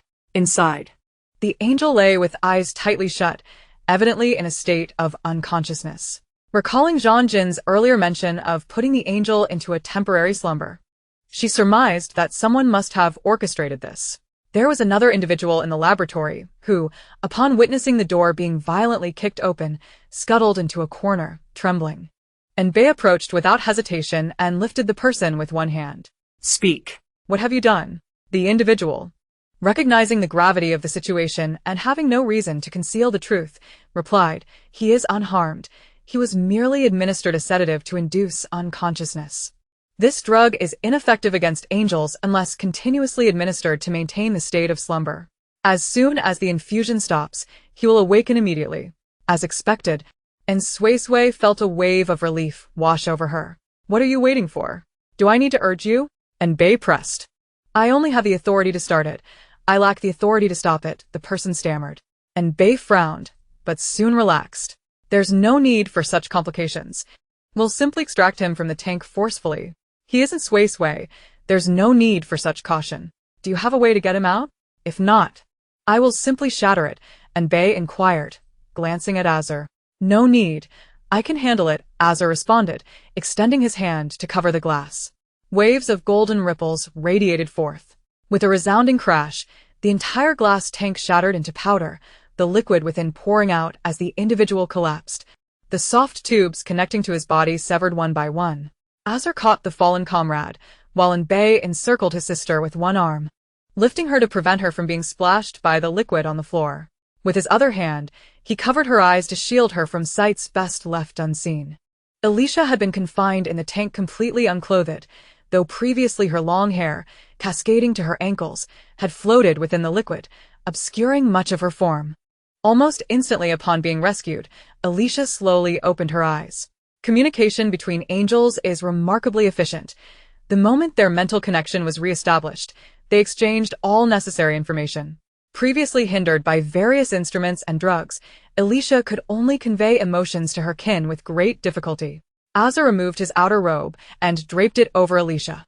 Alicia donned his attire with a sense of orderliness, observing that his appearance was quite satisfactory. Once the robe was draped upon him, Enbei released his sister, and Suisui immediately turned her gaze towards her benefactor, hesitatingly uttering, "Father." At this utterance, Enbei's brows furrowed in dismay. Was such a term of endearment too casual? Would this lead to his sister being whisked away by those winged beings? Sensing a looming crisis, the angel before him morphed into a more avian form. Chapter 127. When he died, Alicia gazed at the young girl, his eyes brimming with tender amusement, softly responding, "Suisui."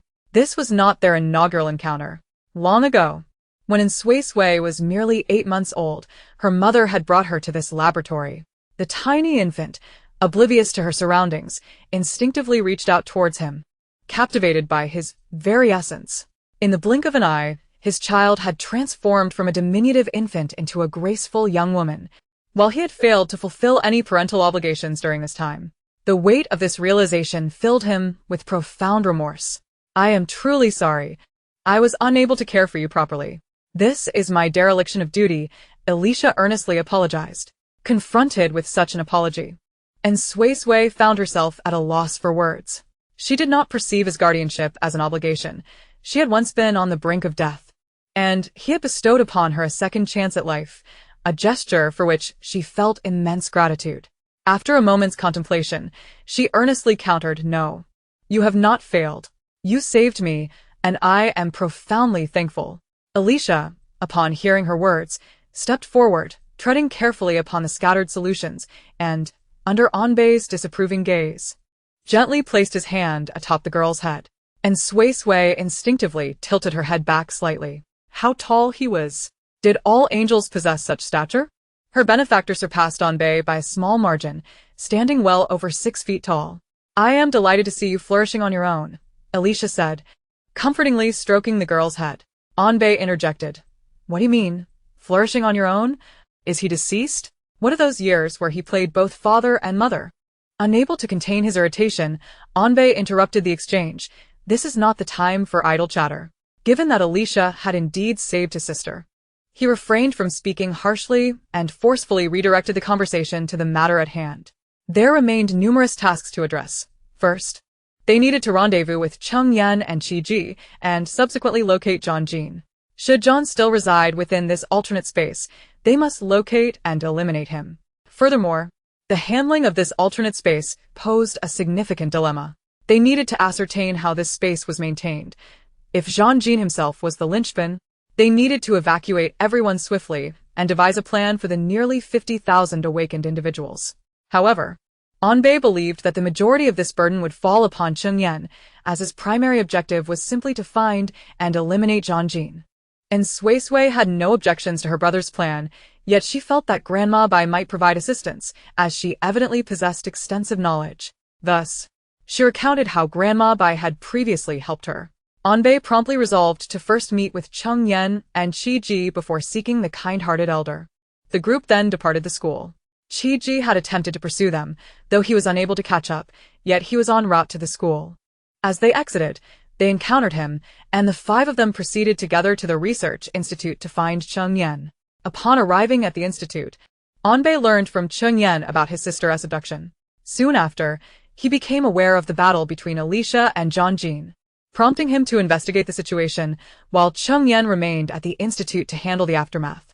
By the time they reached the institute, Cheng Yan had already subdued all personnel within, as these core researchers were privy to the existence of the outside world. They had been handpicked by Jean Jean himself. Cheng Yan extracted valuable information from them, revealing that this alternate space was entirely under Jean Jin's dominion, yet he was often preoccupied with research, delegating management to another. This individual, Yu Ziming, was a key aide to Qing Xuesong and was currently detained in the outside world. Additionally, the maintenance of this alternate space relied on 3 awakened individuals with spatial abilities, one of whom was Jean Jean himself, meaning he could not be absent for extended periods. A brief departure was permissible, as the other 2 could temporarily stabilize the space. Upon absorbing this intelligence, Onbei resolutely declared, "Then, you must swiftly devise a plan for the evacuation of these individuals. Jean Jean must perish. He could not allow Jean Jean to live merely to uphold this space. Once an opportunity presented itself, he would act without hesitation. Then let us first seek the other 2 awakened individuals and inquire if they possess a means to relocate the structures within this space," Cheng Yan suggested, visibly troubled. If they could transfer everything from the space, it would simplify matters. They could clear an area adjacent to Safety Zone 1, while other concerns could be addressed later. However, if they could only evacuate the individuals, they would face challenges in informing the populace of the truth about the world, calming their fears, and facilitating their departure. What are the names of these 2 awakened individuals, and where can they be found? Onbei inquired without hesitation. One is called Jia Tianyi, a 25-year-old youth, and the other is Bai Yuxiang, a 92-year-old elder, Cheng Yan replied. And Suisui, if unaware of who the elder was, would surely be lacking in common sense. In the living room, and Suisui, Onbei, and Alicia were seated on the sofa, within Suisui positioned centrally, the 3 forming a distinct concave arrangement. Due to the multitude of tasks at hand, They split into two teams. Anbei, unwilling to allow his sister to leave his sight, naturally opted to remain with her. The two angels also prioritized the welfare of the young one, and initially intended to accompany her, but the disparity in their combat prowess was too great. Should Zhang Jin confront Cheng Yan and Qi Ji, it would spell trouble. Ultimately, Acer, at Suisui's request, joined the other team. Grandma Bai poured tea for the three, then turned to Alicia with a smile. Congratulations on regaining your freedom. Though not a researcher herself, she was nonetheless an important figure and was familiar with angels. Alicia had previously encountered her and nodded in acknowledgement. Grandma Bai then addressed the young girl. It seems you have triumphed. That is commendable. Grandma, We have matters to inquire about, and Suisui quickly interjected. You wish to know how to leave this place and assist those trapped here, Grandma Bai surmised, then, with an apologetic tone, explained, I lack the ability to send anyone out. My role is solely to stabilize this space, while the authority to enter and exit lies with that boy Tianyi. I see. And Suisui felt no disappointment upon hearing this, as Cheng Yan was already seeking the other individual. We also wish to learn about Zhang Jin. Anbei suddenly spoke up. Feel free to ask, but my knowledge is limited. Grandma Bai kindly replied. Anbei proceeded to inquire about Zhang Jin's abilities and possible hiding places. Grandma Bai answered both questions. His innate talents far exceed your imaginations. His gifts are related to his learning capacity. As long as he sufficiently comprehends a talent, he can master it. He has departed this alternate space. I cannot ascertain where he may be hiding in the outside world. I can maintain this alternate space for no more than 3 days, if possible. I implore you to expedite the evacuation of those here. 3 days, that time frame is exceedingly tight. After posing their queries, the trio quickly rose to leave, with Grandma Bai accompanying them to the door. Before the three departed, she suddenly uttered a final remark, her voice barely above a whisper. Zhang Jin had once witnessed his family being devoured. Chapter 128. Foster Brother. Granny Bai did not intend to defend Zhang Jin. Indeed, he had committed many grievous acts, inflicting harm upon numerous innocent souls. She merely wished to convey to the three the reasons behind Zhang Jin's current state. He could not endure the frailty of humanity, nor accept that humans might serve as mere fodder for the beasts. And Suisui turned in shock to face the other. Yet Granny Bai simply offered her a gentle smile before returning indoors. Suisui, do not dwell on it, and Bei said, patting his sister's head. No matter the reason, he should not have harmed you. In his eyes, he had already sentenced Zhang Jin to death. After all, in his world, no one mattered more than his sister. And Suisui did not respond to her brother's words. After a long pause, she turned to Alicia and asked, do angels not care for the fate of humanity? Alicia neither nodded nor shook his head, calmly stating, this is the natural evolution of life. Implicitly, it meant that angels would indeed refrain from intervening to assist humanity. Humans must adapt to the new world on their own. The weak would be eliminated, while the strong would survive and produce superior offspring, allowing humanity to grow stronger with each generation. Having been raised as a human, and Suisui felt a heaviness in her heart upon hearing this. But if you wish to help them, you may, Alicia added, observing her reaction. You are free to do as you please. Their reluctance to intervene was not due to an inability, but rather a belief in the normalcy of this natural evolutionary process. Instantly, and Suisui's eyes brightened. Yet she felt inadequate to effect significant change. Thus, she eagerly inquired, may I ask for your assistance? Of course, the old father replied indulgently. Splendid! Humanity is saved.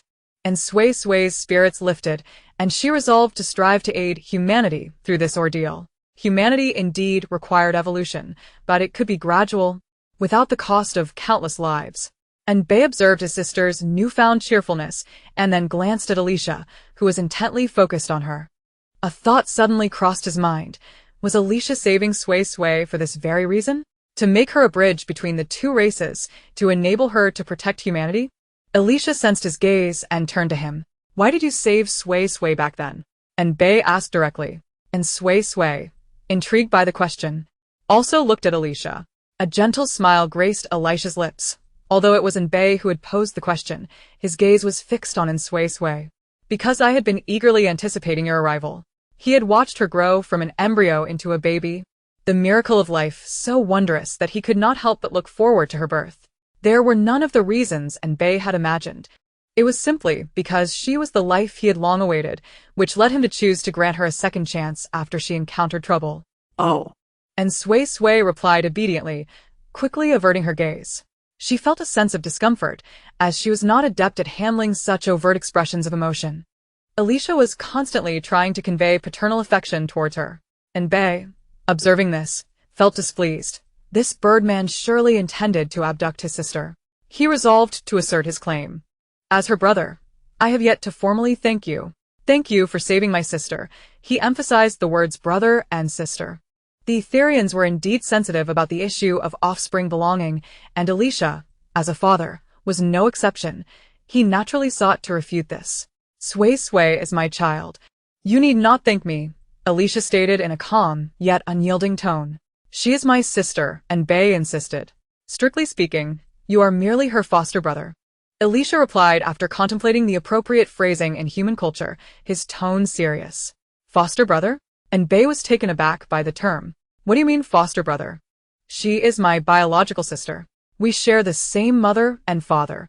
What family considers children born of the same parents to be foster siblings? This is more absurd than the Etherians. We should hurry to find Chengyan and the others.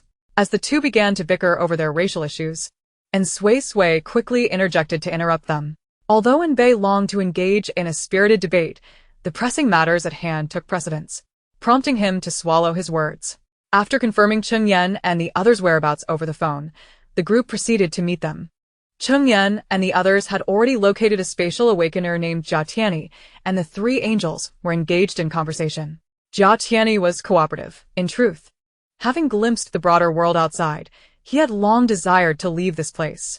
However, Zhangjin had not permitted him to do so, leaving him too afraid to depart. Upon entering the room, Jia Tianyi abruptly stood, pointing at Suisui. You're the tentacle monster who stole my hand-grabbed pancake. And Suisui exclaimed, is this world really that small? She quickly realized it was indeed quite small. After a brief moment of confusion, recalling her past actions, she rapidly apologized. I'm sorry. I will compensate you. What hand-grabbed pancake? Chi-Ji asked curiously. And Suisui could only provide a brief explanation of the incident, prompting a hearty laugh from Chi-Ji, who had the lowest threshold for humor. Subsequently, everyone settled down to discuss serious matters. And Suisui merely listened, while Ether and Alicia appeared to be listening as well, but were actually communicating through a mental connection. Angels had their own encrypted channels. Jia Tianyi expressed his inability to transport the buildings here using his abilities. He could only open a passage for those within to exit. Well, there's much to be done, Chengyan stated. He needed to return to the outside world first to arrange accommodations for nearly 50,000 awakened individuals in hotels and inns. Then, he would return here to inform the public of the truth and organize their orderly evacuation. And Suisui could not contribute to these tasks and was thus sent home to rest. Ether and Alicia accompanied her back, while Bei and Chi-Ji remained to assist. They could not leave everything to Chengyan. If he were to become exhausted, finding a suitable replacement would be troublesome. And Bei was not worried about his sister's safety. After all, two angels were helping to protect her, one of whom could even carry out tasks on her behalf. Absurd, yet reassuring. Chapter 129. Premature Baby. With Jia Tianyi's assistance, the group returned to the outside world. A considerable amount of time had passed. It was now 4 a.m, and the cemetery was quiet, save for the faint chirping of insects. Chengyan arranged for someone to take Suisui back to her residence while he busied himself with Bei and Chi-Ji. And Suisui felt exceedingly weary and yawned repeatedly once she was in the car. Observing this, Alicia appeared somewhat concerned and softly inquired, Suisui, is this how you've always been? Always been what?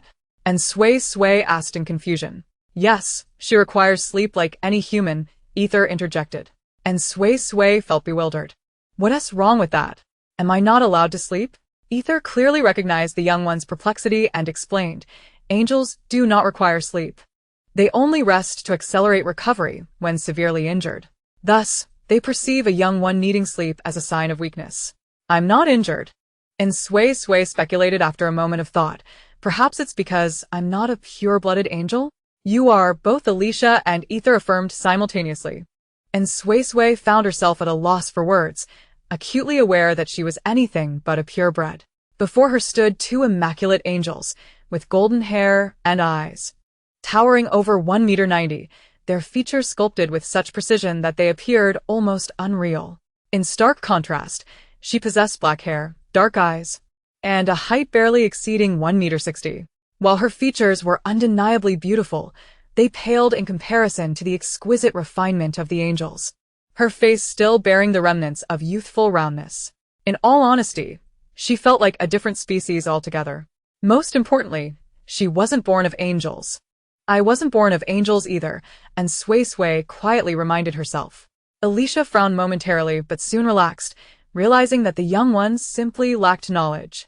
Come, he suddenly beckoned. Just as Suisui was about to inquire where they were going, she felt a gentle touch of his mental energy, establishing a mental connection with her. Instantly, her mind flooded with a myriad of information, along with a faint awareness of his emotions. Perhaps due to the relief of being rescued, his feelings had settled into a calm state, though she could still sense a hint of sorrow. Prolonged mental connections between younglings and adult angels were generally inadvisable, even if the adult's emotions were stable. After transmitting essential information, Alicia severed the mental link, allowing the young one to process the influx of knowledge on her own. And Suisui's eyes widened involuntarily as she absorbed the information. It was simply astonishing. The angels' method of reproduction was nothing like that of humans. They created a shell-like container, placing within it the fruit of the tree of life, and depending on circumstances, they would add elements of their choice, such as flowers or dew.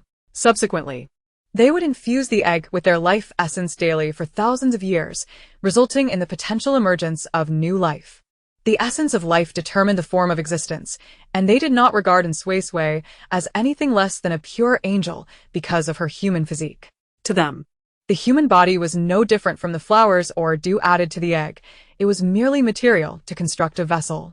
Due to this unique method of procreation, angels could choose to create offspring alone or collaboratively with friends, taking turns to provide life energy for the egg, akin to 100 years from one, followed by 100 years from another.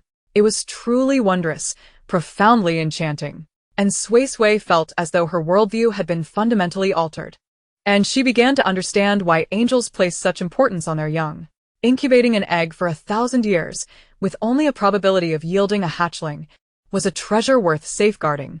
You were born too quickly. Your body likely hasn't fully developed, Alicia remarked. His brow furrowed once more as he pondered how to address the young one's inherent deficiencies. We can ask Ace, she understands better how to care for younglings, Ether suggested.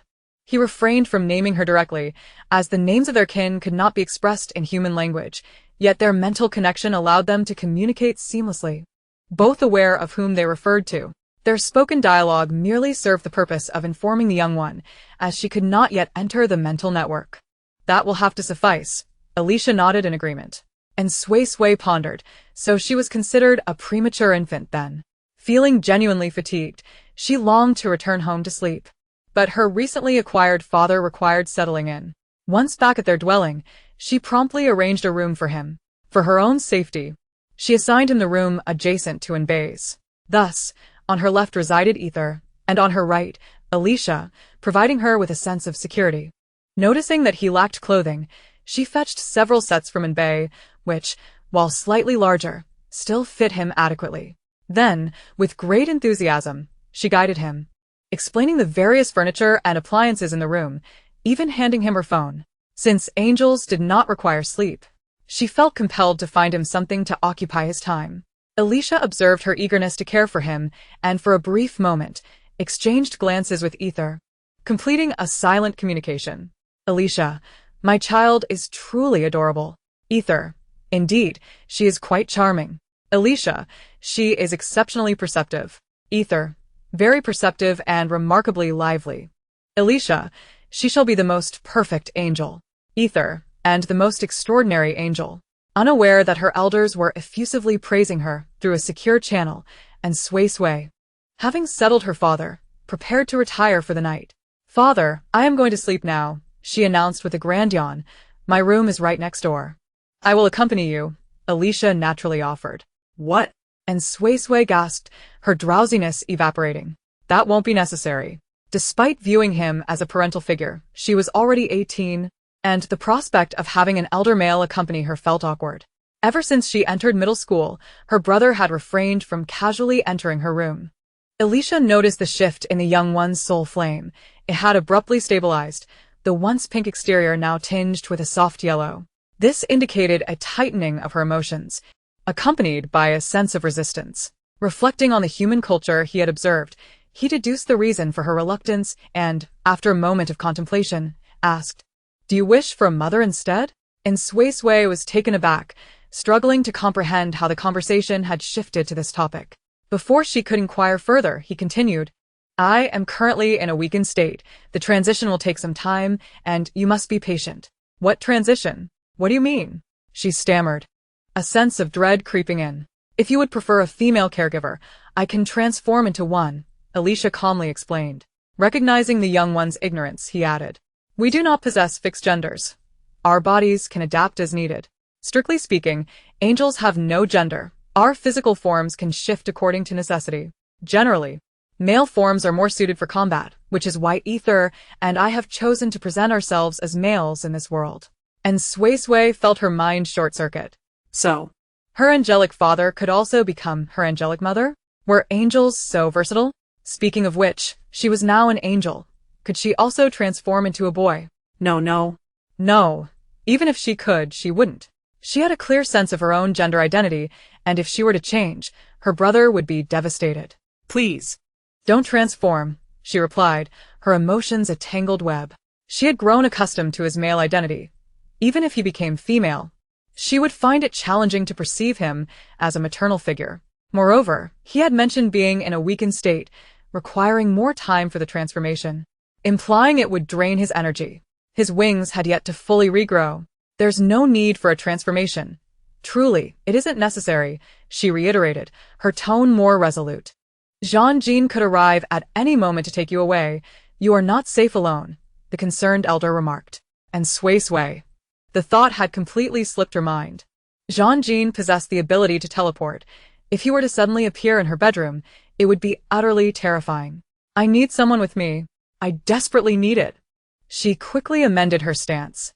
The situation had changed. It was no longer a matter of comfort. The mere thought of a lurking threat instilled such trepidation in her that she dared not close her eyes when alone. Due to her pressing need for companionship, not only did Alicia accompany her back to the bedroom, but Ether followed suit. As she lay in bed, drifting off to sleep, the two angels sat by her side, engrossed in their phones. Alicia, still grappling with the nuances of this technological marvel, relied on Ether for guidance, their communication occurring silently through a mental connection. Despite the presence of these two vibrant beings in the room, and Suisui assumed she would be unable to sleep. However, she unexpectedly succumbed to slumber almost immediately. In her drowsy state, she felt a fleeting curiosity about what captivated their attention so intensely. They were perusing the official account of the White Tiger sect, applying for membership, registering, and methodically liking posts. And Bei, Qiji, and Chengyan were tirelessly occupied, their schedules so packed that they scarcely found time to rest. Recognizing that Fonglow and Fongxinghui in the abandoned quarantine zone were valuable allies, and Bei promptly summoned them, with Cheongqi dispatched for their retrieval. Fongxinghui had anticipated a leisurely visit, only to be swiftly reassigned to assist in managing the awakened beings in the alternate dimension. Amidst the flurry of activity, and Suisui found herself in a state of leisurely repose. Her days were filled with indulgence, eating, drinking, sleeping, watching television, and engaging with her phone. Occasionally, under Alicia's tutelage, she practiced using her psychic tendrils for combat. With Chengyan having ascended to a position of influence and her surrogate angelic father having been rescued, her urgency to grow stronger diminished, granting her the luxury of a reprieve.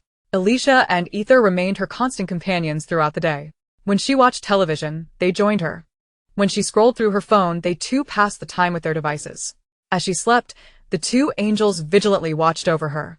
When she indulged in snacks, they regarded her with expressions filled with concern, as though lamenting, "What should we do if the cub indulges in clearly unhealthy food?" After 3 days of this routine, and Suisui quickly grew accustomed to her surrogate angelic father, their interactions shedding any previous awkwardness, and their conversations became candid. She directly inquired about his past. Why were you captured? Given that he could physically overpower Jean during his prime, it seemed implausible that he had been bested by a younger version of Jean. In a calm, almost detached tone, Alicia recounted the events of that fateful year. He had arrived in this world with the intention of engaging in dialogue with its intelligent races, aiming to negotiate the integration of their worlds. Integration was inevitable and could not be averted. He hoped for peaceful coexistence, without inciting a racial conflict. Initially, all proceeded smoothly, and he engaged in friendly discussions with Jean, who had just assumed leadership among humans. He vividly recalled the expression on Jean's face upon learning the truth of their worlds, a palpable sense of relief. To facilitate communication, Jean bestowed upon him the name Alicia, a name that symbolized divinity and salvation, reminiscent of the biblical prophet renowned for his miraculous deeds.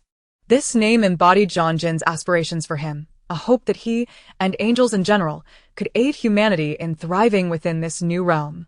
At that time, Jean likely regarded him as a friend, frequently inquiring with genuine interest about angels and the world from which he hailed. Their rapport was quite amiable. However, this cordiality soured when Jean articulated his vision for the future, expressing a desire for angels to help restrict the movements of aberrant beasts and prevent them from encroaching upon human territories. Alicia refused, asserting that such restrictions contradicted the natural evolution of life. Subsequently, events spiraled beyond control. Jean procured a special serum that temporarily suppressed Alicia's abilities and, in collusion with other awakened beings, captured him. The chaos among humans was swiftly quelled, and all attention turned to the study of him, as they sought to unravel the secret behind the angel's strength in an effort to empower humanity. Alicia's reaction to his confinement was surprisingly subdued. He felt a twinge of compassion and allowed the humans to study him, refraining from seeking assistance from his comrades, until Suisui found herself in peril. He had always believed that the cub was thriving under the care of her human mother, only to suddenly sense a drastic decline in her vitality, compelling him to urgently seek aid from his peers. And Suisui's emotions were a tumultuous blend of sympathy and sorrow for her mother's suffering. Noticing her distress, Alicia gently stroked the cub's head, sincerely assuring her, after your arrival, her soul's flame, despite its shadows, shines brilliantly. Your mother is grateful for your presence, and I too am thankful that she brought you into my life. You are a treasure bestowed upon us by fate. Chapter 131. Will and Bei sensed that the moment had come to unveil the truth regarding the alternate dimension, Jean, and the angels, to the public. He was unconcerned about the upheaval this revelation might provoke. He felt it imperative that the truth be laid bare for all. The populace had a right to know the reality and to determine their own future. Cheng Yan, however, was less enthusiastic about the timing. He did not oppose revealing the truth, but believed it should be approached with caution. This disagreement led to a heated exchange, ultimately resulting in Cheng Yan's concession. There was little choice, for the future of humanity evidently rested upon Suisui, who, being a devoted sister, never opposed her brother's suggestions. Cheng Yan promptly convened a meeting with the upper echelons, disclosing the truth to these key figures, and then forcefully suppressed all dissenting voices, decisively determining to make the truth public. And Suisui remained oblivious to their machinations, and by the time she became aware, both reality and the online world had erupted into chaos. The situation was even more sensational than when the human experimentation scandal had broken. For while only a minority had suffered from those experiments, the current revelations impacted the future of all humanity. Online, debates raged over the question, what lies ahead for humanity? Many believed that Jean's path was justifiable, asserting that sacrificing a few for the future of the race was acceptable. Conversely, detractors contended that while sacrifice could be permissible, it must be voluntary. Humanity should never relinquish its morals and principles, lest it cease to be human. Numerous voices argued that the future of humanity lay in the hands of the angels, having witnessed ether driving off aberrant beasts. They trusted in the angels' benevolence and believed humanity could survive with their assistance. Dissenters, however, were adamant that those who were not of their kind could not be trusted. Rather than rely on the help of others, they preferred to wield their own power, even going so far as to label those who aided the angels in regaining their freedom as traitors to humanity. Supporters of Zhangjin and antagonists of the angels largely overlapped, as did supporters of the angels and critics of Zhangjin. Certainly, there are those who find themselves unsupported by either side. They deem human experimentation reprehensible while simultaneously disapproving of reliance on angels. Yet, when questioned about the path forward, they are unable to articulate a coherent rationale. Amidst these discussions, and Suisui's name has once again risen to prominence. Curiosity abounds regarding her relationship with the angels, her role in the unfolding events, and whether she will be able to safeguard humanity in the future. Observing the myriad opinions circulating online, and Suisui began to contemplate this pressing question, pondering how she might protect her fellow beings. However, before she could arrive at any conclusions, magnetic storm zones began to manifest simultaneously across various locations, suggesting that the merging of two worlds has entered a new phase. What could this signify? And Suisui hurriedly inquired of the two angels residing in her home. Unfortunately, Alicia and Ether were equally perplexed. Perhaps this was merely a natural progression of the world's integration, or perhaps something had transpired on the other side. Ether glanced at his companion and proposed, "How about you return for a while? You go back, and I will remain here to protect Suisui." Alicia promptly rejected the suggestion, shifting the responsibility onto Ether. "You require healing," Ether reminded him. Alicia had exhausted too much power and was currently in a weakened state. Without assistance, it could take centuries for him to recuperate fully. The only expedient method of recovery was to return and seek help from a companion skilled in healing, as well as to consume the fruit of the Tree of Life, to replenish his vitality. Elisha's expression shifted subtly, not out of concern for his own predicament, but rather due to a sudden thought about his young offspring. "Suisui, would you consider returning with me?" He wished to take the young one back, to find someone who could aid in restoring his health. No. And Suisui immediately shook her head vigorously, fearing he might insist on taking her away. Though she was indeed curious about the other world, and aware that the two realms would eventually merge, she could not bear to leave her brother behind, especially not at such a critical time, even if it were just temporarily. "If you go back, you will receive better care," Alicia earnestly urged. "Absolutely not." And Suisui continued to shake her head, firmly expressing her thoughts. "I do not wish to leave my brother." Alicia furrowed his brow slightly. At that moment, Ether recalled a remark made by the young one. "I don't need to live for long. I actually think living to 70 or 80 years would suffice." This statement had been prompted by Ether's advice to the young one not to invest too much emotion in humans, as their lifespans are fleeting, and they would soon part ways. He quickly relayed this to his companion through their mental connection.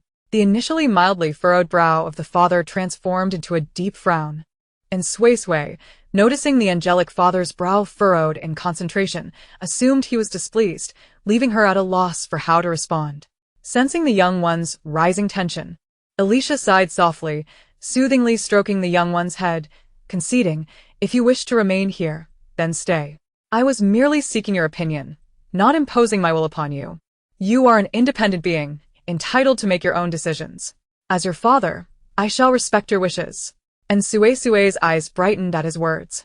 In retrospect, Ether had similarly refrained from forcibly preventing her from certain actions he disagreed with. It seemed that the angelic race embodied this ethos. They were indeed the epitome of perfect guardians. After Alicia concluded, he turned to Ether. "When you return, please bring some fruit from the Tree of Life. You require healing." "I can ensure her safety," Ether countered, disapprovingly. "Merely replenishing life energy is insufficient for your condition. It is not too late to seek healing once everything settles." Alicia genuinely did not concern himself with his own state of being. However, while he was unconcerned, the young one was. And Suisui felt embarrassed to allow him to prolong his injuries for her sake and quickly urged, "Father, you should return.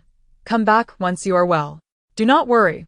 I can protect you even in my current condition," Alicia said, clearly reluctant to leave his young one. "Ether can protect me just fine and I still have my brother." And Suisui insisted. Yet Alicia wished to say more. Seeing this, and Suisui firmly declared, "Regardless, you must return. And only after you are fully recovered may you come to find me." The father respected his young one's wishes. Yet it did not prevent the young one from disregarding the father's.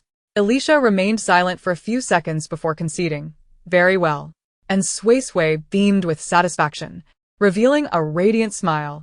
What the young one desired, the young one received. Chapter 132. The Fusion of Worlds. Alicia, laden with worry, stepped through the rift back to his own world, and Bei was acutely aware of the mess left in the wake of Alicia's departure.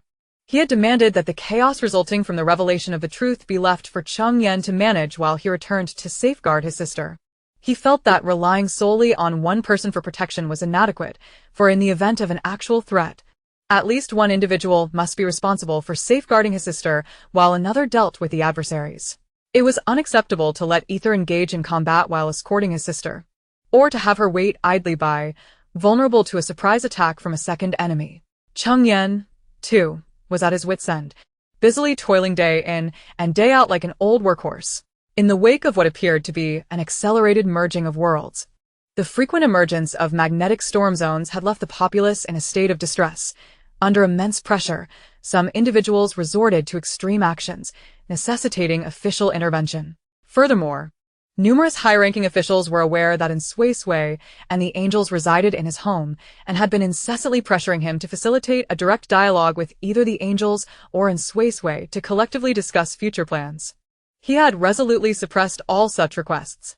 He dared not allow those individuals to converse with the angels, for the angels had no interest in deceit.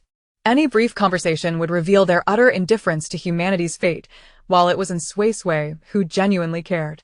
Should this information leak, the current situation would undoubtedly descend into further chaos.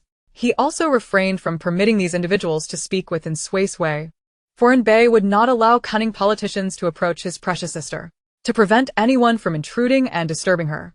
Bei had even ensconced the villa's vicinity with blood vines, prohibiting strangers from entering. He had also ensured that the creatures Cheongqi and Halong were brought into the safe zone, positioned at the entrance to guard the premises. Those attempting to approach in Suisui and the angels would find their resolve dissipated at the sight of these imposing guardians. The one redeeming quality of Bei was that he had left Qi Ji at his disposal, despite Qi Ji's dissatisfaction, as he incessantly berated Bei throughout the day. While the external world was in turmoil, and Suisui remained in her residence, enjoying her peace, and even engaging in cultural studies, and Suisui was bewildered by her brother's priorities. At such a critical juncture, was it truly appropriate to focus on her cultural lessons? Moreover, she had no desire to tackle mathematics. It was far too challenging. In August, the number of detected magnetic storm zones surged, and although it was summer, temperatures began to plummet dramatically.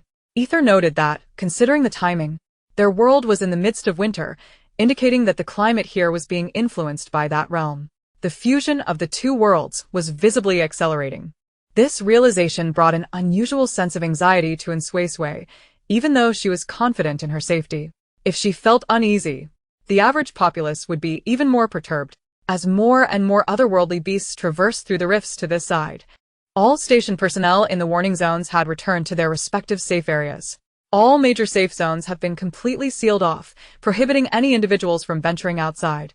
As everyone stands on high alert for the impending disaster, a growing number of voices online express their pessimism, believing that humanity has lost all hope, plunging the populace into a state of unease.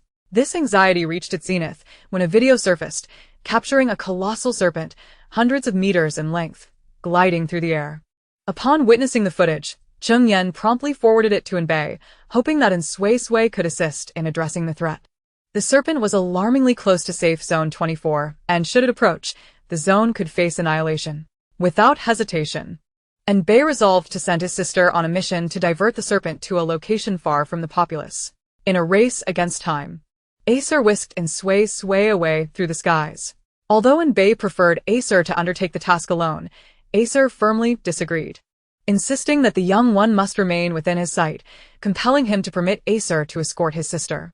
Suisui, brimming with curiosity about the enormous serpent, eagerly accepted the venture. This serpent was likely a python. She had encountered one during her abduction from the safe zone. Albeit that creature measured merely a few meters in length, indeed, a juvenile. Had the creatures from the rifts grown disproportionately large? Acer moved swiftly, intercepting the python before it could reach Safe Zone 24, successfully redirecting its course. Suisui excitedly perched upon the serpent's head, capturing a first-person perspective video to share with Chung Yen, who had requested it in hopes of calming the public's fears. However, she felt no obligation to film this.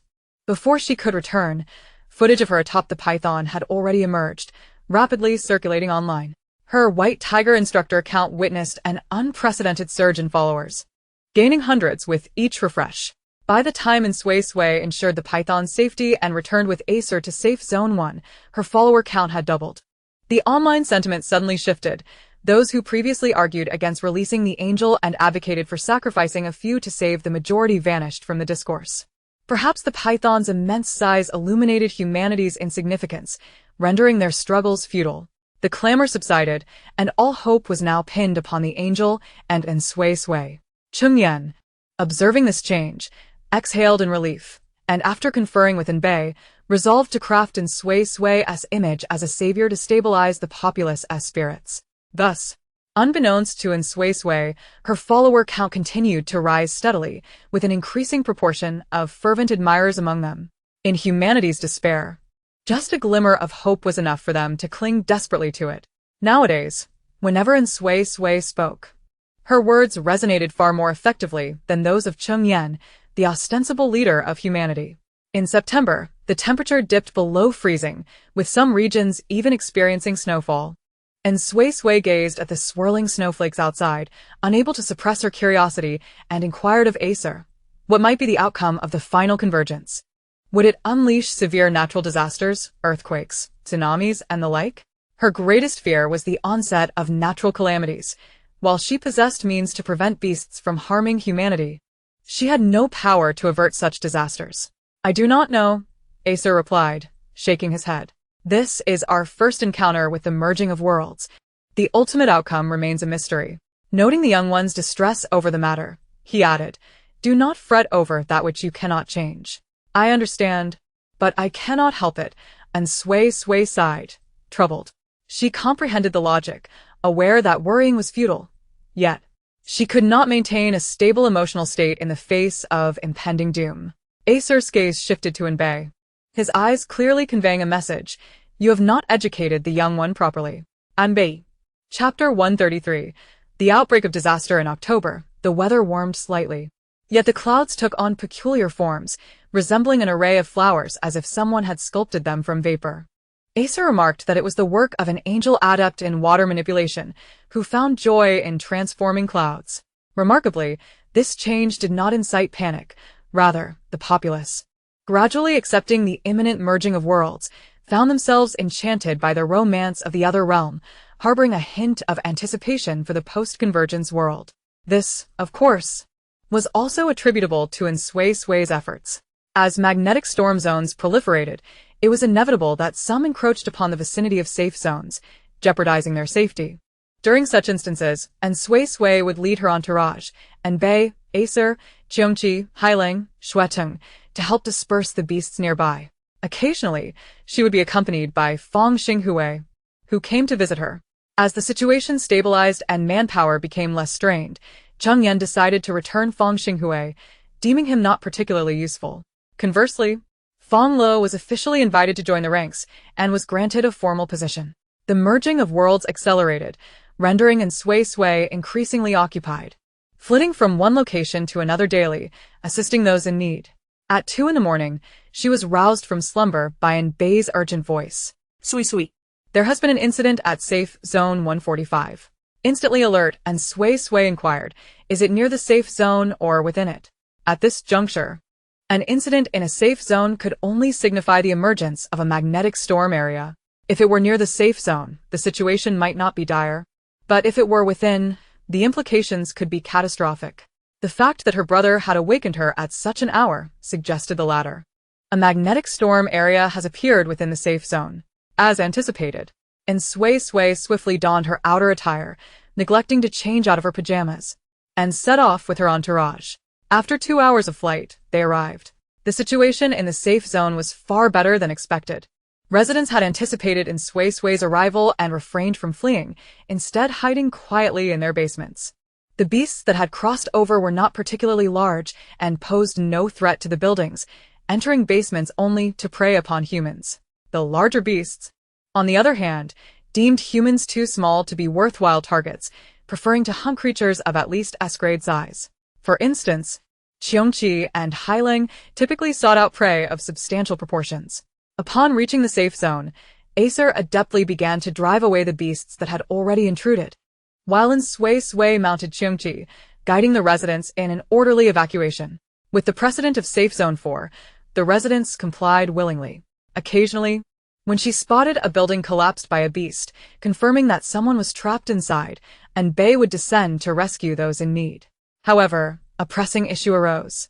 Unlike the previous situation at Safe Zone 4, the current external environment was perilous, with a dramatic increase in the number of beasts, and all warning zones had been completely sealed. The residents here found it exceedingly challenging to reach the nearest safe zone on their own. Although it was a newly constructed safe zone, and Fonglow had previously intended to settle there, the population was still substantial, numbering in the tens of thousands. Relocating such a large populace would not be a simple task, and Suisui pondered for a solution, deciding to temporarily direct the residents to the outskirts of the safe zone, allowing Hailing to assist in guarding them. Intending to devise a plan for their accommodation once everyone had evacuated to safety.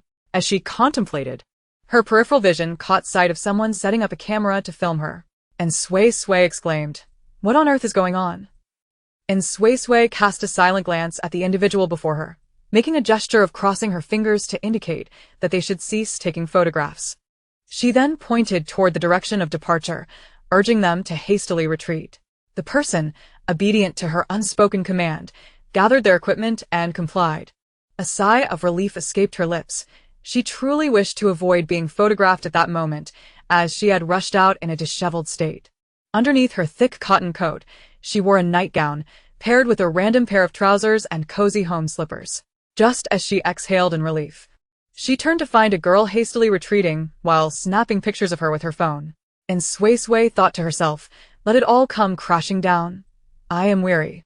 She could already foresee the deluge of unflattering images that would inundate the internet by morning. Resigned to her fate, she diligently continued to notify everyone to evacuate. The area affected by the magnetic storm was extensive, impacting the entire safe zone, with substantial regions to the east still within the storm's grasp. As dawn broke, a number of individuals remained in the safe zone, and Suisui, stifling yawns, reasoned that since her unflattering photos had already spread across the web, she might as well lie sprawled in a starfish position on Qiongqi's back to rest, allowing it to carry her and the loudspeaker as it announced the evacuation to the residents. Just as she was on the verge of drifting off, an inexplicable feeling of palpitations jolted her awake. Suddenly, the ground began to tremble, fissures cracking open beneath her feet, and buildings along the street began to collapse, accompanied by flickering bolts of electricity and an increasing number of crevices. And Suisui stood frozen, her mind a blank slate. Her greatest fears had come to fruition. The convergence of worlds had triggered a natural catastrophe. In the midst of such calamity, not even awakened beings might survive, let alone ordinary people. Suisui. A voice pierced through her thoughts. It was her brother, and Bei, rushing back while carrying a small girl. With ease, he leapt onto Qiongqi's back and handed the girl over to his sister. "Keep up with me, I'm going to save people." Without further ado, he set the girl down and jumped back to the ground. And Suisui anxiously watched as her brother effortlessly leaped over a gaping fissure and deftly dodged a collapsing wall, finally allowing herself to breathe easy. Confirming that her brother could handle the current situation, she instructed Qiongqi to follow him, then turned her attention to the little girl, who appeared no older than 7 or 8, her face a mask of panic and fear. Taking a deep breath, and Suisui forced herself to remain calm, gently patting the girl's back as she quickly contemplated how to rescue more individuals. Fortunately, most people had already reached the outer perimeter of the safe zone, which should be safer than the inner area, with open spaces devoid of buildings significantly increasing their chances of survival. After much deliberation, she realized her sole task was to help as many of those still inside as possible escape. Saving even one life was better than none. And Bei soon returned with another rescued individual who had narrowly avoided being struck by a collapsing billboard. Thanks to his timely intervention, Qiongqi's back was soon filled to capacity with people. Although Qiongqi could bear more weight, there simply wasn't room for any additional passengers. And Suisui had no choice but to transport these individuals to safety. As they approached the perimeter, her keen eyes spotted the ground suddenly splitting open. And a young girl fleeing from danger lost her footing, barely managing to grab hold of the earth to avoid plummeting into the chasm. Without a moment's hesitation, Suisui jumped off Cheongchi's back, grasping the girl's arm while extending two mental tendrils from behind her to quickly wrap around the girl's waist. Though her physical strength paled in comparison to other awakened beings, it was still significantly greater than that of an ordinary person. Once she had a firm grip, she immediately began to pull the girl upward. However, just as she succeeded in bringing her up, the ground shook violently again, collapsing beneath her feet, sending both her and the girl tumbling downward. And Suisui's nerves were taut as she extended two more mental tendrils toward a nearby street tree. Yet, before her tendrils could secure the trunk, a hand clasped around hers. In the next instant, the surroundings shifted. Chapter 134. No regrets, it was spatial movement. And Suisui's heart sank as she turned to face her rescuer, none other than the long-absent Jean. She instinctively took 2 steps back, maintaining a wary distance. The two found themselves in a fountain square, the fissures in the ground and the evident tremors confirming that they were still within the 23rd safe zone. "Do not be anxious. I shall not harm you further," Jean assured, dismissing her and swiftly beginning to construct a barrier. "Master, he is Jean?" A trembling voice queried beside her. It was the girl in Suisui had just rescued, who had also been brought over by Jean's spatial movement. "The master? For heaven's sake. I am in Suisui," she replied, exasperated. "Very well, Suisui the master. What shall we do now? Can you defeat him?" The girl asked anxiously in a hushed tone. And Suisui sighed.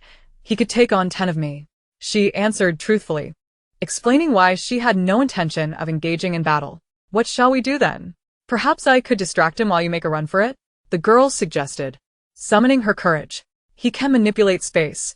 I cannot escape," and Suisui stated, resigned to her fate.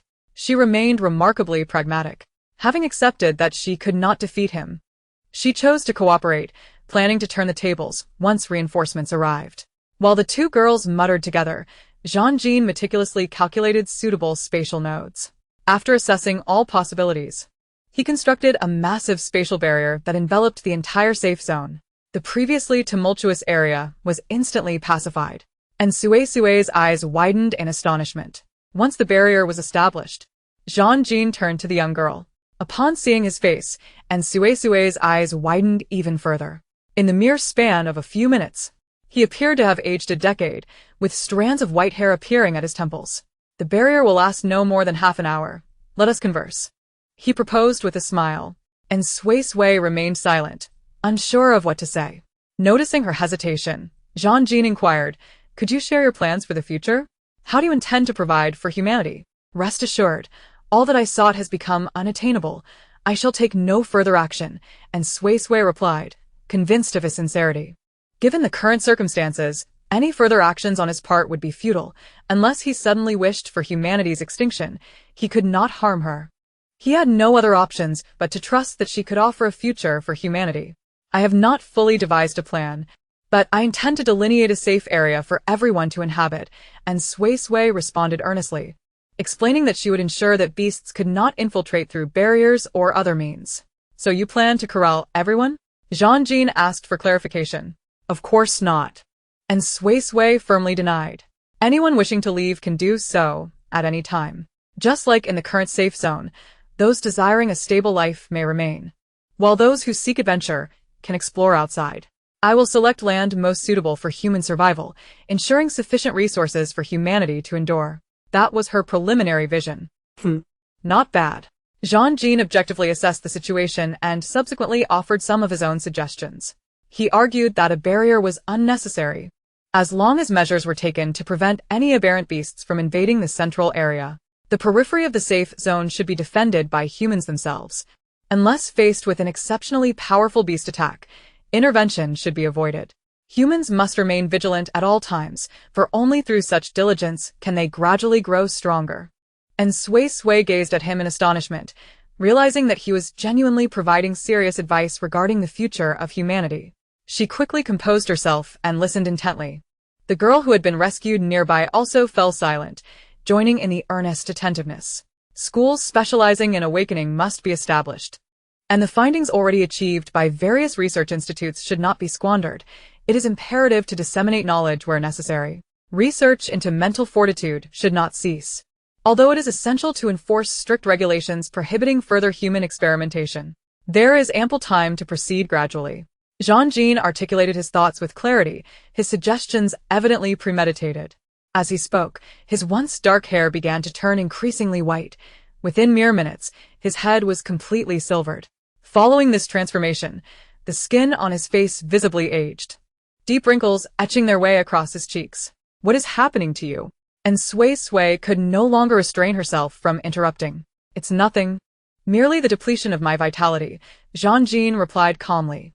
"My life force has always been sustained by Elisha's essence. The barrier consumes a considerable amount of vitality. Hence, I cannot endure for long. At most, half an hour remains. During this time, let as many escape as possible, for those who cannot will have no recourse." "Are you going to die?" And Suisui confirmed, her emotions in turmoil. "Yes," Jean-Jean replied, adding lightly, "if it troubles you. Feel free to end my life when I am close to death." And Suisui fell silent, finding no humor in his jest. She could not feel joy at the prospect of any life ending, even that of a former adversary, even those she believed should atone with their lives. After a prolonged silence, she finally inquired, "Why are you doing this? I mean, if you truly wish to live, you could. Do you regret it?" She pondered, recognizing that he was expending his vitality to maintain the barrier. Without it, he might have lived for a considerable time. She suspected that he acted out of regret, seeking to make a faint amends with his waning strength. "I do not regret it," Jean-Jean asserted without hesitation, his voice aged as he spoke those words.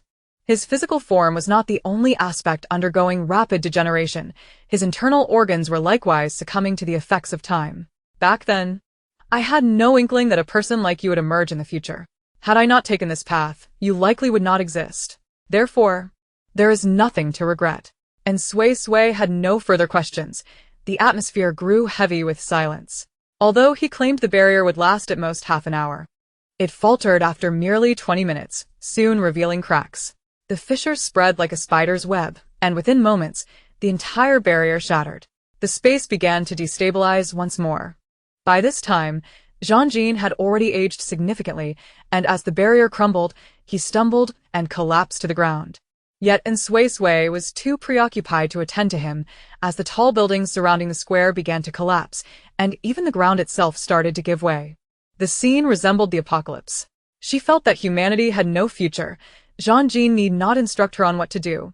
Before such calamity, survival seemed impossible. Jean-Jean appeared equally unprepared for the disaster this fusion would unleash, his murky eyes reflecting a sense of regret.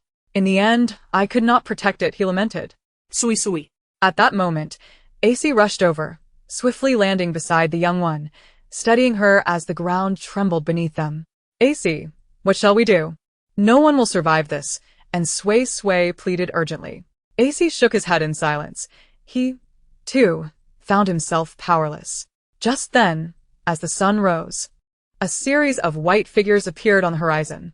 They stood against the light, their forms enveloped in a hazy glow, and Suisui was transfixed, watching as the angels descended. The instant they touched down, an invisible golden force radiated outward, manifesting golden chains that intertwined to seal the area. It was as though a pause button had been pressed, and the tumultuous space was forcibly stabilized. Everything unfolded like a miracle. The foremost angel quickly approached her. It was her adoptive father. Behind him were two pairs of pristine white wings, illuminated by the morning sun, the edges glinting gold, with the delicate down feathers clearly visible. And Suisui snapped back to reality and joyfully called out, "Father." The moment her voice echoed, she discerned countless gazes upon her. All the angels turned to look. She surveyed the angels, estimating their number to be around 30 or 40, both male and female. Her attention was particularly drawn to a female angel, who, with golden hair and golden eyes, appeared slightly shorter than the male angels, yet possessed the graceful curves unique to women. Powerful, beautiful, and radiating maternal warmth, she evoked an instinctive desire within and Suisui to call her mother.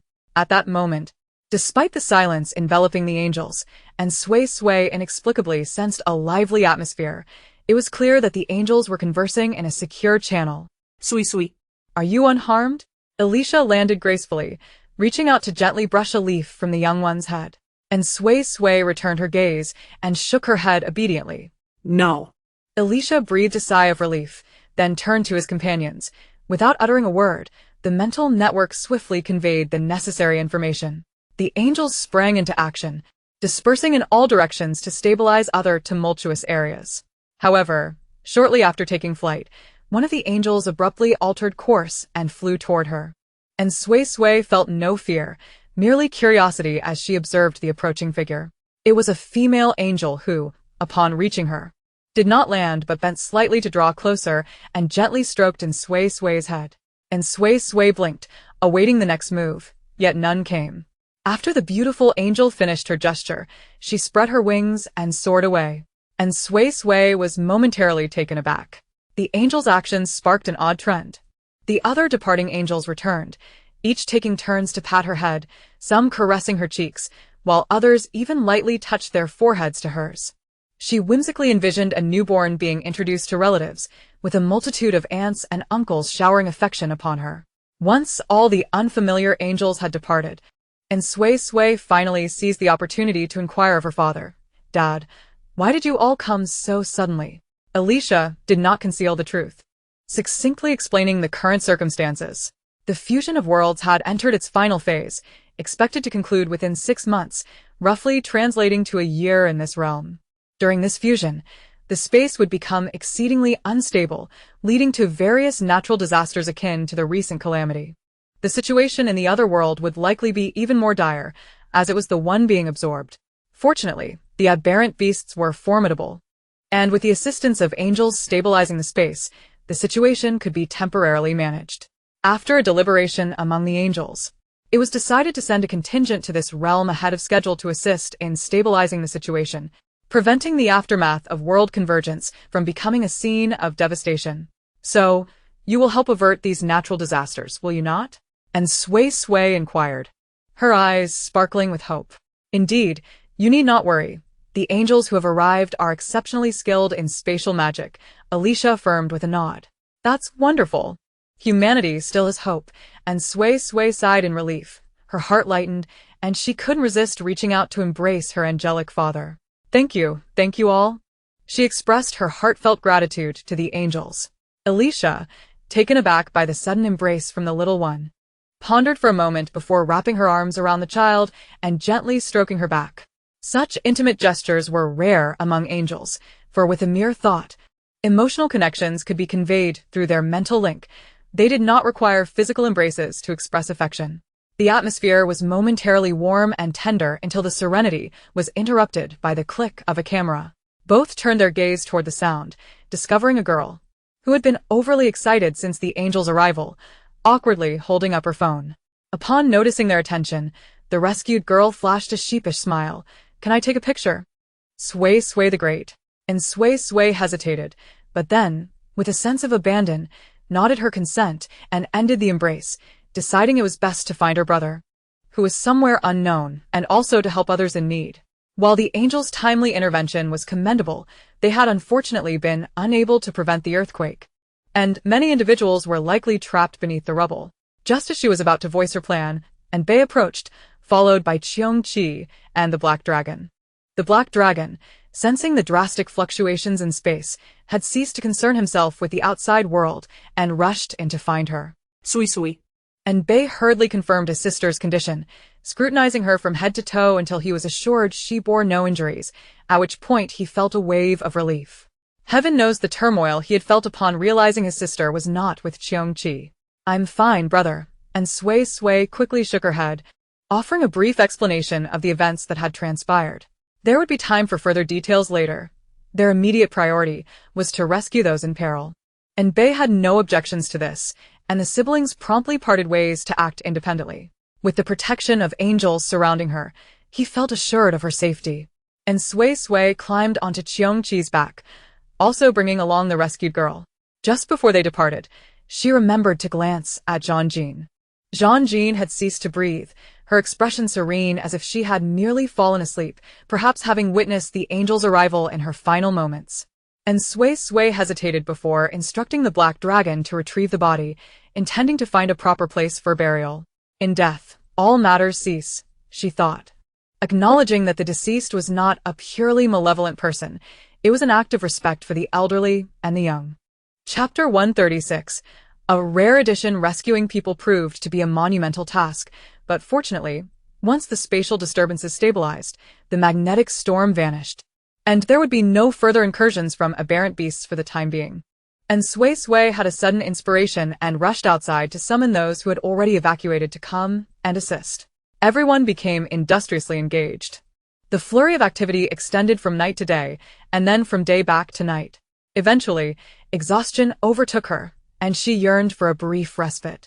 When she awoke, she found herself back in safe zone number 1, and Bei could not bear to see his sister exhausted.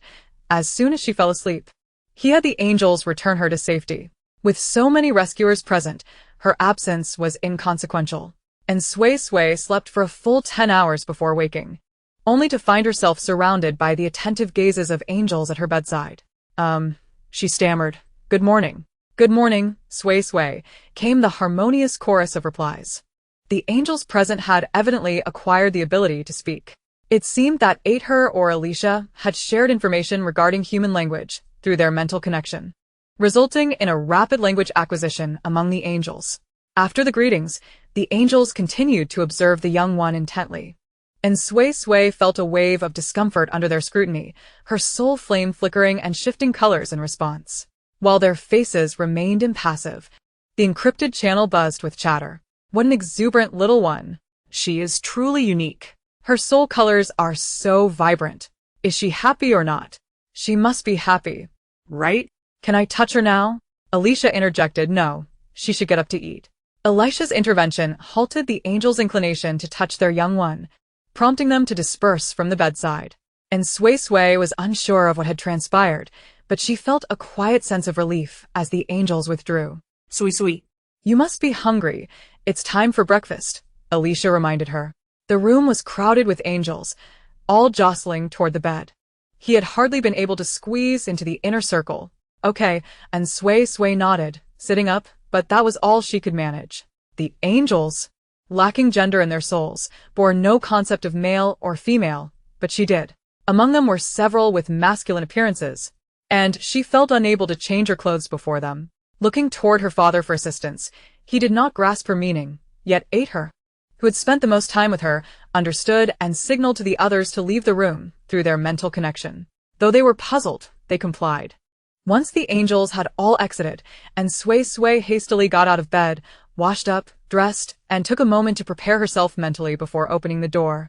Cautiously peeking out, unsurprisingly, she was met with the gazes of a multitude of angels, all waiting outside. And Suisui felt a mixture of exasperation and understanding. After all, with so few young ones, her rarity was a cause for their curiosity. She smiled at them before descending the stairs, facing the scrutiny of all the angels as she ate breakfast. The meal left her with a stomachache. After finishing her breakfast, she resolutely ignored their stares and began to inquire about pressing matters, the status of rescue efforts at safe zone number 145 and the angels' progress in stabilizing various spatial anomalies. Aether answered the first question, stating that the rescue efforts there were nearly complete and that Bei was unharmed. He was well aware of what concerned the young one most. Alicia addressed the second question, explaining that all unstable regions had been stabilized and that no further occurrences like the previous days would take place for the time being. "We will regularly patrol and address any emerging spatial instabilities," he assured her. How incredibly capable the angels are. And Suisui felt a wave of relief wash over her, her worries for the world dissipating, leaving her in an unprecedentedly buoyant mood. Her soul flame transformed into a bright pink hue. The gathered angels exclaimed in awe, unable to endure being so closely observed, and Suisui decided to take her leave. "Father, I need to speak with you privately," she said, pulling her father away. The angels are renowned for their exceptional senses. She led the individual far from the villa before inquiring about how they intended to arrange for their companions. It was hardly feasible to leave them all in the villa, Even if she didn't mind being watched by so many angels, there simply wasn't enough space. Although Chengyan's villa was quite large, it was certainly not spacious enough to accommodate an additional 35 angels. They did not require rooms, as Alicia reminded Suisui. Have you forgotten? We do not need sleep. He had never contemplated the need to house his companions. After all, they had no need for rest. Merely a place to linger would suffice. Being all adult angels, each with their own mission in this realm, they did not require his oversight. However, and Suisui interjected, that is even more daunting. It means I will likely be under constant scrutiny, 24 hours a day. She firmly rejected the notion of leaving guests without accommodations. How do you propose to arrange it? Her father inquired amiably. And Suisui promptly outlined her plan. I will speak with Chengyan and request that he acquire the neighboring villas for everyone to inhabit. The villa area was predominantly occupied by high-ranking members of the safe zone, all loyal to Chengyan, thus purchasing the villas would pose no challenge. Very well, Alicia nodded. Then I shall have Chengyan prepare mobile phones for each of them, and Suisui continued her arrangements, hoping the angels would become engrossed in their devices and cease their incessant gazes upon her. Agreed, Alicia nodded again, adopting an attitude of unwavering compliance. Once given the green light, and Suisui promptly retrieved her phone and dialed Chengyan. The call was answered almost instantly. In truth, Chengyan had been anticipating her call. Given the magnitude of the recent events and the arrival of so many angels, he naturally had numerous inquiries to make. And Suisui, aware of his likely questions, conveyed all the information she had just acquired to reassure him, and then proceeded to articulate her needs. The matters of housing and mobile phones were trivial, and Chengyan readily agreed, instructing his subordinates to make the necessary arrangements. After concluding the call, they returned to the villa. As soon as they stepped inside, the gaze of all the angels converged upon them, causing Suisui's soul flame to writhe uncomfortably. At that moment, a striking female angel approached. She was the very angel who had first patted her head. Suisui, could you bestow upon us names? She inquired earnestly. Ah. And Suisui was taken aback, but upon reflection, realized that names were indeed necessary for convenience. She nodded, though the task of naming 35 angels felt daunting. After a moment's thought, she searched online for a list of auspicious names, allowing the angels to select their own.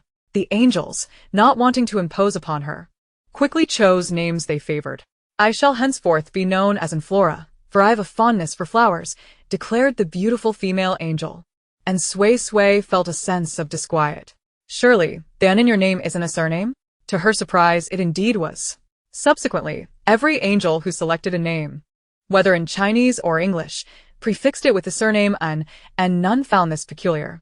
And Suisui thought to herself, at this rate, the entire angelic race might end up sharing my surname. Chapter 137. Negotiations. Chengyan efficiently resolved the housing issue and arranged for a shipment of the latest mobile phones, entrusting and Suisui with their distribution. She distributed the phones to each angel in turn and enlisted Isai and Alicia to instruct everyone on how to use them. Given the ease with which angels taught one another, transmitting information through encrypted channels was straightforward. Within mere minutes, all the angels had mastered the use of their new devices, each intently focused on their screens. Curious, and Suisui leaned in to catch a glimpse, only to have her world collapse around her. Every angel was viewing an account associated with the White Tiger sect, and there, prominently displayed, were her unflattering photos. Since awakening, she had been preoccupied with accommodating the angels and had yet to pay attention to online discussions. Now, she could scarcely fathom how many unflattering images of her were circulating. Resolutely, she averted her gaze, choosing to remain blissfully unaware. I will escort you to your new quarters, she interjected, interrupting the angels who were on the verge of becoming engrossed in their phones. She methodically assigned each angel a room and provided a brief overview of the layout, finally ensuring that all the angels were settled. Relieved to be free from the weight of so many prying eyes, she breathed a sigh of relief. Contemplating the future influx of angels, she turned to her father beside her and asked, Father, how many angels are there in total? Including you. There are 16,707, Alicia replied, with precision down to the last digit. This number, while modest compared to humanity, was reasonable given the angels' formidable nature and their eternal lifespans. And how many of them are not yet adults? And Suisui continued, hoping for a larger cohort of juveniles. Being a rare breed was already compelling enough for these angels. If the number of juveniles was scant, it would be an unfortunate predicament. Alicia responded, including you. There are 7. 7? That is far too few. And Suisui's brow furrowed with concern. How old are they? She pressed on, anxious to learn more. According to the time of this world, the oldest is 2,000 years, and the youngest is 1,230, Alicia calculated swiftly in his mind. A 1,230-year-old juvenile, and Suisui felt a wave of despair wash over her, vividly envisioning a future post-integration where she would be the center of constant attention. When they arrive, I will introduce you to them, and you can all play together. Alicia smiled, radiating warmth and encouragement. But 18 and 1,230? I am but a fraction of their age. And Suisui lamented, at a loss for words, only able to muster a smile in response. In the evening, Anbei returned from the perilous mission in Safe Zone 145, escorted back by Cheongqi, whom Suisui had summoned in advance. Upon learning of Anbei's return, Chengyan promptly arranged a meeting with her, inviting Suisui to join. He had intended to converse with Suisui directly, but he knew he could not circumvent Anbei, who was fiercely protective of his sister, without facing the consequences. Anbei accepted the invitation without hesitation. After a quick shower and a change of clothes, she called for her sister and brought Alicia along. He understood the gravity of the discussion ahead, with the two worlds evidently on the verge of convergence. The path for humanity's future needed to be definitively established. The meeting was highly formal. The conference room was not only occupied by Chengyan but also by a dozen of his most trusted associates, all seated upright, with thick files laid out before them. These documents were the culmination of discussions spanning from the previous day to the present, encompassing various proposals regarding the future of humanity. And Suisui had anticipated a casual discussion, so upon entering the conference room, she was momentarily taken aback by the seriousness of the atmosphere. Quickly, she composed herself, wiping the smile from her face and unconsciously adopting a more solemn demeanor. Anbei, however, remained unfazed, calmly making her way to the seats clearly reserved for them, effortlessly pulling out a chair for her sister along the way. And Suisui settled beside her elder brother, Anbei, while Alicia took a seat next to her. Among the high-ranking officials present from the safe zone, only Chengyan had ever had close contact with an angel, the others had only glimpsed them from afar. At this moment, confronted with what seemed to be the most perfect creation of the Creator, everyone was on edge. Alicia's gaze calmly swept over the assembly before returning to her expressionless demeanor, focusing her attention back on her young charge. The flickering flame of the cub's soul danced nervously. Anbei, Suisui, what are your thoughts on the future of humanity? Chengyan straightforwardly broached the subject, and Suisui looked at her brother, silently inquiring who should respond. This was a topic they had indeed discussed prior. You may speak freely, Anbei encouraged his sister, indicating she should proceed without hesitation. In his eyes, she was more than capable, even if she aspired to be an empress. In truth, and Suisui was reluctant to speak. The solemnity of the occasion made her feel as though she were addressing a public lecture. Yet, emboldened by her brother's encouragement, she steeled herself and articulated her thoughts. I wish to designate a secure area for humanity to inhabit, she declared, echoing her previous conversation with Jean-Jean and incorporating many of the suggestions he had provided. If Jean-Jean were not so extreme, he would indeed be an excellent leader. After all, he had single-handedly stabilized the situation and established the safe zone. Though Chengyan and the others maintained serious expressions throughout, they nodded in acceptance of her proposal. One of their plans aligned with her vision, to concentrate all survivors in a singular area, thereby establishing a human nation. Consolidating humanity would, in fact, maximize their survival, as it was evident that the angels could not protect every safe zone scattered across the land. By uniting, the situation would differ, as long as Suisui resided there. The angels would oversee it, and she herself could even command the beasts to retreat. However, a pressing question remained. Chengyan glanced at Alicia before returning his gaze to Suisui. Do they consent? If we are to gather the existing human population, we will require a substantial area. Furthermore, with future population growth, this area will need to expand. This question held significant weight, If the angels regarded the new world as their exclusive domain, they might not permit humanity to occupy excessive territory. Just as humans would not tolerate an overabundance of species in nature, they would intervene if such a situation arose. Before Suisui could respond, Alicia interjected, "That is acceptable. Suisui can make these decisions. Such minor matters are entirely within the Cub's purview." Chapter 138. The human nation. Aside from Chengyan, the expressions of everyone present were one of astonishment. They were unaware that while Suisui was born of humanity, she had already been transformed into an angel. They assumed the girl possessed some unique quality that endeared her to the angels, never realizing the extent of their affection for her. Affection hardly sufficed to describe it. It bordered on indulgence and pampering. Regardless, this was a boon for humanity.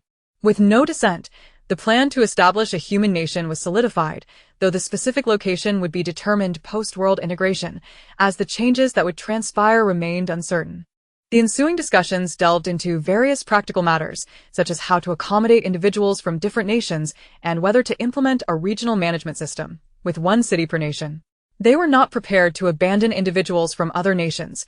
Since the onset of the beast invasion, humanity had gradually coalesced into a singular entity. Yet, Numerous issues required careful planning in advance. Humanity possessed many inherent flaws, and once the external survival crisis dissipated, internal conflicts would inevitably arise. Indeed, such conflicts had never truly ceased. Moreover, even Chengyan, despite his integrity, would undoubtedly lean towards his own people. Within the future human nation, citizens would possess access to better resources and more favorable policies. He intended to lay these matters out transparently. Those from other nations could choose to accept or reject them, thus preventing future discord. Of course, this was his perspective. But he was uncertain how Suisui would view the situation. The innocent and naive girl might yearn for a united humanity, treating all with equality. If that were the case, he could only hope that Bebe would be able to persuade his sister. The challenge of convincing Suisui was likely not daunting for Bebe. The real issue lay in whether he would choose to sway her opinion, as he might very well opt to unconditionally fulfill her desires. Fortunately, his concerns proved unwarranted, and Suisui exhibited her own biases. The girl was oblivious to the implications of her stance, naturally believing that her people deserved better, and that inviting others from different nations reflected a grander vision. Another pressing matter was population control. Although Chengyan had raised the issue of territorial expansion, he would not permit unrestricted population growth. They could currently leverage Suisui's affection for humanity and the angels' indifference to delineate a larger territory, reserving resources for future population increases. Yet, once the territorial boundaries were established, humanity would have to compete with the beasts for land. At that juncture, the angels would not favor humanity, and Suisui would not assist in driving the beasts away to reclaim territory for humans. Chengyan was acutely aware that the girl harbored a fondness for the beasts and would not harm them for humanity's sake. When resources became scarce, internal conflict among humans was likely to erupt. Thus, it was wiser to manage population numbers from the outset. Moreover, he felt it essential to remain vigilant about a certain truth. Suisui currently favored humanity because she had been raised as one, having lived as a human for 18 years. But what of the future? Angels possess endless lifespans. What would happen in 100, 200, or even 1,000 years? Chengyan aspired to formulate comprehensive policies to ensure ordinary people could live securely during his lifetime, so that after his passing, this stability could endure as long as possible. To truly establish a brand new nation, one must consider an overwhelming array of factors. This dialogue persisted late into the night. Eventually, Suisui could no longer endure and succumbed to slumber, resting her head upon the table. She was merely a girl who had yet to finish high school. She had little to contribute to these discussions and possessed no profound insights. Her presence was largely inconsequential. However, the others required Alicia to remain present, anticipating any policies that might provoke the angel's ire, allowing them to make adjustments in advance. Thus they did not send her away. And Bebe, for once, did not solely consider his sister's well-being. He signaled for everyone to speak more softly, allowing Suisui to return to her rest. Consequently, the group lowered their voices, creating an atmosphere akin to a clandestine conspiracy. The future path for humanity was being forged amidst such whispers. As the world integration progressed rapidly, the angels grew increasingly occupied, often departing on patrols, sometimes for distant locations, and could be absent for 2 or 3 days. And Suisui perceived them as mending the world, patching up any rifts that appeared. These repairs would not hinder the world's integration, but would ensure the process remained gentle, preventing any catastrophic disruptions to the landscape. Eventually, the angels found themselves short-handed, necessitating the gradual deployment of reinforcements to the fissures. Every newly arrived angel, without exception, made it a point to check in with Suisui first, intrigued by this rare young cub. And Suisui had long since transitioned from initial exasperation to acceptance of this routine. Upon the arrival of the new angel, she adeptly provided a comprehensive array of services, arranging accommodations, supplying a mobile phone, helping to choose a name, and then leaning in to gently pat the angel's head. Once this entire process was completed, she could smile and bid the angel farewell as they set off to work. Days turned into weeks, and by the end of December, a magnificent river of stars suddenly appeared in the sky, flowing gracefully through the night, captivating the heart and soul. Was that from the other world? And Suisui gazed at the starry river unblinking. Indeed, Elisa nodded and then, with a smile, asked Suisui, "Would you like to go back and take a look? That world is truly beautiful." For the first time, and Suisui did not immediately refuse, as she suddenly realized that the world was on the brink of vanishing. Once the worlds merged, she would never again have the chance to witness the angels' homeland. "Suisui, you should go, consider it a trip," and Bei, who had arrived at an unknown time, encouraged her. "Don't worry about me. Everything here is stable." He did not want his sister to harbor regrets and had no intention of accompanying her, knowing full well he could not fly. In the event of a mishap, he would only become a burden. With angels around, he was unconcerned about his sister's safety. "I will return as soon as I can." Hearing her brother say this, and Suisui hesitated for a moment before finally nodding. "No need to rush back. Enjoy yourself thoroughly and return only when you are happy," and Bei said, reaching out to pat his sister's head. "Do not leave with regrets." "Yes," and Suisui nodded vigorously. "After all, your college entrance examination can wait until the new nation is established. There's no need to rush through your studies. Just enjoy yourself," and Bei added. Chapter 139. The main text ends. What is the angelic world truly like? And Suisui had pondered this before, yet upon entering the realm, she discovered that her imagination had been woefully inadequate. Here, she beheld a sky of pink, an ocean of gold, and forests that glimmered with an ethereal light. The pink sky resembled a sea of flowers, the golden ocean akin to a field of wheat, and the luminous forests appeared like a shimmering dream. She also witnessed islands floating in the air, surrounded by a dazzling river of stars flowing gently. Elisa informed her that these rivers were alive. This world resembled a masterpiece meticulously crafted by divine hands, everything radiating with splendor and enchantment. After entering this realm, and Suisui was taken on a tour to admire the breathtaking scenery. Her favorite spot was a sea of glass flowers, where each bloom seemed sculpted from exquisite glass. When someone stepped into the flower field, the blossoms would spring to life, dancing like translucent butterflies. Each day, she marveled at the beauty of this world, only to feel a pang of sorrow, lamenting that such a realm was destined to fade away. What a pity, and Suisui could not help but sigh. "Do not lament," Elisa reassured her. "Everything here will be preserved in embers. They will continue to embellish the new world." And Suisui wished to articulate something different, but ultimately remained silent, focusing instead on capturing photos and videos, deliberately excluding herself from the frames, purely documenting the scenery.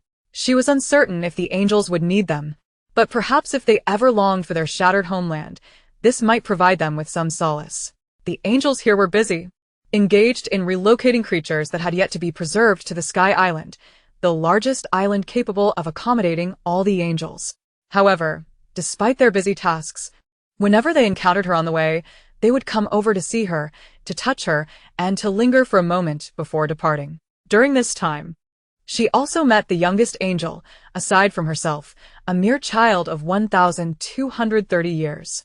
It turned out that although angels only reached adulthood at over 2,300 years, Those in their 1,000+ years bore no resemblance to what one might consider a juvenile, either in appearance or mentality.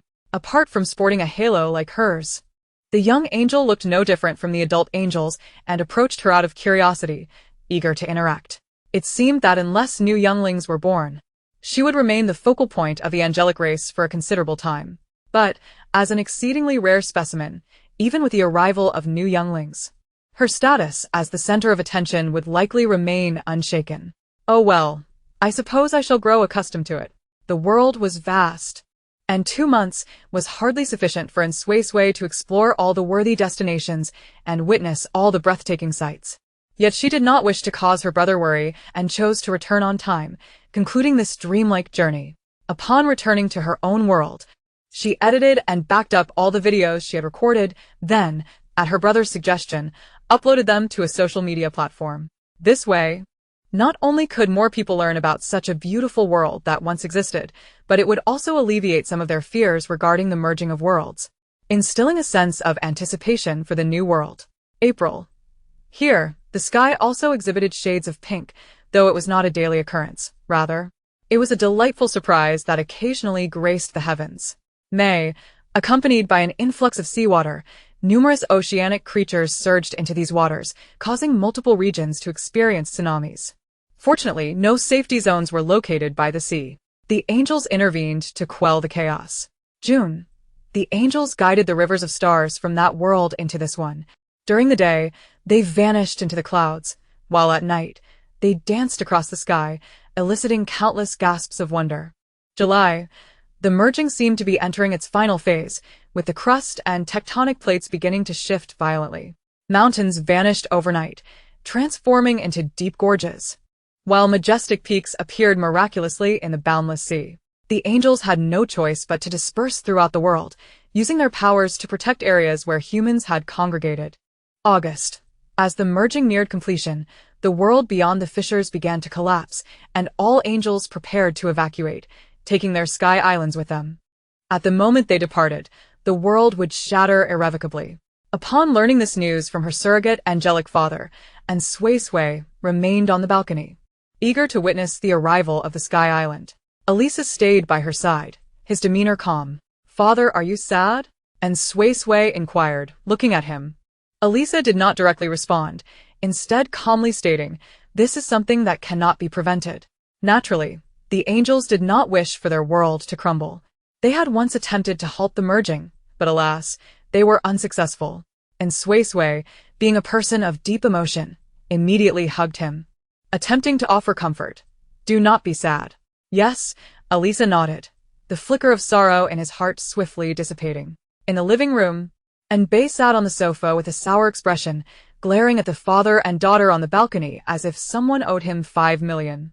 Chi-ji, noticing, extended his arms to embrace him. "All right, let me give you a hug. Stop sulking." Get lost," Bei retorted. Amid their playful banter, a massive rift appeared in the distant sky, and the enormous sky island slowly emerged from within. Behind the sky island, the world was rapidly collapsing. August 28, 2097.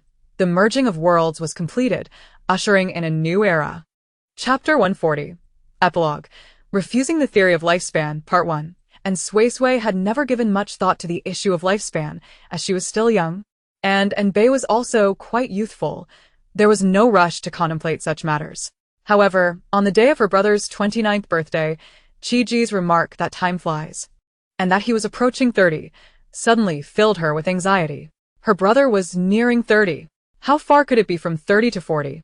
As one approaches the threshold of their 40s, the inevitable march towards 50, 60, and eventually 70 becomes a stark reality, culminating in the finality of life.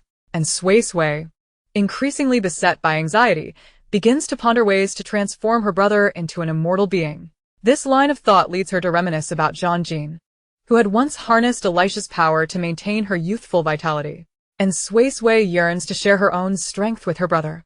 Yet she knows he would vehemently reject such an offer, and their father would certainly disapprove as well.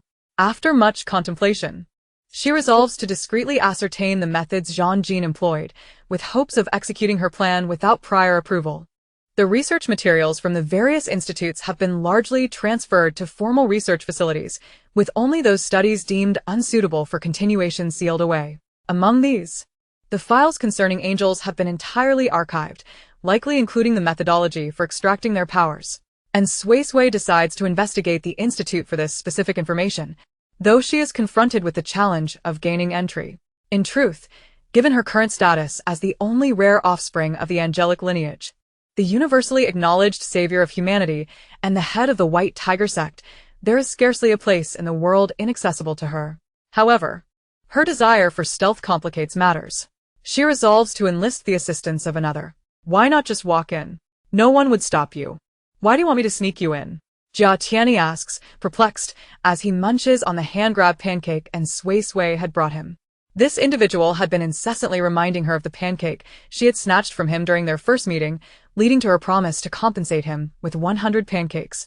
A debt she has yet to fulfill. I wish to investigate some materials without my brother's knowledge, and Suisui replies thoughtfully.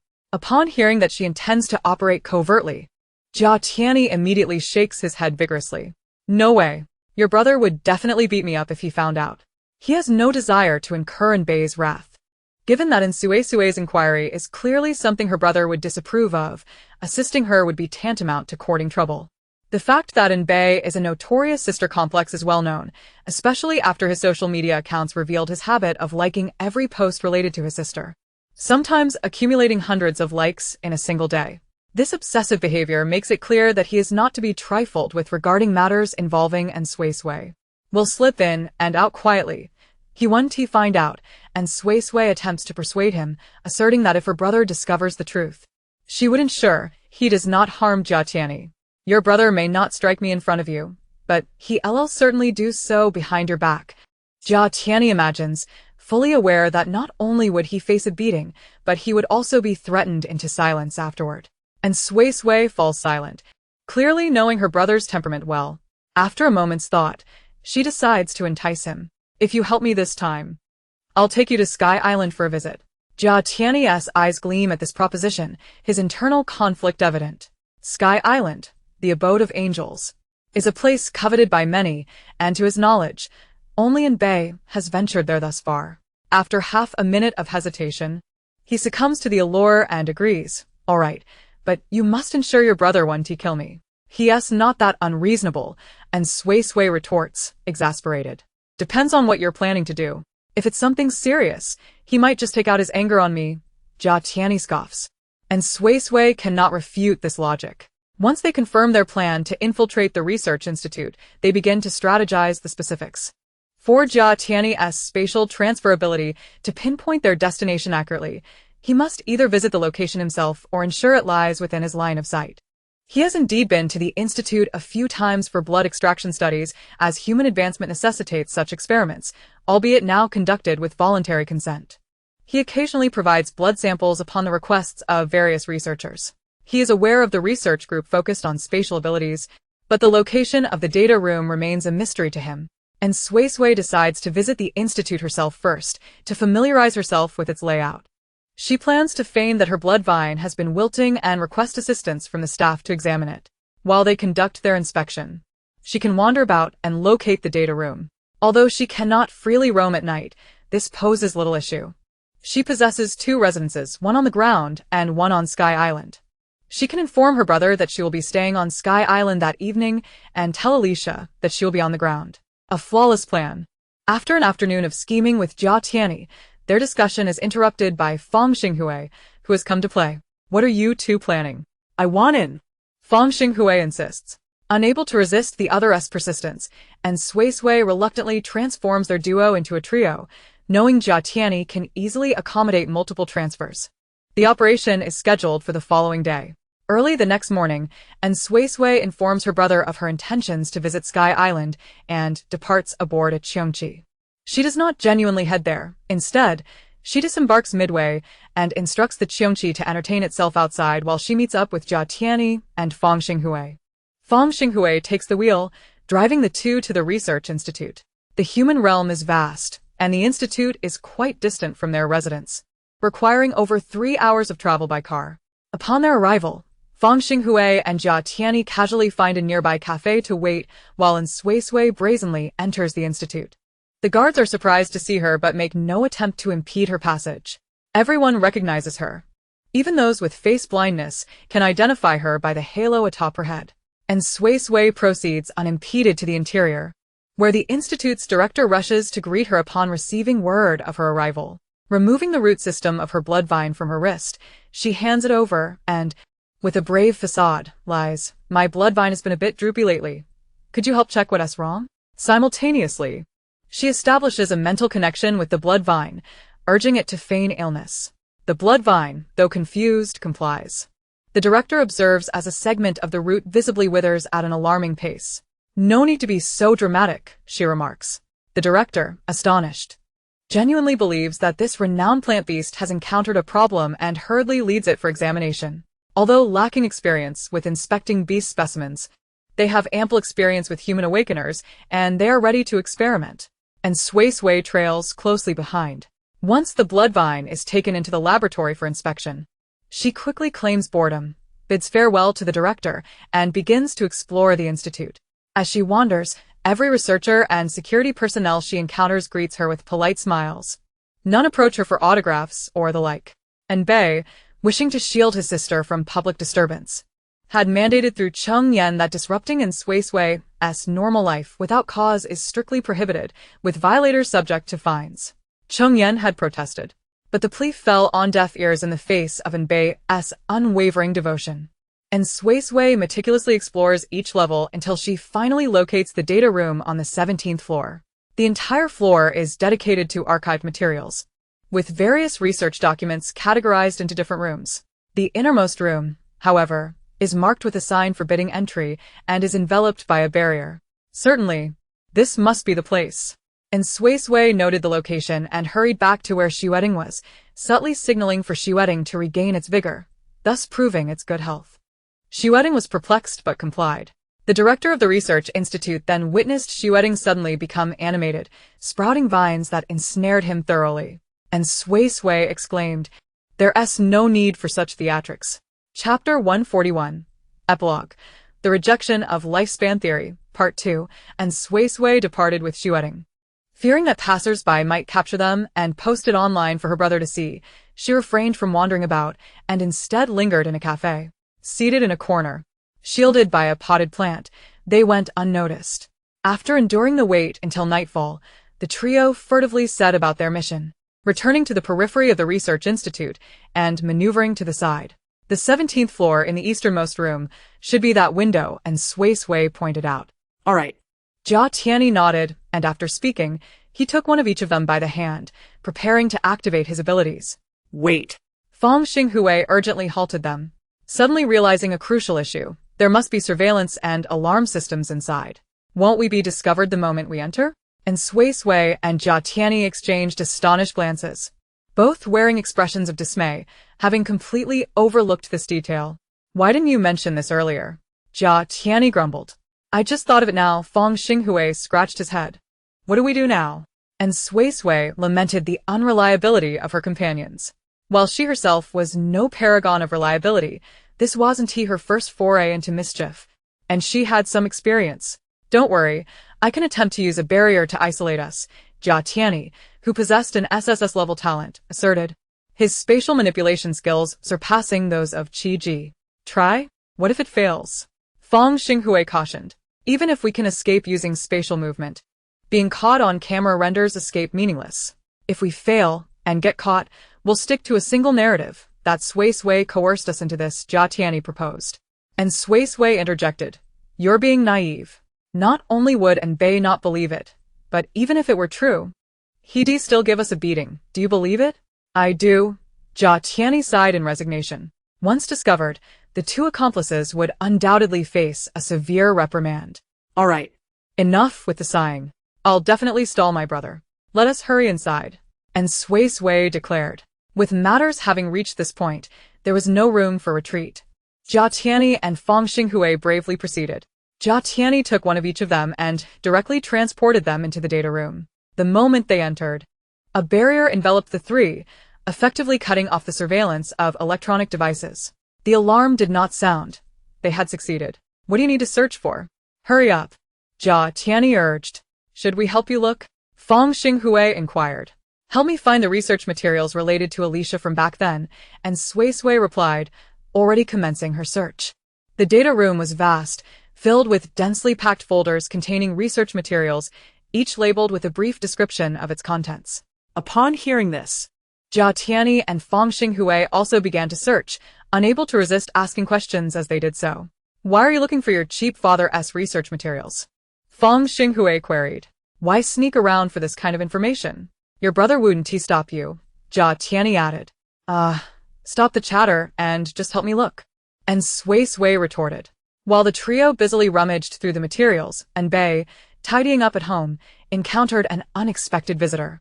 Upon seeing each other, both spoke simultaneously with inquiries. Where is Suisui? Why isn't she home? Alicia asked. Why are you here? Where is Suisui? And Bei responded. An oppressive silence fell, thick as death. The two parents began to tally accounts, and the truth of Suisui's deception could no longer be concealed. The pressing question arose. What was the young girl doing out at such a late hour? And Bei promptly pulled out his phone and dialed Suisui's number. Startled by the sudden ringing of her phone, and Suisui jumped, and upon seeing her brother's name, felt a wave of guilt wash over her, making her hesitate to answer. However, she knew she had to pick up. After taking a moment to compose herself, she answered in her usual tone, brother. Suisui. You didn't go to Sky Island. What have you been up to? Where are you now? And Bei questioned. And Suisui's heart raced in terror as she glanced at her companions, who returned her gaze with equal alarm. Suisui? And Bei's tone grew anxious upon receiving no response from his precious sister. I'm with friends. We went out to have some fun. And Suisui stammered, steeling herself to explain. Which friend? Have him talk to me, and Bei demanded. And Suisui looked at her companions. Fong Xinghui and Jia Tianyi instinctively took a step back, wildly waving their hands. Who would dare answer in Bei's call? Noting the silence on the other end, and Bei calmly threatened, answer the phone, or you shall bear the consequences. Fong Xinghui felt a chill run down his spine, having been subjected to in Bei's training on occasion. He was all too aware of how painful it could be. Despairing, he took the phone, forcing a strained smile as he spoke. And Bei, it's me. Speak. And Bei commanded succinctly. Hearing this, and Suisui immediately signaled Fong Xinghui with her eyes, urging him to be clever and simply state that they had snuck out to have fun. Unexpectedly, Fong Xinghui spilled the beans, confessing everything and stating that he had joined midway, clueless about what the girl intended. Now that they had been caught red-handed, he no longer had the courage to continue concealing the truth. And Suisui and Jia Tianyi glared at him, their eyes filled with betrayal. Fong Xinghui promptly shoved the phone to Jia Tianyi, who, upon receiving it, suddenly became compliant and added that Suisui was searching for research materials related to Alicia. Now that the matter was exposed, it was only prudent to mitigate the situation as best as possible. And Suisui and Fong Xinghui shot him another furious glare, their expressions akin to that of accusing traitors. Jia Tianyi returned Fong Xinghui's glare in kind, each of them feeling the sting of betrayal. Ultimately, the phone was returned to Suisui, who sweetly addressed her brother.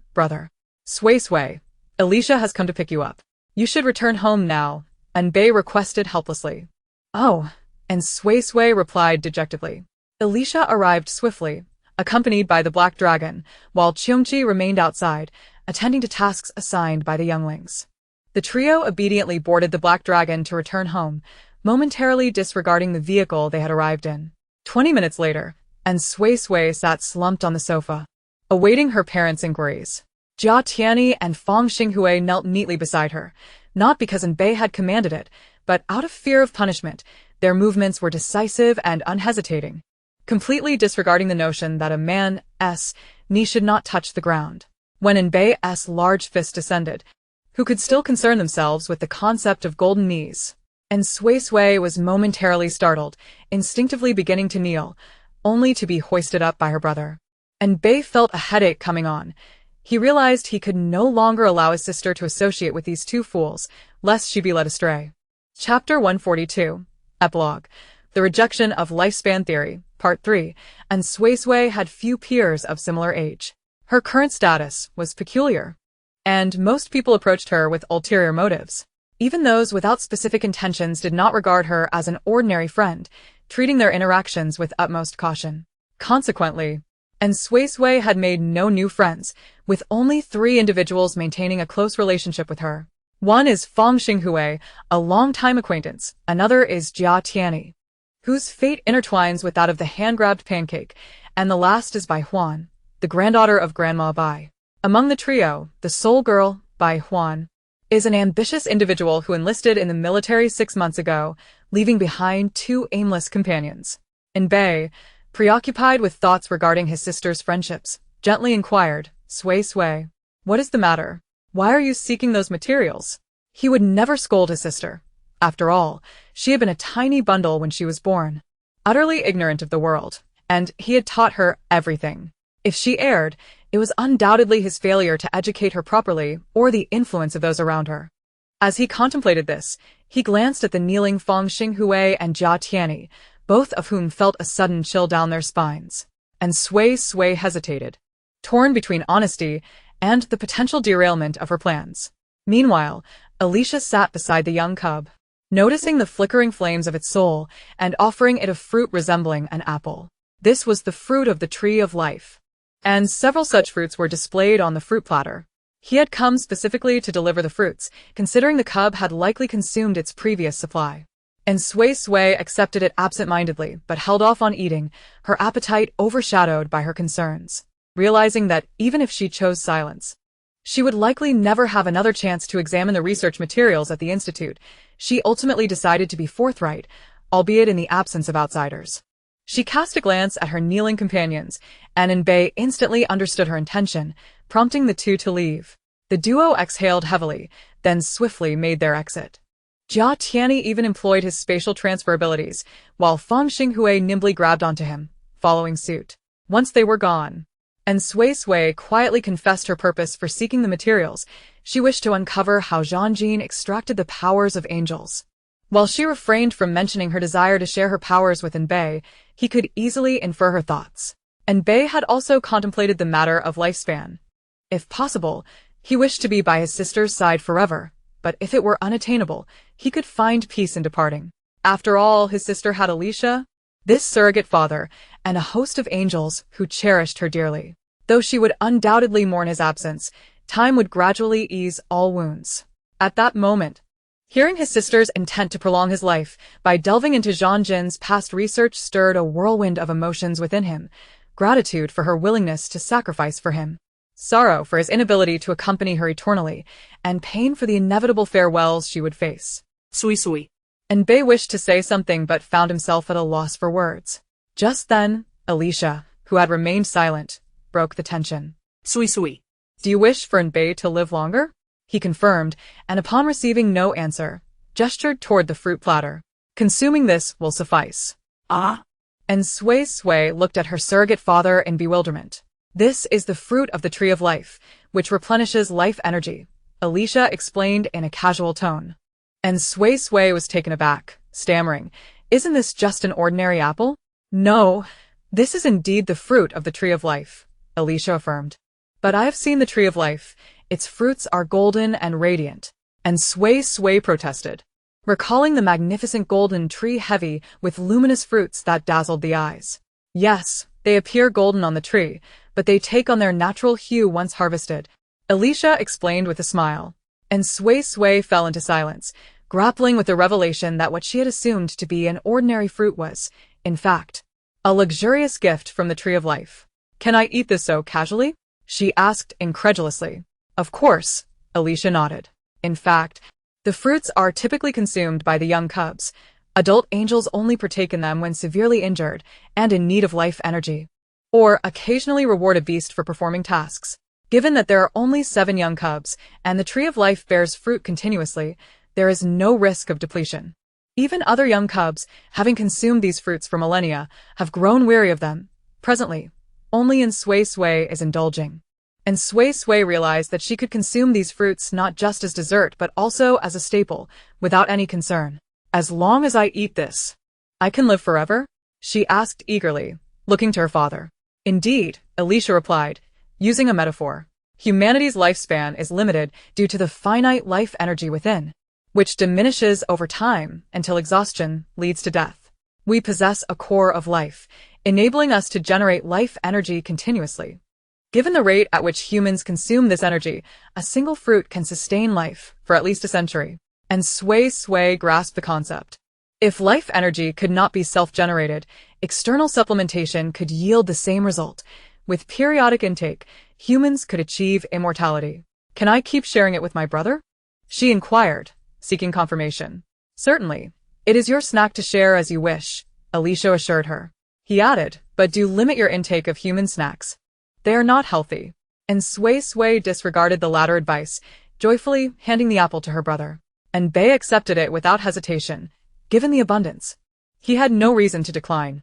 Alicia had regularly supplied the fruits without realizing their true nature, but hearing they were beneficial for the young cubs, he had refrained from partaking, allowing his sister to enjoy them entirely. Resolving her brother's lifespan dilemma filled and Suisui with joy, prompting her to think of others and determinately decide to share. The following day, she set off to distribute apples. One for you, and one for you too. And Bei reminded her, don't forget to give Cheng Yan one. P.S. Quite useful. Chapter 143. Epilogue. Suisui grows wings. Part 1 recently. And Suisui had been experiencing an incessant itch on her back, one that was intensifying and felt unlike any ordinary itch, as if it originated deep within her bones. In simple terms, scratching proved futile.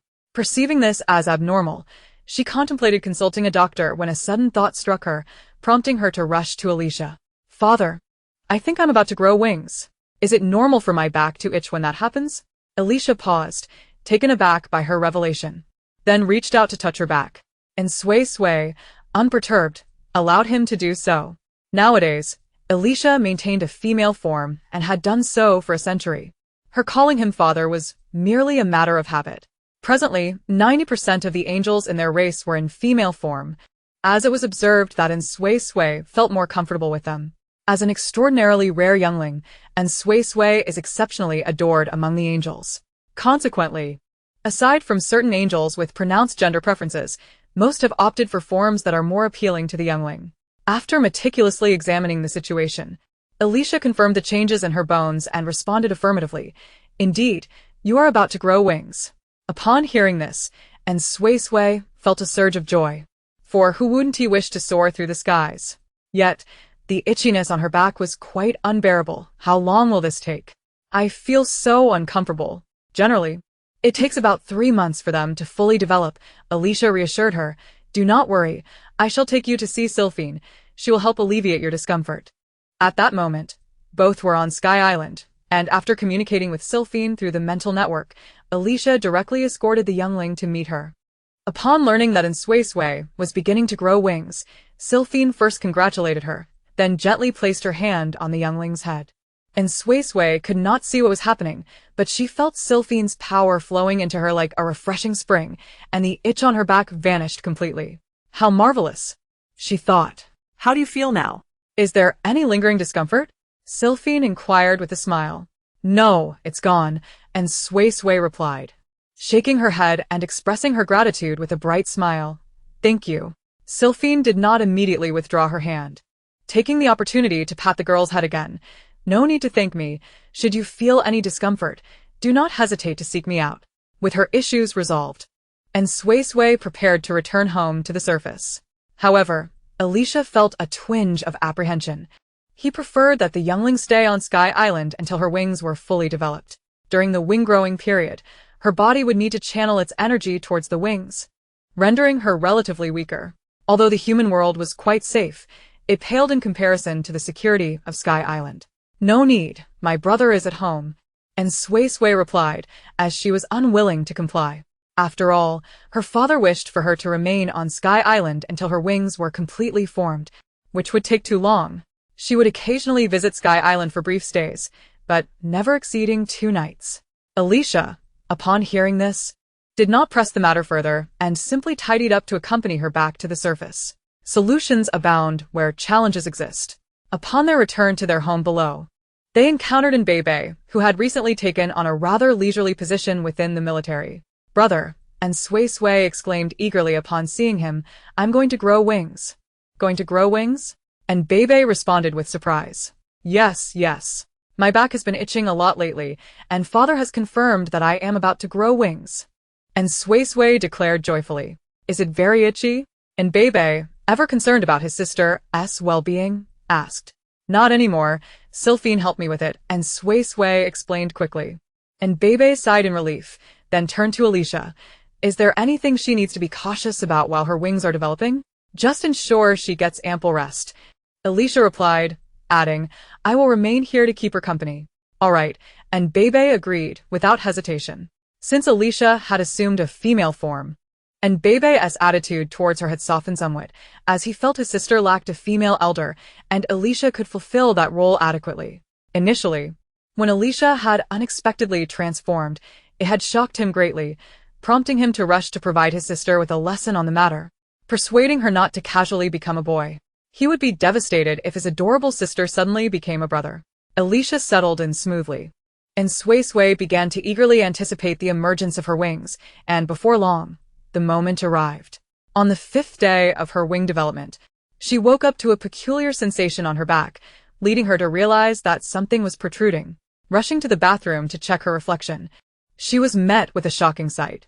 "So ugly," she exclaimed.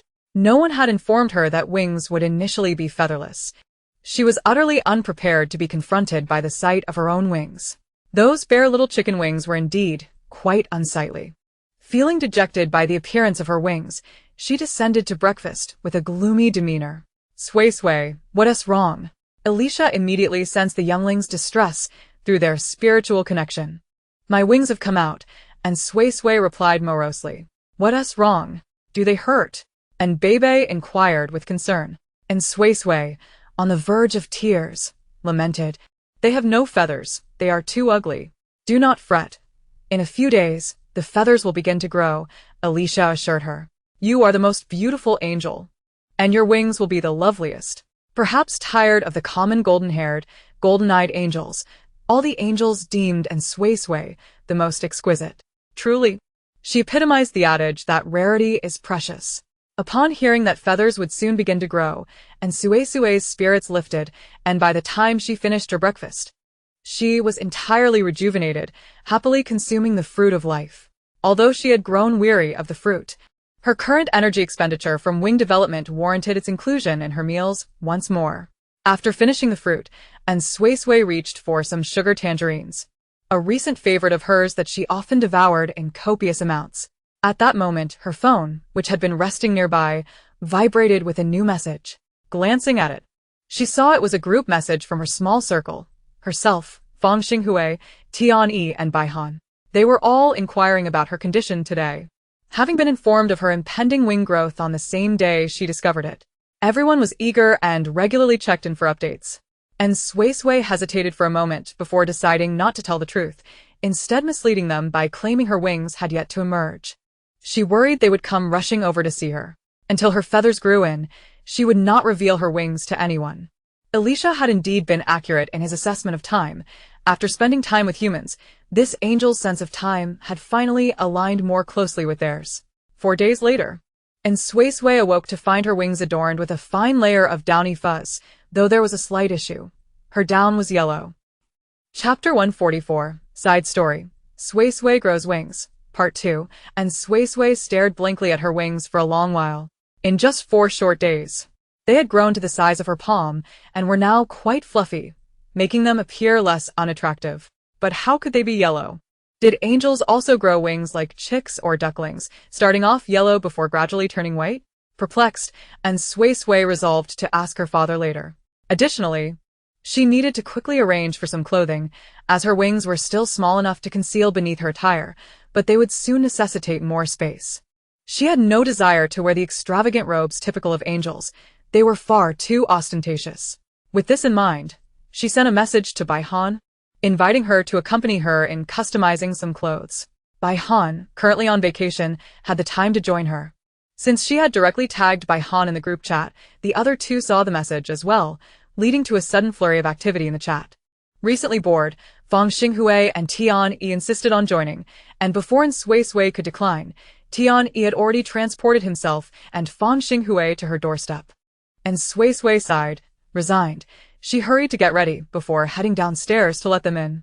As the door swung open, she was greeted by Fong Xinghui's jaundiced face. Not just his face, but his exposed skin had taken on a yellowish hue. "What happened to your skin?" she gasped in shock. Beside her, Tian-Yi burst into laughter without restraint. "Isn't it hilarious? Ha ha ha. He looked like this yesterday. Yesterday, I intended to take a photograph to share with you all, but he swiftly evaded my attempt." Fong Xinghui, slightly irritated, kicked his companion and then, with a heavy heart, explained, "I've eaten too many sugar tangerines. You must have indulged as well, yet you remain unblemished. How fortunate you are to possess such an angelic constitution." He too relished sugar tangerines, and in fact, it was he who had gifted the delectable fruit to the girl. And Suisui fell into a pensive silence, perhaps beginning to grasp the reason behind the yellowing of her wings.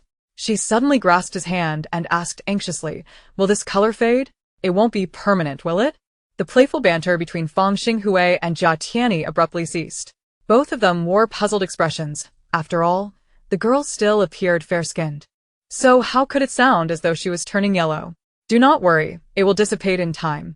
Drinking plenty of water will hasten the recovery," Fong Xinghui reassured her. And Suisui felt a slight sense of relief, yet her worries lingered. After all, it was her wings that were changing color, not her skin. What if her skin could metabolize the pigment, but her wings could not? She disregarded the two boys and dashed back to the living room, calling out, "Dad, Dad, my wings are turning yellow. Can they turn white again?" Upon hearing her words, Fong Xinghui and Jia Tianyi widened their eyes in shock, while Elisa, who was seated on the sofa reading, looked up, and Bei, who was in the kitchen preparing breakfast, emerged with a spatula in hand. "What on earth is happening?" And Suisui, feeling no need to conceal anything now, hurriedly revealed the situation regarding her wings. Elisa furrowed his brow, evidently aware that angels were not supposed to have yellowed wings. This was understandable, for angels typically consumed only the fruit of life during their youth to replenish energy and would not indulge in excessive sugar tangerines for the sake of dyeing their wings. And Bei wore a look of helplessness, accompanied by a tinge of regret. Had he known, he would have advised his sister to limit her intake of sugar tangerines.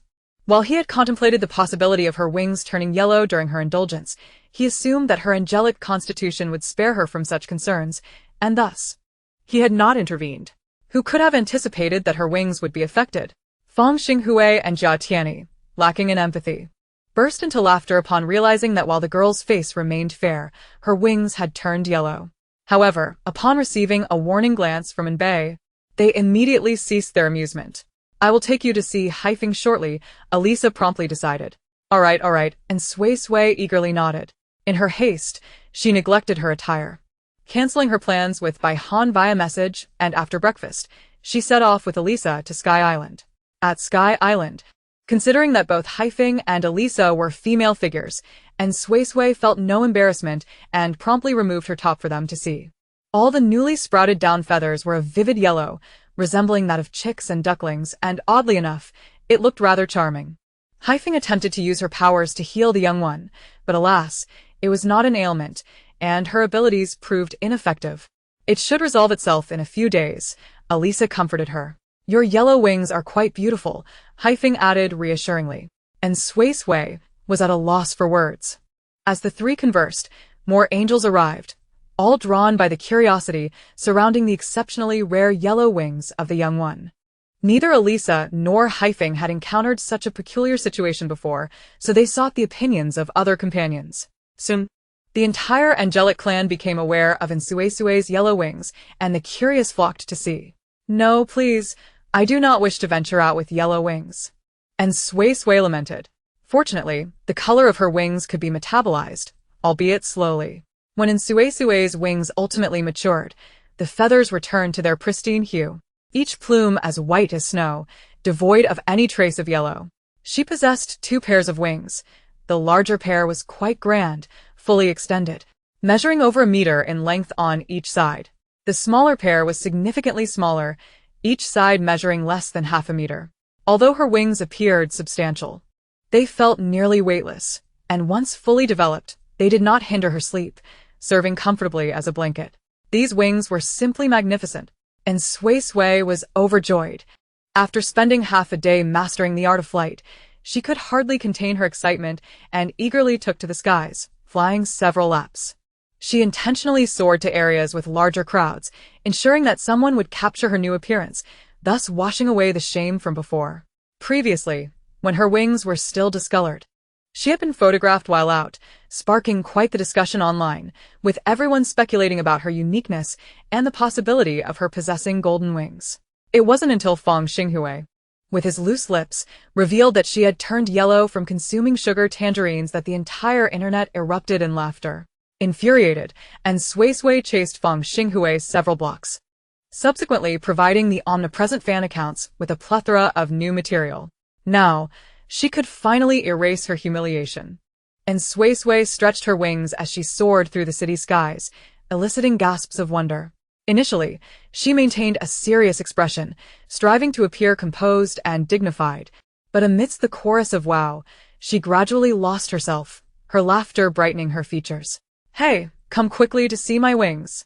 Chapter 145, Extra. Suisui goes to school. After the establishment of the human realm, schools and hospitals were the first institutions to resume normal operations. And Suisui was promptly enrolled in school.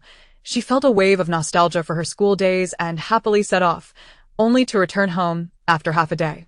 The recent calamity had concluded, yet she had greatly underestimated the fervor of the public towards her. As she took her seat in the classroom, the teacher found it impossible to conduct a proper lesson, and the students could hardly focus, as all attention was fixated upon her. Outside the classroom, the principal, the headmaster, and the grade supervisor repeatedly passed by, and Bei was at a loss for how to manage the situation, ultimately deciding to have his sister study at home while he taught her instead. With 9 months until the college entrance examination, the actual enrollment would occur a year later, by which time the enthusiasm surrounding his sister might have waned somewhat. And Suisui had no objections. Upon learning of this, Elisa expressed his willingness to serve as the young one's teacher. Suisui needs to learn human cultural knowledge. She will participate in the college entrance examination next year. And Bei reminded. He assumed that Elisa intended to teach her the subjects necessary for angels, which could be learned, but not at this moment. I understand, Elisa calmly explained. What I mean is that I will teach Suisui human cultural knowledge. You can teach? And Bei questioned skeptically, but as soon as he finished voicing his doubt, he realized that given the angel's learning capabilities, Elisa could undoubtedly learn the material first, and then teach it. I can study, Elisa confirmed, indeed intending to do so. All right. And Bei nodded. Although his own knowledge was more than sufficient to teach his sister, cultural subjects were not his forte, and having a better teacher was naturally preferred. Thus, the arrangement was made, and Bei subsequently purchased a complete set of textbooks for students from first grade through high school, assisting the angel in systematically mastering human cultural knowledge. Elisa did not anticipate the sheer volume of reading material, and he furrowed his brow slightly. The efficiency of information transmission among humans was remarkably poor. Even for him, it would take considerable time to read all these books. After some contemplation, he decided to enlist the help of several companions to study together, with the understanding that they would relay the information back to him. He gathered 6 companions. As the current high school curriculum consisted of a total of 7 subjects, 5 foundational subjects, Chinese, mathematics, physics, chemistry, and biology, and 2 survival subjects, overview of exotic beasts and wilderness survival. Each companion would study 1 subject. Alicia had a splendid idea. But after summoning 6 companions, they all decided to stay, asserting their capability to serve as instructors for the young ones. Thus, and Suisui ultimately found herself with 7 angelic mentors. Why not directly transmit knowledge to me through a mental connection? She pondered, harboring a tinge of envy for the angels who could divide their learning and share their accomplishments. Because you are still quite young, and you cannot absorb an overwhelming amount of information in a short span, Alicia thoughtfully elucidated. Moreover, it is imperative for you to cultivate your own learning abilities. Very well, and Suisui conceded, resigning herself to diligent self-study. Fortunately, the angel's instruction proved to be far superior to that of human educators. After all, they were perpetually emotionally stable, endlessly patient, adept at encouraging educational methods. allowing the young ones to make mistakes and tailoring their teaching approaches to accommodate the individual circumstances of each learner. For the first time, Suisui discovered that learning could be so effortless and that attending classes could be so engaging. Her grades improved at a visibly rapid pace, the sole subject presenting a challenge being the overview of beasts, as the textbooks edited by humans contain numerous inaccuracies. Among the 7 teachers, Ether was responsible for instructing her in this subject. Naturally, Ether would not impart erroneous knowledge, providing her with the correct information as he understood it. This created a dilemma. During the actual college entrance examination, the evaluators would grade the papers based on the incorrect answers summarized by humans. And Suisui communicated this issue to her elder brother and Bei. Without delay, he placed a call to Cheng Yan, bringing the matter to his attention and urging a swift resolution.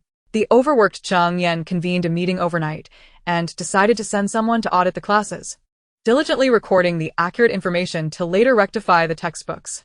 When considering whom to send, it was deemed best to dispatch a familiar face, and Fong Xinghui was conscripted for the task. Initially, he was only required to attend and document the overview of Beast's course, but his sister, Fonglow, deemed him too naive and insisted that he should attend all classes to broaden his knowledge. Having endured 3 arduous years of high school, Fong Xinghui was compelled to return to the 3rd year. 8 months later, Suisui officially sat for the college entrance examination. To avoid disturbing other candidates, she was assigned to a solitary examination room.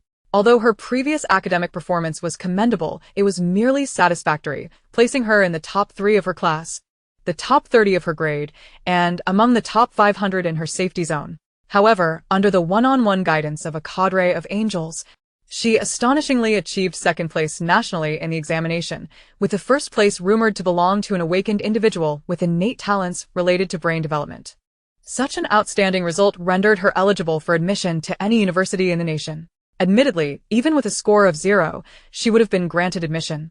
But the sense of accomplishment derived from her own efforts was paramount. Once the results were released, Suisui found herself deliberating over which university to attend.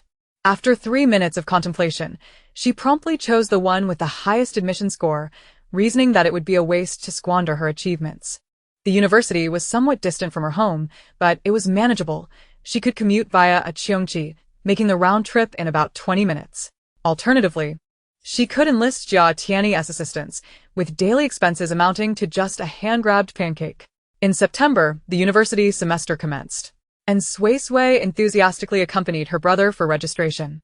6 months prior, Bei had compelled Qing Yan to enshrine the law prohibiting unwarranted disturbances to Suisui's normal life, and now, no one would intrude upon her tranquility. After registration, Bei attended a few classes with his sister, quickly realizing that the teaching standards of the school's instructors paled in comparison to those of the angelic cohort at home. Suisui, why not have Alicia and the others teach you? He suggested readily. Wouldn't that render my university education pointless? Suisui scratched her head in confusion. Bei pondered, as that was precisely the purpose of sending his sister to university, to allow her to experience campus life. If she were to return home for lessons, it would indeed defeat the purpose. After a brief moment of contemplation, he proposed a new idea. Then let them come to the university to instruct you. Consequently, Cheng Yan received another call from Bei, requesting assistance in arranging for the angels to teach at the university. Until Suisui graduated, all her courses, from core to elective, were taught by the angels. As the curriculum extended beyond 8 subjects, more angels arrived from the Sky Island. Students of Suisui's cohort and nearby cohorts were ecstatic, eagerly vying for the angels' classes. During the course registration frenzy, Suisui, the main subject, found herself unable to secure a spot each time, often relying on backdoor arrangements to gain entry. This fervor for course registration persisted until Suisui's graduation. Upon her graduation, the angels departed alongside her, prompting an outcry online, as younger students lamented their misfortune in missing the opportunity to attend the angels' classes. It's not quite that dire, Suisui remarked. Chapter 146. Epilogue. Suisui's employment upon officially graduating. Suisui indulged in leisure for a few months before grappling with the question of what career path to pursue. She had chosen to study beast sciences in university, an arbitrary decision based on her perceived advantage in the field. Typically, Graduates of this discipline are expected to continue their studies in graduate school before seeking employment in research institutions. However, she harbored little interest in academic pursuits and intended to explore other job opportunities. Unsure of her career aspirations, she consulted her companions for advice. What? You actually want to work? Isn't idleness preferable? Jia Tianyi exclaimed in astonishment. Currently, he was enjoying a leisurely lifestyle, resorting to donating blood at the research institute whenever funds ran low, as his blood was highly valued due to being an SSS-grade spatial awakener. Do you hear yourself? Is idleness a commendable trait? And Suisui retorted, You're actually seeking employment? Why not wait for your brother to arrange something for you? Fong Xinghui chimed in, comparing his situation to Jia Tianyi's. His circumstances were marginally better, yet he lacked a proper job, merely awaiting directives from his sister, who would provide him with pocket money. Can't you strive for something more? And Suisui sighed, abandoning her inquiries with the two unambitious companions and turning to the only industrious friend. Your situation allows for easy entry into either the military or politics. Consider which you find more appealing, Bai Han earnestly suggested. I don't have such lofty ambitions. I simply wish to find an ordinary job for the experience. And Suisui clarified her intentions. Ideally, it should be something that allows me to earn money, providing a sense of accomplishment. The four of them continued brainstorming. How about opening a barbecue stall? We could collaborate, Fong Xinghui proposed earnestly. Tianyi can handle the skewers, I'll provide the fire, and you can do the grilling. He became increasingly animated as he spoke. You could use all 8 of your tentacles to grill. Who could possibly compete with you? Our stall would surely be a tremendous success. I've even thought of a name, an tentacle barbecue. Silence enveloped the group, and Suisui took a deep breath. And after a moment's pause, she could not restrain herself and unleashed 8 mental tentacles with a swift motion. These tentacles were not only efficient at grilling but also formidable in combat. Do you believe I could strike you 8 times in a second? She asked with a sardonic smile. Fong Xinghui instantly leaped from his seat and bolted away, and Suisui promptly pursued him, and the two engaged in a marathon-like chase before returning to their seats to continue their conversation. How about opening a flower shop? Jia Tianyi suggested, recognizing that it would suit a girl and that in Suisui possessed a unique advantage. What advantage? And Suisui inquired, intrigued. You can procure goods at no cost. Jia Tianyi earnestly explained, Isn't the blood vine capable of blooming? You could sell the flowers produced by the blood vine. If you find the variety too limited, simply cultivate a few more plant-like beasts. Trust me, a flower shop would undoubtedly thrive. The room fell silent once more. Although, theoretically, it was feasible, given the robust regenerative abilities of plant-like beasts, which could also be stimulated with power, it still felt profoundly unethical. Denied. Suisui. If you're going to manage your religious order, I've noticed they have been quite active lately. Bai Han's suggestions were always the most serious.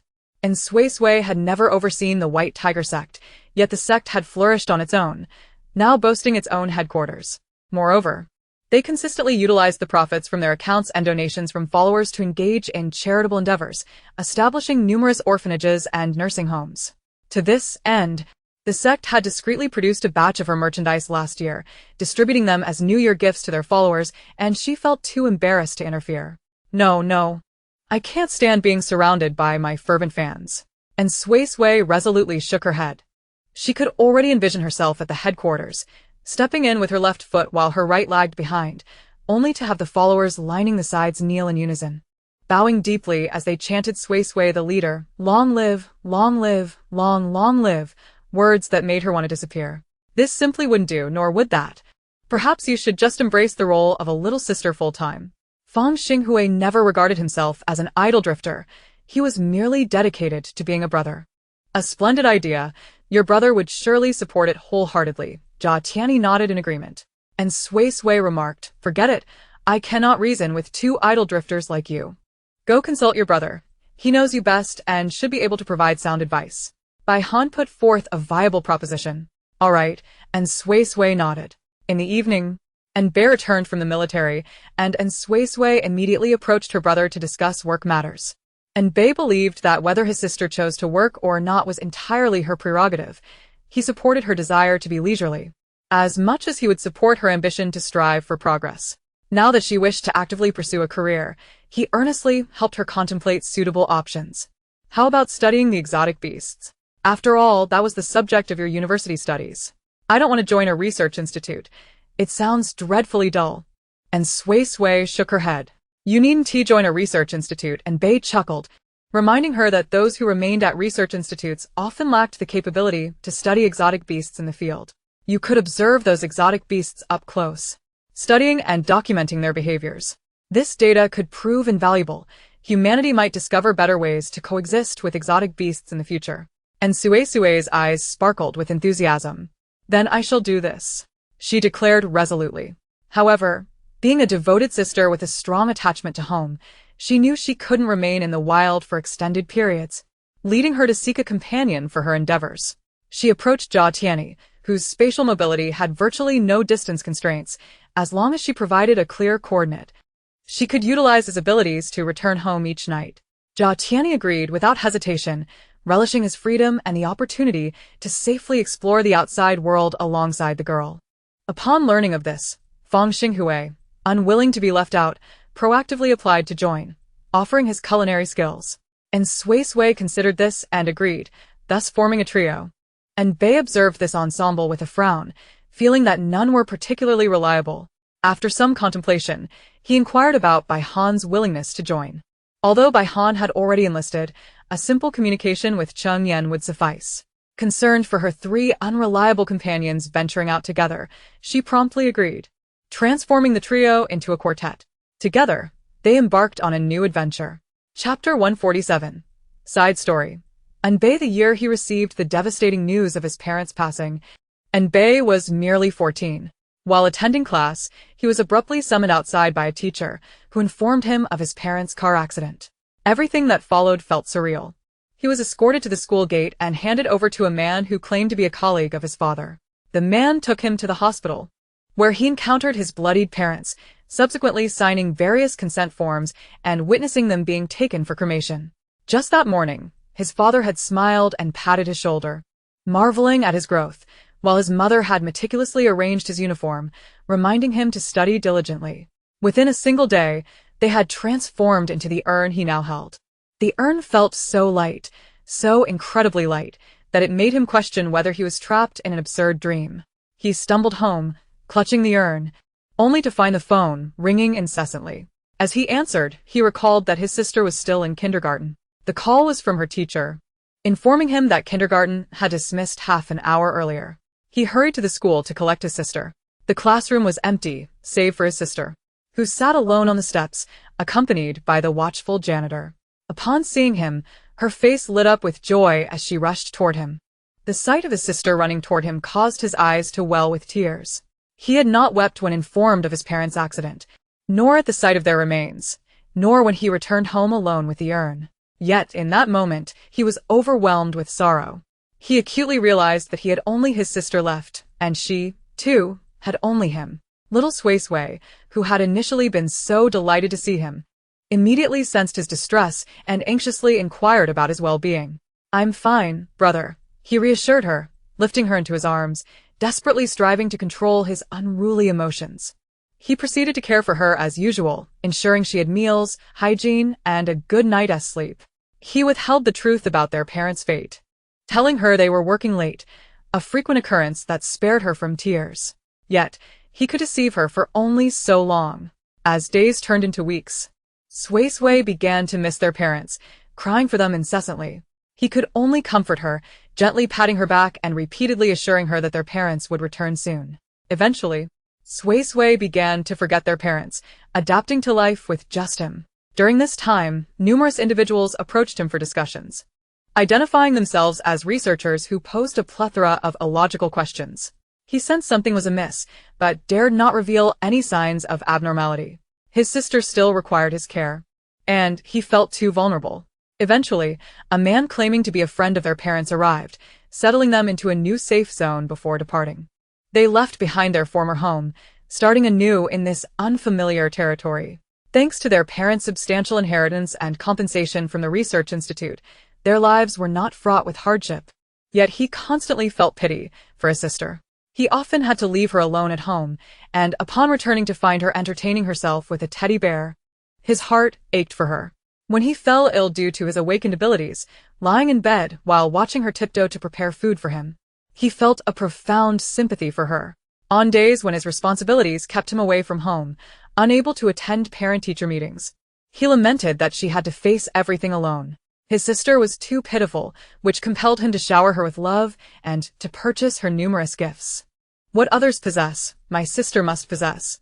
What others lack, my sister must also have. As the days gradually unfolded, my sister matured from a small child into a graceful young lady, and with her growth emerged new concerns. I became apprehensive about her entering into early romantic relationships. Once she commenced her high school journey, for an extended period, whenever she made plans to go out with classmates on weekends, I would stealthily follow her, curious to discern whether her companions were male or female. My friend Shiji could no longer bear my obsessive protectiveness, and once bluntly remarked, "You can't be so fixated on your sister. You can't possibly guard her for a lifetime." Why not? I retorted directly. Why not? I had no intention of ever pursuing romance, marriage, or parenthood. I did not wish for anyone to usurp my love for my sister. I articulated my thoughts clearly. I still vividly recall the peculiar, almost disturbed look my friend gave me after that conversation, as he cautiously inquired whether my sister and I were indeed biological siblings. It was infuriating, and I did indeed give him a beating. Was this truly so difficult to comprehend? To me, my sister was both a sibling and a daughter. Just as some parents decline to have a second child out of fear of dividing their affection, I too wished to protect my love for my sister from being diminished. Furthermore, the most significant aspect of my life would always be her. Entering into a romantic relationship with such a mindset would inherently be a disservice to any partner. My sister, having already lost her parents at such a tender age, was pitiful enough. I could not allow her to lose anything more. In the future, she might marry or bear children, but regardless of the circumstances, I would always remain her steadfast support. Perhaps my explanation garnered my friend's understanding. Or perhaps it was the beating that clarified my stance, but he never pressed the issue again. I assumed life would continue in this manner, utterly unprepared for the calamity that my moment of weakness would bring upon my sister. During a mission, a friend sustained severe injuries and was on the brink of death. Having exhausted all available medical supplies, I sacrificed my own blood to save him, only to be betrayed in return. He absconded with my sister. She was lost. I spiraled into madness for a while, plagued by sleepless nights, consumed with thoughts of how to eliminate those responsible, ensuring they would all accompany my sister to the grave. Fortunately, my sister remained unharmed. She was intelligent and resilient, managing to survive on her own. Although many events transpired, and it was revealed that she no longer belonged to humanity, it mattered not. As long as she could live well, that was all that counted. Such a dreadful occurrence was more than sufficient to prevent a recurrence. I resolutely resolved to overthrow the current regime and establish a new realm where my sister could live in peace. Due to the merging of worlds, this endeavor proved unexpectedly easy. Ultimately, I succeeded in allowing my sister to lead a life of her choosing. I was quite satisfied with the new human domain, albeit slightly discontented by the incessant presence of a multitude of unshakable angels around her. Yet, such matters were trivial, after all. My sister and I hailed from the same womb, sharing the same blood. We would forever be the closest of kin in this world. No matter how the avian beings arrange themselves, they must always fall behind me. Chapter 148. Epilogue. Elisa, when captured by humans, Elisa experienced little emotional upheaval. Most angels are similarly affected. The passage of time renders it difficult for them to stir in response to any event. They accept all that transpires. He did not even attempt to seek assistance from his companions, as he knew that once the worlds merged, they would naturally come to his aid. However, being confined within such a limited space became monotonous, prompting him to observe humans, particularly those who studied him. Among them, a female researcher by the surname and stood out. Her soul flame was exquisite, yet upon encountering him, it was shrouded by a gray pall, never to dissipate, perhaps out of guilt. All new researchers exhibited similar sentiments upon meeting him, and she found great joy in conversing with him. He understood the human language, and listening to her became one of his rare sources of entertainment. He learned that she had a kindred spirit in a partner and a clever, handsome son. living a blissful family life. The only regret was her desire for a daughter, which had yet to materialize. However, this regret might soon find resolution. As he noticed a new life within her, the tiny embryo had begun to take shape. The miracle of life is truly wondrous. Each passing day, he watched the small embryo grow, gradually developing into the form of a baby, and eagerly anticipated the arrival of her child, and the once dim soul flame now radiated brilliance.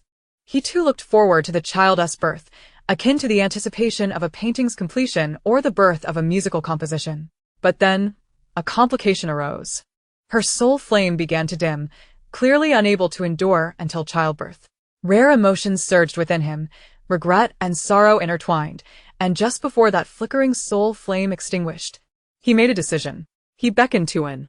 She was uncertain of his intentions, but approached nonetheless. Through the glass, he gently caressed her abdomen, sharing his own life essence. The life energy acted as fuel, instantly reigniting the fading soul flame. Come, be my child, he thought. The methods of human reproduction differ entirely from those of angels, and he was uncertain what his actions might yield, but regardless, that child would be his. And soon gave birth to a child, whom she named Suisui, a name filled with promise. He too designated a name for the child, merely adding a stroke to his own symbol, ensuring that anyone who beheld it would recognize it as his treasured gem. He longed to meet Suisui, and seemed to sense his desire, eventually bringing Suisui to the laboratory. This marked their first encounter. The tiny infant, still oblivious to the world, gazed at him with wide, round eyes while cradled in her mother's arms. Perhaps drawn by the essence, she reached out her tiny hand, attempting to touch him, fearing discovery, and cast a furtive, apologetic glance at him before carrying Suisui away. For the first time, thoughts of escape crossed his mind, but after years of confinement, with his power drained and most of his life essence consumed, he spent most of his time in slumber, unable to devise an escape plan, and ceased bringing Suisui to the laboratory and even disappeared suddenly 4 years later. Fortunately, as the creator, he could sense the child's condition. His child was growing well. With this attachment, time stretched interminably. He spent his days imagining what Suisui would look like as she matured, eagerly awaiting their eventual meeting. Yet, he did not anticipate that before their formal encounter, he would first sense the weakening of Suisui's soul flame. His child was facing a life-threatening crisis unbeknownst to him. He forcibly established a mental connection with her, witnessing her spirit energy flailing within her, and assisted her in releasing it. Fortunately, his child proved strong enough to overcome the crisis independently. However, upon realizing that she was not growing up safely by her human mother's side as he had envisioned, he could no longer endure his confinement. Regret, sorrow, and self-reproach surged within him, causing him immense anguish. He devised a means to transmit his emotions into the mental network. Disregarding the potential pain it might propagate, he urgently required the assistance of his companions, immediately and without delay. This approach proved effective. Companions arrived, and together with Suisui, they rescued him. He was indeed a negligent creator, having failed to nurture his offspring to maturity, instead requiring the child to venture into peril on his behalf. Fortunately, his child was both kind and gentle, harboring no resentment towards him. How could such a flawless progeny exist? The other was the most adorable, vivacious, and beautiful angel, with a soul flame that was uniquely captivating, perpetually swaying and bursting with a kaleidoscope of colors. Having thoroughly acquainted himself with human culture, he knew precisely how to vividly articulate that distinctiveness. The soul flame of his child danced with exuberance. He cherished his child, whose arrival transformed his previously tranquil existence into a vibrant tapestry of life. For this, he even felt genuine gratitude towards the one who had confined him, Jean-Jean. Everything was indeed the finest arrangement. The only source of his sorrow was Suisui's profound affection for her foster brother, to the extent that she deemed living to the age of 70 or 80 sufficient. How could such a perilous thought arise? She was still a mere infant, a baby yet to grow her wings. Fortunately, there are myriad ways to ensure humanity's survival, since Suisui adored her foster brother so dearly, ensuring his longevity would suffice. After all, he was merely a foster brother. Within his child flowed the essence of his own life, a continuation of his existence, his most treasured possession. They would forever remain the closest of kin in this world. The end of the narrative. Thank you for listening, and we shall meet again in the next tale.